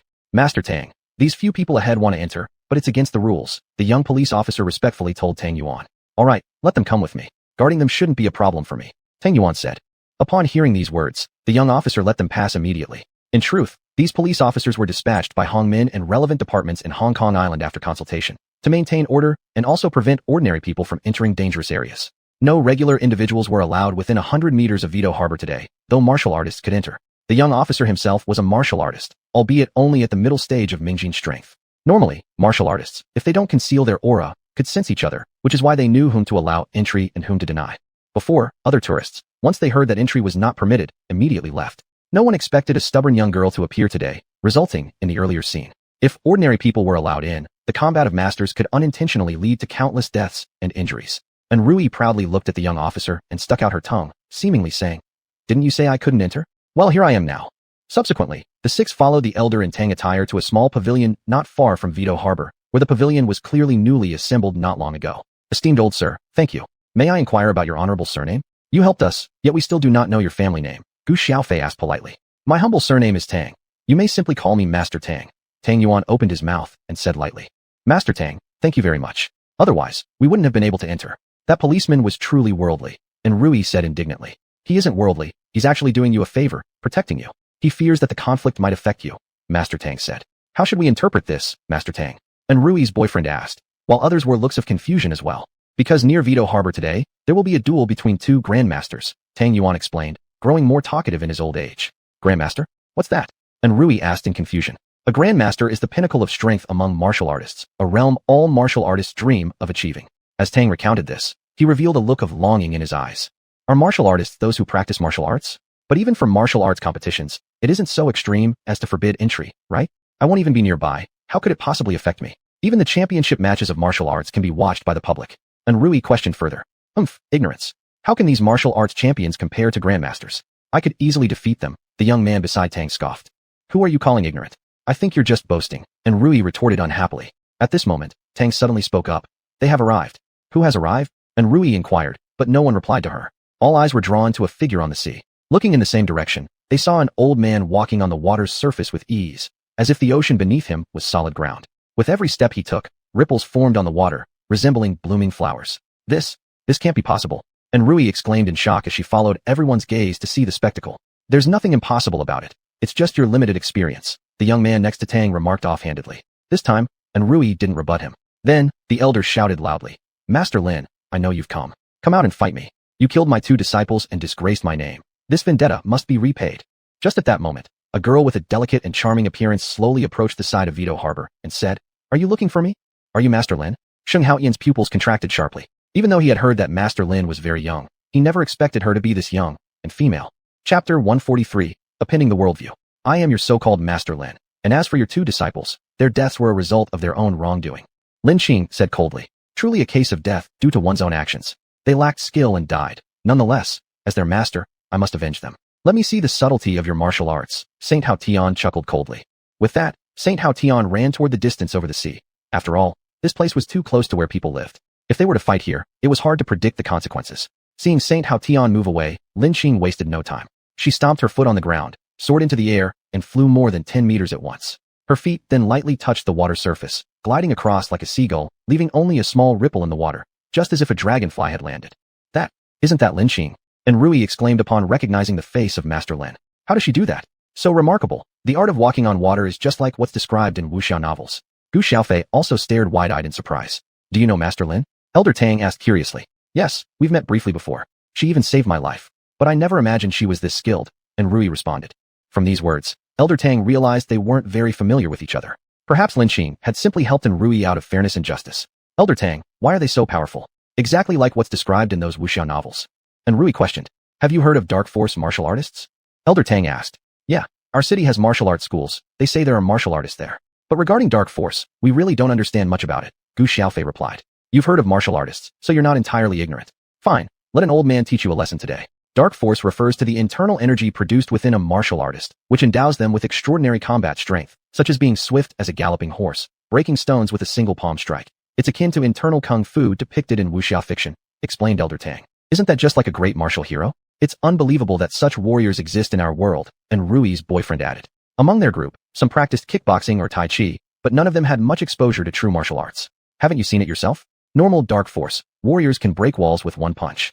And the transformation force masters who transcend even dark force possess abilities far stronger still. Walking on water would be easy for them. Your acquaintance, Master Lin, is a transformation force master, Elder Tang stated admiringly. Even at his advanced age, he was only at the later stage of dark force, yet Master Lin had already achieved transformation force at such a young age, truly demonstrating how each generation surpasses the last. I've heard that Yang Ming from the Jiang Family Martial Arts Hall is a very strong warrior, remarked Wu Shui's boyfriend, having come across Yang's martial hall accidentally. Yang Ming, indeed quite good, though he's also only at the stage of entering dark force, Elder Tang commented, though a trace of disdain could be seen on his lips. Elder Tang, aren't your skills even better than Yang Ming's? Gu Xiaofei caught the subtle implication. Of course, my grandfather was a late-stage dark force expert who once killed a leopard in the primitive forest with one punch and a wolf with one kick. How could someone who has just recently entered dark force compare? A young man beside Elder Tang spoke up. Xiao Li, sit down. Don't speak nonsense. Elder Tang rebuked him. Quickly look. Someone else is coming, someone nearby announced immediately. At that moment, Jia Yuan lost his interest in explaining things further to some young kids. He instead focused his gaze on the surroundings. In the distance, a white dot appeared, growing larger gradually until the crowd could vaguely make out a figure sprinting rapidly across the water. Old brother Saint, many years haven't passed since we last met, yet you remain vibrant and spirited, shouted the man, his voice echoing loudly enough to cause the others' ears to ring. When he started speaking, he was merely a vague silhouette visible from afar. By the time he finished talking, everyone had a clear view of his figure. A tall, elegant figure wearing a white robe stood on the water, each step leaving a lotus-shaped imprint. Truly, every step he took seemed to produce lotus flowers. This scene resembled that of a celestial descending to earth. And Rui and her companions were again astounded speechlessly at this sight, proving that no matter how vividly something is described, nothing compares to seeing it firsthand. The Grand Master of the White Lotus Sect, by Lin Ran, Tang Yuan solemnly announced. Although Tang Yuan also belonged to a sect, it was merely a minor one. There wasn't even a Grand Master in the entire sect, making it incomparable to the major sects like the White Lotus sect. By this time, Saint Hao Tian had already regained his footing on the water and began to speak. Brother Bai, how have you been? How could I compare with Brother Saint who is famous all over the world? Your current level must be even more powerful. Perhaps only Long Ao Tian can match you in battle. Bai Lin Ran flattered, knowing full well that he was no match for Saint Hao Tian in terms of strength. Long Ao Tan. HMPF, once I take care of this girl before me and avenge my disciples, I shall head north to the capital to challenge Long Ao Tian's legendary martial arts again, said Saint Hao Tian coldly. The two grandmasters conversed from afar, while an absolute silence fell upon the surrounding area. Not a single person dared to utter a sound. Even Rui, who was often spoiled, kept her mouth tightly shut for fear of accidentally offending someone. Bai Lin Ran nodded slightly and cast a strange glance at Lin Qing, as if to say, why did you invite trouble by provoking Saint Hao Tian? However, Lin Qing paid no heed, believing that respect was something one earned oneself, not received as charity. Who was stronger ultimately would only be decided through battle. If Lin Qing loses, what will happen? Surely that old man won't really kill her, right? Asked Rui after hearing their previous conversation. If Master Lin fails, she will face death. Didn't you hear Saint Hao Tian mention it earlier? Lin Qing killed his disciple. Killing a student means enmity beyond reconciliation. Without retribution, where would Saint Hao Tian's dignity go? Tang Yuan whispered. What? Can't the police handle it? And Rui couldn't help but reveal her worried expression since Lin Qing had saved her life after all. Do you think the police can manage matters involving our kind? The world isn't as simple as you imagine, joked Tang Yuan sarcastically. At these words, and Rui's formerly jubilant mood instantly plummeted. She started worrying quietly for Lin Qing, never having realized just how cruel the world of warriors could be. What she witnessed today truly upended her worldview. Underneath her anxious gaze, the battle between the two commenced. Chapter 144, Duel. At this time, near Weidao Harbor, martial artists from all over the world had gathered. Among them were some black and white people. With a boom, Lin Qing took a step forward, causing massive waves on the sea. Luckily, there were no ships on the water at that moment, or they might have been overturned unintentionally. Subsequently, Lin Qing shot forward like a speedboat, leaving a long trail of water behind her, as if the sea had been split apart. Lin Qing was extremely fast. In just a few breaths, she appeared before Sheng Haoyan and delivered a punch towards him. As it turned out, Sheng Haoyan was no pushover either. With a light jump, he soared into the air, avoiding Lin Qing's attack. Beneath his feet, a bird formed by true essence energy appeared, carrying him stably onto the water's surface before vanishing. Master Lin, you truly have some skills. No wonder my two disciples were defeated by you, Sheng Haoyan said coldly. Suyun hand, first level. Lin Qing swung a palm at Sheng Haoyan. Her palm swept up a large amount of seawater which transformed into a series of sharp blades shooting towards Sheng Haoyan under the influence of her true essence energy. Seeing these countless water blades flying everywhere, Sheng Haoyan immediately formed a dense, white mist in front of him. The mist was so thick that it seemed like ice. These water blades encountered the mist and were quickly stopped, unable to penetrate through. Lin Qing exclaimed, surprised. Sheng Haoyan was truly powerful. He could condense the water mist into a barrier as hard as steel, indeed formidable. Everyone says you, Sheng Haoyan, are an expert in body cultivation. I didn't expect your understanding of martial arts to also be so profound. Lin Qing praised. At our level, the methods no longer matter. Many things are interconnected. Only by entering the innate realm is it our ultimate goal. And compared to that, what revenge is worth pursuing becomes insignificant. Sheng Haoyan laughed, speaking calmly, as if he wasn't here for revenge, but rather a philosophical discussion about martial arts. How many martial artists in this world understand our pursuit of martial arts? Not to mention, only a few can reach the stage of internal power transformation, Huajin. Even after reaching that point, some cannot advance further for decades. In this world, there are very few who can match us. Oh, are you saying you don't want to seek revenge anymore? Lin Qing asked, confused. Ha ha ha, apprentices like Fan Tong and Fan Shan, I have many. They were not good enough and lost their lives in battle. Dead is dead. How could I possibly spend my efforts seeking revenge for them? Sheng Haoyan smiled coldly. Why then do you challenge me? Before I go to challenge Long Haoyan, how could I miss the opportunity to face someone like you? Such a good chance to practice. Killing you would make my path in martial arts more certain. Sheng Haoyan replied coldly. Humph, you're trying to use me as your stepping stone. But who knows who will win in the end? Lin Qing coldly chuckled. During their conversation, Sheng Haoyan conjured up a giant water snake. This water snake was over 10 meters long, made from condensed white mist. It was lifelike, as if it were real. Crawling across the water, it attacked Lin Qing. What is this? How could such a huge snake appear? And Rui was shocked, her eyes wide open. This is not a real snake. This is their combat technique. Please do not be alarmed unnecessarily and disturb us. Little Li from Tang Lao's side spoke up, and Rui was about to argue but noticed the serious look in the other person's eyes focusing on the fight, so she quickly continued watching instead, thinking to herself, what kind of keen eyesight do they have to see everything clearly from so far away? Spiritual Cloud Hand, 2nd level. Spiritual Cloud Hand, 3rd level. Spiritual Cloud Hand, 4th level. Lin Qing used 3 consecutive moves before the giant snake finally collapsed and merged back into the sea. Never thought your inner strength was so solid. Truly remarkable. Believe it or not, given time, you will surely break through to become an innate level expert. Lin Qing praised. Haha, thank you for your compliment. I have searched through ancient books to find training methods that could potentially help me break through. That you could destroy my water snake shows just how powerful you really are. No wonder you managed to reach Huajin level at such a young age. Sheng Haoyan said. Watch this next move of mine. Sheng Haoyan added. Saying so, it began raining small drops in the air around them, specifically confined to their battle area. Each raindrop instantly transformed into tiny needles, bursting toward Lin Qing from all sides. If she got hit, she would instantly turn into a porcupine. Humph, mere trivialities.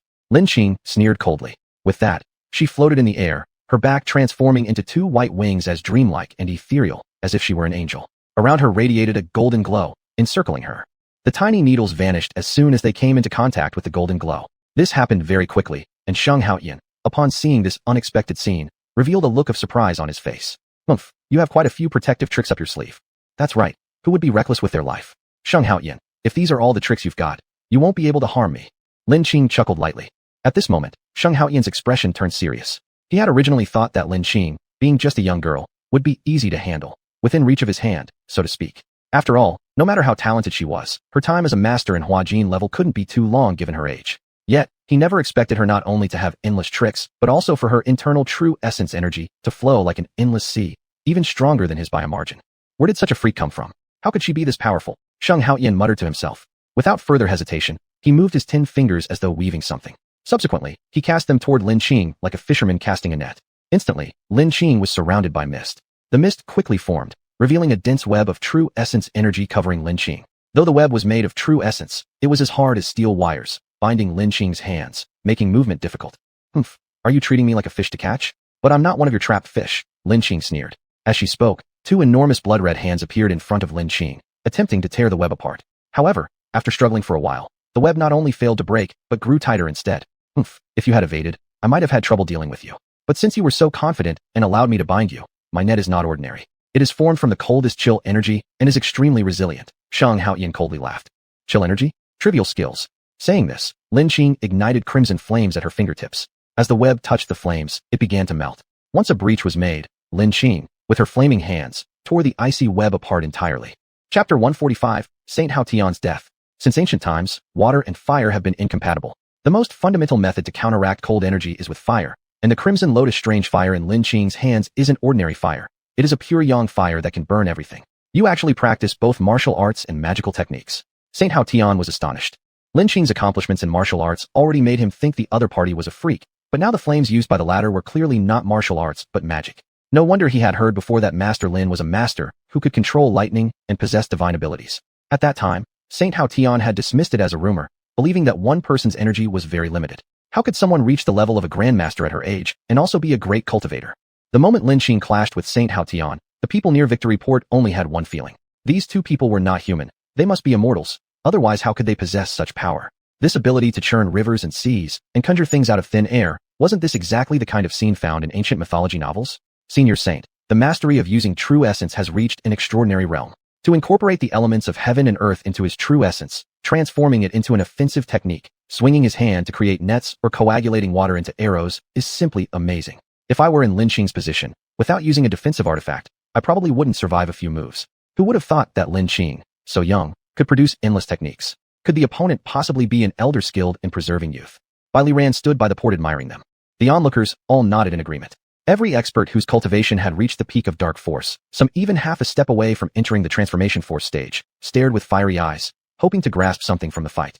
Though some among them were able to unleash internal energy externally, forming offensive techniques, their skills were incomparably inferior to the two currently battling. As for the juniors around them still in the manifested force stage, they couldn't help but show reverence mixed with boundless admiration. Is this what a grandmaster skill looks like? It's incredibly powerful, almost like an immortal, overturning the sea and walking over water without a trace. When will I ever reach such a level? Many people exclaimed. What kind of character is this Lin Qing? How can they withstand Saint Hao Tian's numerous attacks?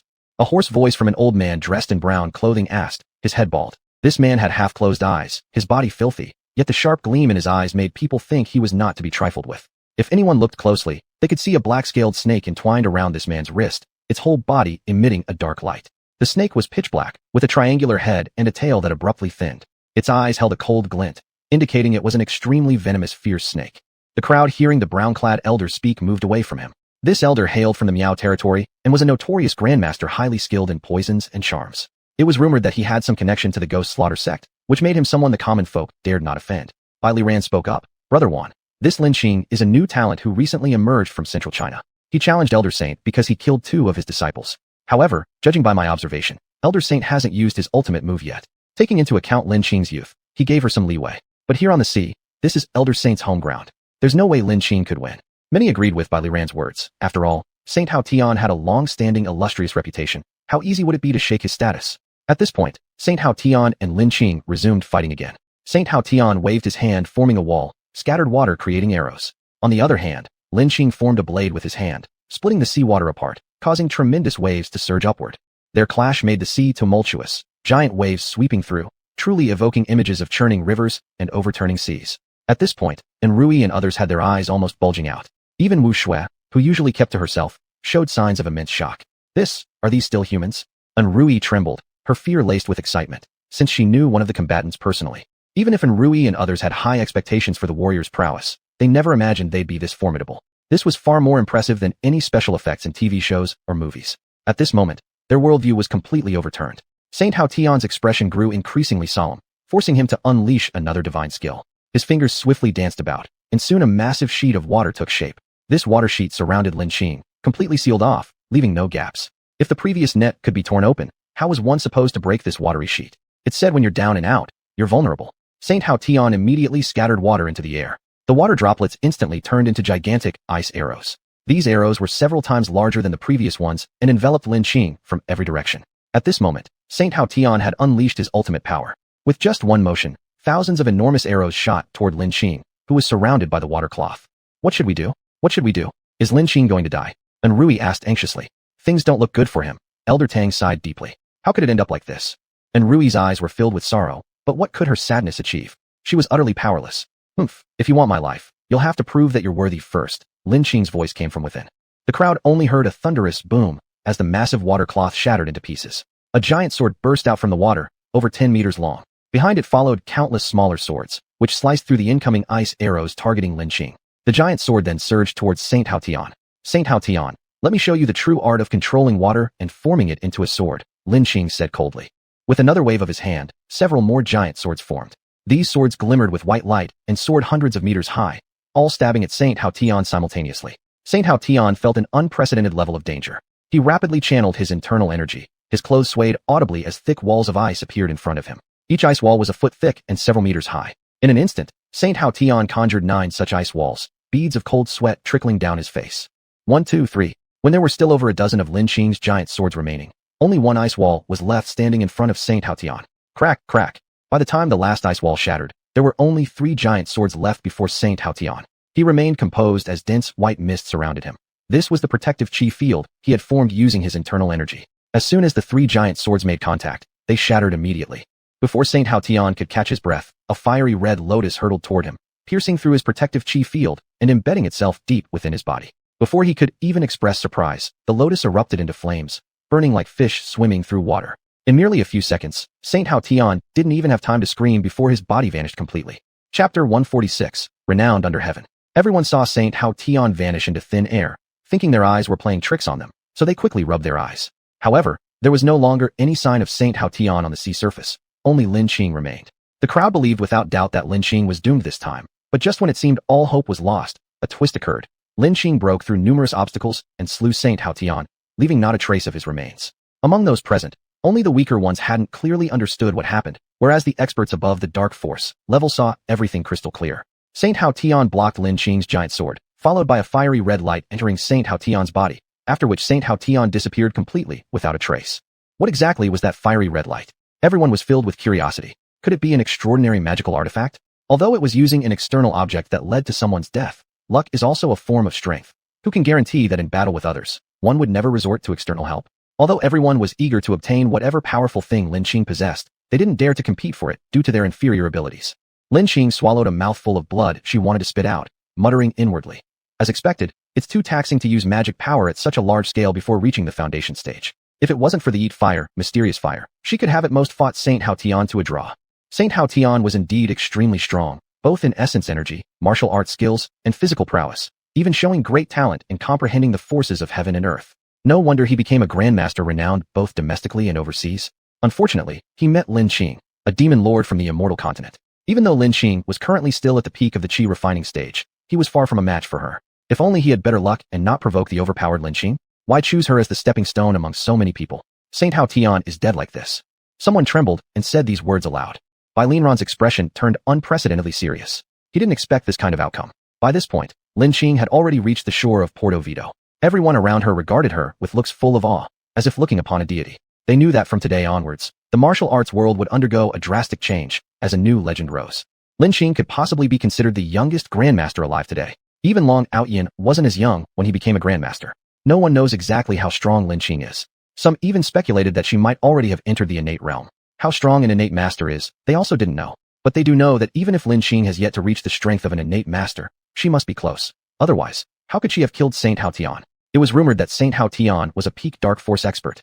After today, I think Lin Qing's name will become famous across the world. Bai Linran stared intensely, word by word, making this declaration. This sentence from the head of the White Lotus sect concluded this astonishing fight. Even though no one said anything, all hearts agreed. Just a few months ago, when Lin Qing killed Fan Chun and became the boss of Zhongzhou City, some people said that Master Lin had already attained the rank of Grandmaster.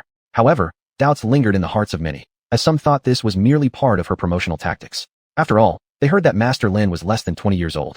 How could she achieve such heights at such a young age? Even Dragon Outyin was 30 when he became a Grandmaster. Meanwhile, some forces surrounding the Central Plains quietly eyed this rich prize, ready to challenge Master Lin and take a piece of the profit. Yet, before they could find a chance to act, came this shocking battle.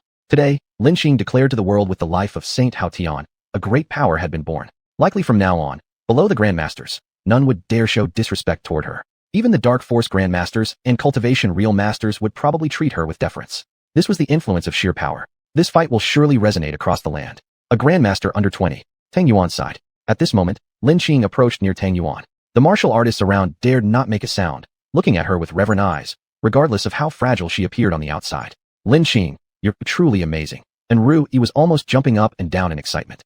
Those around who heard her words cast icy glances at Ru Yi, probably pondering which family's impolite younger generation she belonged to. Didn't she fear being killed instantly by Grandmaster Lin for daring to address her directly by her given name? Surely, she wanted to die? What they did not know was that the woman they disdained didn't belong to the martial arts circle and thus didn't understand certain rules. Tang Yuan also revealed a regretful expression, regretting bringing them along.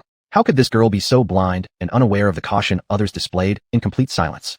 Who are you? Lin Qing narrowed her eyes and asked. I'm Ru Yi. This is Gu Xiaofei and Wu Shui.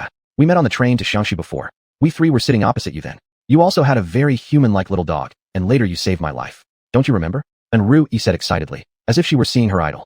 Oh, it's you. Lin Qing replied indifferently.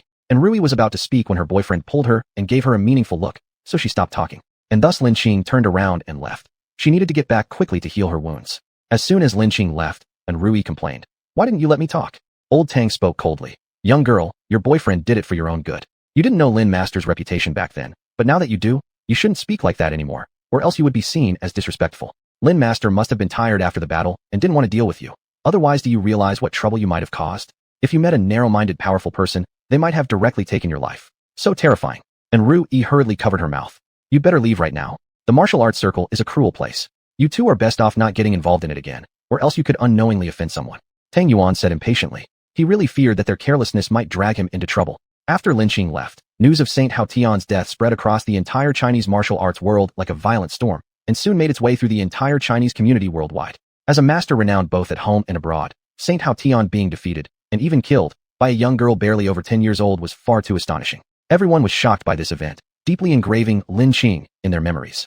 Even countries like Japan, South Korea, and Thailand heard the name of this genius master. Chapter 147, Be My Girlfriend. At this time, Lin Qing, who was causing a global sensation, was cultivating in her hotel room with her phone on vibration mode. And Jiang Beichen, having just completed his mission, heard the news and was utterly shocked. He knew Lin Qing was powerful, even likely to have reached the level of a master. However, he never expected that she would be so strong as to defeat the world-renowned Grand Master Sheng Haoyan. This left him overwhelmed by pressure. Meanwhile, he was more concerned about Lin Qing. Even though she had triumphed, hadn't she also sustained severe injuries? Wasn't Sheng Haoyan someone so difficult to deal with? Acting on impulse, he immediately called Lin Qing. "The number you dialed cannot be reached at the moment. Please try again later," came the cold voice over the phone. Although the phone recording staff did not sound cold, Jiang Beichen, worried, interpreted it as such. He made dozens of calls consecutively, but none were answered.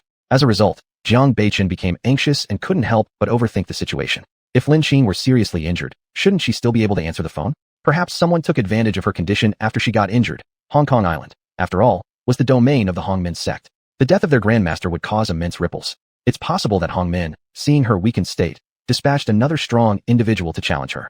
With this thought, he found himself unable to calm down, his heart heavy with anxiety. He informed his other teammates and rushed towards Hong Kong Island.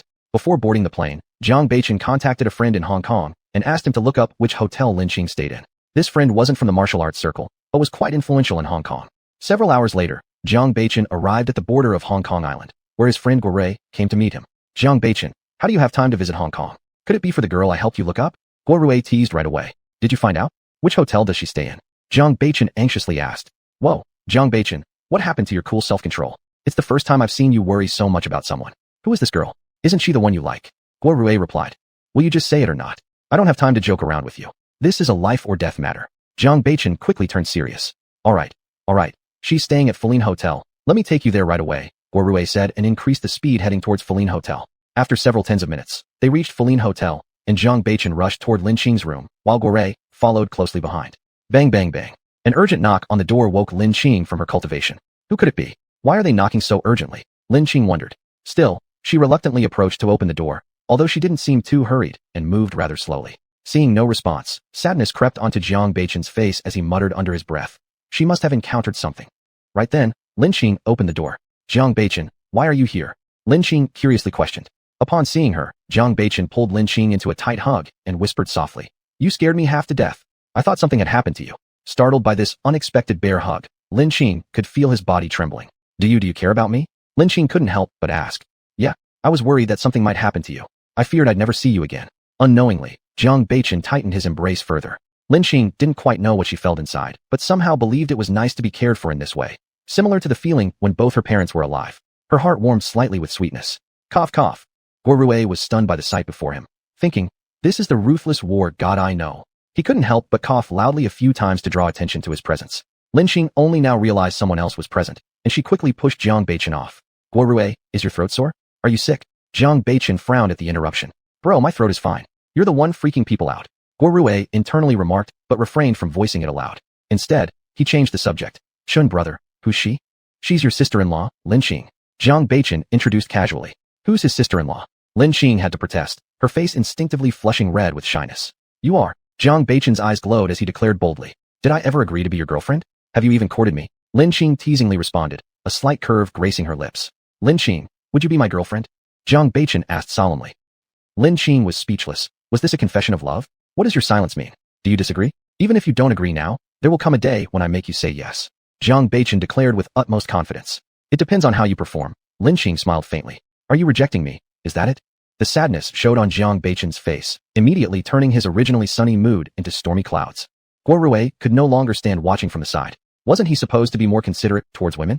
Who chases girls this way? Guo Rui leaned in close to Jiang Beichen's ear and whispered, Big brother Chun, what she just said means that you still have a chance. Girls get shy sometimes. Really? Why were some of the girls I met before so aggressive then? Jiang Beichen muttered softly. Ah, poor big brother Chun, you must have been tormented by those shameless women into something completely different.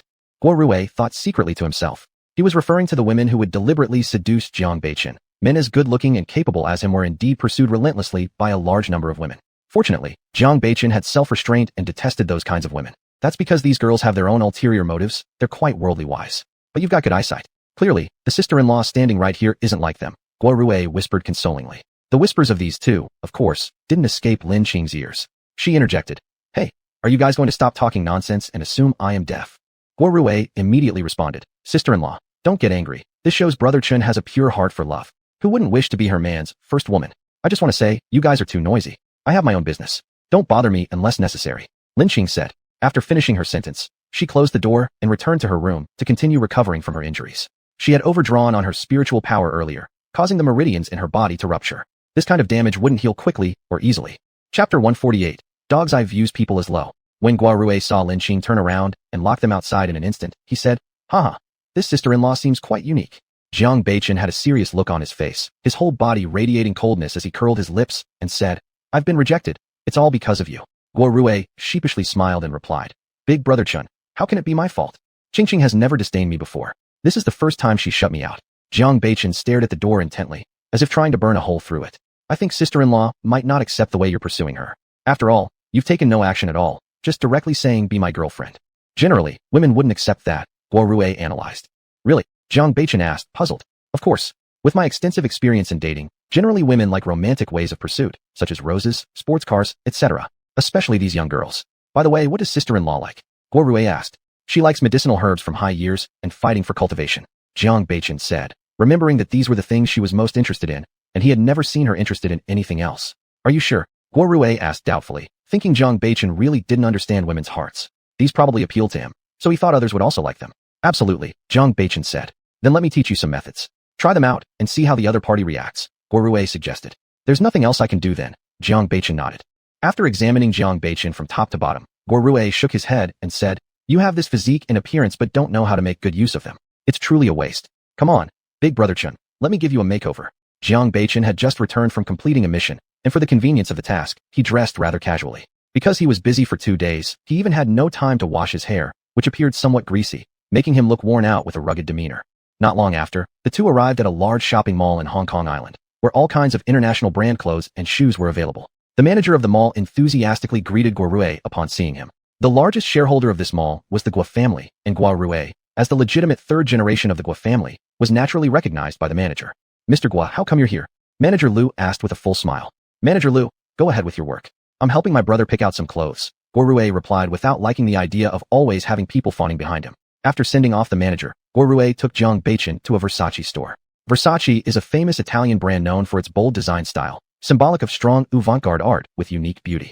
Its charm lies in the designs rich in imagination, showcasing the splendor characteristic of the Renaissance era.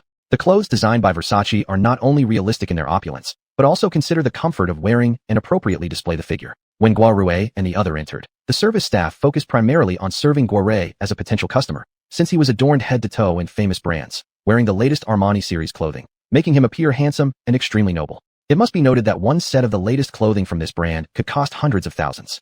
If they managed to sell a set, their commissions would amount to much, leading a few service staff members to gaze at Guo Rui with bright eyes, akin to wolves staring at a fresh piece of meat.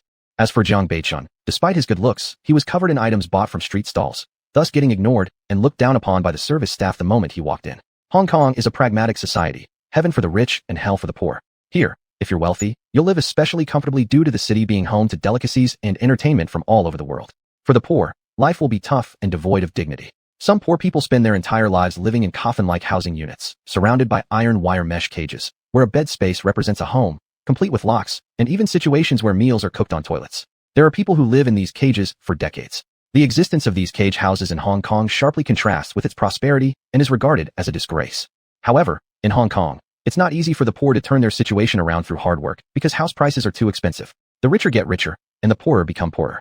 Some say, in Hong Kong, being poor is scarier than death. Therefore, everyone here is quite pragmatic. If you're poor, you'll be looked down upon regardless of how handsome you are, because good looks can't put food on the table. Seeing several female service staff surrounding him, promoting various new collections to him, he couldn't help but speak up. I'm accompanying my friend to buy clothes. Please recommend some suitable ones for him. The female shop assistant reluctantly came over to Jiang Family and recommended the cheapest set of outdated clothes priced at more than 10,000. She thought inwardly, I wonder if this poor man can even afford it. However, Jiang Family wasn't lacking in aesthetic sense. Having been born into a wealthy family, his fashion taste was quite refined. At a glance, he fixed on a set of clothes displayed in the most prominent spot. He coldly pointed and said, bring me that set of clothes, I'll try it on. Upon hearing Jiang Family's mainland accent, the round-faced female shop assistant sneered. Excuse me, sir, I'm not saying this to insult you. But can you even afford it? If you can't, don't waste time trying it on. It's the latest model, and a single set costs several $100,000. Gua Rui, upon seeing this scene, angrily retorted, what kind of tone is that? Dog's eye views people as low. Do you know who I am or who my friend is? Sir, I know you can afford it, but whether this gentleman here can sell these items, that's an honest question. What if he accidentally tears the clothes and can't compensate? In the end, we the sales staff will suffer. The round-faced shop assistant responded indifferently. So proud. You think you're invincible. I'll make sure your luck changes right now. Gua Rui stormed. Do you think you are somebody? Are you the mall owner perhaps? The round-faced female employee shot back with sarcasm after being provoked. Even if the other party had money to buy the clothes, she felt he had no right to meddle with her job. How to deal with others who couldn't afford them was her business. Hearing this, Gua Rui burst out laughing despite his anger. Feisty one. Wait for your termination in a moment. He immediately called up the manager of the mall. Mr. Gua, may I help you with something? Manager Lu respectfully asked. There's a Versace store in the mall where a female staff looks down on people. Fire her immediately. People like her around here only offend others without realizing it, Gua Rui said coldly. Chapter 149, The Legendary Black Card.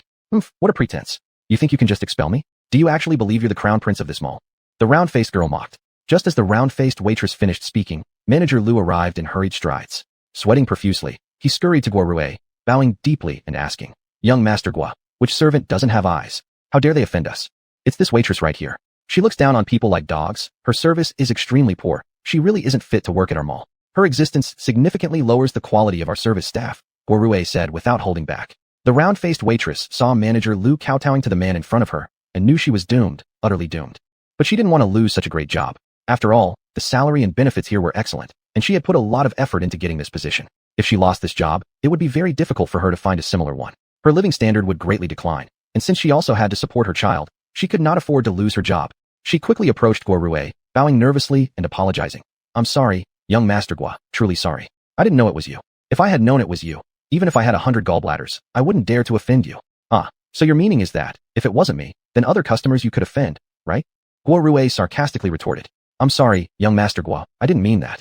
If you didn't mean that, then what did you mean? You can't even express yourself clearly, showing that you are simply not suitable for this position. Gua Rui felt extreme disdain for the round-faced woman before him. How dare she offend Brother Chun? Wasn't she trying to pick a fight with death? After all, Brother Chin's family background was no less prestigious than his own, and he was a ruthless warrior god. Could you possibly offend such a person?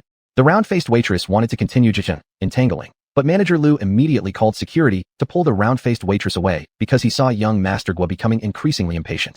Actually, the reason why the round-faced waitress acted this way was due to an incident where a customer who couldn't afford a piece of clothing tried it on and dirted it, yet refused to buy it, leading to the waitress being penalized. Hence, the waitress developed different treatment towards different kinds of people. Once the round-faced waitress left, the remaining female waitresses treated young Master Gua even more enthusiastically. Gua Rui coldly ordered, Didn't I say I'm here to accompany my friend to try on clothes? Quickly bring the clothes my friend has chosen and let him try them on.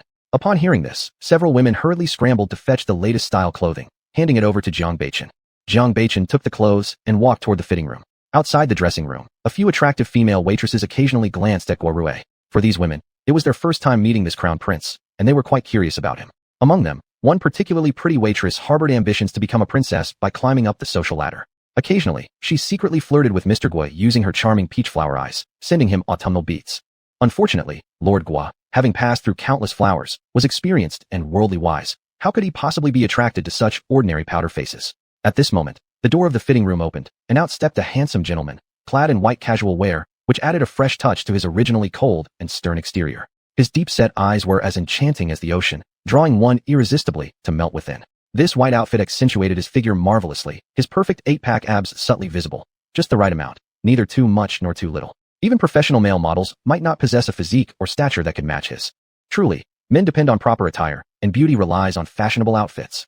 At this point, Jiang Beichen exuded a completely transformed aura, bearing no resemblance to a pauper. How could such an aura belong to someone poor? In fact, Jiang Beichen's earlier demeanor appeared common because, as someone who frequently carried out missions, he learned to conceal his true essence. Moreover, his aura could change depending on his clothing, ensuring that even when required to infiltrate stealthily, he would not easily expose himself. The several female waitresses standing before him were stunned speechless at this moment, almost drooling. He was indeed too handsome. How could there exist someone so dashing in this world? Moreover, the outfit seemed as though tailored specifically for him. They even began questioning whether they had momentarily gone blind earlier, thinking the man before them a pauper. How could someone with such indescribably powerful aura and charm be an ordinary individual? An average person would never be able to befriend young Master Gua, let alone appear to be so valued by him. Wow, Brother Chen, you look amazing. If I were a woman, I would have fallen head over heels in love with you. Gua Rue couldn't help but exclaim in admiration. This outfit is pretty decent. Alright, let's say this one. Proceed to check out. Jiang Beichen said as he extended a black platinum card. This black platinum card was the Centurion Black Platinum card issued by the Swiss bank's American Express, and it wasn't something just anyone could obtain, nor something money alone could secure. The bank was extremely stringent in its requirements for black platinum card holders. To qualify, one had to be on the World Wealth Rankings list with a minimum annual expenditure of over $2 million, excluding large purchases like cars or properties. Even if all basic conditions were met, there was still no guarantee of becoming a black platinum card holder, since this card couldn't be actively applied for. A recommendation letter from the branch manager or someone at a higher level was necessary for even a chance at approval. Its privacy protection was exceptionally high. The Amex Black Card was known as the King of Cards, not only due to its high entry threshold, but also because the bank promised to assist in fulfilling any legal wish on Earth for cardholders. There were numerous legends surrounding the Black Card, such as turning planes around or stopping trains, though many remained unverified as the issuing organization rigorously protected client privacy. This highlighted the enormous power of the Black Card. Jiang Beichen owned the Black Card because the old Mr. Jiang had already transferred the Jiang family's assets under his name, just in case anything unforeseen should happen to him. At this moment, the several female waitresses were startled into wide-eyed amazement. They certainly knew about the legendary Swiss bank's Black Card, having heard whispers of it for so long. But now, this was their first encounter with one. In that instant, they couldn't help but feel sorrow for the round-faced girl who had been dismissed earlier. Her misfortune couldn't have been worse, meeting a prince pretending to be poor. The few waitresses quickly vied to check out Jiang Beichen. After all, this was the famed Swiss Black Card, their first sight of it. Everyone yearned to touch it, thrilled just to feel it once. Later, they could boastfully tell others, "Sisters, I've seen the legendary Black Card with my own eyes." Chapter 150, a coincidental encounter with Shengxia. Guo Rue and Jiang Beichen had just finished buying clothes and were about to leave when they ran into Shengxia outside. Shengxia's private jewelry design studio was located nearby. When Shengxia's eyes swept over the two men, she suddenly froze, her heart thumping wildly as she stared straight at Jiang Beichen. What a strikingly handsome face. Having been in the modeling circle for so many years, she had never encountered such a dashing man before. His presence and figure were truly 1 in 10,000. At that moment, she realized what it meant to fall in love at first sight. She had grown up without ever having been in a relationship because she had never felt a stirring of affection until now. Although she had numerous suitors around her, including talented and wealthy young men, legitimate heirs with well-matched families, and second-generation elites with power, none of them had moved her. Shengxia always believed that as a woman endowed with both family background and looks, as well as beauty and talent, she had the right to shape her own life. She longed to find true love and marry someone she loved. And she thought that a handsome man with such charm and aura wouldn't be an ordinary person either. While she was lost in her thoughts, Guo Rue and Jiang Beichen had already left. By the time she realized this, she hurriedly chased after them but looked left and right. Where had the handsome man disappeared? Where did those two just go? Where did they head off to? Shengxia couldn't help but ask her assistant. "I don't know either, they vanished just like that," Shengxia's assistant simply replied. Shengxia's assistant was a rather androgynous-looking, mannish woman. When Shengxia interviewed candidates for the assistant position, many beautiful women had applied, but she instantly chose this assistant named Jian Dan, simple, because not only was she highly capable, but standing beside Shengxia, she would never overshadow her. "Humph, how useless, you don't even know where they went." Shengxia scolded out of frustration. "How would I know you're interested in those two men? Am I supposed to be the worm inside your stomach?" Jian Dan thought privately. She felt exhausted just thinking about it. The seemingly gentle and charming Miss Sheng of the Sheng family was actually incredibly capricious in front of her. But all these inner grumbles could only stay within her mind. After all, working for Shengxia did come with a decent salary. Nevertheless, Shengxia smiled faintly and asked, "Did you see that?" "See what?" Jian Dan asked, completely confused. "Humph, are you blind?" The person next to that handsome man was Xiao Guo Rue, Guo family's heir. Now finding that handsome man won't be hard, Shengxia said coldly. Why did she feel her assistant seemed so slow-witted today? Jian Dan felt even more tired. "How would I know Guo Rue? I'm not like you, the young miss of the Sheng family, who could possibly know people from prestigious families." Jian Dan could only cover her inner turmoil with silence. Subsequently, Guorue brought Jiang Beichen to an image design shop. As soon as he walked in, he said to the receptionist, "Call Amy and tell her Guorue is here." "Amy, there's someone named Guorue looking for you," said the pretty and pure-looking front desk girl before quickly dialing Amy's phone. Soon, a somewhat effeminate man came out. As soon as he saw Guorue, he exclaimed, "Mr. Guo, why do you have the time to visit me?" The moment he spoke, Guorue shuddered a bit and said, "Amy, I want you to style my friend's hair."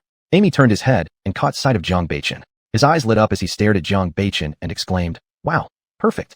I must create the most stunning look possible for his hair." Jiang Beichen glanced at Amy disdainfully, clearly showing aversion towards being touched by such an androgynous person.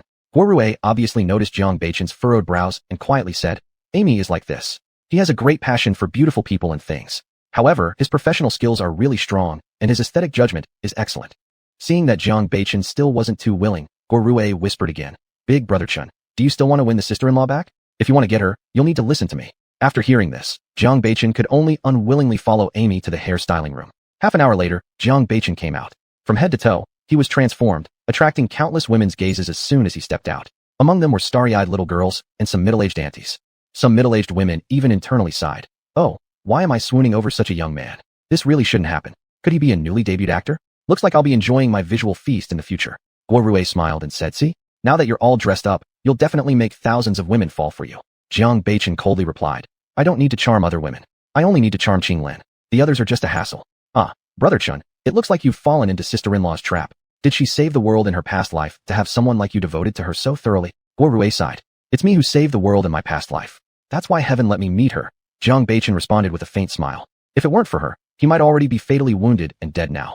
And if it weren't for her, his grandfather wouldn't have been able to recover. You've never seen her true appearance, such an extraordinary beauty, as beautiful as him.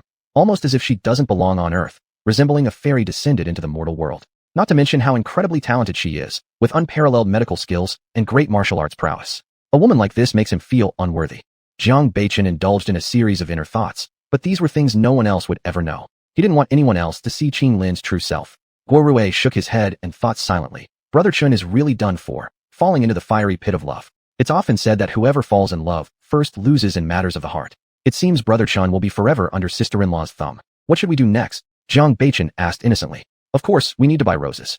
Guorue grinned evilly. Just imagining the cool, collected Jiang Beichen doing something suave made him want to laugh. Why do I feel your laughter is full of ill intent?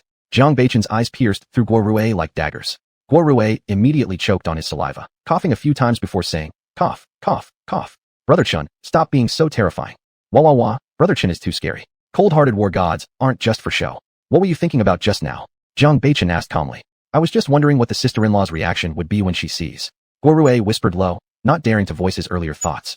Chapter 151, I will never betray you in this life. In the evening, Lin Qing had just healed her wounds when her stomach began to rumble like an empty city. She immediately thought of Jiang Beichen. She was about to call Jiang Beichen when her phone rang. She glanced at the screen and clearly saw the three characters, Jiang Beichen.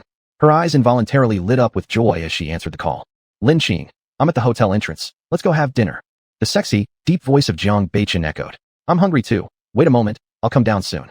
Subsequently, Lin Qing performed a cleaning spell, instantly becoming impeccably clean from head to toe. As usual, Lin Qing walked gracefully toward the hotel entrance. Despite appearing elegant, she moved rather swiftly, her steps unintentionally carrying a hint of urgency. Was it because she was too hungry? Or did she not want to keep him waiting? The moment Lin Qing reached the hotel entrance, she was astonished by what she saw. A highly noticeable red convertible sports car was parked in front of the hotel. Under the glow of the setting sun, it seemed draped in a layer of golden gauze. The sports car was laden with roses, each fiery red bloom red as flames. As the sun set, a ray of light touched the roses, scattering drops of water that sparkled brilliantly, making the roses appear tender while retaining their noble elegance. The roses stood in countless graceful postures. The buds were plump and ready to burst open, exuding vitality. Those that had just started to bloom resembled bows on a girl's hair, or the blushed cheeks of a shy young woman. Fully bloomed roses symbolized the pride and beauty of youth. A gentle breeze swept through, causing the roses to dance, as if showing off their beauty. In front of the conspicuous red sports car stood a handsome man in white, towering with a tall figure. His sharp, profound eyes carried allure, his lips held a tempting charm, and his skin under the sunset seemed enveloped in a faint halo, much like Zhenbao coming to meet Xixia. Standing before the eye-catching red sports car, his bearing wasn't overshadowed but instead accentuated by its surroundings.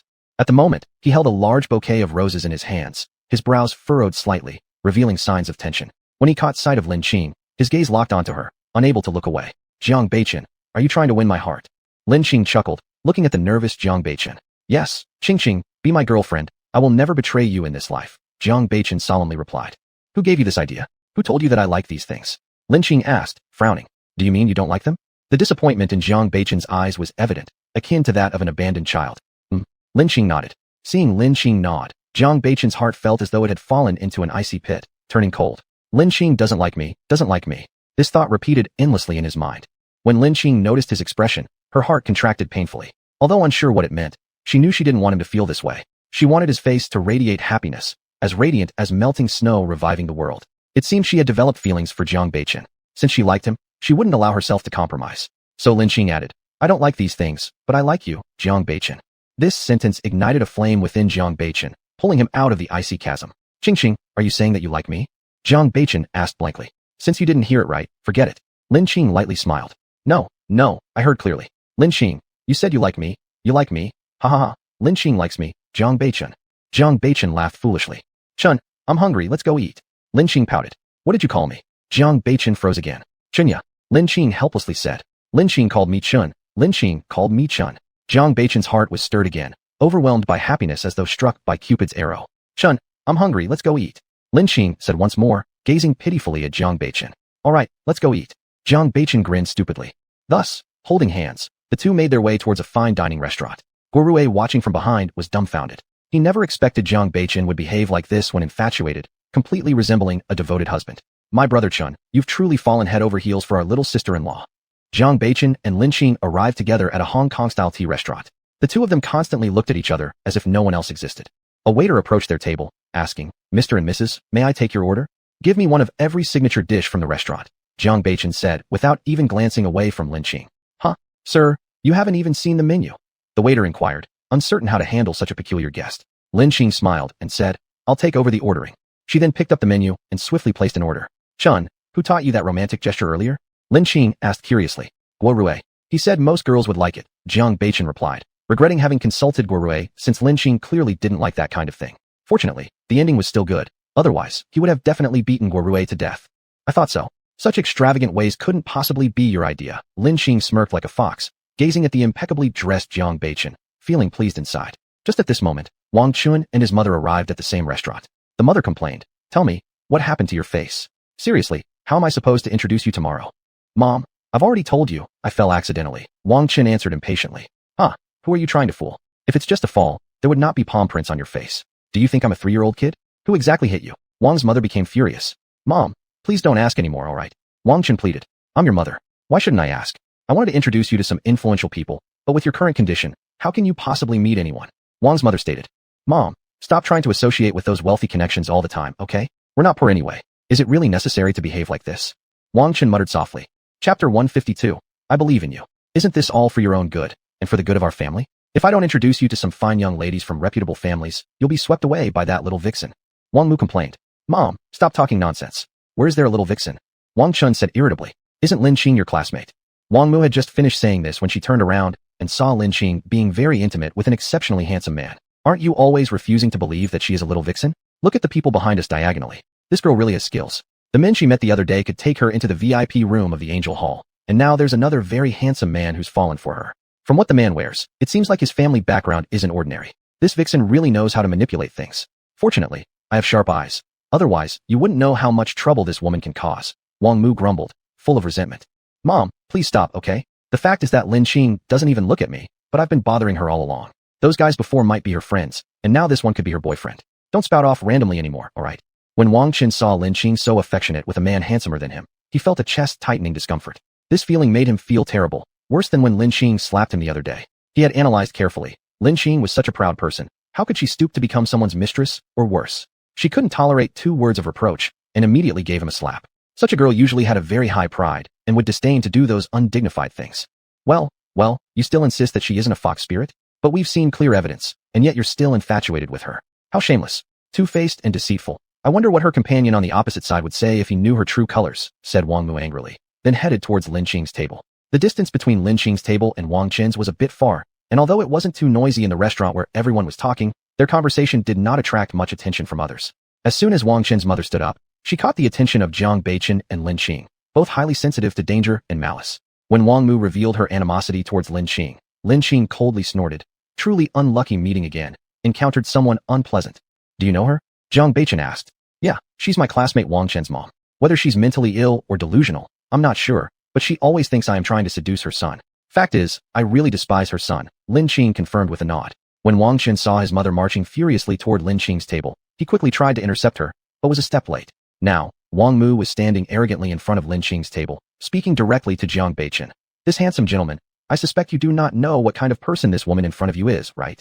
Wang Chun immediately rushed forward, holding back his mother while hastily apologizing. Sorry, my mother is talking nonsense. Lin Qing spoke coldly. Wang Chun, didn't I already tell you not to show up in front of me? Was my slap not hard enough? Of course, this includes your mother. You should leave now and stay far away from me. Otherwise, every time I see you, I will beat you. Truly nauseating. Can't even eat peacefully. The wound on my son's face, it was inflicted by you. No wonder he never told me who did it. It turns out to be you, you sly fox. Wang Mu yelled angrily. Oh, then thank you for your compliment. Lin Qing said indifferently. Who is praising you?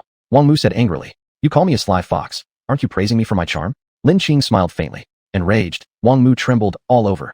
Mister, you see here. That woman sitting across from you isn't any good. She even takes being called a fox spirit as praise. I've seen her being suspiciously close with several older men before. She deceives men like you with money. Don't fall for her trick. Wang Mu wanted to continue berating when suddenly, a piercing glare stared at her, akin to that of a vicious wolf. Leave. Stunned, Wang Mu stepped backward and muttered, What did you say? I told you to leave. Jiang Beichen emanated chilling vibes, appearing like a demonic entity had descended. Wang Mu attempted to protest, but as she looked at the man's deathly glare, she panicked and hastily dragged Wang Chen away. My goodness, too scary. What kind of person could have such eyes? Could he possibly be some mad killer? Wang Mu couldn't help but think inwardly. Mom, slow down. We haven't eaten yet. Wang Chun didn't want to leave. He wanted to clarify the relationship between Lin Qing and that man. Let's go, quick. Let's eat somewhere else. Wang Mu said shakily. Mom, what's wrong with you? Weren't you pretty arrogant just now? As soon as they stepped out of the tea restaurant, Wang Chen asked. That man had a terrible gaze, probably not someone with good intentions. Lin Qing certainly got her comeuppance for luring such a person, and she won't even know how she'll end up. Wang Mu said gleefully. What do you mean by getting her comeuppance? Mom, tell me clearly. Wang Chen asked confusedly. He hadn't seen Jiang Beichen stare at that moment, so he wasn't aware how frightening it was. At that time, he just felt a chill but thought it was because the air conditioning was set too low. Never mind. I just think that man suits Lin Qing quite well. Wang Mu insincerely said, pulling Wang Chen away forcefully. Mom, you just said Lin Qing lured that man, but now you say they match. Why is that? Wang Chen asked puzzledly, wondering why women were so fickle. Why should a kid care so much? Anyway, there's no possibility between you and Lin Qing. Wang Mu coldly reprimanded. Mom, from the beginning, it seems Lin Qing hasn't offended you, yet every time you provoke her first. Why do you hate Lin Qing so much? Wang Chen asked. Because someone like her isn't worthy of you, yet you repeatedly show interest in her. How could I possibly allow someone like her to ruin your future? Wang Mu said coldly. Wang Chen's heart filled with bitterness. Was he really destined to have no connection with Lin Qing in this life? Back inside the restaurant, Lin Qing stared deeply at Jiang Beichen and asked, Why didn't you ask about the old men that Wang Mu mentioned just now? Jiang Beichen gazed tenderly at Lin Qing and said, I believe in you. Huh? Lin Qing looked astonished. If you need money, you can ask me. I have plenty of money. My money is your money. Do you need to seduce old men? Besides, with your excellent medical skills, would you be short of money? Moreover, I trust your taste. Jiang Beichen rarely explained. Lin Qing felt warmth flood her heart. She was moved by Jiang Beichen's unwavering trust. Chapter 153, A Date. After dinner, Jiang Beichen and Lin Qing went to the cinema like an ordinary couple. The ticket seller saw how intimate they were with each other, guessed that they were a couple, and recommended. There is a romantic comedy called Happily Unhappy recently. It's very good, you can give it a try. Qing, what movie do you want to watch? Jiang Beichen said with loving eyes as he looked at Lin Qing. This is my first time watching a movie. What's your recommendation? After arriving on Earth, Lin Qing had been busy cultivating and never watched movies before. She was curious about this novel experience. When Lin Qing looked at him with her big crystal-like eyes, Jiang Beichen couldn't help but feel his heart beat rapidly. Qing, she really cares about my opinion. Jiang Beichen whispered to himself, feeling as if his heart was filled with honey, making him smile constantly.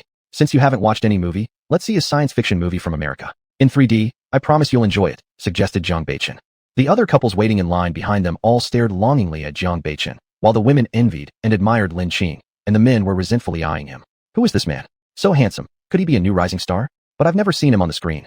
Wow, he's so handsome. Even better than the top male celebrity of the entertainment industry. I'm going to faint. Wow, how can someone be so handsome? I envy the girl beside him so much, yet she doesn't look breathtakingly beautiful either. How did she win over such an extraordinary man? The girls murmured incessantly among themselves. Meanwhile, the men beside them gnashed their teeth in frustration at Jiang Beichen.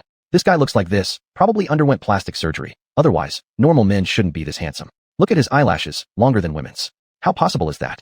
Right. The guy might just be a pretty face, relying on good looks alone, without actual talent. Such a handsome man might be flirtatious. Most handsome men tend to have womanizing tendencies. They play with women's feelings. Men like us are more dependable. A man's looks are useless. The men with real power and skills are the most charming ones. After all, it's the responsibility of men to support the family financially, and the ability to earn money makes men the best homecoming destinations for women. The man speaking revealed the Tag Heuer watch on his wrist. The men grumbled softly without backing down. However, the women clearly weren't buying it. A short-haired girl immediately rebutted. How do you know that he's just a pretty face or powerless? Besides, didn't you see that he's wearing Versace's latest collection? This suit costs hundreds of thousands. A poor and incapable person would never afford it. Moreover, judging by his demeanor, he certainly doesn't seem like a penniless young man. Maybe he's actually one of those rich and handsome guys. The men intended to counterclaim, perhaps saying that his girlfriend bought the outfit for him, but upon seeing Lin Qing's rather plain clothing, they swallowed their words. Clearly, her attire gave no indication that she came from wealth. Regardless of everyone's arguments, Jiang Beichen wasn't bothered at all. His attention remained entirely focused on Lin Qing. Chen, they said you're just a pretty boy, relying only on your looks. Lin Qing whispered in Jiang Beichen's ear. Do you like it?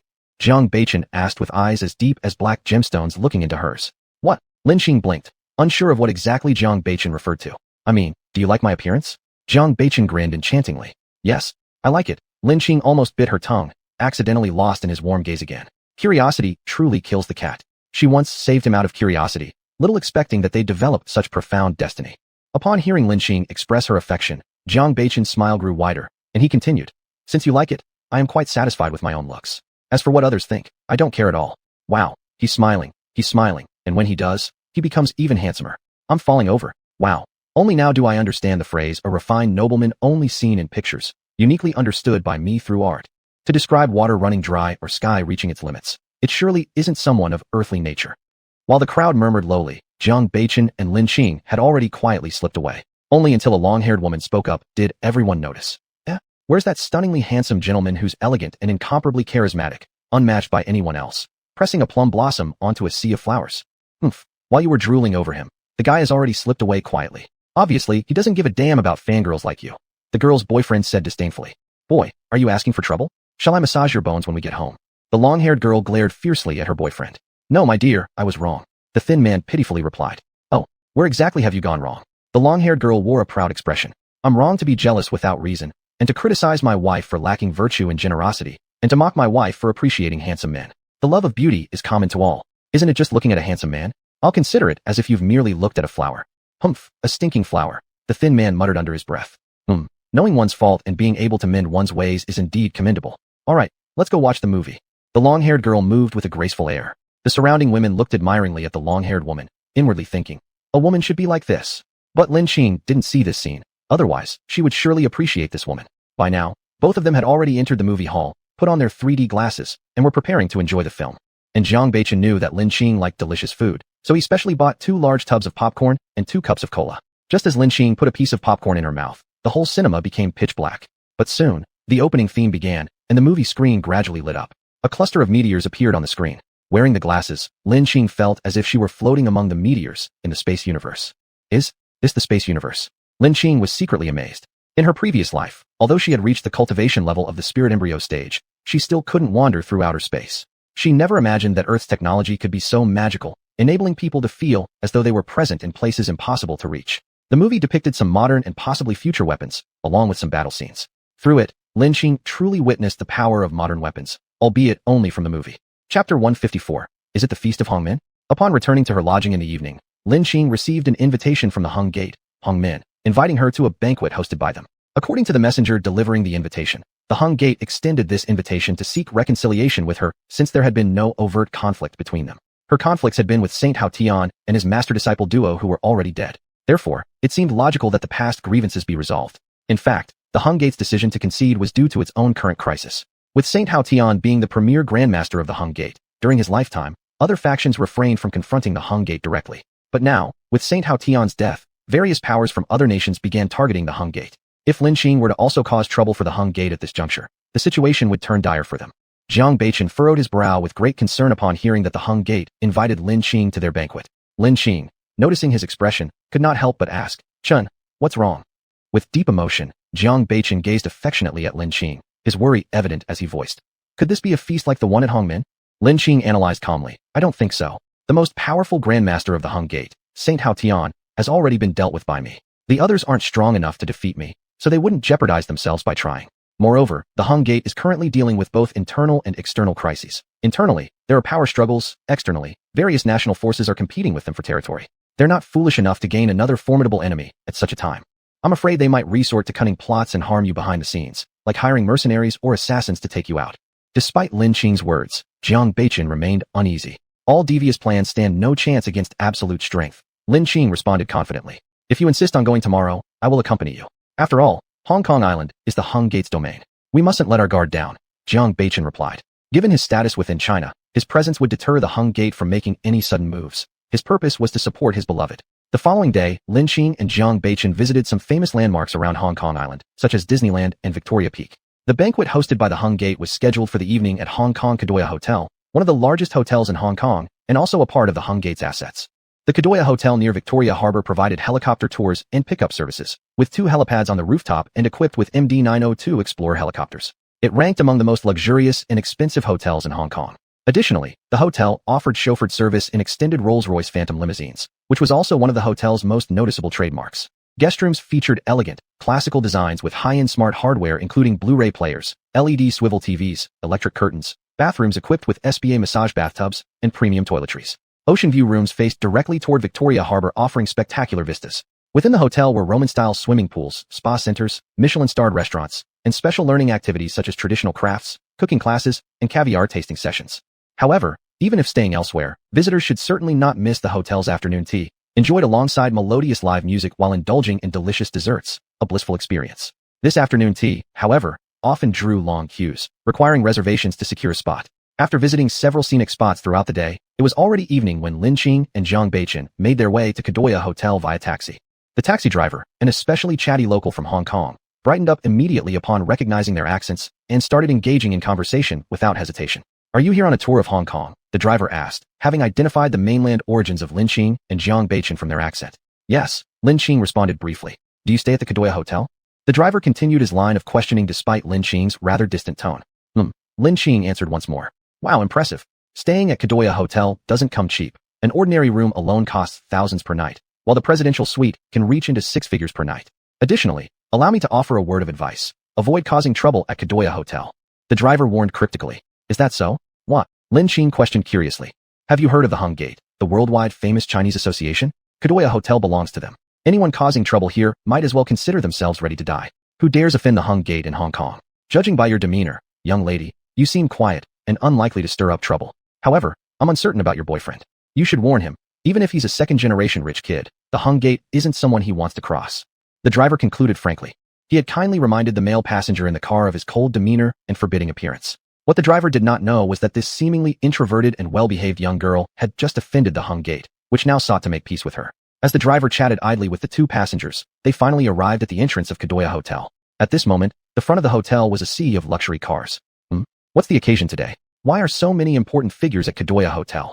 The driver wondered silently to himself. As a driver, he recognized some rich and powerful license plates to avoid offending anyone, and those he knew were all parked in Kadoya Hotel's parking spots. Of course, Lin Qing had no idea what was going through the driver's mind. She and Jiang Beichen got out of the car and hurried towards the banquet hall of Kadoya Hotel. When the 2 arrived at the door of the banquet hall, they were stopped by several tall, imposing men dressed entirely in black. One of them opened his mouth coldly. This banquet is for esteemed guests. No one is allowed in without an invitation. Lin Qing calmly took out the invitation. Upon seeing it was a purple one, the black-clad men's eyes widened in shock. Is this person who defeated Grandmaster Saint Hao Tian really so young? The leading man stared at Jiang Beichen, obviously mistaking him for the one who defeated Saint Hao Tian. During the battle between Saint Hao Tian and Lin Qing, the members of the Hung Gate hadn't thought much of it. They considered it to be a rash young man courting his own doom, so none of them went to watch. Many only knew that a young Master Lin defeated Saint Hao Tian, unaware of specific details. Only the high-level members of the Hung Gate clearly knew what Master Lin looked like. Master Lin, you've come. The leading black-clad man respectfully said to Jiang Beichen. Yes, we'll go in first, Lin Qing spoke up. The black-clad man couldn't understand why Master Lin brought a woman along and even let her speak on his behalf. Could Master Lin be lustful? What he didn't know was that he'd mistaken the gender. Master Lin was a woman. Chapter 155, Don't you know me?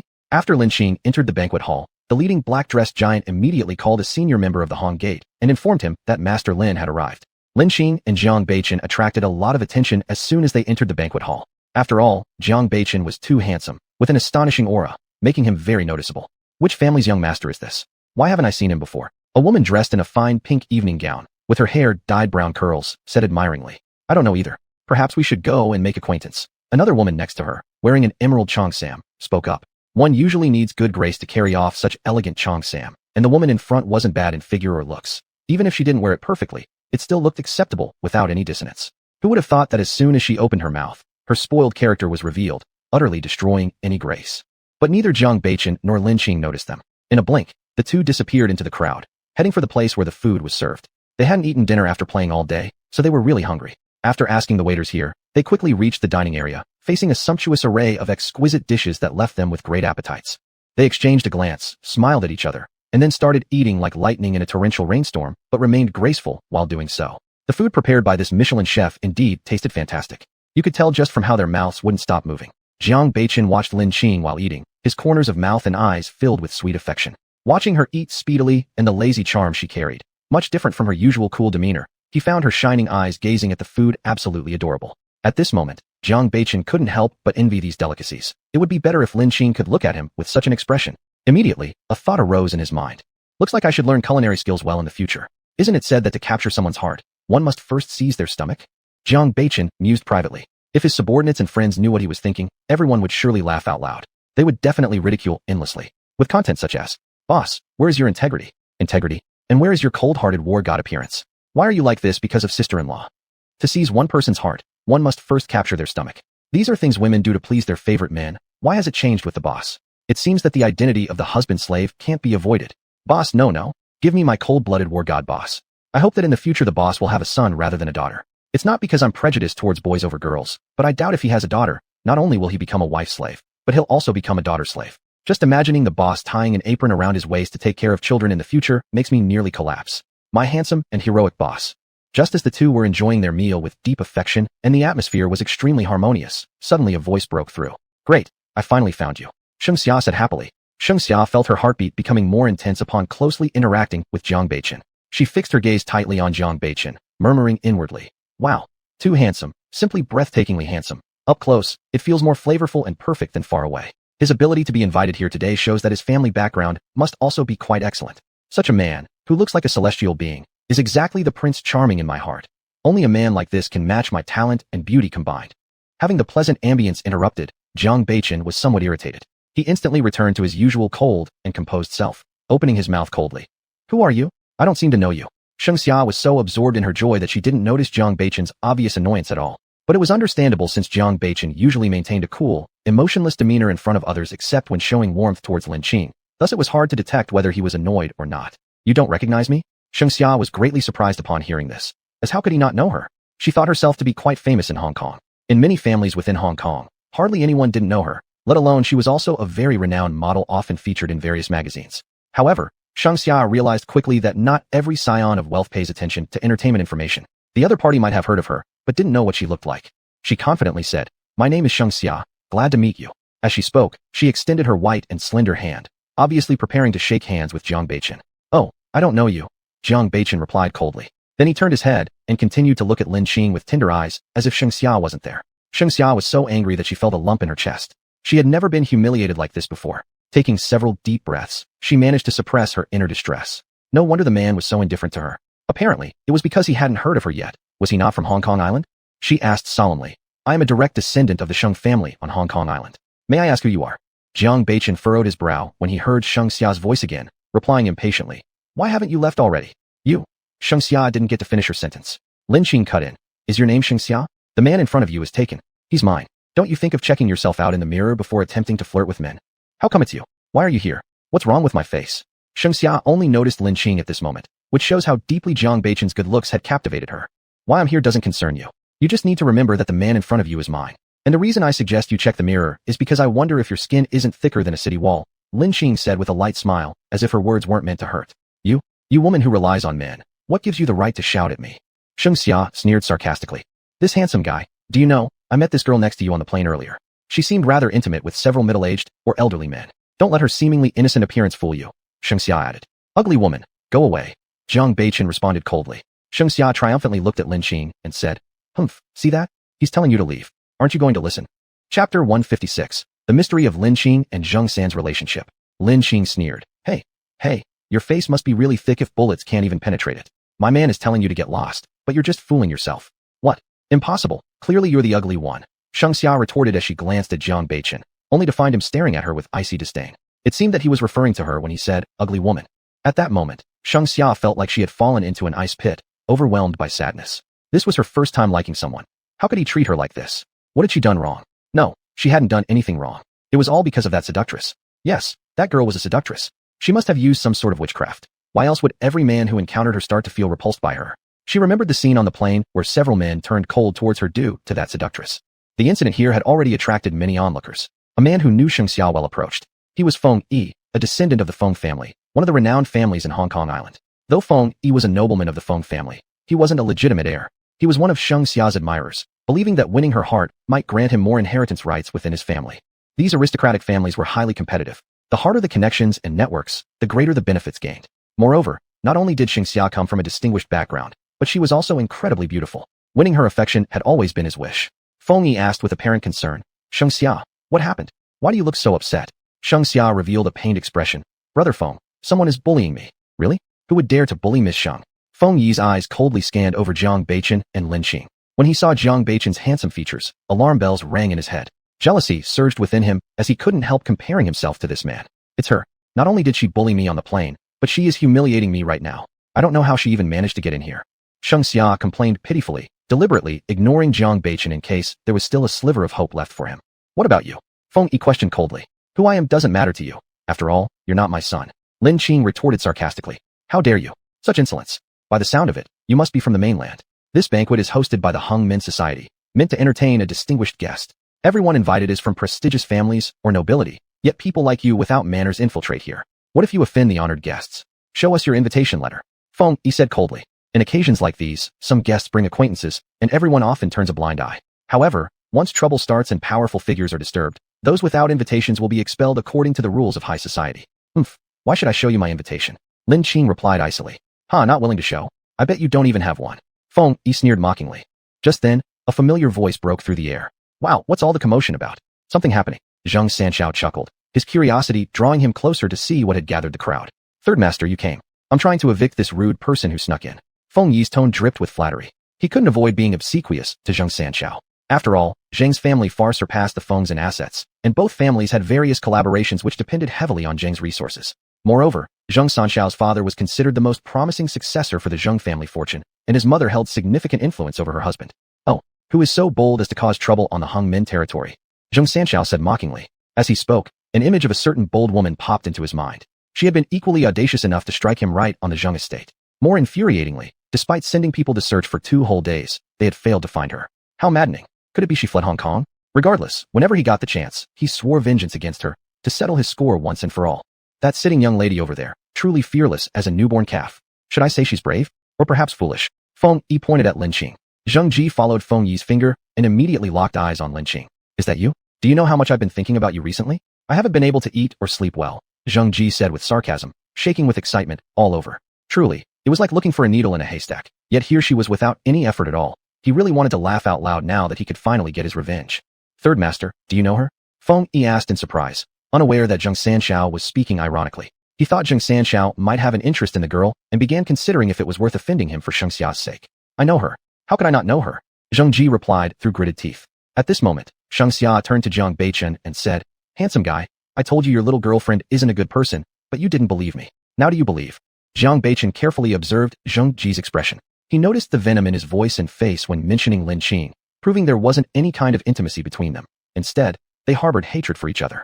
He ignored Shengxia and asked Lin Qing, Qing, do you know him? Who is he? I don't know him, Lin Qing responded coldly. What? You don't even remember me? Zhang Ji angrily retorted, deeply hurt.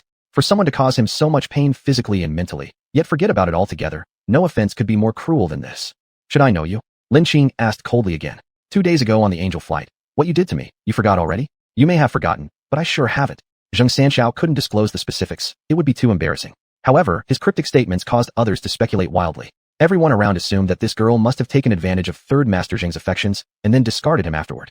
After all, why else would such a reaction come from the notorious playboy unless it were something about unattainable desires always stirring up trouble?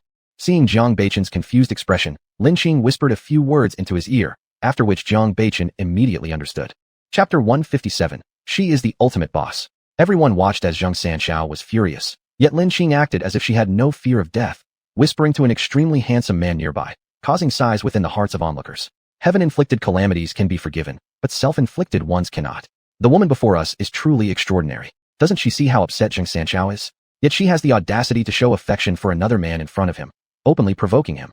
It's fine if she could challenge Zhang Sanxiao, but she can't. This is clearly a move that leads to her own death. At this point, Feng Yi no longer fretted. He even felt gratitude towards the young girl before them for getting herself into trouble and saving him from a difficult position. However, he didn't know that Shengxia despised his behavior inwardly. Shengxia wore a smirk of gloating at this moment. Once that enchantress was removed, the handsome man would belong to her. In her mind, visions of the two of them being sweet together played out automatically. Sure enough, just then, Zhang Sanxiao grinned wickedly and said, "Guard, seize this woman. After the banquet ends, I'll have my way with her." Lin Qing stood up and stepped forward a few paces with a cold laugh. "Oh? You want to capture me?" Zhang Sanxiao quickly retreated a few steps and threatened her. "What are you trying to do? There are so many people here. Do you really think you'll succeed like last time? Let's find out whether your life is longer or my speed faster."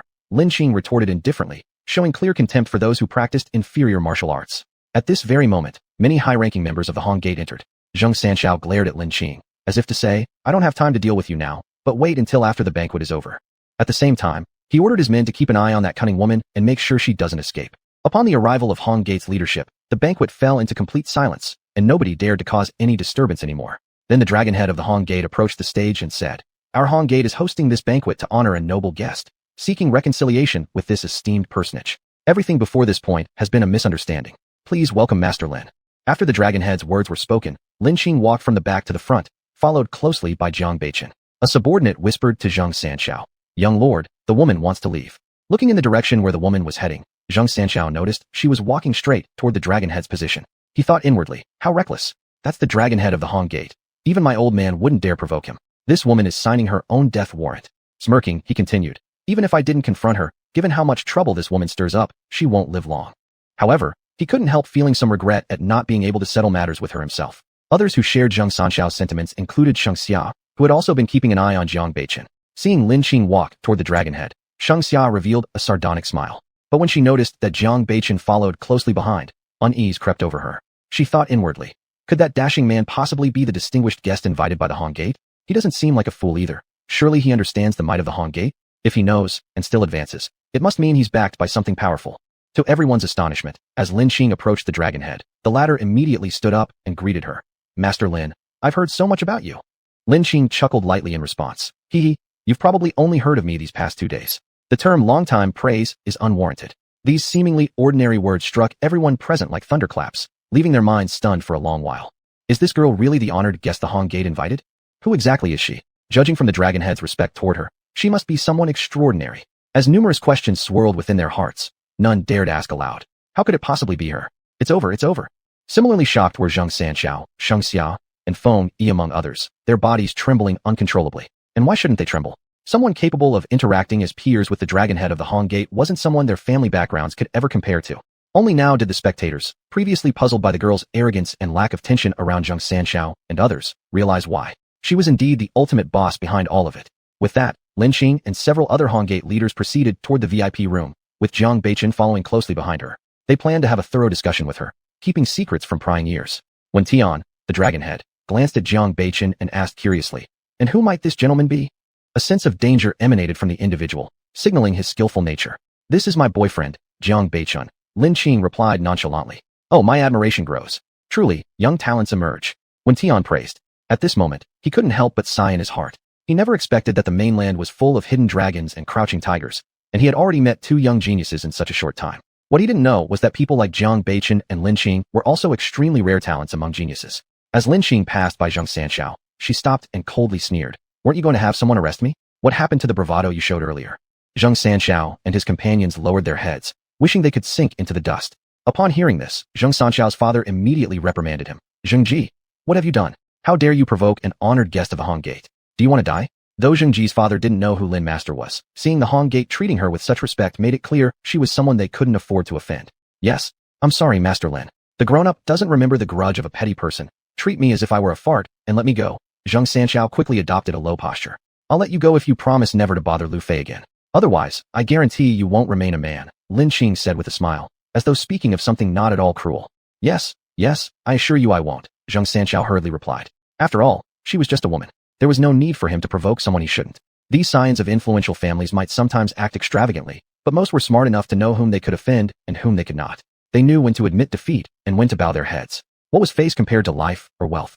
As for Sheng Xia and Feng Yi, Lin Qing didn't even spare them a glance. If it weren't for Lu Fei, Zheng Sanxiao would have received the same treatment. Feng Yizhou drew back his head, afraid of being noticed by her. He never imagined that his flattery had landed on the wrong place. Instead of gaining favor, it might bring calamity upon himself. If the Feng family learned about this, they would surely drive him out.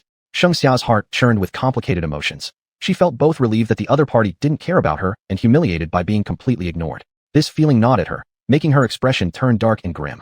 Chapter 158. She truly does like me. Li Jie, the second young master of the Li family who once harbored hopes for the Red Lotus auction house, also appeared at the Hong Gate banquet. When he saw Lin Qing and the leader of the Hong Gate, Wen Tian, having a pleasant conversation, he was forced to abandon his intentions.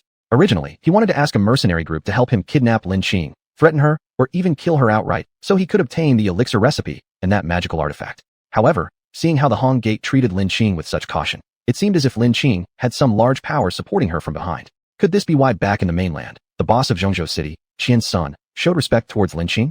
Li Jie did not know that Lin Qing relied on no one but herself. As a non-practitioner, he was unaware of the strength of martial artists and the might of grandmasters. Lin Qing's negotiation with the Hong Gate went smoothly. The Hong Gate, at this crucial moment, did not want to offend someone with the potential to become an ultimate powerhouse. Lin Qing, on the other hand, did not wish for her grudge with Saint Hao Tian to involve too many people. The day after the banquet ended, Lin Qing and Jiang Beichen returned to Zhongzhou City. The two were facing another separation. Qing, I don't want to part with you. What should I do? Jiang Beichen looked unwilling to part. These days of intimacy had made him forget about everything else. Well, we each have our own responsibilities. I'll keep in touch with you, Lin Qing said helplessly. Then remember to call me. Jiang Beichen said. Okay, Lin Qing nodded. And remember to think of me, Jiang Beichen said, his eyes burning brightly. All right, Lin Qing nodded again. And don't let yourself be tempted away by wild grasses and flowers. Jiang Beichen frowned slightly with concern. Don't worry. No matter how beautiful the wild grasses and flowers are, they can never match the true elegance of your peony, Lin Qing joked. Jiang Beichen was about to say more when Lin Qing suddenly pressed her lips against his. His eyes widened in surprise. Two colorful silk ribbons danced in the air, one blue and one pink, chasing and entwining with each other. Soon, it became unclear whether the blue or pink ribbon was dominant. The two ribbons merged into one, indistinguishable from each other. At once, the sky began filled with heart-shaped pink bubbles, adding an exotic charm to the dancing ribbons. At first, Jiang Beichen hesitated, but men tend to be quick learners, especially in certain areas. Each man has a natural talent in these aspects, and soon he found himself in an indescribable scene. Just as he was savoring the boundless sweetness and was about to take it further, Lin Qing had already disappeared gracefully. Last year today, beside the door stood a person whose face was blushed like a peach blossom's red. Now where has the face gone? The peach blossoms still laugh at the spring breeze. Jiang Beichen stood there dazedly watching Lin Qing's graceful departure with a flushed face, muttering lowly, "She truly does like me. Otherwise, she wouldn't treat me like this." Lin Qing's departing silhouette smiled like a fox that had just stolen some prey. She had been coveting that hint of scarlet for a long time. After returning home, Lin Qing did not return to school immediately, but took further leave from her teacher because she felt she was close to advancing in level. Re-entering the cave in Lingwu Mountain, Lin Qing took out the spiritual herbs required for refining the foundation-establishing pill from her spatial ring, preparing to refine it. With the foundation-establishing pill, her base would be built more solidly. After adjusting her breathing and consuming 2 spirit essence pills, Lin Qing began preparing to refine the foundation-establishing pill. For 3 consecutive days, Lin Qing neither ate nor drank, merely sustaining herself with spirit essence pills. Finally, at noon on the 3rd day, the cauldron started shaking violently. Suddenly, there was a crack, and the cauldron appeared ready to split open. This is bad. The foundation-establishing pill still lacks 1 step. However, the cauldron paid no heed to her thoughts. At this moment, Lin Qing acted decisively. She struck the cauldron and immediately sent the already formed foundation-establishing pill flying into the air. The cauldron immediately turned into a pile of metal fragments. After all, the cauldron was already damaged, much less being struck by Lin Qing. Lin Qing instantly summoned the strange fire. The crimson strange fire held the pill in midair, continuously burning it and removing impurities. If anyone were to see this, they would certainly think it was magic. The fire-red strange fire, resembling red lotuses, burned fiercely while a black pill the size of a pigeon egg rotated endlessly over the flames. Refining without a cauldron is indeed possible, but requires extreme control over the flame, as the pill itself can regulate heat evenly. Currently, Lin Qing was extremely cautious, her spiritual energy highly focused. She feared destroying the pill unintentionally, lest she have no idea how long it would take her to lay the foundation again. After about half an hour, Lin Qing's forehead was covered with beads of sweat. Each tiny droplet seemed like a little cutie sliding down her neck and dripping onto her clothes, dampening her blouse. They say that men look their best when they're focused, but the same can be said for women. They're captivatingly beautiful. Suddenly, a dazzling smile lit up her face, and Lin Qing flicked her wrist. The flames vanished, leaving behind a pill resting quietly in her palm. Lin Qing wasted no time. After catching her breath for a moment, she rushed toward the deepest part of Lingwu Mountain, where the spiritual energy was most abundant, perfect for breaking through to the next level. Moreover, as only few could enter Lingwu Mountain, it would ensure that outsiders wouldn't disturb her. Before making her attempt, Lin Qing sent short messages to Jiang Beichen, Zhou Linger, and the others so they wouldn't worry if they couldn't reach her. She herself didn't know how many days it would take to break through this barrier. Back in the Cultivation Continent, it had taken her nearly 10 days to achieve success. Once she found a suitable location, Lin Qing sat cross-legged, swallowed the pill, and allowed its powerful energy to flow into her body. The massive force surged rapidly, flooding her entire meridian system. For over 10 days, Lin Qing remained motionless, just like a hibernating animal. One day at noon under clear skies, suddenly, a cluster of dark clouds gathered above Lingwu Mountain. The clouds grew larger, turning deep purple-black, exuding an intimidating aura. A thunderous roar erupted, and a thick bolt of purple lightning shot down towards Lin Qing, who was sitting cross-legged on the ground. Lin Qing's eyes snapped open as she summoned all her spiritual power to leap into the air, meeting the bolt head-on. The clash of two formidable forces hurled her crashing down from midair. Her body turned pitch black from the scorching electricity. Yet, at the moment she hit the ground, Lin Qing revealed a charming grin. Finally, I've broken through to the foundation establishment stage, Lin Qing whispered to herself. Chapter 159, Breaking Through to the Foundation Building Stage. Before they knew it, there was only 1 week left before the high school entrance exam. Lin Qing's homeroom teacher, Fan Hongmei, seeing that Lin Qing still hadn't returned to school, couldn't help but feel deeply worried. What's going on with Lin Qing? She's been absent for almost a month. Why hasn't she come back yet? Although she usually gets good grades, doing well in the high school entrance exam requires strength, diligence, and luck. All three are indispensable. Lin Qing is very smart, but often intelligent people can be led astray by their cleverness, lacking the necessary diligence because they believe themselves to be too clever. Fan Hongmei thought privately. After thinking this over, she called Lin Qing.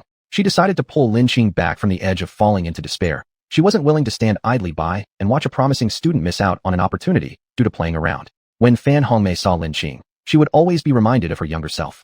Hello, who's calling? On the other end came Lin Qing's lethargic voice, having just turned her phone back on when someone rang. After Lin Qing had completed her foundation building cultivation stage, her entire body had been scorched black by lightning. Her meridians shattered as a result. Fortunately, thanks to the foundation building pill, her meridians gradually mended.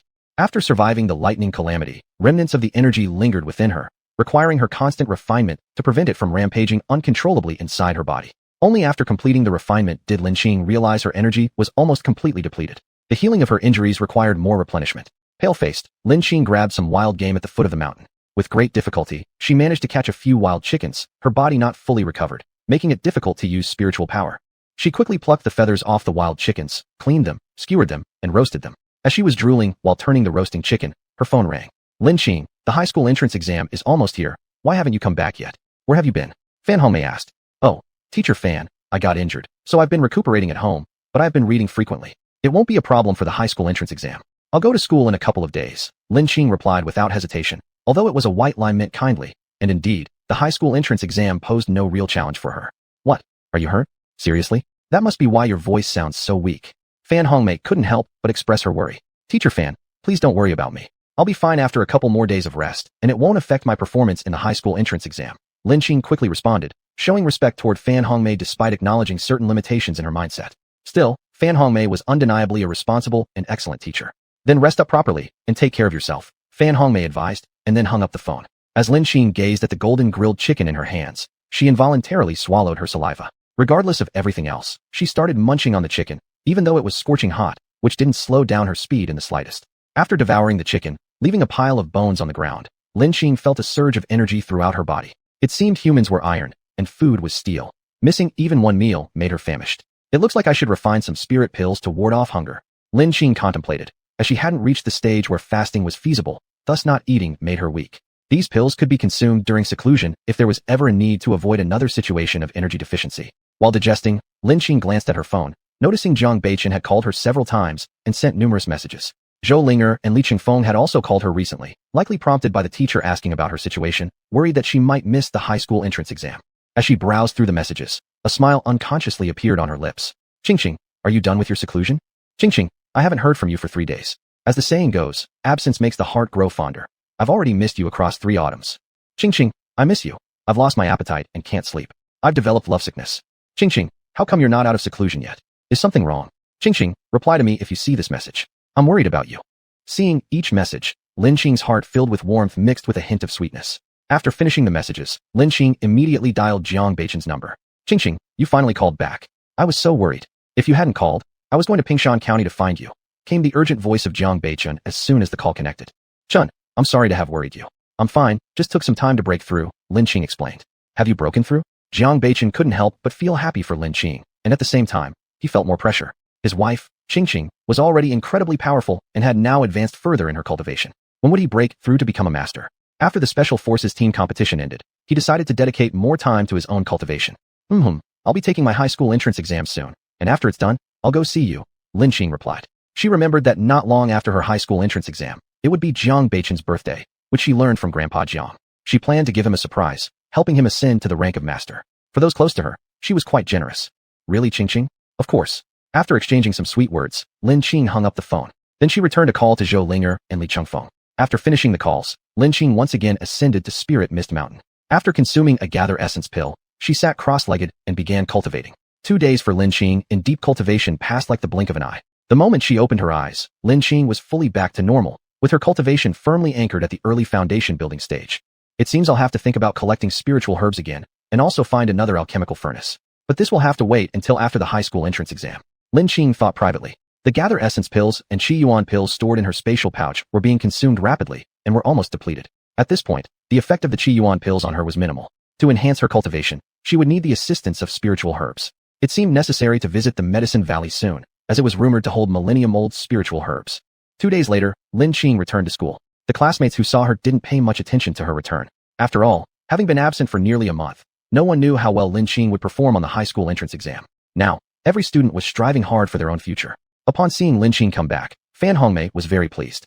She couldn't help repeatedly reminding Lin Qing, these few days, make sure you review all the subjects thoroughly. Try to browse through your textbooks once more.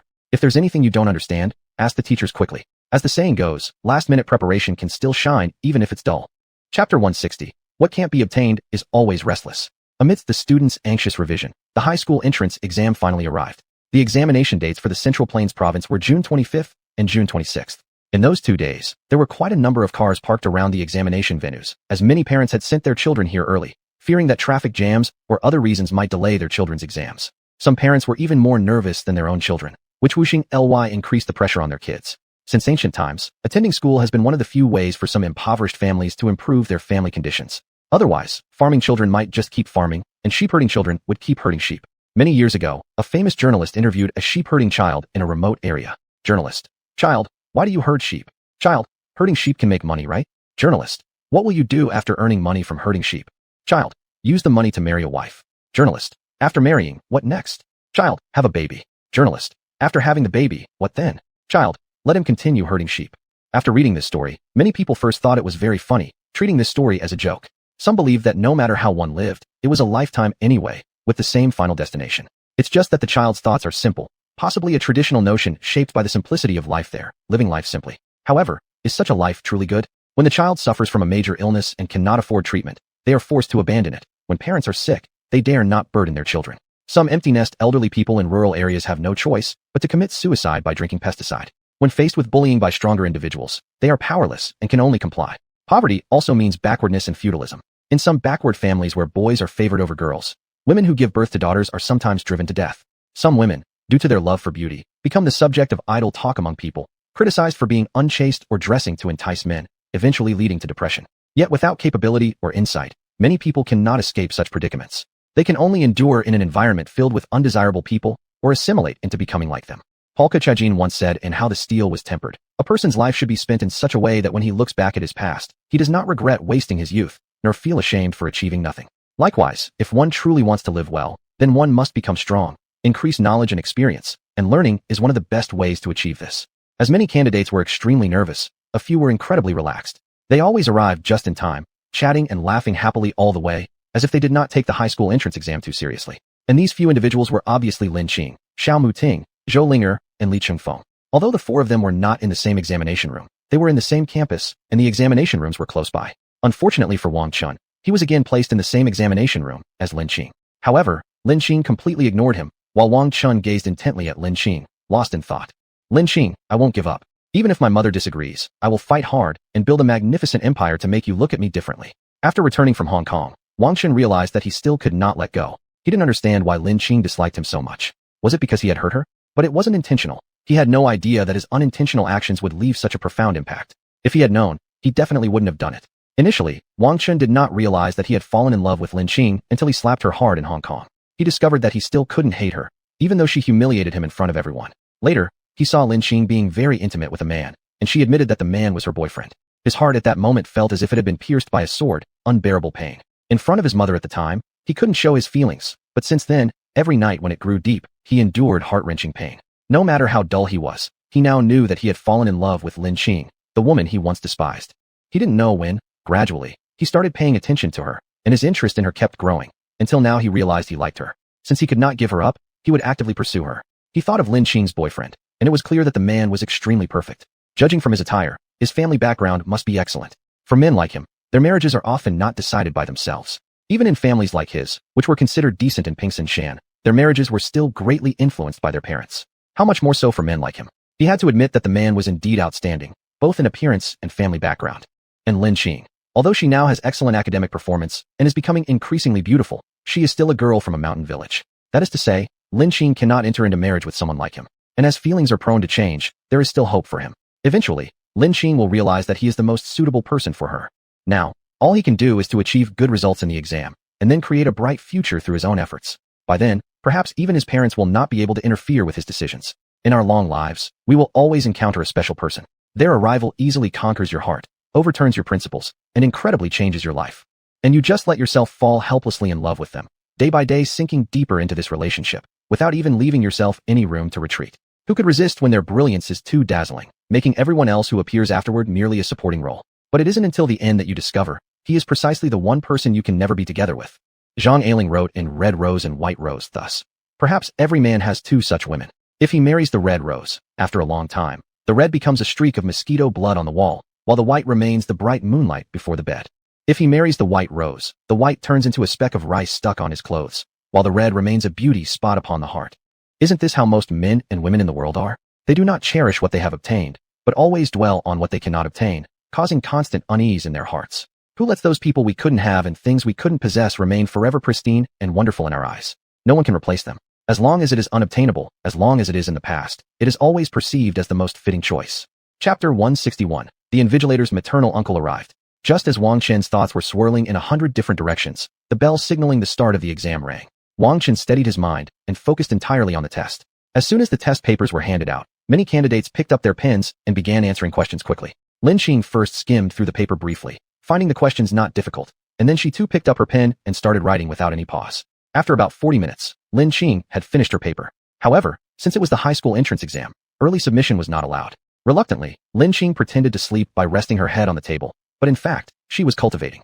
The invigilators soon noticed the girl who was pretending to sleep and shook their heads, thinking, that girl probably failed the questions and gave up because she is bad at studying. But this is the Chinese language exam. Even writing something random would earn some points. Maybe that girl has decided to give up on high school altogether. The invigilator glanced at the sleeping girl with helplessness and drifted back to his student days when the college entrance examination had just been reinstated. Back then, going to school was tough. Many people had to balance farming work with their studies. Material conditions were dire during those times. Just being able to eat was an accomplishment, with some people struggling even to get enough food. However, young people with dreams and aspirations studied tirelessly into the night, preparing for the exam. In those days, unlike now, electric lights were considered luxuries. Candles were treasured, and some used kerosene lamps while enduring the pungent smell to study. Summers were spent without fear of heat, and in winter, eating peppers helped keep them warm. Many read books with a passion and zeal. The invigilator still remembered clearly, on his way to take the examination, how he was so hungry that he ate raw peas and corns from the fields nearby to avoid fainting. Eventually, he passed the test successfully and entered a normal university, later becoming a respected teacher. The girl who was sleeping didn't seem financially challenged judging from her attire, which made it unlikely that she couldn't afford schooling. Alas, with such favorable conditions, she doesn't focus on her studies, such a waste of youth, thought the invigilator regretfully. About 15 minutes after Lin Qing had lain her head down, the invigilator could no longer bear it. He walked to her desk and tapped lightly on it. Lin Qing woke up groggily, mistaking it as the signal to submit her paper. She handed her test paper over, ready to leave. The invigilator whispered, "The exam isn't over yet. You need to continue." He returned the test paper to her. Lin Qing was confused why the invigilator had woken her. She had just completed 2 rounds of cultivation exercises and was wondering why time had passed so quickly. It turned out the exam hadn't ended yet. She went back to lie down again, continuing her cultivation. After all, To gain strong abilities, talent only accounted for part of it, and diligence was equally essential. Seeing this, the invigilator nearly lost his temper, muttering under his breath, "A hopeless case indeed." When the bell signaling the end of the exam finally rang, the classroom became noisy immediately. Some candidates ignored the noise and continued furiously writing, likely finishing off their essays. The invigilator rapped the table with a chalkboard eraser and said loudly, "Quiet down. Please check your test papers. Don't forget to write your names and examination numbers." When the invigilator received test papers from students who hadn't finished, they pitifully handed over their incomplete work, lamenting how fleeting time was and how insufficient it felt. When the invigilator reached Lin Qing's desk, he saw her still pretending to sleep. He slapped the table hard and mocked her in a low voice. "Are you a pig? All you know is sleeping? You're here to take the exam, not nap." Lin Qing felt helpless towards the inexplicable mood swings of the invigilator. She was merely sleeping. What harm had she done? Perhaps the invigilator's maternal uncle had come. According to Lu Yuan, men also experience something akin to women's menopause. They can sometimes have bad moods and inexplicably lose their tempers, much like when women menstruate. Lu called this the male maternal uncle. Lin Qing stole a glance at the invigilator and estimated him to be around 40 years old, which matched the description of someone nearing menopause. Considering his state, Lin Qing chose not to argue with him and rushed out of the classroom after handing over her test paper. Glancing at Lin Qing's paper, the invigilator was captivated by her exquisite, plum blossom, small regular script. Someone capable of producing such fine handwriting wouldn't be a poor learner, the invigilator questioned aloud. Then he flipped through the other examinee's test paper, noticing it was filled with neatly written answers. There were very few corrections, and the handwriting was beautiful, revealing literary talent. He casually checked a few questions and found that they were all answered correctly. Seems like I've misunderstood her. She's not a poor learner, but an excellent one. She must have finished answering the questions at an extremely fast speed before lying down to sleep, the invigilator thought silently. He glanced at the name on the test paper and deeply remembered the name, Lin Qing. As soon as Lin Qing stepped out, she was intercepted by Wang Chun. Without giving Lin Qing a chance to speak, Wang Chun immediately started talking upon seeing her. "Lin Qing, the high school entrance exam isn't just an ordinary exam. I hope you take it seriously. I know you're very smart, but if you put in more effort, you'll achieve even better results. This is related to your entire life's fate. I've said my piece, wishing you good results." After speaking, Wang Chun left without hesitation. He had also seen Lin Qing sleeping in the examination room earlier. Out of concern for Lin Qing, he acted as he did. However, he was worried about offending Lin Qing, who might say something harsh, so he turned away after finishing his words. Lin Qing watched Wang Chun's retreating figure and mumbled under her breath. Isn't Wang Chun mentally ill or something? That was truly inexplicable. If Wang Chun knew that his concern was regarded as insanity by Lin Qing, he would probably feel pierced through the heart by countless arrows, hurting immensely. In the following exams, Lin Qing still did the same thing. Once she finished answering the questions, she lay down to sleep. But this time, the invigilator didn't remind her as he had done before. In the eyes of this invigilator, Lin Qing was a genius who answered questions quickly and with high accuracy, making it inappropriate to treat her equally with others. At 5:30 p.m. on June 26th, Lin Qing finally completed all her exams. Her classmates prepared for a grand gathering since, after the high school entrance exam, if they didn't attend the same high school, opportunities to see each other would be scarce. Hence, such a large gathering was necessary. The venue for this gathering was Fumin Tower, a business belonging to Wang Chen's family. Chapter 162, Class Reunion. The class reunion was held in the evening, and the teacher didn't come. After all, if the teacher were present, the students wouldn't be able to let loose. Some classmates came from good family backgrounds, like Yi Yuechan, who always had a group of people flattering her. After everyone had gathered, Yi Yuechan stood up and said, "Since we can become classmates, it is also a kind of fate. This time for the class reunion, I've got it covered. I hope everyone enjoys the food, drinks, and has fun. Wow, class monitor being so wealthy. Thank you, Miss Yi." The crowd exclaimed in unison. This class reunion didn't bring anything new. It was just about those somewhat capable classmates flattering each other. Yi Yuechan was the most admired in the class. After all, among these classmates, her family background was the best. "Miss Yi, I heard your exam results were pretty good this time." Xiao Pengfei, a slightly chubby boy, asked. His parents were civil servants, so his family was considered average in Pingshan County. With his small, gleaming eyes, he stared at Yi Yuechan with obvious admiration. He'd had a crush on Yi Yuechan for a long time. She was not only beautiful, but also came from a wealthy family. Many men wished to marry such a rich, beautiful young woman, believing that doing so could save them years of hard work. He too harbored such thoughts. Even though his parents were both civil servants, their family remained relatively poor, making even his dreams of luxury impossible to reach. But he thought of himself as one level higher since his parents worked within the government system, giving him an overinflated sense of superiority. This time my scores were average, but getting into the first high school of Zhongzhou City seems pretty hopeful, Yi Yuechan replied with a confident smile. Her smile added more warmth than usual, causing Xiao Pengfei to almost drool. "Miss Yi, impressive.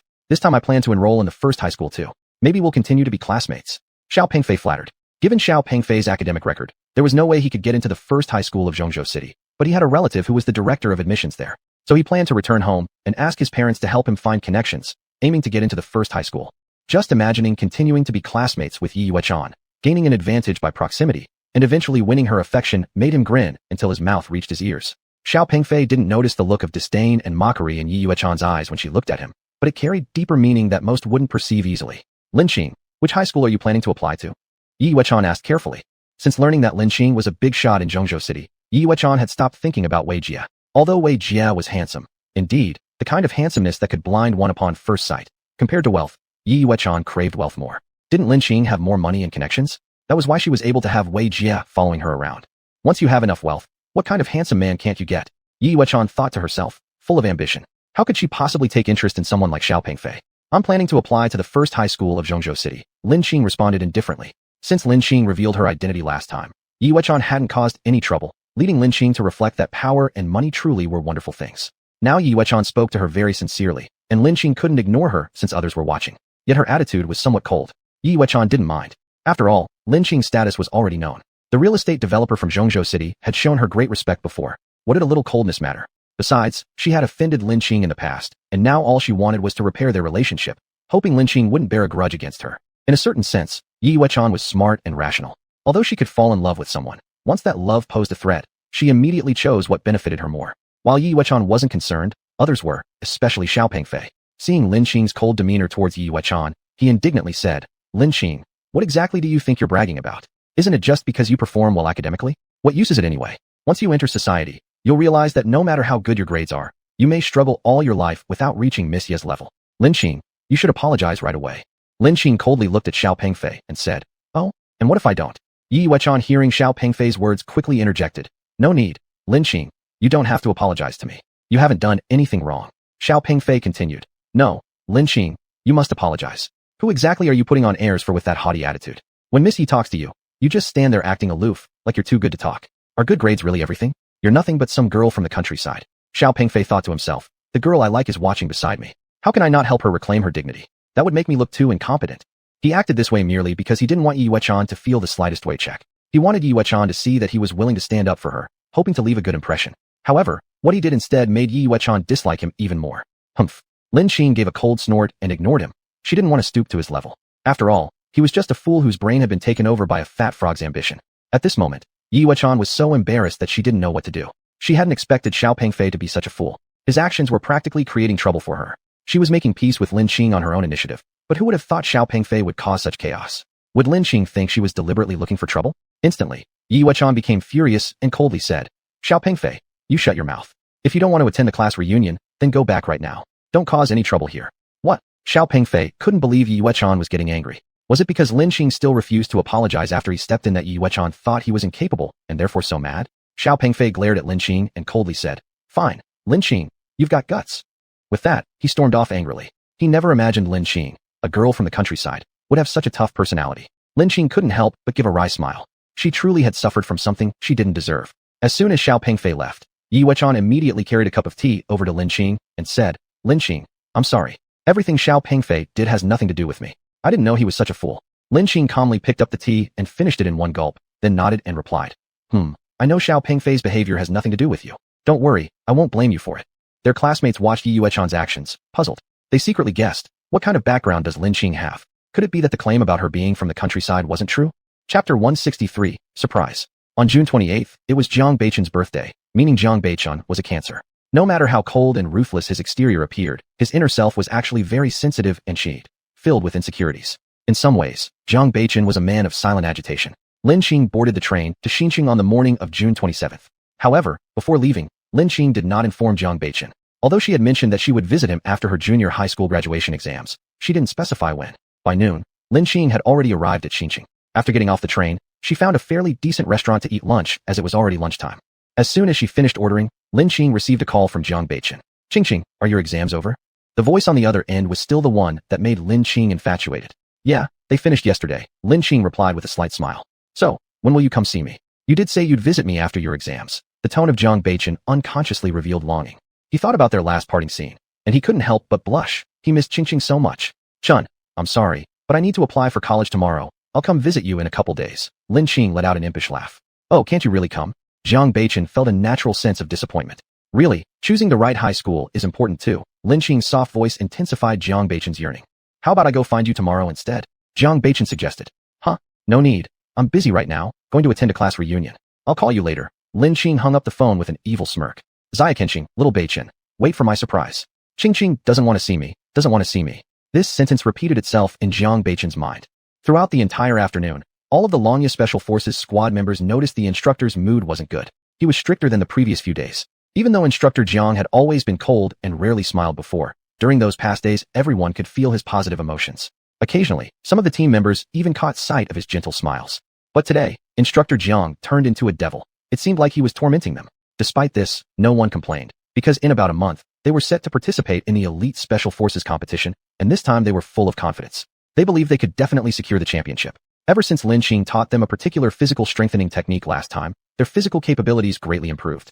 Compared to half a year ago, each member became significantly more robust. Everyone's arms and thighs became thicker than before, and their muscles were tightly defined, emanating a golden bronze glow. Their eyes brimmed with confidence. Their momentum was startling. They had undergone a complete transformation compared to what they once were. Swoosh swoosh. This was the sound created by many people practicing boxing forms, breaking through the air currents around them. At that moment, numerous members of the Longya team were training in the parade ground.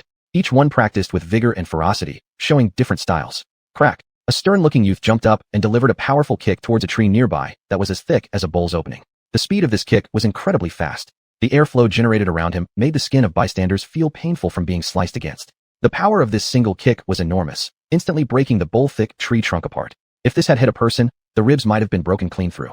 Foxy, let's spar, spoke a stocky man with darkly tanned skin, clearly addressing the stern-looking young man as Foxy. This stern young man launched a swift kick toward the tan giant. The force behind this kick surpassed the earlier one without hesitation, as it seemed that this young man had held nothing back. No one anticipated that upon seeing this kick, rather than dodging, the muscular tan man only laughed heartily and raised his shoulder to block it directly. Pang! After being struck, the burly man remained unfazed while the serious youth was pushed several steps backward by the recoil. Foxy couldn't help but be envious. Stones, if we're all practicing the same method, why do you progress so much? At this moment, Stones, whose body was hard as iron, burst out laughing. Because I'm a genius, so what? Although Foxy envied Stones intensely, he also felt powerless. Due to differing physiques, each person improved at varying rates. Luckily, Foxy possessed sharp intellect. Despite his martial prowess not reaching Stone's level, his wits surpassed Stone's, thus earning him the nickname Fox. While the Longya team members were intensively training, Lin Qing hailed a taxi and arrived at the base where the Longya team resided. As soon as Lin Qing arrived at the entrance, she was stopped. The current gatekeeper wasn't the previous one, and he didn't recognize Lin Qing. With a cold expression, he stated, "This is a crucial military base. Unauthorized individuals are not allowed to enter." Lin Qing helplessly took out Jiang Beichin's phone number and dialed it. "Chun, I've come to see you. Aren't you surprised? Aren't you happy?" Lin Qing immediately said upon answering the call. "What? Where are you?" A smile unconsciously formed at the corner of Jiang Beichin's normally cool face, his eyes gleaming with light. "I'm right outside the gate of your military base. Come pick me up." After saying this, Lin Qing hung up the phone. On the other end of the line, Jiang Beichin, who was originally watching the Longya team train on the training field, immediately left and drove towards the entrance of the base. The base was quite large after all, and there was a fair distance between the training field and the gate. After about 10 minutes, Jiang Beichin hastily opened the car door and reached the base entrance. When he saw Lin Qing standing by the gate, smiling with tender affection for him in her gaze, he paused instead. His fiery eyes looked at Lin Qing, unsure how to respond. "Chen, what's wrong?" Looking so dumbfounded, Lin Qing chuckled lightly. "You said you didn't have time, so how did you come?" Jiang Beichin asked. "Isn't tomorrow your birthday? How could I not celebrate it with you?" Lin Qing answered with a smile. "How did you know?" Jiang Beichin asked, astonished. He had never told Lin Qing about his birthday. "Of course Grandpa Jiang informed me. Here, this is your birthday present." As Lin Qing spoke, she handed over 2 jade vials to him. One contained a single vitality cultivating pill, while the other had several essence stand pills. These 2 items were sufficient for Jiang Beichin to break through to the transformation skill level. "What are these?" Jiang Beichin asked, taking the 2 jade vials. "Let's go to your place first. I'll tell you later," Lin Qing whispered softly. Then the 2 went to Jiang Beichin's residence. The moment they entered, Jiang Beichin embraced Lin Qing tightly. Breathing in the refreshing fragrance from her hair, he murmured, "Qing, I've missed you so much." Chapter 164, Qiu Shi's Invitation. Lin Qing lay on Jiang Beichin's chest, listening to his strong heartbeat, and her face turned red unconsciously. Her heart also started to flutter with a tingling sensation, which made her heart beat wildly out of control. Is this what it feels like to be in love? This feeling seems quite nice, Lin Qing thought to herself. "I missed you too." Lin Qing's soft, sweet voice broke the silence, contrasting sharply with her usual cold demeanor. This stark contrast gave her an indescribable charm, melting all of Jiang Beichin's heart as if he were floating in the sky, filled with ineffable sweetness. His fingers twirled one strand of her smooth hair, and his magnetic voice asked, How did you miss me?" A slight smirk tugged at the corner of his lips, and his eyes revealed a mesmerizing allure. What a seductive enchantress. Lin Qing sighed inwardly after taking a deep breath. This is how I think of you, said Lin Qing as she tiptoed and touched the shade of red she had dreamt of. Her actions obviously caused someone's gaze to deepen. With a profound expression, Jiang Beichen replied, Little cat, that's not right. Let me teach you the proper way. Even though Jiang Beichen lacked experience, men seemed to have an astonishing learning ability in certain aspects. As he mimicked Lin Qing's behavior and excelled further, Lin Qing followed suit and lost herself in the moment. They were like two gracefully dancing butterflies, playing in the flower bushes and exploring the wondrous beauty of life, enjoying an indescribable joy. Occasionally they would collide, back and forth, making it feel like all things came alive, as if spring had arrived again and all small creatures were active. At this moment, there was a knock on the door. Coach Jiang, Commander Chiu heard that Master Lin has come and specially sent me to invite you both, said the man knocking on the door. It was evident that he was Commander Chiu's guard. Jiang Beichen adjusted his disrupted emotions. Indeed, having their sweetness interrupted left him less cheerful than before, so he responded coldly. Go back and report that we will wait a moment, and then go see Commander Chiu. Seeing Jiang Beichen's slightly gloomy face, Lin Qing spoke up. We should probably check what Commander Chiu needs. Making him wait too long won't be good for you. Qing, are you thinking of me? Jiang Beichen's mood improved instantly, as if he were a chameleon. Of course, who else could you be but my man? Lin Qing replied with a smile. Her domineering statement immediately shook Jiang Beichen's heart. Qing said, My man, she considers me her man. Does that mean she might be willing to marry me someday? The same sentence kept repeating in Jiang Beichen's mind. It must be said that Jiang Beichen, who was secretly romantic, had overthought it. Lin Qing's words simply implied, you are my boyfriend. As Jiang Beichen looked at Lin Qing with affection and she occasionally returned his gaze, the two arrived at Qiushir's office. When Qiushir saw Lin Qing and Jiang Beichen, he urged his assistant repeatedly to prepare tea. Qiushir greeted them with a smile and said, Coach Jiang, Master Lin, you're fortunate today. Come try my tea. I don't entertain just anyone with this kind of tea. Lin Qing sipped it first, drank a few more mouthfuls, and her eyes suddenly widened. She praised, What is this tea? It tastes great, refreshing, and smooth upon entry. Although I'm no tea expert, I can tell this tea is excellent. She felt a trace of spiritual essence from the tea, which surprised her greatly. Ha, Master Lin, though you may not understand tea well, your taste is exquisite. This isn't ordinary tea. This is Dahong Pao, Big Red Robe, from the Mother Tree in Wui Mountain. Wui Mountain Dahong Pao is a rare gem in the Chinese tea garden, renowned as the top scholar of teas, the king of rock teas, and considered a national treasure. It originates from Wui Mountain and is specially processed with refined techniques. Its finished product possesses a rich fragrance and a full-bodied flavor, with distinct Rockian characteristics. After drinking, its aroma lingers in the teeth and cheeks, earning it the title King of Wui Tea. The Dahong Pao tea trees are shrub-like, with thousands of years old ancient trees. Only 4 plants remain on the steep cliffs of Jiulongkong, making the production extremely scarce and thus treasured as a rare gem. Let me tell you honestly, I only have a few liang of this tea, and I usually wouldn't dare take it out for others to drink, explained Qiushir with laughter. That's truly an honor. Beichen, stop staring. This is such a great opportunity. Quickly give it a try. If you miss this village, there'll be no one elsewhere. Lin Qing smiled and said. Realizing this now, Jiang Beichen picked up the teacup and drank from it. After a few sips, he instantly felt refreshed and thought silently. Indeed, it is exceptional tea. Master Lin, take a look at this report, said Qiushir as he pulled out a document and handed it over to Lin Qing while they were enjoying their tea. Lin Qing looked puzzled. What is this? This is the physical fitness assessment report of all members of the Dragon Fang team. Qiushir replied with excitement in his voice. Lin Qing opened the document and started reading through it. Continuing on, Qiushir said, Master Lin, your body forging technique is truly miraculous. In just half a year, each member of our Dragon Fang team has improved more than 5 times in physical strength. For instance, there's Stone here. His muscle strength is already more than 10 times that of an average person. He can easily lift dumbbells weighing 1,000 kilograms. He far surpasses world champions. Whether in explosive power or cross-country ability under heavy loads, they are much stronger now. They have become all-round warriors. If we could promote this throughout the entire army, the country's military strength would greatly increase. Qiushir was so thrilled that his mind began to wander in fantasy. If the whole army embraced this method, not only would his career advance further, but he himself might be remembered by everyone as a hero. As one great man once said, political power grows from the barrel of a gun, and that statement still applies to this era. Despite the superficial peace among nations today, fierce competition, whether hidden or open, remains intense. And when interests come into play, militarily strong countries always hold the leading position. Lin Qing looked at Qiushir's exhilarated expression and then said, You see, it takes immense perseverance to practice this body-forging technique. The Dragon Fang operatives manage to keep up because they're elite special forces soldiers. They have enough willpower. But if you apply this to regular soldiers, many wouldn't endure the strain. Qiushir paused for a moment after hearing those words and fell into deep contemplation. Besides, practicing the body-forging technique requires cooperation with the body-forge pill and certain medicines. These drugs aren't easy to obtain in large quantities. It isn't practical to rely on them. Various limitations ensure that promoting this across the entire army is simply impossible. Chapter 165, Jiang Beichen becomes a master. The body refining method she taught them involved all sorts of means to beat their physical bodies, stimulate acupoints, and challenge their potential limits. If not for the support of various medicines, these people would not have been able to persist. Qiushi now revealed an expression of regret, but then he spoke. If we can pick out hundreds more promising candidates like the Longya team, are you willing to help train another batch? Lin considered for a short while, then replied. It's fine, but the cost of the medicines they use must be borne by you. Lin agreed because, on one hand, she also lived in China, and having good relations with the Chinese military was not bad for her. Another reason was that Jiang Beichun was a special forces coach in the army, and what she did was for his benefit too. Her man, of course, she had to protect. That goes without saying. Qiushi laughed heartily. If another batch of such super soldiers were trained, his position would definitely rise. Perhaps soon their military base would become the most powerful special forces team in China. After leaving Qiushi's place, the two returned to Jiang Beichun's residence. Jiang Beichun looked at Lin with gentle eyes and said, Qing, thank you. Thank me? For what? Lin asked puzzledly. Thank you for doing all this for me. Jiang Beichun said. He clearly knew that if the cultivation method Lin taught to the Longya team were to be put outside, it would cause many people to fight over it. Yet Lin gave it freely to the Longya team. Wasn't this for him? Who else? You know I'm good to you, right? You're my man, and if I don't treat you well, who will? Lin smiled wryly. Jiang Beichun nodded, inwardly murmuring.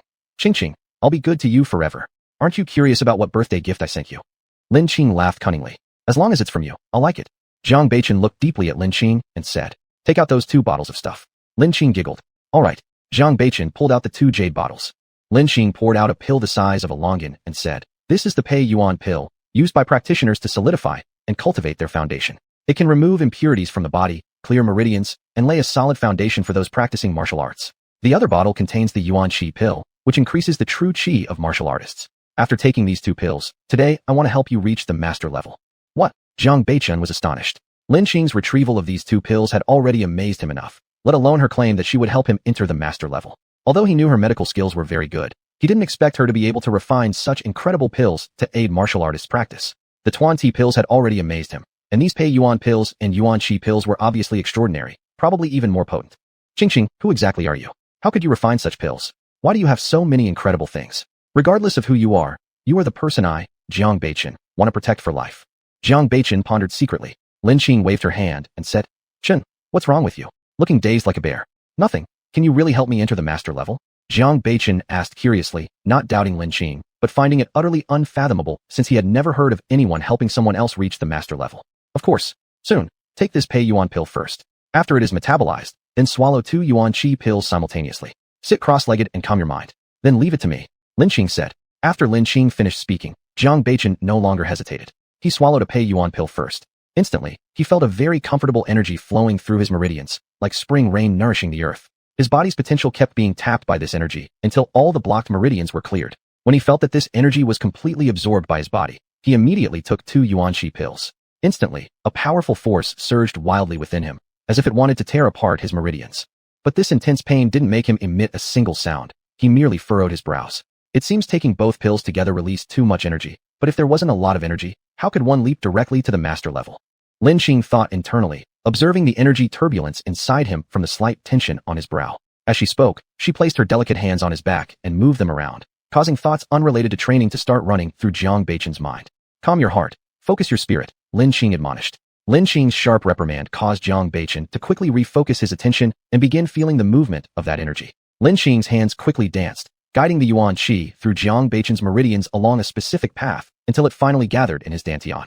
The energy in his dantian grew stronger, and suddenly, Jiang Beichun felt something crack, then reform. The previously colorless energy gradually condensed, eventually turning milky white and concentrating in his dantian. At this moment, Jiang Beichun sensed that he was very different from before. This difference could be described as night and day. His body brimmed with an overwhelming power. Although his previous strength had been formidable, it had felt like a bloated balloon, strong on the outside but hollow inside. Now, his strength was undeniably concentrated. No wonder people say that while Dark Force's peak might only seem one step away from the Transformation Force Master level, this step is like crossing a chasm. If you don't grasp the key to breaking through, you might never achieve it in your lifetime. This breakthrough lies in condensing the true Qi within your body, transforming quantity into quality. Jiang Beichun realized internally. Jiang Beichun then opened his enchanting eyes, staring intensely at Lin as he said, Qing, thank you. With a wife like you, what else can a man ask for?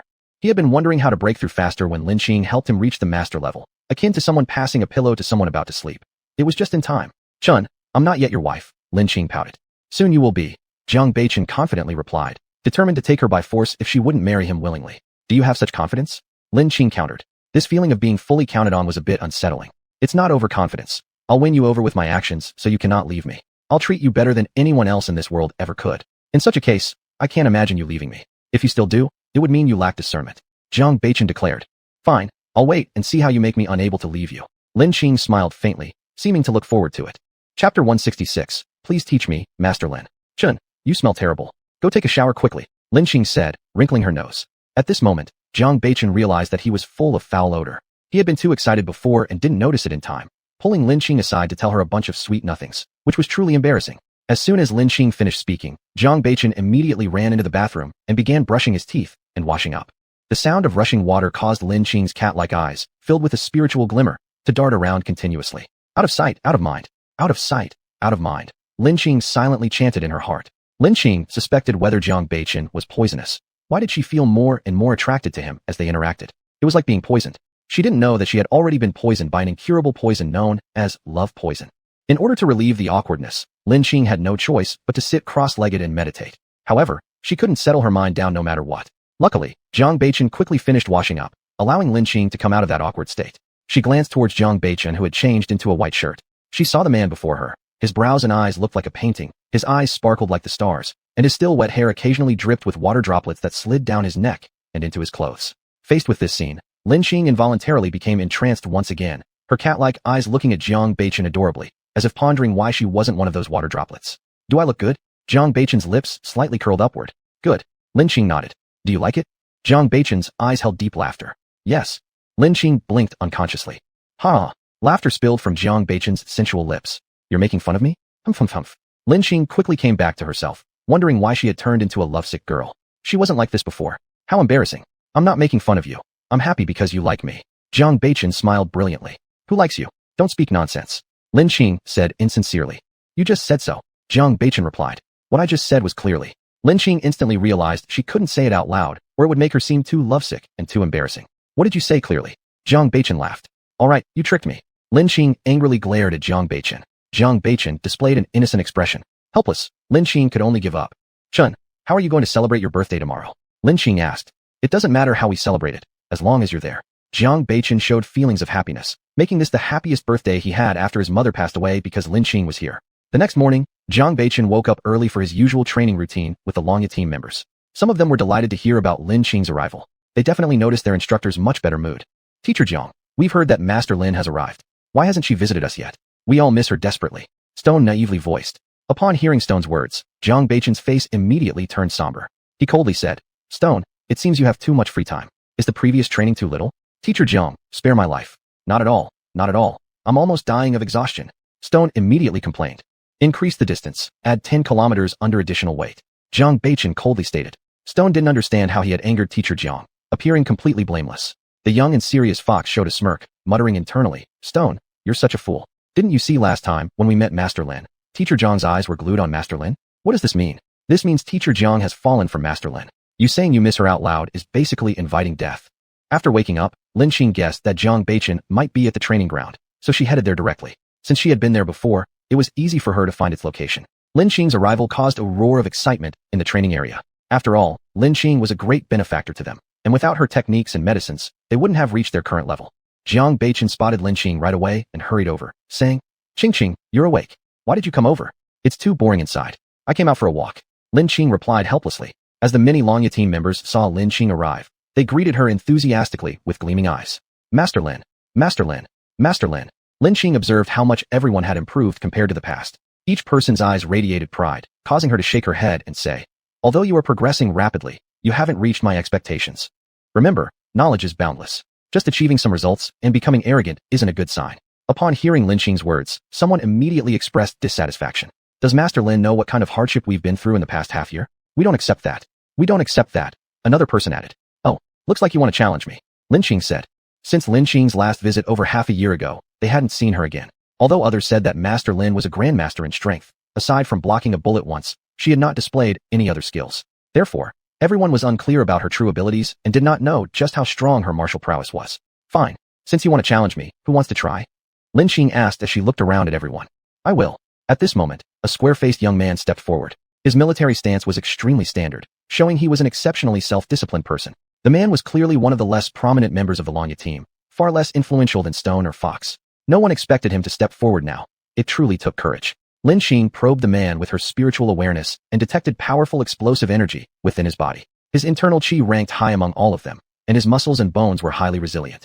Clearly, he had already reached the later stage of concealed power cultivation. You're quite good. What's your name?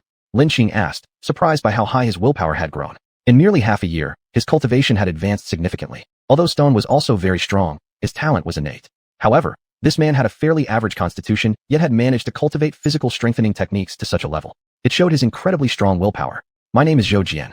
Please give me guidance, Master Lin. Zhou Jian said without moving, standing still in front of Lin Xing. Attack. I'll let you have both hand and foot moves against me. If you can force me to use either one of those moves, you win, Lin Xing replied with a calm smile. As soon as she finished speaking, Zhou Jian rushed toward Lin Xing like a ferocious tiger. Chapter 167, the third place on China's master list. Meanwhile, at the Dragon Fong base, Qiu Shi was guiding an old man as they walked around. This elder looked to be in his 60s or 70s. Although he appeared frail, upon closer inspection, one could see that his skin hid full muscles, with prominent veins, and his eyes flashed with sharpness. His gait was not like that of a man in his 60s or 70s. Rather, he moved as vibrantly as any young person. Behind him followed two middle-aged men. From their commanding aura, it was evident that their martial skills were not to be underestimated either. Commander Gao, what brings you here? Qiu Shi asked. Though both Qiu Shi and Gao Shang held the title of commander, their ranks were different. Qiu Shi was merely the base commander of the Dragon Fong combat team, whereas Gao Shang was the general commander of the Central Military Region.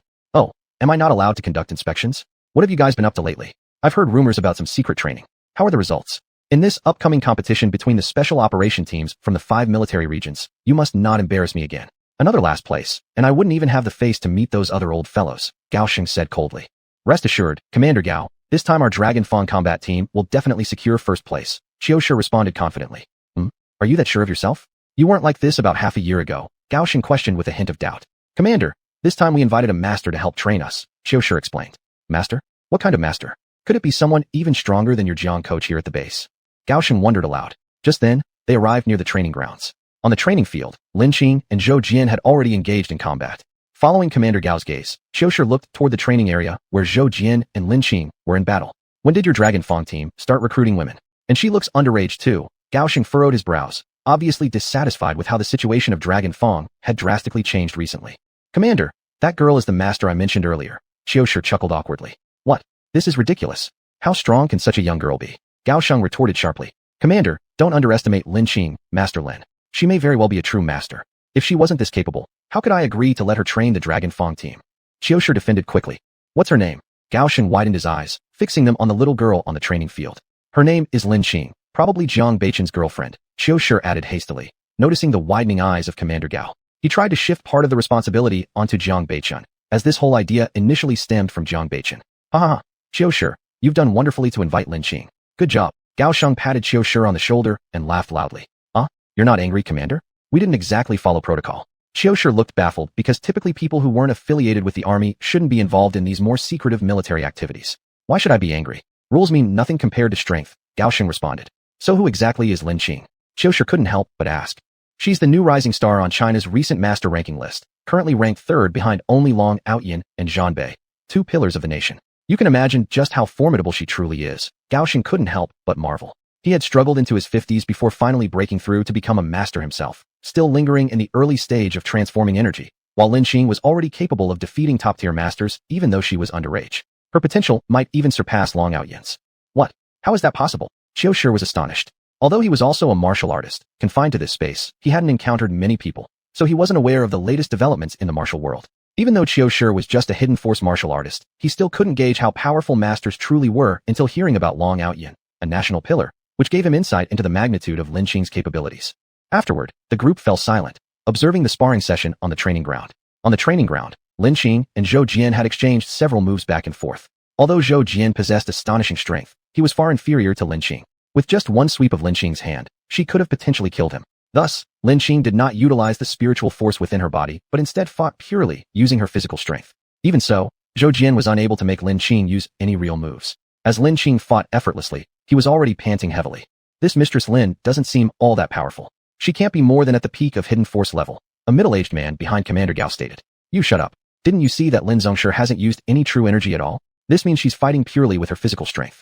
If only her physical strength can reach the peak of hidden force. How powerful do you think she is? Gao Sheng coldly snorted. Yes, Commander, it's my poor eyesight. The middle-aged man quickly responded upon seeing Commander Gao getting angry. Then who is the person fighting against Lin Zongshi? Gao Sheng couldn't help but ask. He sensed that the opponent had also reached the late stage of hidden force. When did the Longfang team bring in such a talented individual without him knowing? He is Zhou Jian, a member of our Longfang team. His previous strength was probably at the mid-level of manifest force, but after training for half a year using the body-strengthening method given by Lin Zongshi, he became this powerful, Xiaoshi explained. What? He is actually a member of the Longfang team. Gao Sheng was surprised. Such strength could already serve as a coach for special forces within the army. Not just him, all members of our Longfang team have improved to some extent. The weakest ones probably reached the early stage of hidden force, and the stronger ones have even progressed to the late stage of hidden force. They've only practiced for more than half a year, all thanks to Lin Zongshi's body-strengthening method that they have achieved such success, Xiaoshi hurriedly said. Did Lin Zongshi propose any conditions? Gao Sheng frowned. There's no such thing as a free lunch. With a cultivation technique so powerful that it allows people to enter the hidden force stage within half a year, how could Lin Zongshi give it away so easily? No conditions from Lin Zongshi. Probably because Jiang Beichen is Lin Zongshi's boyfriend. You know how women can be. When they like a man, they often lose their minds and intelligence. In ancient times, men have ruined nations for women. Now it's understandable if women lose rationality from men, Xiaoshi spoke. Not bad. Promote Coach Jiang tomorrow, Gao Sheng instructed. Understood, Xiaoshi replied. Chapter 168, Cooking for You. Lin Xing's battle with Zhou Jian ended with Zhou Jian's voluntary surrender. I merely wanted to tell you that there's always someone better than you, and it is necessary to maintain a humble and studious attitude. After all, the path of martial arts is a lifelong endeavor, Lin Xing said. Everyone was sincerely convinced by Lin Xing. Despite her younger age compared to everyone else, she was far more powerful than them. What reason did they have left to be arrogant? As soon as Lin Xing left the training ground, she was stopped by Commander Gao. Hello, Master Lin. I am Gao Sheng. Gao Sheng introduced himself. Even though he held the title of commander, in front of Lin Xing, he didn't dare to act superior because in the world of martial arts, respect is based on strength. Lin Xing was undeniably stronger than him. Lin Xing looked at Xiaoshi questioningly. Who is this? This is Commander Gao from our Central Military District, Xiaoshi quickly explained. Commander Gao, hello? May I ask what's the matter? Lin Xing asked casually. Since we've met, how about I treat you and Instructor Jiang to lunch today? Gao Sheng suggested. Lin Xing originally intended to decline, but since Gao Sheng was Jiang Beichen's superior, she had no choice but to accept. After lunch, the two of them claimed they had things to attend to and took their leave. Although Gao Sheng still had some unanswered questions, he decided to let it go for now. Since Jiang Beichen was still serving in the military, future opportunities would surely arise. Gao Sheng could not help asking. By the way, Master Lin, can the physical cultivation method you taught be promoted throughout the entire army? If it were applicable across the whole Central Military District, his position as commander would be significantly elevated. Xiaoshi shook his head with a sigh. This physical cultivation method cannot be widely promoted. Oh, is it perhaps because Master Lin doesn't wish to? If she has already taught it to the Longya team, why should she care about teaching more people? If she has any requests, we will try to accommodate them within our capabilities, Gao Sheng replied. It's not that Master Lin is unwilling, nor has she made any demands. The problem lies in how extremely stringent the requirements are for this physical cultivation method. It's akin to enduring the torments of hell. Not only does it demand immense willpower, but it also requires pairing with many expensive Chinese medicinal herbs to complete. Just within the past half year, the cost of the herbs consumed by each member of the Longya team have exceeded 1 million yuan. Moreover, given the average quality of ordinary soldiers, they might end up being crippled. Considering all these factors, wide-scale promotion is simply unfeasible, Xiaoshi clarified. Gao Sheng sighed longingly. What a pity. Xiaoshi continued. However, Master Lin has promised to help us train several hundred warriors like those of the Longya team. These are truly all-around fighters, each surpassing normal human limits in every aspect of physical ability. Their individual combat capabilities are exceedingly strong, capable of handling 100 opponents single-handedly. With these super soldiers, our Central Military District's power will drastically increase. Gao Sheng patted Xiaoshi on the shoulder, saying with a laugh, Hee great. You've thought this through well. Having several hundred super soldiers will suffice even for our military region. Enough to ensure the Central Military District ranks first among the 5 districts. Once the other commanders learn of this, they're bound to be green with envy. This district leaping to the top rank after previously trailing at the bottom. How could they not feel envious, resentful, and hateful? Gao Sheng thought inwardly. After leaving the restaurant, Lin Xing brought Jiang Beichen to a cake shop to order him a birthday cake. The pink birthday cake created an impossibly romantic atmosphere. The base was surrounded by light purple floral edges resembling beautiful ripples, and the top featured a couple where the man offered a bouquet of roses to the woman, under which were inscribed the words, Happy Birthday. The cake filled the air with the rich aroma of cream and paired beautifully with its almost fairy tale imagery. Watching the cake, Lin Xing couldn't help but smile radiantly. You didn't know how to celebrate birthdays, so you'll do it my way, Lin Xing whispered softly as she leaned closer to Jiang Beichen. Her ethereal voice resonated deep within Jiang Beichen's heart, making his pulse quicken. His ears turned red due to the warmth of her breath against them. Jiang Beichen squinted slightly, forming shadows beneath his long lashes, covering his piercing eyes. He unconsciously swallowed hard, trying to suppress his agitation. I'll follow your lead. Jiang Beichen responded in a low, deep voice. After ordering the cake, Lin Qing then went to a supermarket, with Jiang Beichen closely trailing behind her. His eyes followed her movements constantly. Their appearance caught the attention of shoppers around them, turning heads frequently. A handsome man and a stunning woman together naturally drew people's gazes. Wow, that man is so handsome, and the girl has such a great aura. They really match, exclaimed a middle-aged woman. Upon hearing this, Jiang Beichen's lips curved upward, revealing how pleased he was. Isn't that man some new star in the entertainment industry? His looks simply outshine all the male idols in the circle. A young girl gushed, entranced. The woman also radiates elegance. She seems ethereal, as if she doesn't belong in this world but comes from heaven instead. Another boy commented with admiration. Lin Qing bought some ingredients for cooking, along with longevity noodles, and soon both left the supermarket. As for others' discussions about them, they paid no attention at all. In no time, they returned to Jiang Beichen's residence. Watching Lin Qing bustling around in the kitchen, Jiang Beichen asked curiously, Qing, what are you doing? I'm making longevity noodles for you. When I had my birthday before, my mother always made me longevity noodles. Eating the warm noodles brought an overwhelming sense of happiness. Lin Qing replied, but I'll never be able to eat the longevity noodles made by my mother again. Thinking about her deceased mother, Lin Qing showed a sorrowful expression. Jiang Beichen instinctively remembered his previous investigation into Lin Qing's background. Her mother had passed away when she was only 4 years old. Looking at Lin Qing's sad face, he suddenly felt a bit lost. He then thought of his own mother and said, Qing, I will take good care of you on behalf of Auntie. At the same time, he started contemplating learning how to make longevity noodles himself so that he could cook them for Lin Qing on her birthday in the future. Lin Qing smiled faintly upon hearing Jiang Beichen's comfort. I'm fine. It's just that I recalled some things and became a little saddened. While Lin Qing was making the longevity noodles, Jiang Beichen didn't remain idle either. He stood in the kitchen and helped out whenever possible, washing vegetables, cutting them, or washing dishes and bowls. Though it was their first time collaborating in the kitchen, they worked together seamlessly, as if they'd been partners for many years. Before long, they had prepared a feast of approximately 8 dishes and 1 soup. Chapter 169, The Taoist's Ancient Tomb. The day after Lin Qing celebrated her birthday with Jiang Beichen, Lin Qing received a call from Xiao. What's the matter? Lin Qing asked indifferently. Leader, didn't you ask me to keep an eye out for news about the alchemy furnace? Today my family received a batch of goods. These items were taken by an exploration team from a tomb deep in the desert. It is said that it belongs to a Taoist grave, so maybe the tomb holds the alchemy furnace you need, Xiao explained. Keep track of those people on the exploration team. I'll be there right away, Lin Qing said. As far as she knew, in ancient times on Earth, many practitioners existed in the form of Taoists. Could this Taoist possibly have been one of them? When Jiang Beichen heard Lin Qing's words, he said reluctantly, Are you leaving already? Yes, I'm about to set off to find what I want, Lin Qing replied resolutely. Seeing Lin Qing's determined gaze, Jiang Beichen could only nod helplessly. That night, Lin Qing arrived in Zhongzhou City and met Xiao at the Wanhao Grand Hotel. Leader, you finally come? Xiao greeted her upon meeting. Where are they? Lin Qing asked. Relax, leader. They haven't left yet. I've arranged for them to meet you tomorrow. As long as we offer a good price, I believe they will agree to guide us through again, Xiao assured. Oh, leader, which high school did you apply for? Xiao asked next. The number 1 high school of Zhongzhou City, Lin Qing answered calmly. It seems we will be classmates for another 3 years then, Xiao laughed. Xiao had arranged to meet the 6 members of the exploration team at noon at 12 o'clock, and naturally, the place was his own domain, the Wanhao Grand Hotel. Xiao reserved a private room, and since it was the meal time, he had the kitchen prepare some special dishes in advance, planning to serve them once everyone arrived. At exactly noon, the 6 individuals arrived as expected. Leading them was a middle-aged man in his 30s. This man had a beard, wearing a brown overcoat, and stepping in a pair of cowhide sole-high boots, making him look weather-beaten. There was also a bald man, who had a scar on his face. Although he was smiling, others felt no warmth from him. Instead, they found him quite chilling. Among them was a woman around 20-something. She had a curvaceous figure, with red lips, her glossy black hair tied into a ponytail. Wearing tight-fitting black pants and tops, she fully revealed her alluring figure. Her expression looked mischievous, exuding an air of nonchalance. Also present was a very young man who appeared to be just over 20. He had an exceptionally handsome and refined demeanor. However, judging from his composed eyes, it was clear he was not someone to underestimate either.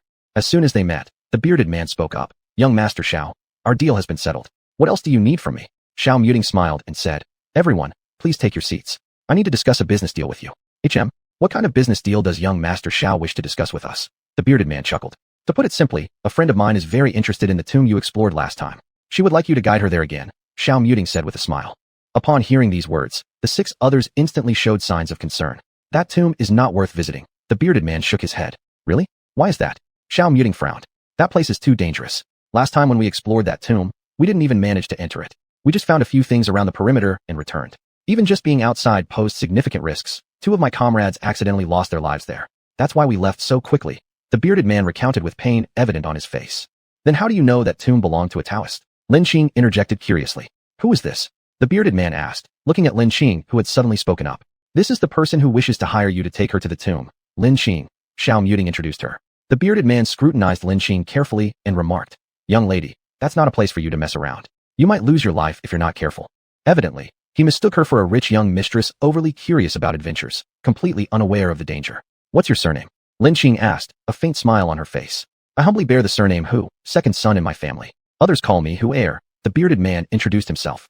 Mr. Hu, you still haven't answered my question. How do you know that it's a Taoist's tomb? Lin Qing stared intently at the bearded man and asked again.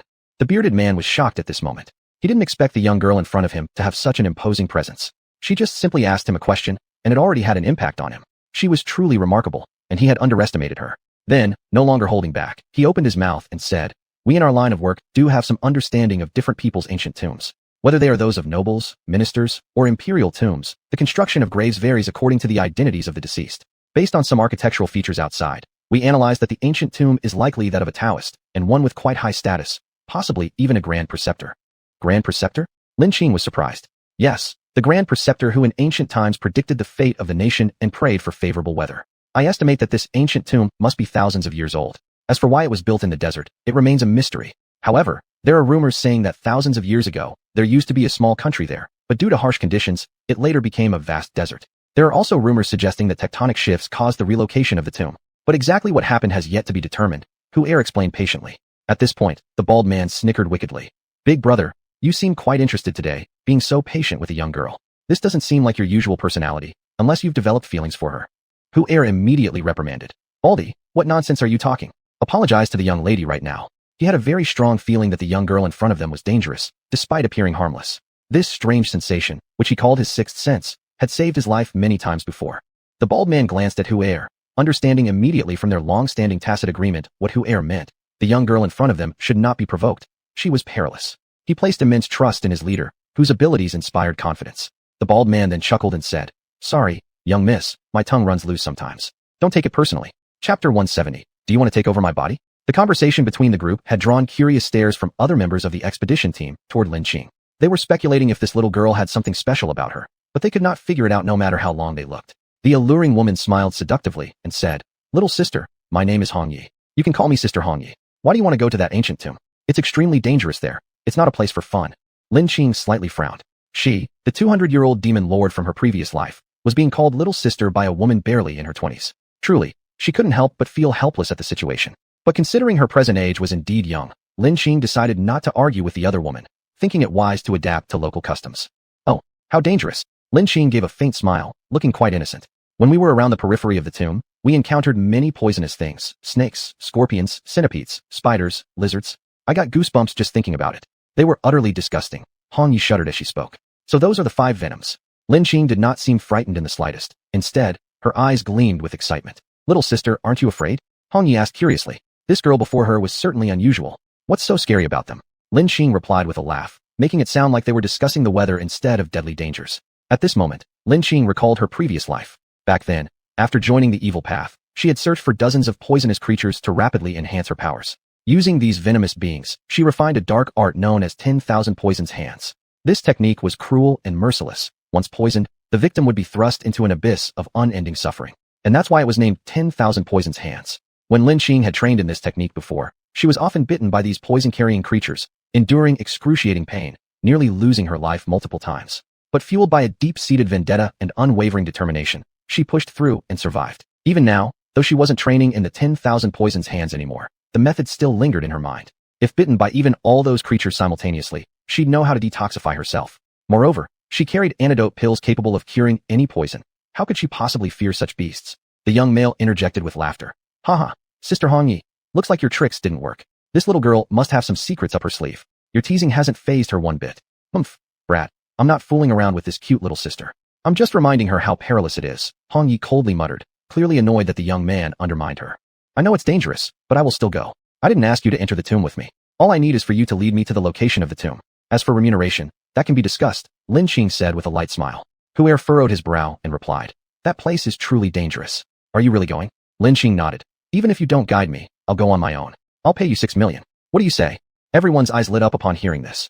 The little girl was truly wealthy. Offering 6 million just for leading the way seemed like easy money. Heir sighed deeply. All right, we agree. Though Heir sensed Lin Qing was no ordinary person, he hadn't witnessed anything extraordinary from her yet. Hence, he remained somewhat concerned about the journey ahead, hoping Lin Qing would reconsider when facing difficulties in the desert. There would be dangers while traveling across the desert too, such as sandstorms or becoming lost due to mirages. They were all very real risks. The agreed-upon departure time was set 3 days later. They would head to the border area between China and the US, where the desert was located. Lin Qing chose to depart 3 days later because within these 3 days, she planned to refine her flying sword. During her last trip to Hong Kong, she managed to secure the crucial material needed for creating the sword, purple stone. Combining it with the sword she had acquired from Lingwu Mountain, she'd be able to create her flying sword. After wrapping up matters in Zhongzhou, Lin Qing returned to the deepest part of Lingwu Mountain's cave. First, Lin Qing retrieved a statue cast from purple stone out of her spatial ring. Sighing deeply, she remarked, "What a waste. Casting a statue out of purple stone is simply squandering precious resources." With that, she summoned Red Lotus strange fire to burn the Taoist statue. At that instant, a powerful strand of consciousness shot out from the statue, forming immediately into a transparent white human silhouette. A figure hovered in the air.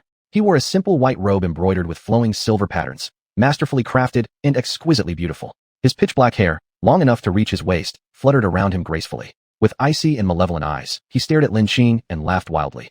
"Ha! I've finally been set free. Even though you're just a little girl, your talent for cultivation is pretty good. Hand over your body willingly. I'll ensure that you die quickly." After inspecting Lin Qing for a moment, he continued. "Now I have a body, and one of someone already at the foundation establishment stage no less. It's suitable for my soul transference. I don't care about gender, because once I reach a certain level of cultivation, I can reshape my form however I wish, whether as a man or a woman. Are you trying to take over my body?" Lin Qing's gaze grew colder than ever. "Ha ha ha, thank you, friend, for freeing me. Since you've done so much, why not finish the favor?" As he spoke, the white figure floating in the air instantly transformed into a streak of light and shot into Lin Qing's body. This person had once possessed the power of the golden core stage before being sealed inside a statue after death.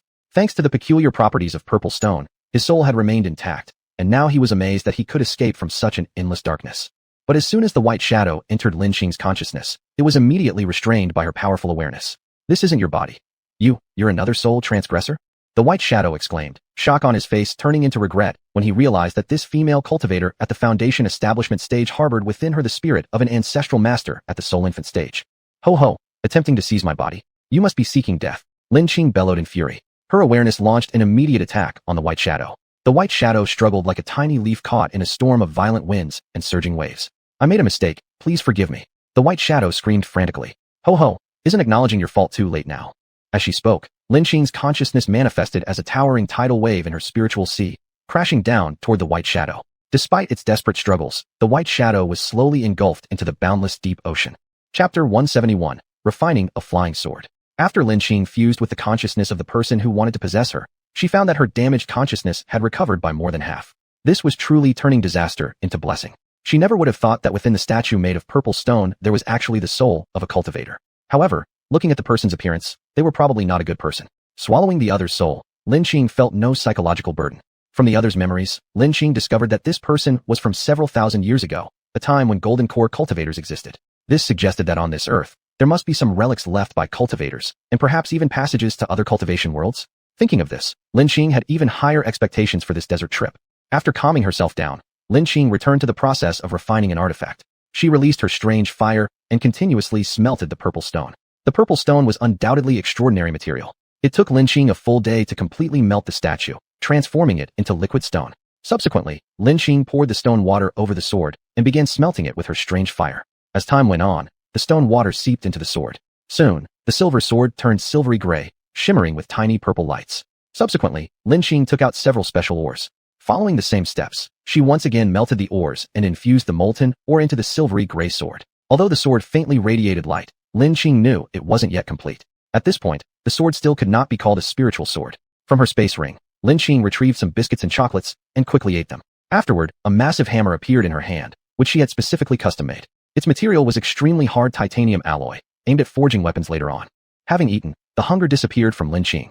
She placed the silvery gray sword on an iron block and began striking it with the large hammer. Each time she struck, the ordinary hammer emitted a milky white light. This was Lin Qing using her spiritual power to envelop the hammer while striking the sword. With every strike, impurities were removed from the sword. Refining an artifact is similar to refining pills. One must remove the impurities from the weapon so that it fuses better and becomes sharper, invincible. Moreover, the forging of weapons is not a simple task. Another day passed, and the giant sword grew smaller, about half a meter long. The light on the sword body shone even brighter. The flying sword has finally been successfully refined. Lin Qing looked at the sword with a satisfied expression. She then extended 2 fingers and lightly stroked the body of the sword. Instantly, a blood mark appeared on her hand, and her blood flowed onto the sword, soon blending into it and disappearing.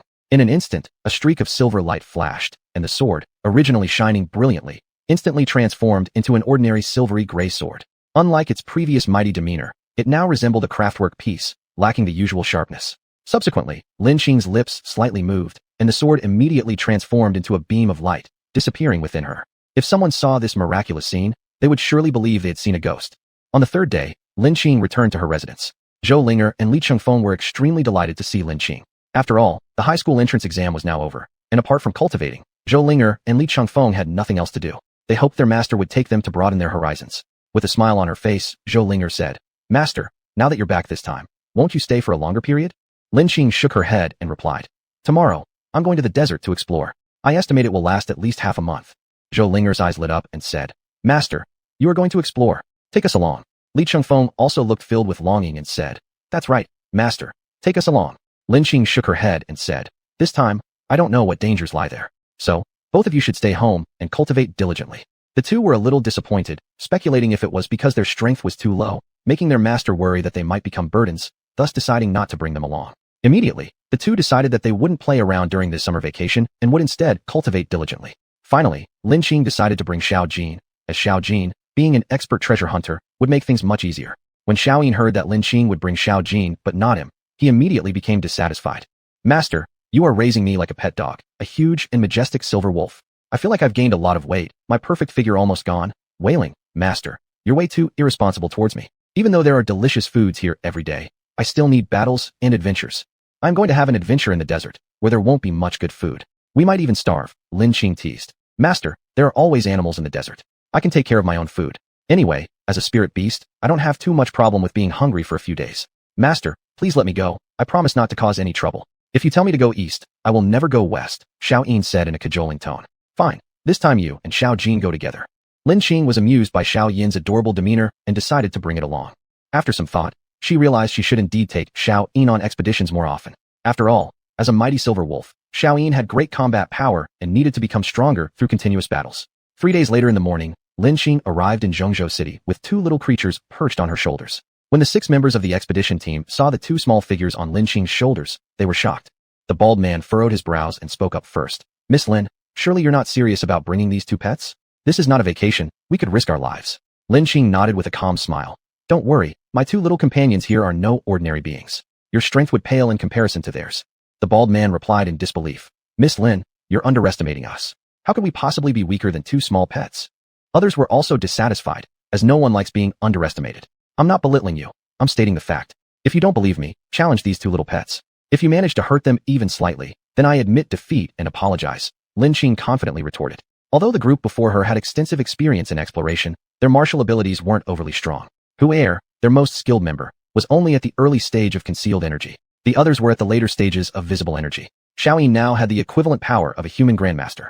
As for Xiao Jin, while not as powerful as Xiao Yin, it was incredibly fast and equally hard to handle. Chapter 172, The Unbelievably Powerful Little Silver. Little Silver, upon hearing that a weakling dared to challenge it, immediately revealed a look of disdain. That look was so naked and obvious. The 6 members of the expedition team, 5 of whom had dark faces, silently thought, "Are we being looked down upon by just a pet?" Only Hongya expressed her surprise with a full face, saying, "Wow, this little dog is incredibly human-like and so adorable." She hurriedly lunged forward to embrace Little Silver, but Little Silver wouldn't give her the chance and immediately jumped far away. "Ayo, ayo, ayo. Your lord is a noble-blooded silver wolf, not a dog. I am a pure male, don't try to tempt me." Little Silver eyed that voluptuous woman warily. Hongya, seeing Little Silver's response, became even more interested in it. The bald man shouted angrily, "Hongya, look at this little puppy. How dare it be so hateful? It looks at you as if you're some kind of femme fatale. Let me teach this little thing a lesson and show it the difference between humans and animals." Hongya was the woman he liked. How could he allow a small animal to belittle her? He twisted his wrist while making a sound, "Ka-ka." He held the other fist tightly in his hand. "You'd better go easy on it. This little puppy is quite intelligent. Don't hurt it," Hongya instructed. Women always have an irresistible affection for cute pets. Rest assured, I'll go easy on it. Of course, he would go easy, right? How could this little beast dare to insult him and even criticize the woman he liked? He will certainly beat it up well. With an evil smile, the bald man stared at Little Silver. Little Silver looked at the bald man disdainfully, as if saying, "Can you even dare to discipline me?" Dreaming in broad daylight. And Little Silver's scornful look made the bald man even angrier. Without thinking twice, he rushed forward and threw a punch at Little Silver. Although the bald man did not use all his strength, he still used about 2 or 3 parts of it. In his view, 2 or 3 parts were enough to punish the little puppy before his eyes. The reason why he dared not use all his strength was that he feared killing this little dog and having a hard time explaining it to Lin Qing. From the pretty human-like behavior of this little dog, it must be very rare, and it was probably treasured by the other party. At this moment, Little Silver was no longer on Lin Qing, but standing on its hind legs like a human, its front paws extended into the air. As the bald man's fist came towards it, Little Silver quickly jumped up and gripped its small claws into fists, striking toward the bald man's massive fists. In the eyes of everyone except Lin Qing, this fight was without suspense. The little puppy merely mimicked humans fighting moves without any real power. However, the result was unexpected. After the collision of their punches, the little dog spun in the air, then landed steadily on its feet. Surprisingly, the robust body of the bald man flew backward, landing 10 meters away. Everyone was shocked by this scene, but only Lin Qing maintained her calm demeanor as if she had expected this outcome. Seeing everyone's astonished gazes, the bald man blushed furiously, saying, "This little dog pretends to be weaker than it really is. It was my fault for underestimating it." Ayo. What do you mean underestimated? I said from the start that I'm powerful and you're not my match. Even if you tried your best, you couldn't hurt me. Your weakness makes you incapable of winning. Little Silver glanced even more disdainfully at the bald man, almost saying, "You lose gracefully. I can't accept that. I didn't put forth my full effort last time. I demand another battle." The bald man glared with anger at the little puppy.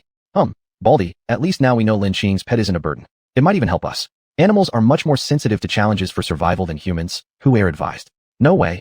I cannot endure being ridiculed by a mere little dog," the bald man insisted stubbornly. "Forget it. You're definitely no match for Xiaoyin. Xiaoyin didn't even use much force, otherwise, you wouldn't withstand one blow. If you get hurt, our journey will be delayed," Lin Qing commented indifferently. "How could that be possible?" "I don't believe it," the bald man retorted. He believed that they were exaggerating. A little dog, no matter how good, was limited in power. Could it truly be as powerful as they claimed? Ho, do you refuse to believe me? Xiaoyin, show them your true prowess. Lin Qing coldly chuckled, thinking, only when you see the coffin will you shed tears, right? Why don't people trust my words? As Lin Qing finished speaking, Xiaoyin proudly walked beside a tree as thick as a bucket.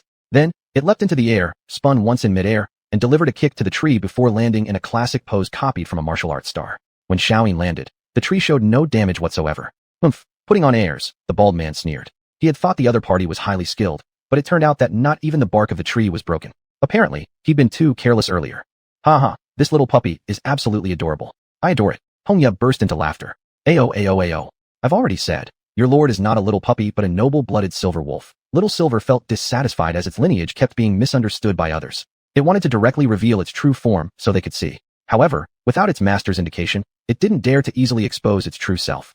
As their conversation just ended, everyone heard a snap. Bang! The big tree instantly split at the spot where Little Silver had kicked it. The bald man now wore a face full of embarrassment. He hadn't expected such an outcome. It was inconceivable. How could there be such a powerful little dog? He was glad he had refrained from fighting at the end. If that little puppy had used all its strength, he wouldn't have survived by now. How frightening.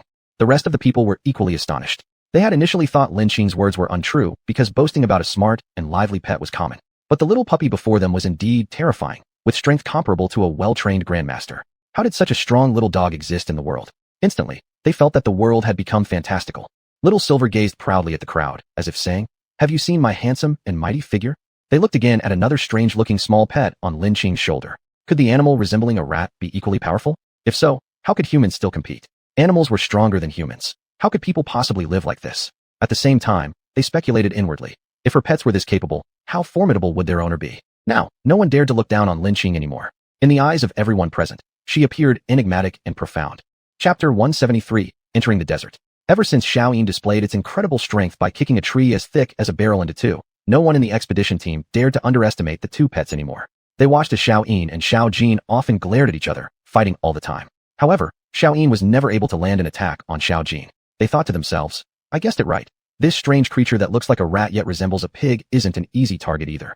Although Hongya still envied Xiaoyin, this adorable pet, she no longer dared to touch it easily. She feared that if it accidentally killed her, who would she appeal to? And what if when she arrived in the underworld, someone asked how she died, and she had to say that she was killed by a cute little puppy? Wouldn't that make even ghosts laugh? When a very cute being has no danger, you may find it irresistibly adorable. But when a very cute animal is also dangerous, you wouldn't think it adorable anymore, but rather chilling. It's just like the difference between a cat and a tiger. Though their appearances are somewhat similar, No one can ever think of a tiger as cute unless they're much stronger than the tiger. Thus, the group embarked on their journey towards America. During the trip, Xiao Jin and Xiao Yin provided endless laughter with their human-like behaviors, and the 6 members of the expedition team became less afraid of them as they grew familiar. The 7 people plus 2 animals drove in 2 off-road vehicles, carrying plenty of food and water, as survival in the desert was paramount.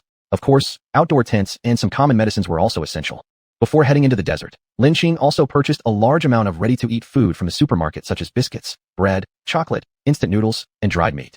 She also brought a substantial quantity of bottled water in her ring storage space. In addition to that, she bought various dehydrated but nutritionally rich vegetables and fruits. Of course, oil, salt, soy sauce, vinegar, pots, pans, bowls, and chopsticks were all included. She wasn't the type to make herself suffer.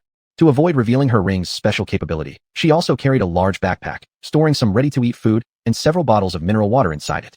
A pot and a few sets of tableware were stored in the car trunk. When the members of the expedition team saw that Lin even brought cooking utensils, they secretly thought, she really acts like a young miss, treating this trip like a vacation. Whether these things will be useful is another story. However, as she was their employer, they didn't dare say anything more. About 2 days later, they arrived at the edge of the desert in Mengsheng, where they had a feast before sleeping, preparing to enter the desert early the next morning. Their destination lay deep within the desert, known as the Devil's Domain, an area that doesn't belong to either China or the US. It's a region under no one's jurisdiction. The main reason for this is due to its harsh environment and lack of resources, making no country want to compete for this uninhabitable desert. The temperature variation in Devil's Domain is extremely significant. In summer, the ground temperature can exceed 60 degrees Celsius at midday, so much so that an egg buried in the sand might quickly cook. At night, however, the temperature drops to just a few degrees, necessitating thick winter clothing. Moreover, Devil's Domain frequently experiences adverse weather conditions like sandstorms, and mirages appear quite often too. Strange phenomena also occur in the Devil's Domain, which only bold and experienced adventurers like heir dare to venture towards. Even people living within the desert don't dare to step into this place easily. In the morning, the desert is white everywhere, and nothing is visible. When the dawn emerges, the fog gradually changes from white to red, with the red sun at the end of the desert resembling a huge ruby, radiantly dazzling and utterly mesmerizing. As the fog slowly dissipated, a round sun revealed itself, rising along the horizon of the desert. An expansive wasteland, a lifeless sea of sand. Grand and solemn, the face remains constant, offering only a monotonous color. Yellow, yellow, forever burning yellow. It seemed as though nature here had frozen the surging waves and roaring floods instantly, leaving them permanently still. The fiery sun ascended higher and higher, shining over the silent waves of this sea of sand. In an instant, a gray haze rose up from the vast desert. Lin and the others drove the off-road vehicle arduously across the desert. Looking around, all one could see was the unrelenting yellow, without a single tree in sight. It felt like there was no way out, and the vastness of the desert left everyone slightly exhausted. As noon approached, the sun climbed higher and higher in the sky. The scorching heat made it feel as though the desert itself was smoking, and for the humans, it was even worse. They felt like they were about to die of heat, their moods growing increasingly irritable. Following past experience, they found a shady spot to park the vehicle and rest under a canopy they had set up. But the sand was so hot it burned their skin, making standing or sitting almost unbearable. Xiaoyin stuck out its tongue repeatedly to cool down, while Xiao Jin lay lazily without any energy. Aowa, aowa, aowa. Owner, it's too hot. Can you make us some ice? Xiaoyin cried out to Lin who noticing Xiaoyin was practically jumping around trying to cool off, spoke up. Miss Lin, the weather here is very harsh, especially during summer. Our last visit wasn't this hot, but who would have thought that just over a month later, it would become so unbearable? If you can't stand it, we could return in the afternoon and come back when the weather cools down later. Lin shook her head and replied, it's fine, I can endure it. Though Lin said she could endure it, she had been continuously channeling spiritual energy to create coldness around herself, so she didn't actually feel too warm. Meanwhile, everyone else was suffering from the intense heat. An idea struck Lin and she pulled out about 10 bottles of mineral water from her large bag. As soon as she did, those bottles instantly froze into ice. Since breaking through to the foundation establishment stage, her mastery of spells had improved significantly. Even creating ice from water, which she could already perform at the early refinement stage, had now become effortless. Here, take these blocks of ice to cool down. Lin pointed at the frozen water bottles and said, my goodness, there's actually ice. Miss Lin, are you incredible or what? Did you secretly buy them this morning just in case? Hongya exclaimed with delight, grabbing one bottle without hesitation and rolling it over her face and body to cool off. Yeah, yesterday when Mr. Hu mentioned how hot it gets in the desert at noon, I took the opportunity early this morning to prepare these ice blocks. Lin replied with a calm smile. Xiaoyin and Xiao Jin, the two adorable pets, wasted no time each grabbing an ice block and cuddling close to Lin Thanks to her continuous circulation of spiritual energy generating coldness, the area around her remained refreshingly cool. Chapter 174. Encountering the Wolf Pack. After the hottest part of noon had passed, the group embarked on their journey deeper into the desert. In the endless sea of sand, two deep black vehicles were moving forward tirelessly. The two vehicles in the vast desert were like two specks of black dust inadvertently stuck on a yellow canvas. As the sun approached dusk, the desert before him was bathed in golden hues. Countless ripples of sand and rocks, like frozen waves, stretched all the way to the distant golden horizon. Gradually, the sun, hanging high in the sky, began to approach the edge of the desert as if it were a husband returning home, eager to embrace his wife. The afterglow of the setting sun painted the desert with a layer of red, and the scorching heat slowly dissipated, replaced by the gradually unfolding curtain of twilight that enveloped the entire desert. We need to hurry. We must reach a place with water before nightfall, heir said gravely. Why is that? Lin Qing asked in confusion. Apparently, along the way to the demon domain, there are dangerous animals that come out at night. But places with water sources are safe, heir explained. Just before complete darkness fell, Guangtu pointed excitedly to a bit of green not too far away in the desert. Look, that's the Saxal. Dotted among the boundless sea of sand were clusters of trees, the Saxal. These clusters injected vitality into the otherwise desolate desert. To survive in the arid desert, the Saxal, with its tenacious will, drove its roots deeply into the sandy soil, reaching tens of meters to the places where water lay. Here, once life sprouted, it was hard to perish, for tough environments often foster great and resilient life forms. Where there are Saxals, water sources are not far off. Han Yi also showed excitement on her face. As darkness descended, they finally reached the little pool of water amidst the desert. Though it was called a sea, it was actually just a small pond with some water. The group quickly set up tents not far from the desert. Within about half an hour, 7 sturdy tents were set up. Heir took out a bottle of medicine and sprinkled it around the tents. Seeing Lin Qing's curious look, Han Yi explained, "This is insect repellent. It's to prevent bugs and ants from entering our tents. You shouldn't underestimate the insects and ants in this desert. One bite from them can leave you with a big swollen lump." After she finished speaking, Han Yi immediately shuddered 3 times. Clearly, she had quite an aversion to these insects and ants. Perhaps she had been bitten before? After everything was settled, Lin Qing took out her pot, along with some instant noodles and dehydrated vegetables. She placed a wax stone she had bought previously under the pot and lit it. She then poured several bottles of mineral water into the pot. Soon, the water inside boiled, and she put the instant noodles and vegetables inside. A few minutes later, a rich aroma wafted into everyone's noses. Wow, what delicious instant noodles. Eating a hot bowl of noodles here in the desert is simply a luxurious delight, Han Yi exclaimed. Lin Qing gave a light smile and said, "Let's eat together. Since I made plenty, anyway. This rarity makes things valuable. Cooking instant noodles in the desert is tough, so everyone feels they're a treat. If we were outside, I bet you wouldn't want to eat them, calling them junk food." Haha, Sister Lin is indeed quite humorous. But eating cooked instant noodles in the desert really is a luxurious affair. Probably only someone who values comfort like you could pull this off, Han Yi teased. Darkness gradually enveloped the sky. Countless stars broke through the night moon, shining in the air that dampened the chill of the night. A gentle breeze blew, and everyone instantly felt the bone-chilling cold. At this moment, the temperature plummeted to below 10 degrees Celsius. Everyone took out their cotton coats. Although Lin Qing wasn't feeling cold, she also took out a relatively thick windbreaker to avoid appearing too unusual. Currently, everything around was pitch black, except for a tiny spot of light here. The stars in the sky twinkled with bright lights, like countless silver pearls embedded densely on a deep black night curtain. The Milky Way appeared like a faintly glowing white belt crossing the star-filled sky. Eating steaming hot noodles under such temperatures, the group immediately felt the coldness seeping out of their bodies. Suddenly, Heir noticed howls of wolves coming from a distance. He looked at those faintly visible green eyes and cried out in alarm. "It's not good. Quickly extinguish the fire." "What's wrong, boss?" Han Yi asked. "How could I have forgotten this? There are wolf packs along the path to the devil domain. There must be no firelight, or it will attract the wolves," Heir said regretfully. Upon hearing this, everyone quickly extinguished the fire. Not long after, the group heard the sound of animals running. Those green eyes gleamed like emeralds, faintly visible in the dark night. "Trouble. The wolf pack has found us," Guangtu exclaimed in alarm. "Boss, what should we do now?" Han Yi asked anxiously. "Traveling in the dark is also very dangerous. It's like facing wolves at the front and tigers from behind," said the youngest member of the expedition team.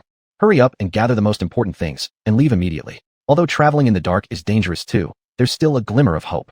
But the crisis right before our eyes is extremely pressing. Judging by those green eyes, this wolf pack must have over 100 wolves at least. You must know that wolves in the desert are much more savage than those in the jungle. If we don't move, there will be no way out for us," Heir analyzed. Just as everyone was hurriedly gathering their belongings, Lin Qing spoke up. "Don't panic, it's just a pack of little wolves. Nothing to worry about. Yin can handle them," Guangtu retorted. "Miss Lin, while we know how powerful Xiao Yin is, he's up against hundreds of desert wolves here.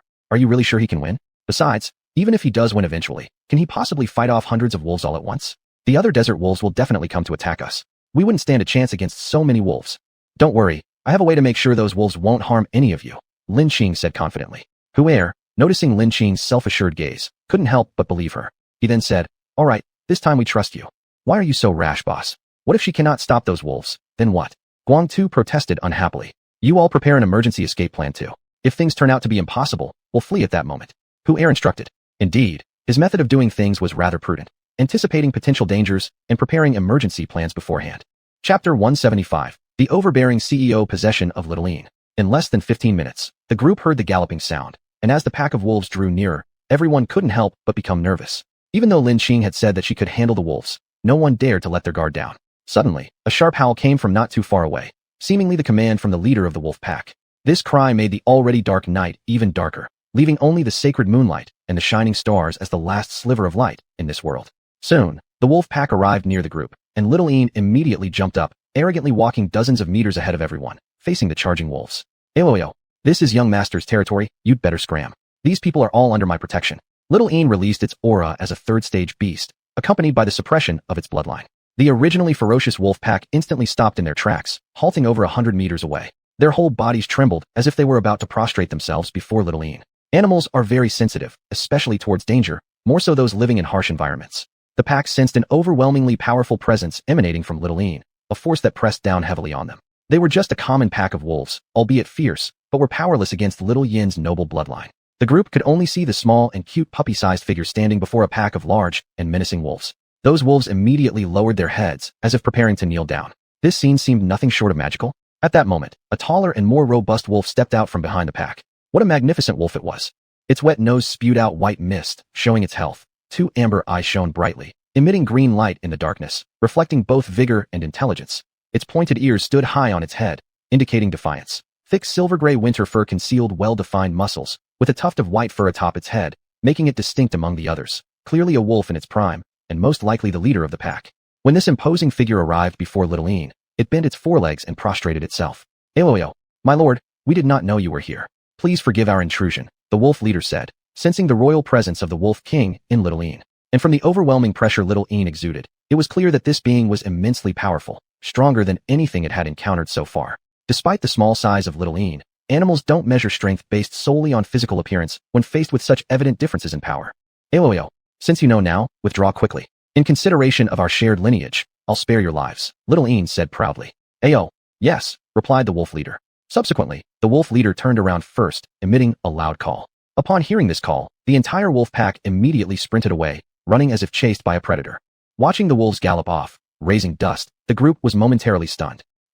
What the hell kind of magic is this? Everyone shared a common sense of disbelief. Sister Lin, why do those vicious desert wolves seem to be afraid of Little Lin? Hongya asked, voicing the question on everyone's minds.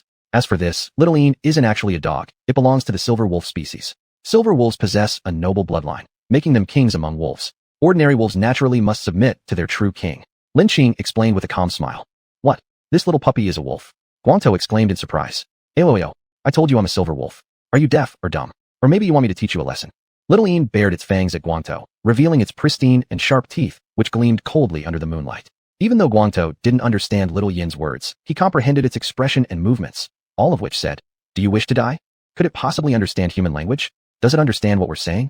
Guangtou then asked aloud. Of course. It's no ordinary wolf, Lin Qing responded with a smile.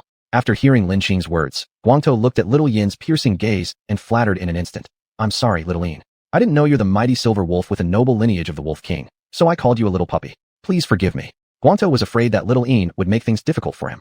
He had heard wolves were quite vengeful. Little Lin cast a disdainful glance at Guangtou, then turned its head and walked towards Lin Qing with its backside facing Guangtou. At this moment, Guangtou no longer felt angry as he saw the prideful, dismissive look from Little Lin. After all, it was a silver wolf with royal bloodline, and just by letting out a few cries, hundreds of strong adult wolves immediately obeyed its command. If Little Lin ordered them to attack him, Guangtou believed they wouldn't hesitate to tear him into pieces. At this moment, respect and fear naturally arose within Guangtou for Little Lin. That's how the world worked. People bully the weak and fear the strong. Only absolute strength could make others truly convinced. All right, Little Lin has forgiven you. Let's all go back to sleep. We've been tired all day. I bet everyone is sleepy. Lin Qing spoke up. Hearing that Little Lin was a silver wolf, Hongya wasn't scared at all, but became even more curious. Wow, Little Lin, you're actually a silver wolf with wolf king bloodline, which is incredibly impressive. No wonder your fur is snow white with a silver glow. Come on, let big sister hug you, Hongya said as she ran towards Little Lin. Little Lin quickly jumped away. Ayo, you shameless woman. How could Lord Little Lin allow random people to hold me? Humph, don't even try to tempt me. Little Yin's face involuntarily turned red, but none of them could see through its thick fur. The group only noticed Little Yin's ears twitching occasionally, seeming different from usual. Lin Qing observed Little Lin now and could guess what it was thinking. She inwardly thought, It seems little Ian has watched too many romantic dramas and is possessed by the overbearing CEO syndrome. Chapter 176, The Vanishing Village. After traveling through the desert for 3 more days, the group finally arrived at the edge of the demon realm without incident. Although the demon realm is also a desert, it is much more dangerous than the outer areas. Mysterious events often happen here. The sand in this desert is extremely loose, making it impossible for vehicles to traverse, unlike the outskirts where hard sandy roads could still be found for off-road vehicles. Even though progress was slow, it was still preferable to walking or riding camels. At the edge of the demon realm, they located a clearly marked location where they parked their vehicle. It was a large stone stele, taller than a person. Inscribed on the stele were 4 big characters, Demon Realm, and beneath that, a line of smaller characters. Before the golden wind moves, cicadas sense it first, secret plots bring death unknowingly. The writing was in traditional Chinese characters, but the group could all read them as they weren't overly complex. Ho ho, is this just a reminder that it's dangerous inside? Lin Qing laughed. This stele must have been here for many years, otherwise, it wouldn't be written in traditional characters. However, all those who've come here and lived to tell about it say that the inside is indeed perilous. Heir said, gazing into the vast expanse of the desert. So, each person carrying a large backpack stocked with food, water, and a thick outer garment, they stepped into the demon realm. In the afternoon after entering the demon realm, suddenly, fierce winds arose, blowing sand everywhere. The wild winds howled like devils, sweeping up the earth's sands and turning the originally blue sky into a hazy yellow hue. How can the wind be so strong today? Hongya complained.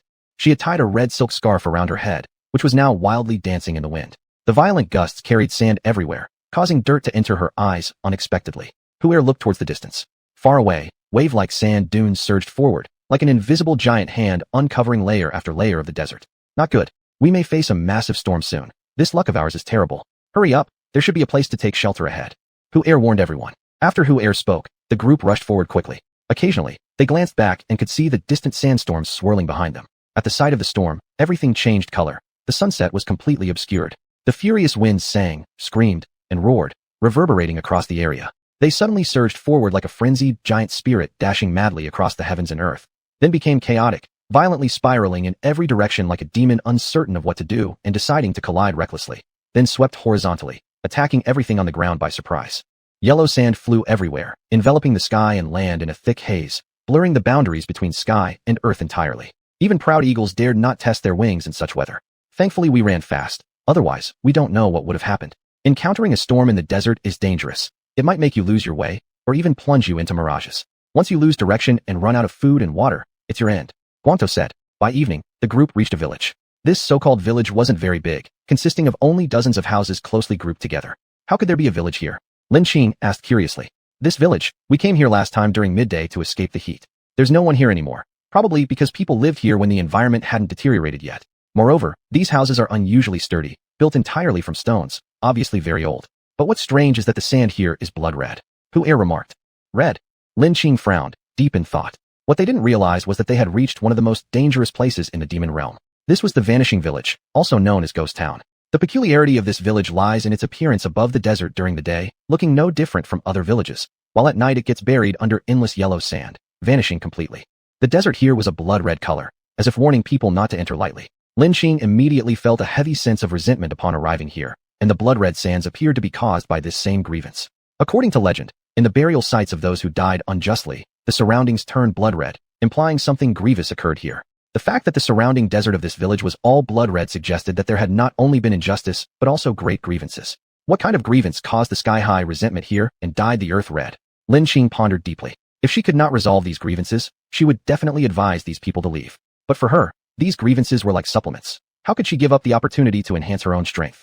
Besides, as long as she was around, the others wouldn't be in mortal danger, so she didn't plan to inform anyone of the situation here, to prevent fear and panic. As night began to fall, Lin Qing and the others found a building that looked sturdy and decided to stay there, as it was about to get dark, and they needed a place to rest. When the last rays of sunlight disappeared, the place where Lin Qing and the group were located started to shake violently. Everyone lost their balance except for Lin Qing, who remained calm amidst the chaos. What's happening?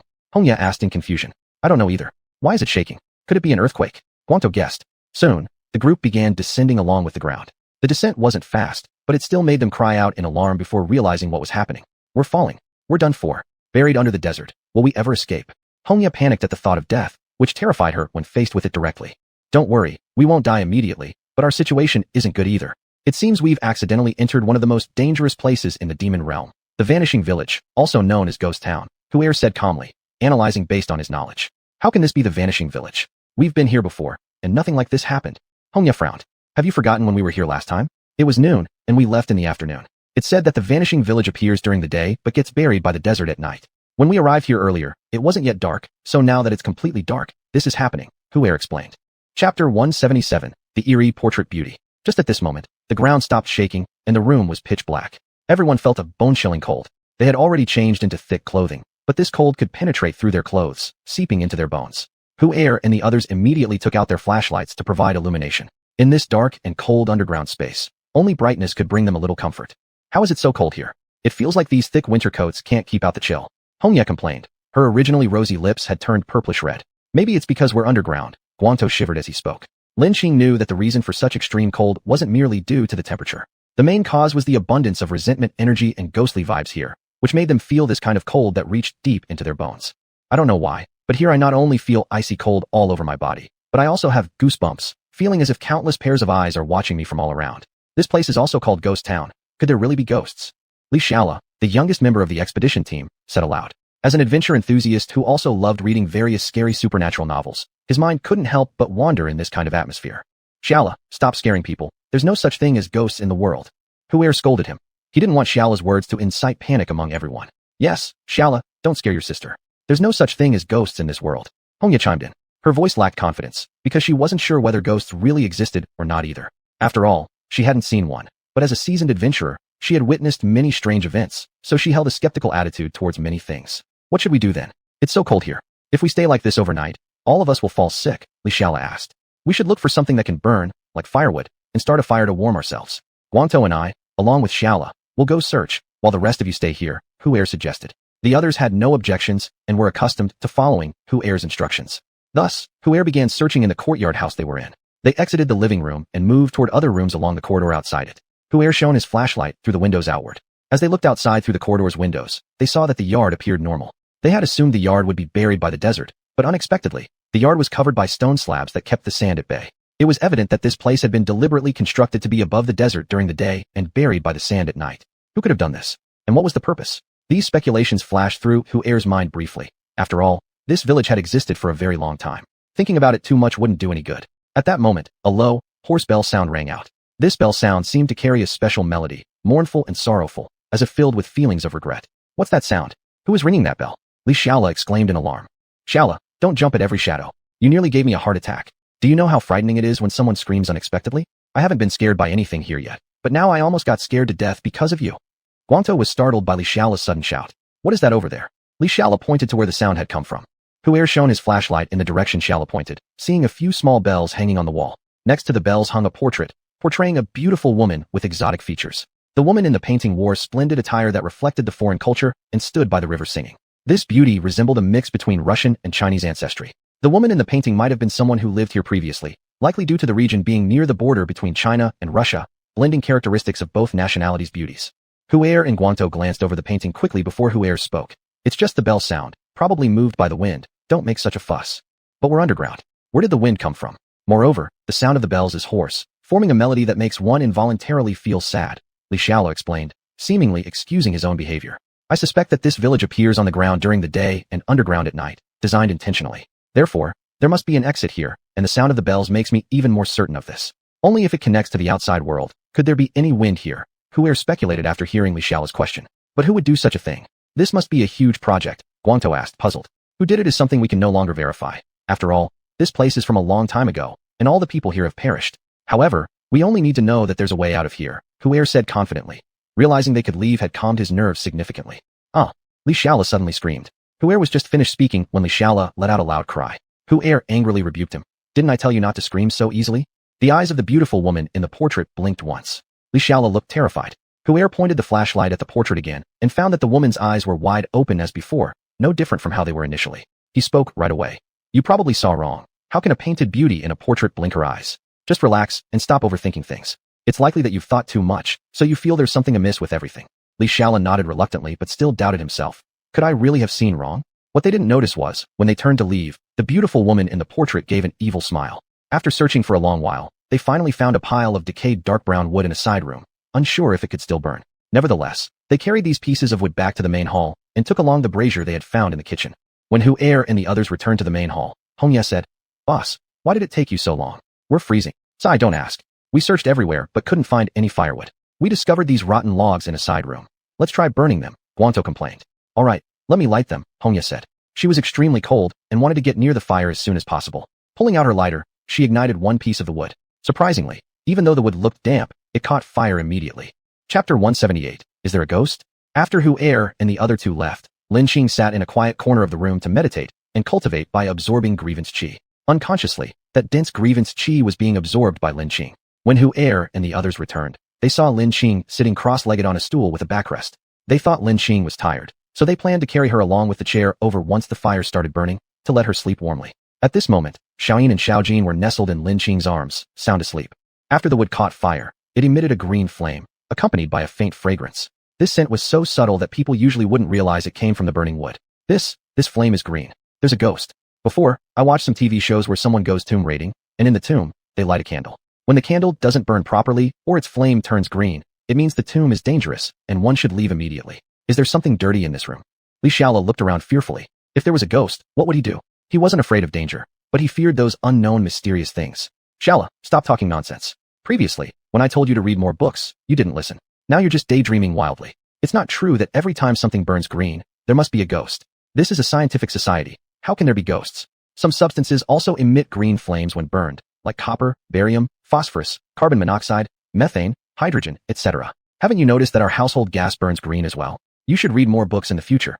Heir spoke up. From ancient times to the present, ghosts have always been a frequent topic of conversation among people. However, whether ghosts truly exist has never had a definitive answer.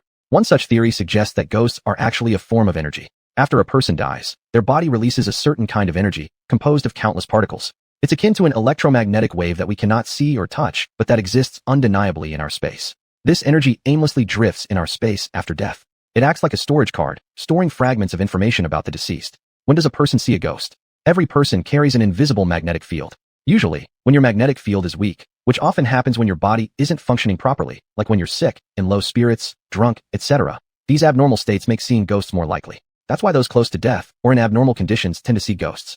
When your magnetic field is weaker, the countless ghost energies drifting in space will attract toward you. Once they come into contact, it's like reading data from a card. The fragmented information stored within the ghost energy is unconsciously randomly assembled and spliced by you, resulting in auditory and visual effects that you can experience. The specific sounds entirely depend on the individual, considering their energy informational makeup.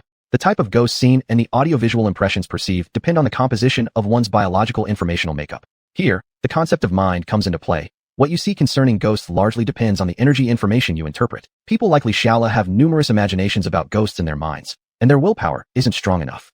Therefore, they are easily influenced by the environment and energetic materials, producing many hallucinations. In contrast, people like heir are rational and have strong willpower, making them less likely to be affected.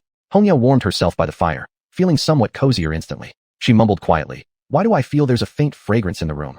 As a woman, she was rather sensitive to scents. She unintentionally glanced at the bald man and witnessed a horrifying sight. Behind the bald man stood a woman dressed in a white long robe.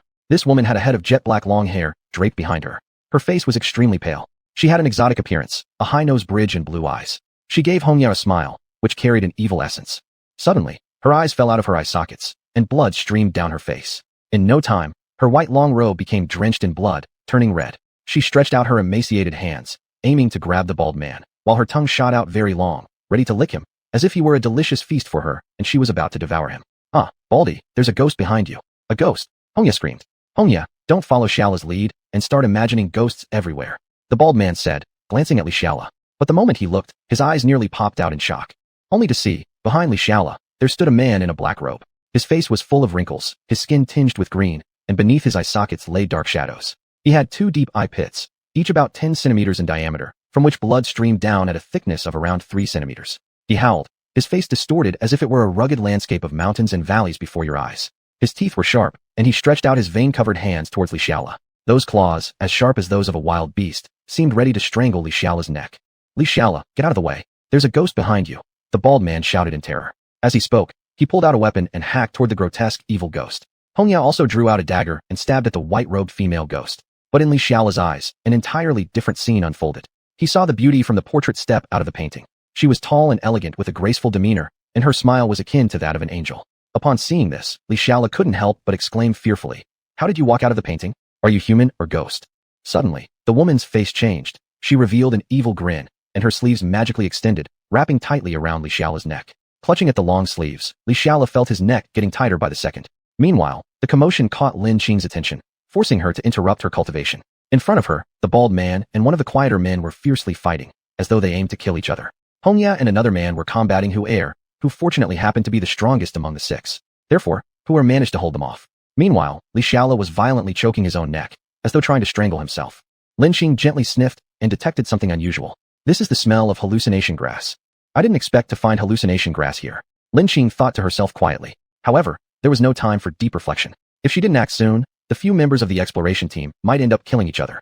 Lin Qing cast a water ball spell, extinguishing the flames burning in the fire pot instantly, releasing the pungent odor of doused wood smoke. Chapter 179, Breaking the Illusion. Afterward, Lin Qing moved her fingers. Wind, come. Lin Qing said firmly. A gust of wind suddenly appeared indoors, instantly dispersing the fragrant scent. Lin Qing's figure flickered as she appeared in front of the group. She swiftly tapped each person lightly between their eyebrows, while silently chanting a spell. The spell took effect immediately, snapping all of them out of their illusions and returning them to normal. Where did the ghost go? That grotesque-looking ghost is nowhere to be seen. The bald man exclaimed loudly. Yes, I also saw a white-robed female ghost. I was about to battle her for 300 rounds. Hey boss, why are you injured? Hong Yi asked, nodding his head. Heir scowled and said, don't mention it. You attacked me. And so did you, Dazhuang. Both of you were attacking me like lunatics, leaving me restricted in countering. Carelessly, I got wounded by both of you. What exactly happened? I saw a beautiful woman from an outside painting stepping out of the painting. When I wasn't paying attention, she grabbed my neck and nearly strangled me. Oh yes, little sister Lin, thank you very much. If not for you, my soul would have returned to the underworld, Li Xiaola continued. You were all under illusion. What I observed was that Li Xiaola was fiercely strangling himself, and all of you were fighting amongst yourselves. The ghosts you claim to have seen were merely figments of your imagination, Lin Qing explained. Why didn't I fall into the illusion? Heir asked. There might be two reasons for this. 1. Your willpower is strong, making it hard for you to be easily deceived into an illusion. 2. Your injury at the start caused constant pain from the wound, which likely prevented you from succumbing to the illusion, Lin Qing analyzed. So, why did we fall into the illusion? Hong Yi asked, puzzled. Lin Qing pointed at the fire pot with its contents and smiled faintly, saying, the reason lies there. Hong Yi looked confused and asked, could it be that fires aren't supposed to be lit here? It's not that fires can't be lit here, but rather, the wood used to ignite the fire has the smell of the hallucinogenic herb mixed into it. After the wood was ignited, the smell of the hallucinogenic herb spread out. Once you smelled it, you quickly fell into a mirage, Lin Qing explained. But why does the wood contain hallucinogens? Hong Yi asked curiously. Lin Qing shook her head and replied, I don't know, but I speculate that the people in this village didn't die naturally. There may be some kind of conspiracy at play here. Of course, they couldn't have died normally. Such intense grudges couldn't possibly stem from normal deaths. As Lin Qing finished speaking, Heir followed up.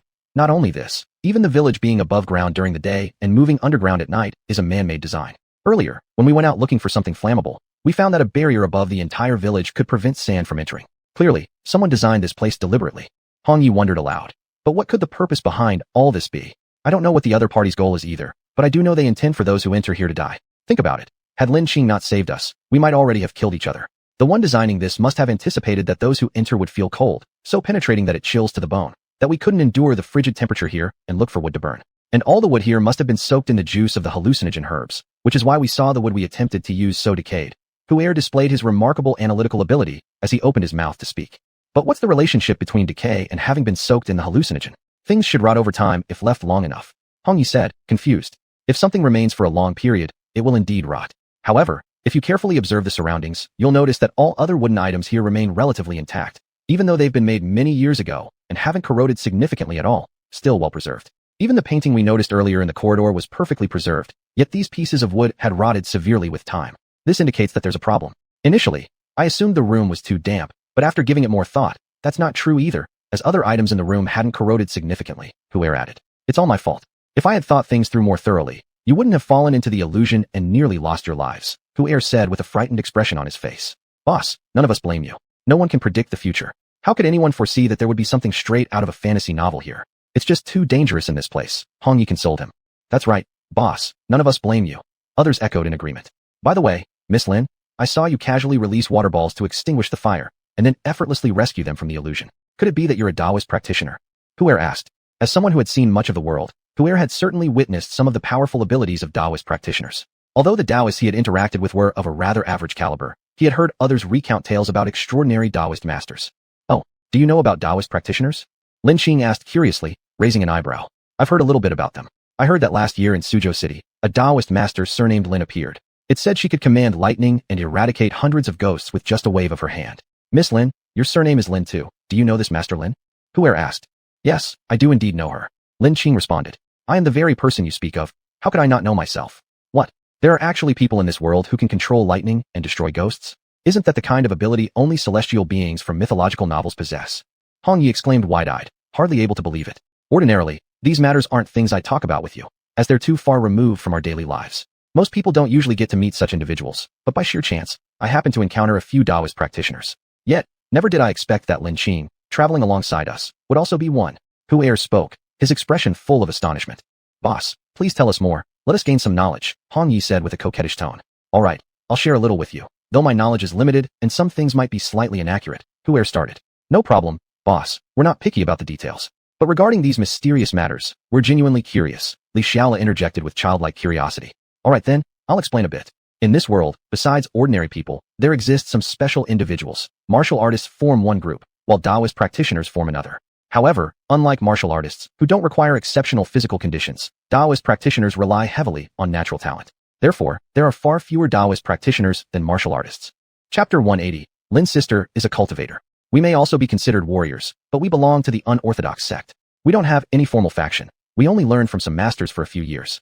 Afterward, our improvement all came from our own experiences. In the eyes of ordinary people, we might already be very powerful, but in the eyes of warriors, we're just at the beginner level and can't even be considered skilled. Hu'er looked at everyone's bright-eyed, interested expressions and continued narrating. The members of their expedition team, although they knew a bit about martial arts, were all from unorthodox teachings without proper martial heritage. They mixed among ordinary people and understood very little about the martial Tao world. What? In the eyes of warriors, we're only beginners. The bald giant showed a look of surprise. Hu'er nodded and continued. Warriors are divided into Mingjin, manifest force, Anjin, latent force, Huajin, transformative force, Xiantian, before heaven, and Shunhai realms. Although there aren't many Xiantian warriors in this society, there are still quite a few below that rank. Among them, the most numerous are those in the Mingjin stage, while Anjin warriors are truly skilled experts, and Huajin warriors can establish sects, thus being called grandmasters. Based on our abilities, we are currently in the Mingjin stage, which is why we are considered as just entering. Boss, you're much more skilled than us. If someone as strong as you is still in the Mingjin stage, how powerful must Anjin warriors be? Li Xiaola asked with confusion. No wonder Xiaola has such doubts. Even within the Mingjin stage, there are early, mid, late, and peak levels. Based on your capabilities, you're at the Mingjin mid-level, while I am at the late stage. That's why I can easily defeat several of you. But compared to Anjin warriors, I'm far inferior. Mingjin represents elementary understanding of the way. Movements include advancing, retreating, rising, and falling, left turning, right spinning, having clear forms. It harms an opponent's muscles and bones. True energy used by Mingjin creates palm techniques like iron sand palm. A brick set upright on a table could be shattered cleanly into two halves when struck. Anjin represents advanced mastery of the way. Upper and lower body connected, hands and feet coordinate, inner and outer unified. There's no break in the flow, harming internal organs. A hit from Anjin seeps inward. On the outside, things appear fine, but on the inside, the victim has been injured, like pressing a watermelon causing its insides to rupture without breaking the skin. Huajin signifies mastery and the path of the grandmaster. Yin and yang harmonized, strength balanced with flexibility, inside and outside as one, damaging the spirit rather than flesh. One could kill using leaves, making everything a weapon. Breaking through to the Anjin level already surpasses human limits. Able to move fast as galloping horses, lift 1,000 caddies with ease. Breaking through to Huajin, becoming a grandmaster isn't merely killing with a leaf. Bullets would mean nothing against such prowess. For me, if I ever break through to Anjin in my life, it would suffice. Becoming a grandmaster? It's something I wouldn't dare dream of, Hu'er said. Shit, sounds insane. More powerful than Superman. Who knew we were like frogs at the bottom of a well before today? The bald man exclaimed excitedly. So what about the cultivators that boss mentioned earlier?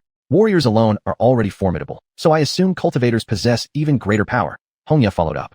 Hu'er shook his head. It's hard to compare directly who's stronger between cultivators and warriors. However, cultivators are certainly more mysterious. Rumor has it that great cultivators can kill from afar, control ghosts and spirits, manipulate lightning, ignite fire out of thin air, conjure wind with a wave of their hand, and rain with a flick of their sleeve. Some say they can overturn seas and rivers.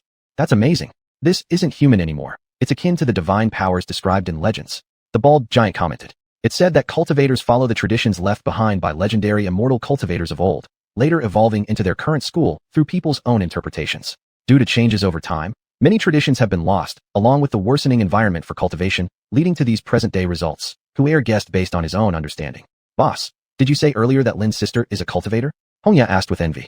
Yes, when you were trapped in illusions, Miss Lin casually waved her hand, summoning a water sphere that extinguished the fire. Her actions to restore your normalcy matched the characteristics of a cultivator, Heir explained. Wow, Lin's sister, I had no idea you were this talented. Hongya stared at Lin Qing with bright eyes. It's true that one shouldn't judge a book by its cover. I originally thought Lin's sister was delicate and powerless, never imagining she's the hidden gem among us. Even the bald giant's eyes sparkled with admiration. Isn't it awe-inspiring when legendary figures suddenly materialize right in front of you, especially when they're part of your circle? It's merely trivial technique. Besides, I told you before I was skilled, yet none of you believed me, Lin Qing said indifferently. By the way, Miss Lin, you're so young and already this powerful. You must be a genius in your sect, Heir praised. Lin Qing nodded slightly without saying much more. Miss Lin, when we first entered the desert, the ice-cold mineral water you brought out, was that also due to your spell? Later, I carefully thought about this. In such hot weather in the desert, after one morning, the ice should have melted quite a bit. How come the water we got felt like it had just been taken out of a cold cabinet? Hongya asked, raising her doubts. Yes, at the time, none of you knew me well, and I didn't elaborate on details either. I only wanted everyone to feel more comfortable, Lin Qing explained briefly. Besides summoning a water sphere and turning water into ice, what else can you do? Could you perform something for us? Hongya stared intently at Lin Qing, as if she might burn through her with her gaze. Magic is used when necessary, it's not for show. Why don't you all focus instead on how to get out of here? We are still in a dangerous place. Lin Qing's words effortlessly shifted the other person's attention. She needed to absorb resentment energy and had no leisure to chat. By tomorrow dawn, this place could very likely return to the surface, which might mean they would have to leave. She had to quickly finish absorbing the resentment energy before sunrise since it could aid her cultivation. She wouldn't want to waste such useful power. Sorry, I got carried away in my excitement. Boss, let's figure out a quick way to get out. It's too dangerous here, and who knows what other incidents might occur. Moreover, it's freezing. This is unbearable. Hongya crossed her arms, rubbing herself, and said, all right, let's go find the exit together. Earlier, we heard bells outside, meaning there's wind. If there's wind, then there has to be an exit leading outside, Heir proposed. Chapter 181. The resentful spirit that has cultivated spiritual awareness. Lin Qing silently acknowledged everyone's departure to explore the way out. Anyway, her mental energy could cover the entire village, and she had placed a strand of it on Heir's body. If anything happened to them, she could immediately rush over. Even so, she still felt it was not secure enough, so she handed each of them a ghost-driving talisman. Although this ghost-driving talisman wasn't very effective against resentful spirits, it could at least delay things for some time. As long as she was given a little time, she could arrive very quickly. What is this? Heir asked as he looked at the yellow charm Lin Qing handed them. This is a ghost-driving talisman. Each of you will have one. It can protect you from being approached by ghosts. Lin Qing said without explaining that the effect of the talisman was brief, capable only of temporary resistance. It was meant to give them a bit of confidence. What? There really are ghosts here? Li Xiaola shuddered slightly. Many people have died here, so there's a heavy grudge in the air. What is a ghost? To put it plainly, it's just a clump of energy. And even resentful ghosts are merely powerful clumps of energy. They're not as terrifying as we imagine them to be. What's truly scary is our imagination. They simply influence our minds to make us produce some illusions. Lin Qing explained in as scientific terms as possible, trying to ease their fears. You mean there are many resentful souls here? Li Xiaola felt his body hair standing up, as if surrounded by many pairs of glaring eyes filled with resentment. His body couldn't help but shake 3 more times unconsciously. Xiaola, don't be afraid. Don't we have this ghost-driving talisman that Lin Qing gave us? Hongya consoled him. Li Xiaola took the ghost-driving talisman, carefully placing it in the pocket over his chest. So now we split into 2 groups. You 6 go together as one group, while I'll form my own group. This way, we'll search faster. Lin Qing looked at everyone who was about to leave and said aloud, isn't this too dangerous? Miss Lin, why don't you come with us? Heir spoke up. Don't worry, these vengeful spirits won't hurt me. I'm a practitioner of Dao, Lin Qing confidently declared. Of course, she intended to stay alone so she could better absorb various grievous energies. Seeing Lin Qing's confident demeanor and then thinking about her 2 formidable pets nearby, Heir finally agreed to her plan. Afterward, Lin Qing and Heir's group parted ways to start exploring the village. Lin Qing's goal was to absorb the grievous energy, while Heir and his companions were searching for an exit. As soon as Heir's group left, Lin Qing suddenly opened her mouth and swiftly began absorbing the grievous energy in this courtyard. The dense grievous energy formed a vortex, rushing into Lin Qing's mouth. They madly drilled in, as if this was a rare opportunity, letting them revel in this fresh body, fresh blood. No one had entered this vanished village for such a long time. They were all starving. Although they were already ghosts without bodies or stomachs, the years of not having consumed any living souls made them feel hungry psychologically. Lin Qing could sense the excitement of the surrounding resentful spirits. If the surrounding resentful spirits could talk, they would probably scream. Is this young girl foolish? Others use all kinds of methods to drive us away when they meet us, terrified that we might touch their bodies. But this girl actually swallows us into her body directly. Watch how we shred her soul. Dozens of resentful spirits dived into Lin Qing's mental energy sea, only to discover that her spiritual force was like a boundless ocean, vast and surging endlessly, and they themselves were like tiny boats on the ocean surface, rocking back and forth on the waves, as if they could fall into the sea at any moment. As Lin Qing activated the great derivation Dao technique, the waves on the surface of her mental energy sea grew stronger. The sea roared, forming massive waves one after another, surging forward to crash against everything obstructing its path. Instantly, the ocean transformed into an infinite battlefield, with the sharp horns of the sea breeze blowing, and the waves acting as hundreds of brave warriors fiercely attacking those dozens of small boats on the sea, shouting thunderously. In an instant, those tiny boats were struck by the waves, shattered into pieces, which were quickly scattered by the seawater and sank to the bottom. During this process, Lin Qing's chest swelled high, and soon returned to normal. Having absorbed the grievous energy in this area, Lin Qing quickly ran to other places. For her, regardless of the specifics, the first step was to absorb the grievous energy before refining it later. After running through several places rapidly, Lin Qing arrived at the place with the most concentrated grievous energy. This was the center of the village, and naturally, the houses here were the best in the village. Lin Qing pushed open the gate and walked in. That resentful spirit was extremely sensitive. It may have sensed Lin Qing's powerful presence, so it tried to evade her. Interesting. Could it be that this resentful spirit has cultivated spiritual awareness? Lin Qing whispered to herself. Little Jean, Little Lin, wake up. There's something fun coming up. Lin Qing woke the sleeping pet. What's fun? Little Lin rubbed its dazed eyes curiously. There's a resentful spirit that has cultivated spiritual awareness here. Shall we catch it together? Lin Qing smiled. Yes, that sounds fun. I've never seen what a resentful spirit looks like. Little Lin excitedly shouted. As they spoke, the two pets jumped out and disappeared in the blink of an eye. About 10 minutes later, the two little pets cornered a beauty who trembled in fear as she looked at Little Jean and Little Lin, clearly terrified. You don't come closer. The beautiful woman dressed in white, with an exotic charm, revealed her fearful eyes. When Lin Qing arrived, this was the scene she saw. Master, where is the resentful spirit you mentioned? We didn't see one, just this young lady. But she seems quite scared of us. Are we really that terrifying? Little Lin asked, puzzled. This young lady is exactly the resentful spirit with cultivated spiritual awareness I was talking about.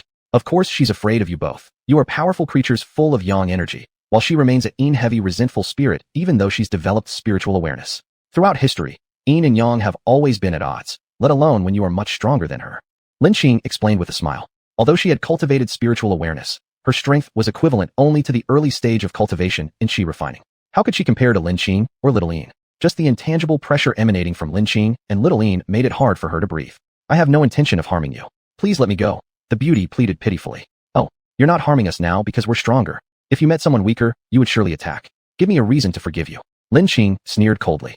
Chapter 182. The Disappearance of Ancient Jinghua. If Li Xiaolo were here, seeing the beauty before him, he would certainly recognize her as the exotic beauty he had seen in paintings and illusions. This woman had a sharply defined contour, deep-set and breathtakingly beautiful blue eyes that exuded a piteous, vulnerable expression. Her skin was smooth as congealed fat, with a high nose bridge, and her dark brown hair hung loosely behind her. Her full lips carried a pale hue. Even transformed into an avenging spirit, it did not diminish her beauty, indicating that she must have been an extraordinary beauty in life. I know a secret. The woman's lips moved lightly. Oh, what does your secret have to do with me? Lin Qing said coldly. For such an avenging spirit, if the other party didn't offer anything valuable, she had no intention of letting them go.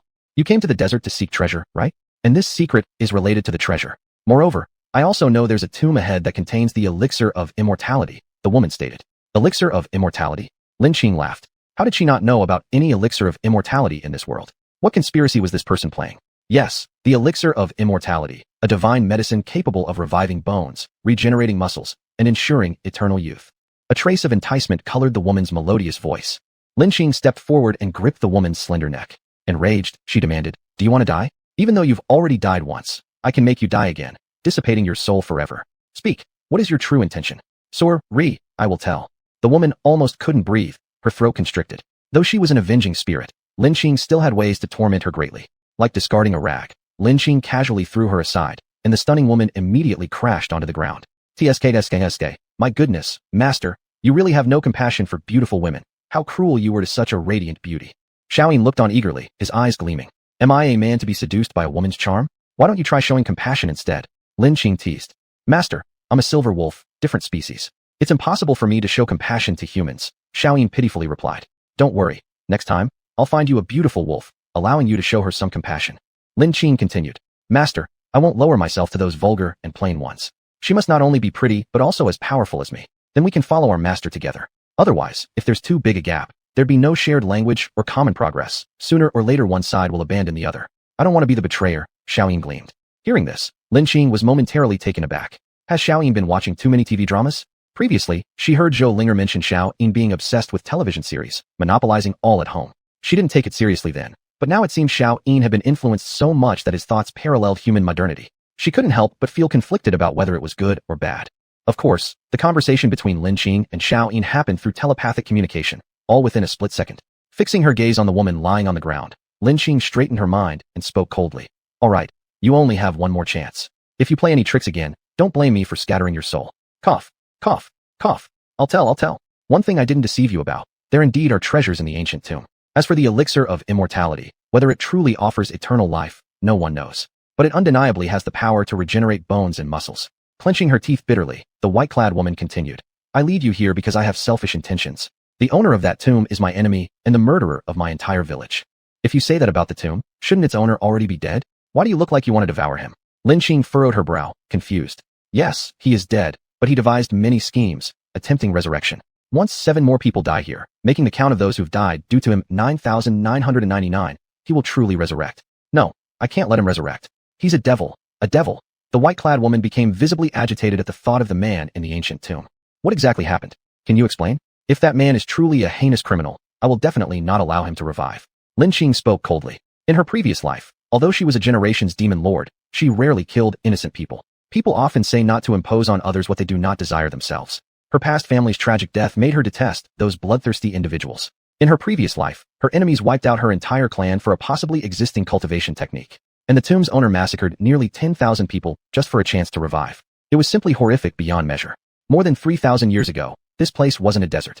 There was once a country here named Ancient Jingwa. Ancient Jingwa was an oasis in the desert. Although deserts surrounded the kingdom, its interior had fertile land and abundant water sources. It was like a beautiful pearl gleaming with magical colors, set amidst the vast sandy ocean. When I was alive, Ancient Jingwa had a population of several 100,000 people. The highest ruler at that time was the king, and I was the princess of Ancient Jingwa. Our nation originally enjoyed peace and prosperity, and the people lived happily. Suddenly, one year, a drought struck our country. Water supplies dwindled drastically, causing numerous cattle and sheep to starve to death.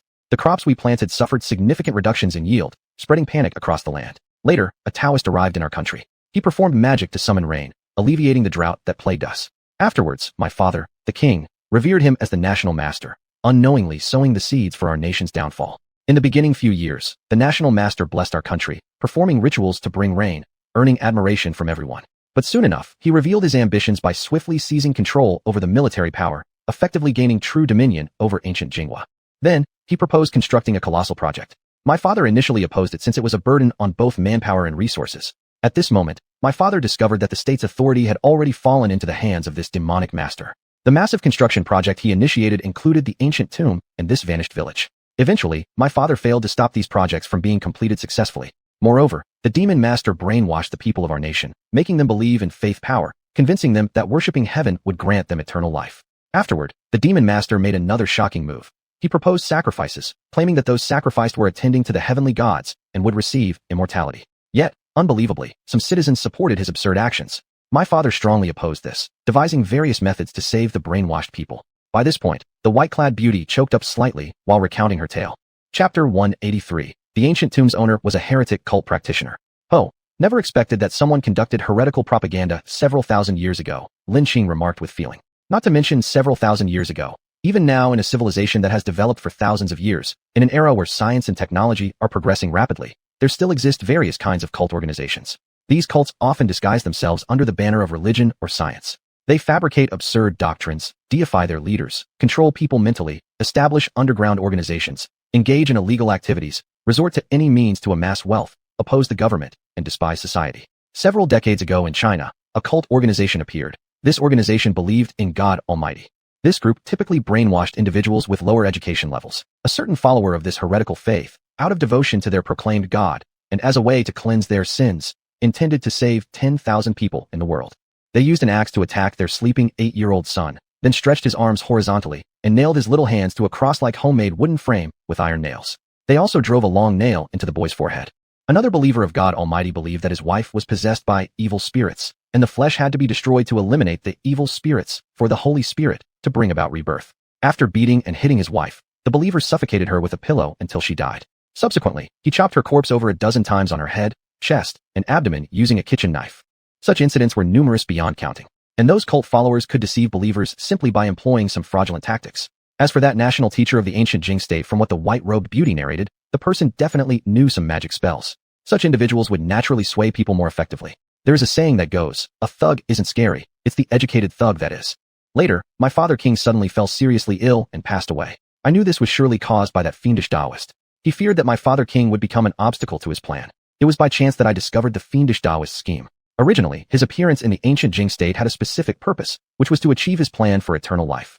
At first, our country experienced drought because it was the result of the fiendish Taoist practicing sorcery. He manufactured drought first, and then made it rain, causing the populace to trust him more, making his plan easier to implement. Subsequently, when my elder royal brothers tried to hinder his plans, they were subsequently killed by him. Our country was completely controlled by the fiendish Taoist. I thought we were done, and his plan would surely succeed. At the time, he had already massacred 9,000 people, but unexpectedly, a great disaster occurred here. I wonder if it was heaven punishing the fiendish Taoist. When his plan was almost complete, a great calamity happened here. The villagers of the ancient Jing state either perished or fled. Not everyone was so unintelligent to believe the fiendish Taoist's words. This disaster caught the fiendish Taoist off guard as well. Subsequently, this place became a desert. The white-robed beauty continued telling her story. You didn't leave at that time? Lin asked. Yes, I did not leave. I wanted to avenge my father king and my elder royal brothers. Then I stayed here in hiding waiting for the opportunity to kill the fiendish Taoist and to stop his plan. However, I'm a weak woman, incapable of tying a chicken, so I only pretended to be a princess who had fallen on hard times and acted completely unaware of his affairs to get closer to him. Later, I successfully got close to him and yielded myself to him, thus lowering his guard. Yet you failed in the end. Lin couldn't help but lament. The woman before him had indeed been through much hardship. Yes, although he seemed to trust me on the surface, in fact, he was always on alert inside. Moreover, as a fallen princess, instead of leaving this barren desert, I ended up developing an inappropriate relationship with him, which deepened his suspicion even further.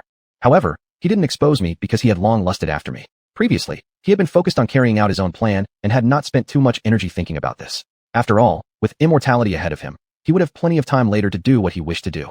I was truly foolish to adopt such a foolish method to approach and attempt to kill him. Later, I took action, but was stopped by him just in time. He said he had known what I was planning from the start. He just hadn't exposed me. He just wanted to see how this stunning beauty devised every possible means to get close to him, which greatly excited him. Later, he didn't kill me. Instead, he imprisoned me and subjected me to indescribable acts daily. He used all sorts of torturous methods to control me, leaving me without even the right to take my own life. I had to endure his perverse actions until the end of his life. Before he died, he made all the arrangements and then killed me to prevent me from disrupting his plan. The white-robed beauty said through gritted teeth. Clearly, she suffered immensely before her death, not just physically but also psychologically, since that national teacher was the one who killed her father and elder brothers. Rest assured, I will help you. There is no way I would allow such a disgrace to society to be revived. Lin spoke up, now understanding why the white-robed beauty could cultivate into a spirit with consciousness, becoming a Yanling, grudge spirit. It must be because her resentment ran too deep, and her obsession never faded. Yes, thank you. Therefore, none of you should die here. This place has been set with an array by that fiendish Taoist. Once someone dies, their soul will be absorbed by the array into the ancient tomb to aid that fiendish Taoist in his resurrection, the white-robed beauty explained. If that's the case, the ancient tomb must be very close by, Lin guessed. It is quite close. This place adjoins the back entrance of the ancient tomb. If others enter from the front door of the tomb, they would have to travel for another 1 or 2 days from this village to reach the front door. However, the front door is fraught with traps, arrays, and various toxic creatures, making it extremely perilous, the white-robed beauty elaborated. Upon hearing her words, Lin immediately realized that the ancient tomb the white-robed beauty referred to was likely the one he was looking for. Unbelievably, the owner of the tomb turned out to be a heretical cultivator. That explained why the tomb was built in the middle of the desert. Lin speculated that this heretical cultivator might have originated from ancient China. However, given China's vast land and abundance of talented individuals, the heretic couldn't possibly carry out his plans within the country without accidentally drawing attacks from righteous cultivators. Thus, the heretical cultivator had instead targeted the ancient Jing state. The heretic truly faced bad luck. Just when his plan seemed almost complete, Lin appeared to thwart him. Perhaps heaven itself disapproved of his actions, so Lin ended up arriving here by some twist of fate. In that case, please tell me the location of the rear entrance to the ancient tomb, Lin requested. Chapter 184, a half-human, half-demon monster. Lin didn't plan to act right away. Since she had found the entrance to the ancient tomb, she wanted to send the few members of the expedition team out first, so it would be more convenient for her to get things done. Tonight, her mission was to absorb all the young Qi, grievance energy, though she could do nothing but let the white-clad woman go. After Lin finished exploring the ancient tomb, she would ask the white-clad woman about her future plans. If her wishes had been fulfilled, and she no longer wished to remain in this world, Lin would help her eliminate her Wang Qi. As for whether she wanted to return to the underworld or something else, Lin was willing to give a helping hand. Just at that moment, Lin sensed that heir and the others were in danger. The divine awareness she had left on heir began to fluctuate. She immediately rushed to where they were at her fastest speed. After just a few seconds, Lin Qing arrived at their location. To Lin Qing's great astonishment, they had actually found the back entrance of the ancient tomb. That back entrance had been opened, and out of the ancient tomb walked a monster covered with blue-black skin. From its appearance, it was undoubtedly human in form, but this person's skin could by no means be called human anymore. His hair was coarse and black, his claws sharp, and his eyes glowed red. His hair turned into whips that lashed out towards heir and the others. Go away, what is this monster? This can't be an illusion again, can it? Said the bald man. Quick, get out of the way. This isn't an illusion, it's a real monster. Lin Qing rebuked them. The moment they heard Lin Qing's words, everyone immediately retreated like runaway horses. The whip formed by the monster's hair cracked against the ground, instantly shattering a rock there into pieces. What is this thing? Too terrifying. If one of those lashes hit me, I would probably die instantly. Li Xiaola trembled as he spoke. The white-clad vengeful spirit felt the commotion here and also came over. The momentum on this side was truly shocking. When she saw the monster, her eyes filled with anger as she trembled and said, "You, how are you still alive? Ha ha ha. Do you think stopping these people from seeking death would prevent me from coming back to life? You're utterly mistaken. I could have come back a long time ago. It's just that when I devour the souls of 9,999 people, I will not only come back to life, but my own strength will be even greater. But just now, I felt that there was a tonic here. Eating this tonic, I can still restore my pre-death power." The monster twisted his neck and said in a hoarse voice. After he finished speaking, he stared at Lin Qing with blood-red eyes. Ho ho, is the tonic you speak of referring to me? Lin Qing coldly laughed. Ha ha ha, I haven't smelled such pure spiritual energy in so long. By eating your soul, I can truly become immortal. The monster roared with laughter, his raspy laugh making anyone who hears it feel bone-chilling. Ho ho, wanting to eat my soul? You'll regret it, Lin Qing coldly said. Isn't this monster the owner of the ancient tomb? Lin Qing asked the white-clad beauty. Yes, it's him. Even if his figure and appearance have changed, even if he turns to ash, I can still recognize him. The white-clad beauty clenched her teeth tightly and said, wishing to turn him to dust right away. Ho ho ho, Princess Balan. Didn't expect that Lord would leave such an indelible impression on you. Lord has missed you dearly. The words spoken by the monster made everyone shake 3 times. This was truly a real-life version of Beauty and the Beast. And when the white-clad beauty heard these words, she thought of the past. She started trembling, and her big eyes filled with complex emotions. Hatred, fear, anxiety, humiliation. When Bai Lu saw the white-clad beauty appear, he was dumbfounded. Wasn't this the beauty in the portrait? And her goddess-like looks filled him with admiration. Although in the illusion, he saw that the white-clad beauty wanted to kill him, but when he realized it was an illusion, he let go of it. Moreover, in the illusion, he also felt the enchantment of her beautiful big eyes. Thinking of this, his heart burned hotly. Lin Qing had just said this wasn't an illusion. Why did this person come out of the painting and show up here? Li Xiaola's mind was full of doubts, but the current situation didn't give him time to ask. At that moment, he heard the ugly monster flirting with the goddess in his heart. Li Xiaola immediately yelled angrily. You monster, being ugly isn't your fault, but scaring people is. You're looking for death, the monster growled. He quickly attacked Li Xiaola. His speed was extremely fast. Li Xiaola hadn't reacted at all. His sharp, long nails were about to slash across Li Xiaola's neck. Xiaola, run. Everyone's hearts were tense as they immediately warned him. Lin Qing immediately conjured the newly refined spirit sword in her hand and charged at the monster with it. Her move was a classic strategy of attacking Wei to rescue Zhao. As the monster's claws were just 1 centimeter away from slicing through Li Xiaola's neck, it had no choice but to switch its target and confront Lin Qing's incoming sword. Bang! The sword clashed with the pitch-black claw, emitting an ear-piercing sound. The creature's hands could no longer be called hands. They were more accurately described as claws. The palms resembled those of beasts not only in shape, but also in their hardness. The speed at which the two exchanged blows was so fast that none of the onlookers could follow their movements clearly. Heir, quickly take everyone out and find a place to hide, Lin Qing whispered harshly. She glared at the group, standing frozen not far away, anger flickering in her eyes. They clearly didn't know how dangerous the situation was. Didn't they see how powerful this monster was? With her strength, she could barely hold off this creature's attacks. If she lost focus even for a moment, she might fail to protect them all. And if the monster returned to full power, she feared she would not be able to defeat him. Hearing the chill in Lin Qing's voice, Heir snapped out of his stupor. Only then did he realize how they had momentarily forgotten the danger, and immediately led everyone else to retreat. Humph! Once I kill you, those insignificant ones will be useless, the monster sneered, his voice grating and unpleasant. Huh, that depends on whether you can kill me or not. What's so amazing about being a half-human, half-demon monster anyway? I thought there might be some magical technique that grants immortality. Instead, it's just turning people into something like this, a hybrid between human and demon. A demon's lifespan may indeed be long, but it's certainly not eternal life. It's truly pitiful that you gave up on proper Taoist cultivation for such heretical practices. You should know that evil can never overcome good, Lin Qing mocked sarcastically. You're asking for death, the monster roared in fury. Although he had practiced dark arts, deep down he hated nothing more than being called a half-human, half-demon monster. In his past life, he had been considered a handsome man, but for endless life, he had sacrificed his appearance. That didn't mean he didn't care about it anymore. On the contrary, what people often lack is precisely what they value most in this world. Chapter 185. Battle against the half-man, half-beast monster.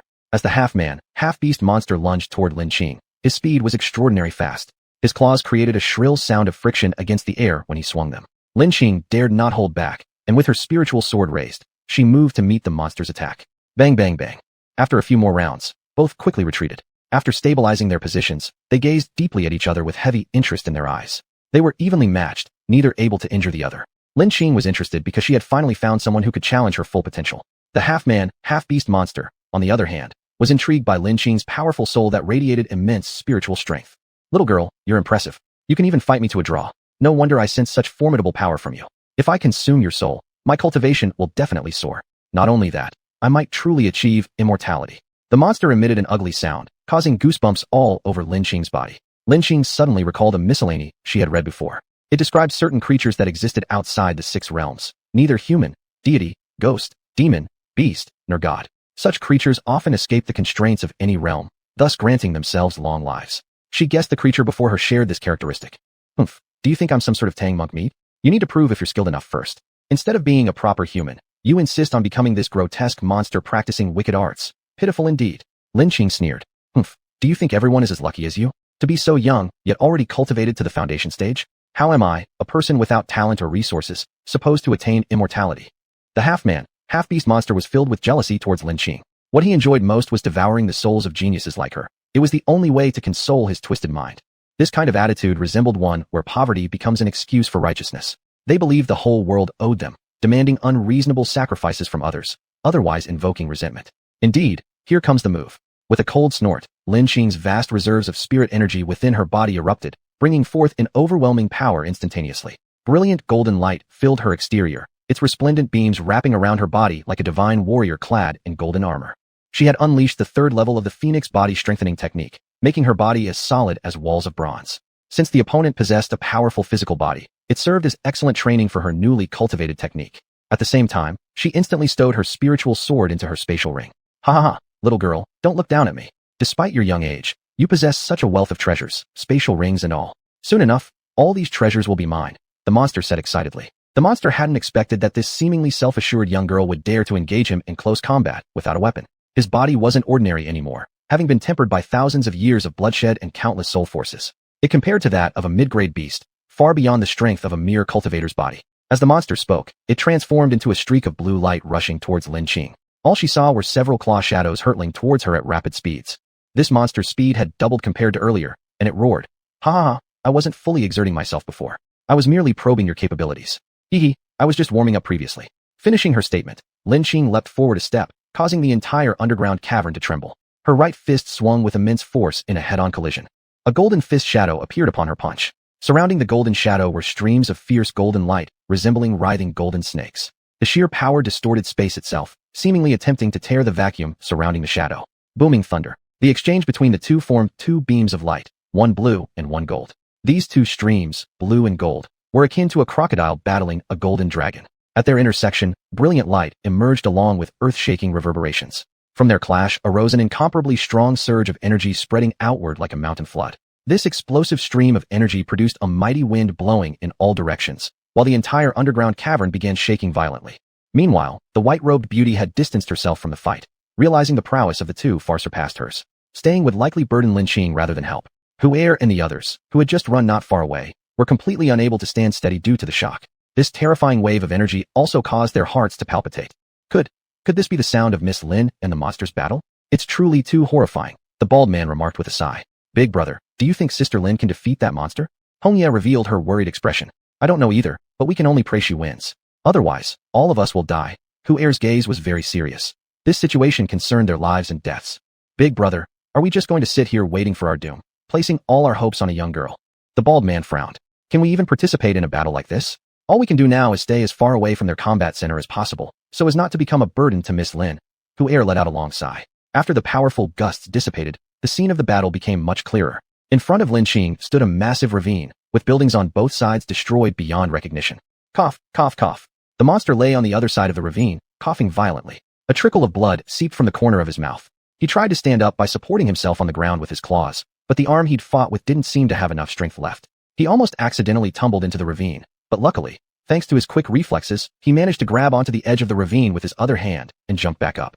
You actually managed to injure me? The monster wore an expression of disbelief. How can your dark arts possibly compare with my divine techniques? Lin Qing said disdainfully. The Phoenix body strengthening technique was one of the top body cultivation methods in the immortal continent. How could it be equated with the low-ranking, half-demon body? I won't believe it. I won't believe it. The monster's face twisted into madness. He refused to accept that the body he had painstakingly resurrected and refined couldn't match that of a teenager a few thousand years later. Chapter 186, The Monster Dies.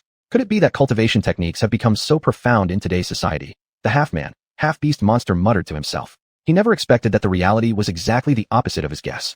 In his time, although cultivation wasn't as prosperous as in ancient times, there were still cultivators with deep cultivation at the Golden Dawn stage. Nowadays, cultivation techniques had declined and only Taoists remained. Lin Qing, the cultivator, came from another dimension. Her strength was among the top in this continent. However, he had incredibly bad luck as he encountered Lin Qing, which doomed him to a tragic ending. If you don't believe me, let's fight again, and I will make you believe until you cannot deny. After saying this, Lin Qing wasted no time. She unleashed her fastest speed. At this moment, her speed was breaking the sound barrier. Around her body was a golden protective cover. As this cover moved quickly, it formed a streak of golden light, like a golden dragon charging towards the half-man, half-beast monster. The monster roared in anger and met the streak of light head-on. Underneath the light, Lin Qing struck multiple palms stacked together, using the martial art called White Cloud Hands, originating from the cultivation world.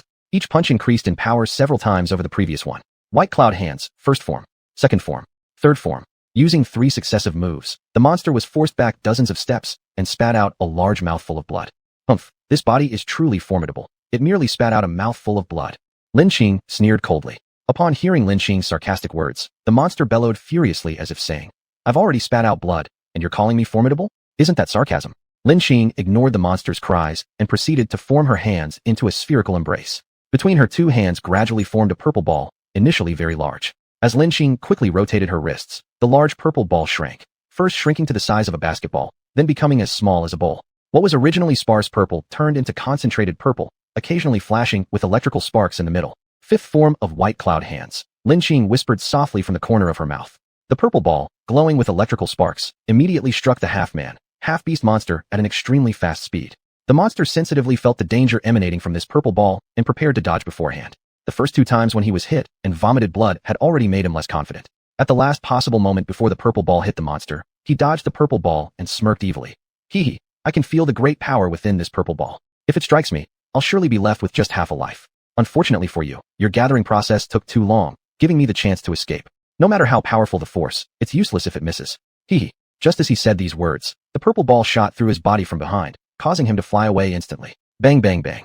Lin Qing followed by hearing the sound of the monster crashing through walls. Those massive stone-built walls were consecutively smashed, creating several large holes. Oh, I forgot to tell you. This purple ball can be controlled to turn around by me. Also, I forgot to mention, this purple ball carries the attribute of lightning, making it a natural enemy of your evil path. Lin Qing said calmly, while looking at the monster, whose chest had been caved in with a large hole due to the purple ball. At this point, the monster was barely breathing. His whole body lay charred on the ground. Lin Qing stepped towards the monster, ready to deliver the final blow. When she was about 1 or 2 meters away from the monster suddenly leapt up. His eyes turned red, filled with bloodshot veins. He attacked Lin Qing like an enraged beast, his sharp claws aiming straight for Lin Qing's heart, seemingly intending to deal a fatal strike. Just as he was about to touch Lin Qing's hand blocked the monster's claw. A cluster of blood-red flames burst forth from her hand, burning intensely upon contact with the monster, as though he were gasoline. Ow, ow, ow. The monster let out a wretched cry. Combined with his hoarse, ugly voice, it sounded like a call from demons in the depths of the abyss. As the cries became increasingly piercing, the monster's hands disappeared, then its legs, followed by its entire body vanishing, and finally its head, until it all fell silent. Moments later, the monster vanished without a trace, leaving only a pile of dust on the ground. After slaying the monster, Lin Qing extinguished the golden glow around her body. Since she knew that the monster's strength wasn't particularly high, she didn't hold much hope for treasures inside the ancient tomb. All she hoped for was to find a pill refining furnace. Now that the monster was dead, aside from some traps and formations, there wouldn't be much other danger inside. Lin Qing rapidly searched through the ancient tomb, and whenever she encountered gold or silver treasures, she took what she could. It was better than letting them gather dust.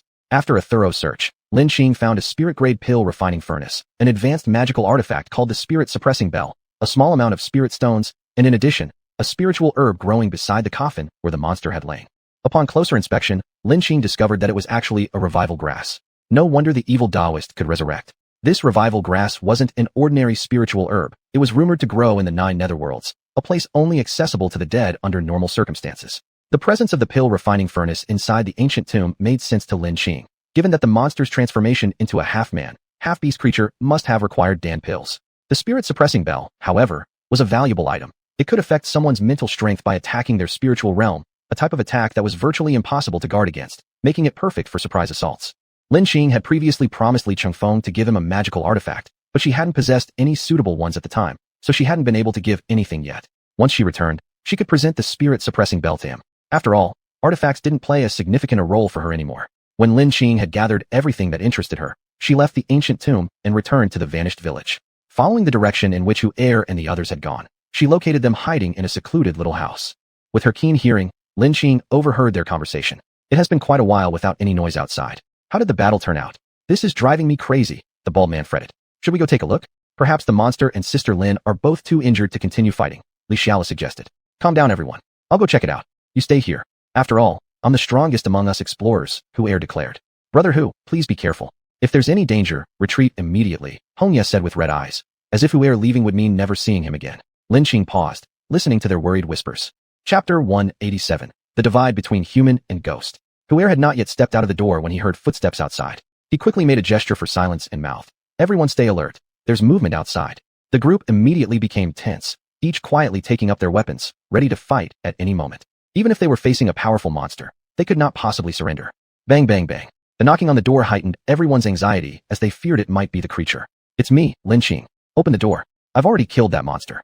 Lin Qing's words were like heavenly music to the group, who silently let out a breath of relief. Heir quickly opened the door. Seeing that Lin Qing was unscathed, he couldn't help but respect her abilities even more. Although he hadn't watched the battle up close, he could imagine its intensity. "Sister Lin, you're fine. That's great. I was so worried." Hongya relaxed after seeing Lin Qing. "Are you all okay?" Lin Qing asked. "We're fine." Heir responded. "Sister Lin, what about the white-clad beauty? When we left, wasn't she with you? Could it be that she—" Li Xiaola's face showed concern. "Don't worry, she's safe. She hid just like all of you did," Lin Qing explained. That's good. Li Xiaola revealed a sunny smile. "Ho ho, Xiaolo, you're so concerned about the white-clad beauty. Are you smitten with her?" The bald man teased. "How could that be? Don't talk nonsense. A goddess so perfect like her. How could she ever look at someone like me?" Li Xiaola displayed a look of inferiority. In his eyes, such a perfect goddess would naturally attract many suitors, including rich and handsome men. As an uneducated and penniless young man, how could he possibly match her? Still, he wondered why she had come here. How can it be impossible? Isn't love supposed to disregard wealth, age, nationality, and even gender? Hongya smiled flirtatiously, though her tone remained teasing. From Li Xiaola's gestures and expression, Lin Qing deduced that he held deep affection for the white-clad beauty, but unfortunately, humans and ghosts are fated to never unite. With this in mind, Lin Qing spoke. "You two aren't suited for each other." Li Xiaola's face filled with surprise. "Sister Lin, do you also think I'm unworthy of her? This isn't about worthiness. You two are destined to meet but can never be together." Lin Qing said lightly. "Could it really be that we have no possibility despite our connection? Is there no chance at all?" Li Xiaola's face turned pale. He thought of a horrifying possibility, the woman appearing in the painting. Could she not be human? Initially, he believed the resemblance was merely coincidental, that she might have been another explorer mistakenly entering the vanished village. But now, hearing Lin Qing's words, another terrifying conclusion emerged. His face reflected sorrow as he asked unwillingly. Lin Qing nodded, emphasizing the answer heavily. Hearing this, Li Xiaola's already pale face grew even paler. His suspicions became more confirmed. "Lin sister, haven't you judged too strictly? These days, even if one comes from a lower class, couples can still find happiness together." The bald man interjected, unable to bear Li Xiaola's state. Clearly, he regarded the white-clad lady as a wealthy adventurer similar to Lin Qing who had arrived earlier in the lost village and, during the night, fell into the same underground predicament as them. At that moment, he entirely forgot seeing the woman in a painting before. It was too dark and his attention was elsewhere. "This isn't about social class. It's the divide between human and ghost," Lin Qing calmly replied. Although her words were quiet, they shocked everyone almost to the point of losing balance. Only Heir remained relatively calm. Upon seeing the woman's face, he had already considered a possibility, unlike the careless bald man. Moreover, everything seemed too coincidental. The resemblance was too striking. Despite his composure, his eyes widened in astonishment. "What? Are you saying that white-clad beauty is a ghost? How can there be such a beautiful ghost?" The bald man suddenly felt his scalp tingling, as if imagining her as a Demoness wearing a beautiful facade. "Didn't you say that ghosts are merely forms of energy, invisible and intangible to humans? Aren't the ghosts in legends all described as hideous creatures? She is so beautiful, like a fairy. How could she possibly be a ghost?" Li Xiaola asked somewhat chaotically after confirming his inner suspicions. To be precise, she is a vengeful spirit. Ordinary ghosts are indeed intangible and unseen by humans, But there are exceptions. Some ghosts harbor such intense resentment and have unfulfilled wishes that they refuse to enter the underworld. They linger in the mortal realm. If the place where they remain also fosters their spiritual cultivation over time, they may eventually manifest physical form. That white-clad beauty is exactly such an entity, Lin explained. At that very moment, the white-clad beauty appeared at the doorway, rushing toward Lin. The bald man and the others were frightened and hastily stepped back several paces, but Li Xiaola remained rooted in his spot. Truly, the power of love was magnificent. It made one forget fear. No wonder people often said love transcended class, age, ethnicity, nation, even gender.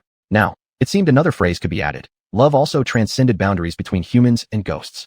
Since ancient times, there had been numerous stories about romances between humans and ghosts. Though their endings weren't always happy, these tales undeniably existed. You don't need to be afraid. She won't harm you. Lin consoled everyone. Are you all right? That's wonderful. For a while, there was no sound, so I went outside to check. At the scene of your battle, I didn't see the corpse of that evil Taoist. Did he escape? The white-clad beauty asked, looking puzzled. That evil Taoist is dead. I burned him to death until only ashes remained, Lin replied. Hurrah! Father, brother king, your great vengeance has finally been fulfilled. Although it wasn't my own hands that killed that evil Taoist, I believe you will forgive me. You can now rest in peace. The white-clad beauty laughed wildly, her laughter bordering on madness, as if trying to release years of grievances. Laughing, she couldn't help but shed tears. Upon hearing the words of the white-clad beauty, heir and the others were completely baffled. They began speculating, if the white-clad beauty called out, Father King and Brother King, was she perhaps a princess from an ancient kingdom? Indeed, heir and the others had hit upon the truth. The white-clad beauty was none other than the princess of the vanished ancient Jing kingdom. Chapter 188, The Black and White Impermanence. What are you planning to do next? Lin asked. She could understand the feeling of great vengeance being fulfilled. Since my wish has been fulfilled, I should return to where I am supposed to go. However, it's been so long since I last reported to the underworld. I wonder if I will have another chance to be reincarnated. The white-robed beauty had no attachment to this world. She only looked forward to being reborn and forgetting the pain of this life. I'll help you. As long as I disperse the resentment in your body and draw a road talisman for you, there won't be any problems, Lin said. Dear benefactor, thank you. I don't know how to thank you. May I ask for your honorable surname and name? If there is another life, I must repay your great kindness with gratitude. The white-robed beauty spoke, filled with indebtedness toward Lin. My name is Lin.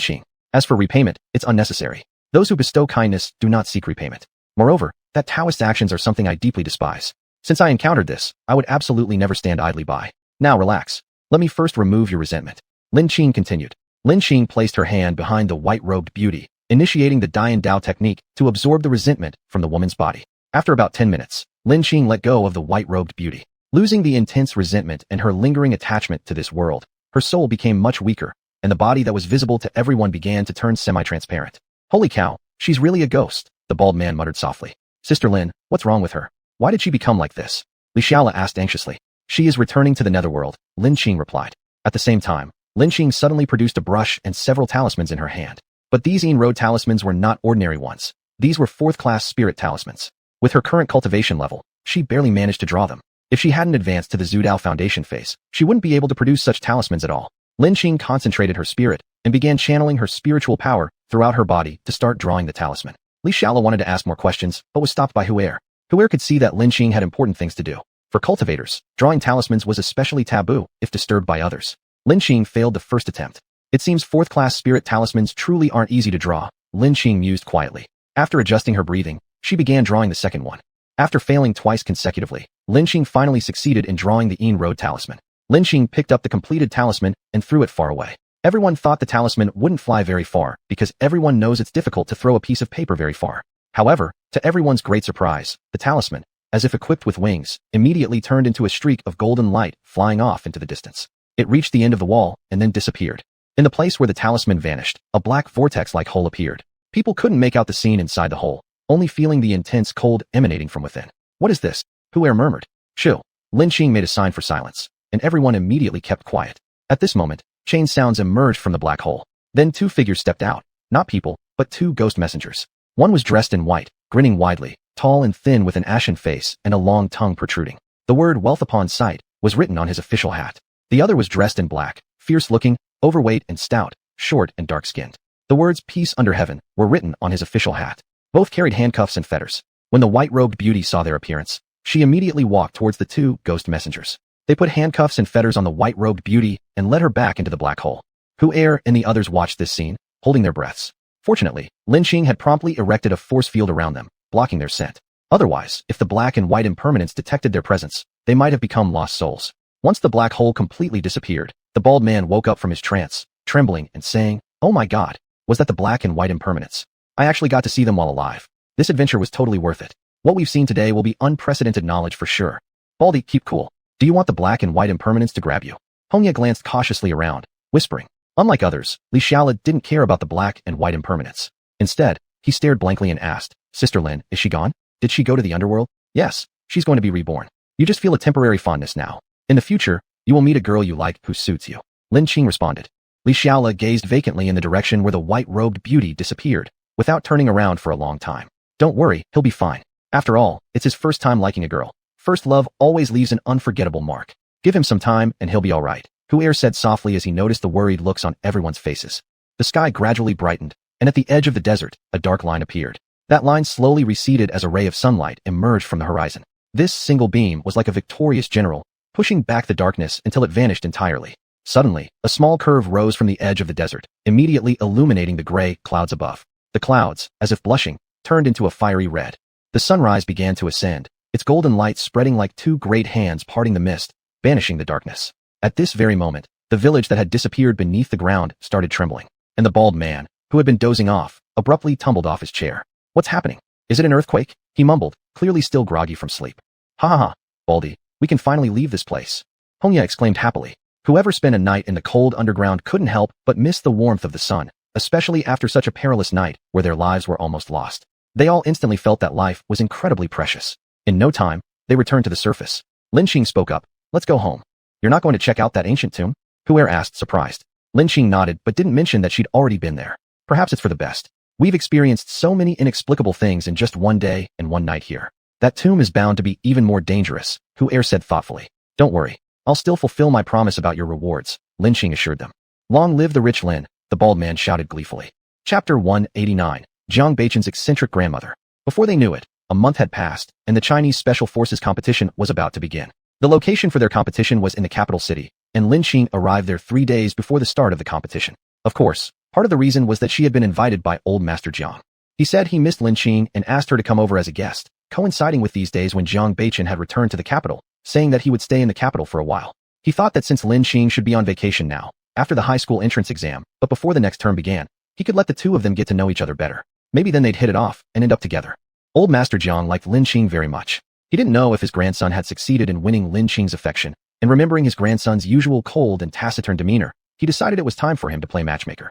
He definitely didn't want this future daughter-in-law, who was not only a master healer but someone whom his grandson liked, to slip away. Where else would he find someone who suited Jiang Beichen's personality and could also help prolong his life? After taking the tonics given to him by Lin Qing, old Master Jiang no longer suffered from back pain or sore legs. His hypertension and hyperlipidemia were gone too. Moreover, he felt like his physical state was returning to his younger days. Even the gray hair he had grown so much of recently was turning black in some areas again. This made him even more convinced of Lin Qing's abilities and strengthened his desire to persuade her to join their family. What old Master Jiang did not know was that the two had already formed a deeper bond in secret. This time around, Lin Qing brought along Zhou Linger, Li Chengfeng, Wei Jia, Li Xianzheng, 2 mystical beasts, and arrived at the capital. Especially after hearing about the Special Forces competition, the group became highly interested and all expressed their wish to watch it. After settling the 4 others, Lin Qing proceeded to the Jiang residence, preparing to visit old Master Jiang in the evening.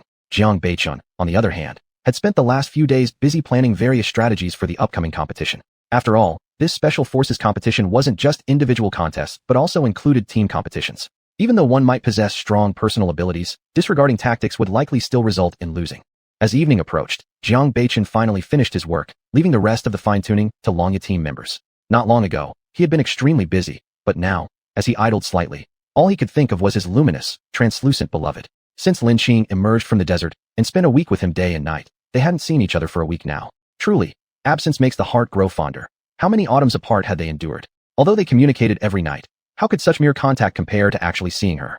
Acting on impulse, he immediately dialed Lin Qing's number. "Qing, when are you coming to the capital? I miss you." Jiang Beichen expressed his longing clearly the moment the call connected. "I miss you too." Lin Qing smiled softly, happiness evident on her face. "But you don't come see me. Aren't you still on break from school?" Disappointment laced Jiang Beichen's tone. "Then can you guess where I am?" Lin Qing chuckled and replied. "You're not in the capital already, are you?" Jiang Beichen frowned. "Bingo, correct. But no prize for you." Lin Qing teased. "You didn't say you'd arrive early. Why didn't you tell me so I could pick you up?" Jiang Beichen's face seemed frozen stiff with frostiness. I planned to surprise you tonight with a call, but several of us came together, so I wanted to contact you once we settled down. Besides, I thought you might be busy during the day, so I held off contacting you till evening, Lin Qing explained sweetly. Her words struck right at Jiang Beichen's heartstrings, lighting up his otherwise emotionless face with an instant glow. Where are you right now? I'll come find you immediately, Jiang Beichen asked.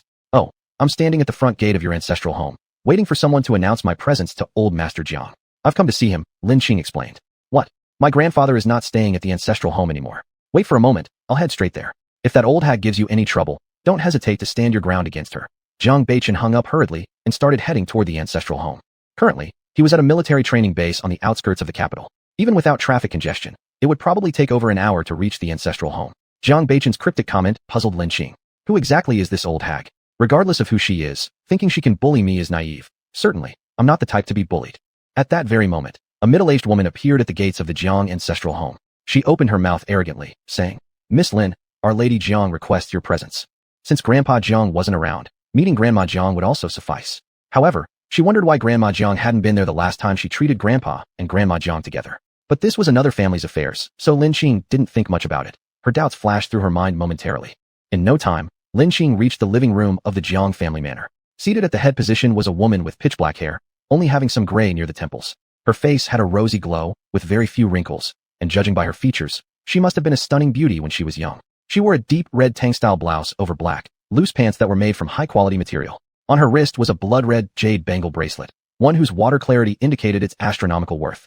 Her eyes were slightly cloudy, far less bright than those of a child, but even as she squinted them, they radiated authority. After all, for many years she held an exalted position, and the intangible aura around her was not to be underestimated. Narrowing her eyes critically, she examined Lin Qing, asking, Young girl, who are you? Why have you come seeking my old man? Her scrutinizing gaze made Lin Qing uneasy, so Lin Qing counter-questioned, And may I ask who you are? The middle-aged woman beside the elder snapped sharply. This is our Mistress Jiang, wife of Master Jiang. Ah, so you're Mistress Jiang, nice to meet you. I am Lin Qing, Beichen's girlfriend. I've come to visit on Grandpa Jiang's invitation, Lin Qing responded calmly. What? You're Beichen's girlfriend? Where are you from? Which family? Upon hearing this, Mistress Jiang looked at Lin Qing with a scrutinizing eye, immediately casting judgment. As for me, I'm from Lin Family village in Pingshan County, Zhongzhou City.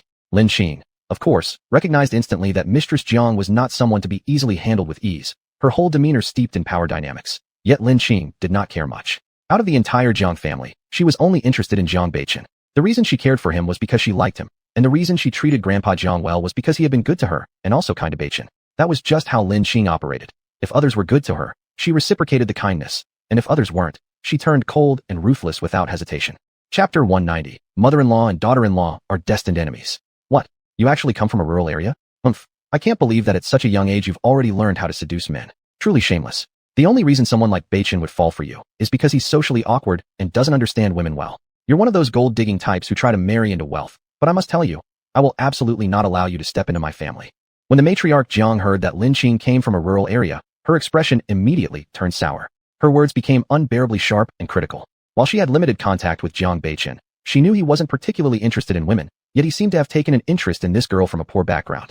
Nevertheless, she assumed it was just a passing fling. When it came to marriage, she believed he would naturally choose a noblewoman who matched his status. Oh, did I ever say I wanted to marry Jiang Beichen? Lin Qing coldly sneered as she counter-questioned.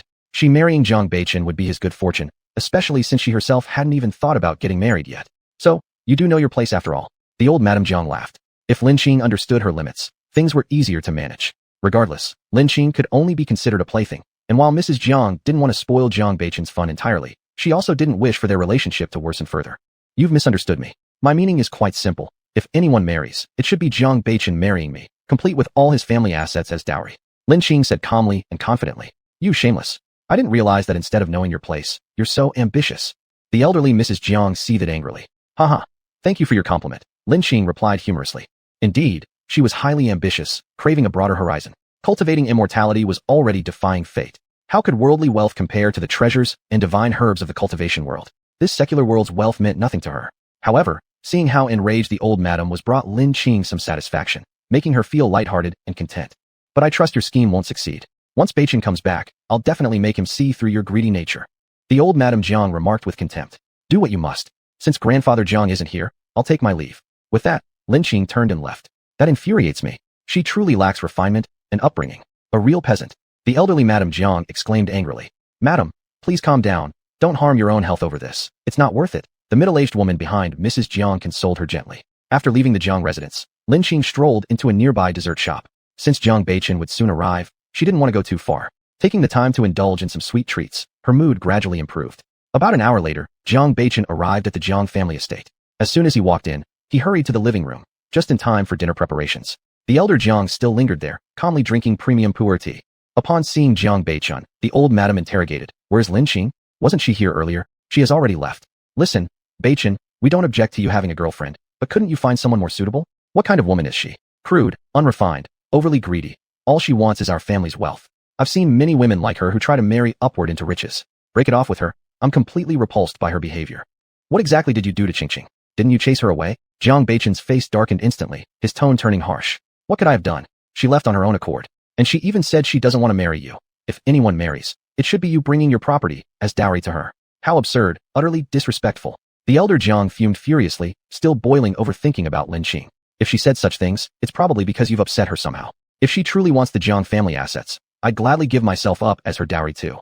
Jiang Beichen chuckled coldly. He reflected that marrying Lin Qing wouldn't be impossible either. If they loved each other, who needed to marry whom mattered little. Fine. Not calling me grandmother usually, I can tolerate, but to defy elders like this?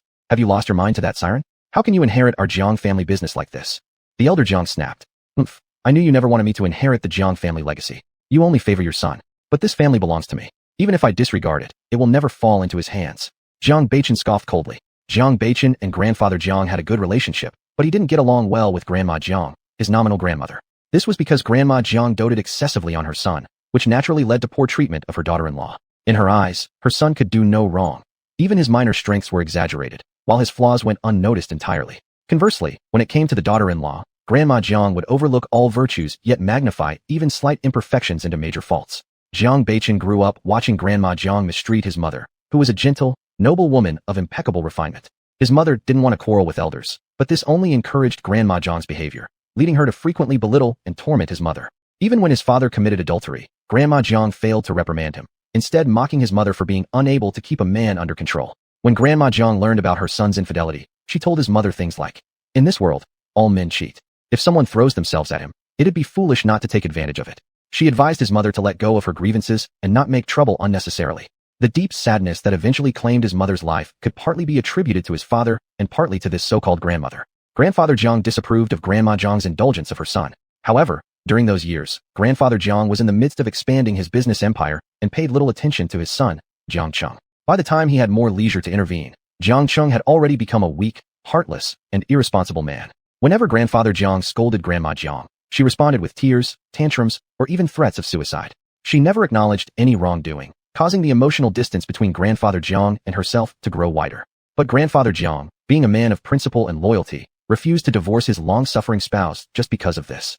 Thus, he distanced himself from her while ensuring she remained well provided for. At first, Grandma Jiang assumed that Grandfather Jiang's tolerance meant compromise, which tragically contributed to the demise of Jiang Beichen's mother. Later, when Grandfather Jiang named Jiang Beichen as his first heir, Grandma Jiang realized too late that her antics, her crying, tantrums, and empty threats had fallen on deaf ears, and that she was thoroughly despised. Chapter 191. A wife should be virtuous. The experiences from his childhood made Jiang Beichen very annoyed with Jiang Cheng and Grandma Jiang. Therefore, few people heard him call them dad or grandma. However, due to their blood relations and not wanting to make his grandpa overly sad, he didn't retaliate against the two of them, though showing them a good face was no longer possible. As for why Grandma Jiang wasn't around when Grandpa Jiang fell ill, it was because Grandpa Jiang found an excuse to send Grandma Jiang away. Out of sight, out of mind. He also did not tell her about his condition, and kept her in the dark as well. Grandma Jiang thought she would return home to relax a little, so she stayed longer. After sarcastically remarking on Grandma Jiang, Jiang Beichen saw that Lin Qing indeed was not there and walked out. What a wretch. How can he disrespect elders and still have the right to inherit my family business? I think the old man is crazy. Qing'er is such a good kid, listens so well, but the grandfather took away his inheritance rights. Is this something a real father would do? It's just about an extramarital affair. When Shu ended up unhappy and dying, this was her own issue. Why blame my son? That third-tier female star, although of low social standing, she was relatively obedient and devoted herself fully to my Qin. She even bore him a clever son named Chongbao, yet the grandfather won't let them into our home. It's truly outrageous. Grandma Jiang was so angry, she began wheezing heavily. Yao Shi, as a third-tier actress, having neither powerful backing nor being recognized by the Jiang family, of course had been working hard to ingratiate herself with Grandma Jiang. Not only that, but she also encouraged her son, Jiang Chongbao, to behave adorably in front of Grandma Jiang. In a situation where she was neglected by her husband, Grandma Jiang more easily favored those who flattered her. Moreover, Yao Shishir and Jiang Chongbao were liked by her beloved son, Jiang Cheng. Although Grandma Jiang had plenty of grievances against Yao Shishir's status and background, considering that her son approved, and that the person herself was rather well-behaved, Grandma Jiang gradually accepted the two of them deep down inside. By contrast, toward her cold-hearted grandson, Jiang Beichen, she didn't harbor much feeling. Upon learning that Grandpa Jiang changed the heir of the Jiang family to be Jiang Beichen, she was filled with anger. She clearly knew that Jiang Beichen had little feeling for her and her son Jiang Cheng. Once the family's assets went into Jiang Beichen's hands, what good fortune could remain for her son? Madam, don't get upset. Take care of your body. The middle-aged woman behind her quickly handed over a cup of pu'er tea, which calmed Grandma Jiang's rage thanks to its aroma. It's too infuriating. This Jiang Beichen is just like his mom, a thankless snake raised under one's wings. Now he actually found an uncultured woman just looking to associate herself with wealth to aggravate me. No way. I must inform the elder about this matter, said Grandma Jiang angrily. She believed that Grandpa Jiang made Jiang Beichen the first heir of the Jiang family due to the pressure from the Lin family. If Jiang Beichen chose a woman of inappropriate match himself, surely Grandpa Jiang wouldn't approve. Perhaps this might even be an opportunity to let Jiang Beichen lose his inheritance rights. It cannot be denied that Grandma Jiang underestimated the situation. Grandpa Jiang was quite satisfied with Lin Qing. If it weren't for Lin Qing being too young, he'd have wanted Jiang Beichen to marry her immediately. Although many children of rich families may choose their lovers based on personal preference, they often select partners who are appropriate matches when it comes to marriage. For this point, Grandpa Jiang's thoughts were rather modern. He didn't want to force Jiang Beichen, as the Jiang family already owed Jiang Beichen a lot, especially considering how Jiang Beichen lost his mother at a young age and lacked paternal love. His life was already tragic enough. What's more, Lin Qing isn't an ordinary person, she's a divine healer. When sickness strikes, you understand that good health is priceless. The medicine Lin Qing brought forth was simply godly. After taking a few pills, Grandpa Jiang felt rejuvenated as if returned to youth. Should such divine medicine hit the market, it would dominate the entire pharmaceutical market, leading to unimaginable wealth. There's no denying that Grandpa Jiang is someone who has experienced much in life. Such insight and vision far surpass the abilities of women confined to household matters. Hey, what's the matter? Seeing Grandma Jiang's phone calls coming in one after another, Grandpa Jiang helplessly answered. Sir, it's terrible. Beichen actually brought back a girl from the countryside. That girl clearly doesn't have good character, climbing up through marriage, lacking manners, and upbringing. She even wanted Beichen to bring the Jiang family as her dowry for marrying her. How shameless. What arrogance. We mustn't let Beichen fall for this trick. If he insists on going his own way, we cannot allow him to be the successor of our family. We can't let the Jiang family be ruined by him, sir. As soon as the call connected, Grandma Jiang wailed dramatically. What's the name of the girl you mentioned? Grandpa Jiang asked with a frown. It's probably Lin Qing. She even came over today to visit you. So brazen. Where has there ever been a case of a girl actively coming to meet the in-laws? This shows that she harbors ill intentions. Grandma Jiang said, failing to notice that when Grandpa Jiang heard the name Lin Qing, his expression changed drastically. Oh, then what did you do? The gaze of Grandpa Jiang became gloomy. Of course I gave her a proper scolding. She might have felt exposed by me and left in shame. Grandma Jiang's tone was filled with pride, which angered Grandpa Jiang greatly. Beichen's affairs are my responsibility, and I already know about Lin Qing. She's a fine girl. Don't interfere with Beichen's matters anymore. Descendants will find their own blessings. Coldly, Grandpa Jiang spoke and then hung up the phone. If not for the fact that she had accompanied him during a very difficult period, he would have divorced her long ago. Truly, a wife should be virtuous. Otherwise, she will bring calamity upon 3 generations. Everyone desires beauty, just as beautiful women love handsome men and men adore beauties. This is all natural and instinctive. As a man, one always wishes to marry a woman who is both beautiful and virtuous. But reality is cruel and dreams are often hard to achieve. After all, women who are both pretty and virtuous aren't many, and you can't have everything at once. Therefore, if one has to choose between beauty and virtue, choosing virtue is still the better option. After all, attractive looks are common, but an interesting soul is rare. Marrying a wife who only cares about appearances and lacks depth, and also enjoys nitpicking trivial things, makes life challenging and happiness elusive.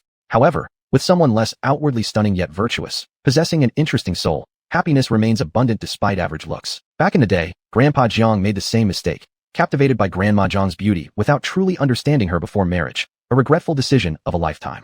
Looks may be easy to come by, but interesting souls are precious indeed. A partner with merely external appeal but no inner worth and fondness for creating problems creates little happiness. Instead, someone with average looks but inner beauty brings joy to shared moments. Indeed, the error Grandpa Jiang once made stemmed from being lured by Grandma Jiang's outward appearance without deeper comprehension before making the lifelong commitment. Truly, one wrong step leads to everlasting regret. Chapter 192, A Sweet Kiss. Truly a failure in all things. Elder Jiang cursed silently. He was just thinking about how to bring the two of them together, but he never expected his old wife would cause trouble behind his back. However, hearing her words, it seemed that Jiang Beichen and Lin Qing had indeed become a couple. What a good boy, making him worry for nothing, not even telling him this good news. Jiang Beichen walked out of his house and dialed Lin Qing's phone. Qing, where are you? Did that old woman bully you? Jiang Beichen revealed a worried expression. If it were anyone else, he wouldn't be concerned that Lin Qing could be bullied. But when facing those with blood ties to him, he feared Lin Qing might suppress herself. I'm in a dessert shop called Love Me near your house, eating some sweet treats right now. Are you talking about your grandmother? How could she possibly bully me? I'm a witch, after all. Lin Qing took a bite of cake, her eyes closing happily, clearly in a very good mood, as delicious food truly uplifts one's spirit. That old woman is only related to me by blood, but in my heart, I've never regarded her as my grandmother. If she ever causes you trouble, you don't need to give her face. Thinking of his deceased mother made Jiang Beichen's mood slightly low. Chun, are you feeling down? Come find me at Love Me quickly. There are many delicious desserts here, and sweet food can make people forget their worries. Lin Qing's voice became soft, no longer as cold as usual, akin to a just-melted ice cream cone, and this gentle tone immediately warmed up Jiang Beichen's originally somewhat melancholy heart. All right, I'll come right away. After hanging up, Jiang Beichen headed towards the location Lin Qing mentioned. Soon, Jiang Beichen arrived at the dessert shop Lin Qing described. The warm yellow lights bathed the entire store, giving it a particularly cozy atmosphere. Tall floor-to-ceiling windows featured several green plants arranged before them, adding a fresh touch. Warm-colored wallpaper adorned the walls, along with three-dimensional, colorful hot air balloons and various cats peacefully lounging on the wall, waiting for someone to wake them up. The air was filled with a sweet aroma, and Jiang Beichen immediately saw Lin Qing at the table battling against all kinds of delicious sweets. On the table lay various sweet treats, all looking, smelling, and tasting wonderful. Mango mousse cakes, rich and smooth with a soft texture. Crispy oatmeal cookies sandwiching layers of creamy pumpkin fresh cream, flavor-packed. Traditional cherry pies, with crisp crusts and tangy interiors, fantastic in taste and texture. Golden egg tart shells, flaky and crunchy on the outside, tender and delicate on the inside, irresistible. Vanilla chocolate cakes, paired with the mild bitterness of orange. Peel infused in Cointreau liqueur alongside crispy ladyfinger cookies, complementing the refreshing mango puree perfectly.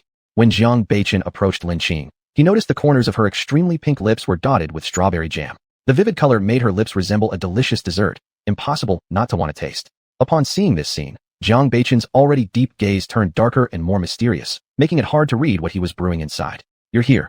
Lin Qing lifted her translucent little face and smiled warmly at Jiang Beichen. Jiang Beichen involuntarily swallowed a gulp of saliva, as if captivated by the delicacies on the table. In reality, he wasn't attracted by the food, but rather by the beauty beside him. You must be hungry. The desserts here are great. Once you eat, your mood will improve greatly. Saying this, Lin Qing took a well-designed and appetizing strawberry-flavored cake and fed it to Jiang Beichen's mouth. As he tasted the smooth and delicate sensation in an instant, Jiang Beichen felt lightheaded as though floating on clouds. Qing, she is feeding me sweets. Her jade-like fingertips touch my lips. How exciting. Jiang Beichen's eyes shone with a dim light, his ears flushed red without control, and his heart began its excited rhythm uncontrollably. At this point, all the gloomy clouds in Jiang Beichen's heart had been blown away by warmth, leaving behind waves of indescribable warmth and sweetness. Lin Qing observed Jiang Beichen sitting dazedly, chewing mechanically on the delicious treat, furrowing her brows questioningly. Is it not tasty? I think the flavor is pretty good. Jiang Beichen shook his head, his lips curling upward. No, it tastes very good. Actually, while Jiang Beichen did swallow the delightful cake, he hadn't fully appreciated the taste of the sweet treat. His heart was already too sweetened by Lin Qing's actions. Even if he ate bitter gourd, it would probably still taste sweet. Lin Qing scooped up a spoonful of ice cream from her small bowl and fed it into Jiang Beichen's mouth. The icy, sweet flavor did not cool Jiang Beichen down on such a summer day. Instead, it caused the fire in his heart to burn even stronger. Qing just used that spoon, and now she feeds me with the same spoon. Aren't we having an indirect kiss then? Jiang Beichen mused to himself, his heart bubbling with pink joy. In this sweet atmosphere, after finishing the desserts together, they went to a restaurant. It was said that the food in this restaurant was exquisite, especially the capital city cuisine. Since Lin Qing didn't often come to the imperial capital, and he knew she loved good food, Jiang Beichen specially took her to this Ziyu Yuan. After ordering many dishes at Ziyu Yuan, if it were ordinary people, their stomachs would have been stretched to the limit. But fortunately, both of them were practitioners who consumed large amounts of energy, so their appetites were several times larger than normal people's. When they had eaten enough, Jiang Beichen drove Lin Qing back to her hotel. Because grandmother Jiang, who liked to stir up trouble, was at the Jiang family residence, Jiang Beichen did not invite Lin Qing to stay over to avoid making her feel bothered. The car stopped at the hotel entrance, and Jiang Beichen pretended to help Lin Qing unfasten her seatbelt. Lin Qing was just about to say that she could do it herself when Jiang Beichen's sexy lips sampled that trace of strawberry-flavored rose red. Instantly, 100 flowers bloomed, 2 butterflies fluttered their wings, dancing among the blossoms. They each wanted to make the flowers more vibrant and radiant because of themselves, so they competed, vying to see who could add more scenery to this summer day. After quite a while, the 2 butterflies finally grew tired from their dance and competition, panting as they halted their steps. The air was filled with floating pink hearts, and only the 2 protagonists could truly feel this sweet moment, for the car windows were semi-transparent. One could see the outside view from inside, but couldn't see what happened within from the outside. Why did you kiss me? Lin Qing was just about to ask this, but seeing the even darker gaze in Jiang Beichen's eyes, she swallowed her words. Recalling the extremely sweet moment just before, her heart remained unsettled for a long time. This feeling is not bad, Lin Qing whispered to herself. Chapter 193. What is Lin Qing's identity? After returning to the hotel, Lin Qing soon received a call from Elder Jiang. Little Qing, I'm truly sorry today. My wife has a bad character, which caused you distress. Please don't have any conflicts with Bei Chun because of this. The moment Elder Jiang got through, he sincerely apologized.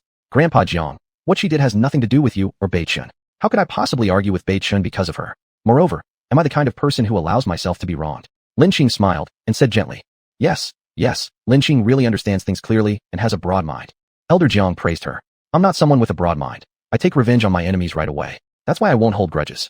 This time, I'm doing it for Bei Chun and won't bother with her anymore. But if it happens again, I definitely won't let her off easily. Grandpa Jiang, you need to teach her well. Lin Qing said coldly. Wasn't she, the Lotus Demon Master, someone ordinary people should offend? Hearing Lin Qing's words, Elder Jiang shivered. From Lin Qing's tone, he could sense a strong oppressive aura. This was the presence of an upper-level figure stronger than himself. So who exactly is Lin Qing? She's probably more than just a talented doctor. Elder Jiang thought inwardly. However, seeing that Lin Qing wasn't angry this time, Elder Jiang relaxed. He resolved to properly manage his wife to prevent trouble from occurring. After hanging up, Elder Jiang called Bei Chun. Grandpa, it's so late, what is it you want? Bei Chun was still lost in the sweetness from before, and his voice had become much gentler. What? Can't Grandpa call you? Listening to your tone, you seem very happy today. Is there something good going on?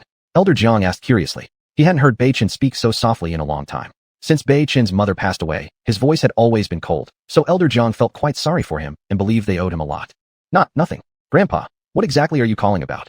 Bei Chun returned to his usual demeanor.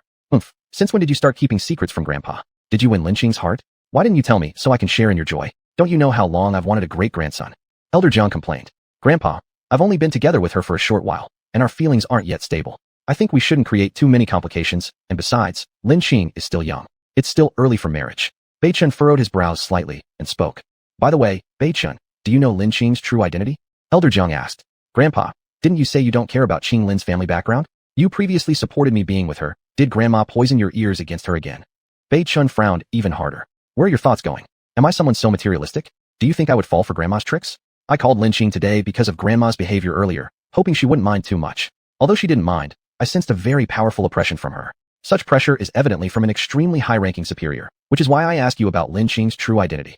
Elder Jiang questioned. I'm sorry, Grandpa, I misunderstood you. But actually, I'm unclear about Lin Qing's specific identity either. Investigated results don't match reality. So I guess she comes from a secluded family. Otherwise, how could a girl from the countryside possess such advanced medical skills and incredible martial arts? Bei Chun replied. What? She is also a martial artist? Just how strong is she? Elder Jiang was shocked. She is very strong, stronger than me. So Grandpa, please keep a good watch over Grandma. Otherwise offending a high-level martial artist will lead to no mercy for her. Bei Chun responded. You must understand that insulting a grandmaster could mean instant death. And that old lady is not one to mince words. She has surely said hurtful things to Lin Qing, who might only tolerate it because of me and Grandpa. I see, understood. Elder Jiang replied seriously. Although Elder Jiang was not a martial artist, as the patriarch of a prestigious family, he knew about their existence. When Bei Chun was recommended to serve as a special forces coach due to his exceptional abilities, Elder Jiang had met some martial artists. Though unclear about the specifics of their world, he understood their prowess. He knew Bei Chun's capabilities were already considered among the higher ranks in martial circles. With that, Elder Jiang hung up. But if Lin Qing is even more powerful than Bei Jiangchen, that's truly terrifying. There must be a great force supporting her from behind. Otherwise, as Bei Jiangchen said, how could a girl from the countryside possess such high medical skills and formidable martial arts? Over the next 2 days, Lin Qing took the group to tour many historical sites in the capital. Aside from Lin Qing, it was the first time for everyone else to visit the capital, and they were all amazed by its bustling scene. On the first morning of their outing, Wei Jia attracted the attention of numerous women in the capital wherever he went. Many women approached him to chat, causing endless annoyance for Lin Qing and the others. At the same time, a talent scout approached them, interested not only in Wei Jia but also Lin Qing, Zhou Linger, and Li Chengfeng. As cultivators, they each had an extraordinary aura. The scout was overjoyed, believing that signing all of them would make him immensely wealthy once they became famous. He was absolutely certain Wei Jia would become a sensation. He assumed they wouldn't refuse since celebrities are admired by many in today's society. However, he was ultimately left deeply disappointed when the good-looking men and women before him showed no interest in becoming stars. Only Zhou Linger asked with some curiosity, is being a star very profitable? Of course. If you can become popular, you'll definitely earn a lot of money. The scout replied enthusiastically. All right, leave your business card with us, and I'll consider it, Zhou Linger said. In the end, the scout left disappointed. Linger, are you interested in being a star? Lin Qing asked curiously. Master, I'm not so much interested in being a star, but rather earning money. I've heard being a star is very profitable. Zhou Linger smiled faintly, revealing 2 dimples on her face and shining eyes. Haha, didn't realize you're such a money lover. But if you really want to earn money, you can help Xiao Mudong. My business empire is probably about to expand soon. Lin Qing shook his head and laughed. Chapter 194, Jealousy. Lin Qing didn't overly interfere with what career her disciples chose, so Zhou Linger's decisions regarding work were ultimately up to herself. Master, do you mean I can be involved in your business? Zhou Linger was thrilled upon hearing this. She had been to the Red Lotus auction before, and of course knew how profitable Master Lin's enterprises were. At that time, she had envied Xiao Mudong immensely, but since she didn't understand the ins and outs and lacked connections, her envy remained unspoken toward her master. Of course, but I am a bit worried. Master, are you worried about me not doing a good job? It's true I don't have relevant experience, but I will learn properly. Zhou Linger looked at Lin Qing earnestly. I'm not worried about that. We definitely need to hire professionals for related fields, like professional managers, for you to learn from them. Once you're able to handle everything on your own, I will hand over the business to you for management. What I'm concerned about is whether this would affect your cultivation. Lin Qing said, worry laced in her voice. Her purpose in earning money was to live more comfortably, being able to buy the resources she needed. However, if Zhou Linger spent too much time on business and affected her cultivation as a result, it would not be worth the cost. Master, rest assured, I will certainly not neglect my cultivation. As you said, our cultivation involves not just learning spells, but also tempering the heart. If we don't immerse ourselves in worldly matters, how can we temper the heart?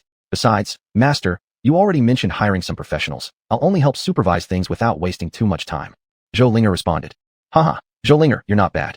You even know about tempering the heart. Truly a well-sharpened blade cuts better. It seems I've become too attached. Lin Qing couldn't help but marvel at Zhou Linger's insight. After coming here, Lin Qing found that the essence of qi in this place was extremely sparse, which inevitably made her somewhat anxious.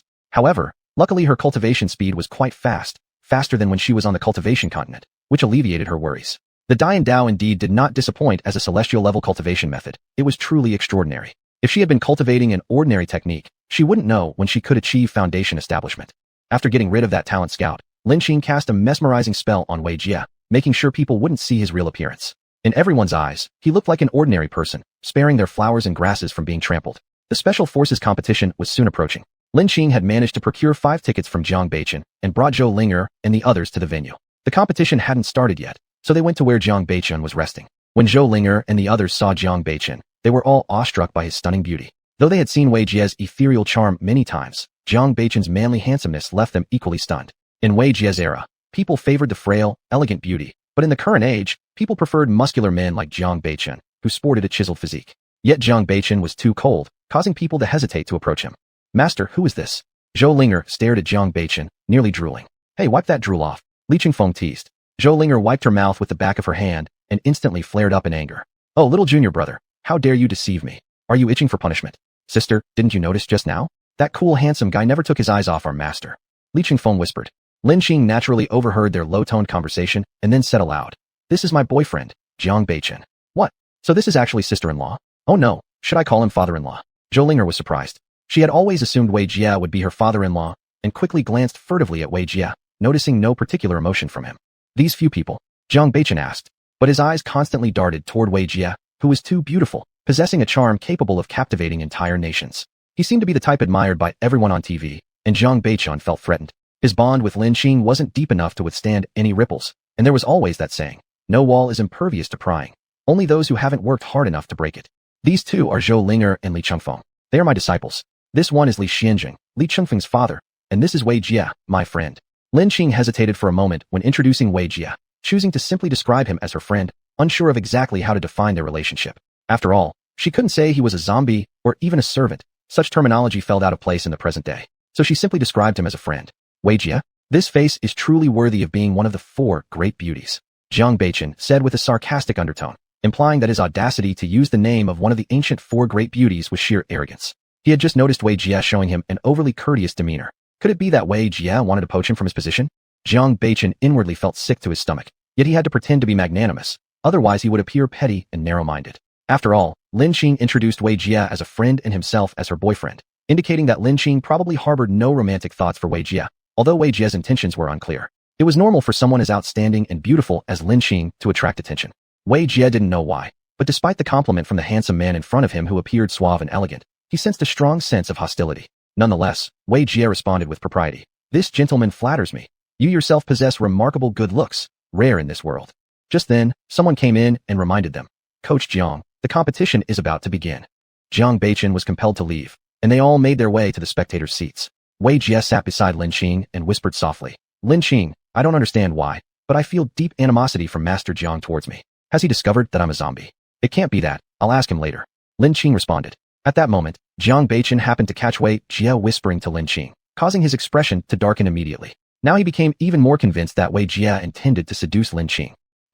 After the Special Forces competition concludes, Sir will teach you a proper lesson so you realize that Sir's woman isn't someone else's to have.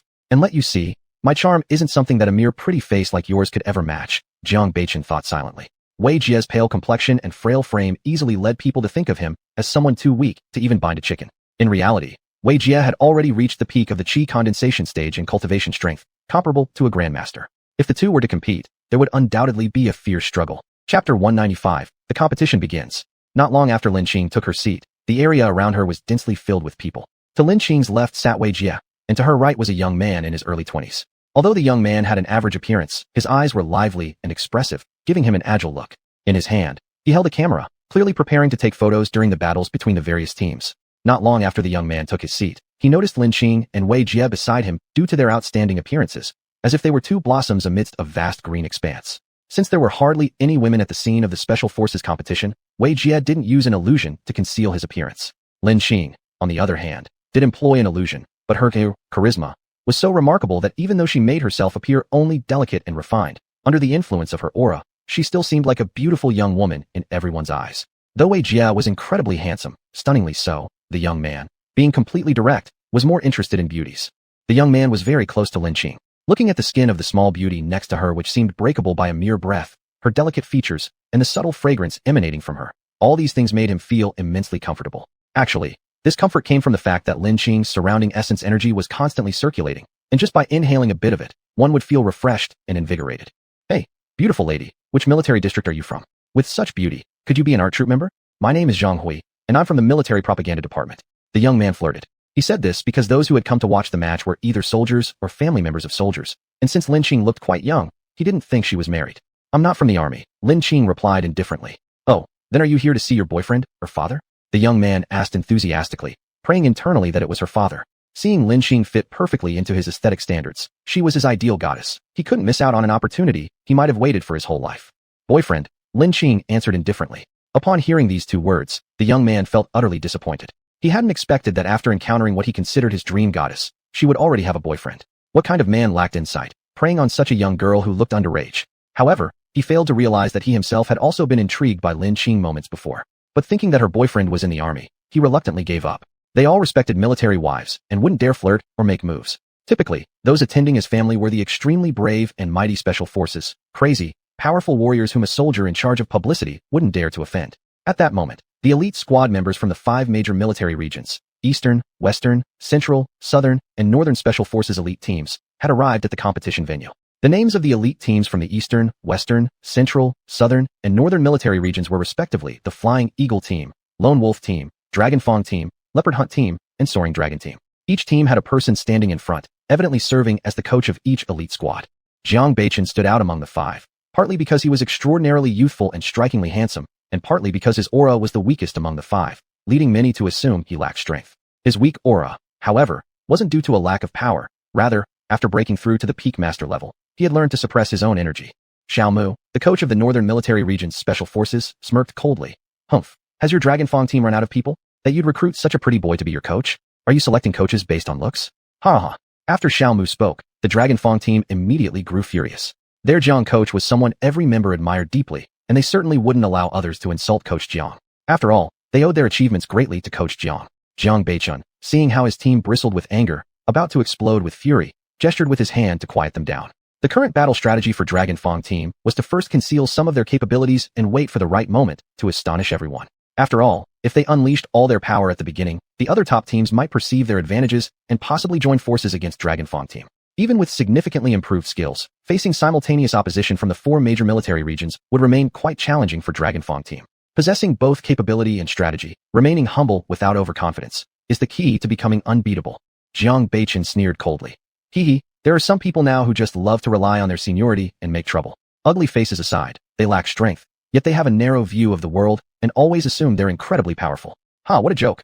But this world belongs to the young. Isn't there a saying? The latter waves of the Yangtze River push away the former ones, and with one slap, they crush the former onto the beach.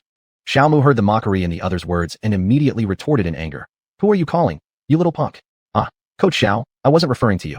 If you insist on taking it personally, there's nothing I can do about that. Jiang Baichen smirked coldly. We'll see. Soon on the battlefield, I'll make your Dragon Fang team regret their actions, Xiaomu sneered back.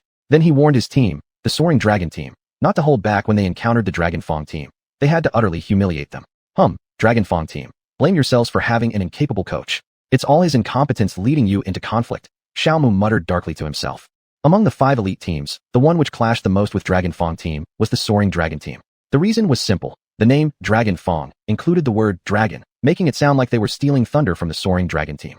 Just as many celebrities dislike wearing the same outfits, the Soaring Dragon team didn't want their name duplicated. In the past, the Soaring Dragon team had subtly ridiculed Dragon Fang team for lacking the strength to justify using the Dragon title. Seeing that Dragon Fang team showed no intention of changing its name, they became furious. Subsequently, during every major competition, the Soaring Dragon team targeted Dragon Fang team specifically. Since the Soaring Dragon team was the strongest among the top 5 teams, Dragon Fang team always ended up at the bottom of the rankings during these competitions. The instructor of the Flying Eagle team, Lu Hong, quietly advised, Coach Jiang, why bother to gain the upper hand verbally? Xiaomu is the kind of person who will remember even a small slight and take revenge. It doesn't matter. Even if we swallowed our pride, the Soaring Dragon team wouldn't let us off. Now that my skills have improved, why should I care about his threats? Jiang Baichen responded casually. Chapter 196. Who will win? Lu Hong, seeing that Jiang Baichen didn't seem to care, could only helplessly shake his head and mutter under his breath. It looks like this time, the Longya team is going to be last again. The undercurrents above were also noticeable to those below. Sighing deeply, the young man beside Lin Qing said, Alas, it seems like the Longya team is in for trouble again. They angered the Filong team, so they'll probably be dead last once more. After hearing the comment from the person beside her, Lin Qing responded, That's not necessarily true. This time, the Longya team will definitely come in first. Pretty miss, you must not have watched the competition before. The Longya team has been ranked last for 3 consecutive years. I didn't expect them to even change their coach this time, and to such a young one. So they'll probably lose even worse, the young man replied. The past is the past, but this time, the Longya team will definitely not lose, Lin Qing confidently said.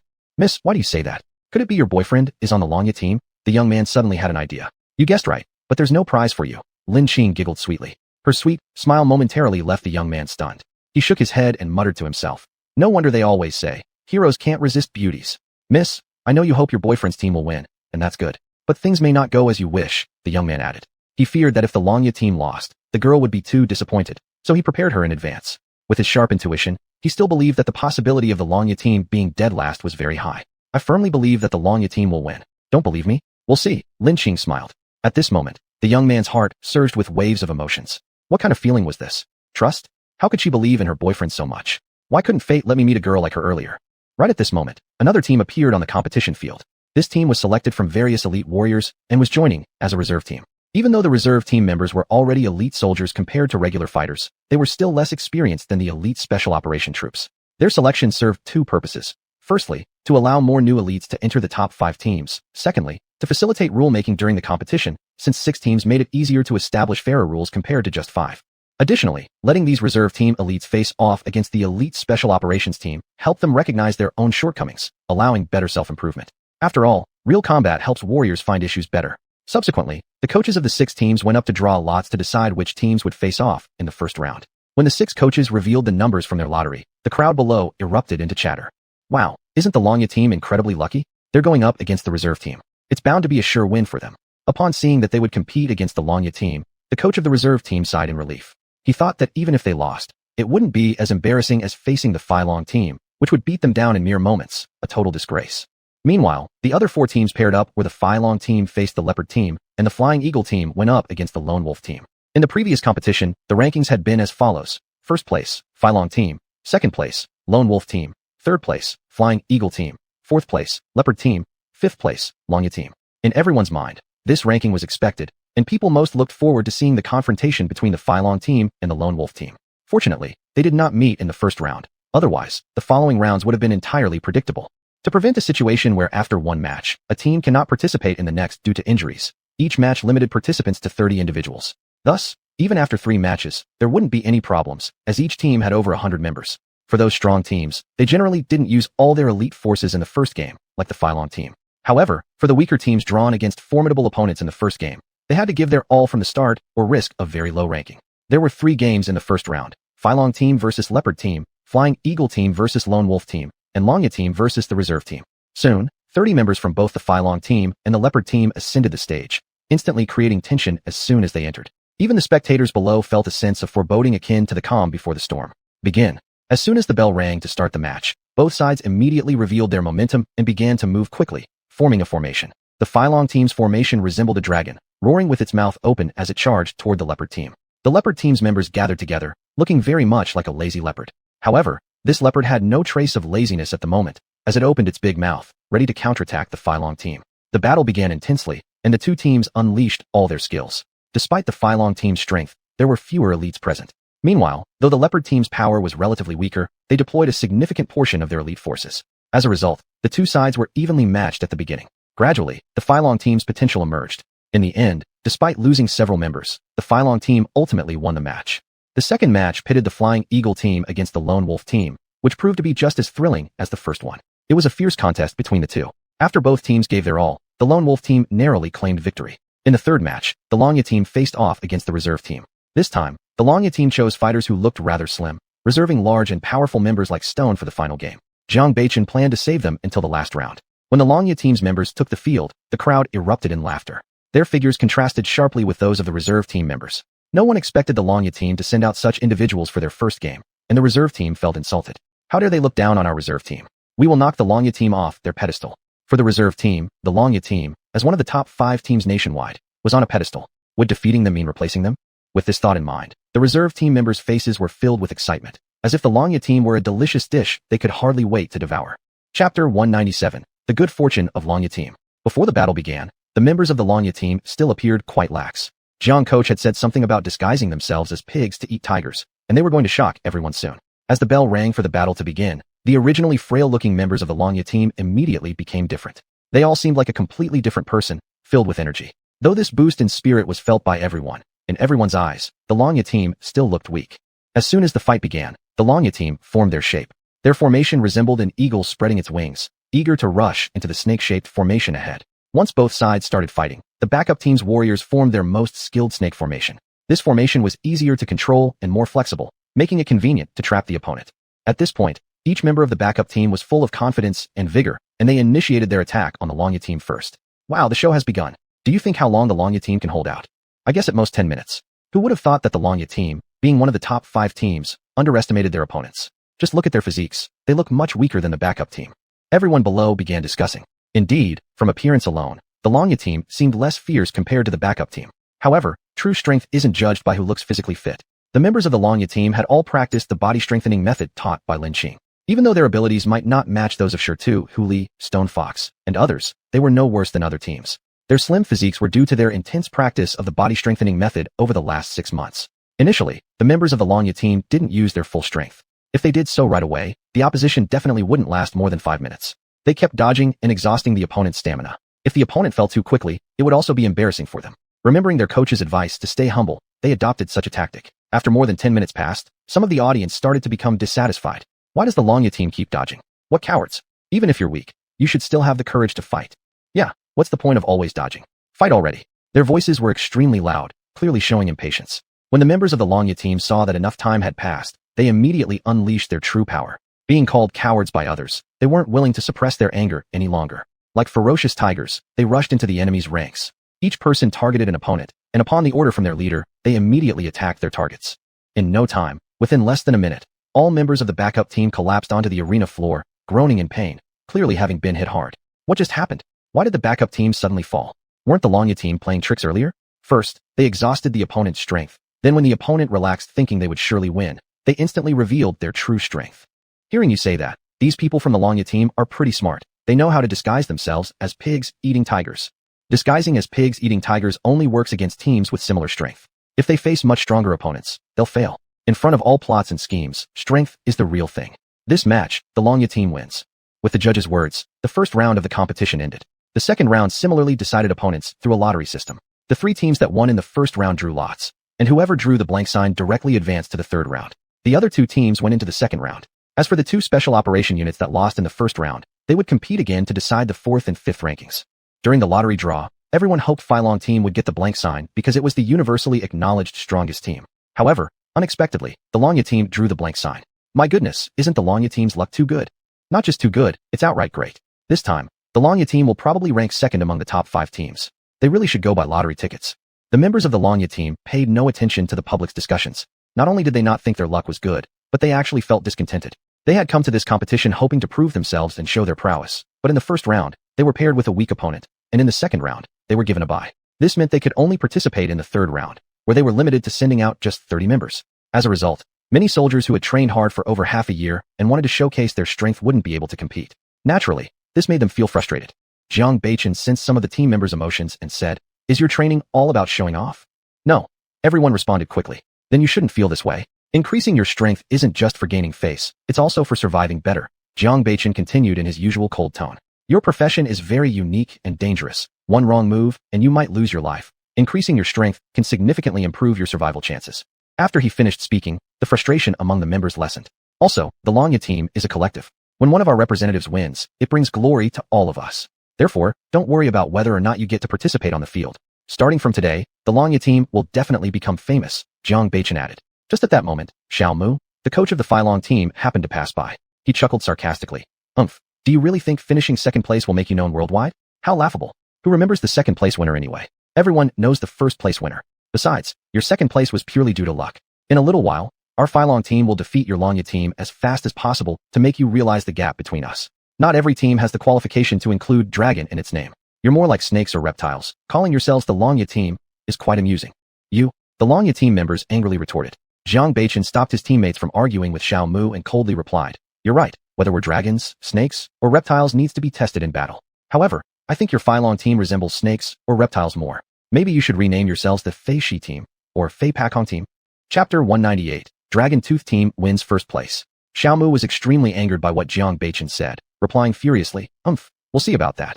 After saying this, he left, his anger causing him liver pain. He came before his own team and instructed them, "When the last match faces the Dragon Tooth team, you must properly teach them a lesson, make them lose as fast as possible, and let them know who is the true dragon."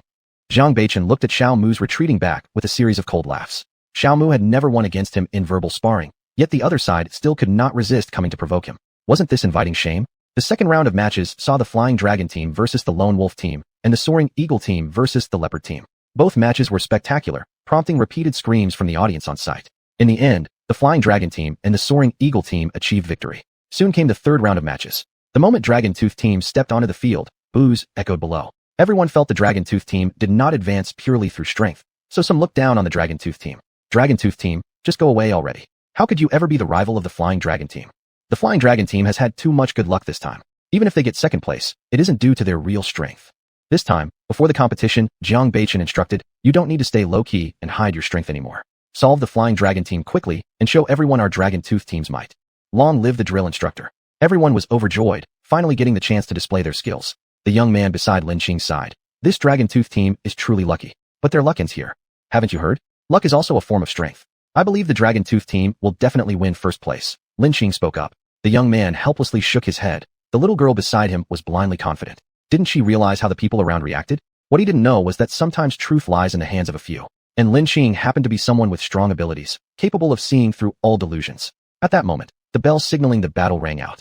Immediately both sides formed their formations. This time, the Flying Dragon team took on the shape known as Flying Dragon in the Sky. This formation enabled each team member to participate in combat, bringing forth the maximum fighting power. And the Dragon Tooth team adopted this swooping eagle spreads wings formation, which was also quite powerful. It allowed rapid incursion into the enemy's core, gradually commencing annihilation. Holy crap, this Flying Dragon team starts off using its optimal formation called Flying Dragon in the Sky. They seem to take the Dragon Tooth team too seriously. It's estimated that the two teams have old grudges. It's rumored that due to having a common character, Dragon, there have been quite a few conflicts between the Flying Dragon team and the Dragon Tooth team. Prior to the tournament start, there may have even been disputes between the two instructors. Looks like the Flying Dragon team intends to use this occasion to teach Dragon Tooth a lesson. The drill instructor of the Dragon Tooth team is way too young and clearly doesn't know how to avoid confrontation. Everyone knows that the instructor of the Flying Dragon team is someone who holds grudges for tiny slights, so the members of the Dragon Tooth team will likely be severely injured this time. Since it was an internal military competition, human casualties were prohibited during the match, considering the cultivation of every soldier had cost China a great deal. However, Severe injuries were unavoidable despite avoiding fatal outcomes since these warriors were exceptionally powerful and couldn't help but use full force during the battle. After forming their formations, both sides immediately revealed astonishing momentum. The Flying Dragon team was filled with overwhelming vigor, but the Dragon Tooth team seemed equally formidable, showing no signs of being weaker than the Flying Dragon team. The Flying Dragon team initiated the attack, charging into the Dragon Tooth team's formation like ferocious tigers, acting as though the Dragon Tooth team were sheep. Yet the Dragon Tooth team wasn't a flock of sheep. They were vicious wolves in sheep's clothing, wolves stronger than tigers. Led by Stone, Fox, and others, the Dragon Tooth team revealed their fangs, becoming fierce wolf kings that stormed into a cluster of ferocious tigers. Initially mistaking them for mere sheep, the tigers realized after engaging them that they were not sheep but wolves. After further encounters, they discovered that these wolves weren't ordinary ones. They were strong wolf kings whose capabilities even surpassed those of tigers. The members of the Flying Dragon team were so disheartened they wanted to cry. After fighting, they found out that not only could they not swiftly resolve the Dragon Tooth team members, but they were also suppressed by them, risking being knocked out at any moment. As expected by everyone, the battle ended swiftly. Unexpectedly, it wasn't the Dragon Tooth team that failed. It was the Flying Dragon team. Everyone was in a daze. Was this the Dragon Tooth team they remembered? But how did the Dragon Tooth team suddenly become so powerful? Could it be that the young, handsome instructor was truly remarkable? Lin looked at the dumbfounded young man beside her and said, "See, I told you the Dragon Tooth team would come in first." The young man could only bitterly laugh. The world was just too mysterious. It wasn't easy for warriors to increase their strength. If it were, the Dragon Tooth team wouldn't have ranked last in previous matches. Did the Dragon Tooth team happen upon some opportunity, or was it due to the young new drill instructor's capability? After the competition ended, Jiang Beichen and Xiao Mu met backstage. Xiao Mu coldly glared at Jiang Beichen and asked, "What dirty tricks did your Dragon Tooth team use? Otherwise, how could your Dragon Tooth team possibly defeat our Flying Dragon team?" When you win, it's all justified, but when you lose, it's all about our dirty tricks. How shameless can your Flying Dragon team be? Truly cannot accept losing. And before you were calling us snakes and reptiles. Looks like the real snakes and reptiles are you guys. Jiang Beichen mocked. Undeniably, since he started dating Lin Qing, his eloquence had greatly improved, especially when arguing with people. His sarcastic smile made Xiao Mu feel as if he was on fire inside. You, what do you mean by you? Don't block my way for no reason. I've got things to do. Jiang Beichen was extremely annoyed having to deal with this shameless elder. To him, the other party was definitely an old man who couldn't stand losing. Though the other side was only in his 40s or 50s, he was still considered old in the army. He urgently needed to find Lin Qing. Beside Lin Qing, there was a beauty trying to seduce him, and it was even worse. This beauty was a man. He really couldn't feel at ease. "I want to challenge you, Jiang Beichen." Xiao Mu, being angered, directly spoke these words. He didn't think Jiang Beichen, who was so young, could be stronger than him. Since the Flying Dragon team lost, he had to reclaim his face from the drill instructor of the Dragon Tooth team. Isn't there a saying that goes, "Pick the softest persimmons"? Chapter 199. Are you challenging me? Jiang Beichen sneered coldly. Are you challenging me? Of course. Or do you have no real skills except for your looks? Xiao Mu mocked. When the other team members heard what Xiao Mu said, they all widened their eyes in astonishment. "Coach Xiao, what are you thinking? You're already an expert at the peak of dark force cultivation, just one step away from reaching the rank of master. Isn't it improper for you to bully such a young instructor?" "Coach Xiao, this is disgraceful. Look how much older you are than Coach Jiang. Old enough to be his father. Now that your Flying Dragon team lost, and your team fell behind Coach Jiang's team, you decide to bully Coach Jiang. That's too dishonorable. Just look at how Coach Jiang appears. Handsome as he is, perhaps he relies on connections to get here. Clearly, Coach Xiao's irritated and wants to bully him." Of course, these were the inner thoughts of members from other teams. Although they were envious of the Dragon Fang team's achievement as first place, during the final battle, the Dragon Fang team demonstrated extraordinary strength. They knew if it had been them instead, they would definitely have lost to Dragon Fang as well. The elite special forces teams comprised mostly of straightforward men who revered strength above all.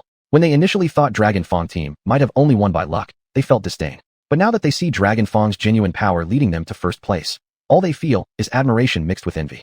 Seeing Coach Xiao Mu of the Flying Dragon team challenge Coach Jiang Beichen of the Dragon Fang team, many assumed Jiang Beichen wouldn't accept. After all, it was clear the other party was simply trying to humiliate him and regain some face. But the Dragon Fang team members didn't think the same way. They understood Coach Jiang's prowess was formidable even though he rarely revealed his full abilities. From rumors, they learned that Coach Jiang was already at the pinnacle of the Dark Force realm, just one step away from becoming a master, a level beyond any ordinary special forces coach. Among all coaches, their own instructor's skill surely ranked among the best.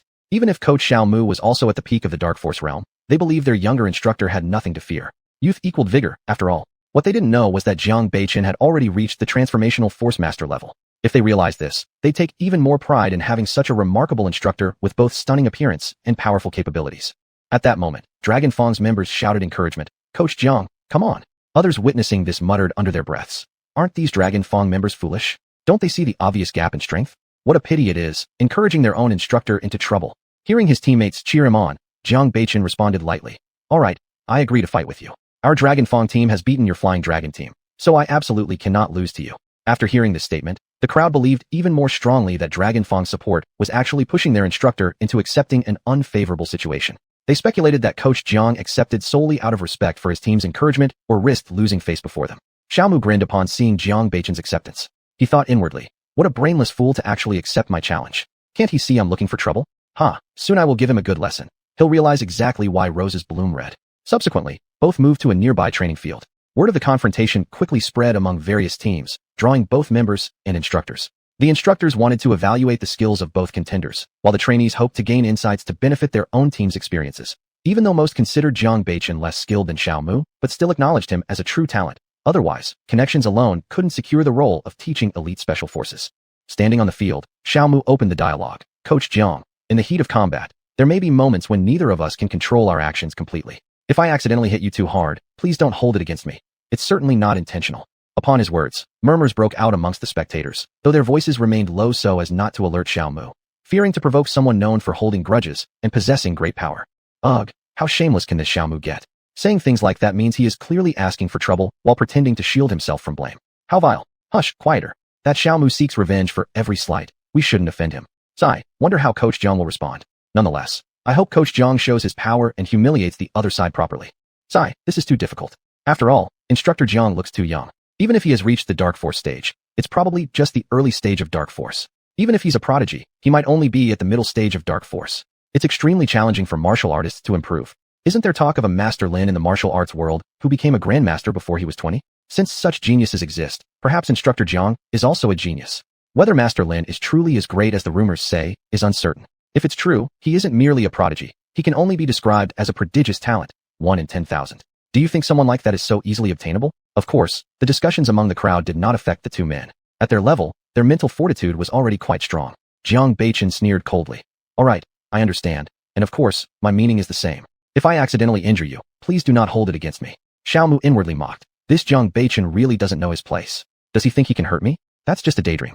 But on the surface, he remained unperturbed. He made a bowing gesture with his fist and said, please, please. Jiang Beichen reciprocated with a similar gesture. As soon as the word please fell, Xiaomu stomped his foot and immediately darted toward Jiang Beichen.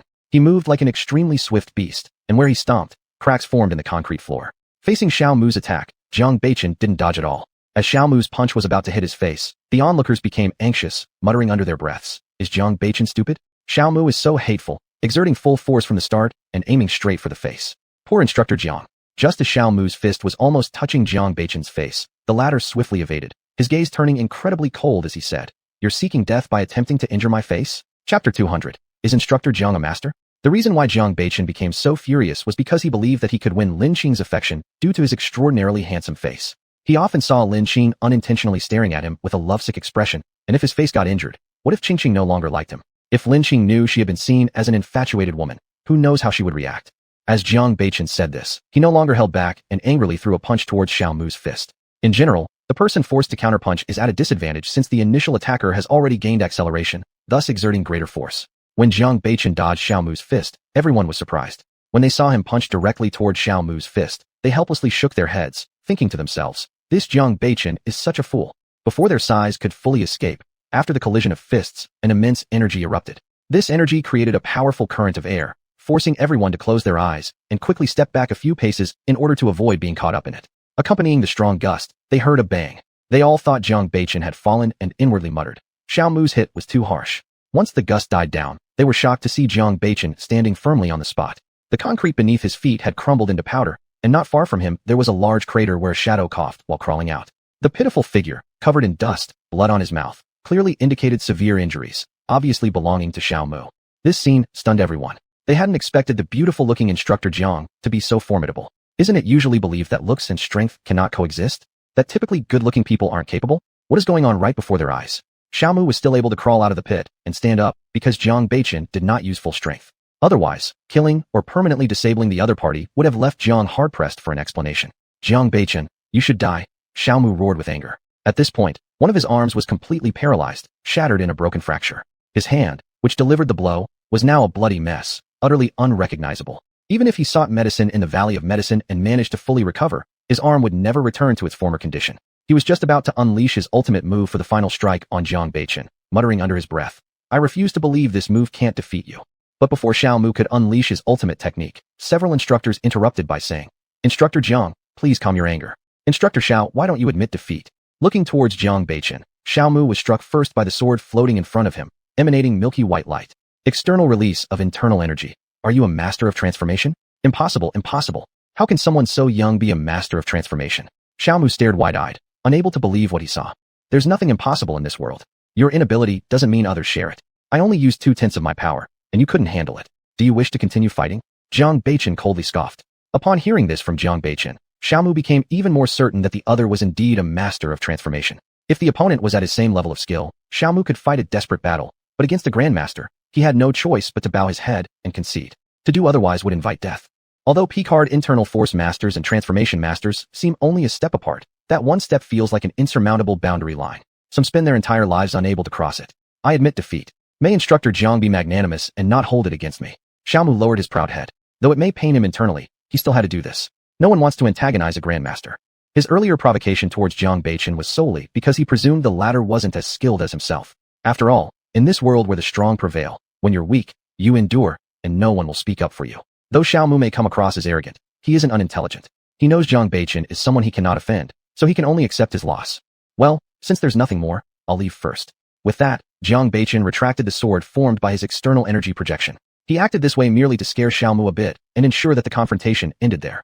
Otherwise, if the latter kept taunting him again and again, Jiang might accidentally kill the other, which would create unnecessary complications considering the individual belonged to the military.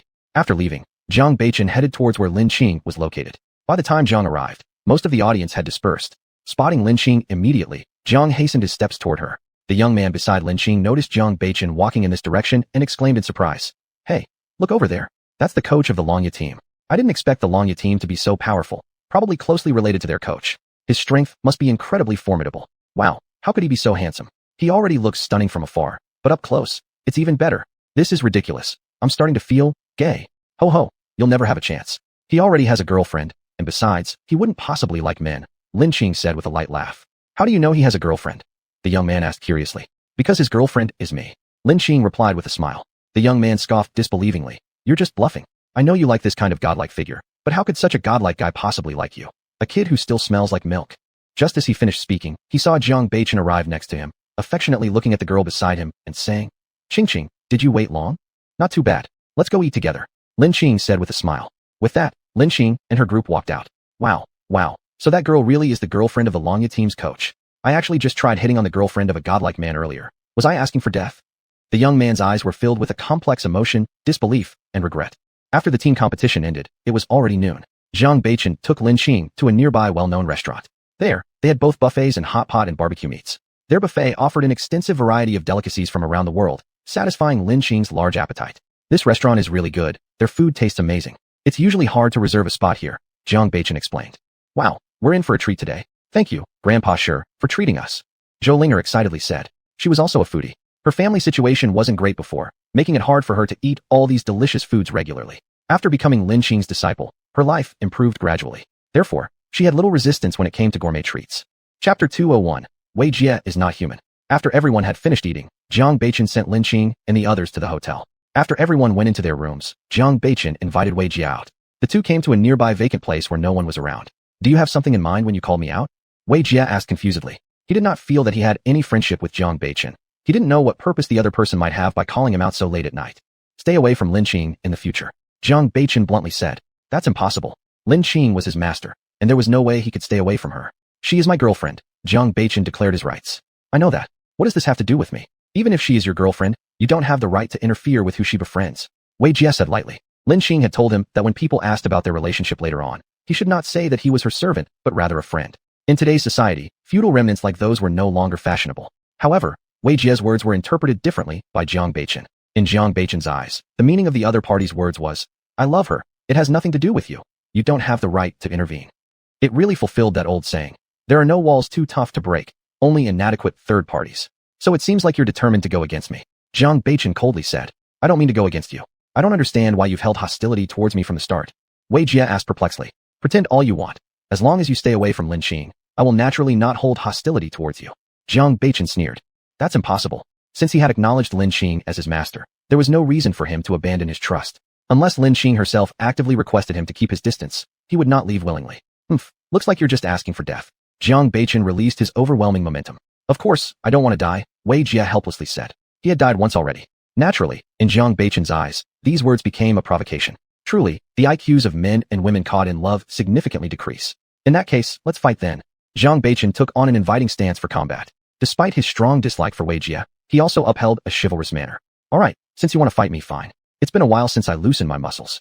Wei Jie's pale lips curved slightly, instantly giving off a feeling like spring warming up, causing people to involuntarily get lost in his handsome face. Seeing this, Jiang Beichen's eyes grew even darker, and the cold air around him became even stronger. Since you want to loosen your muscles, I'll make sure I properly loosen them for you. Jiang Beichen laughed coldly. As he spoke, he lunged forward like a caged beast, quickly charging at Wei Jie. A punch was thrown, the wind roaring, as he aimed a punch at Wei Jie's face. You little pretty face, tempting people recklessly, I'll destroy your alluring face, and see if you dare steal my girl, Jiang Beichen thought. Just as Jiang Beichen's fist was about to touch Wei Jie swiftly retreated several steps. Then, he extended his flawless, slender hands, intercepting Jiang Beichen's punch. Looks like I underestimated you, Jiang Beichen huffed. He had guessed that Wei Jie knew some martial arts, and they weren't weak either. Otherwise, after seeing the elite special forces competition, he wouldn't have dared to try anything. But he hadn't expected the other person's strength to be this formidable, actually intercepting his punch. Although he only used 3/10 of his strength, it looked like the other side hadn't put much effort in either. Jiang Beichen continued speaking, then leaped into the air. Using one foot as support, he kicked towards Wei Jie. Wei Jie crossed his thin arms and blocked Jiang Beichen's kick. This kick used 8/10 of Jiang Beichen's strength. As soon as his foot connected, the hard marble surrounding Wei Jie cracked like a spiderweb. And kicking Wei Jie's arm felt like kicking steel plate, his feet tingling slightly from the impact.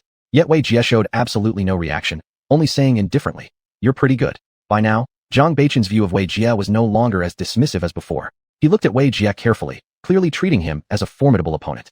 "You're very talented too. Let's continue." Jiang Beichen narrowed his shadowy eyes and said, ever since he broke through to become a master of transforming power, he hadn't fully utilized his abilities or fought freely and exhilaratingly. And now, Wei Jie awakened his long-forgotten competitive spirit. So these two men, possessing exceptional beauty, exchanged punches and kicks fiercely in battle. They alternated attacks, neither willing to yield an inch. Suddenly, Jiang Beichen's punch hit Wei Jie's face. Surprisingly, Wei Jie's face was as hard as steel. Not only did it leave no mark on Wei Jie's face, it made Jiang Beichen's hand tingle with pain instead. Just as Wei Jie was about to counterattack and deliver a punch to Jiang Beichen's face, a clear and cold voice came. "The two of you staying awake all night. What exactly are you doing? Practicing martial arts?" At the sound of this voice, both immediately stopped their attacks. Jiang Beichen chuckled awkwardly. "Qingqing, how did you come here?" "Yes, we're indeed practicing martial skills." He certainly didn't want Lin Qingqing to think he was jealous, which would be too embarrassing. As he spoke, Jiang Beichen placed an arm around Wei Jie's shoulder. At that moment, he felt an even stronger odd sensation. Why was the other person so cold, like a block of ice?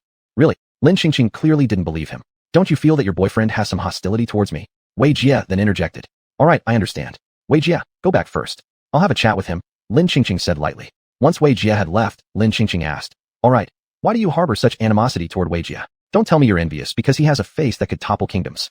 Sure, Wei Jie is very beautiful, but your looks aren't bad either, and compared to Wei Jie, you are more masculine. Does Qingqing prefer my more manly and handsome face, then?" Jiang Beichen smiled happily. "Don't deflect the topic. Tell me why. I don't want there to be dissatisfaction or conflicts between you and my friends. Struggles should be reserved for enemies. As for family, I hope it will be warm," Lin Qingqing said. "I feel that Wei Jie has ulterior motives toward you. Moreover, with his beauty, I fear you might." Jiang Beichen hesitated in speaking. Jiang Beichen, what nonsense is on your mind? How could anything happen between me and Wei Jie? Do you know what kind of being he is?" Lin Qingqing responded. Jiang Beichen was perplexed by Lin Qingqing's words, wondering silently. Could it be that Wei Jie has some special identity? Right at this moment, he heard Lin Qingqing say, "Wei Jie is not human. He is a zombie, and he is my servant." Chapter 202, The Person to be Spoiled and Cherished. Zombie? How is that possible? He's so different from the zombies described in TV shows. Jiang Beichen frowned slightly, struggling to believe that such a handsome man could be a zombie. That's because there are different ranks of zombies. Zombies portrayed on TV are usually lower-level ones, while Wei Jie is an advanced zombie called Flying Stiff. A Flying Stiff refers to a 1,000-year-old powerful zombie, capable of practicing sorcery. They have indestructible bodies and can fly, hence the name Flying Stiff. Some mythological legends mention Flying Stiffs, claiming that after becoming demons, they turn into BA. After becoming BA, these zombies can fly, also known as Flying Stiffs.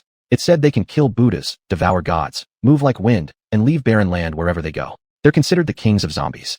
Though the legends may be exaggerated, Flying Stiffs do exist, and their strength isn't weak at all. Didn't you feel something odd when you fought with Wei Jie just now? Yes, his body was like a copper wall, extremely hard, including his face, and he was icy cold all over, like an ice block. Jiang Baichen nodded and said, "So, should you feel reassured now, dummy?" Lin Qing smiled and said, "Sounds terrifying. Will he harm you?" Jiang Baichen revealed a look of worry. "Don't worry, he won't. I've signed a blood contract with him. If he attempts to hurt me, I'll sense it immediately. Moreover, due to the constraint of the blood contract, he cannot possibly hurt me. Otherwise, he will bring destruction upon himself." Lin Qing laughed. "Then I'm relieved. However, you call him Wei Jie, and he's a 1,000-year-old zombie who appears very handsome. Could he be the Wei Jie from the historical anecdote? Wei Jie died from being stared at?"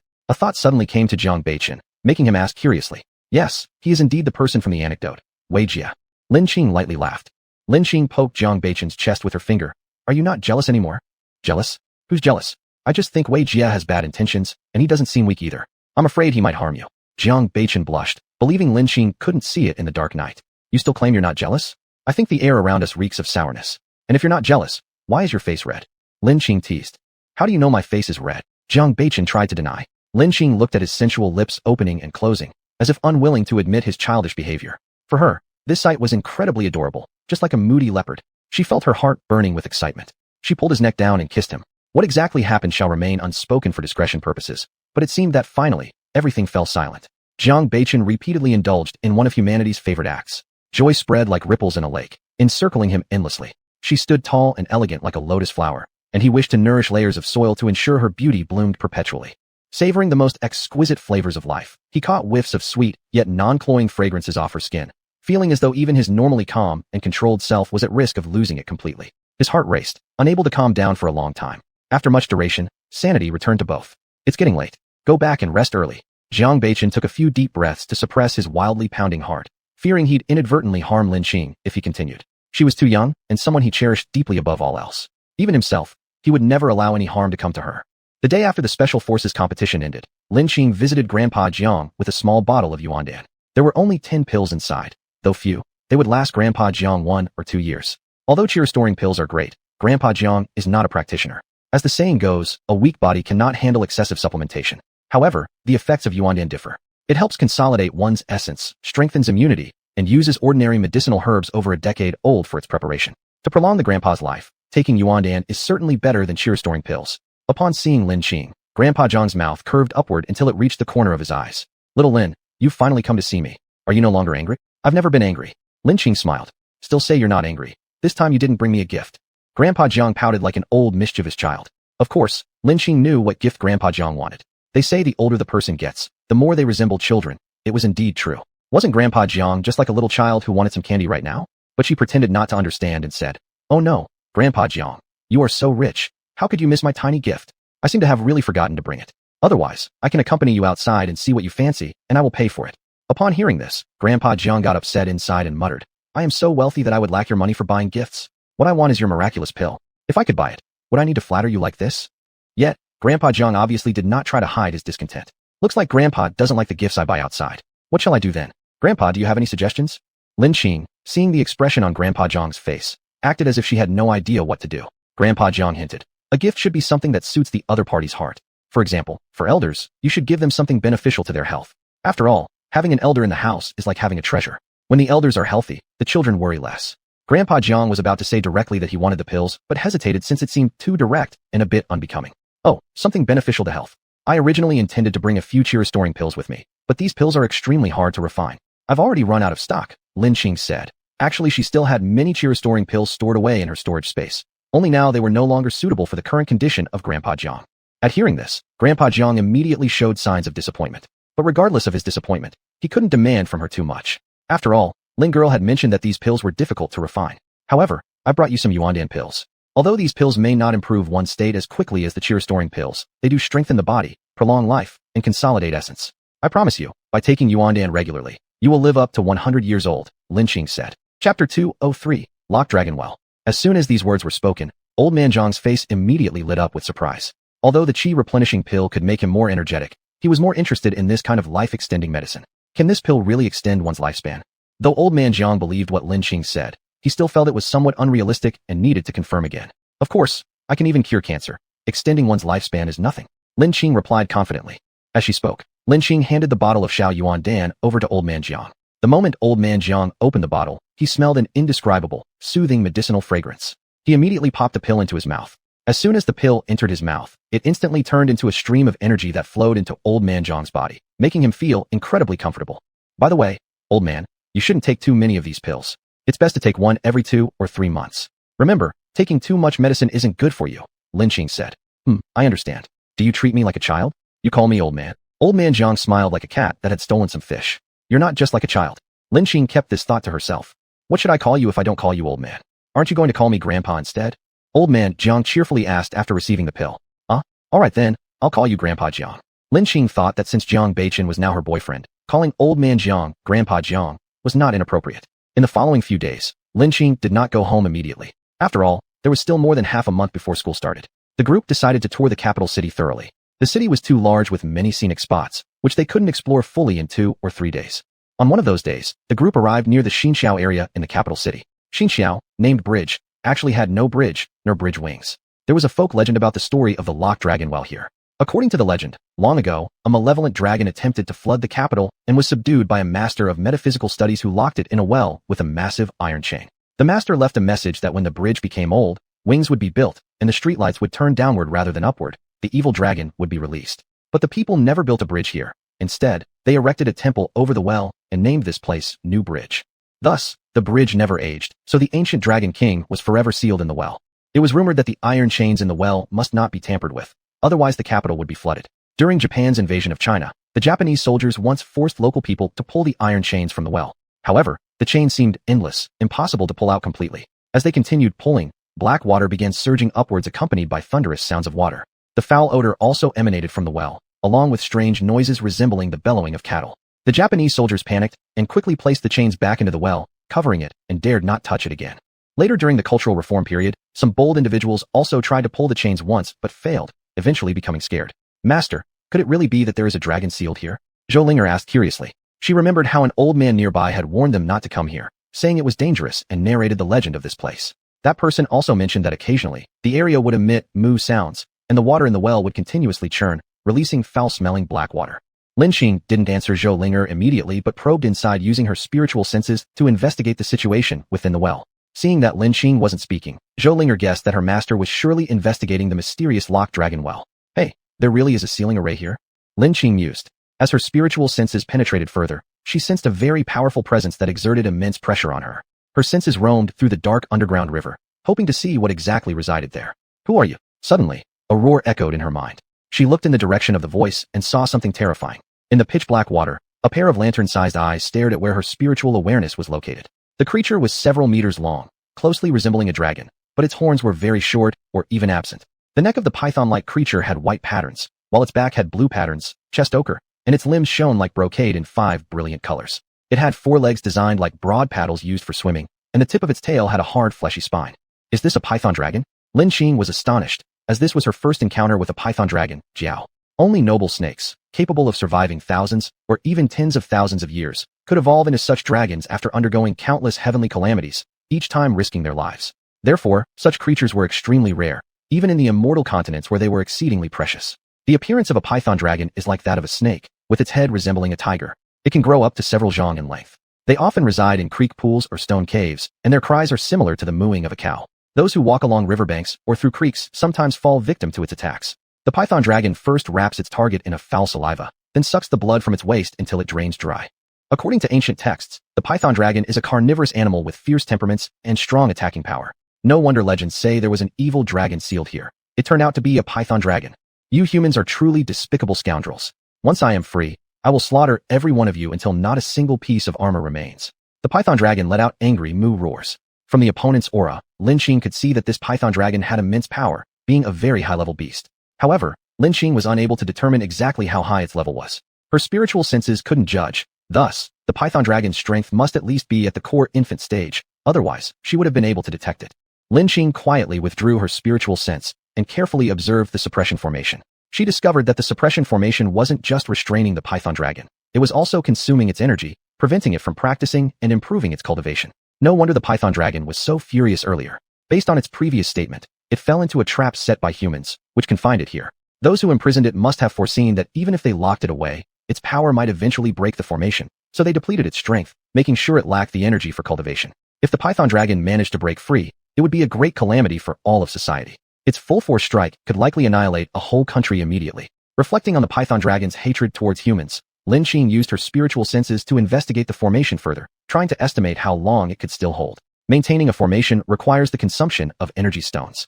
Once the energy within these stones is exhausted, the formation will collapse on its own. Just as Lin was probing, a divine message entered her mind.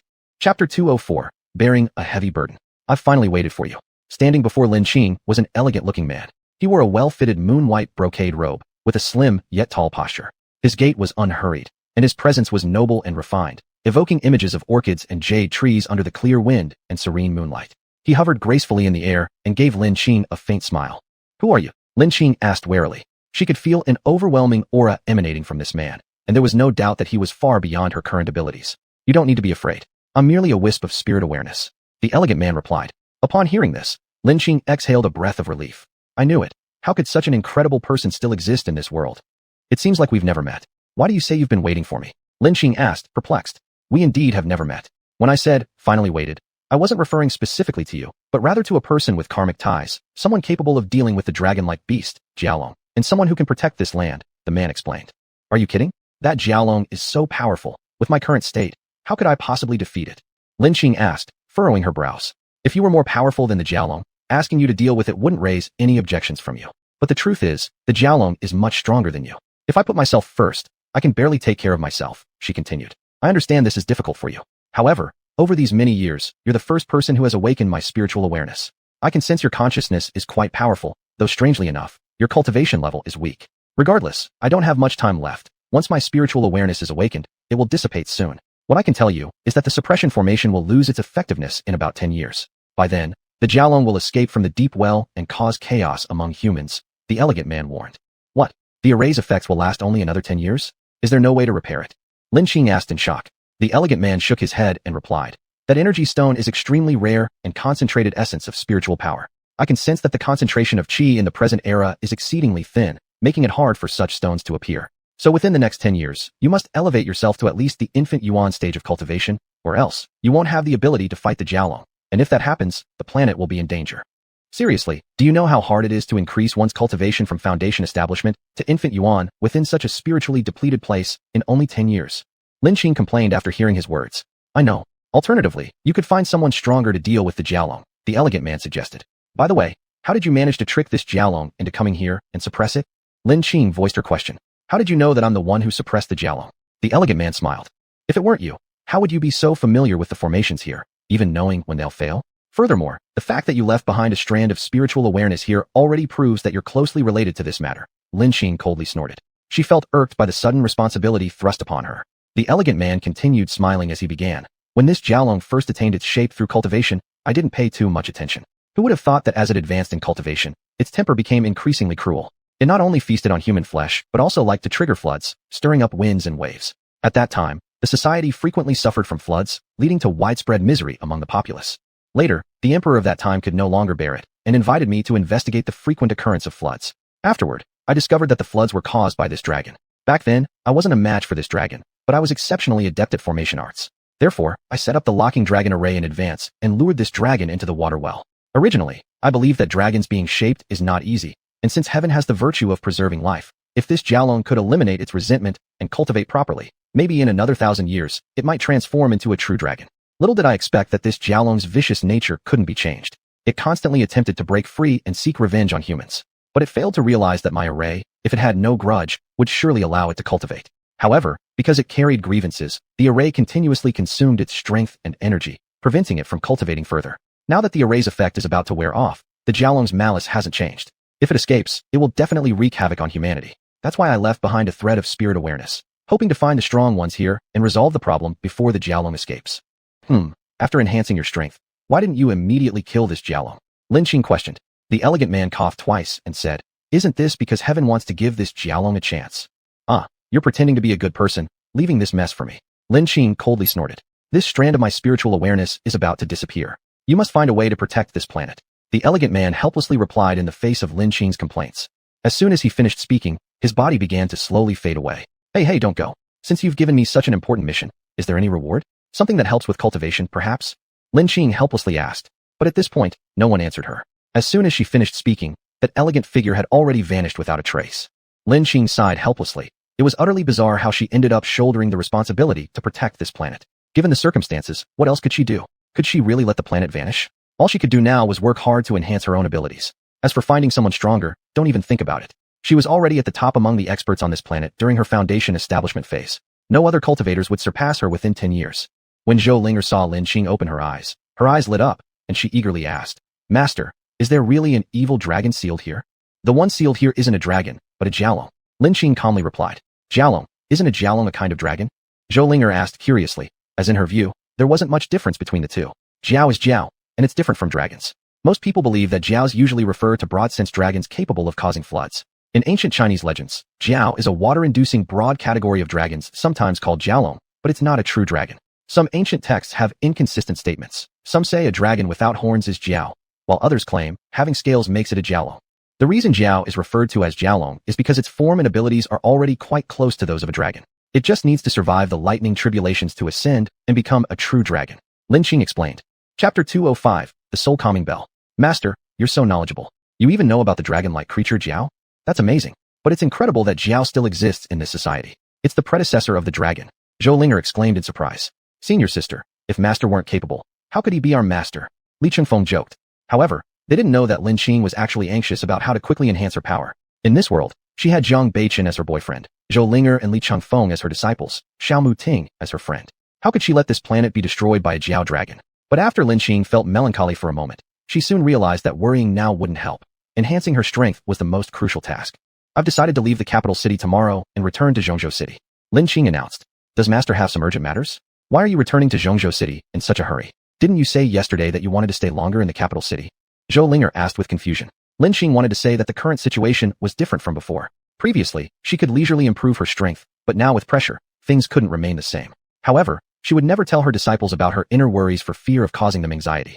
I plan to go south to gamble on jade stones, Lin Qing said. This was something she had planned to do earlier. She wanted to find jade pieces with spiritual energy to create an array for accumulating spiritual energy. This required large quantities of jade, and the best way to obtain large jade pieces with spirit energy was through gambling on stones. What is stone gambling? Zhou Linger asked curiously. To someone who lacked much experience like her, this term was quite fresh. Emeralds when mined are covered by a layer of oxidized skin, so their quality cannot be known until they are cut open. Stones purchased this way, which then are cut to check for jade inside, are called gambling stones. If you buy a stone with good jade, it's considered a winning bet. Otherwise, it's a loss.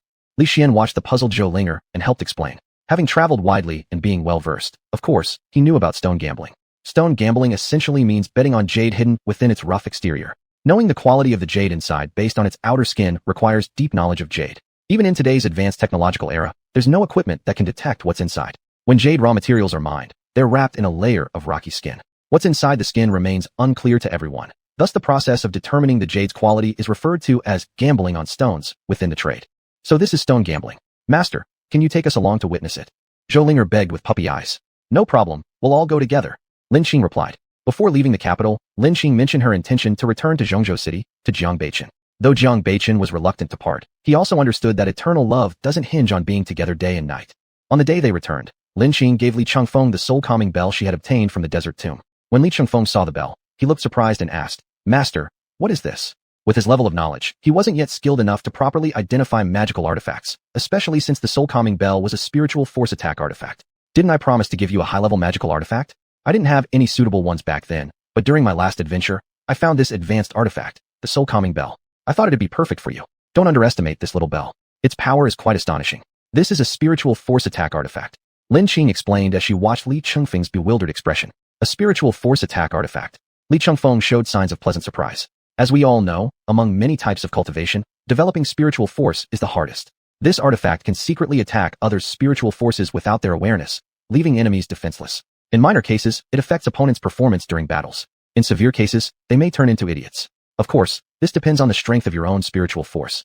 For those with much stronger spiritual forces than you, its effect is weaker. Looking at your spiritual force, it seems stronger than others of the same level, so I think you have a talent in this area. Therefore, the soul-calming bell suits you perfectly, Lin Qing explained. Master, hearing you say this, I really want it. Zhou Linger expressed envy. Upon hearing this, Li Chengfeng quickly stepped forward, took the soul-calming bell, held it tightly, and hugged it protectively while looking at Zhou Linger. Senior sister, this is the artifact Master gave me. You mustn't snatch it. Besides, Master already gave you one. It wouldn't be fair for you to take mine, and I certainly won't let you. Haha, little brother, you look absolutely adorable right now. I was just envious of your magical artifact. I never thought to compete with you for it. Who knew that my little tease would make you show such a cute expression? It's killing me with laughter. Zhou Linger burst out laughing. She always liked toying with her usually serious little junior disciple. Upon hearing Zhou Linger's words, Li Chengfeng blushed slightly and looked somewhat embarrassed. All right, Linger, stop teasing your little junior brother. Chengfeng, drop a drop of your essence blood onto the soul calming bell. Then I'll teach you a binding spell formula. After that, this bell will truly belong to you, and no one can take it away from you unless you die. After Lin Qing finished speaking, she left a binding spell in Li Chengfeng's mind through divine consciousness. Li Chengfeng immediately forced out a drop of essence blood and dripped it onto the soul calming bell. Simultaneously, he silently recited the spell. A flash of golden light passed, and a tight connection formed between him and the bell. Li Chengfeng could clearly feel the dynamics of the soul calming bell, as if it were a living creature with spirit. This is amazing, master. Thank you, I really like it. Li Chengfeng beamed with joy. If you want to thank me, then work hard at cultivation later on. When I have time, I'll teach you another method to cultivate mental energy. Thank you, master. I'll definitely practice hard, replied Li Chengfeng obediently. Master, I am your first disciple. You mustn't favor others over me. Zhou Linger coaxed with a pout. Don't worry, little trickster. When I have time, I'll also teach you a ghost controlling technique. This set of techniques suits your physical constitution perfectly. With these techniques plus your banner of 100 ghosts, I believe your attack power will increase greatly, Lin Qing stated. Hee. Thanks, master. Zhou Linger stuck her tongue out mischievously. However, don't display these magical artifacts openly in front of others under normal circumstances. They are high-level artifacts after all, quite rare in this society. The saying do not flaunt your wealth applies here. Both of you should know that since your current strength is still too weak, there might be some strong people who'd kill to steal treasures. Be mindful and don't wander alone in deserted places. Lin Qing's words made the delighted expressions on their faces subside somewhat. At the same time, they felt as if they carried millions in cash and had to stay alert all the time. Chapter 206. Are Xiao Muting and Zhou Linger a couple? After Lin Qing arrived in Zhongzhou City, Xiao Muting stopped his work at hand and hurried to greet her. After all, she was his ultimate big boss. Hey, boss, you go traveling while you dump this huge business on me, which has exhausted me. Xiao Muting complained as soon as he saw her. Now the Red Lotus auction house had become quite large in scale, with each auction amounting to billions. Although the Red Lotus auction house held an auction once a month, it wasn't just selling medicinal pills and magic artifacts. There were also antiques and jade objects that met the needs of the public. So, Xiao Muting was no less busy. Besides dealing with family matters, he also participated in every step of the Red Lotus auction house operations, determined not to let anything go wrong. Who would have thought that both the big boss and chief manager of this Red Lotus auction house were still minors? If you feel tired, I can let Zhou Linger help you from now on. Lin Qing suggested. Huh? Her? Can she do business? Xiao Muting didn't expect Lin Qing to send him Zhou Linger as help and was startled. In his view, Zhou Linger had no experience in doing business and probably wouldn't cause any trouble at the Red Lotus auction house if she came. Xiao Muting, what exactly do you mean by this? You're dissatisfied with me, looking down on me, huh? Zhou Linger said angrily, glaring at Xiao Muting's disdainful look. Not at all, Sister Linger, you've misunderstood. I'm not looking down on you. I think you lack experience. And, Sister Linger, here's some advice for you. Don't keep saying lady, it's quite unrefined. Xiao Muting replied helplessly. Why did he always end up blurting out the truth? Zhou Linger was like a little bomb that could explode easily. Why should I care about your opinion? Zhou Linger coldly sniffed. Seeing the pair behaving like bickering lovers, Lin Qing laughed and said, no one is born experienced. Since Linger lacks experience, Xiao Muting, you'd better guide her well and let her learn more from you. All right, since Big Boss has spoken, I will certainly teach Sister Linger with all my might. Xiao Muting helplessly agreed. How come I see an unwilling look on your face? Zhou Linger asked with a smirk. No, Sister Linger, you're mistaken. I am entirely willing. Sister Linger is so adorable. How could I not be willing? Xiao Muting said hypocritically. He felt like every time he encountered Zhou Linger, she suppressed him thoroughly. Was this destined to be their lifelong feud? What he didn't know was that Zhou Linger really was his destined lifelong opponent, who managed him throughout his life, and he was content being managed. I hope you're not just speaking without meaning it. Zhou Linger looked at him with a pensive gaze, making Xiao Muting feel uneasy. Xiao Muting, I want to gamble on stones. Do you know where I can find good quality stones? Lin Qing asked. Boss, you want to gamble on stones? It's like going bankrupt with one stroke and getting rich with another. Extremely risky, Xiao Muting warned. He had seen billionaires get into the stone gambling game and lose everything they had. Yes, I understand, but I won't bet myself into ruin. I want to find some specific jades that I need, and gambling on stones is the most cost-effective way, Lin Qing responded.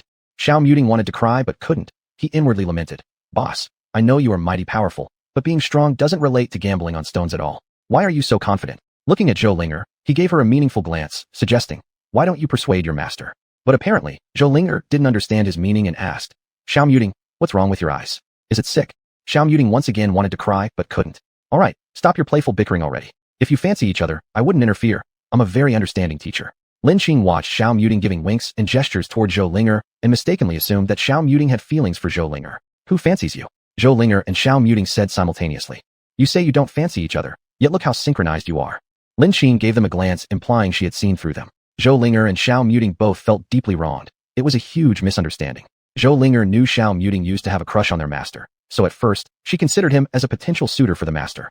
Now, seeing the master show no romantic interest toward Xiao Muting and already having a boyfriend, she developed sympathy for Xiao Muting. However, she never considered pairing herself with Xiao Muting, not even daring to imagine it. Xiao Muting, as the young master of the Xiao family, was a paragon of height, wealth, and handsomeness. He was born into an influential family, whereas she was merely from a poverty-stricken household in a small county. The gap between them was immense. She was rational, with deeply buried feelings of inferiority that manifested despite her outwardly cheerful and open demeanor. The impact of one's upbringing wasn't easily erased. Xiao Muting, just find someone familiar with stone gambling and take me to the largest stone gambling scene. Lin Qing was unaware of Zhou Linger's inner thoughts. Though her spiritual awareness could penetrate others' minds to uncover secrets, doing so might harm the person's brain. She wouldn't perform such an act on her allies. Do you really plan to go? Xiao Muting said. Of course, otherwise why would I ask you? Lin Qing smiled as she responded. Xiao Muting looked at Lin Qing's eyes now and realized there was no way to stop her. Once Lin Qing made a decision, it couldn't be swayed by anyone else, a fact he had come to understand after their prolonged interactions. All right, I'll call and arrange for someone immediately. Xiao Muting spoke. He contemplated, ultimately deciding to approach the Jiang family of Zhongzhou City. They specialized in jewelry trade, conducted massive business operations, possessed assets worth billions, and were comparable economically to the Xiao family. However, the Jiang family lacked the powerful backing that the Xiao family enjoyed. As the old saying goes, it's easy sailing when backed by a tall tree, which indeed held truth. Soon, Xiao Muting found the number of the head of the Jiang family. During previous auctions hosted by the Red Lotus auction house, the Jiang family head had once participated and exchanged pleasantries with Xiao Muting, subsequently saving his phone number. Hello, who is this? Came the voice of a middle-aged man right after the line connected. Uncle Jiang. Hello, it's me, Xiao Muting. Xiao Muting greeted cheerfully. Nephew Xiao, is there something specific you need from me? Zhang Qian cut straight to the point, surprised by the unexpected call since both families rarely interacted. Chapter 207. You have the wrong person. Yes, do you know Master Lin? Xiao Muting asked. Of course, Master Lin, the top figure of our Central Plains, who doesn't know him? Although I haven't met him, his fame in the upper echelons of Central Plains is well known. Could it be that your visit to me has something to do with Master Lin? Zhang Qian asked with a look of puzzlement. Yes, Master Lin wants to go to the largest jade gambling house to gamble on jade. Can you send someone familiar with jade gambling to accompany her and let her experience it? Xiao Muting said, thinking that Lin Qing's interest in jade gambling might have just been a whim. Of course there's no problem. It's my honor. Zhang Qian replied excitedly.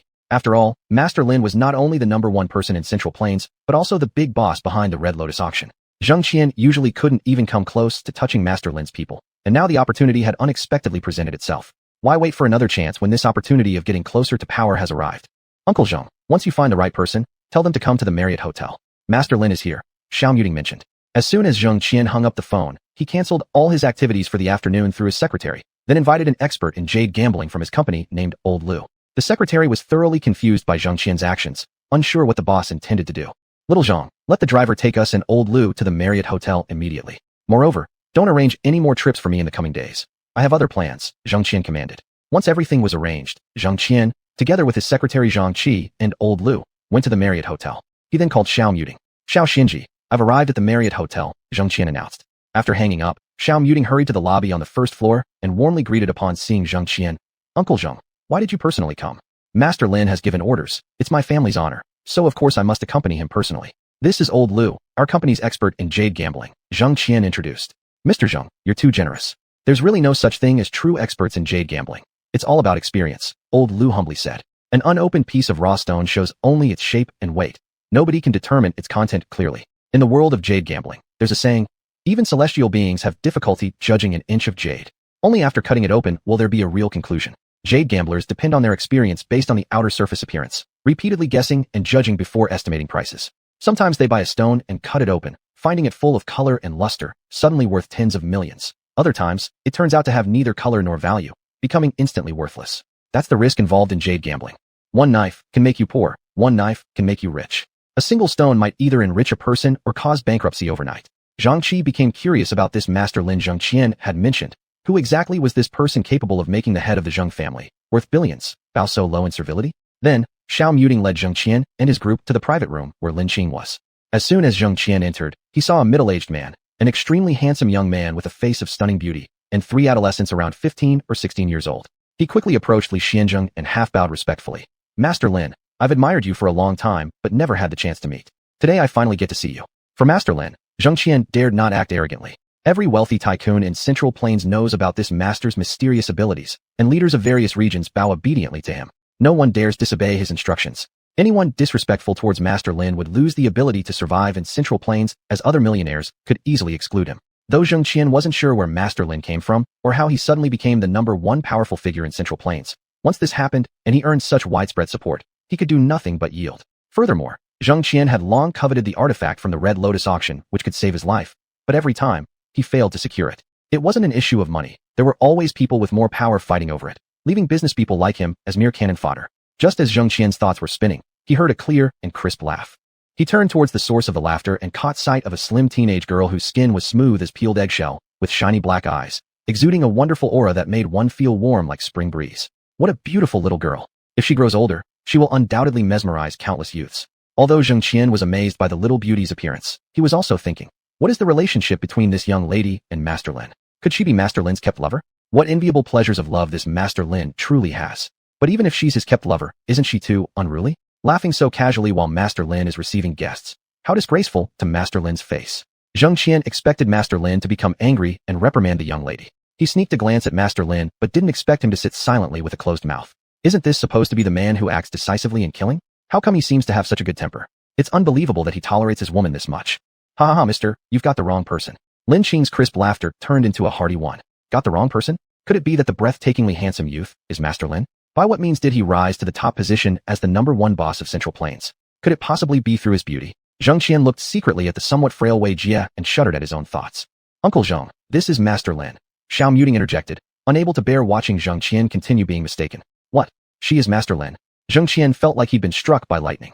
This result was too shocking. Oh, not shocking, but terrifying. Lin Qing saw the dumbfounded expression on Zheng Qian's face and couldn't help but tease him again, speaking sternly. What? Are you so surprised that I am Master Lin? Do you look down on women? No, Master Lin, you misunderstand. I don't look down on women. I'm just astonished that Master Lin is so young and yet has achieved so much. It's truly too admirable, Zheng Qian quickly explained, startled by Lin Qing's sudden change of expression. At the same time, his mind raced furiously. Which Chinese tycoon's daughter could this be? Why is she so intimidating? His fragile heart couldn't take much more shock. Given her young age and her rise to the top position as the Central Plains overlord, he could only speculate that her background must be immense. That's enough, boss. Don't scare Uncle Zheng anymore. Look how frightened he is. You still need his help. After all, Xiao Muting intervened promptly, calming Zheng Qian's racing heart. Chapter 208. She is the #1 tycoon in Central Plains. Lin Qing smiled faintly and said, all right, I won't fool around with you anymore. You are supposed to be an important figure in Zhongzhou City, so why are you so timid? Let me introduce myself. I'm Lin Qing, known by others as Master Lin. Before Zheng Qian arrived, Lin Qing had heard from Xiao Muting that he was introduced as the most influential person in the jewelry industry of Zhongzhou City. Zheng Qian found it hard to express his feelings at this moment, completely miserable. He wasn't afraid of Lin Qing herself. Rather, he feared the formidable power behind her. What he didn't know was that Lin Qing didn't rely on any mighty background. All she depended on were her powerful fists. Master Lin, I am Zheng Qian. This is my secretary, Zhang Qi. This is old Lu, who has extensive experience in jade gambling. Zheng Qian quickly adjusted his emotions and said, no wonder everyone says each businessman is an actor. Life is a play, all about acting. Is there any big jade gambling event happening recently? Lin Qing asked. Not really any major ones recently, but in 3 days, there will be a medium-sized jade gambling fair in Yun Province. And over a month later, there's going to be a grand jade gambling fair at the border between Yun Province and Myanmar, which might be the biggest in recent years. I suggest you could practice your skills at the event in 3 days before heading to the larger one in a month, Zheng Qian suggested. All right, we'll set off at 8 o'clock tomorrow morning. Lin Qing decided the departure time with one sentence. The trip from Zhongzhou City to Yun Province would take a full day on the road alone. After arrival, they could explore and understand the situation beforehand. Master Lin, I will come here to pick you up tomorrow morning, Zheng Qian said respectfully. He did not underestimate Lin Qing just because she was young and then changed his attitude. He felt an imposing aura from Master Lin. No wonder those from prestigious families are truly admirable, Zheng Qian whispered in his heart. Subsequently, Zheng Qian bid farewell. Back in the car, Zhang Qi finally voiced out his doubts. Mr. Zheng, who exactly is this Master Lin? Why are you so respectful towards her? What kind of person is she? She is the #1 tycoon in our Central Plains province, Zheng Qian said lightly. With this single sentence from Zheng Qian, it immediately shocked both Zhang Qi and old Lu. They stared blankly, unable to believe it. Humph. Earlier when both of you looked calm, now you understand why I was so surprised, right? Zheng Qian observed their stunned expressions and thought silently. Isn't the first tycoon of Central Plains province with profound backing Wu Dong? Zhang Qi asked curiously. It was originally Wu Dong indeed. However, from some unknown point onwards, the title of first tycoon of Central Plains has become this Master Lin. Even Wu Dong shows utmost admiration for her, indicating that her background must be even more solid than anyone can fathom. Zhang Qian sighed. This first tycoon position given to such a young lady. What kind of background could she possibly have? Zhang Qi questioned again. You ask me, and I also don't know. Neither do other wealthy individuals in Central Plains. When they mention Master Lin, there's always an undertone of apprehension and reverence. All we know is that she has a good relationship with the Xiao family, and the Honglian auction house belongs to Master Lin as well. Haven't you seen the young master of the Xiao family assisting her? Someone who can mobilize the young master of the Xiao family must surely have a deeper background than the Xiao family itself, Zhang Qian sighed. Early the next morning, Zhang Qian waited outside the Marriott Hotel along with his secretary, old Lu, and a driver. Lin Qing and her 5 companions, accompanied by 2 adorable pets, drove another spacious extended business car. There were 2 rows of seats in the back, able to accommodate 6 people. Including the front row, it could seat up to 8 people. Xiao Muting specifically assigned a driver for them. When Zhang Qian saw Lin Qing bringing 2 cute little pets with her, he couldn't help but sigh inwardly. She really is just a young girl after all, radiating innocence and charm. Who would ever believe that she's the top tycoon in Central Plains? By evening, Lin Qing and the group finally arrived at the border of Yun Province. Located in the southwestern frontier of China, bordering Myanmar and Vietnam, this area is complex and chaotic. Not only is Yun Province rich in minerals, but it is also suitable for the breeding of various poisonous insects, making insect-grown witchcraft prevalent in Miaojiang. Lin Qing's group arrived in Kunming first, planning to stay for one day before heading to the gem gambling place the next day. Relatively speaking, Kunming in Yun Province is relatively safe, being the capital city of Yun Province. However, other areas, especially the borders between Yun Province and neighboring countries, are less secure. Kunming feels spring-like in December without fur coats and cool in summer with thin cotton clothes, no sweat. In winter, plum blossoms bloom fully, and willow trees sprout new leaves densely. Kunming enjoys spring weather year-round, serving as a cool retreat in summer and warm haven in winter. Known as the Spring City, flowers bloom all year round, offering a sense of leisure in daily life. The group found a hotel with a beautiful environment in Kunming and checked in. The hotel was by a lake, where lotus flowers of various colors were in full bloom, and as soon as they arrived, everyone felt refreshed and reluctant to leave. As soon as Lin Qing arrived here, she sensed that the concentration of spiritual energy was much better than in other cities. Although it was still quite thin, the spiritual energy concentration was several times higher than in other cities, so as soon as they arrived, everyone immediately felt refreshed, and their bodies became more invigorated. People say that no matter which season you look at Kunming, it's always a breathtaking view. Cherry blossoms competing to bloom in spring, emerald lotuses like green barriers in summer, fiery maple leaves resembling colorful clouds in autumn, and clear skies with warm sun even in winter. Seeing the summer here, these words are truly not exaggerated. Li Xianjing sighed in admiration. This was his first time in Kunming, but he already liked it very much. Wow, Uncle Li, you're so talented. You can speak in verses. Zhou Linger looked at Li Xianjing with surprise, assuming that he was just a man of martial arts. How can I be considered talented? The real talent is over there. Li Xianjing pointed to Wei Jia. When he first met Wei Jia, he always thought that since Wei Jia was so handsome and powerful, his cultural knowledge must be lacking. However, he accidentally discovered that Wei Jia was also highly eloquent and well-read, a perfect genius. What Li Xianjing didn't know was that Wei Jia had been called a prodigy since childhood. How could his cultural knowledge be weak? After arriving here, apart from practicing, Wei Jia didn't have much else to do. Since Lin Qing was often elusive, sometimes he felt quite bored, so he borrowed many books from nearby libraries to better understand this society. So Brother Wei Jia is a scholar too? Brother Wei Jia, can you teach us how to improve our cultural knowledge? Zhou Linger asked with her wide, innocent eyes fixed on Wei Jia. It's simply about reading more books. Wei Jia smiled gently and replied. Chapter 209, Funny Things at the Zoo. Isn't there any shortcut? Zhou Linger asked curiously. Wei Jia shook his head. Lin Qing smiled and said, Little slippery one, how could there be any shortcuts in this world? Those who take shortcuts will always have to pay for their laziness. Master, I understand, Zhou Linger replied, sticking out her tongue. Not long after, it was time for dinner. Everyone enjoyed a taste of Yunnan Province's specialty cuisine. The crossing the bridge noodles, steamer pot chicken, old lady potatoes, milky tofu, Tangyuan sweet soup dumplings, red braised chicken fungus, pineapple rice, and other local delicacies brought joyous laughter to all. At the dining table, Lin Qing transformed into an adorable and lively little girl whenever she encountered delicious food, enjoying it heartily. Zhang Qian, observing Lin Qing's childlike demeanor, found all his fears of her instantly dissipated. In their place was a growing apprehension and respect for the power behind her family. After the meal, Zhang Qian spoke up. Master Lin, we might need to hire a few bodyguards tomorrow when we visit the Jadestone gambling market. Is there danger at the Jadestone gambling market? Lin Qing questioned. The gambling market is located in Tengchong, at the border between China and Myanmar. It's a mix of many different forces, and incidents of robbery are not uncommon. As long as we find someone familiar with the area to guide us, everything should go smoothly. After all, the owner of the gambling market has quite significant backing, so local hooligans would usually give him some face and wouldn't cause too much trouble for us visitors. But just in case, it would be wise to hire a few bodyguards, Jiang Qian explained. As the head of the Jiang family, he usually avoided such dangerous places. However, to flatter Master Lin, he personally came despite his inner apprehension. Based on employees' descriptions of past experiences, Jiang Qian decided that hiring several bodyguards was necessary. As for hiring bodyguards, you only need to hire them for yourself. I don't require them, Lin Qing responded, who among this group wasn't an expert. Needing hired bodyguards, this idea itself was ridiculous. However, others did not share this sentiment, and Jiang Qian was one of those who didn't. He silently speculated that Lin Qing, coming from a prestigious clan, was simply spoiled and naive. She truly believed in her supposed mystical abilities. According to his analysis, this notion likely stemmed from misleading propaganda spread by her family. In safer cities, perhaps merely announcing her family name would prevent disrespect. But they were heading to a chaotic area filled with reckless ruffians who feared no one and certainly wouldn't respect her authority. If something happened to her, her family would surely hold the Jiang family accountable. Thus, Jiang Qian concluded within himself. If they went without proper protection, they would get caught up in unnecessary trouble. Thinking this through, Jiang Qian determinedly planned to hire more bodyguards and then assign a few of them to accompany Lin Qing's group. The next morning, Jiang Qian was busy hiring bodyguards while Lin Qing and her companions wandered through Kunming, touring scenic spots. Since it was rare for them to come to Kunming, they wanted to make the most of visiting this renowned city known as the Spring City. In the morning, they visited Chui Lake and Seven-Color Happy World. In the afternoon, they reached the World Butterfly Ecology Park and Wildlife Park, before finally arriving at Jinma Biji Square in the evening. Chui Lake was one of the most beautiful parks in the city center, often called the Jade in the city. Each year, thousands of migratory birds, red-beaked gulls from the north, flew south for winter, adding boundless charm to Chui Lake with their playful splashes in the water. Seven-Color Happy World featured 7 thematic zones based on local customs. The 4-season Flower Sea, the fantastic domain of Dian, the Dian Army Camp, the myriad elephant tribe, Frost Moon Cold Region, prehistoric mysteries, and the Child Dream World, all designed for year-round entertainment.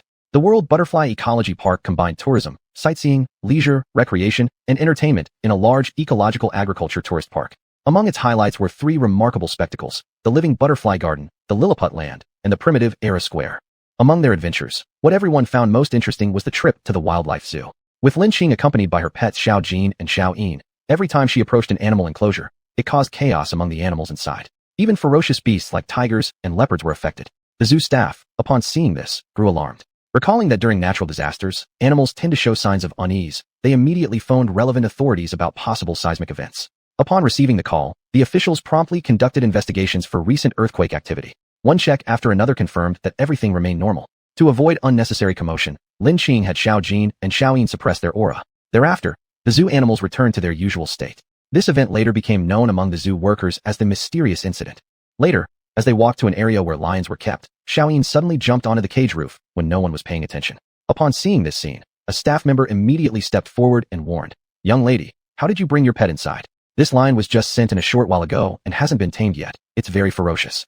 You should get your dog down right away, or it might accidentally get eaten by the lion." After hearing the staff member's words, Xiao Yin became instantly displeased. "Ow, ow, ow. Humph, this little cub wants to eat me? It won't even chip my teeth." Compared to Xiao Yin's true form, this seemingly fearsome lion could indeed be called a little cub. At that moment, the mighty-looking lion finally noticed Xiao Yin's presence, just as it was about to leap up and grab its toothpick before swallowing the little dog to satisfy its hunger. After all, the zoo's food wasn't appetizing enough with too many hormones in the meat, nothing like wild animals. It prepared for its feast. The staff member also showed signs of concern, thinking, "Oh, the lion has noticed the dog. The little dog is probably doomed. I hope its owner doesn't cause trouble later." "Humph, you think you can eat me?" Xiao Yin glared angrily at the lion's eyes, realizing it had mistaken her for lunch. Just then, their eyes locked, and the lion immediately felt Xiao Yin's imposing gaze pressing down on it like thorns in its back. Perplexed, the lion couldn't fathom how such a small creature could make it feel fear. Its limited intelligence simply couldn't grasp the reason. The lion stood up and raised its paw to test Xiao Yin. It planned to knock down this puny morsel hanging above it. "Master, may I eat this annoying guy?" Seeing the little cub dare to challenge her authority, Xiao Yin clenched her teeth and sent a telepathic message to Lin Qing. Chapter 210, Gemstone Auction Market. "It's not allowed. The animals in the zoo are not for you to eat. Otherwise, there will be trouble," Lin Qing whispered. "Then can I smash this smelly lion?" Xiao Yin continued whispering. "No, come back quickly," Lin Qing replied. After hearing Lin Qing's words, Xiao Yin muttered inwardly, "It's so boring. I must give this smelly lion a lesson." With that, Xiao Yin leapt onto the lion's head in a flash. The lion, upon sniffing the pleasant fragrance emanating from Xiao Yin at close range, drooled profusely.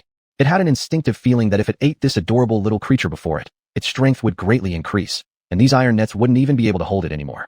Then it would be free again. Imagining that desired moment, the lion grinned foolishly with its mouth open wide, and its claws slowly moved toward its own head. At that time, Xiao Yin showed an evil smile, exactly like Lin Qing when she was scheming against someone. Truly, master and servant are cut from the same cloth. When the lion's claw swiped towards Xiaoyin moved. It jumped out with a powerful kick landing outside the iron net. As a result, the lion slapped itself on the head instead, immediately falling down to the ground. Its body pressed the ground down several centimeters, forming a shape with 4 corners pointing outward. Hoo! The lion rolled on the ground in pain, roaring angrily. Wow, this lion is really too strong. A single swipe of its paw makes it sink a few centimeters into the ground. Why didn't I notice how fierce this lion is before? Impossible. I need to inform my superiors to strengthen this outer iron fence.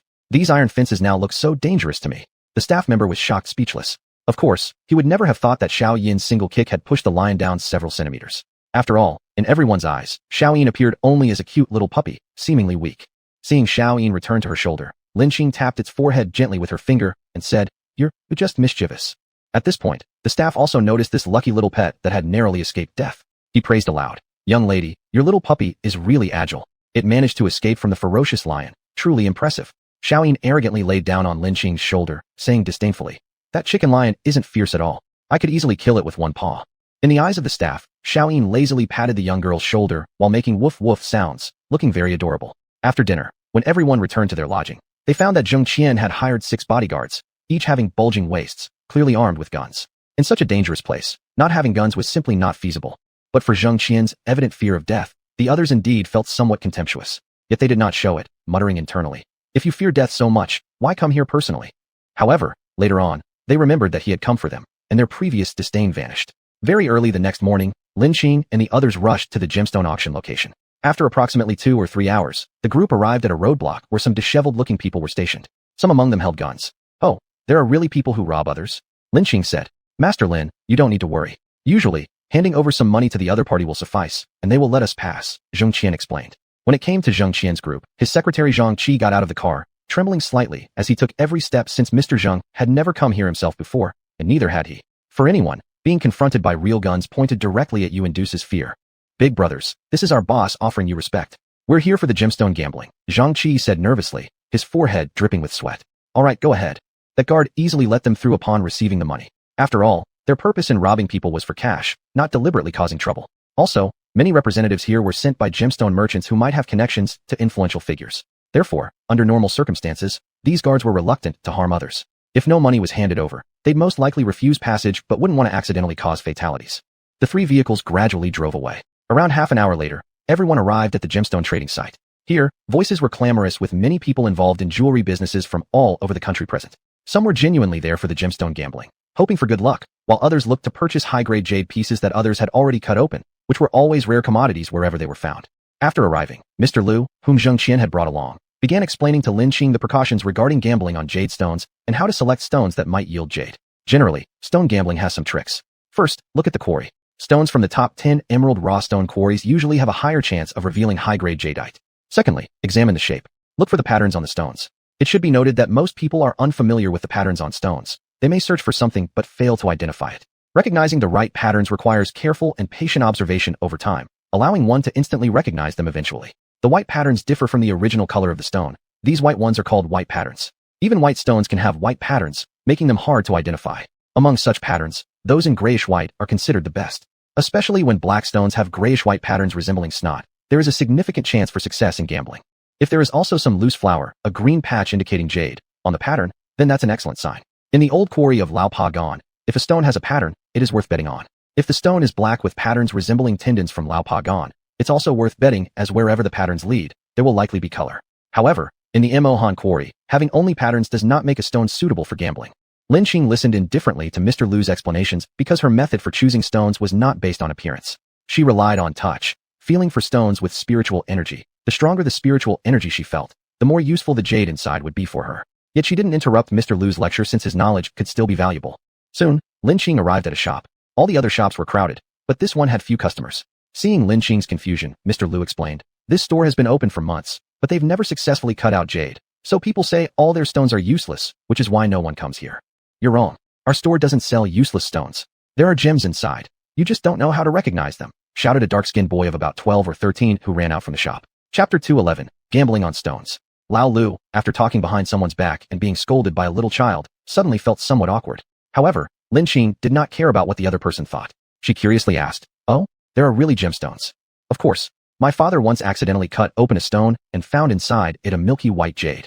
When I touched that piece of jade, I felt very comfortable. I think it must be something valuable. But others said this kind of jade isn't worth much. I think those people don't know what they're talking about. That piece of jade was made into a jade pendant by my father, and I always wear it. Since then, I haven't been sick anymore, the little boy explained. Upon hearing what the little boy had to say, Lin Qing became very interested. She asked, "Could you let me see that pendant?" The dark-skinned little boy took out a milky white jade from his clothes and said, "It's this." Lao Lu saw the milky white jade in the little boy's hand and scoffed. "Young friend, this milky white jade really isn't worth much. It's just ordinary white jade. Moreover, Yun province and Myanmar generally do not produce white jade. Aren't your lies too far-fetched?" White jade is also known as Chinese jade. It is a type of soft jade. Its color can range from lard white to slightly pale blue or milky yellow, with a fine texture that is smooth and greasy, occasionally containing small amounts of stone flowers or other impurities. The best white jade originates from Hotan, Xinjiang. The most superior quality of Hotan white jade, which has a texture as tender and moist as lamb fat, is called lamb fat jade.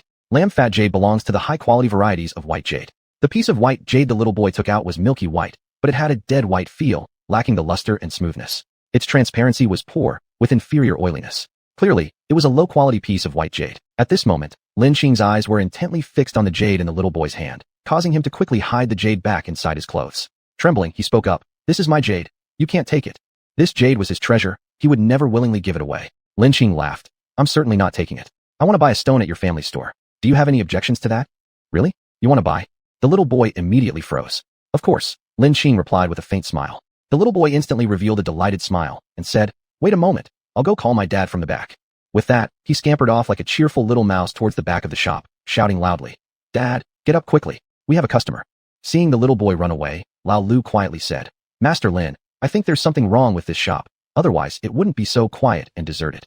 "This matter is already within my control. No need for you to say more," Lin Qing replied. Lao Lu secretly glanced at Zheng Qian and gestured with his eyes, as if asking, "What should I do next? Should I continue to offer professional advice or stay silent?"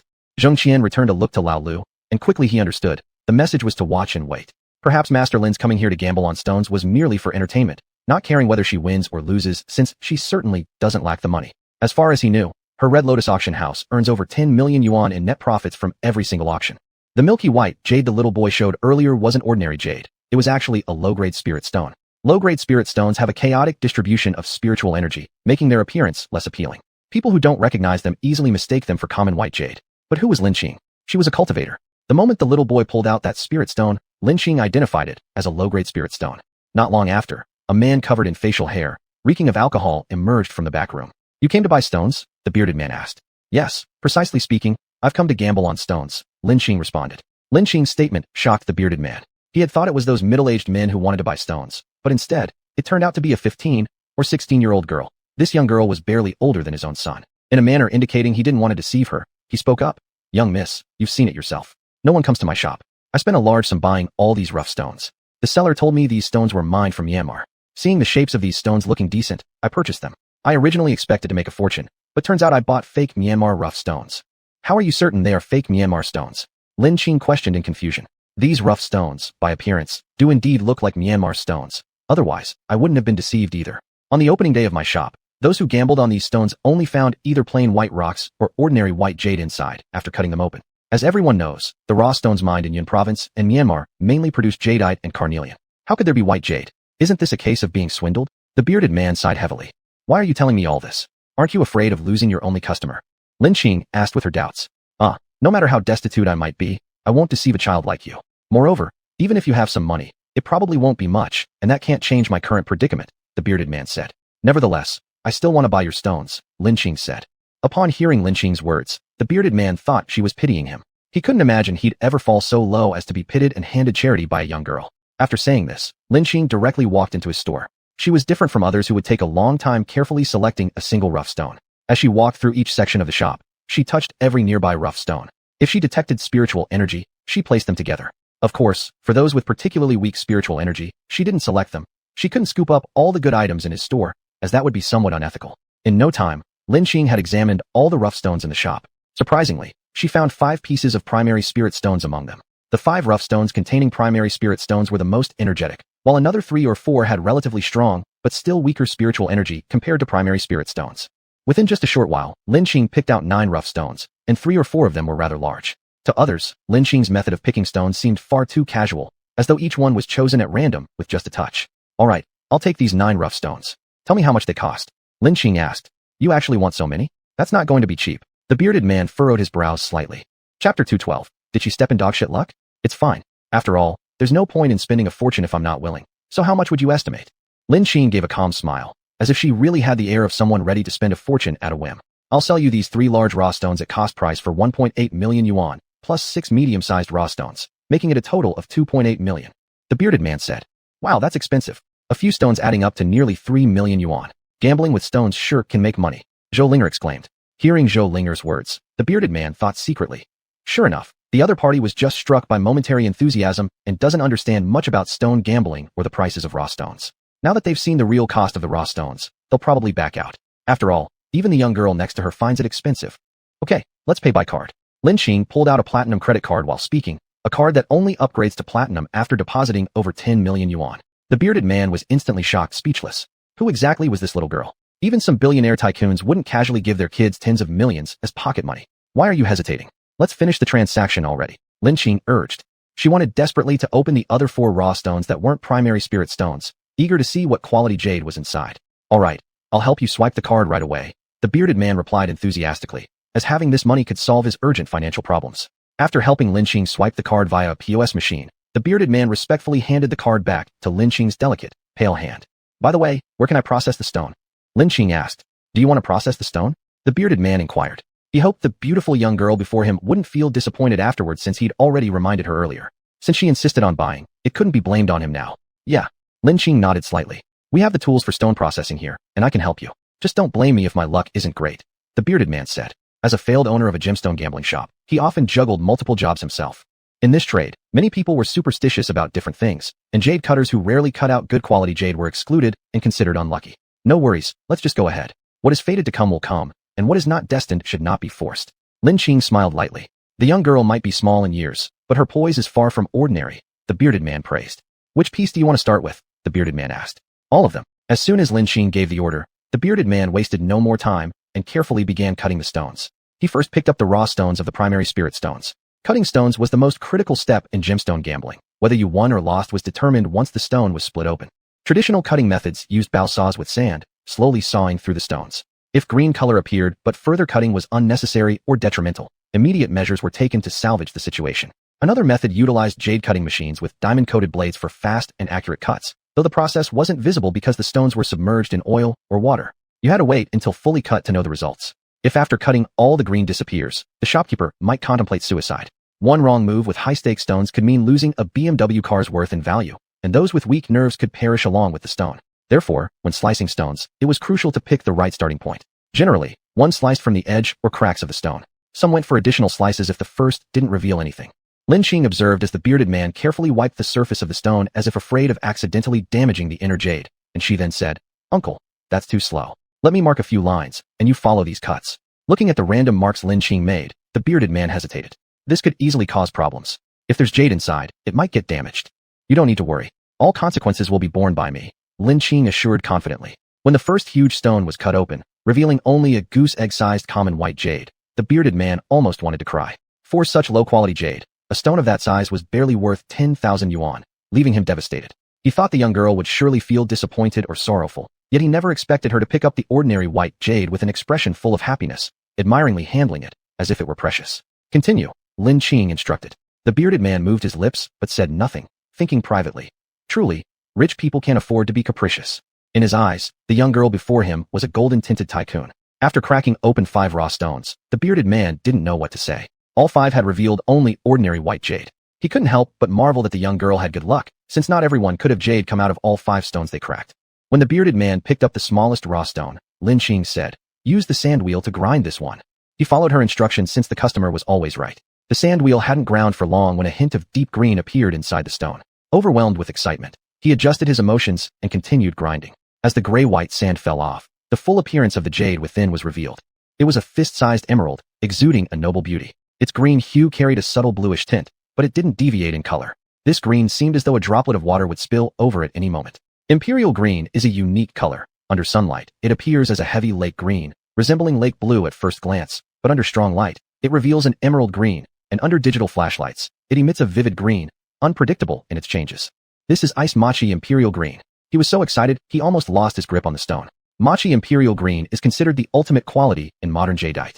It has a fibrous structure. When viewed against the light, the texture is fine and dense. The crystalline sparkle floats like green silk threads, and after polishing, it lacks the crystalline luster seen in modern jadeite. Imperial Green is renowned worldwide for its inner solemnity, making it worth a fortune. Someone who passed by, unaware of the situation, caught sight of the dazzling color and shouted, "Wow, there's Imperial Green jade here."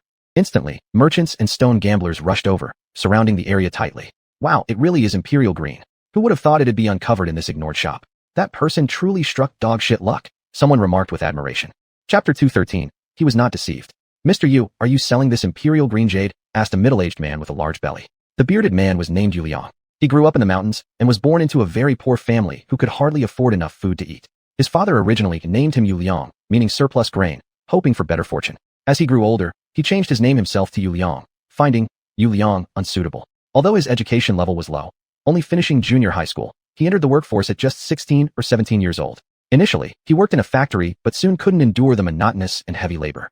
After quitting, he sold goods on the street, did odd jobs, and eventually stumbled upon the jade trade by chance. The radiant beauty of the jade captivated him completely, and from then on, he dove into the world of jade. In the beginning, he worked as a salesperson in a jade shop and began studying about jade during his free time, particularly focusing on emerald jade, as the city where he lived was in Yunnan province, famous mainly for emerald sales. After 3 years, his understanding of emeralds deepened significantly, and his boss started valuing him more. One day, his boss took him to a gambling stone site where someone had just revealed an expensive piece of emerald with a dazzling green that transported him to a surreal dream world. Its beauty was overwhelming. Later, that emerald was bought by a jewelry merchant for around 10 million yuan. It was 1992 back then, an era when 10,000 yuan was already a huge sum, let alone 10 million yuan. It was almost unimaginable. That scene shocked him deeply. There actually existed activities in this world that could instantly make one rich. Later, he learned it was called gambling stone. Perhaps it's inherent in men to have a gambler's mindset. Although Yu Liang didn't play cards or gamble before, he became utterly fascinated by gambling stones and their dazzling revelations. It reminded him of the rainbow he hoped to see after a storm in the mountains, a thing that warms the soul and brings infinite hope. After further research, he found out that gambling stones were a game where one cut can make you poor, another rich. You could be propelled to heaven or plunged into hell within moments. This extreme psychological contrast attracted many gamblers. He knew he didn't have much money. He was very poor. His salary covered basic living expenses, and each month, he sent money home to support his family. After 3 years of saving, he still didn't have much. If he continued like this, he would likely live the rest of his life in hardship, saving money, waiting until he could marry and have children, living a plain and arduous life like his parents. If he hadn't known about gambling stones offering the possibility of overnight wealth, he might have continued living that way. But since he had discovered it, his heart no longer rested easily. He wasn't content with living his whole life in mediocrity. To transcend social classes in this society required enormous effort, and even then, success wasn't guaranteed. But in that moment, Yu Liang saw a glimmer of hope. From then on, Yu Liang began learning about gambling stones in his spare time. He frequently visited gambling stone sites to observe the appearance of rough stones. Beyond this, he began living more frugally, saving every penny, planning to use his savings to buy some cheap scraps of stone. A year later, he began participating in gambling stones. Starting with pieces worth a few hundred yuan, he engaged in gambling stones every month. At first, he inevitably lost money, as the chances of uncovering valuable jade from scraps were even lower. That's why they're called scraps. Half a year after gambling stones, Yu Liang had been losing consistently. In 6 months, he lost all the thousands of yuan he had saved earlier. He felt disheartened, realizing now why people say gambling stones is so risky. The odds of discovering jade were incredibly low. Right at this point, Yu Liang finally hit the jackpot on a rough stone. He unearthed an apple green emerald, which sold for tens of thousands of yuan. This successful find gave him immense confidence and relieved his immediate financial worries. From then on, the rough stones he purchased escalated from those worth hundreds of yuan to ones costing thousands of yuan, slightly better quality. As he made more winning gambles, he accumulated some capital to start his own business in gambling stones. Initially, he opened a small shop selling cheap stones under a few thousand yuan. After a few more years, his earnings increased significantly, and he expanded his shop, got married, and had children. Now, he was finally able to afford a store in the most popular gambling stone trading market. Owning a store in such a bustling gambling stone market wasn't easy. It didn't just require the money to buy a store, but also demanded the capital to purchase stones from the top 10 emerald rough outlets. Emeralds from these outlets had higher chances of being valuable, though their prices were correspondingly much higher. In the first year, Yu Liang managed to procure some pretty good rough stones, making a handsome profit. Based on this past experience, this year, he purchased 20 million yuan worth of rough stones, only to unexpectedly find white jade instead of emerald, leading him to suspect that he might have been deceived. But moments ago, the young girl had uncovered an imperial green emerald right there in his store. This not only astonished him, but confirmed that he hadn't been scammed. This truly was a batch of high-quality rough stones. So, why did the white jade appear? He came up with two possibilities. One was that the emerald rough stones were contaminated with other lower quality stones, which could pass as decent under certain conditions since regular white jade is much cheaper than colorful emeralds unless it's a premium variety like mutton fat jade. The other possibility was that the white jade wasn't actually jade at all, but rather a dry white jade type emerald. Dry white jade emerald refers to a coarse textured, low transparency emerald with a white or pale gray-white color. Experts in the emerald trade describe it as having a rough grain, poor water content, and lacking smoothness. It lacks vibrant color or has very faint color, allowing one to see the boundaries between crystal grains with the naked eye, thus giving it a coarse texture. It holds little value either for use or aesthetic appreciation and is considered a low-grade emerald variety. However, this particular white jade-like emerald was excessively white, possessing a slight translucency and a glossy interior, which misled Yu Liang into believing it was white jade due to its physical resemblance aligning more closely with the properties of white jade. Realizing this, a long-absent smile finally graced Yu Liang's face, feeling almost as if he were living a dream. Just then, someone's inquiry interrupted him. Looking towards the speaker, he recognized him as Mr. Zhao, the most renowned jewelry merchant in Yun Province. This realization brought him back to reality, proving this indeed wasn't a dream, and suggesting he wouldn't be losing out financially this year. Mr. Zhao, this imperial green emerald doesn't belong to me. It belongs to this young girl, said Yu Liang, pointing towards Lin Qing. Chapter 214, Fortune, Rank, and Longevity Jade. When everyone heard Yu Liang say this, they were utterly shocked. I'll pay 80 million yuan, young lady. Sell it to me. Mr. Zhao said with a smile, feeling that the girl in front of him looked only about 15 or 16 years old and definitely didn't know the true value of this jade, thinking she would be thrilled just to get 80 million yuan for it. Oh, Mr. Zhao, you think this big piece of imperial green jade is worth only 80 million? Are you deceiving the girl into thinking she doesn't know anything? I'll offer 200 million. A middle-aged man who looked more refined spoke up. 300 million. 350 million. 1 billion. The last person to shout out 1 billion was Zheng Qian next to Lin Qing. The price of jade hadn't soared completely yet at this time, so an offer of 1 billion was already exceptionally high. Upon hearing this price, no one continued to bid higher. At this point, their profits would be minuscule, and if anything went wrong, it would not be worth the risk. Lin Qing shook her head and said, sorry, but I'm not selling this. Master Lin, I've made a very fair offer. This jade isn't really useful to you. Why don't you sell it to me? After the imperial green jade is cut and carved, I promise to give you a pair of jade pendants. How does that sound? Zheng Qian said flatteringly. How do you know this jade is useless to me? It's not only useful but also highly valuable. Lin Qing replied with a smile. What use could the jade have for Master Lin? Zheng Qian asked curiously. Other than making jewelry and decorative objects, what else could jade possibly be used for?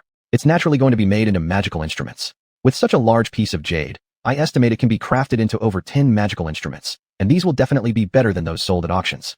Lin Qing said quietly. Upon hearing this, Zheng Qian was astonished. He had never thought that jade could be made into magical instruments. If these were even better than the ones auctioned off by the Red Lotus auction house, then one single instrument would easily sell for 50 million yuan or even more than 100 million. Even the previous instruments auctioned off could reach 30 million, let alone the superior ones. That meant this jade could potentially be worth around 10 times its current valuation. No wonder Lin Qing wasn't selling it. Master Lin, can I buy one of the magical instruments you plan to create from this jade? I'll pay 1 billion, Zheng Qian suggested. No problem. When the instrument is done, I'll set one aside for you, Lin Qing said with a smile. Thank you, Master Lin. Zheng Qian was delighted upon hearing this. He would finally acquire his dream magical instrument, something considered a symbol of power in Zhongyuan province through the Red Lotus auction house. The onlookers saw the two whispering, assuming they were discussing pricing, but little did they realize that Lin Qing had no intention of selling the jade. Mr. Yu, you may carve another stone, Lin Qing said. With that remark, Yu Liang began carving another rock. This rock's surface showed no distinctive patterns. In Yu Liang's opinion, there was probably nothing inside, and for Lin Qing to reveal imperial green jade purely relied on luck, since her selection was too casual. Nevertheless, despite this notion, Yu Liang carefully handled the process of cutting the rock layer by layer. Suddenly, a hint of purple appeared from the stone's outer skin, which immediately drew everyone's widened eyes as they guessed silently. Could this be violet jade? Yu Liang instantly felt unwell all over. Was this girl some kind of gambling god in stones? Otherwise, how could she always find jade like this? Though the first few weren't worth much, these two alone proved to be more than enough profit. Steadying himself, he started cleaning slowly. Soon, a jade roughly the size of a bowl opening was revealed. It was a three-color jade, featuring green, red, and purple simultaneously, also known as fortune, rank, and longevity jade. People often consider red as a symbol of good fortune, green as representing wealth, and purple as a sign of longevity. The name, fortune, rank, and longevity jade, originates from the colors present in the jade, though finding such a three-colored piece in reality is quite rare. When the tricolor jade was unveiled, people were once again stunned wide-eyed. Wow, who exactly is that girl? Just after uncovering imperial green jade, she uncovers the fortune, rank, and longevity too? Is this the arrival of the god of gambling? Indeed, she's incredibly talented. Normally, either type of jade would be difficult to see individually, let alone both today. This store owned by Yu Liang must become prosperous soon. Earlier, someone claimed that no jade would be found here, which is truly unfair. Otherwise, maybe this jade would have been mine. Some showed greedy smiles. I'll offer 10 million yuan. I'll offer 15 million yuan. I'll offer 30 million yuan. Sorry, folks, I never said I wanted to sell. Lin Qing declared. Young lady, there are all kinds of people here. It's inconvenient for you to carry such valuable jade, and it may attract some people's greed. As the saying goes, if we all cooperate, everything will be fine. I think it would be better for you to sell it. A man with sneaky eyes said, his words filled with heavy threats. Oh, are you threatening me? I've said no, and it means no. Not even the Prince of Heaven could change my mind. Lin Qing replied with a cold laugh. Upon hearing this, the crowd was quite shocked, secretly speculating who this girl was. How dare she act so arrogantly? Even if her family was powerful in the inland areas, in such a place where no one cares, acting so arrogantly meant that no one would give her face. She truly was inexperienced and did not know how to restrain herself yet. Being so loud and flashy might easily cause trouble from others. Master Lin, this is a place where no one controls, and although I brought several bodyguards, if we really attract some malicious people, I'm afraid we can't protect everyone, Zheng Qian whispered. Before Lin Qing could respond, Zhou Linger next to her heard these words and responded with a derisive laugh. Who needs those weaklings for protection? I alone can take down a group of them. Hearing such arrogant words, Zheng Qian sighed and thought privately, this Master Lin is haughty, but so are the people around her. Still, being haughty depends on the place. This isn't Zhongyuan province where they can behave so rudely. He didn't believe that Zhou Linger could fight off a whole group of bodyguards. He assumed she was just boasting. How could such a seemingly fragile girl possess such great strength? Just at this moment, Yu Liang asked softly, Miss, do you want to continue carving? Once again, Zheng Qian spoke up, Master Lin, stop carving. It's already very eye-catching. My company has stone-cutting machines, and later, our master carvers can help you carve the jade. No more carving then, Lin Qing said. Though she wasn't afraid of trouble, she didn't want anything disturbing her mood either. Chapter 215, Treasure Hunter Zhou Linger. As more and more people gathered here, Lin Qing whispered, Boss Yu, where did you get this raw stone? This. Yu Liang didn't know how to respond, secretly guessing that perhaps the young lady in front of him also wanted to start a jade gambling business. It was only then that Lin Qing realized her question might have been prying into someone else's business secrets. Boss Yu, don't misunderstand. I'm not trying to uncover your business privacy. Although I want to buy raw stones, I'm not starting a jade gambling business. If you come across such raw stones again, from the same place as before, you can contact me. Here's my number. And please give me your phone number too, Lin Qing said. She had no idea she would find several low-level spirit stones here. Although they weren't rare on the Cultivation Continent, they were indeed rarities here. Moreover, spirit stones like these usually didn't appear alone, but appeared in clusters. Since low-level spirit stones had appeared, could there be a spirit stone mine? If it existed, there would be some possibility for her to break through to the Yuan Ying stage within 10 years. Young miss, you're mistaken. Regardless of the fact that your extraction of top-grade emerald has helped me greatly this time, or that you just purchased so many raw stones from me, telling you where I bought them is no commercial secret. I got them from Mogan among the 10 major jade stone sites, Yu Liang said. After Lin Qing left Yu Liang's shop with the jade and raw stones, a large number of people immediately rushed in to purchase his family's emerald raw stones. Lin Qing, however, casually browsed other raw stone shops. She couldn't miss any spirit-infused jade after coming all this way. Even though the spirit energy in these jades was minimal help in enhancing her cultivation, as an old saying goes, even mosquito meat is still meat.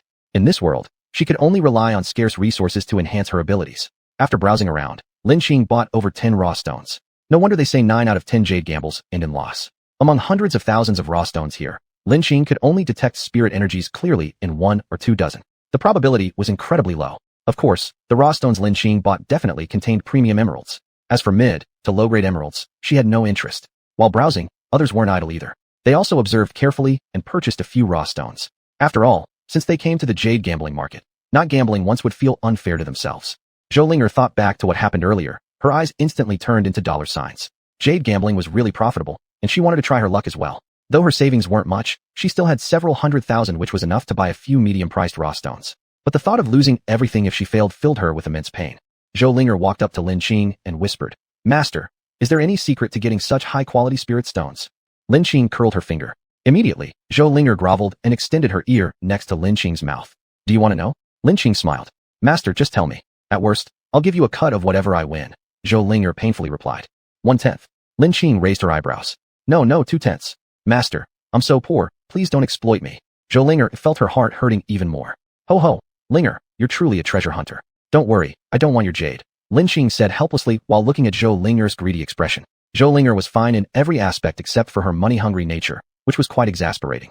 Upon hearing this, Zhou Linger immediately brightened with joy. After touching a raw stone, use your spirit energy to probe inside it. If you feel any energy fluctuations or traces of spirit energy, it means that the raw stone definitely contains jade. Lin Qing quietly shared her experience with Zhou Linger. Hehe, thank you, Master. Laughing, Zhou Linger ran off. When she reached Li Chengfeng's side, she whispered, "Young brother, do you want to gamble on jade and make big money?" "Sister, do you have a method that guarantees success?" Li Chengfeng asked. "Of course, I'll teach you. But you must share 3/10 of the money from any jade you sell," Zhou Linger whispered. "Fine, no problem." Li Chengfeng agreed after thinking it over. "You touch the raw stone and use spirit energy to explore its contents. Focus calmly, and if you feel energy fluctuations or traces of spirit power, then that raw stone surely contains jade," Zhou Linger whispered to Li Chengfeng. "Wow, sister, you're amazing. How do you know this method?" Li Chengfeng questioned. "Humph. Confidential." Zhou Linger laughed like a cat who'd eaten a rat. She thought that every time her master could extract jade, it certainly wasn't by chance. Though the few white jade stones extracted at the start seemed unremarkable and everyone thought they weren't valuable, she believed those stones were definitely extraordinary. Based on her understanding of her master, the master valued those white jade stones more than the imperial green and peach ripening jade. Indeed, her guess was correct. As soon as she asked, the master told her. Lin Xing watched helplessly as Li Chengfeng fell into Zhou Linger's trap. When everyone was busy gambling on the raw stones, Lin Xing pretended to put all the raw stones in the trunk of the car, but in reality, she had transferred them into her own space. At that moment, someone far away revealed an evil smile. Lin Xing, of course, sensed this malicious intent, but she didn't care. He was merely a nuisance who dared covet her things, absolutely seeking his own demise. With just a casual probe of her spiritual awareness, she found out this person was the one who threatened her during the second round of stone extraction. Half a day later, everyone returned with great satisfaction, especially Zhou Linger and Li Chengfeng. The original stones they purchased turned out well several times. Although their original stones couldn't match what Lin Xing had extracted before, they were still considered top-notch. As both Zhou Linger and Li Chengfeng were short on money, they sold all the jade that had appreciated, and within a day, they immediately became millionaires. "Wow, I'm so excited. It's so easy to make money this way," Zhou Linger said, her eyes gleaming, unable to contain her excitement. "I also feel like I'm in a dream," Li Chengfeng chuckled innocently.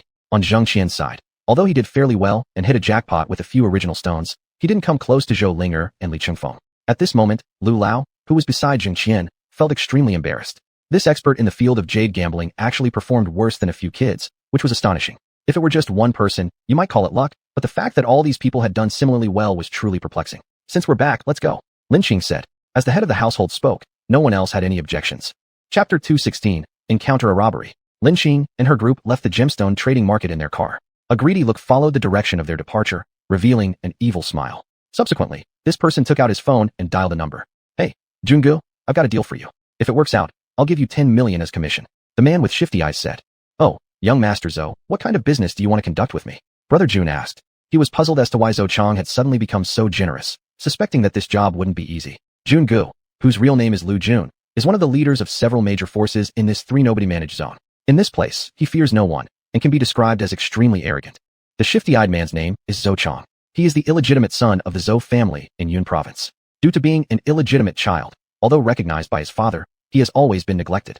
The Zhou family mainly engages in jewelry business, and Zhou Chang, being neglected, was assigned the task of purchasing raw materials for jewelry. Those who are favored would never be sent to such a dangerous place. Feeling unvalued by his father, Zhou Chang was indignant and vowed to make his father and others change their perception of him, humbling those who looked down on him. To speak of Zhou Chang's appearance, it truly leaves much to be desired. He does not resemble his mother, but takes after his father in a way that amplifies all the flaws. Coupled with his illegitimacy and lack of early recognition, he slowly grew into an evil character. Added to his less appealing looks, he comes across as someone perpetually sneaky. There is a saying, face reflects the heart, implying that some people may not look handsome but possess amiable expressions, while others, despite being beautiful, might evoke repulsion. These characteristics all tie back to one's inner personality. Other people perceive Zhou Chang this way. His father likely perceives him similarly. Therefore, how could they possibly favor or like such an individual? "I want you to rob a group of people. They just left the gemstone trading market," Zhou Chang whispered. "Who are they? Why offer such a price?" Lu Jun questioned. "They are a group of gemstone gamblers. There are 5 adults, 3 teenagers around 15 or 16 years old, and 6 bodyguards. They seem to be businessmen from the mainland here for gambling on gemstones. Those 6 bodyguards have bulging waistbands, indicating they probably carry guns. Furthermore, there is a man in their group with an extremely handsome appearance, which I think you will find intriguing," Zhou Chang chuckled devilishly. Extremely handsome man. How handsome exactly?" Lu Jun immediately became fascinated and asked curiously. Lu Jun is actually bisexual. He likes beauty, indifferent to gender.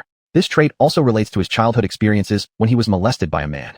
Though feeling repulsed at the time, this incident became an unforgettable shadow in his mind. As he grew older, this shadow transformed him into his current state. Young brother Jun, extremely handsome, even beyond description. One could say his charm rivals that of legendary beauties, far surpassing celebrity kings. When compared with him, those famous stars pale greatly, Zhou Chang explained. When he first saw Wei Jie's striking good looks, he was stunned too, watching intently for several moments. Although lucky he isn't inclined toward men himself, otherwise, such beauty wouldn't escape him easily. Really? Lu Jun doubted, guessing that the person must be attractive but could hardly believe that the individual surpassed king-level celebrities in appeal. He thought Zhou Chang exaggerated. It's absolutely true. Should this transaction succeed, the beautiful man will belong to you, and the jadeite raw stones in the vehicle will belong to me. Brother Jun, what do you think? Zhou Chang grinned slyly. That's jade worth over hundreds of millions. Bringing home imperial green jadeite and Fu Lu Shou, happiness, prosperity, longevity, jadeite could definitely secure more attention from his father. Despite knowing that the group is most likely composed of mainland merchants potentially hailing from influential families, still, what did it matter? This is Tingchong in the Trino Management Zone. Even if they met misfortune here, it would be hard to trace the crime back to them. They shouldn't blame others. It's their own fault for being too ostentatious. Had the quality of the jade extracted not been so exceptional, Zhou Chang wouldn't have felt greed stir within him. But instead, they resolved such extraordinary quality jade, decided against hiring security firms for direct air transport, opting to load it onto a truck and drive off. Truly a bunch of rookies. Do they think this place is as safe as the mainland? If they had stayed at the gemstone trading venue, perhaps there would be no opportunity to act since that venue belongs to a highly significant figure, someone not even the Trino Management Zone's main powers dare offend. However, surprisingly, after purchasing the stones, they left straight away. It's almost as if heaven provides them with a clear path, but they refuse to walk it, choosing instead to enter hell willingly. Actually, Zheng Qian did suggest Lin Xin contact a security company to ship the exceptional jade through proper channels, fearing some covetous individuals might attempt robbery. But Lin Xin rejected this suggestion, finding it troublesome. She believed these extraordinary jades were safest in her hands. Zheng Qian saw Lin Xin's arrogant demeanor and felt somewhat helpless. He now regretted coming here to flatter Master Lin. This Master Lin seems to have no brains at all. As the saying goes, we don't fear opponents as strong as gods, but teammates as dumb as pigs. He then secretly contacted some bodyguards for backup, fearing that some greedy people might target them. What if they get the idea to kill us for our wealth? Lin Xing looked at Zheng Qian with a worried expression and smiled. Mr. Zheng, you need not worry. If someone really comes to rob us, I will make sure they come and never return. Haven't you heard about me? Master Lin has abilities that even gods and ghosts can't fathom. However, Zheng Qian dared not trust Lin Xing's words. He thought to himself, how could such a young girl be so powerful? She is merely relying on her family background. That's right. That's right. We are all very capable. Mr. Zheng, you need not worry. We will protect you, Li Chengfeng chimed in. After hearing the reassurance from the other side, Zheng Qian almost wanted to cry. His heart was far from calm. How come everyone around Master Lin is so blindly confident? You'd be doing me a favor if you didn't drag me down. And now you're talking about protecting me? If you could truly protect me, I would call you Grandpa. Right, Master, it would be fun if there really were some robbers. I'll definitely beat them up. How dare they try to snatch your things? It's like they want to die. Zhou Linger clenched her small fists and said. When Lin Xing and her group reached a desolate, quiet place, suddenly a gang of people rushed out from the nearby bushes. There were about 20 or 30 men in this group. 7 or 8 had guns, while the others carried large knives. The leader of the gang appeared to be in his early 30s, with a square face and prominent eyebrows extending into the corners of his eyes. His dark eyes exuded an intimidating presence. Chapter 217. The situation reverses. Are these the people? Lu Jun asked. Yes, they are them. Zhou Chang replied. And what about the beauty? Lu Jun continued to ask. There. Zhou Chang pointed at the car window on one side of Lin Xing's car and spoke. Lu Jun looked in the direction Zhou Chang was pointing and immediately saw Wei Jie, a man so handsome he could bring down kingdoms. The man before his eyes had a face as bright as the moon in mid-autumn, a complexion like flowers in the spring dawn. His hair was as neatly cut as if by a knife, eyebrows drawn as with ink, a face like peach petals, and eyes like autumn water.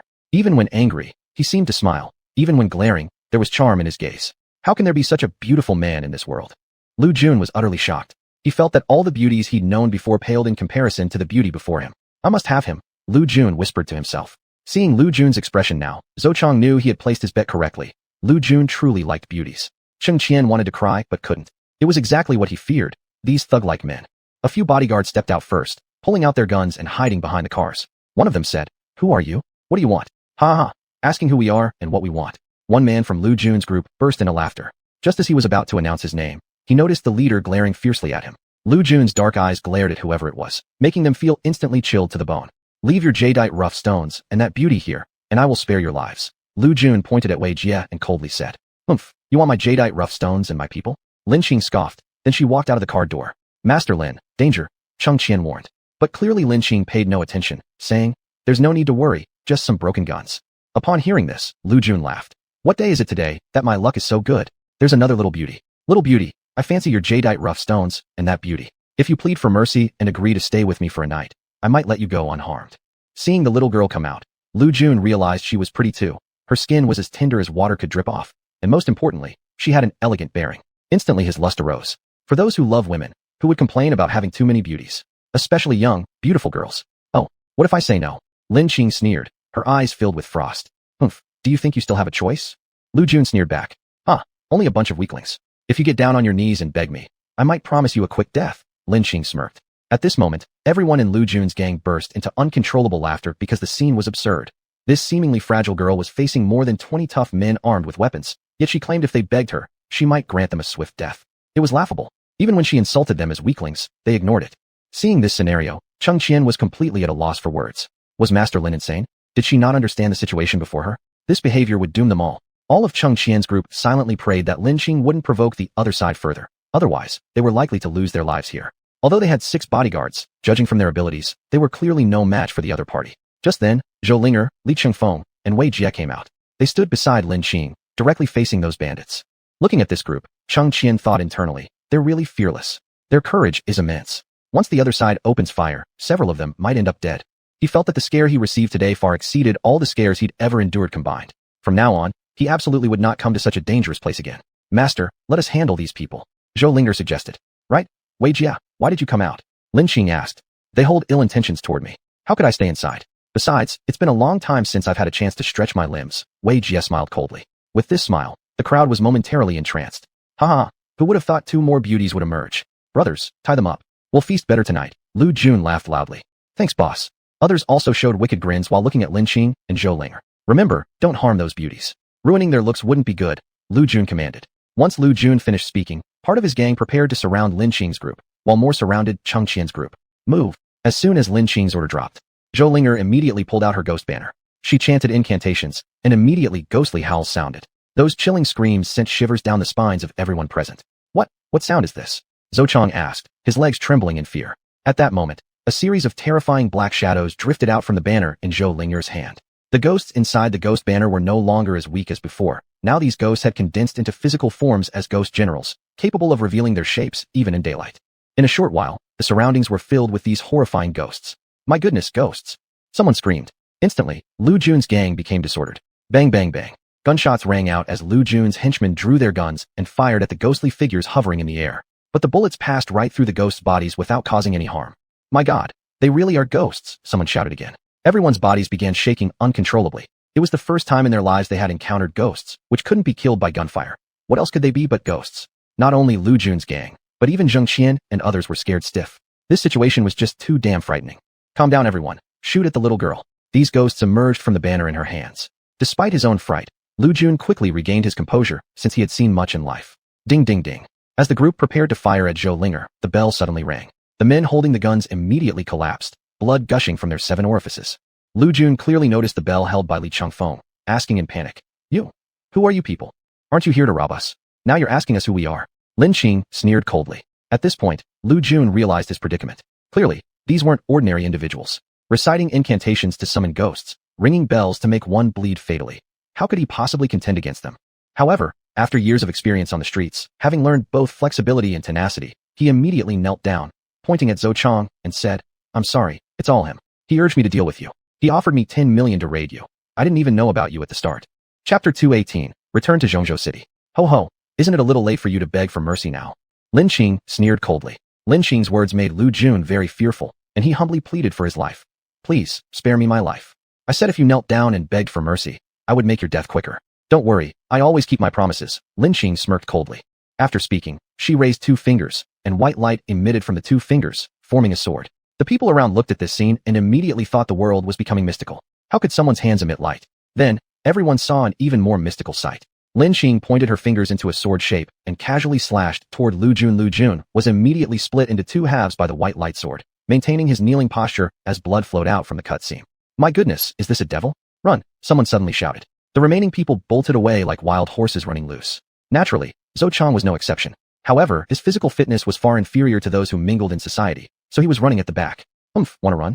Since you dared to scheme against my things, then don't go, Lin Qing said angrily. As she spoke, Lin Qing slapped the air where Zhou Chong's figure disappeared, instantly throwing him dozens of meters away. He vomited several mouthfuls of blood, and then fell still. It seemed he was dead beyond doubt. Seeing this scene, Zheng Qian and others almost bulged their eyes out.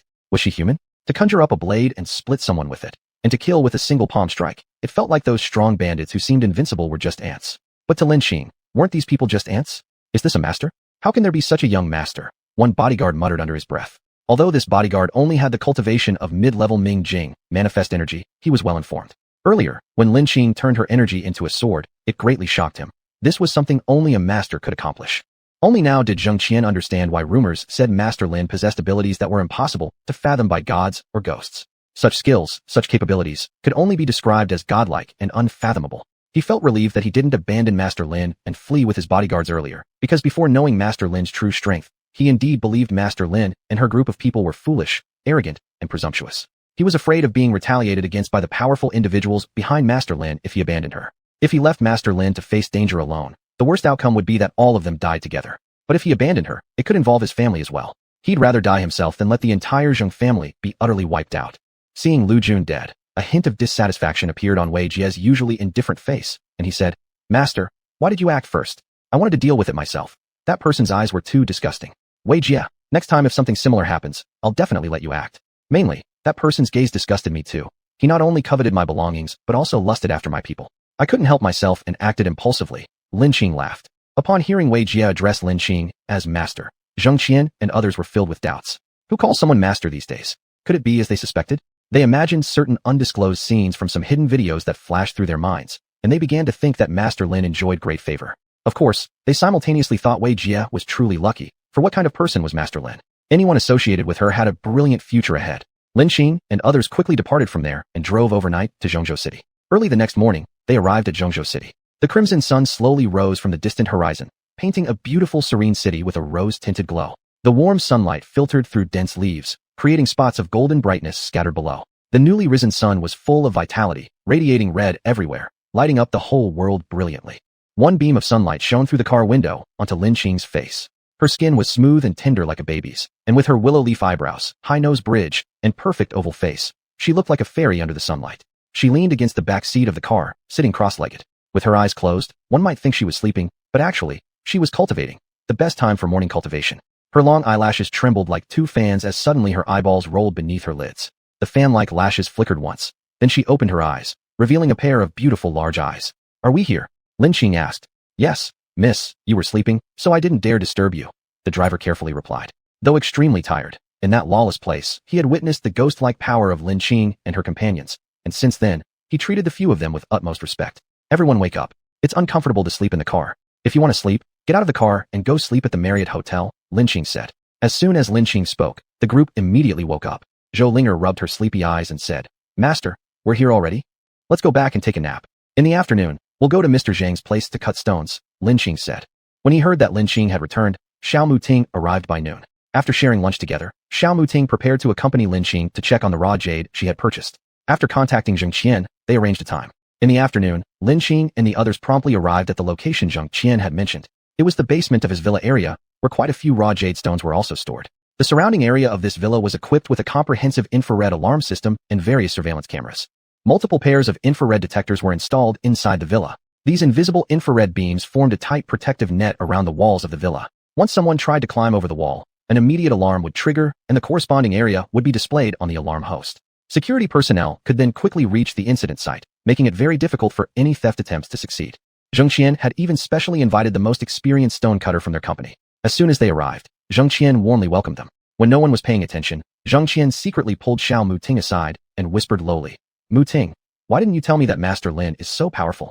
Although Xiao Muting was confused about why Zheng Qian said this, he still responded, "Uncle Zheng, isn't it common knowledge that Master Lin is incredibly skilled?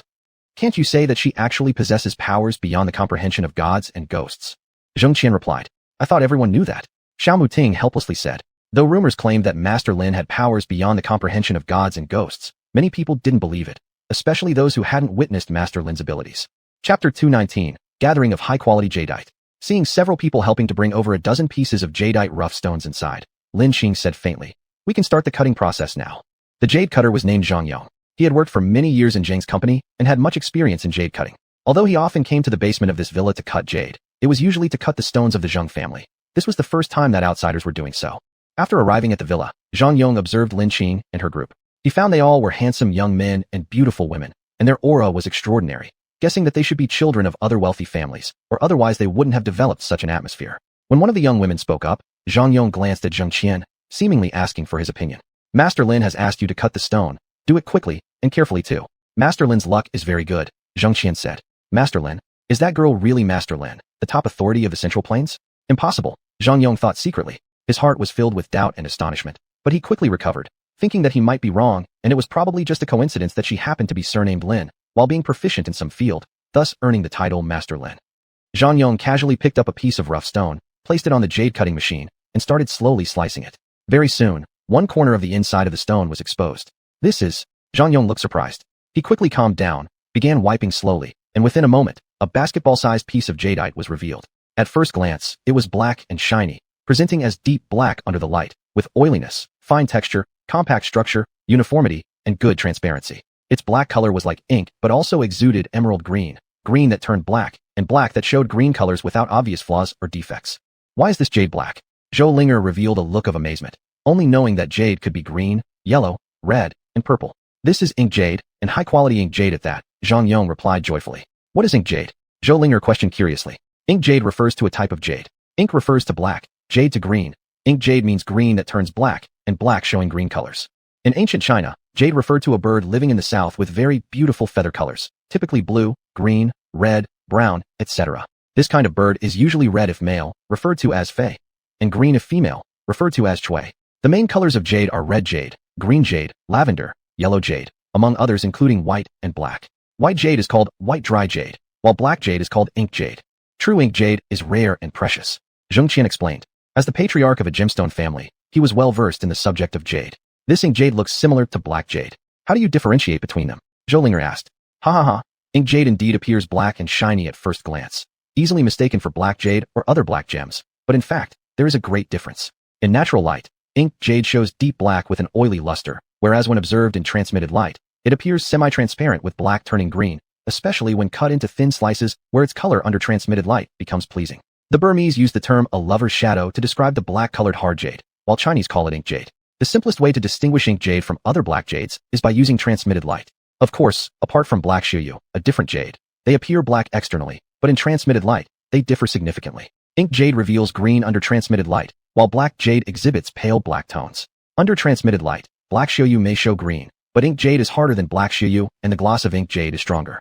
Also, looking at the reflection, you can see the distinct characteristics of ink jade unlike other black jades, which lack this feature. That's one of the methods to tell them apart.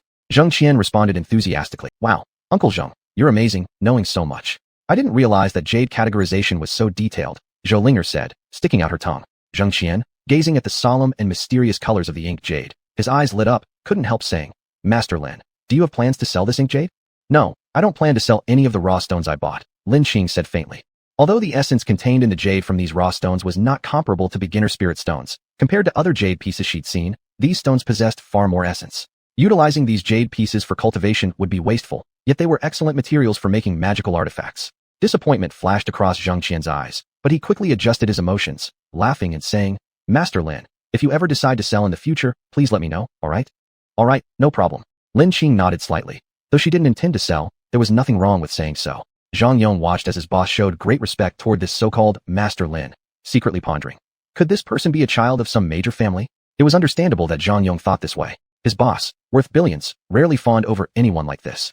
Alright, let's continue cutting the next one, Lin Qing spoke up. Zhang Yong quickly composed himself and resumed the work of jade cutting. Soon the second stone was cut open. This piece of jadeite was small, only the size of a goose egg. It displayed a pinkish-purple hue with an extremely fine texture and complete transparency. The richness of its water-like luster appeared ready to spill out from within. This is glass-grade lavender jadeite. Zhang Yong's eyes widened like bells. Lavender jadeite refers to a purple-hued jadeite resembling the color of purple orchids. It is a unique variety in jadeite classifications, and in the gemstone industry, its purple tint is referred to as chun, or spring color. Typically, the purple in such jadeites tends to be lighter. Based on color depth, this spring color is divided into high, medium, and low grades, red spring, purple spring, and blue spring respectively. Red spring holds higher value, followed by purple spring. If it's an unusual case of blue spring, the price may vary more significantly due to its elastic pricing structure. While not a top-grade specimen, it remains cherished among jadeite collectors for its uniqueness. Wow, what a beautiful color! Zhou Linger's eyes sparkled with red hearts, as if the jadeite before her were her lover. Red jadeite, green jadeite, purple being valuable, is a phrase often mentioned by jade lovers. The distinctive lavender jadeite variety is gradually drawing attention, especially from women consumers, for its lustrous, elegant, and intellectual charm. Like a maiden kept in seclusion, lavender jadeite exudes a special grace that irresistibly draws people into its allure, leaving them entranced.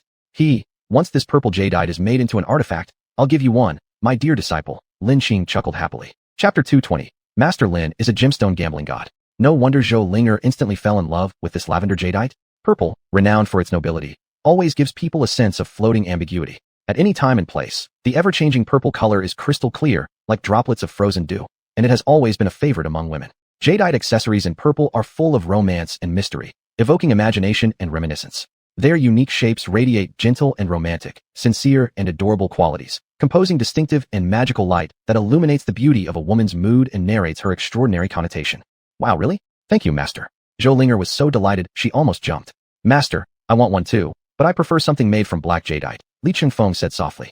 In comparison, lavender jadeite suits females better, while black jadeite appears more dignified and grand, perfect for men. No problem, Lin Qing agreed readily. Boss, send me one as well. Xiao Muting finally succumbed to the charm of the exquisite jadeite and spoke up. No problem, Lin Qing smiled and replied. Zheng Qian, seeing how agreeable Master Lin was, also chimed in. Master Lin, I would also like a tool made from black jadeite. Lin Qing frowned, glanced at Zheng Qian, and said, didn't you already pre-order an emerald green artifact from me? But who doesn't want more artifacts? Zheng Qian said, sure, it's possible. Just give enough money. Like for the emerald green one, pay 100 million, and I will sell it to you. Lin Qing grinned slyly. At this moment, Zheng Qian felt almost like crying. Although his net worth was billions, the amount of cash he could immediately access wasn't much. When they were in the gem gambling market, he paid 100 million for a life-saving tool since that piece was the rarest kind, Imperial Green. But black jadeite was far less valuable than Imperial Green, and he simply didn't have enough money ready right now. He helplessly responded, Master Lin, I'm short on cash right now. Let's forget about it then. The obvious favoritism was too apparent. He noticed Lin Qing being generous just moments ago, freely giving away 3 tools, which made him think if he asked, perhaps Lin Qing would give him one too. Apparently, his expectations were unfounded. It seems Master Lin's decisions varied depending on the person. However, in the not-so-distant future, he learned that the price for black jadeite artifacts sold at the Red Lotus auction exceeded 200 million yuan. By then, his regret was immense.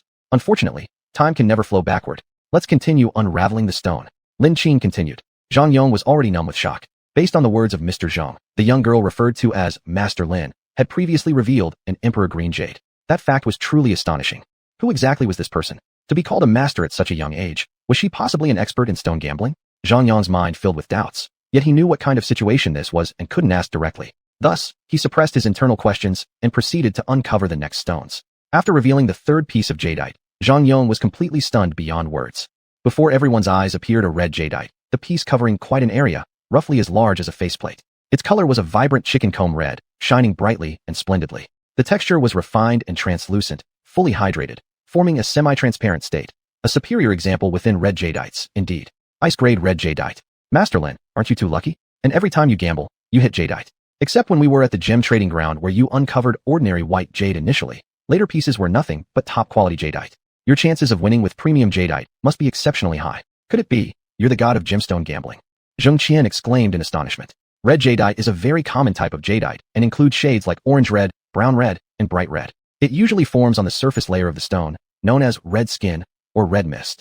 High-quality red jadeite with good coloration and clarity is extremely rare and cannot be encountered easily. The best shade of red is called chicken comb red, which displays bright, vivid colors and a refined, transparent texture, making it a supreme grade among red jadeites. You may say so, Lin Qing responded with indifference. If Zheng Qian knew that the so-called normal white jadeite he mentioned was, in fact, the most precious one in Lin Qing's eyes, he might break down altogether. As expected by everyone, all subsequent discoveries turned out to be premium jadeite, some of glassy vivid green variety, some other hues like yellow jadeite. However, the green ones were most commonly seen, only differing in depth of color, but all with excellent water quality, the lowest grade being ice nugget. After leaving Zheng Qian's house, Lin Qing stayed in Zhengzhou City for only a few days before returning to the villa located between Pingshan County and Zhengzhou City. With school set to start in just 1 week, she decided to go home and turn all these jades into ritual artifacts. Additionally, she needed to make time for cultivation. 3 years might seem long, but in reality, it would pass in the blink of an eye. After purchasing the carving tools, Lin Qing returned to her room and began creating the artifacts with single-minded focus. She intended to personally carve them into various shapes. For her, having previously crafted instruments before, this wasn't a difficult task. Over the following few days, Lin Qing spent all her time on the 3rd floor of the house either crafting artifacts or practicing cultivation, except during meal times. Concerned about Lin Qing staying cooped up on the 3rd floor, Zhou's mother thought she might have something on her mind. She called over Zhou Linger and said, Linger, I've noticed your master is locked away in her room all the time, not coming out. Is there anything troubling her? If you get the chance, try comforting her. To Zhou's mother, Their current life compared to before felt like paradise. She was deeply grateful to Lin Qing, as without her, they would still be living in hardship. Previously, both mother and daughter were constantly mistreated by Zhou Linger's father, leading to a difficult and impoverished life. If the physical toll wasn't enough, emotional exhaustion was worse. Sometimes after drinking, Zhou Linger's father would beat them. Now, however, they ate well and dressed warmly, feeling hopeful about the future. Indeed, if dissatisfied with life, one must learn to fight back. Weakness solves nothing.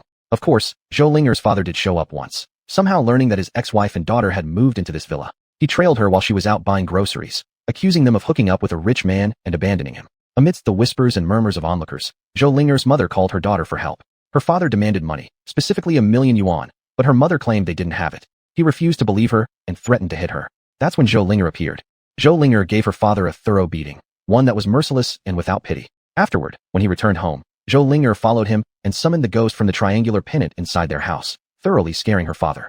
Shouting in panic, he exclaimed, "You're not Zhou Linger, you're a devil, a devil." From then on, her father dared not cause any more trouble for the two of them. Chapter 221, School starts. Before they knew it, school had started. Early in the morning, Lin Qing, Zhou Linger, and Li Changfeng carried a bunch of stuff to head toward number 1 high school of Zhongzhou City.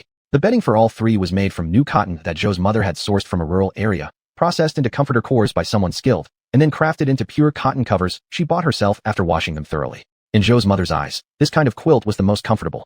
Although Lin Qing's purchased villa was located at the intersection of Pingshan County and Zhongzhou City, traveling back and forth every day would waste at least 3 to 4 hours, thereby spending most of their time on the road.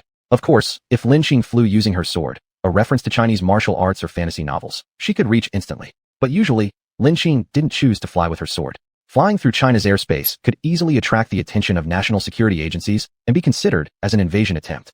While Lin Qing wasn't afraid of trouble, she also didn't want to invite unnecessary trouble. After some thought, Lin Qing decided to live on campus temporarily and experience student life while there. Lin Qing and the other two had agreed to meet up with Xiao Muqing to complete registration together. They were set to meet at the entrance of number 1 high school of Zhongzhou City. Early in the morning, students at number 1 high school of Zhongzhou City saw an extraordinary handsome young man waiting outside the gate. He had thick black short hair, eyebrows like swords, eyes as clear as black crystals, a face carved with sharp features, a straight nose, and perfectly proportioned lips that gave him an exceptionally handsome appearance.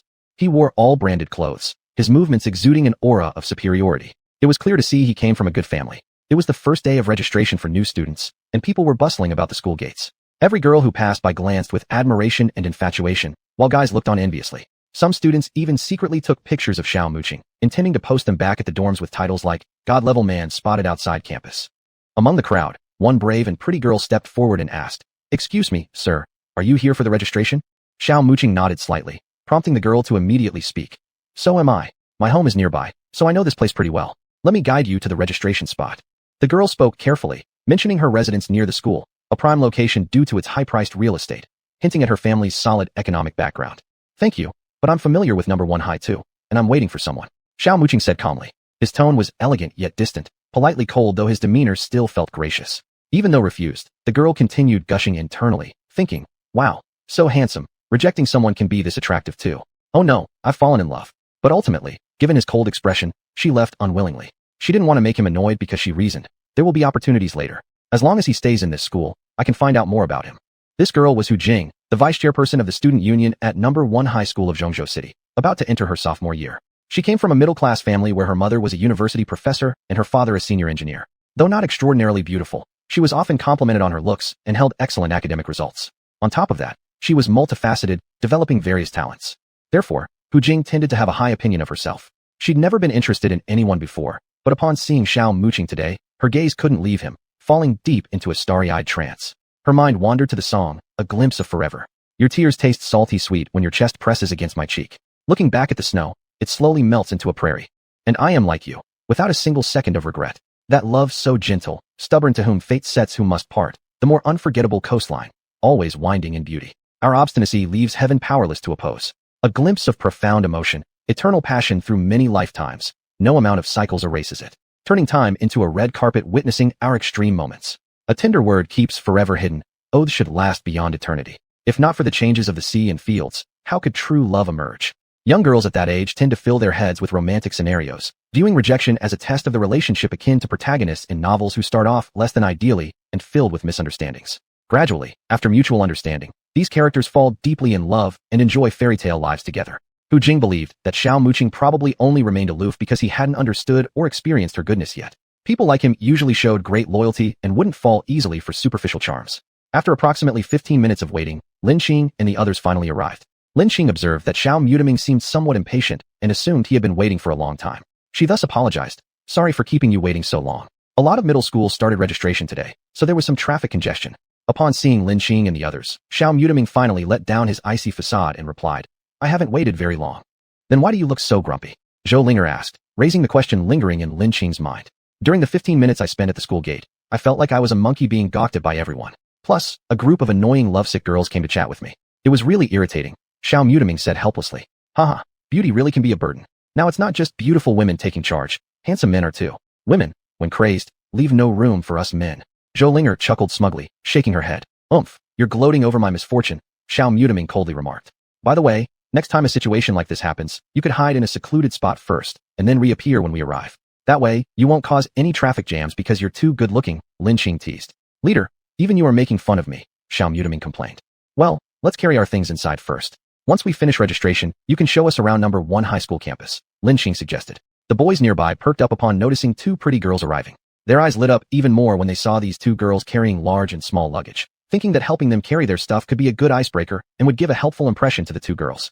However, once they noticed the 2 handsome boys standing next to the girls, they immediately reconsidered and decided not to act. The 2 males accompanying the girls were undeniably stunningly good-looking and carried themselves with great charisma. Comparing themselves with these 2, they felt far inferior.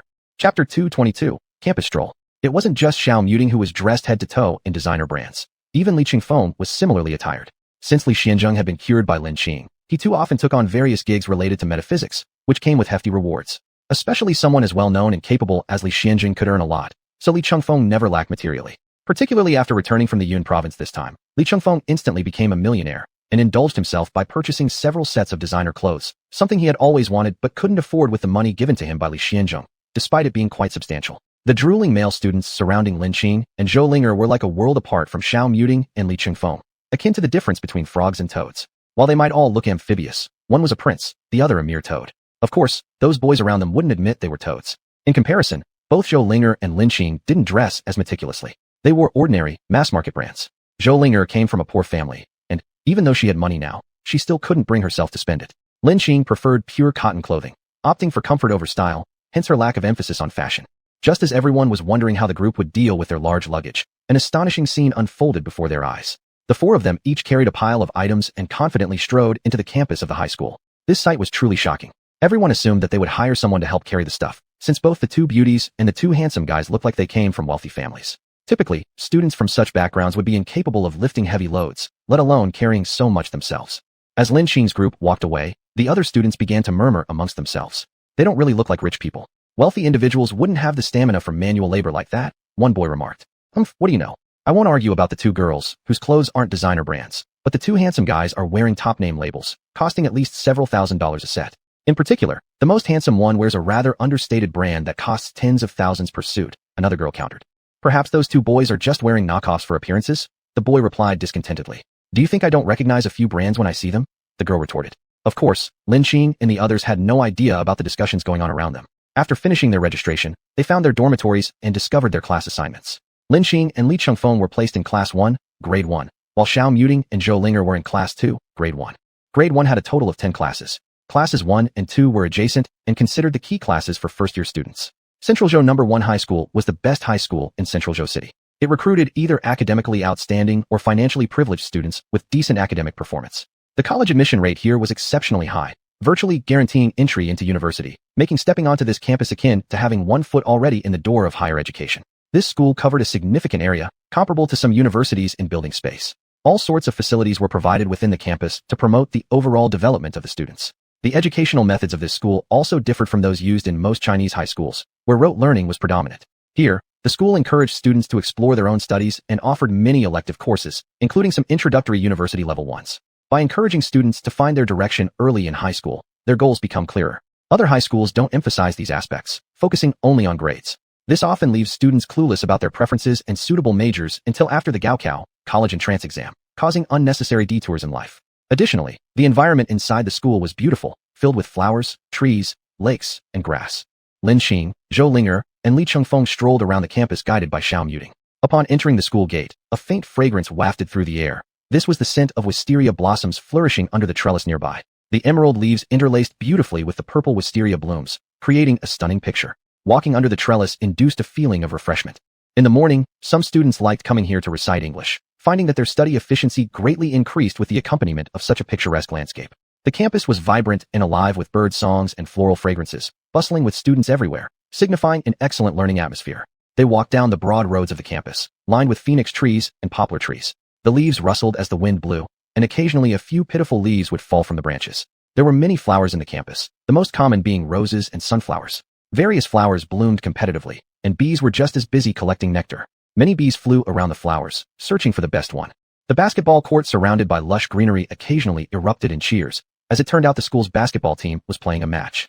That emerald green grass, like a huge green carpet, was laid in the center of the elliptical track. On either side of the track were white guardrails made of cement, as if silver borders had been added to the flat track. To the east of the playground was a concrete-laid basketball court.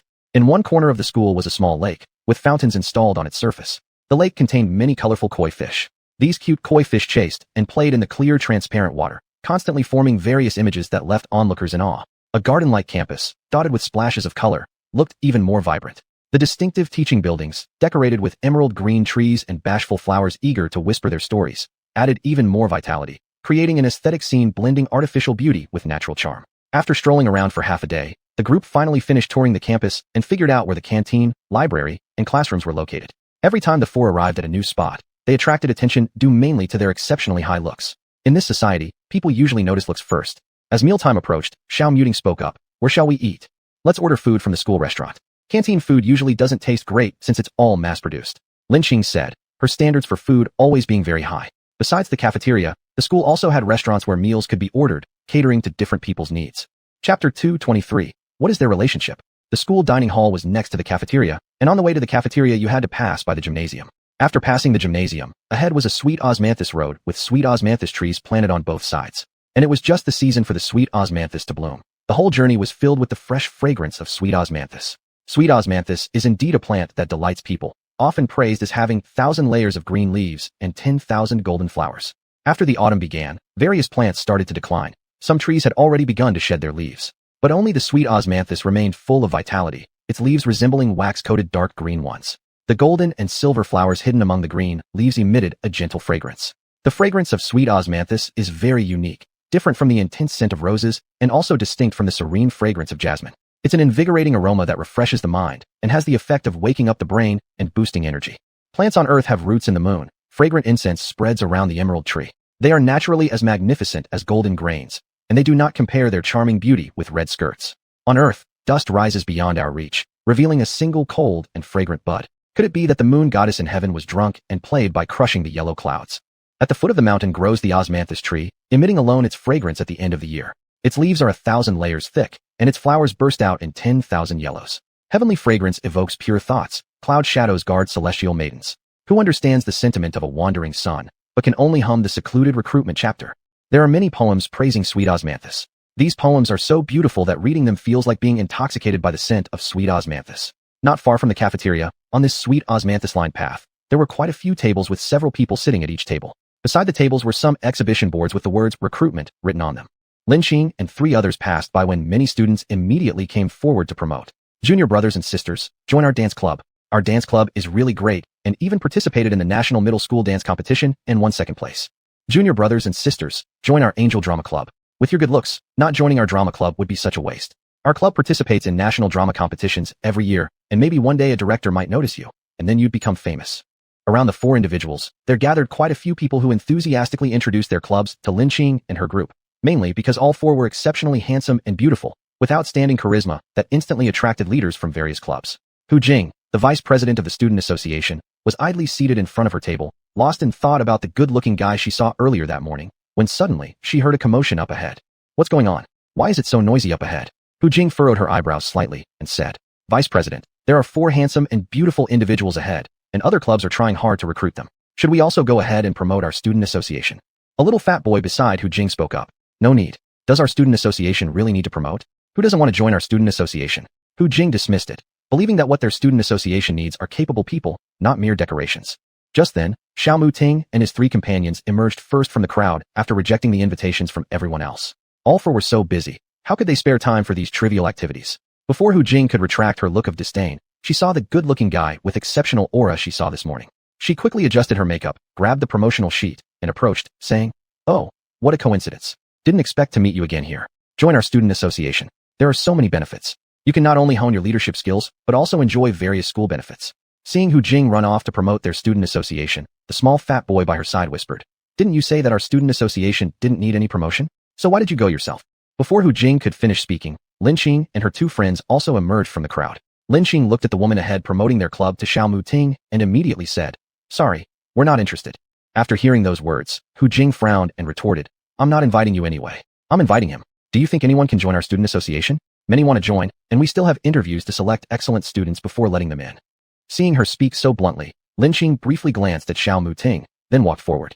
Xiao Muting saw Lin Qing and the other two walking away and immediately said, "Sorry, I'm not interested. I'm too busy." After finishing, he promptly followed Lin Qing and the other two, laughing and chatting happily with them. Witnessing this scene, Hu Jing became furious. She couldn't believe that the pretty girl knew her idolized godlike figure and appeared rather familiar with him. Just what was their relationship? Her mind was now riddled with doubts. "As long as you're in this school, sooner or later I'll know who you are and what your relationship is." Hu Jing stared at their retreating figures, silently vowing. After lunch, Lin Qing returned to the dormitory. Since she arrived rather early, she managed to secure a bed near the window. Their dormitory housed 4 people. Below were cabinets and desks, and above were the beds. Zhou Linger's dormitory wasn't far from Lin Qing's, both on the second floor, with only a few rooms in between.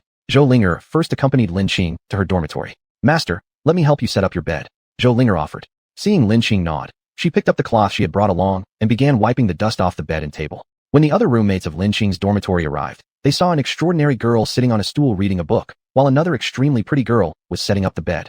The new arrival was named Li Shuang, originally from Zhongzhou City. She was delicate in appearance and outgoing by nature. Upon meeting them, she greeted them warmly. "Hey, you too. I'm Li Shuang. Nice to meet you. What are your names?" "Lin Qing, Zhou Linger." Lin Qing and Zhou Linger responded succinctly at the same time. "For the next year, we will be roommates. Please take care of each other." Li Shuang smiled and said, "You're mistaken. I'm not from this dormitory. I'm in room 206, Zhou Linger clarified. "Ah? Then why are you here?" Li Shuang questioned, puzzled. "She's helping me organize things," Lin Qing replied casually, without a trace of embarrassment. Of course, Lin Qing felt no shame about it.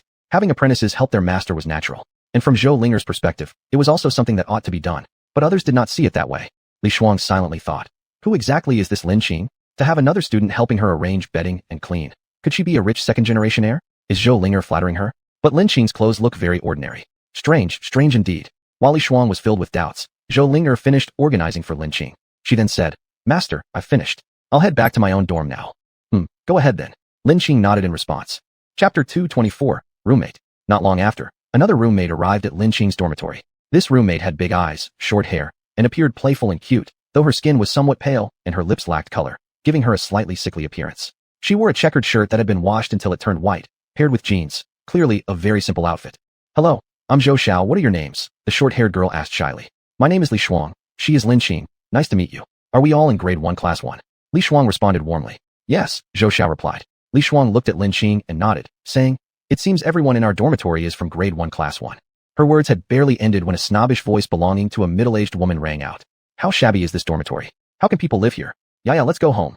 "No, I want to live in the school. If others can, so can I," came a small girl's voice in reply. In front of everyone stood a girl dressed in a princess dress. Her hair was dyed brown, with 2 cute ponytails. She had porcelain-white skin, high cheekbones, and cherry lips, a sign of wealth at first glance. Standing beside this girl was a woman who looked around 30-something, bearing a striking resemblance to the girl. This woman was heavily made up, clad in designer clothes, resembling a rich housewife. This finely dressed woman took a look around the dormitory and smiled as she spoke to Lin Qing. "Classmate, would you mind swapping beds with my Yaya? Yaya has not endured much hardship since childhood." Since Lin Qing had arrived earlier than anyone else, she had chosen the best position, near the window, where sunlight could illuminate her bed during the day. The remaining bed near the bathroom, on the other hand, was colder and damper. Why should I swap with her? Lin Qing opened her mouth indifferently. The elegantly made-up woman thought that by speaking kindly to others, they would agree. She lifted her head arrogantly, scrutinized Lin Qing, coldly sniffed, and said, Ask for your price. How much money do you want?" "No amount will make me swap," Lin Qing said coldly. "Do you know who we are? Dare to offend us? Do you not want to live?" The woman was angry. "Really? Who are you? Born with 3 heads and 6 arms." Lin Qing laughed sarcastically. "Not exactly 3 heads and 6 arms, but certainly people you cannot afford to offend. the well-dressed woman remarked. Ah, do I even know someone in Zhongzhou City I cannot afford to offend? Lin Qing sneered coldly. Have you heard of the Jiang family? Our Zhao Ye is actually Zhao's descendant, the woman stated. The Zhao family was also a highly renowned household in Zhongzhou City. Their main business focused on cosmetics, and their assets exceeded 10 billion yuan. Although Zhao Ye was truly Zhao's child, she was an illegitimate daughter, while this well-made-up woman was the second son of the Zhao family's concubine outside their main family. As a mere secondary wife, her looks were enough. No one cared about her character. This well-groomed woman's name was Wang Lu. Her parents had divorced when she was young, and her mother, unable to endure her father, had fled with another man. Her father then remarried, and his new wife treated her poorly, pinching pennies severely when it came to spending money on her. Eating her fill every day was already challenging, let alone allowing her to continue her education properly. The stepmother treated her harshly, even denying her adequate clothing and food after junior high school graduation. From there, Wang Lu stepped into society, working and scraping by. Due to her upbringing, Wang Lu grew an increasing desire for wealth.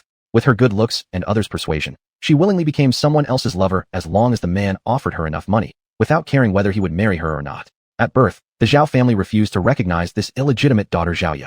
Later, because Zhao Ye was beautiful and academically gifted, the Zhao family reluctantly accepted her back recently. The clear purpose behind accepting her was to use her for marriage alliances later, thus gaining more advantages for the Zhao family. Once recognized, Zhao Ye quickly transformed into the image of a wealthy miss.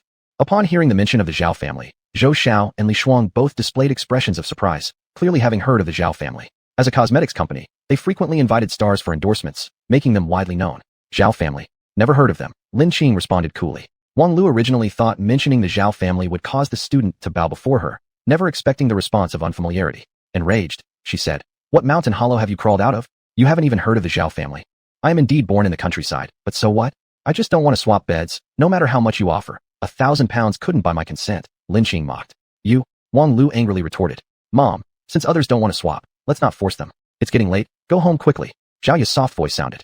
After hearing Zhao Ye's words, Wang Lu gave Lin Qing a fierce glare and said, "Let me tell you, do not bully my Yaya, otherwise I will make sure you pay for it." With that, Wang Lu clattered away in her high heels.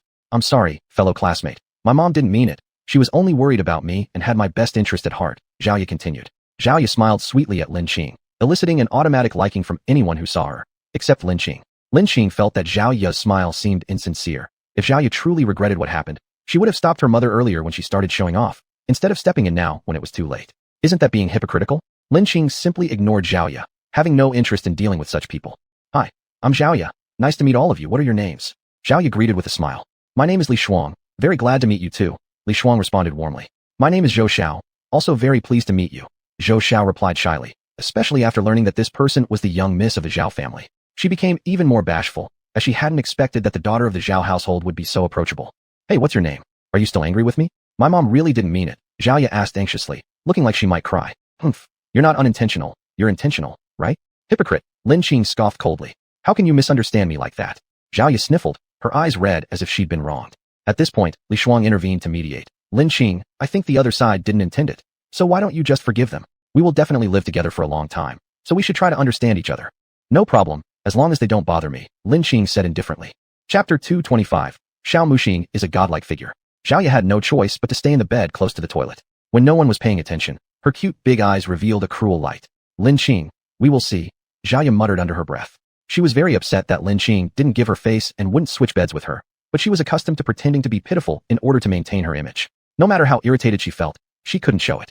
She was taken back by the Zhao family because of her obedience, prettiness, and good academic performance, and she did not want to lose all this glory, so she could only endure silently. As for what Zhao Ye thought, Lin Qing paid absolutely no attention. After all, she was just an insignificant ant. Any plot or cunning trick was useless against absolute power. In the afternoon, during nap time, Lin Qing was lying down cultivating herself when after several cycles of energy circulating through her body, she heard Li Shuang and Zhou Xiao chatting excitedly. She opened her eyes and saw the two holding their phones and whispering, their faces red and full of excitement. Li Shuang noticed Lin Qing jumping off her bed and said, "Lin Qing, you're awake. Sorry if we woke you. It's fine. I should wake up from my nap anyway. I see that you're both excited. What are you discussing? Has something happened?" Lin Qing asked. "You obviously haven't been browsing the school forum. A godlike figure has appeared in our school. Wow, he's too handsome. His good looks are beyond words, unparalleled before or after. He's elegant, debonair, and much more. My vocabulary seems inadequate to describe his handsomeness. I feel like I'm in love," Li Shuang exclaimed with excitement. "You're exaggerating way too much. It's just a handsome guy. A three-legged frog is hard to find, but there are plenty of handsome guys around." Lin Qing smiled as she responded. "I'm not exaggerating at all. If you don't believe me, take a look." Saying that, Li Shuang pulled out the photo from the forum on her phone and placed it in front of Lin Qing. Lin Qing took one glance and froze. Isn't this Xiao Muxing? Judging by the photo, it must have been taken while he was waiting for us in the morning. Gosh, this world really values appearance now. Didn't expect him to be on the forum the first day and already be crowned as the high school's godlike figure. Lin Qing mused inwardly. Looking at Lin Qing's stunned expression, Li Shuang chuckled. See? I told you he's super handsome. Lin Qing, your expression shows it all. I thought you were above such worldly desires. Huh, I'm not stunned. I recognize him. Lin Qing spoke up. Don't boast, okay? At lunchtime, you claimed you came from a rural area. How could you possibly know him? Do you even know who he is? He's Xiao Muxing, the young master of the Xiao family in Zhongzhou City. You probably don't know about the Xiao family either since you've never heard of the Zhao family. Li Shuang retorted. How do you know he's from the Xiao family? Lin Qing asked curiously. Look at the post. The information has been uncovered. He used to attend the junior high school attached to Zhongzhou City No. 1 middle school, but he transferred schools in the 3rd year of junior high. We don't know where he went, but now he's in the 1st grade of our high school, specifically class 2. Alas, I ended up in class 1. Now I can't interact with my godlike figure daily. Li Shuang lamented with regret. This one class difference doesn't matter much, and I happen to know him, so I can introduce you too if you'd like. Lin Qing suggested, feeling a bit fond of this outspoken and cheerful girl. Don't try to comfort me. I understand the gap between him and me. Probably I'll never have a chance in this lifetime. I just admire his looks.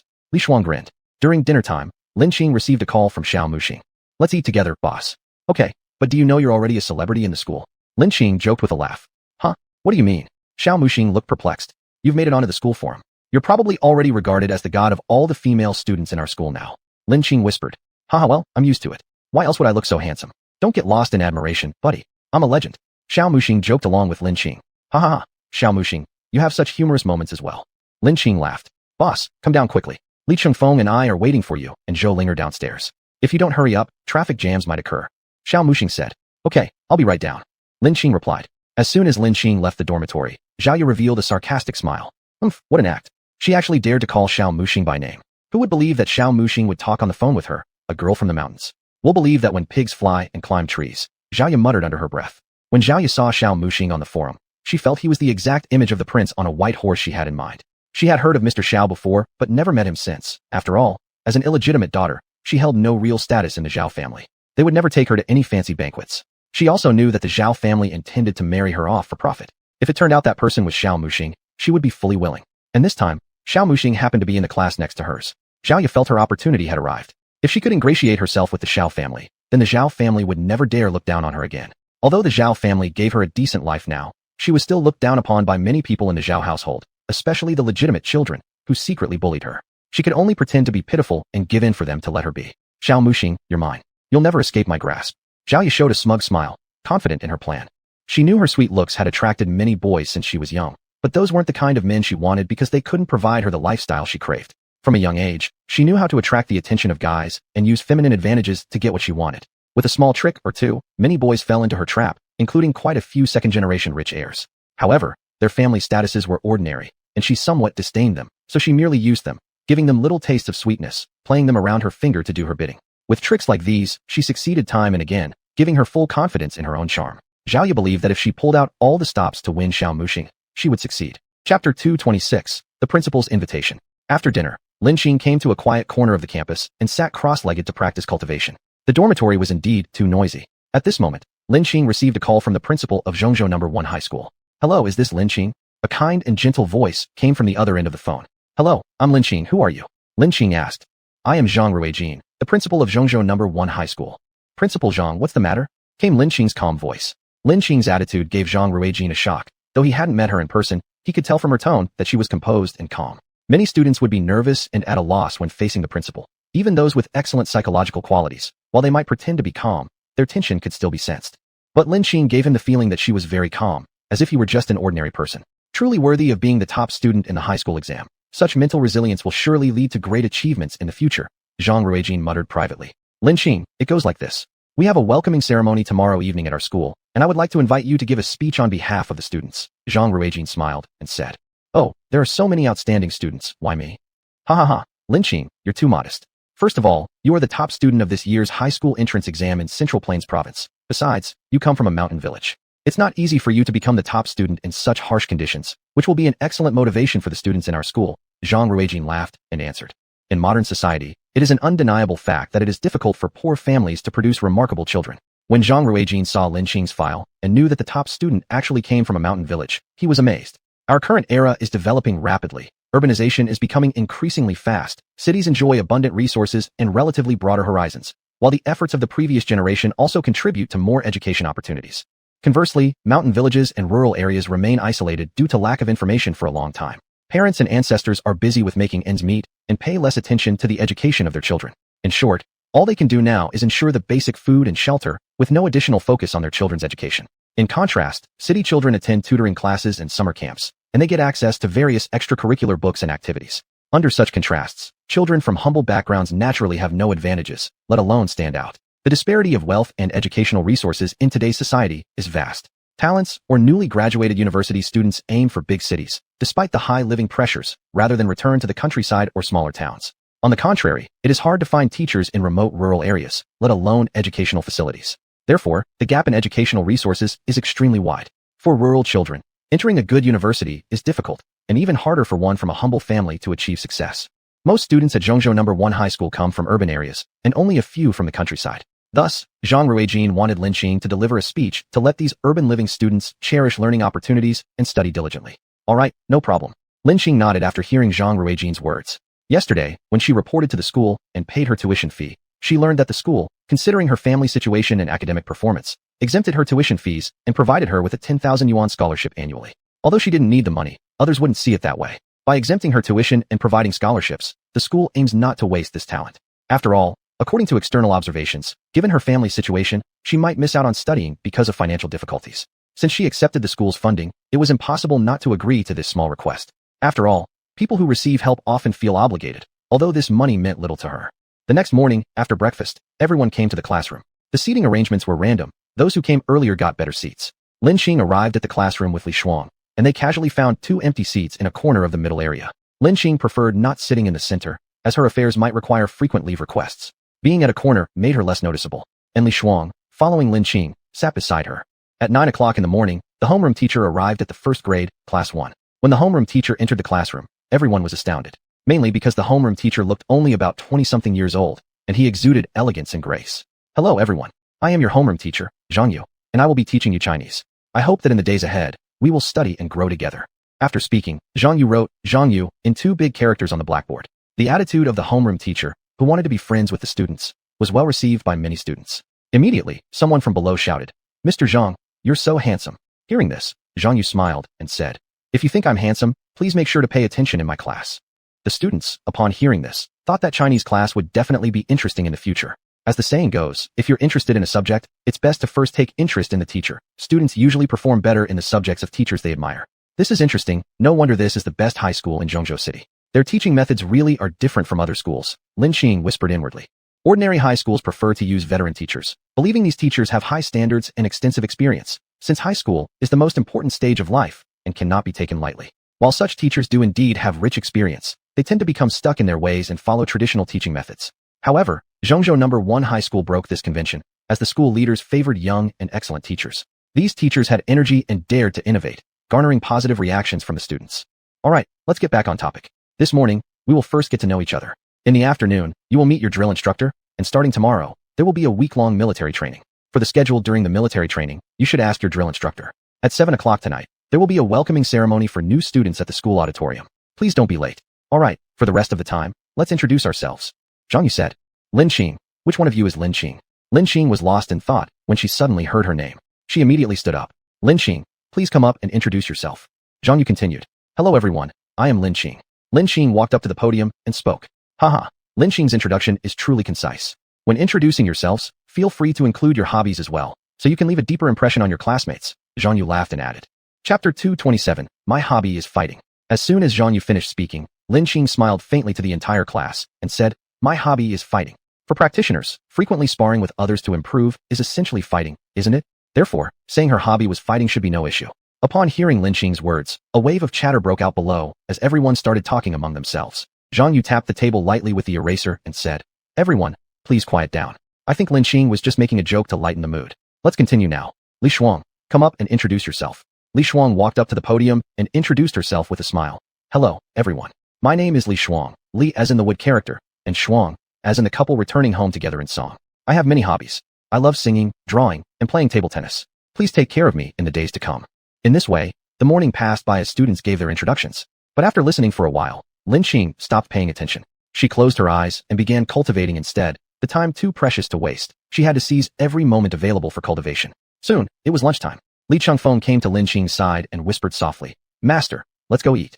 Li Shuang's eyes lit up upon seeing Li Chengfeng and exclaimed, "Wow, Lin Xing, you actually know him? Tell us, what's your relationship?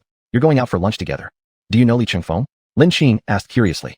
Hadn't he already introduced himself on the podium just now? Didn't expect there would be such a handsome guy in our class. Though his looks are just slightly inferior to Xiao Muting's, he's still an extremely good-looking dude. And you haven't told us yet. What exactly is your relationship with him? Li Shuang asked. He's my disciple. All right, we're heading out for lunch, Lin Xing replied, and then left. Li Shuang clearly didn't believe Lin Xing's statement, thinking that calling him her disciple must have been a joke. When Lin Xing arrived at the cafeteria, she noticed that Xiao Muting had booked a private room. Inside the room, Xiao Muting and Zhou Linger had already ordered dishes. They knew Lin Xing wasn't picky about food, so they had directly placed the orders in order to finish the meal quickly. Why did you book a private room today? Lin Xing asked. It's all because of Xiao Muting. Who would have thought on our very first day here, he'd attract so many crazy fans. If we ate in the main hall, we wouldn't even be able to enjoy our meal peacefully. There'd likely be a lot of girls coming over to chat with him, Zhou Linger said angrily. It was clear that she wasn't pleased with Xiao Muting. She wasn't sure why she got upset over people liking Xiao Muting, attributing it to trouble caused by Xiao Muting. Yeah, exactly that reason makes me mad, Zhou Linger muttered internally. What she didn't realize was that through their frequent bickering, Xiao Muting's presence was gradually seeping into her heart like spring rain, though she hadn't yet become aware of it herself. How can this be my fault? If people like me, what does it have to do with me?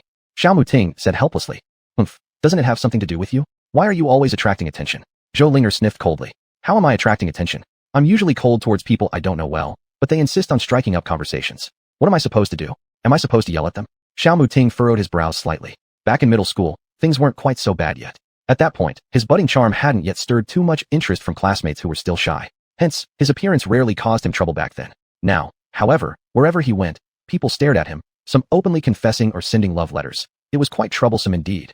Why can't you scold them? Or perhaps you're being too gentle with them. Zhou Linger sniffed coldly again. First off, it's a matter of politeness. How could I scold someone just because they like me? People would see me as rude or ill-mannered. Besides, these are simply young girls beginning to bloom with infatuation. I don't need to be close to those I dislike. If I scolded them outright, it would only hurt their feelings unnecessarily. We can't imagine how much harm I might cause. It's not their fault. They've merely fallen for someone. The responsibility lies with me for being too handsome, Xiao Muting explained.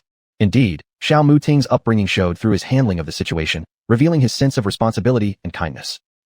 Really arrogant, Zhou Linger retorted, although inwardly she admitted he made valid points. Yet, the source of her discomfort remained unclear to her. Before long, the food arrived. Knowing that Lin Xing had a hearty appetite, Xiao Muting and Zhou Linger ordered 10 dishes for the four of them. Human ribs, beef stewed with potatoes, scrambled eggs with tomatoes, mackerel oil sautéed bok choy, spicy sour shredded potatoes, hand-torn pickled cabbage, and more. Although they were all home-style dishes, the flavors were excellent. By the end of the meal, it cost only over 100 yuan. After eating, everyone enjoyed a bowl of corn soup. At this moment, Xiao Muting spoke up. I heard something about our military training from my grandfather. What is it? Lin Xing asked curiously. I heard that this year's training is directly handled by personnel from the Central Military Region. Normally, training instructors are selected within the Provincial Military District. But this time, the Central Military Region reached out to the Provincial District here, saying they'd send some soldiers to train us at our school in Zhongzhou City. It's rather strange, Xiao Muting said thoughtfully. Central Military Region? Hearing this, Lin Xing recalled Jiang Beichen. Wasn't he teaching at the Elite Special Forces Unit in the Central Military Region? Could this have anything to do with him? Why think so much? We'll meet the drill instructors this afternoon anyway. Whatever happens, we'll handle it easily considering our physical condition. Lin Xing smiled as she spoke. That's true. This military training is kid stuff. It doesn't even compare to my daily training back home, Xiao Muting said. After lunch, Lin Xing returned to her dormitory. Upon seeing Lin Xing, Li Shuang's eyes lit up with curiosity. She leaned closer to Lin Xing and whispered, Come on, Lin Xing, tell me, what's your relationship with Li Chengfeng? I already told you, he's my disciple, Lin Xing replied. What does he learn from you? Li Shuang persisted, still somewhat disbelieving. Martial arts, of course. Didn't I say that my hobby is fighting? Lin Xing chuckled. Chapter 228, Beauty Misleads. Seeing the other person's incredulous look, Lin Xing continued. What? You don't believe me? It's not that I don't believe you, but this is really hard to believe. You look so frail. How could you possibly know martial arts? When you said in the classroom that you enjoy fighting, we all thought you were joking. Li Shuang spoke up. I never joke around. Lin Xing smiled and picked up a long stick as thick as a water cup in the dormitory. This stick was left by someone unknown in the dormitory. Lin Xing easily snapped it with 2 hands, breaking the thick stick into 2 halves instantly. This, Lin Xing, you're amazing, Li Shuang said, trying to break the stick himself, but finding it very sturdy. Now do you believe I know martial arts? Lin Xing chuckled. Of course, I believe it now. Li Shuang nodded. Meanwhile, Zhao Ye, who accidentally witnessed this scene, had an even darker gleam in her eyes. Good thing I didn't confront Lin Qing directly. Otherwise, if she hit me, I'd be disfigured, Zhao Ye whispered inwardly. She has always cherished her appearance. Moreover, she dreaded dealing with impulsive people who act without consequences most. In her eyes, Lin Qing was such a person. Born in a remote village, yet daring to oppose her, who has the Zhao family as her backing, and making direct mockery of her as if she's fearless. How could anyone else describe it but stupid? Even in society, such individuals would surely struggle to achieve anything significant. The slogan of equality for everyone has been shouted for many years, but true equality in life remains difficult to achieve. People survive differently in society based on their different capabilities, responsibilities, and resources they command, and the treatment they receive must vary accordingly. For instance, some general managers in a company can know things that department managers absolutely cannot due to intercompany competition. The same applies to nations. The weak are prone to exploitation, while only the strong can speak of equality. What we typically refer to as equality usually boils down to achieving a form of personal dignity equality, and it's already a great achievement. The manifestation of personal dignity and equality largely lies in whether the strong are polite and respectful towards the weak. Our education since childhood instills in us the idea of enduring hardships to rise above others. But when most of us strive through these hardships, suffer humiliation silently, and fantasize about someday returning them to others upon success, that success often brings out madness and arrogance, which we then double or triple onto those around us. So it goes, endlessly repeating. Soon, it was afternoon, and all first-year students gathered on the playground, arranged neatly class by class, waiting for the drill sergeant's arrival. Before long, 10 instructors came marching in perfect synchronization. They were wearing camouflage uniforms, military caps, and sneakers, looking highly spirited. The sergeant for Class 1 quickly appeared before the group. He was strikingly handsome, with a well-balanced forehead and square jawline, black eyebrows like swords, and a pair of piercing eyes. His stylish camouflage uniform wrapped around his athletic body, indicating he was clearly well-built. When he stood before the queue of Class 1, all the girls' eyes immediately lit up with a brilliant sparkle. Wow, the instructor is so handsome. Are all army brothers like this? Such thoughts crossed everyone's minds, though none dared voice them aloud. You all, my name is Zhou Ming, your drill sergeant. You may call me Sergeant Zhou. Our training lasts for 1 week, meeting here at 8 o'clock tomorrow morning. During the training period, there are several requirements from me. 1. You must wear the military uniforms and shoes distributed to you. 2. Jewelry is prohibited during training, including bracelets, earrings, necklaces, watches, and mobile phones. 3. No tardiness or early departure is allowed. There should be no absence without special circumstances. 4. If genuinely ill and unable to participate in the training, you must request leave. 5. All assigned tasks must be completed, and failure to do so will result in punishment. These are the main points. Have everyone understood them? Yes. The crowd murmured softly. Louder. What's that whispering sound like mosquitoes buzzing? Sergeant Zhou said sternly. Yes. Everyone shouted in unison. If everyone understands, line up from tallest to shortest, 10 people per row, Zhou Ming declared. As for being sent here by their superiors to train a group of high school students, he found it utterly absurd. He was an elite soldier aiming to join the Dragon Fang team, and staying here seemed like a complete waste of time. However, it was a task given by his superior, so he had no choice but to follow through. When he arrived, his superior had secretly told him that this was an opportunity. If he seized it well, he might be able to join the Dragon Fang team. Regarding this year's elite special operations team competition, he had watched it. The Dragon Fang team's rise to the top-ranked squad had surprised him as well. It was rumored that this was inseparable from their coach's training methods, which further fueled his desire to enter the Dragon Fang team. He also wanted to become a warrior like those on the Dragon Fang team. It was said that the warriors in the Dragon Fang team were not much stronger than him before. Now, the Dragon Fang team had become so powerful because their coach had unique training methods. If he could enter the Dragon Fang team, he believed he too could become that strong. Soon, the lineup was completed, and Lin Qing was positioned in the middle of the first row. After all, she was a girl. Although she was quite tall for girls, compared with boys, she was still shorter. Now, please remember your positions. In the future, you will line up according to this arrangement. Coach Zhou continued. Yes, sir. Everyone answered in unison. All right, that's enough for today. You have the opening ceremony tonight. Don't be late tomorrow, Zhou Ming instructed. As soon as he finished speaking, everyone dispersed. On the way back to the dormitory, everyone discussed their instructor enthusiastically. Our instructor is so handsome. I think I'll fall in love with military training. Ah, you're not falling for military training. You're falling for his good looks. TCH, don't talk nonsense.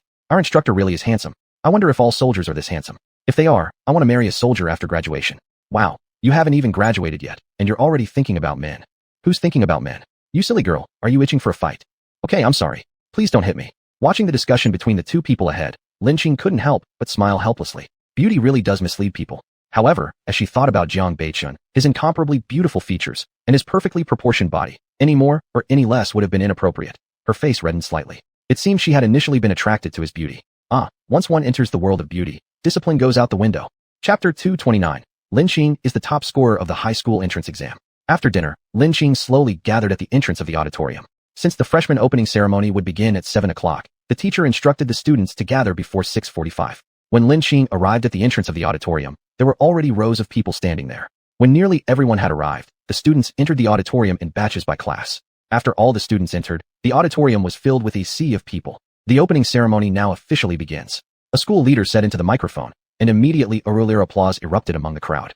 Next, please welcome Principal Jiang to speak. Everyone welcome. Applause broke out again. Jiang Ruijin is a middle-aged man with slightly graying hair who looked rather elegant. He raised his hands and pressed his palms down, immediately quieting the auditorium. It seemed like even the sound of a needle dropping could be heard. Respected leaders, respected teachers, dear students. Good evening.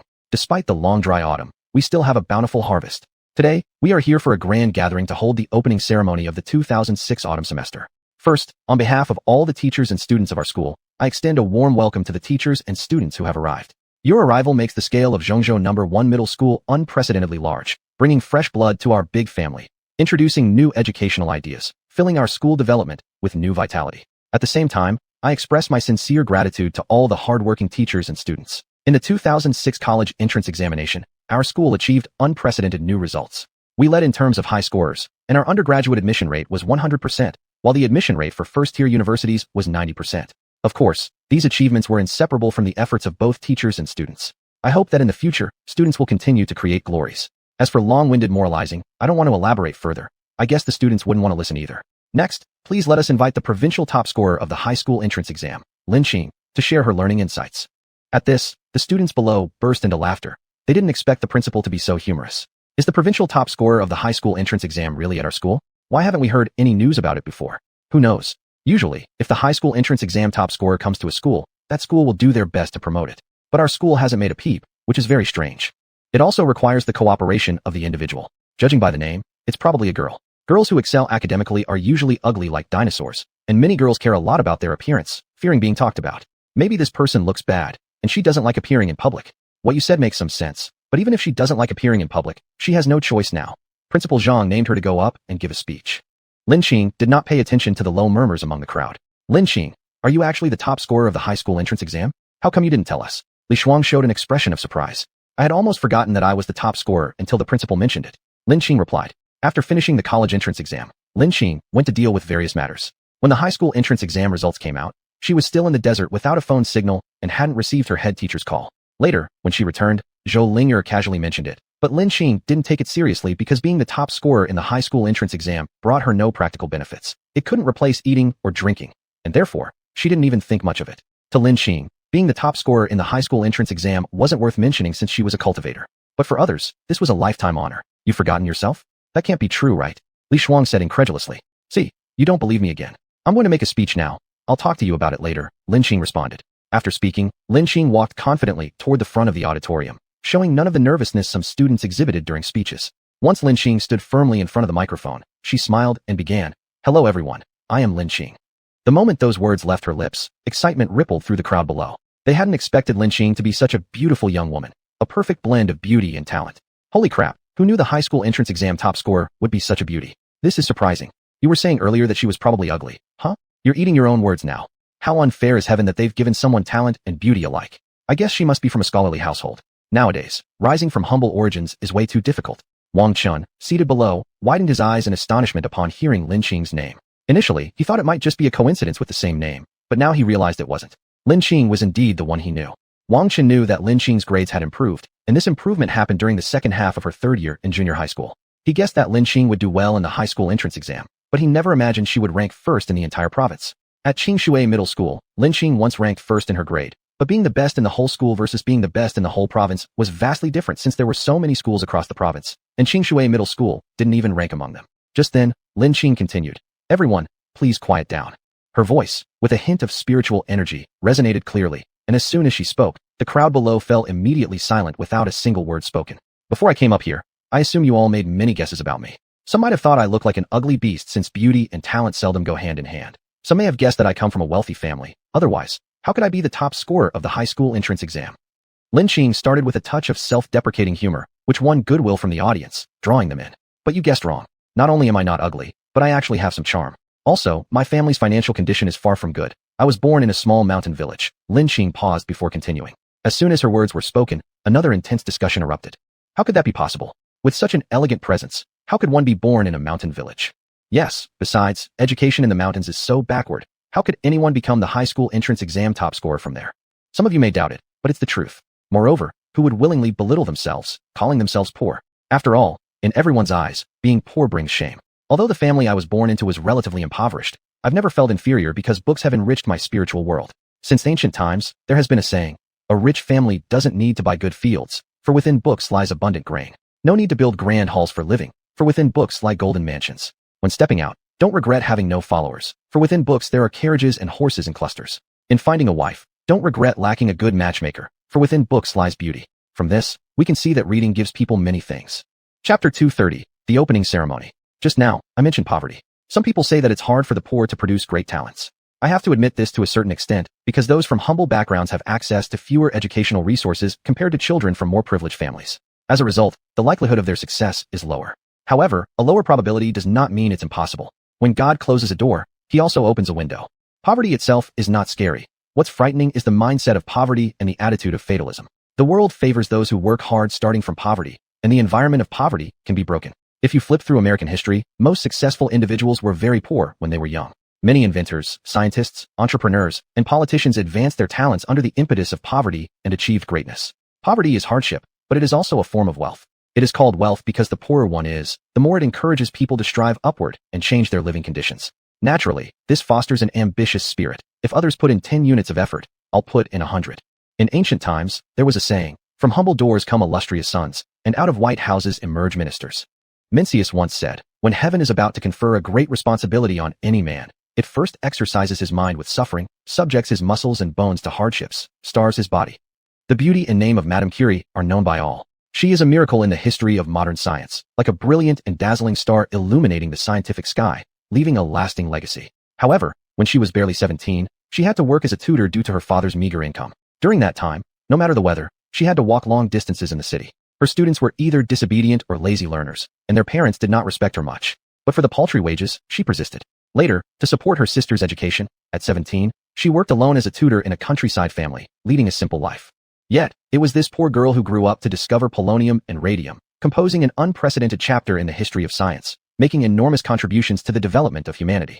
Perhaps, it was precisely the unbearable poverty of her youth that endowed her with courage and perseverance unimaginable to ordinary people, allowing her to develop an unwavering and persistent quality. This enabled her to endure with indomitable willpower for more than 3 years while extracting radium, achieving success. Looking back, my grades weren't particularly excellent either, but I knew I couldn't bow to the difficulties before me. Otherwise, being from a poor family, my entire life might have passed without anything remarkable. By the time I reached marriageable age, I might have been married off, leaving my future dependent on someone else. If that person was of good character, then perhaps things would have been fine, but if he wasn't, I could imagine the tragedy of my future life. Isn't it tragic to tie one's destiny to another? Many girls from poor families who don't focus on studying and go to university face such realities. I don't want to live like that, so will I make changes? What about you? Many of your family situations are better than mine, but I believe you all have goals worth fighting for, ideals you want to achieve. Many in our country oppose rote testing and advocate foreign educational models, especially admiring the American or European systems. There's nothing wrong with this. Indeed, some of their excellent methods are worthy of study and continuous improvement on our part. However, considering China's current national conditions, many of these ideas simply aren't feasible or cannot be implemented overnight.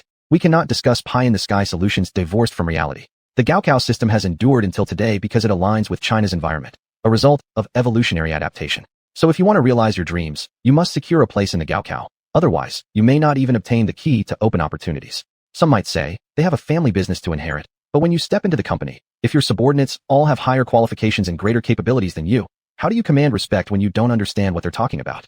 Even if they appear obedient outwardly, inwardly, they might look down on you. Well, I've rambled on for a while here, and some of you might be close to falling asleep. I just shared some of my thoughts and insights with all of you, hoping you find them helpful. Thank you. Lin Xing delivered a lengthy speech without notes, speaking freely wherever her thoughts led her. Once Lin Xing finished speaking, thunderous applause erupted from below. Lin Xing's speech was pretty good, right? More rewarding than listening to old me. I hope everyone finds their own goals and studies hard, Principal Zhang commented. Principal Zhang's speech brought the opening ceremony to its climax, followed by the stirring melody of the school song, filling everyone with inspiring strength. Thus, the opening ceremony of Zhongzhou No. 1 Middle School came to an end. As Lin Xing confidently walked down from the podium, Wang Chun felt his heart beating even faster. After the high school entrance exam, he wanted to see Lin Xing and clear up the misunderstandings between them.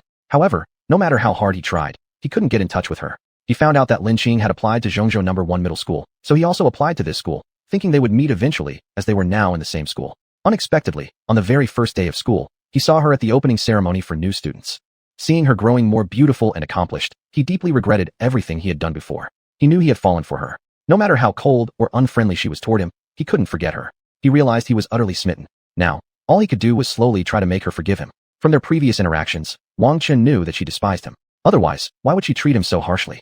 As the saying goes, where there's no love, there's no hatred. So, he firmly believed that Lin Qing had once liked him and changed drastically because of his past actions against her. It must be admitted that Wang Chen overthought things. The former Lin Qing might have had a favorable impression of him, but the current Lin Qing would never possibly develop feelings for someone like him. Most people benefited greatly from Lin Qing's speech, except for a few individuals, such as Zhao Ye. Zhao Ye sneered as she watched Lin Qing confidently step onto the podium. Humph, what a country bumpkin. With such a family background, even if she manages to enroll in some good universities, so what? In society, she will still be at the mercy of those powerful elites. Struggling is just a joke. It can only improve your life to a tolerable degree. It can never compare with families of influence and wealth. Zhao Ye muttered derisively. Chapter 231. Zhou Zhao's Jealousy. After returning to the dormitory, Li Shuang exclaimed in admiration, "Wow, Lin Qing, you're so amazing. You looked so cool standing on the podium and didn't appear nervous at all. And I think what you said was really reasonable. Good for you if you gained something." Lin Qing replied indifferently. "Lin Qing, don't you feel a little bit overjoyed? After all, you stole the show in front of all the freshmen today. Many guys probably now regard you as a goddess," Li Shuang said with a smile. Her smile was brilliant, her tone filled with envy but without jealousy. It wasn't the same for the other two roommates.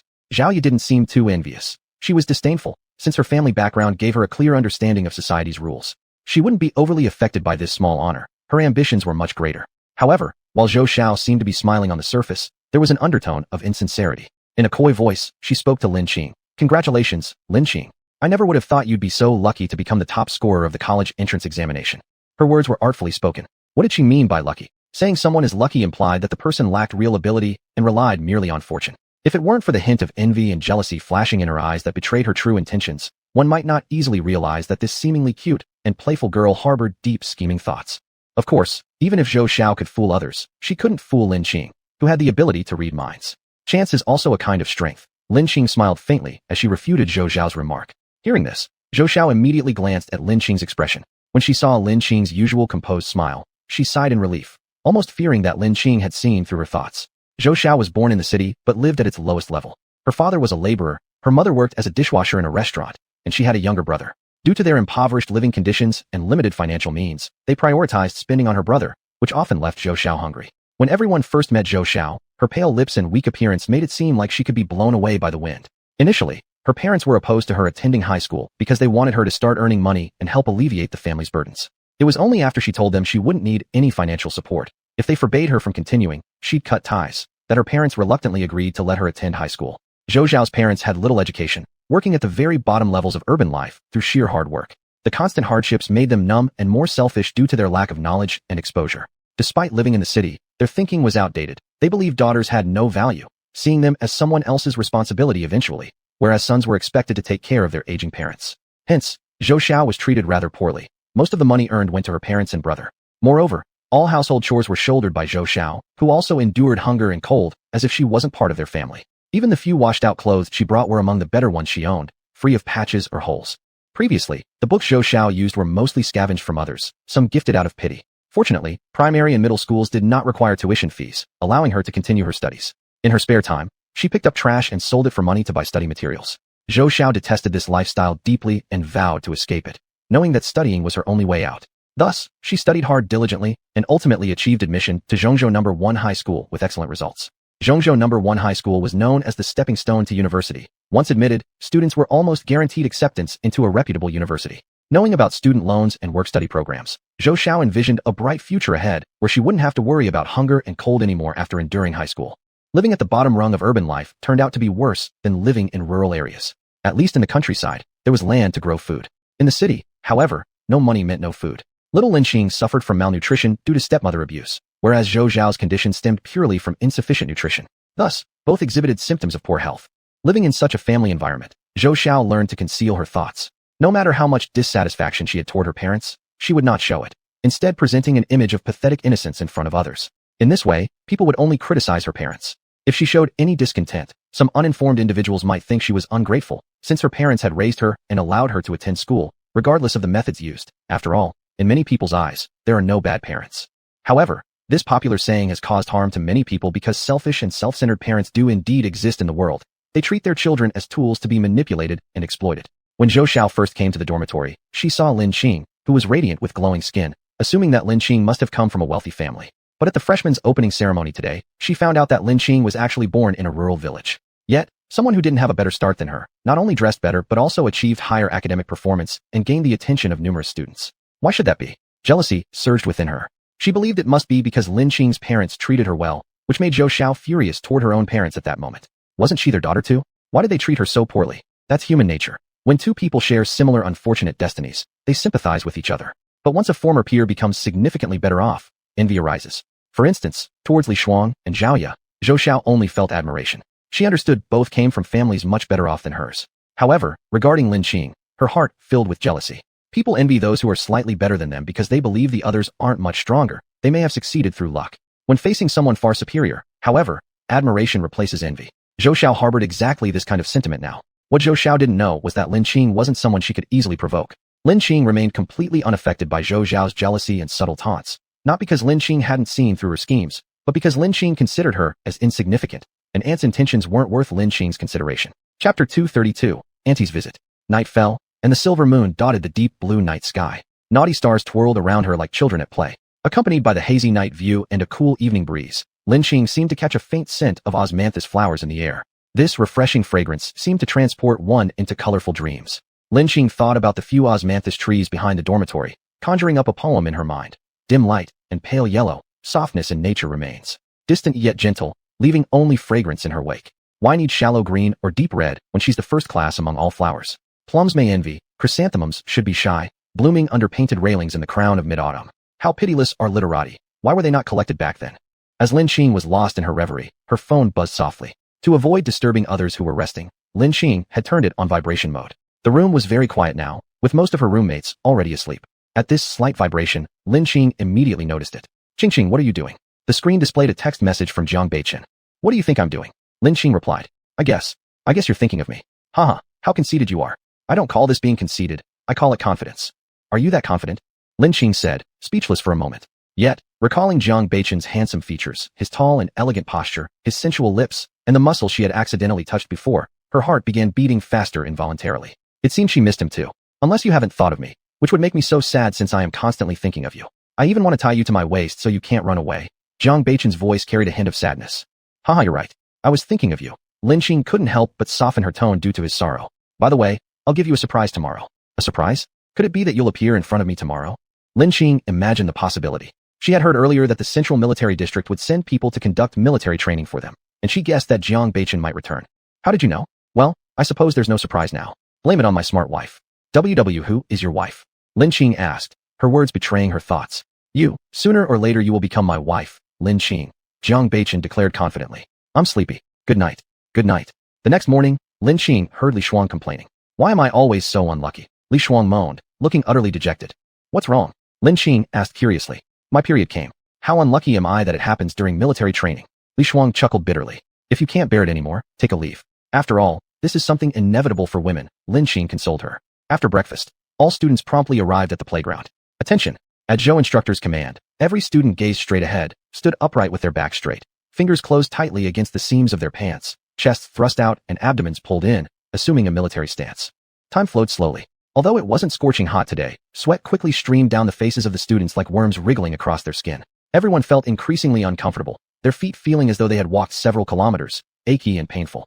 However, Instructor Zhou had given clear instructions. Nobody could move unless someone died. Thus, everyone had to endure the blazing sun and sore muscles, continuing their military stance. It felt like another century passed until Instructor Zhou finally allowed them to sit down and rest. Everyone hurriedly moved to the shade of the trees, sat on benches, and stretched their waists.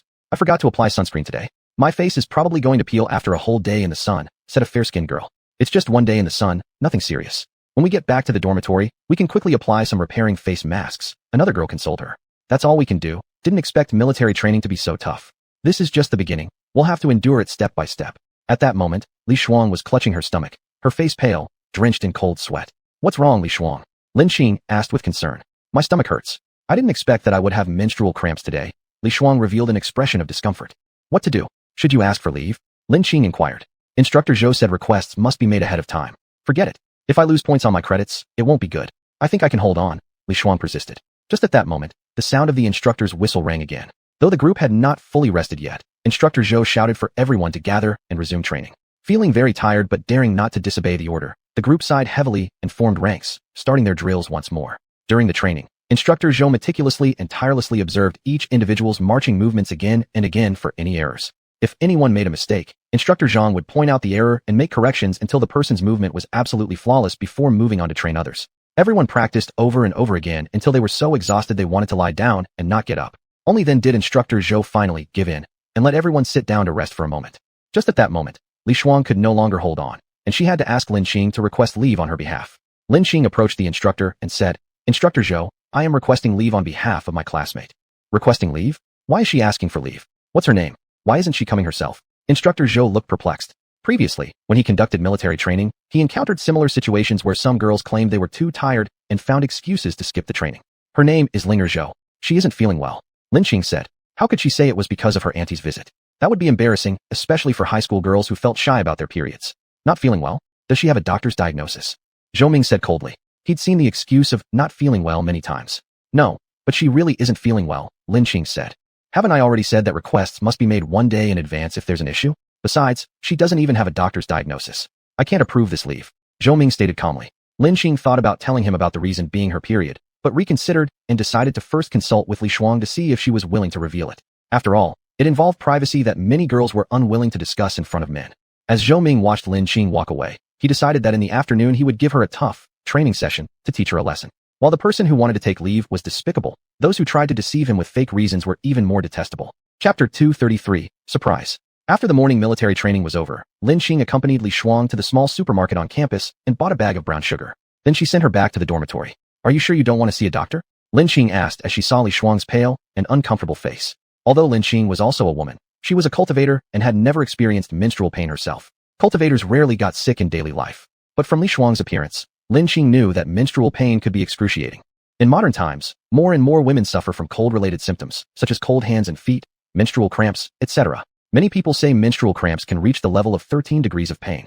This weakness caused by cold leads to physiological pain during menstruation. The increasing number of women with cold constitution is mainly due to the lack of attention to health preservation in modern society. First, it is due to diet. In hot summer, ice cream, popsicles, and cold drinks are many women's favorites. Some even drink a large glass of icy water when they get up in the morning and eat fruit straight out of the fridge. Long-term consumption of cold food leads to internal coldness. Even some people eat ice cream in winter. How could their bodies not feel cold? Additionally, fashion choices contribute to this problem. Mini skirts, crop tops, backless dresses, they may look sexy but freeze the body too much. The parts exposed to the elements are precisely the ones most susceptible to cold. Shoulder joints, knee joints, these are all weaker parts of the human body, which should avoid wind cold. More importantly, the neck, back, and waist areas. The abdomen is the center of vital energy. The waist is related to the kidneys, and the neck and back belong to the governor meridian, which oversees yang energies. All these exposed areas make it easy to catch a chill. Many women prioritize fashion over warmth in cold weather. Could they not develop an aversion to cold? Also, staying up late has become common among many people. In traditional Chinese medicine, it is crucial to sleep before 11 at night. During this period known as midnight, yin reaches its peak, while a tiny amount of yang starts to emerge. This marks the transition of yin and yang. Sleep ensures that yang energy sprouts properly. If one stays awake during this time, it disrupts the balance. Over time, excessive yin leads to insufficient yang, causing a cold constitution. Furthermore, modern society is stressful and fast-paced. People rely on cars for transportation and air conditioning at home, lacking physical activity. Such unhealthy lifestyle habits cause internal coldness, weaken the organs, and decrease vitality and function. I'm fine. Drinking some brown sugar water will help, Li Shuang said weakly. Do you still want to have dinner? Lin Qing asked. No, I really can't eat anything. Li Shuang looked uncomfortable. In that case, I'll pack some food for you to bring back later, Lin Qing replied. As she was about to go out for dinner, her phone rang. Seeing that it was Jiang Beichen calling, she unconsciously smiled, looking cheerful. Qing Qing, where are you? Came the magnetic voice of Jiang Beichen over the phone, one that never got old. Huh? Why do you ask? I'm in the dormitory. You don't think you can just appear out of nowhere, right? Lin Qing laughed. Who knows? Just come down to the entrance of the dormitory. From the other end, came Jiang Beichen's light laugh, mixed with female screams. Wow, he's so handsome. How could someone be that handsome? No way, I'm going to faint. Where are you? Why are there so many noises nearby? Lin Qing frowned slightly, annoyed hearing girls' voices from the phone, because Jiang Beichen was hers, coveted by others, naturally made her irritated. Don't worry about that now. Just come down to the dormitory entrance. came Jiang Beichen's domineering voice. Lin Qing went out of the dormitory with her phone in hand and immediately spotted the stunningly handsome Jiang Beichen through the railing. He held a bouquet of roses, gazing affectionately at Lin Qing. How did you get here? Lin Qing smiled pleasantly, surprised. Didn't I say I would give you a surprise? Jiang Beichen grinned. Wait a moment, I'll be right down. Lin Qing hung up the phone smiling.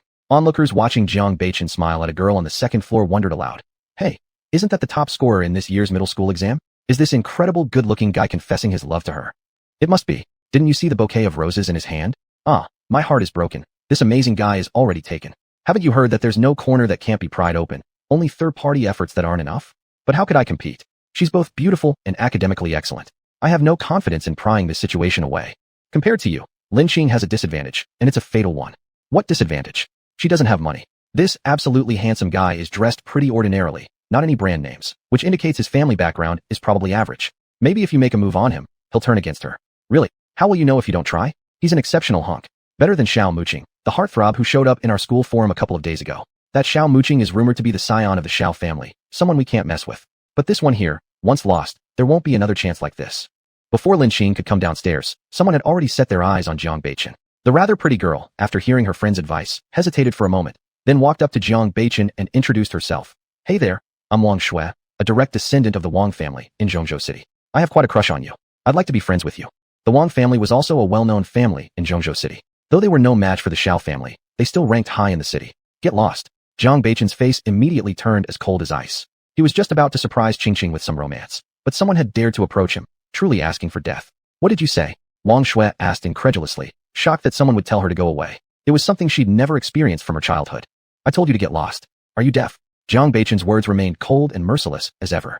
Just then, Lin Qing came down. Seeing Jiang Beichen's face as icy as frost, she asked, what's wrong? Weren't you in a good mood just now? Why has your expression turned so sour all of a sudden? Humph. Do you expect me to be happy when I see a sow trying to flirt with me? Jiang Beichen snorted coldly. Lin Qing looked around and quickly figured out what happened. She smiled and said, looks like even pigs have an eye for beauty. It only proves how handsome you are. Chapter 234, The Idol in Coach Zhou's Heart. As for whether pigs have a love for beauty, I don't care about that. What I care about is if you like it or not, Jiang Beichen said as he gazed intensely at Lin Qing. Of course I like it, and you are my man, Lin Qing smiled in response. Upon hearing this, the frost on Jiang Beichen's face melted instantly. A slight smile curled the corners of his lips, revealing an appealing curve. His obsidian-like eyes gleamed softly as he looked at her like a lotus flower that had bloomed after being guarded for 1,000 years. All the surrounding sunlight seemed to become more gentle. To avoid being surrounded by curious onlookers, they immediately left the dormitory building and walked toward a quieter place. As soon as the two were gone, Wang Shui burst out. They are absolutely too overbearing. How dare they call me a pig? Lin Qing, we are now sworn enemies. Wang Shui's not-so-large eyes glared coldly at their backs, similar to a poisonous snake's gaze. She, however, did not reflect on the fact that had she not harbored ill intentions, wanting to break up the other side's relationship, she would not have been subjected to such humiliation. She thought that with her family background, she could attract Jiang Beichen. But what she didn't know was that Jiang Beichen's family background was much better than she imagined. Her supposed good family background was nothing compared to Jiang Beichen's. Lin Qing felt the venomous glare from behind, but didn't take it seriously. After all, it was just a minor nuisance. If the other party dared to provoke her, then let her be ruthless without blame. Under a secluded osmanthus tree, the refreshing scent of osmanthus infiltrated their nostrils. The elegant fragrance of roses, despite being overshadowed by the rich aroma of osmanthus, remained distinct instead of being masked. It showed the uniqueness of the rose's charm. Here, this is the rose I bought for you. Jiang Beichen opened his mouth to speak. Each rose presented its own character. Red ones burned like blazing fire. White ones resembled falling goose feathers in winter. Pink ones were like the evening glow of twilight. And yellow ones were akin to shiny gold. Some were buds, looking like little peaches. Some were half-bloomed, standing tall and graceful like maidens. Others were fully open, smiling like cheerful children with rosy cheeks. It was a bouquet of mixed roses in red, white, pink, and yellow hues, which made one feel quite strange. Why do you think of giving me roses? Lin Qing asked curiously as she accepted the large bouquet, not typical of his usual style. I heard from others that when dating, you should give your girlfriend roses. Otherwise, she may think you're not romantic, Jiang Beichen explained. Apparently, someone gave him advice. So why do you send several different colors of roses? Usually, people send red roses only. Lin Qing inquired about her doubts. When I went to the florist shop to buy roses, the clerk introduced the various meanings behind each type of rose. She said that red roses represent true love. The message of yellow roses means enjoying every moment with you. White roses represent pure love, while pink roses stand for first love and mean that I like your smile. These are exactly the feelings I want to convey. And 99 roses symbolize everlasting love, which is also my hope. I wish to spend eternity with you. Don't you like them? Jiang Beichen furrowed his brows slightly. Idiot, how could I not like them? Anything you give me, I like, Lin smiled. Hearing Jiang Beichen's explanation, her heart seemed to be melted by an invisible force, softening into mush. Jiang Beichen watched Lin smile and relaxed his brow again, then said, "Are you hungry? Let me take you out for a meal. I won't go out to eat at noon today, let's eat in school. There is a restaurant on campus with decent taste, and time is tight, because later I still need to bring food back for my roommate." After finishing speaking, Lin led Jiang Beichen towards Yueli restaurant's direction. At the same time, she sent a message to Zhou Linger, telling them not to wait for her for the meal. Just as the two were almost at Yueli restaurant, Coach Zhou brushed past them. Since Lin had just rushed over to ask Coach Zhou for leave in the morning, he remembered her vividly. Such young age and not focused on studying. Instead having a romance. What a waste of such precious time. Probably, the person who asked for leave earlier just wanted to date someone else outside.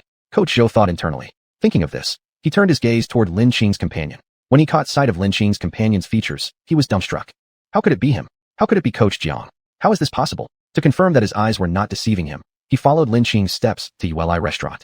Since it was the peak dining hour, the private rooms at Yueli restaurant were already full, forcing Lin and Jiang Beichen to sit down at a seat in the hall. Coach Zhou also took a seat not far from the couple, now having a clear view of the man accompanying Lin. He was shocked to discover that it was indeed Coach Jiang, the person he admired in his heart. Previously, during the elite special forces competition of the 5 major combat zones, he had watched it. He had a deep impression of Coach Jiang's appearance, not just because of his striking good looks, but also because the Dragon Fang team had won first place. According to rumors, Coach Jiang was only 26 years old and had already reached the level of Grandmaster. Even Long Outyin, the pillar of the nation, had not achieved Grandmaster status at this age. He believed that given time, Coach Jiang would become an existence no less remarkable than Long Outyin. However, such a person whom he admired was actually pursuing a pretty high school student, which was unbelievable. Although girl Lin looked good, there were many others who were even more beautiful. Moreover, how could Coach Jiang be someone easily tempted by beauty? Looking at the usually cold and stern Coach Jiang, whose face was now full of smiles like melting snow, Zhou Ming realized that Coach Jiang had taken a liking to this young girl. Never thought Coach Jiang would like such a young girl. Truly a hero can't resist the charm of beauties. Zhou Ming muttered internally. At this moment, he regretted not approving the leave in the morning. Why had he been so strict on these young girls? What if Lin complained about him to Coach Jiang? That way, wouldn't he lose any chance with the Dragon Fang team? Thinking about this, he decided that in the upcoming training, he must not let Lin suffer and should make her happy with military training. The plan he had in the morning to give Lin a tough lesson had long vanished from his mind.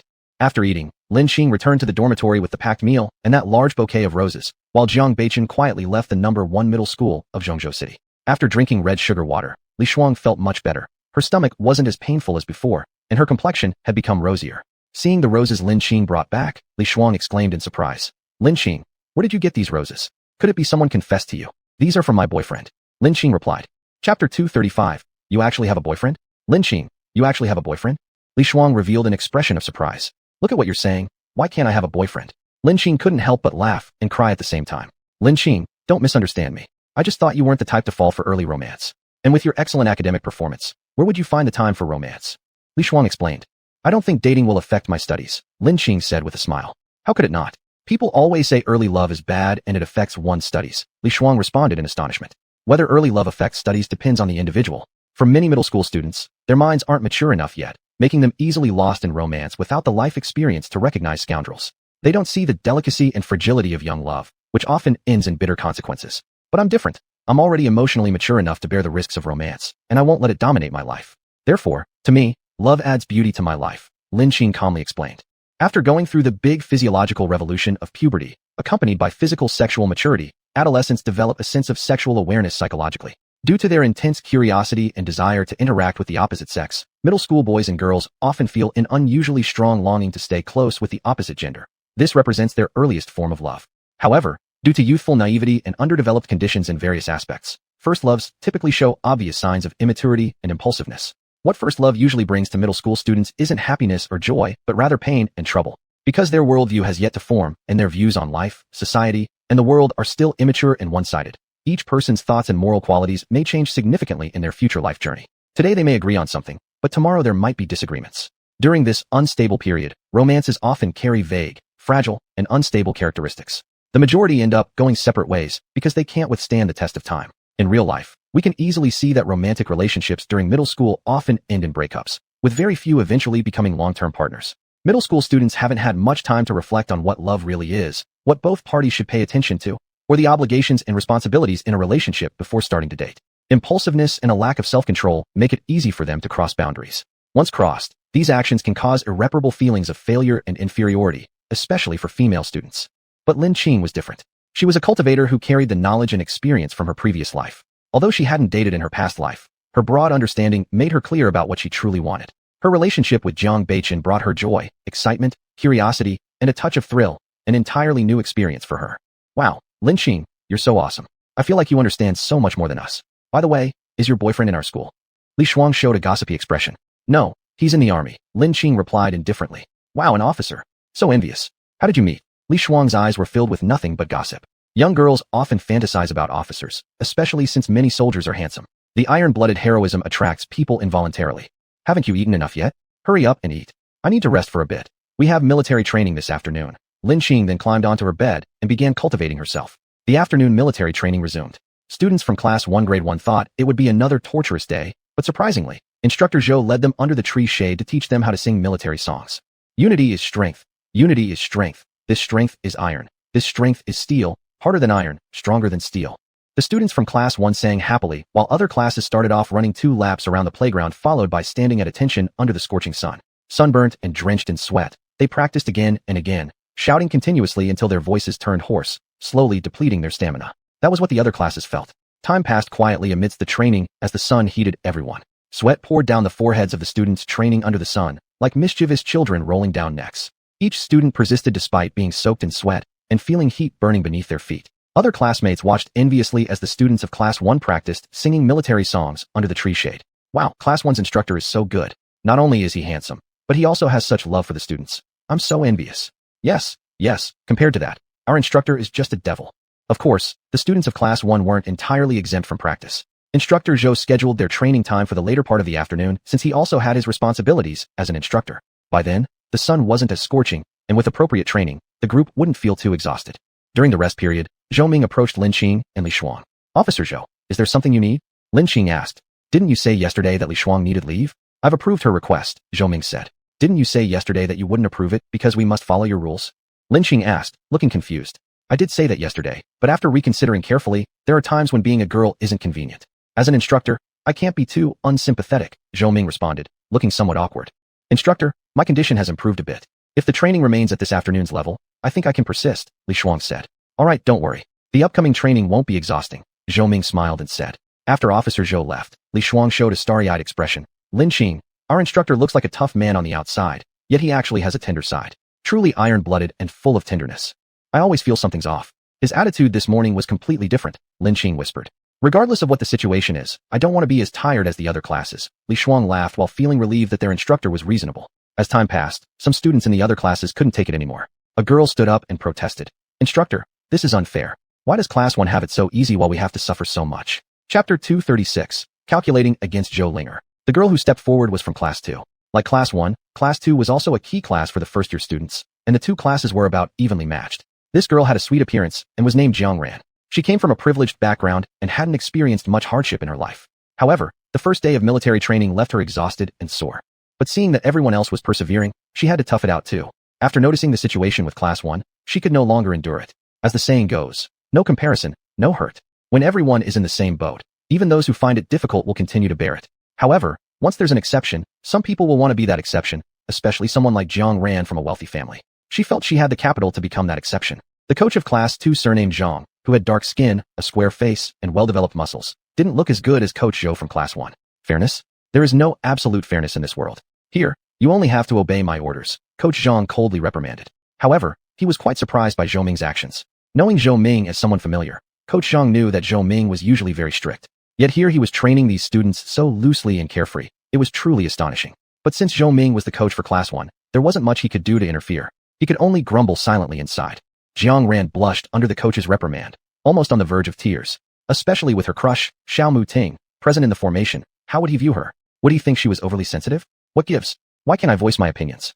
This is such an unfair world, Jiang Ran thought to herself, feeling extremely dissatisfied with the coach's reprimand. Still, she dared not directly argue back anymore, fearing further embarrassment.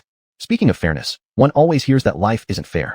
Some people are destined to have smooth journeys with little effort needed to get what they want, while others are born into situations where they must struggle hard to achieve success, pushing themselves with all their strength to obtain what they desire, or risk living mediocre lives. Many believe this. But as we grow older, some gradually realize that this world can actually be relatively fair. We're stronger than we imagine, and all obstacles in life exist merely to make us stronger and more determined. The moment we navigate through despair and hopelessness, hope reveals itself right before our eyes. Someone once said, "You may seem calm and composed on your face, but nobody knows how tightly you bite your teeth together. You might walk briskly, but no one knows that the bruises on your knees from past falls still ache. Your laughter sounds lighthearted, but no one knows that when you cry, you must do so silently. To appear effortless, you must work incredibly hard behind the scenes." Indeed, there is no unreachable future, only a present where one does not wish to change. In this world, nothing is unchangeable, only whether you're willing to put in the effort. In real life, it's akin to a war without gunfire. Some people retreat in this battle, yet others manage to rise again from despair. The most crucial part is not the depth of despair, but whether our hearts remain strong and optimistic about the future.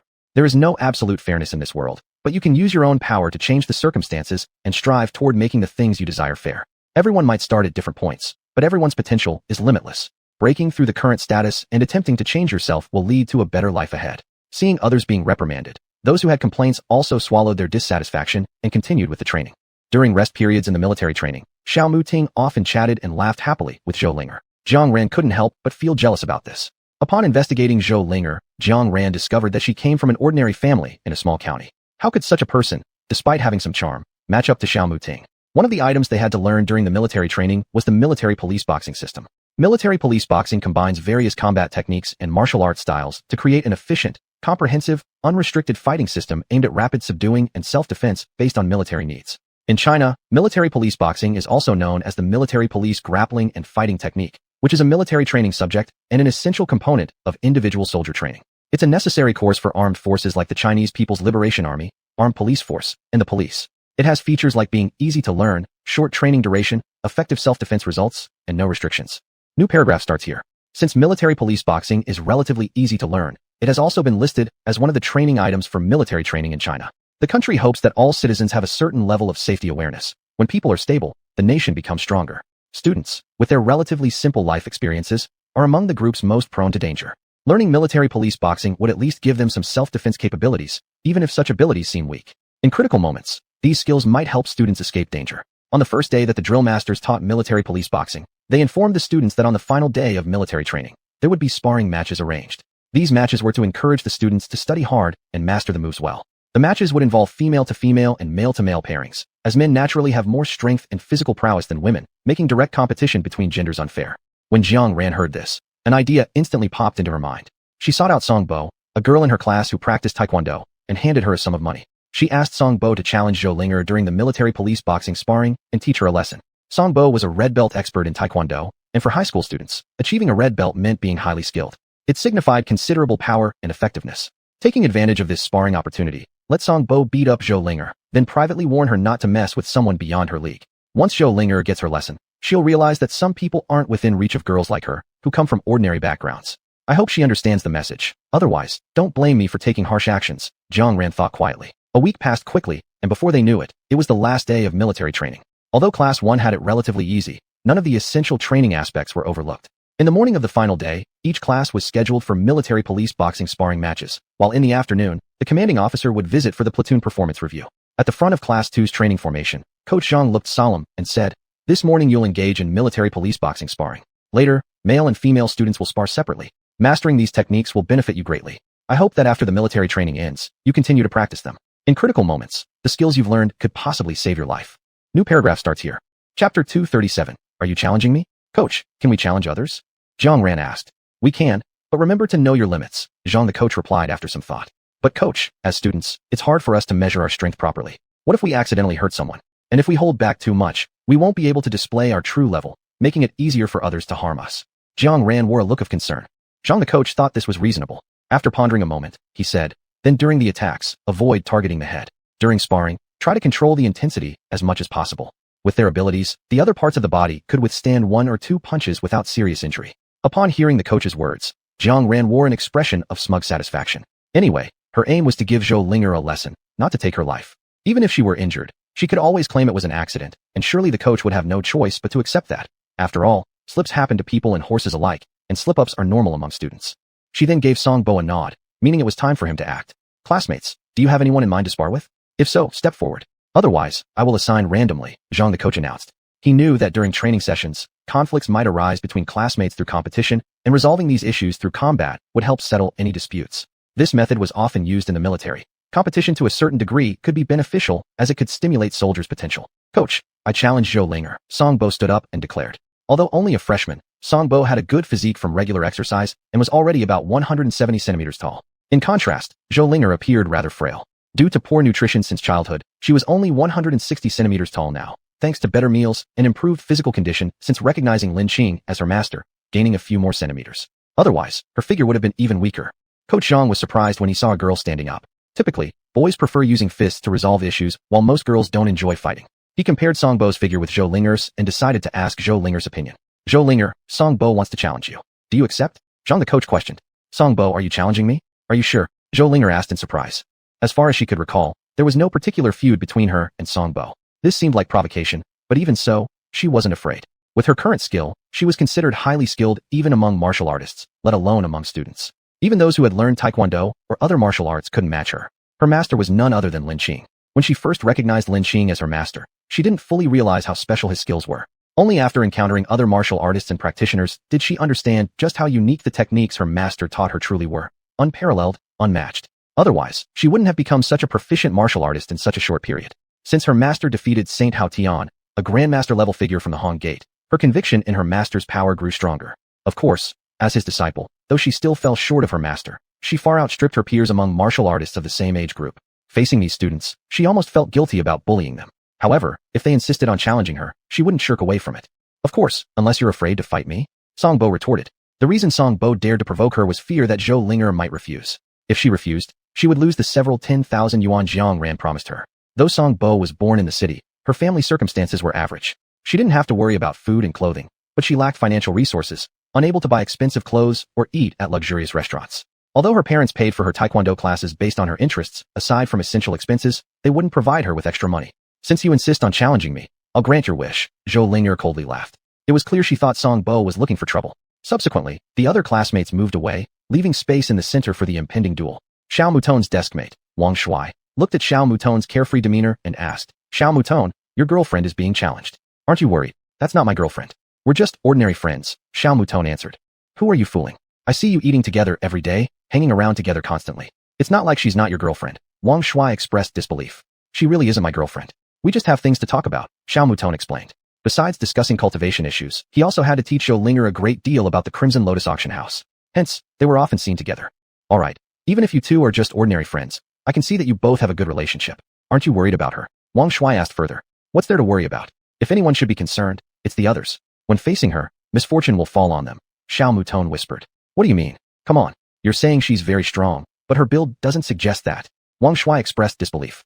People don't always see the truth or hear facts. Even if I faced her, I wouldn't necessarily have a winning chance, Xiao Muton said. As Xiao Muton's deskmate, Wang Shuai came from a decent family and his household had quite a bit of contact with the Xiao family. He was well aware of Xiao Muton's background. Beyond being wealthy, Xiao Muton's grandfather had once been the commander of the provincial military region, and Xiao Muton inherited the martial arts talent from Grandpa Xiao. Regular special forces soldiers weren't even a match for Xiao Muton. And now, Xiao Muton was stating that the seemingly delicate Zhou Linger was not weaker than himself, making it hard for Wang Shuai to believe. No way, are you joking? Wang Shuai revealed an incredulous look. If you didn't know the reality, it'd be hard for you to believe as well. A girl who looks so fragile could be this powerful. Especially after seeing Lin Qing's strength, I dare not underestimate women anymore.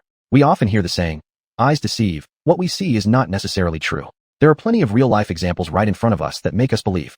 But how much of what happens in real life is true? How much isn't fake? To perceive the world through eyes alone is never as effective as experiencing it with your heart and mind. What our eyes show us may not always be genuine, like observing flowers through mist or gazing at the moon reflected in water. Falsity cannot withstand scrutiny because falsity is always false. Chapter 238. Who won? While Xiao Muting and Wang Shuai were chatting idly, the group had already cleared out a large empty space to be used for student combat. Song Bo and Zhou Linger directly stepped forward and stood on the empty ground.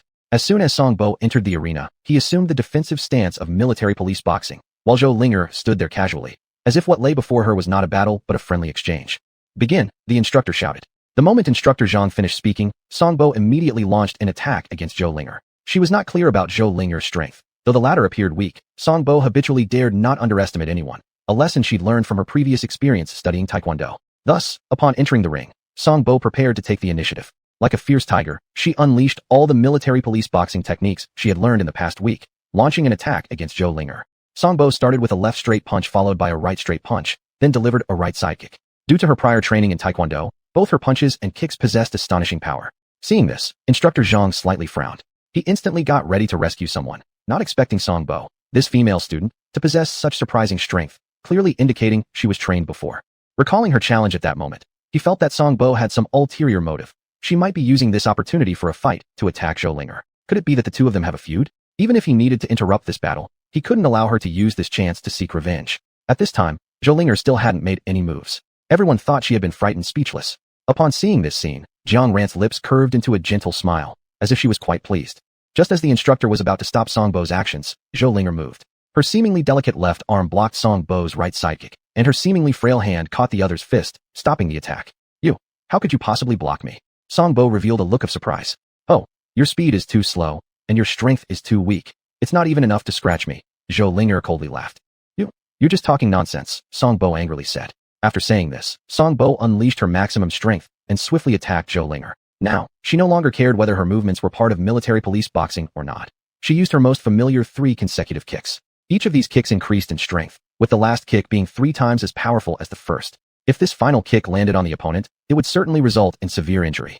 Upon seeing Songbo's technique, some who had studied Taekwondo exclaimed, "What Songbo is using isn't military police boxing, but the 3 consecutive kicks from Taekwondo, which are the ultimate skills of Taekwondo. I didn't expect her to know them. This shows she must be an expert in Taekwondo. Damn, so Songbo must have a grudge against Zhou Linger, otherwise why would she challenge her without reason?" Another person commented. Who knows? At this point, Zhou Linger probably can't withstand it and may end up seriously injured. Instructor Jiang angrily shouted upon seeing this. Stop it. Unfortunately, his words were unable to halt Songbo's momentum since the 3 kicks had already been unleashed and could not be retracted. Realizing he could not stop Songbo's attacks, Instructor Jiang quickly rushed forward, preparing to rescue Zhou Linger. Before he reached Zhou Linger, she moved. She struck out with a single punch towards Songbo's kick. Oh, looks like Zhou Linger's hand will be ruined. Someone sighed regretfully. When the punch met the kick, a figure flew backward, landing with a crash several meters away after flying backward. To everyone's astonishment, the figure who flew back was Songbo, not Zhou Linger. I already told you, your strength is too weak, your speed too slow. Why wouldn't you listen? You insisted on rushing forward for punishment. Look, I haven't even stretched my muscles, and you've lost already. It's truly a waste of my time. If you want to challenge me, train for another 10 years, Zhou Linger said smilingly. Zhou Linger indeed spoke the truth. She hadn't used even 1/10 of her strength, and without even warming up, the other party had already fallen. To come forward and challenge her under these circumstances was simply inviting death. You. After uttering these words, anger and frustration overcame Songbo, causing her to pass out. In fact, Songbo wasn't seriously injured. Zhou Linger had controlled the force applied. The main reason Songbo passed out was due to her talent in Taekwondo. In her earlier battles, she rarely lost. However, this time, not only did she lose, but she was also humiliated, leading to her collapse from rage. Quickly take Songbo to the school infirmary, the instructor shouted. If anything happened to the students, the instructors also couldn't escape responsibility. Immediately, the instructor led a few students, carrying Songbo towards the medical room. The remaining students looked at Zhou Linger with terrified eyes, as if she were a demon. Why do you look at me like this? Don't worry, Songbo won't have too much trouble. She won't die, Zhou Linger explained. Your implication is that death would be the only real issue. Otherwise it's no big deal. How brutal. Everyone thought privately. Her words made her life in class too much quieter afterward. No one dared to casually provoke her anymore. Privately, she was given a nickname, Great Demon Head. Of course, these were later developments. After Zhou Linger finished explaining, she noticed that people still looked at her with even more fear. She walked up to Xiao Mutant somewhat helplessly. Wow, Sister Zhou, you're just too powerful. I won't bother you while you talk with Brother Xiao, Wang Shui flattered. Having said that, he ran off as if chased by a ferocious dog. What's wrong with them? Zhou Linger asked curiously, looking at Wang Shui's retreating back. The words you said earlier made them believe that, in your view, as long as someone isn't killed, it's not a big deal, Xiao Mutant explained. Damn, that's not what I meant, Zhou Linger exclaimed in surprise. I know that's not what you meant, but others think that's what you mean, Xiao Mutant chuckled. These students are too weak. In the future, I'll try my best not to fight with the students, otherwise, I might accidentally kill someone, and that would be problematic, Zhou Linger shook her head helplessly. It's not that they are too weak, but rather that you're too strong. Your strength is equivalent to a dark force expert, which already counts as a high level among martial artists. A general overt force martial artist is usually at the level of an average special forces soldier. Unless a student has a martial arts heritage in their family, their level at most can only reach the early stage of overt force. And most don't even meet the basic entry requirements for martial arts. Today's opponent is clearly one such individual. Although practicing Taekwondo may seem impressive to ordinary people, it still falls far short when compared to genuine martial artists. That's why you perceive her as weak, Xiao Mutant whispered. Okay, Okay, but fighting against people like that is really boring. You also have to be cautious not to hurt the other party. It's so frustrating, Zhou Linger complained unhappily. Chapter 239. Zhou Linger is not a gold digger. Song Bo was sent to the hospital, which shocked everyone present. Jiang Ran was also disappointed that Song Bo could not handle Zhou Linger. Song Bo is really a good-for-nothing. He said he's invincible among the girls in the Taekwondo club, but what a boast without any substance. He can't even defeat Zhou Linger, Jiang Ran muttered under her breath. What she didn't know was that Song Bo hadn't lied at all. In fact, Zhou Linger was very skilled and far beyond the reach of these students. Afterward, Jiang Ran saw Zhou Linger walking up beside Xiao Muting, laughing and chatting warmly with him. She was seething with jealousy. Zhou Linger, this so-called Phoenix lady, is such a tramp. She just knows how to seduce others. Jiang Ran angrily cursed in her mind, her eyes glaring sharply at their direction as if trying to consume them whole. By calling Zhou Linger a Phoenix lady, Jiang Ran considered her a woman who would stop at nothing to climb higher socially. A Phoenix lady generally comes from rural areas or small towns with humble origins, rising through hard work and education to enter big cities for work and life, becoming a part of the new urban citizenry. In ancient times, the phrase a golden phoenix rising from a mountain hollow praised those men and women who fought courageously against hardship, reborn like the phoenix rising from ashes. But nowadays, the term Phoenix lady or Phoenix man has taken on a derogatory meaning rather than a positive one. Mostly referred to as golden phoenixes flying out of chicken coops, they might have escaped relatively impoverished lives, but some deeply ingrained ideas remain rooted in their minds. When they settle in cities and marry urban women or urban men, certain conflicts often arise due to differences in values between the two people. The original family environment, something no one chooses, compels us to respect the resilience of these Phoenix ladies and men. They have used their own strength to leave farming life behind and establish a foothold in big cities, creating homes within urban settings, thereby moving far from the traditional agricultural life. The hardships endured during this journey are unimaginable. Although on the surface, they have distanced themselves from the lowest social strata, their inner selves remain tethered to old habits. These men often feel more sensitive and insecure about their backgrounds. They dislike when people bring up their origins, especially inadvertent comments made by spouses, which inevitably cause many silent frictions. As for Phoenix ladies, they tend to be self-important and aspire to find wealthy, handsome partners who can lift them out of financial struggles and support their families out of hardship. However, true high-net-worth individuals rarely look favorably upon them, leading such Phoenix ladies to eventually settle for men from middle-class urban families. As these urban men continue giving financially to their wives' families, dissatisfaction builds within them over time, often resulting in the male party viewing his wife's family as vampires, leading to tragic endings in most cases. Similarly, Phoenix men come with their own sets of problems, typically characterized as pretending to be someone they're not outside and obediently following their parents' wishes inside, showing off excessively when visiting hometowns or attending alumni gatherings, buying dinner even if it strains their finances, blindly offering help without assessing its cost. Within the home, regardless of right or wrong, they comply entirely with their parents' demands, often siding with them in disputes between their spouses and parents.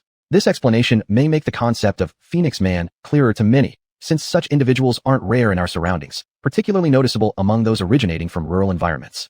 Despite possible success in their careers, these rural-born successes often receive both praise and envy, yet face accusations of being ostentatious pretenders and calculating men. Women frequently criticize them online for various perceived sins. Their blind filial piety causes them to always side with their parents. Feeling obligated because their parents sacrificed greatly to raise them, they cannot tolerate their parents experiencing unhappiness. When disputes occur between spouse and parent, they consistently support their parents and reprimand their wives, lecturing that if they truly love them, they should also love their parents. Over time, this behavior leads to resentment, right or wrong aside. Their complete bias toward their families leaves their partners feeling disheartened. If no major issue arises, imagine the impact of dealing with principle-based disagreements, where taking sides remains unchanged. It's unbearable for anyone. Moreover, Phoenix men often suffer from low self-esteem coupled with arrogance. Believing that they've struggled hard to reach their current status, they feel they must not be underestimated. Consequently, regardless of who they dine with, whether familiar or not, they'll insist on paying the bill even when resources are strained. Their motivation? Fear of being looked down upon by others. Back at home, he starts crying poor again, telling his wife to be more frugal, otherwise, they won't be able to make ends meet. Sometimes hearing such words really makes her furious. He pretends to be generous outside but becomes strict with his wife once home. How can a man like that be acceptable? Moreover, Phoenix men will unconditionally help not only their own younger siblings, but also any relatives by marriage, offering both money and effort. In a good light, this is called being simple-hearted and knowing gratitude, but in a bad one, it's seen as selfishness. They care only about others while ignoring their own families. Every time his wife asks him about this, he gives plenty of reasons and even thinks there's something wrong with his wife. They're all family members, he would say. If I don't help them, who will? In today's new society, men and women are basically equal, and neither side should depend on the other. However, the traces of the original families left on Phoenix men and women make it easier for them to bring tragedies into their family lives, and they are often looked down upon by some urban men and women. However, Jiang Ran had misjudged Zhou Linger. Although Zhou Linger was born into poverty, she wasn't someone eager to ingratiate herself with the powerful or stop at nothing to get ahead as a typical Phoenix lady. On the contrary, she was a very independent girl who didn't rely on men either. The influence of her original family made her believe that men couldn't be relied upon, so she decided to be self-reliant and strong so that she and her mother could live a good life. In modern society, just because someone comes from rural areas or small towns and cities, and especially from relatively impoverished families, does not mean they are Phoenix ladies. A Phoenix lady refers to those cunning individuals who do not wish to work hard themselves, but rather aim to manipulate others to achieve personal wealth. Judging from this perspective, Zhou Linger was not a Phoenix lady. Why does society have such prejudice against Phoenix men and women? Actually, what society discriminates against are not people from poor families, but those who do not want to strive on their own and attempt to use romantic relationships or marriages as tools to get rich. For such people, regardless of whether their families are poor or wealthy, many probably wouldn't like them. Chapter 240. Two handsome men meet. After Coach Zhang took Song Bo to the school hospital, she woke up quickly. The doctor examined her and found that she was not injured. He then said, "This girl isn't hurt. It's likely that she got a shock, couldn't handle it temporarily, and fainted."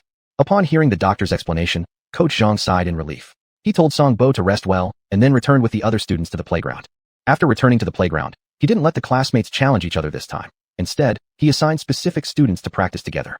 This time, he did not arrange for Zhou Linger again because he didn't want another student to faint or get hurt. The practice ended soon, with all the students finishing at the same time. Zhou Linger and Xiao Muqing walked toward class 1. Wow, isn't that Xiao Muqing? Why is he coming to class 1? Looking at him directly makes him even more handsome than in the pictures. He truly lives up to being my idol. One of the round-faced girls exclaimed in surprise. Isn't your idol a certain celebrity in the entertainment industry? When did it change to Xiao Muqing? The long-haired girl next to the round-faced girl teased. Of course it changed. Sister, I look at appearance, after all. That star looked handsome before, but compared with Xiao Muqing, he seems inferior. Moreover, Xiao Muqing comes from a good family background, making him literally my dream Prince Charming. So, of course I have to change idols. The round-faced girl replied matter-of-factly. She didn't think liking handsome guys was anything strange. As the ancients said, eating and looking at attractive people were natural inclinations. Even in the conservative age back then, ancient people liked good-looking individuals, so why not now? Alright, I can't argue with you. But didn't you see the girl next to Xiao Muqing? Who is that girl? Could she be his girlfriend? The long-haired girl guessed. Oh my goodness, it seems true. They're walking and talking, and their relationship looks quite good. Even if she's not his girlfriend, their connection must be close. And that girl is also very beautiful. Indeed, similar things attract each other, and like attracts like, the round-faced girl analyzed. Are you jealous? The long-haired girl asked curiously. Why should I be jealous? Although Xiao Muqing is my idol, it's just my appreciation for beauty. Appreciating beauty doesn't mean I need to possess him. Everyone appreciates beauty. Moreover, the girl beside him is also pretty, and I like her too. The round-faced girl smiled and said. Meanwhile, on Lin Qing's side, Li Shuang saw Xiao Muqing approaching class 1 and became excited. She whispered softly, Lin Qing, look, Xiao Muqing is walking towards here. Lin Qing watched Li Shuang's excitement and said, isn't he just a man? Is it really necessary? Naturally necessary. He is not just an ordinary man. He is Xiao Muqing, the young master of the Xiao family. Oh, he looks even better up close. Li Shuang's eyes twinkled. Lin Qing observed Li Shuang's expression and said, if you want to meet him, I can introduce you since he's probably coming to find me. Lin Qing, I know you're trying to comfort me, but this joke isn't funny, Li Shuang responded. In reality, she thought Lin Qing and Xiao Muqing lived in two different worlds and wouldn't possibly know each other. Before her words could finish, Xiao Muqing came closer with a radiant smile. Wow, so handsome. I always thought Xiao Muqing was a cold, handsome guy, but unexpectedly, his smile is equally enchanting, Li Shuang mused internally. She almost drowned herself in Xiao Muqing's smile. Lin Qing, let's have lunch together, Xiao Muqing said. Xiao Muqing's words shocked Li Shuang into silence. Lin Qing actually knew Xiao Muqing, and they seemed quite familiar. This situation felt unreal, and Li Shuang was filled with curiosity. Sure, but I want to add someone else, Lin Qing replied. Who? Xiao Muqing asked curiously. My boyfriend. Lin Qing smirked slightly. What? Lin Qing, you have a boyfriend? Xiao Muqing revealed a surprised expression. Oh, I forgot to tell you. We've only confirmed our relationship recently, Lin Qing mentioned casually. Let's go, master, we can chat while walking, Zhou Linger interjected. Li Shuang evidently recognized Zhou Linger as the girl who had helped Lin Qing clean up and prepare her bed on the day of registration. Unexpectedly, this girl also knew Xiao Muqing, and they appeared quite familiar with each other.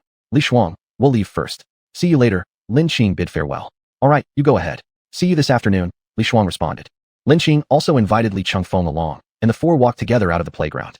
Boss, I'm really curious. What kind of person deserves you? In my mind, you are like a god. Xiao Muqing showed a curious expression. Hee, you'll see soon. Lin Qing smiled and answered. After leaving the playground, Lin Qing called Jiang Beichen and made an appointment to meet at the school gate. About 10 minutes later, the four arrived at the school gate. On the wall at the school gate, clusters of roses were in full bloom. Amidst the layers of petals, bees buzzed around while butterflies leisurely fluttered about, forming a scene like a light ink painting. Although the roses by the wall weren't luxurious, Their winding vines and beautifully adorned flowers already made them poetic enough. They might not be as delicate as cherry blossoms, as noble as roses, or as pure as plum blossoms, but they were resilient and captivating. Covered in thorns, they constantly guarded their dignity with armor-like defense, showcasing their integrity. Beneath the roses stood a man dressed in a black casual outfit. The man was very tall, almost 185 centimeters, with a great physique, neither too thin nor too bulky. His long legs and upright back made his silhouette highly attractive. Beichun, Lin Qing softly called out. Upon hearing the voice, Jiang Beichun turned around. At that moment, Xiao Muting saw Jiang Beichun's appearance. He was a man who exuded immense charm. With a robust figure, tan skin, and striking facial features, he resembled Greek sculptures. He had a thick head of black hair, arched eyebrows above deep, mysterious brown eyes.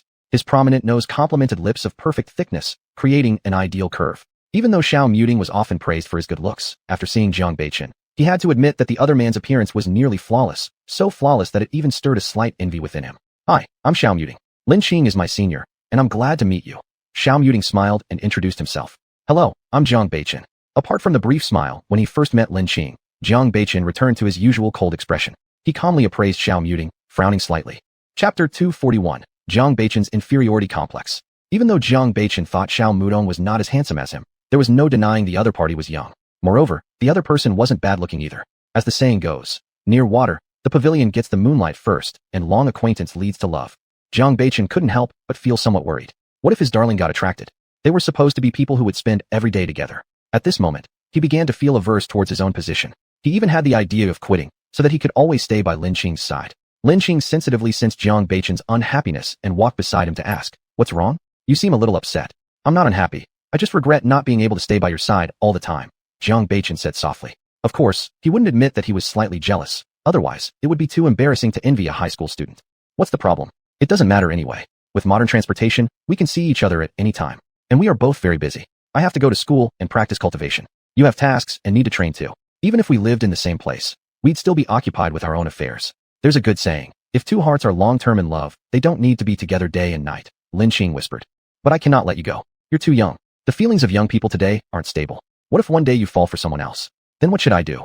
Jiang Beichun muttered secretly. He didn't dare say it out loud because it would be too embarrassing and make him seem too insecure. Master, you and master-in-law truly have a good relationship. Every time you meet, you whisper to each other. But master, you have plenty of time to be intimate in the future.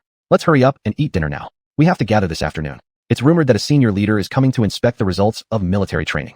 If we don't rush to eat, there won't be enough time, Zhou Linger teased. Alright, Zhou Linger, you actually dare to tease your master? Lin Qing pretended to be angry. Sorry, master, I didn't mean it. I just admire your relationship. When will I have such a feeling? Zhou Linger envied. So, it seems Linger has already started thinking about romance. Lin Qing laughed loudly. Master, you are teasing me, Zhou Linger pouted dissatisfied. Okay, let's go eat quickly. Lin Qing smiled. Xiao Muting glanced a few more times at Zhou Linger's shy yet playful demeanor, which was quite different from how she usually quarreled with him. His eyes naturally lingered on her longer, and these looks were immediately noticed by Jiang Beichun. He sighed in relief. It seemed that Xiao Muting had taken an interest in Zhou Linger, the young girl. That gave him peace of mind. The five of them arrived at a nearby restaurant near the school where the food was decent. This was a hot pot buffet restaurant chosen because eating hot pot was relatively fast, and they didn't have to wait for dishes to be served. After they finished eating, the space was left between Lin Qing and Jiang Beichun. The two strolled down a small path back to school. Jiang Beichun held Lin Qing's delicate hand, which felt almost boneless. What happened before dinner? I could feel you weren't in a good mood then. Lin Qing opened the conversation. I just think, compared to me, you're too young. I'm afraid your emotions may not be steady. Liking me today and disliking me tomorrow. What am I supposed to do then? Jiang Beichun revealed a look of melancholy. Do you really think I'm such a fickle person? Lin Qing coldly retorted. She felt a bit irritated. Jiang Beichun didn't believe in her. No, I didn't mean that. Jiang Beichun panicked at Lin Qing's angry face. Then what did you mean? Isn't this doubting my loyalty? Lin Qing countered. I'm not doubting you. I trust you. It's just that I don't trust myself, or the uncertainties of human emotions. Jiang Beichun showed a bitter smile. What? Lin Qing was greatly surprised. She never expected that beneath the surface of the excellent Jiang Beichun lay such a deep-seated sense of inferiority. In fact, when falling in love with someone, there is often an inherent feeling of inferiority. On one hand, beauty in the eye of the beholder accounts for this, but on the other hand, personal history plays a role too. Jiang Beichun's upbringing made him wary of easily trusting relationships. His mother was also highly accomplished, but his father had fallen out of love, causing her great pain and ultimately leading to her death due to prolonged sorrow. While Jiang Beichun knew his father was despicable, the impact of his family dynamics permeated deeply into his bones. Looking at Jiang Beichun's sad expression, Lin Qing asked, "Why don't you trust yourself? Why don't you believe in this relationship? You're very talented. You are the best in my heart. My mother was also very talented, Yet my father strayed from her anyway, bringing her immense harm. This led to her dying with unspoken sorrows, Jiang Beichen whispered. Your father was a scumbag, but do you think I am the female version of him? Toy with your feelings, and then dump you. Lin Qing raised her eyebrows and retorted. She now fully understood the reason for Jiang Beichen's inferiority complex, and at this moment, she felt a slight twinge of pity. How could she bear to hurt such an excellent man who was so devoted to her? Upon hearing Lin Qing say this, Jiang Beichen immediately replied, You're not that kind of person. When Jiang Beichen said this, Lin Qing smiled. I indeed am not that type of person. I don't fall in love easily, and once I do, it's hard to change. And you should have noticed, though I look young, I'm actually very mature mentally. I have what people might call an older psychological age. So unlike some young girls, I'm not prone to fickleness in matters of the heart. Therefore, you don't need to worry about me falling for someone else. Besides, you are so good. How could I bear to leave you? Not only will I not leave you, but in this lifetime, even if you wanted to escape, there would be no way out. Hearing Lin Qing say this, Jiang Beichen's eyes flickered with light, a sudden light full of hope for the future. Before Jiang Beichen could finish his sentence, Lin Qing quickly pressed her finger against his lips. Don't say anything more, I understand what you mean. We don't have much time left, I need to hurry to the playground. After saying this, Lin Qing ran toward the school. Jiang Beichen looked at Lin Qing's retreating figure and couldn't help but smile. How can my Qing be so lovable? Actually, the reason why Jiang Beichen worried and felt inferior was because his feelings for Lin Qing were growing deeper, and in his eyes, Lin Qing was so perfect, beautiful, a miraculous healer, and extremely powerful. Why wouldn't men flock to her? In relationships, interest is sparked at the beginning between a man and a woman. As their feelings deepen, they grow to like each other more and more. Once liking turns into affection, negative emotions such as jealousy and possessiveness inevitably arise. If you care for someone, you want to be by their side all the time, monopolizing their time to affirm your place in their heart. Otherwise, inexplicable uneasiness, lack of confidence, self-doubt, and feelings of inferiority creep in. Chapter 242, The Commander Who's Handsome Beyond Measure. The so-called feeling of inferiority when liking someone stems from possessiveness. The more you want to possess them, the more you fear losing them, which is often a lack of confidence. Love, however, is different. When you truly love someone, you are willing to give, and you trust them more. The feelings between Jiang Beichen and Lin Qing are slowly evolving from mere infatuation into true love. In the afternoon, on the playground of Zhongzhou No. 1 Middle School, the students of Class 10 stood neatly, waiting for the arrival of the commander for inspection. Not long after, the school's leaders accompanied a man in military uniform onto the playground. This person in military attire was around 20 years old or so, extraordinarily handsome. Words like handsome, elegant, and dashing were no longer sufficient to describe him. Wearing a military uniform only made him even more captivating. Truly, his presence was as refined as jade and as lush as green pines. His unique charm was unparalleled in the world. And this person was clearly Jiang Beichen. As Jiang Beichen walked past 10 military instructors, those 10 instructors immediately saluted and shouted in unison, Hello, Commander. Hearing this voice, the students all widened their eyes in surprise. Commander? How could there be such a young commander? Though everyone refrained from speaking aloud given the situation before them, their minds were brimming with questions. When Xiao Mutin saw that the inspecting commander was Lin Qing's boyfriend, he also stared wide-eyed. As Jiang Beichen approached, Xiao Mutin noticed the rank insignia on his military shoulder and was stunned almost to the point of instability. Jiang Beichen has already reached this rank. It's truly unbelievable. My grandfather, when he became the provincial military region commander, had only just achieved this rank. He's so young, yet he's already here. Just who is he? Xiao Mutin's heart was full of doubts. Xiao Mutin understood that someone who could reach this rank at such a young age must have great strength. At this moment, he realized why Lin Qing liked Jiang Beichen. Indeed, people gather based on similarity, and it seemed only a man with both talent and appearance could match her. At this time, Wang Shui also caught sight of Jiang Beichen, astonishing her. How could he be a commander? Wang Shui always assumed he was nothing more than a penniless youth with only looks, but no background. Otherwise, how could he dress so plainly? And how could he date someone like Lin Qing? After all, in her social circle, people tend to prefer dating those with equal backgrounds for higher chances of success. And the outcomes for rich girls pairing with poor boys or Cinderella-type romances with wealthy men usually aren't good. Although Wang Shui didn't recognize the rank on his shoulders, she knew being called a commander certainly implied high rank, especially for someone so young.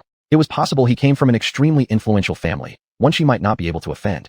However, if she gave up now and didn't hold Lin Qing accountable, she felt deeply discontented inside.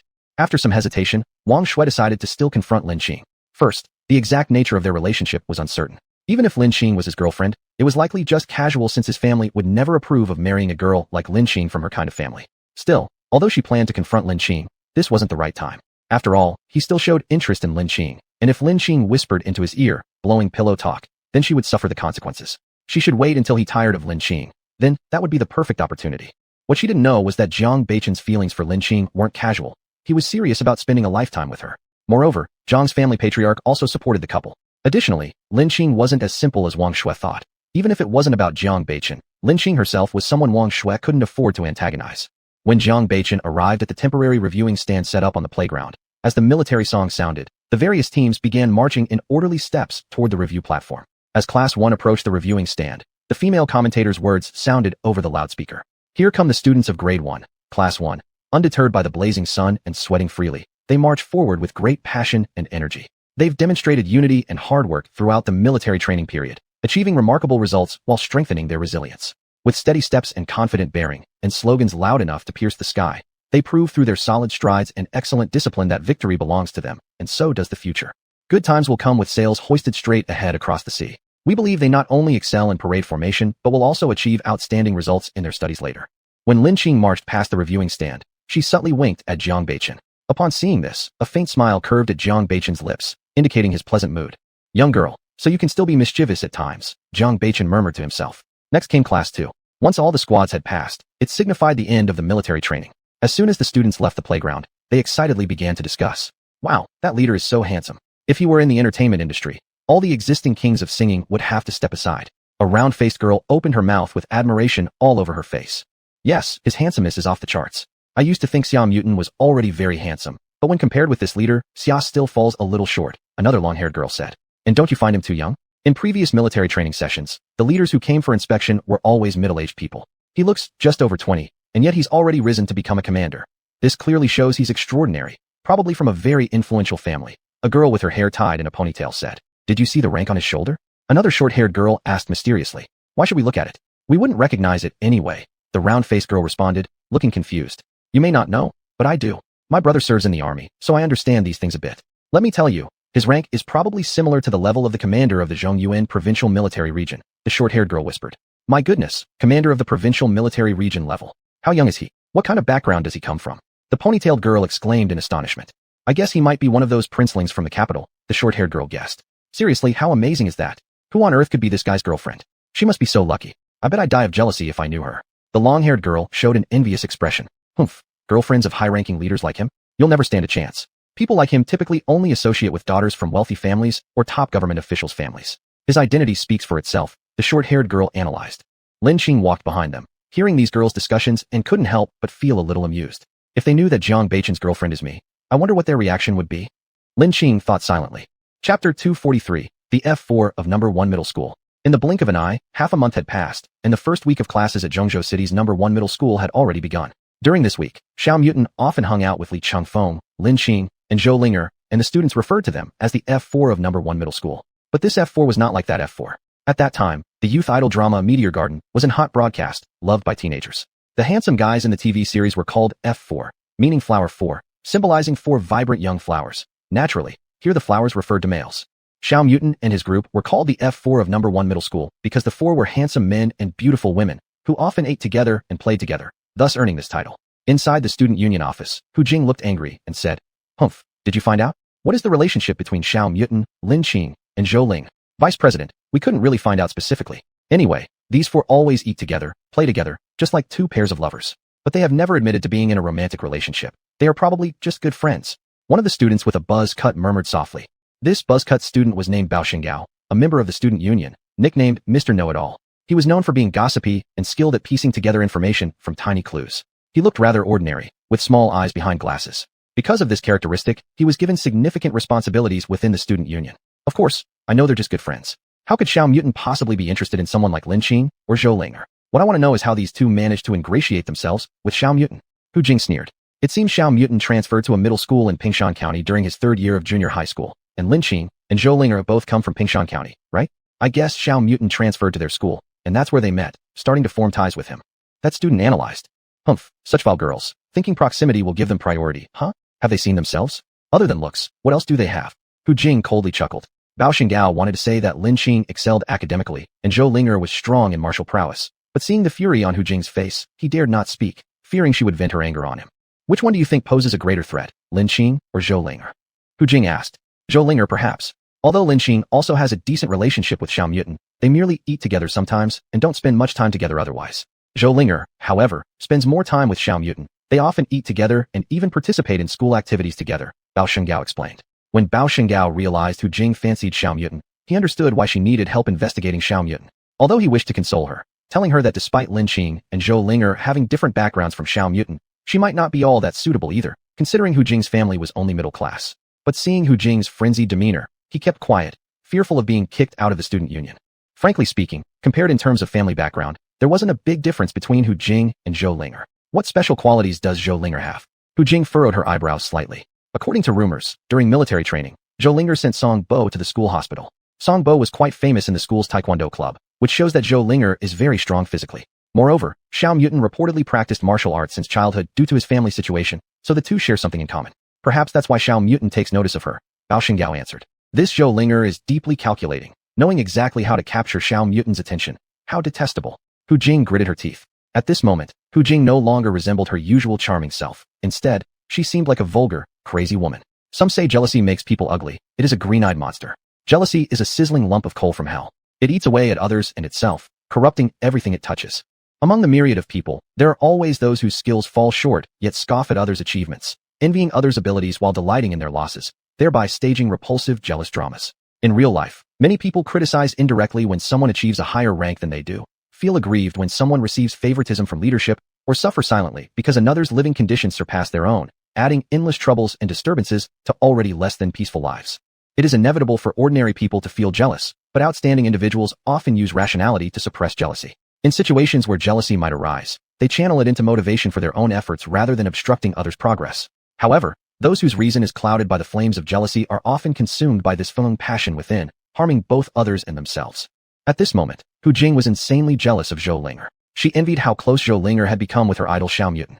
She also resented that even though Zhou Linger came from a less affluent family and wasn't significantly more beautiful than her, she had managed to catch Xiao Mutant's attention. No, if Xiao Mutant could favor her, he will certainly favor me as well. After all, I am no worse than Zhou Linger. It's just that Xiao Mutant and I aren't familiar enough yet, Hu Jing thought secretly. When she remembered how cold Xiao Mutant had been when she tried to approach him before, she felt unwilling. Why did Zhou Linger deserve such treatment? It must be because Zhou Linger knows how to act coy and seduce men. Xiao Mutant just lacks insight into people, Hu Jing guessed. Hu Jing recalled that the vice president of the Taekwondo club had a good relationship with her and immediately hatched a plan.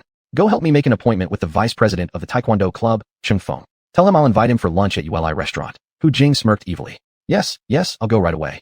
Bao Xingyao, upon seeing Hu Jing's smile, shuddered. It was too scary. He wondered who she planned to scheme against next. Could it be Zhou Linger? Alas, it was really Zhou Linger's fault in a way. If her family was financially strained, she should treasure this hard-won opportunity to study quietly. Why did she have to flirt with Xiao Mutant? Now, she had made many female students enemies. There were likely a large number of girls in Zhongzhou No. 1 middle school who harbored secret feelings for Xiao Mutant, among them quite a few with good family backgrounds. With Zhou Linger now angering so many people, things would not end well.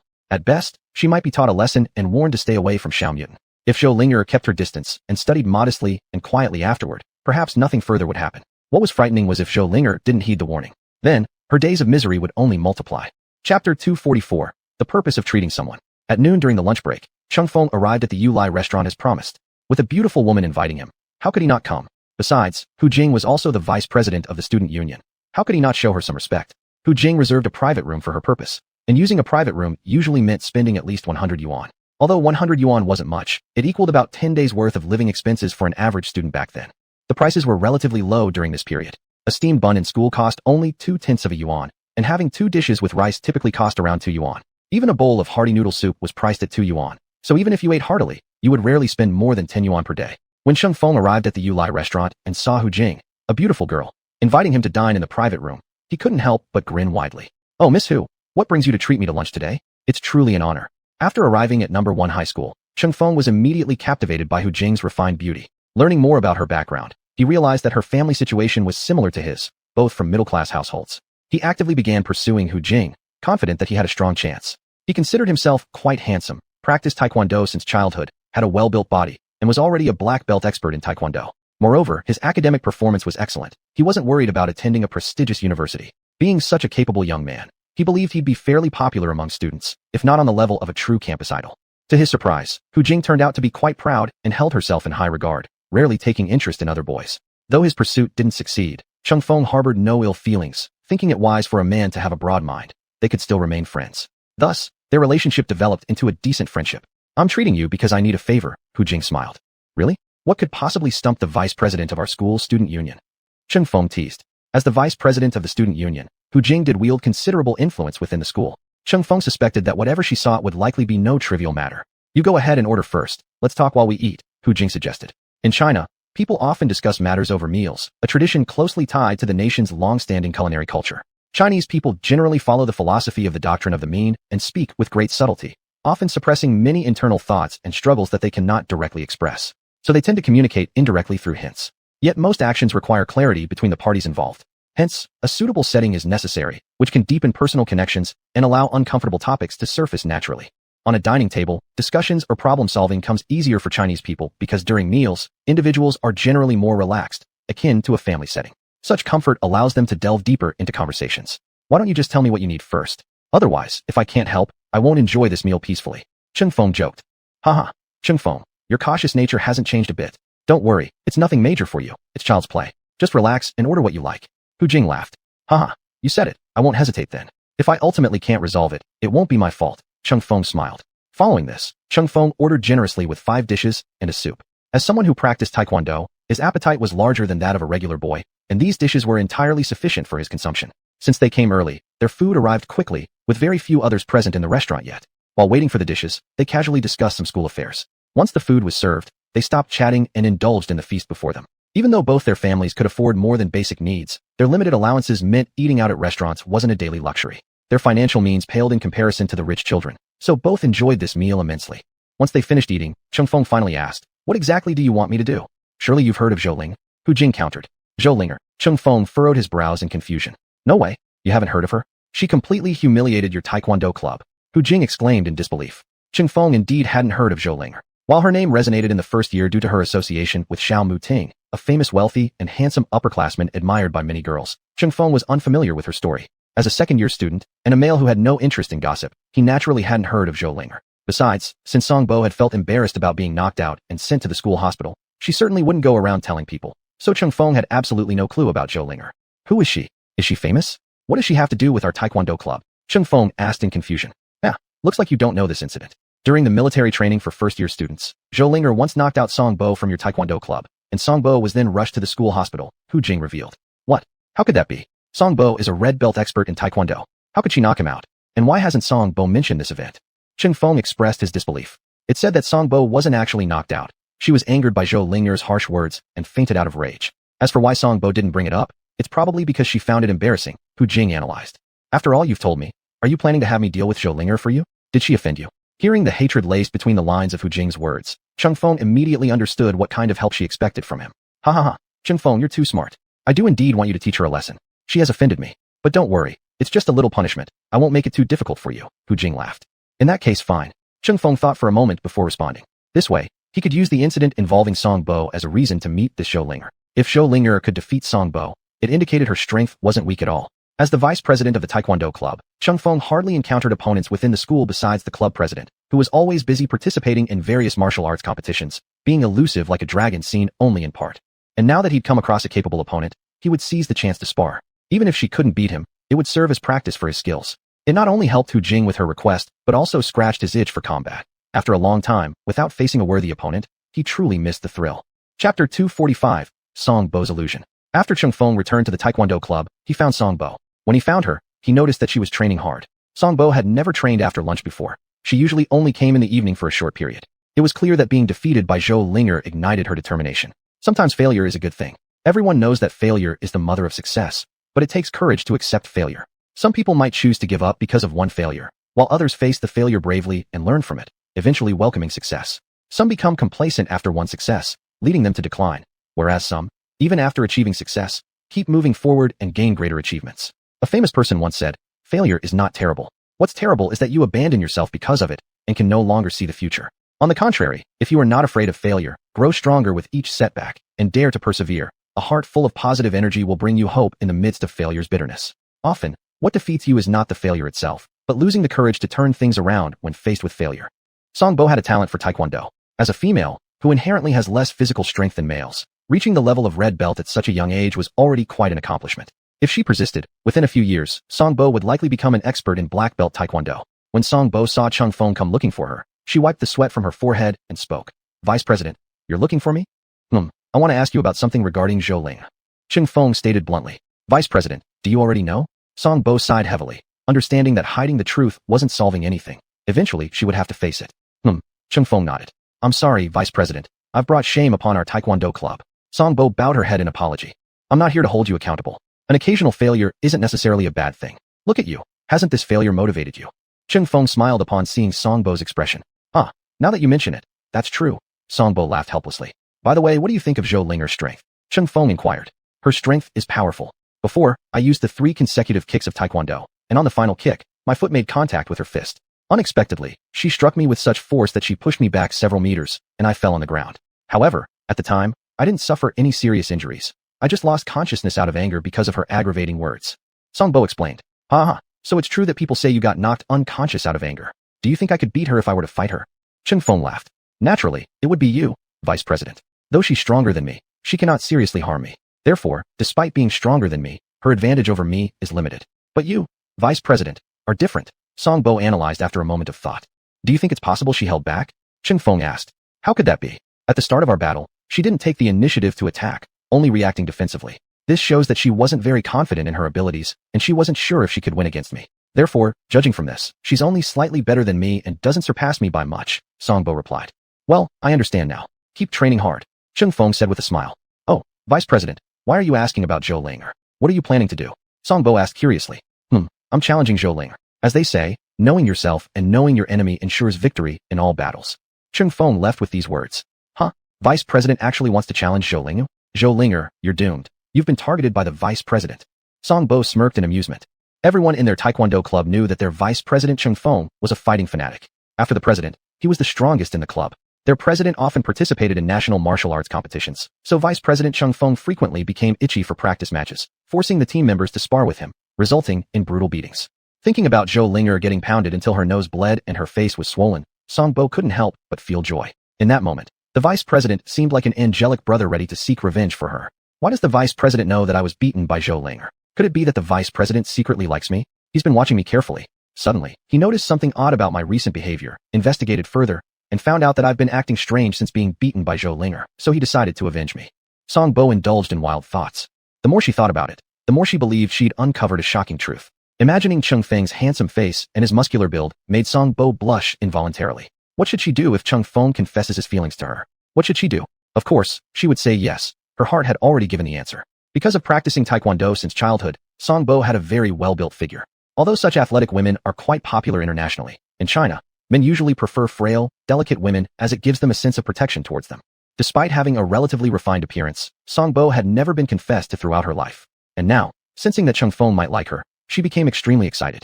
After all, Cheng Feng was their Taekwondo club's idol. Just imagining him confessing made her blush and her heart race. Oh my, I'm so shy, Songbo thought privately. When it was almost time for school to end in the afternoon, Cheng Feng arrived at the door of Class 2, Grade 1. As soon as the bell rang signaling the end of class, people started coming out from inside the classroom.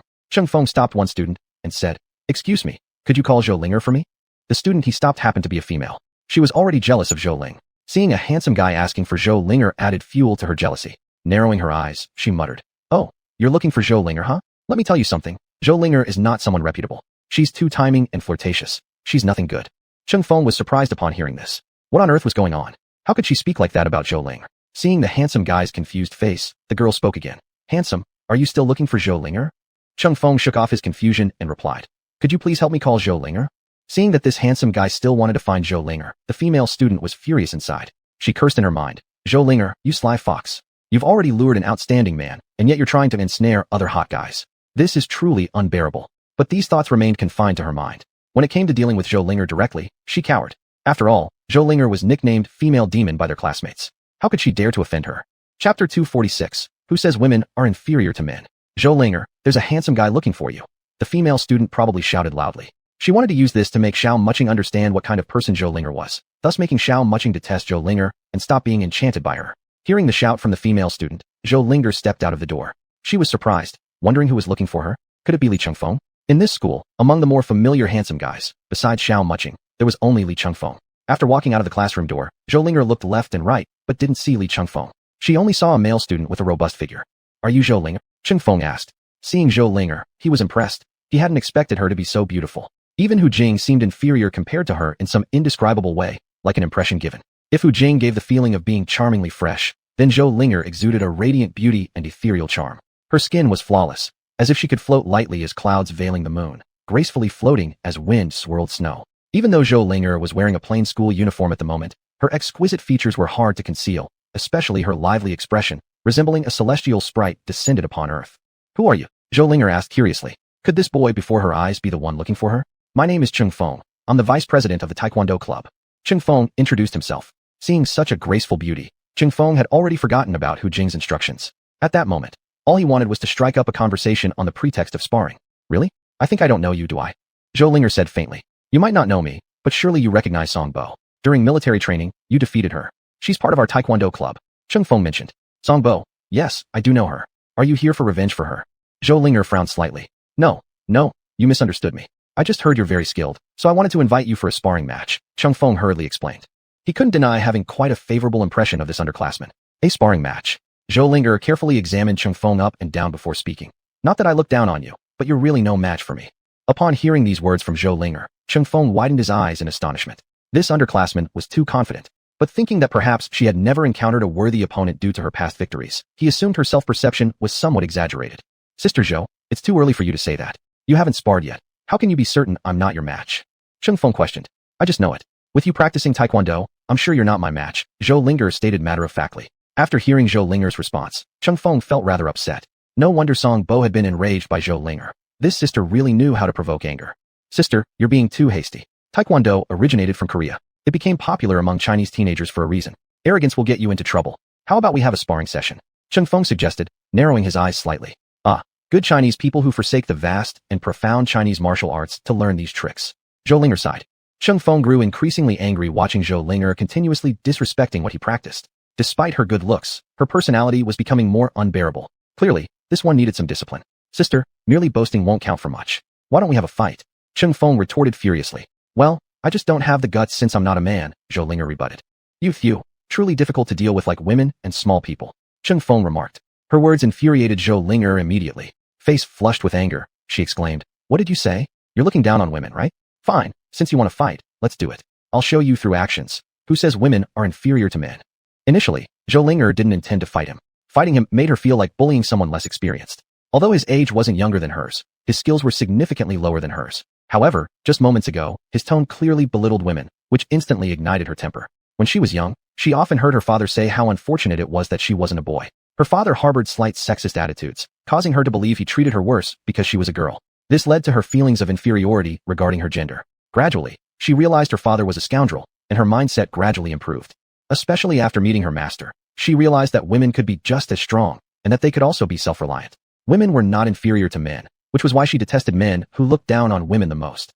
Throughout history, there have been countless heroes who have left their mark through poetry and prose.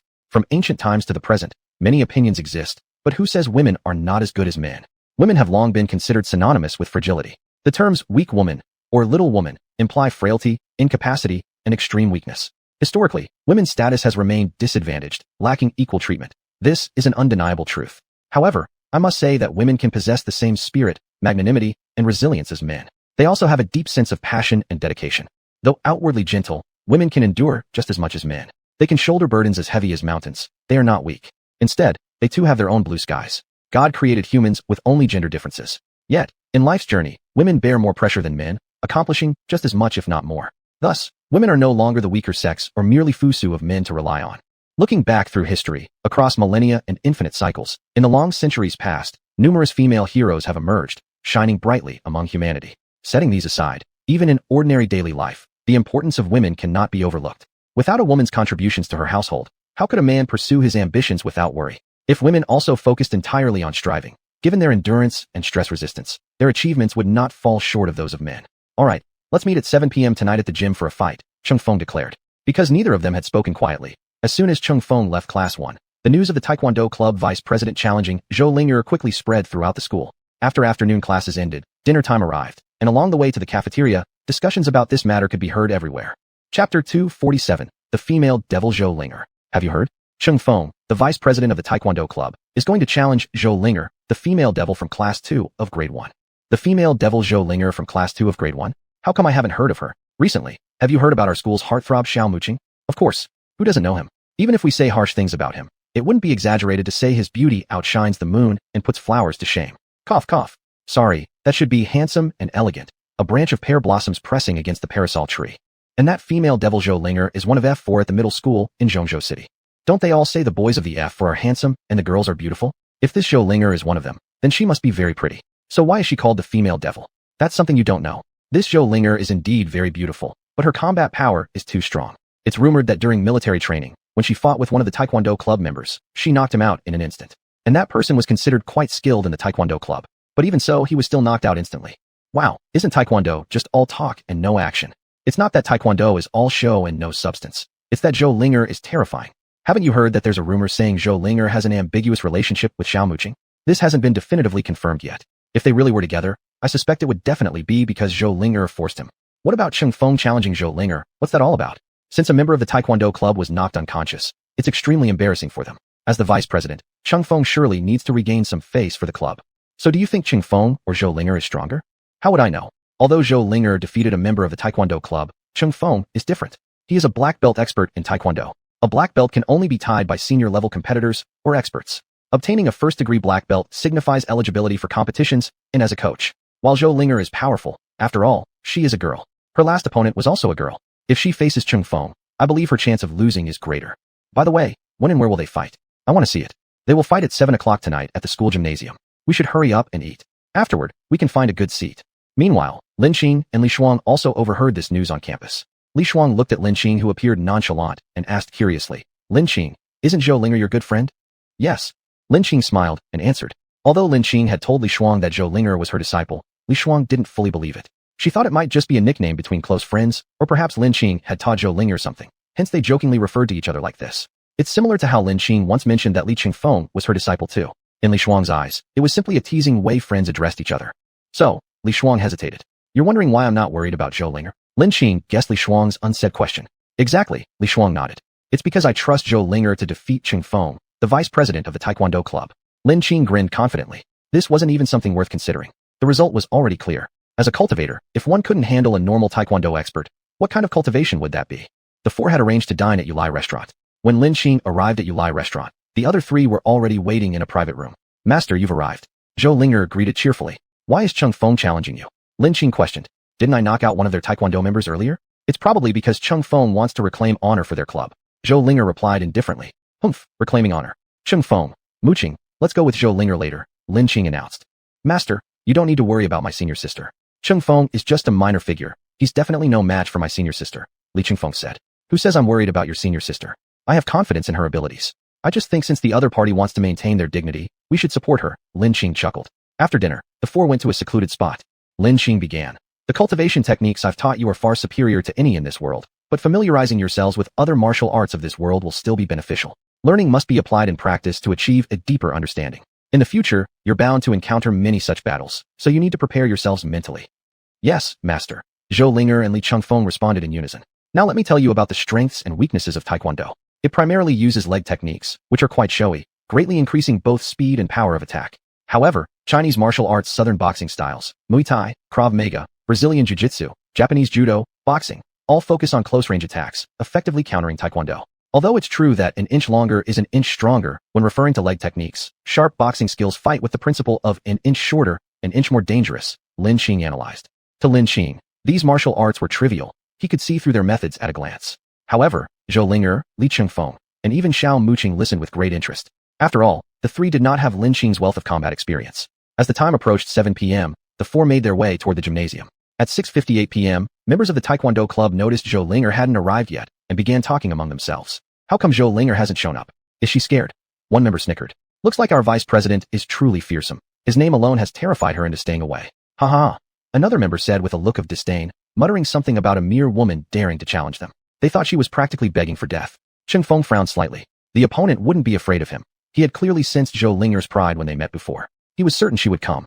Just as everyone was debating whether or not Zhou Linger would show up, a clear voice rang out from the entrance. Oh, who says I'm afraid? Zhou Linger confidently stepped into the gymnasium, flanked by Lin Qing, Xiao Muqing, and Li Chengfeng. Wow, it's the F4 of Zhongzhou Middle School. Didn't expect all four to show up today. It seems the other three are here to support Zhou Ling. Yeah, Zhou Linger is called the female devil, yet she's surprisingly beautiful. So what if she's beautiful? Would you dare pick this pretty flower? Chapter 248, Cheng Feng's defeat. Seeing Zhou Linger arrive at the gymnasium, Cheng Feng stared intently at her and said, Zhou Linger, you've finally come. How? Don't tell me you thought I'd be afraid of you. Zhou Linger chuckled lightly. I didn't think that. With your strength, you're worthy of engaging in combat with me. Cheng Feng revealed an arrogant demeanor. Humph. It's the first time I've heard that fighting can depend on whether someone is worthy or not, Zhou Linger replied with a sly grin.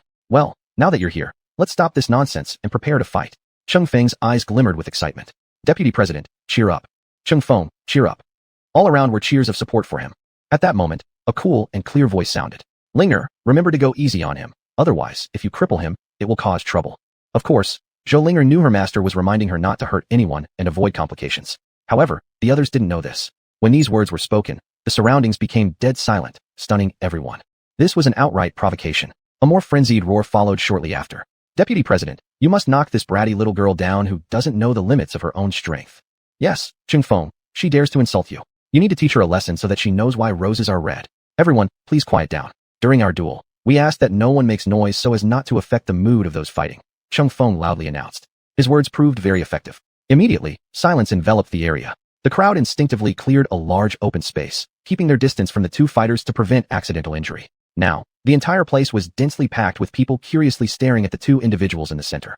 Taekwondo practitioners are ranked by grades and Dan levels. The grades range from 10th grade to 1st grade, and the Dan levels from 1st Dan to 9th Dan.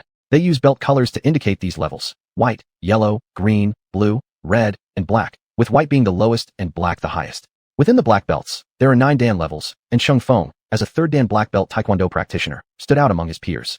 Cheng Feng wore a pristine white Taekwondo uniform with a black belt, which exuded a commanding aura. Some noticed Cheng Feng wearing a black belt and asked softly, "What level of black belt is Cheng Feng?" I heard Cheng Feng has already reached 3rd Dan black belt in Taekwondo, a real expert. Apparently, a 2nd Dan black belt can already open schools and take students, so Cheng Feng is essentially at dojo master level. That's right. So, naturally, the girl on the field is destined to lose. Many looked at Zhou Linger with pity since, judging by both physical size and demeanor, she seemed clearly disadvantaged. People naturally sympathize with the weaker party, especially when it's a beautiful woman. Come on, I'll show you how to behave properly. Cheng Feng beckoned to Zhou Linger. He assumed a Taekwondo offensive stance, then executed 2 spinning kicks in the air. His legs swished powerfully through the wind, even scaring some timid girls pale. Cheng Feng glanced at Zhou Linger, searching her face for signs of fear. Unexpectedly, Zhou Linger sneered disdainfully and remarked, "Humph, all just showy moves without substance." As soon as these words were uttered, Cheng Feng's eyes blazed furiously, and all members of the Taekwondo club changed their expressions drastically. To say such things about Taekwondo before its club members wasn't merely mocking Cheng Feng alone. It was insulting the entire Taekwondo club. People who had previously felt a bit of pity for Zhou Linger now held no sympathy for her whatsoever. Indeed, one must adapt according to circumstances in order to go far in life. Advance or retreat accordingly. This is the way of the sage. Looking at history, anyone who has achieved something significant in their career must have been adept at riding the tides of fortune. Riding the waves and making adjustments differs from sticking rigidly to old patterns and refusing change. It means dealing flexibly with evolving situations. Therefore, going with the flow and guiding events accordingly is also one of the essential rules for survival. If one only refuses to see facts, lacks self-awareness, and obstinately bullies oneself into lies, then they will repel others. Such people won't find many willing to collaborate with them. There's a saying, one fears no godlike opponent but pig-headed teammates. Go on, show this girl what happens for assuming too much sunshine is brilliance, or thinking a little color entitles her to run the whole show, shouted some impatient spectators seeing no action yet. Hey! With an angry roar, Cheng Feng rushed forward. His movements were swift. Compared to ordinary people, his skills indeed appeared much sharper. Both his kicking motions and aerial kicks carried great force. The strength and speed of his strikes generated a cutting sound as they broke through the air. If an ordinary person were kicked, they would very likely suffer serious injuries from a single kick. At the beginning, Zhou Linger kept dodging. She wanted to see what special techniques this Taekwondo might have. But after watching for just a short while, all she saw were some simple moves, extremely dull and completely uninteresting. After all, Lin Qing had taught her cultivation methods from the immortal realm. How could mere mortal martial arts compare with that? At this moment, someone mocked her. Haha, look at Zhou Linger. She was so boastful before the fight began, yet now that it has started, she keeps retreating. How disgraceful. In Cheng Feng's eyes, however, the situation was entirely different. Although Zhou Linger kept evading, he couldn't even touch the hem of her clothes. What did this mean? It meant her speed was much faster. No matter how strong his power was, if he couldn't hit her, the end result would still be defeat. Then, Cheng Feng unleashed his ultimate move. He built up speed by running, then jumped and performed a flying aerial kick. This increased both his speed and strength. He originally thought Zhou Linger would try to dodge again, but unexpectedly, she stood still as his foot hurtled toward her head. If she got hit, she would probably suffer a concussion. Damn, is Zhou Linger trying to get herself killed? Cheng Feng cursed angrily in his heart. However, he couldn't pull back his leg at that moment. Right then, Zhou Linger delivered a punch directly toward the foot coming at her. When their limbs collided, Zhou Linger didn't budge an inch, but Cheng Feng smashed onto the gymnasium floor with a bang. The ground was wooden, and when Cheng Feng crashed down, it felt as though his entire body had been shattered. He lay there unable to get up for quite some time. Did Zhou Linger just win like that? Everyone around was stunned. The members of the Taekwondo club nearly bulged their eyes out. They had all expected their vice president to easily win, and the initial scenario seemed to indicate that. Who knew that Zhou Linger, once she made her move, struck with such cruelty? No wonder she was known as the female devil. Chapter 249, a huge mix-up. Is Cheng Feng really too weak? He can't even beat a little girl like Zhou Linger. It seems that Zhou Linger is truly a ferocious female demon. Who would dare to provoke her? Isn't it just asking for trouble? The onlookers around began to discuss animatedly, their gazes at Zhou Linger changing. Indeed, the gentle are often bullied, much like how a kind horse might be ridden harshly. And this world has no shortage of people who prey on the weak and fear the strong. Avoidance is a sign of weakness. It shows that you're afraid. But some people won't let up simply because you avoid or yield. Instead, they will see you as an easy target and bully you even more harshly. Some people bully you because you never resist, appearing soft and exploitable. If from the start you were someone not to be trifled with, I doubt anyone would dare to approach you. Avoidance does not solve problems. What you need is the courage to fight back. Nowadays, most people adopt an attitude of non-interference in others' affairs, or worse, enjoy the spectacle without minding the consequences. Many of them fear being caught up in trouble, so they prefer to pretend they don't hear or see anything. And these people would rather be cold spectators than extend a helping hand. This world has plenty of such individuals. We cannot change this phenomenon. All we can do is protect ourselves. Preventing yourself from falling into such crises or taking countermeasures and proper self-defense is key. For many times, the only person you can rely on is yourself. Only by becoming strong, so strong that no one dares to harm you, can you truly become a force to be reckoned with. Zhou Linger glanced coldly around, noticing that no one dared to meet her eyes, evidently seeing her as a ruthless female demon. All right, you'd better send Cheng Feng to the hospital quickly. Otherwise, he may have to stay there longer, said Zhou Linger calmly, as if she were talking about the weather. Even though she hadn't dealt a fatal blow, Cheng Feng still inevitably suffered serious injuries, primarily due to his own excessive force, causing the rebounded force to be even stronger. At that moment, a figure emerged from the crowd. She glared angrily and said, Zhou Linger, you've gone too far. How could you hurt our vice president so severely? It was obviously Song Bo. Really? Why shouldn't I? Besides, I've already held back. Who asked him to provoke me? I've already told him that he's no match for me, but he didn't believe me and insisted on challenging me. What could I do? It's impossible for me to let him hit me without responding, replied Zhou Linger coldly. You. Song Bo was speechless. What do you mean by you? If you can't express yourself clearly, then don't say anything. Zhou Linger teased. What I? Are you made of pumpkins? If you keep talking nonsense, I'll beat you into a pumpkin, Zhou Linger continued. Wah, brother Cheng Feng, I'm sorry for you. If it weren't for me, you wouldn't have challenged Zhou Linger, nor would you have been gravely injured. All of this is my fault for being incapable of avenging you. Song Bo cried as she threw herself onto Cheng Feng's body. Cheng Feng spat out a mouthful of blood from his internal injuries after being pressed by Song Bo. Wah, brother Cheng Feng, don't die, please don't die. You haven't confessed your feelings to me yet. How can you leave me like this? Song Bo cried again while collapsing onto Cheng Feng's body. I don't like you. Why would I confess to you? Before Cheng Feng could voice his thoughts, Song Bo pressed down on him again, causing immense pain that nearly made him pass out. Everyone was utterly baffled at this point. What exactly was going on here? How did this turn into a romantic drama plotline? Song Bo, who was crying so dramatically, should have considered pursuing acting. The members of the Taekwondo club were also startled. Did Cheng Feng like Song Bo? Wasn't it unexpected? How had they not known? Watching everyone gossip about his personal life instead of helping him, Cheng Feng grew infuriated. Don't any of you realize you should send me to the hospital first? Amidst Song Bo's sobbing accompaniment, Cheng Feng struggled to shout, Send me to the hospital first. Song Bo ceased her crying, wiping her teary eyes tenderly and saying, Brother Cheng Feng, you'll be all right. Hurry and take Brother Cheng Feng to the hospital. Subsequently, everyone hurriedly scrambled to carry Cheng Feng to the hospital. Wow, who would have thought that Cheng Feng was such a love-struck individual? Now I understand why he came here so furiously to challenge me. It turned out I had beaten the girl, Song Bo, that he liked, exclaimed Zhou Linger with surprise. Cheng Feng, who was being helped towards the hospital, upon hearing this sentence, nearly fainted again from fury. Was his judgment so poor? When had he ever liked Song Bo? Where had this come from? When the group left mostly behind, Lin Qing spoke. I think it's likely a misunderstanding that Cheng Feng likes Song Bo. Why? Master, didn't you see how heartbroken Song Bo was crying? How could such an outpouring of genuine emotion possibly be fake? Zhou Linger asked in confusion. Song Bo might have a bit of liking for Cheng Feng, but Cheng Feng doesn't feel even the slightest bit for Song Bo otherwise. He wouldn't have had that disheartened expression after hearing someone say he liked Song Bo, Lin Qing said with a smile. She had observed Cheng Feng's expression earlier and realized this might be a misunderstanding. So are you saying Song Bo misinterpreted Cheng Feng's feelings for her? Lin Qing widened her eyes in surprise.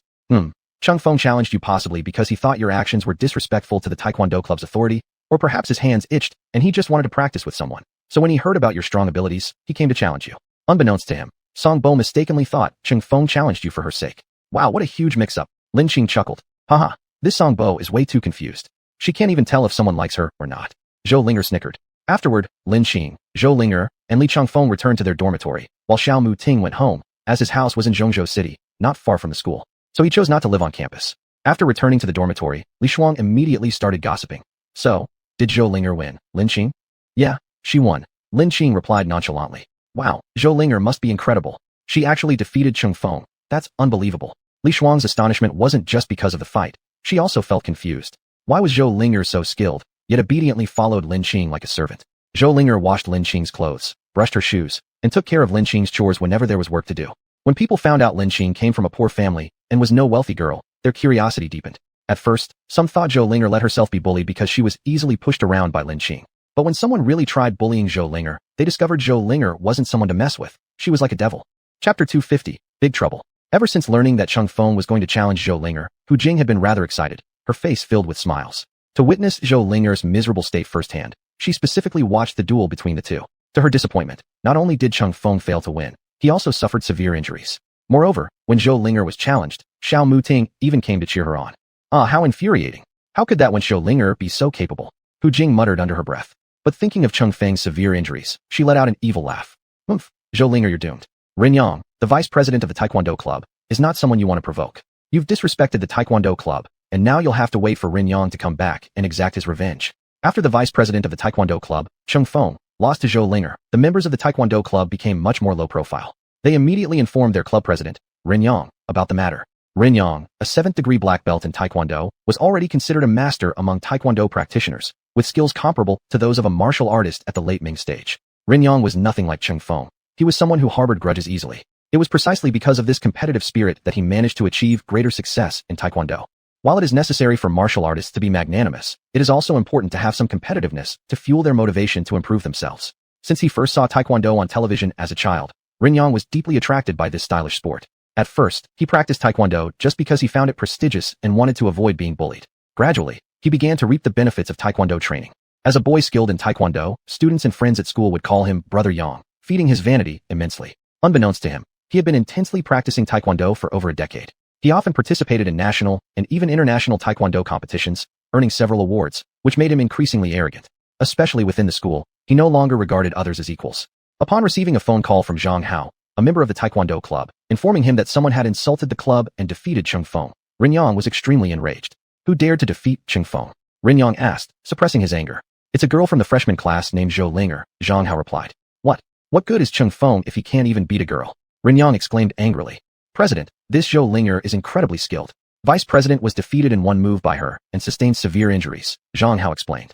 What? Rin Yang looked surprised. He originally assumed that Changfeng lost due to some conspiracy from the opponent. After all, how could a young girl be so powerful? But now, hearing that the girl defeated Changfeng in one move, he couldn't help but find it intriguing. Oh yeah, by the way, Zhou Linger mocked Taekwondo as flowery techniques. Now the reputation of our Taekwondo club has fallen drastically in our school. President, when will you return? We look forward to you restoring the honor of our Taekwondo club. Zhang Hao added. In about a week, I'll be back. Warn that Zhou Linger to prepare herself for my wrath. Rin Yang sneered evilly. He was confident in his own abilities. However, Zhang Hao was afraid to directly warn Zhou Linger. After all, Zhou Linger was already known as a formidable force in their school, and if she got angry, he might end up severely injured. Yet, since Rin Yang had given the order, he had no choice but to comply. Subsequently, Zhang Hao devised a plan to spread Rin Yang's warning about Zhou Linger publicly. This way, Zhou Linger would still receive the message while keeping Zhang Hao safe.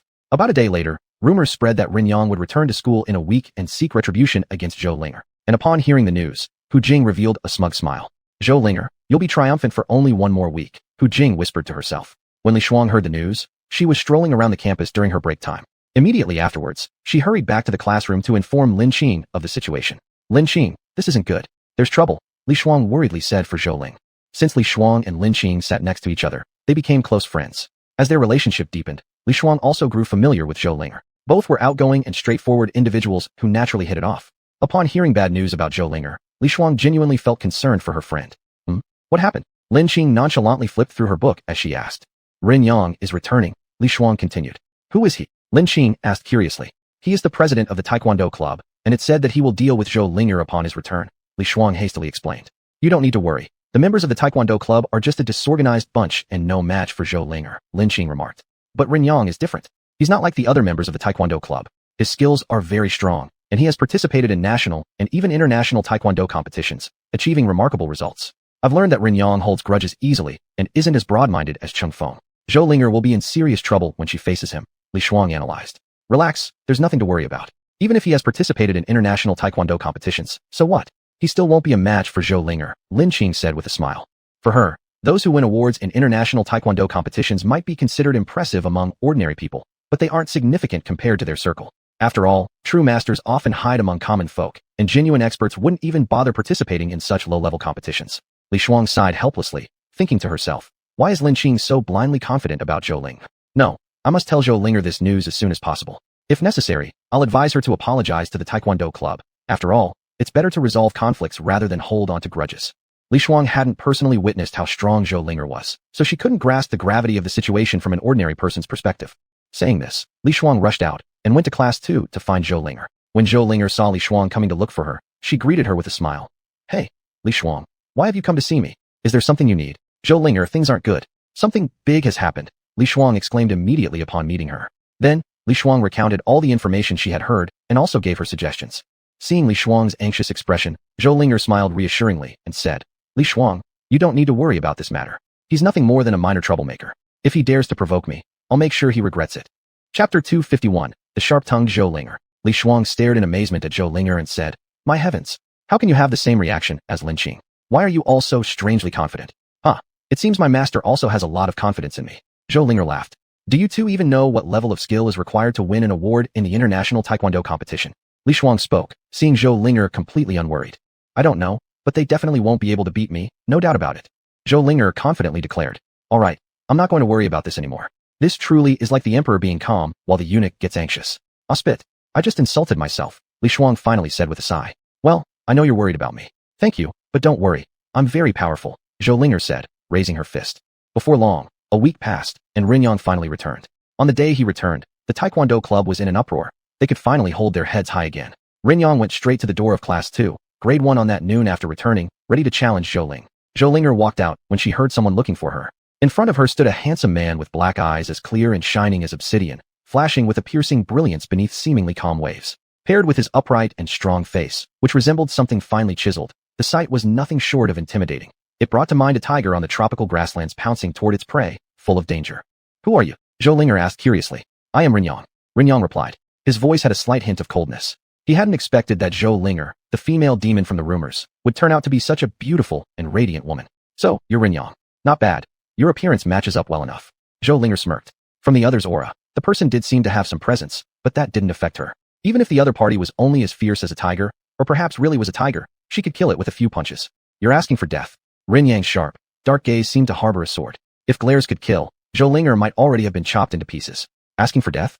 No, I'm not asking for death. Life is so brilliant. Why should I look for death? Zhou Linger laughed, appearing as though she cherished life and the world greatly. If you don't wish to seek death, then today, you will go to our Taekwondo club, kneel down, and apologize to me. Considering you're a woman, I'll spare you, Rin Yang said arrogantly, as if he were doing the other party a great favor. Are you serious? You give yourself a bit of sunlight and think you're dazzling now? You give yourself a bit of color and want to start a dye shop? Do you think you're an emperor from ancient times? Is there something wrong with your brain? Let me offer you some advice. Get treatment early if you're sick. Don't avoid it. Please turn left and exit. The school hospital is calling you. Zhou Linger sneered. You're asking for death, Rin Yang said again. Even though he was extremely angry, he couldn't bring himself to fight on campus. So he could only glare at Zhou Linger coldly with those sharp eyes of his. I tell you, buddy, do you usually fail Chinese tests? Your vocabulary is too poor. Do you only know how to say you're asking for death? That's it, right? Zhou Linger scoffed.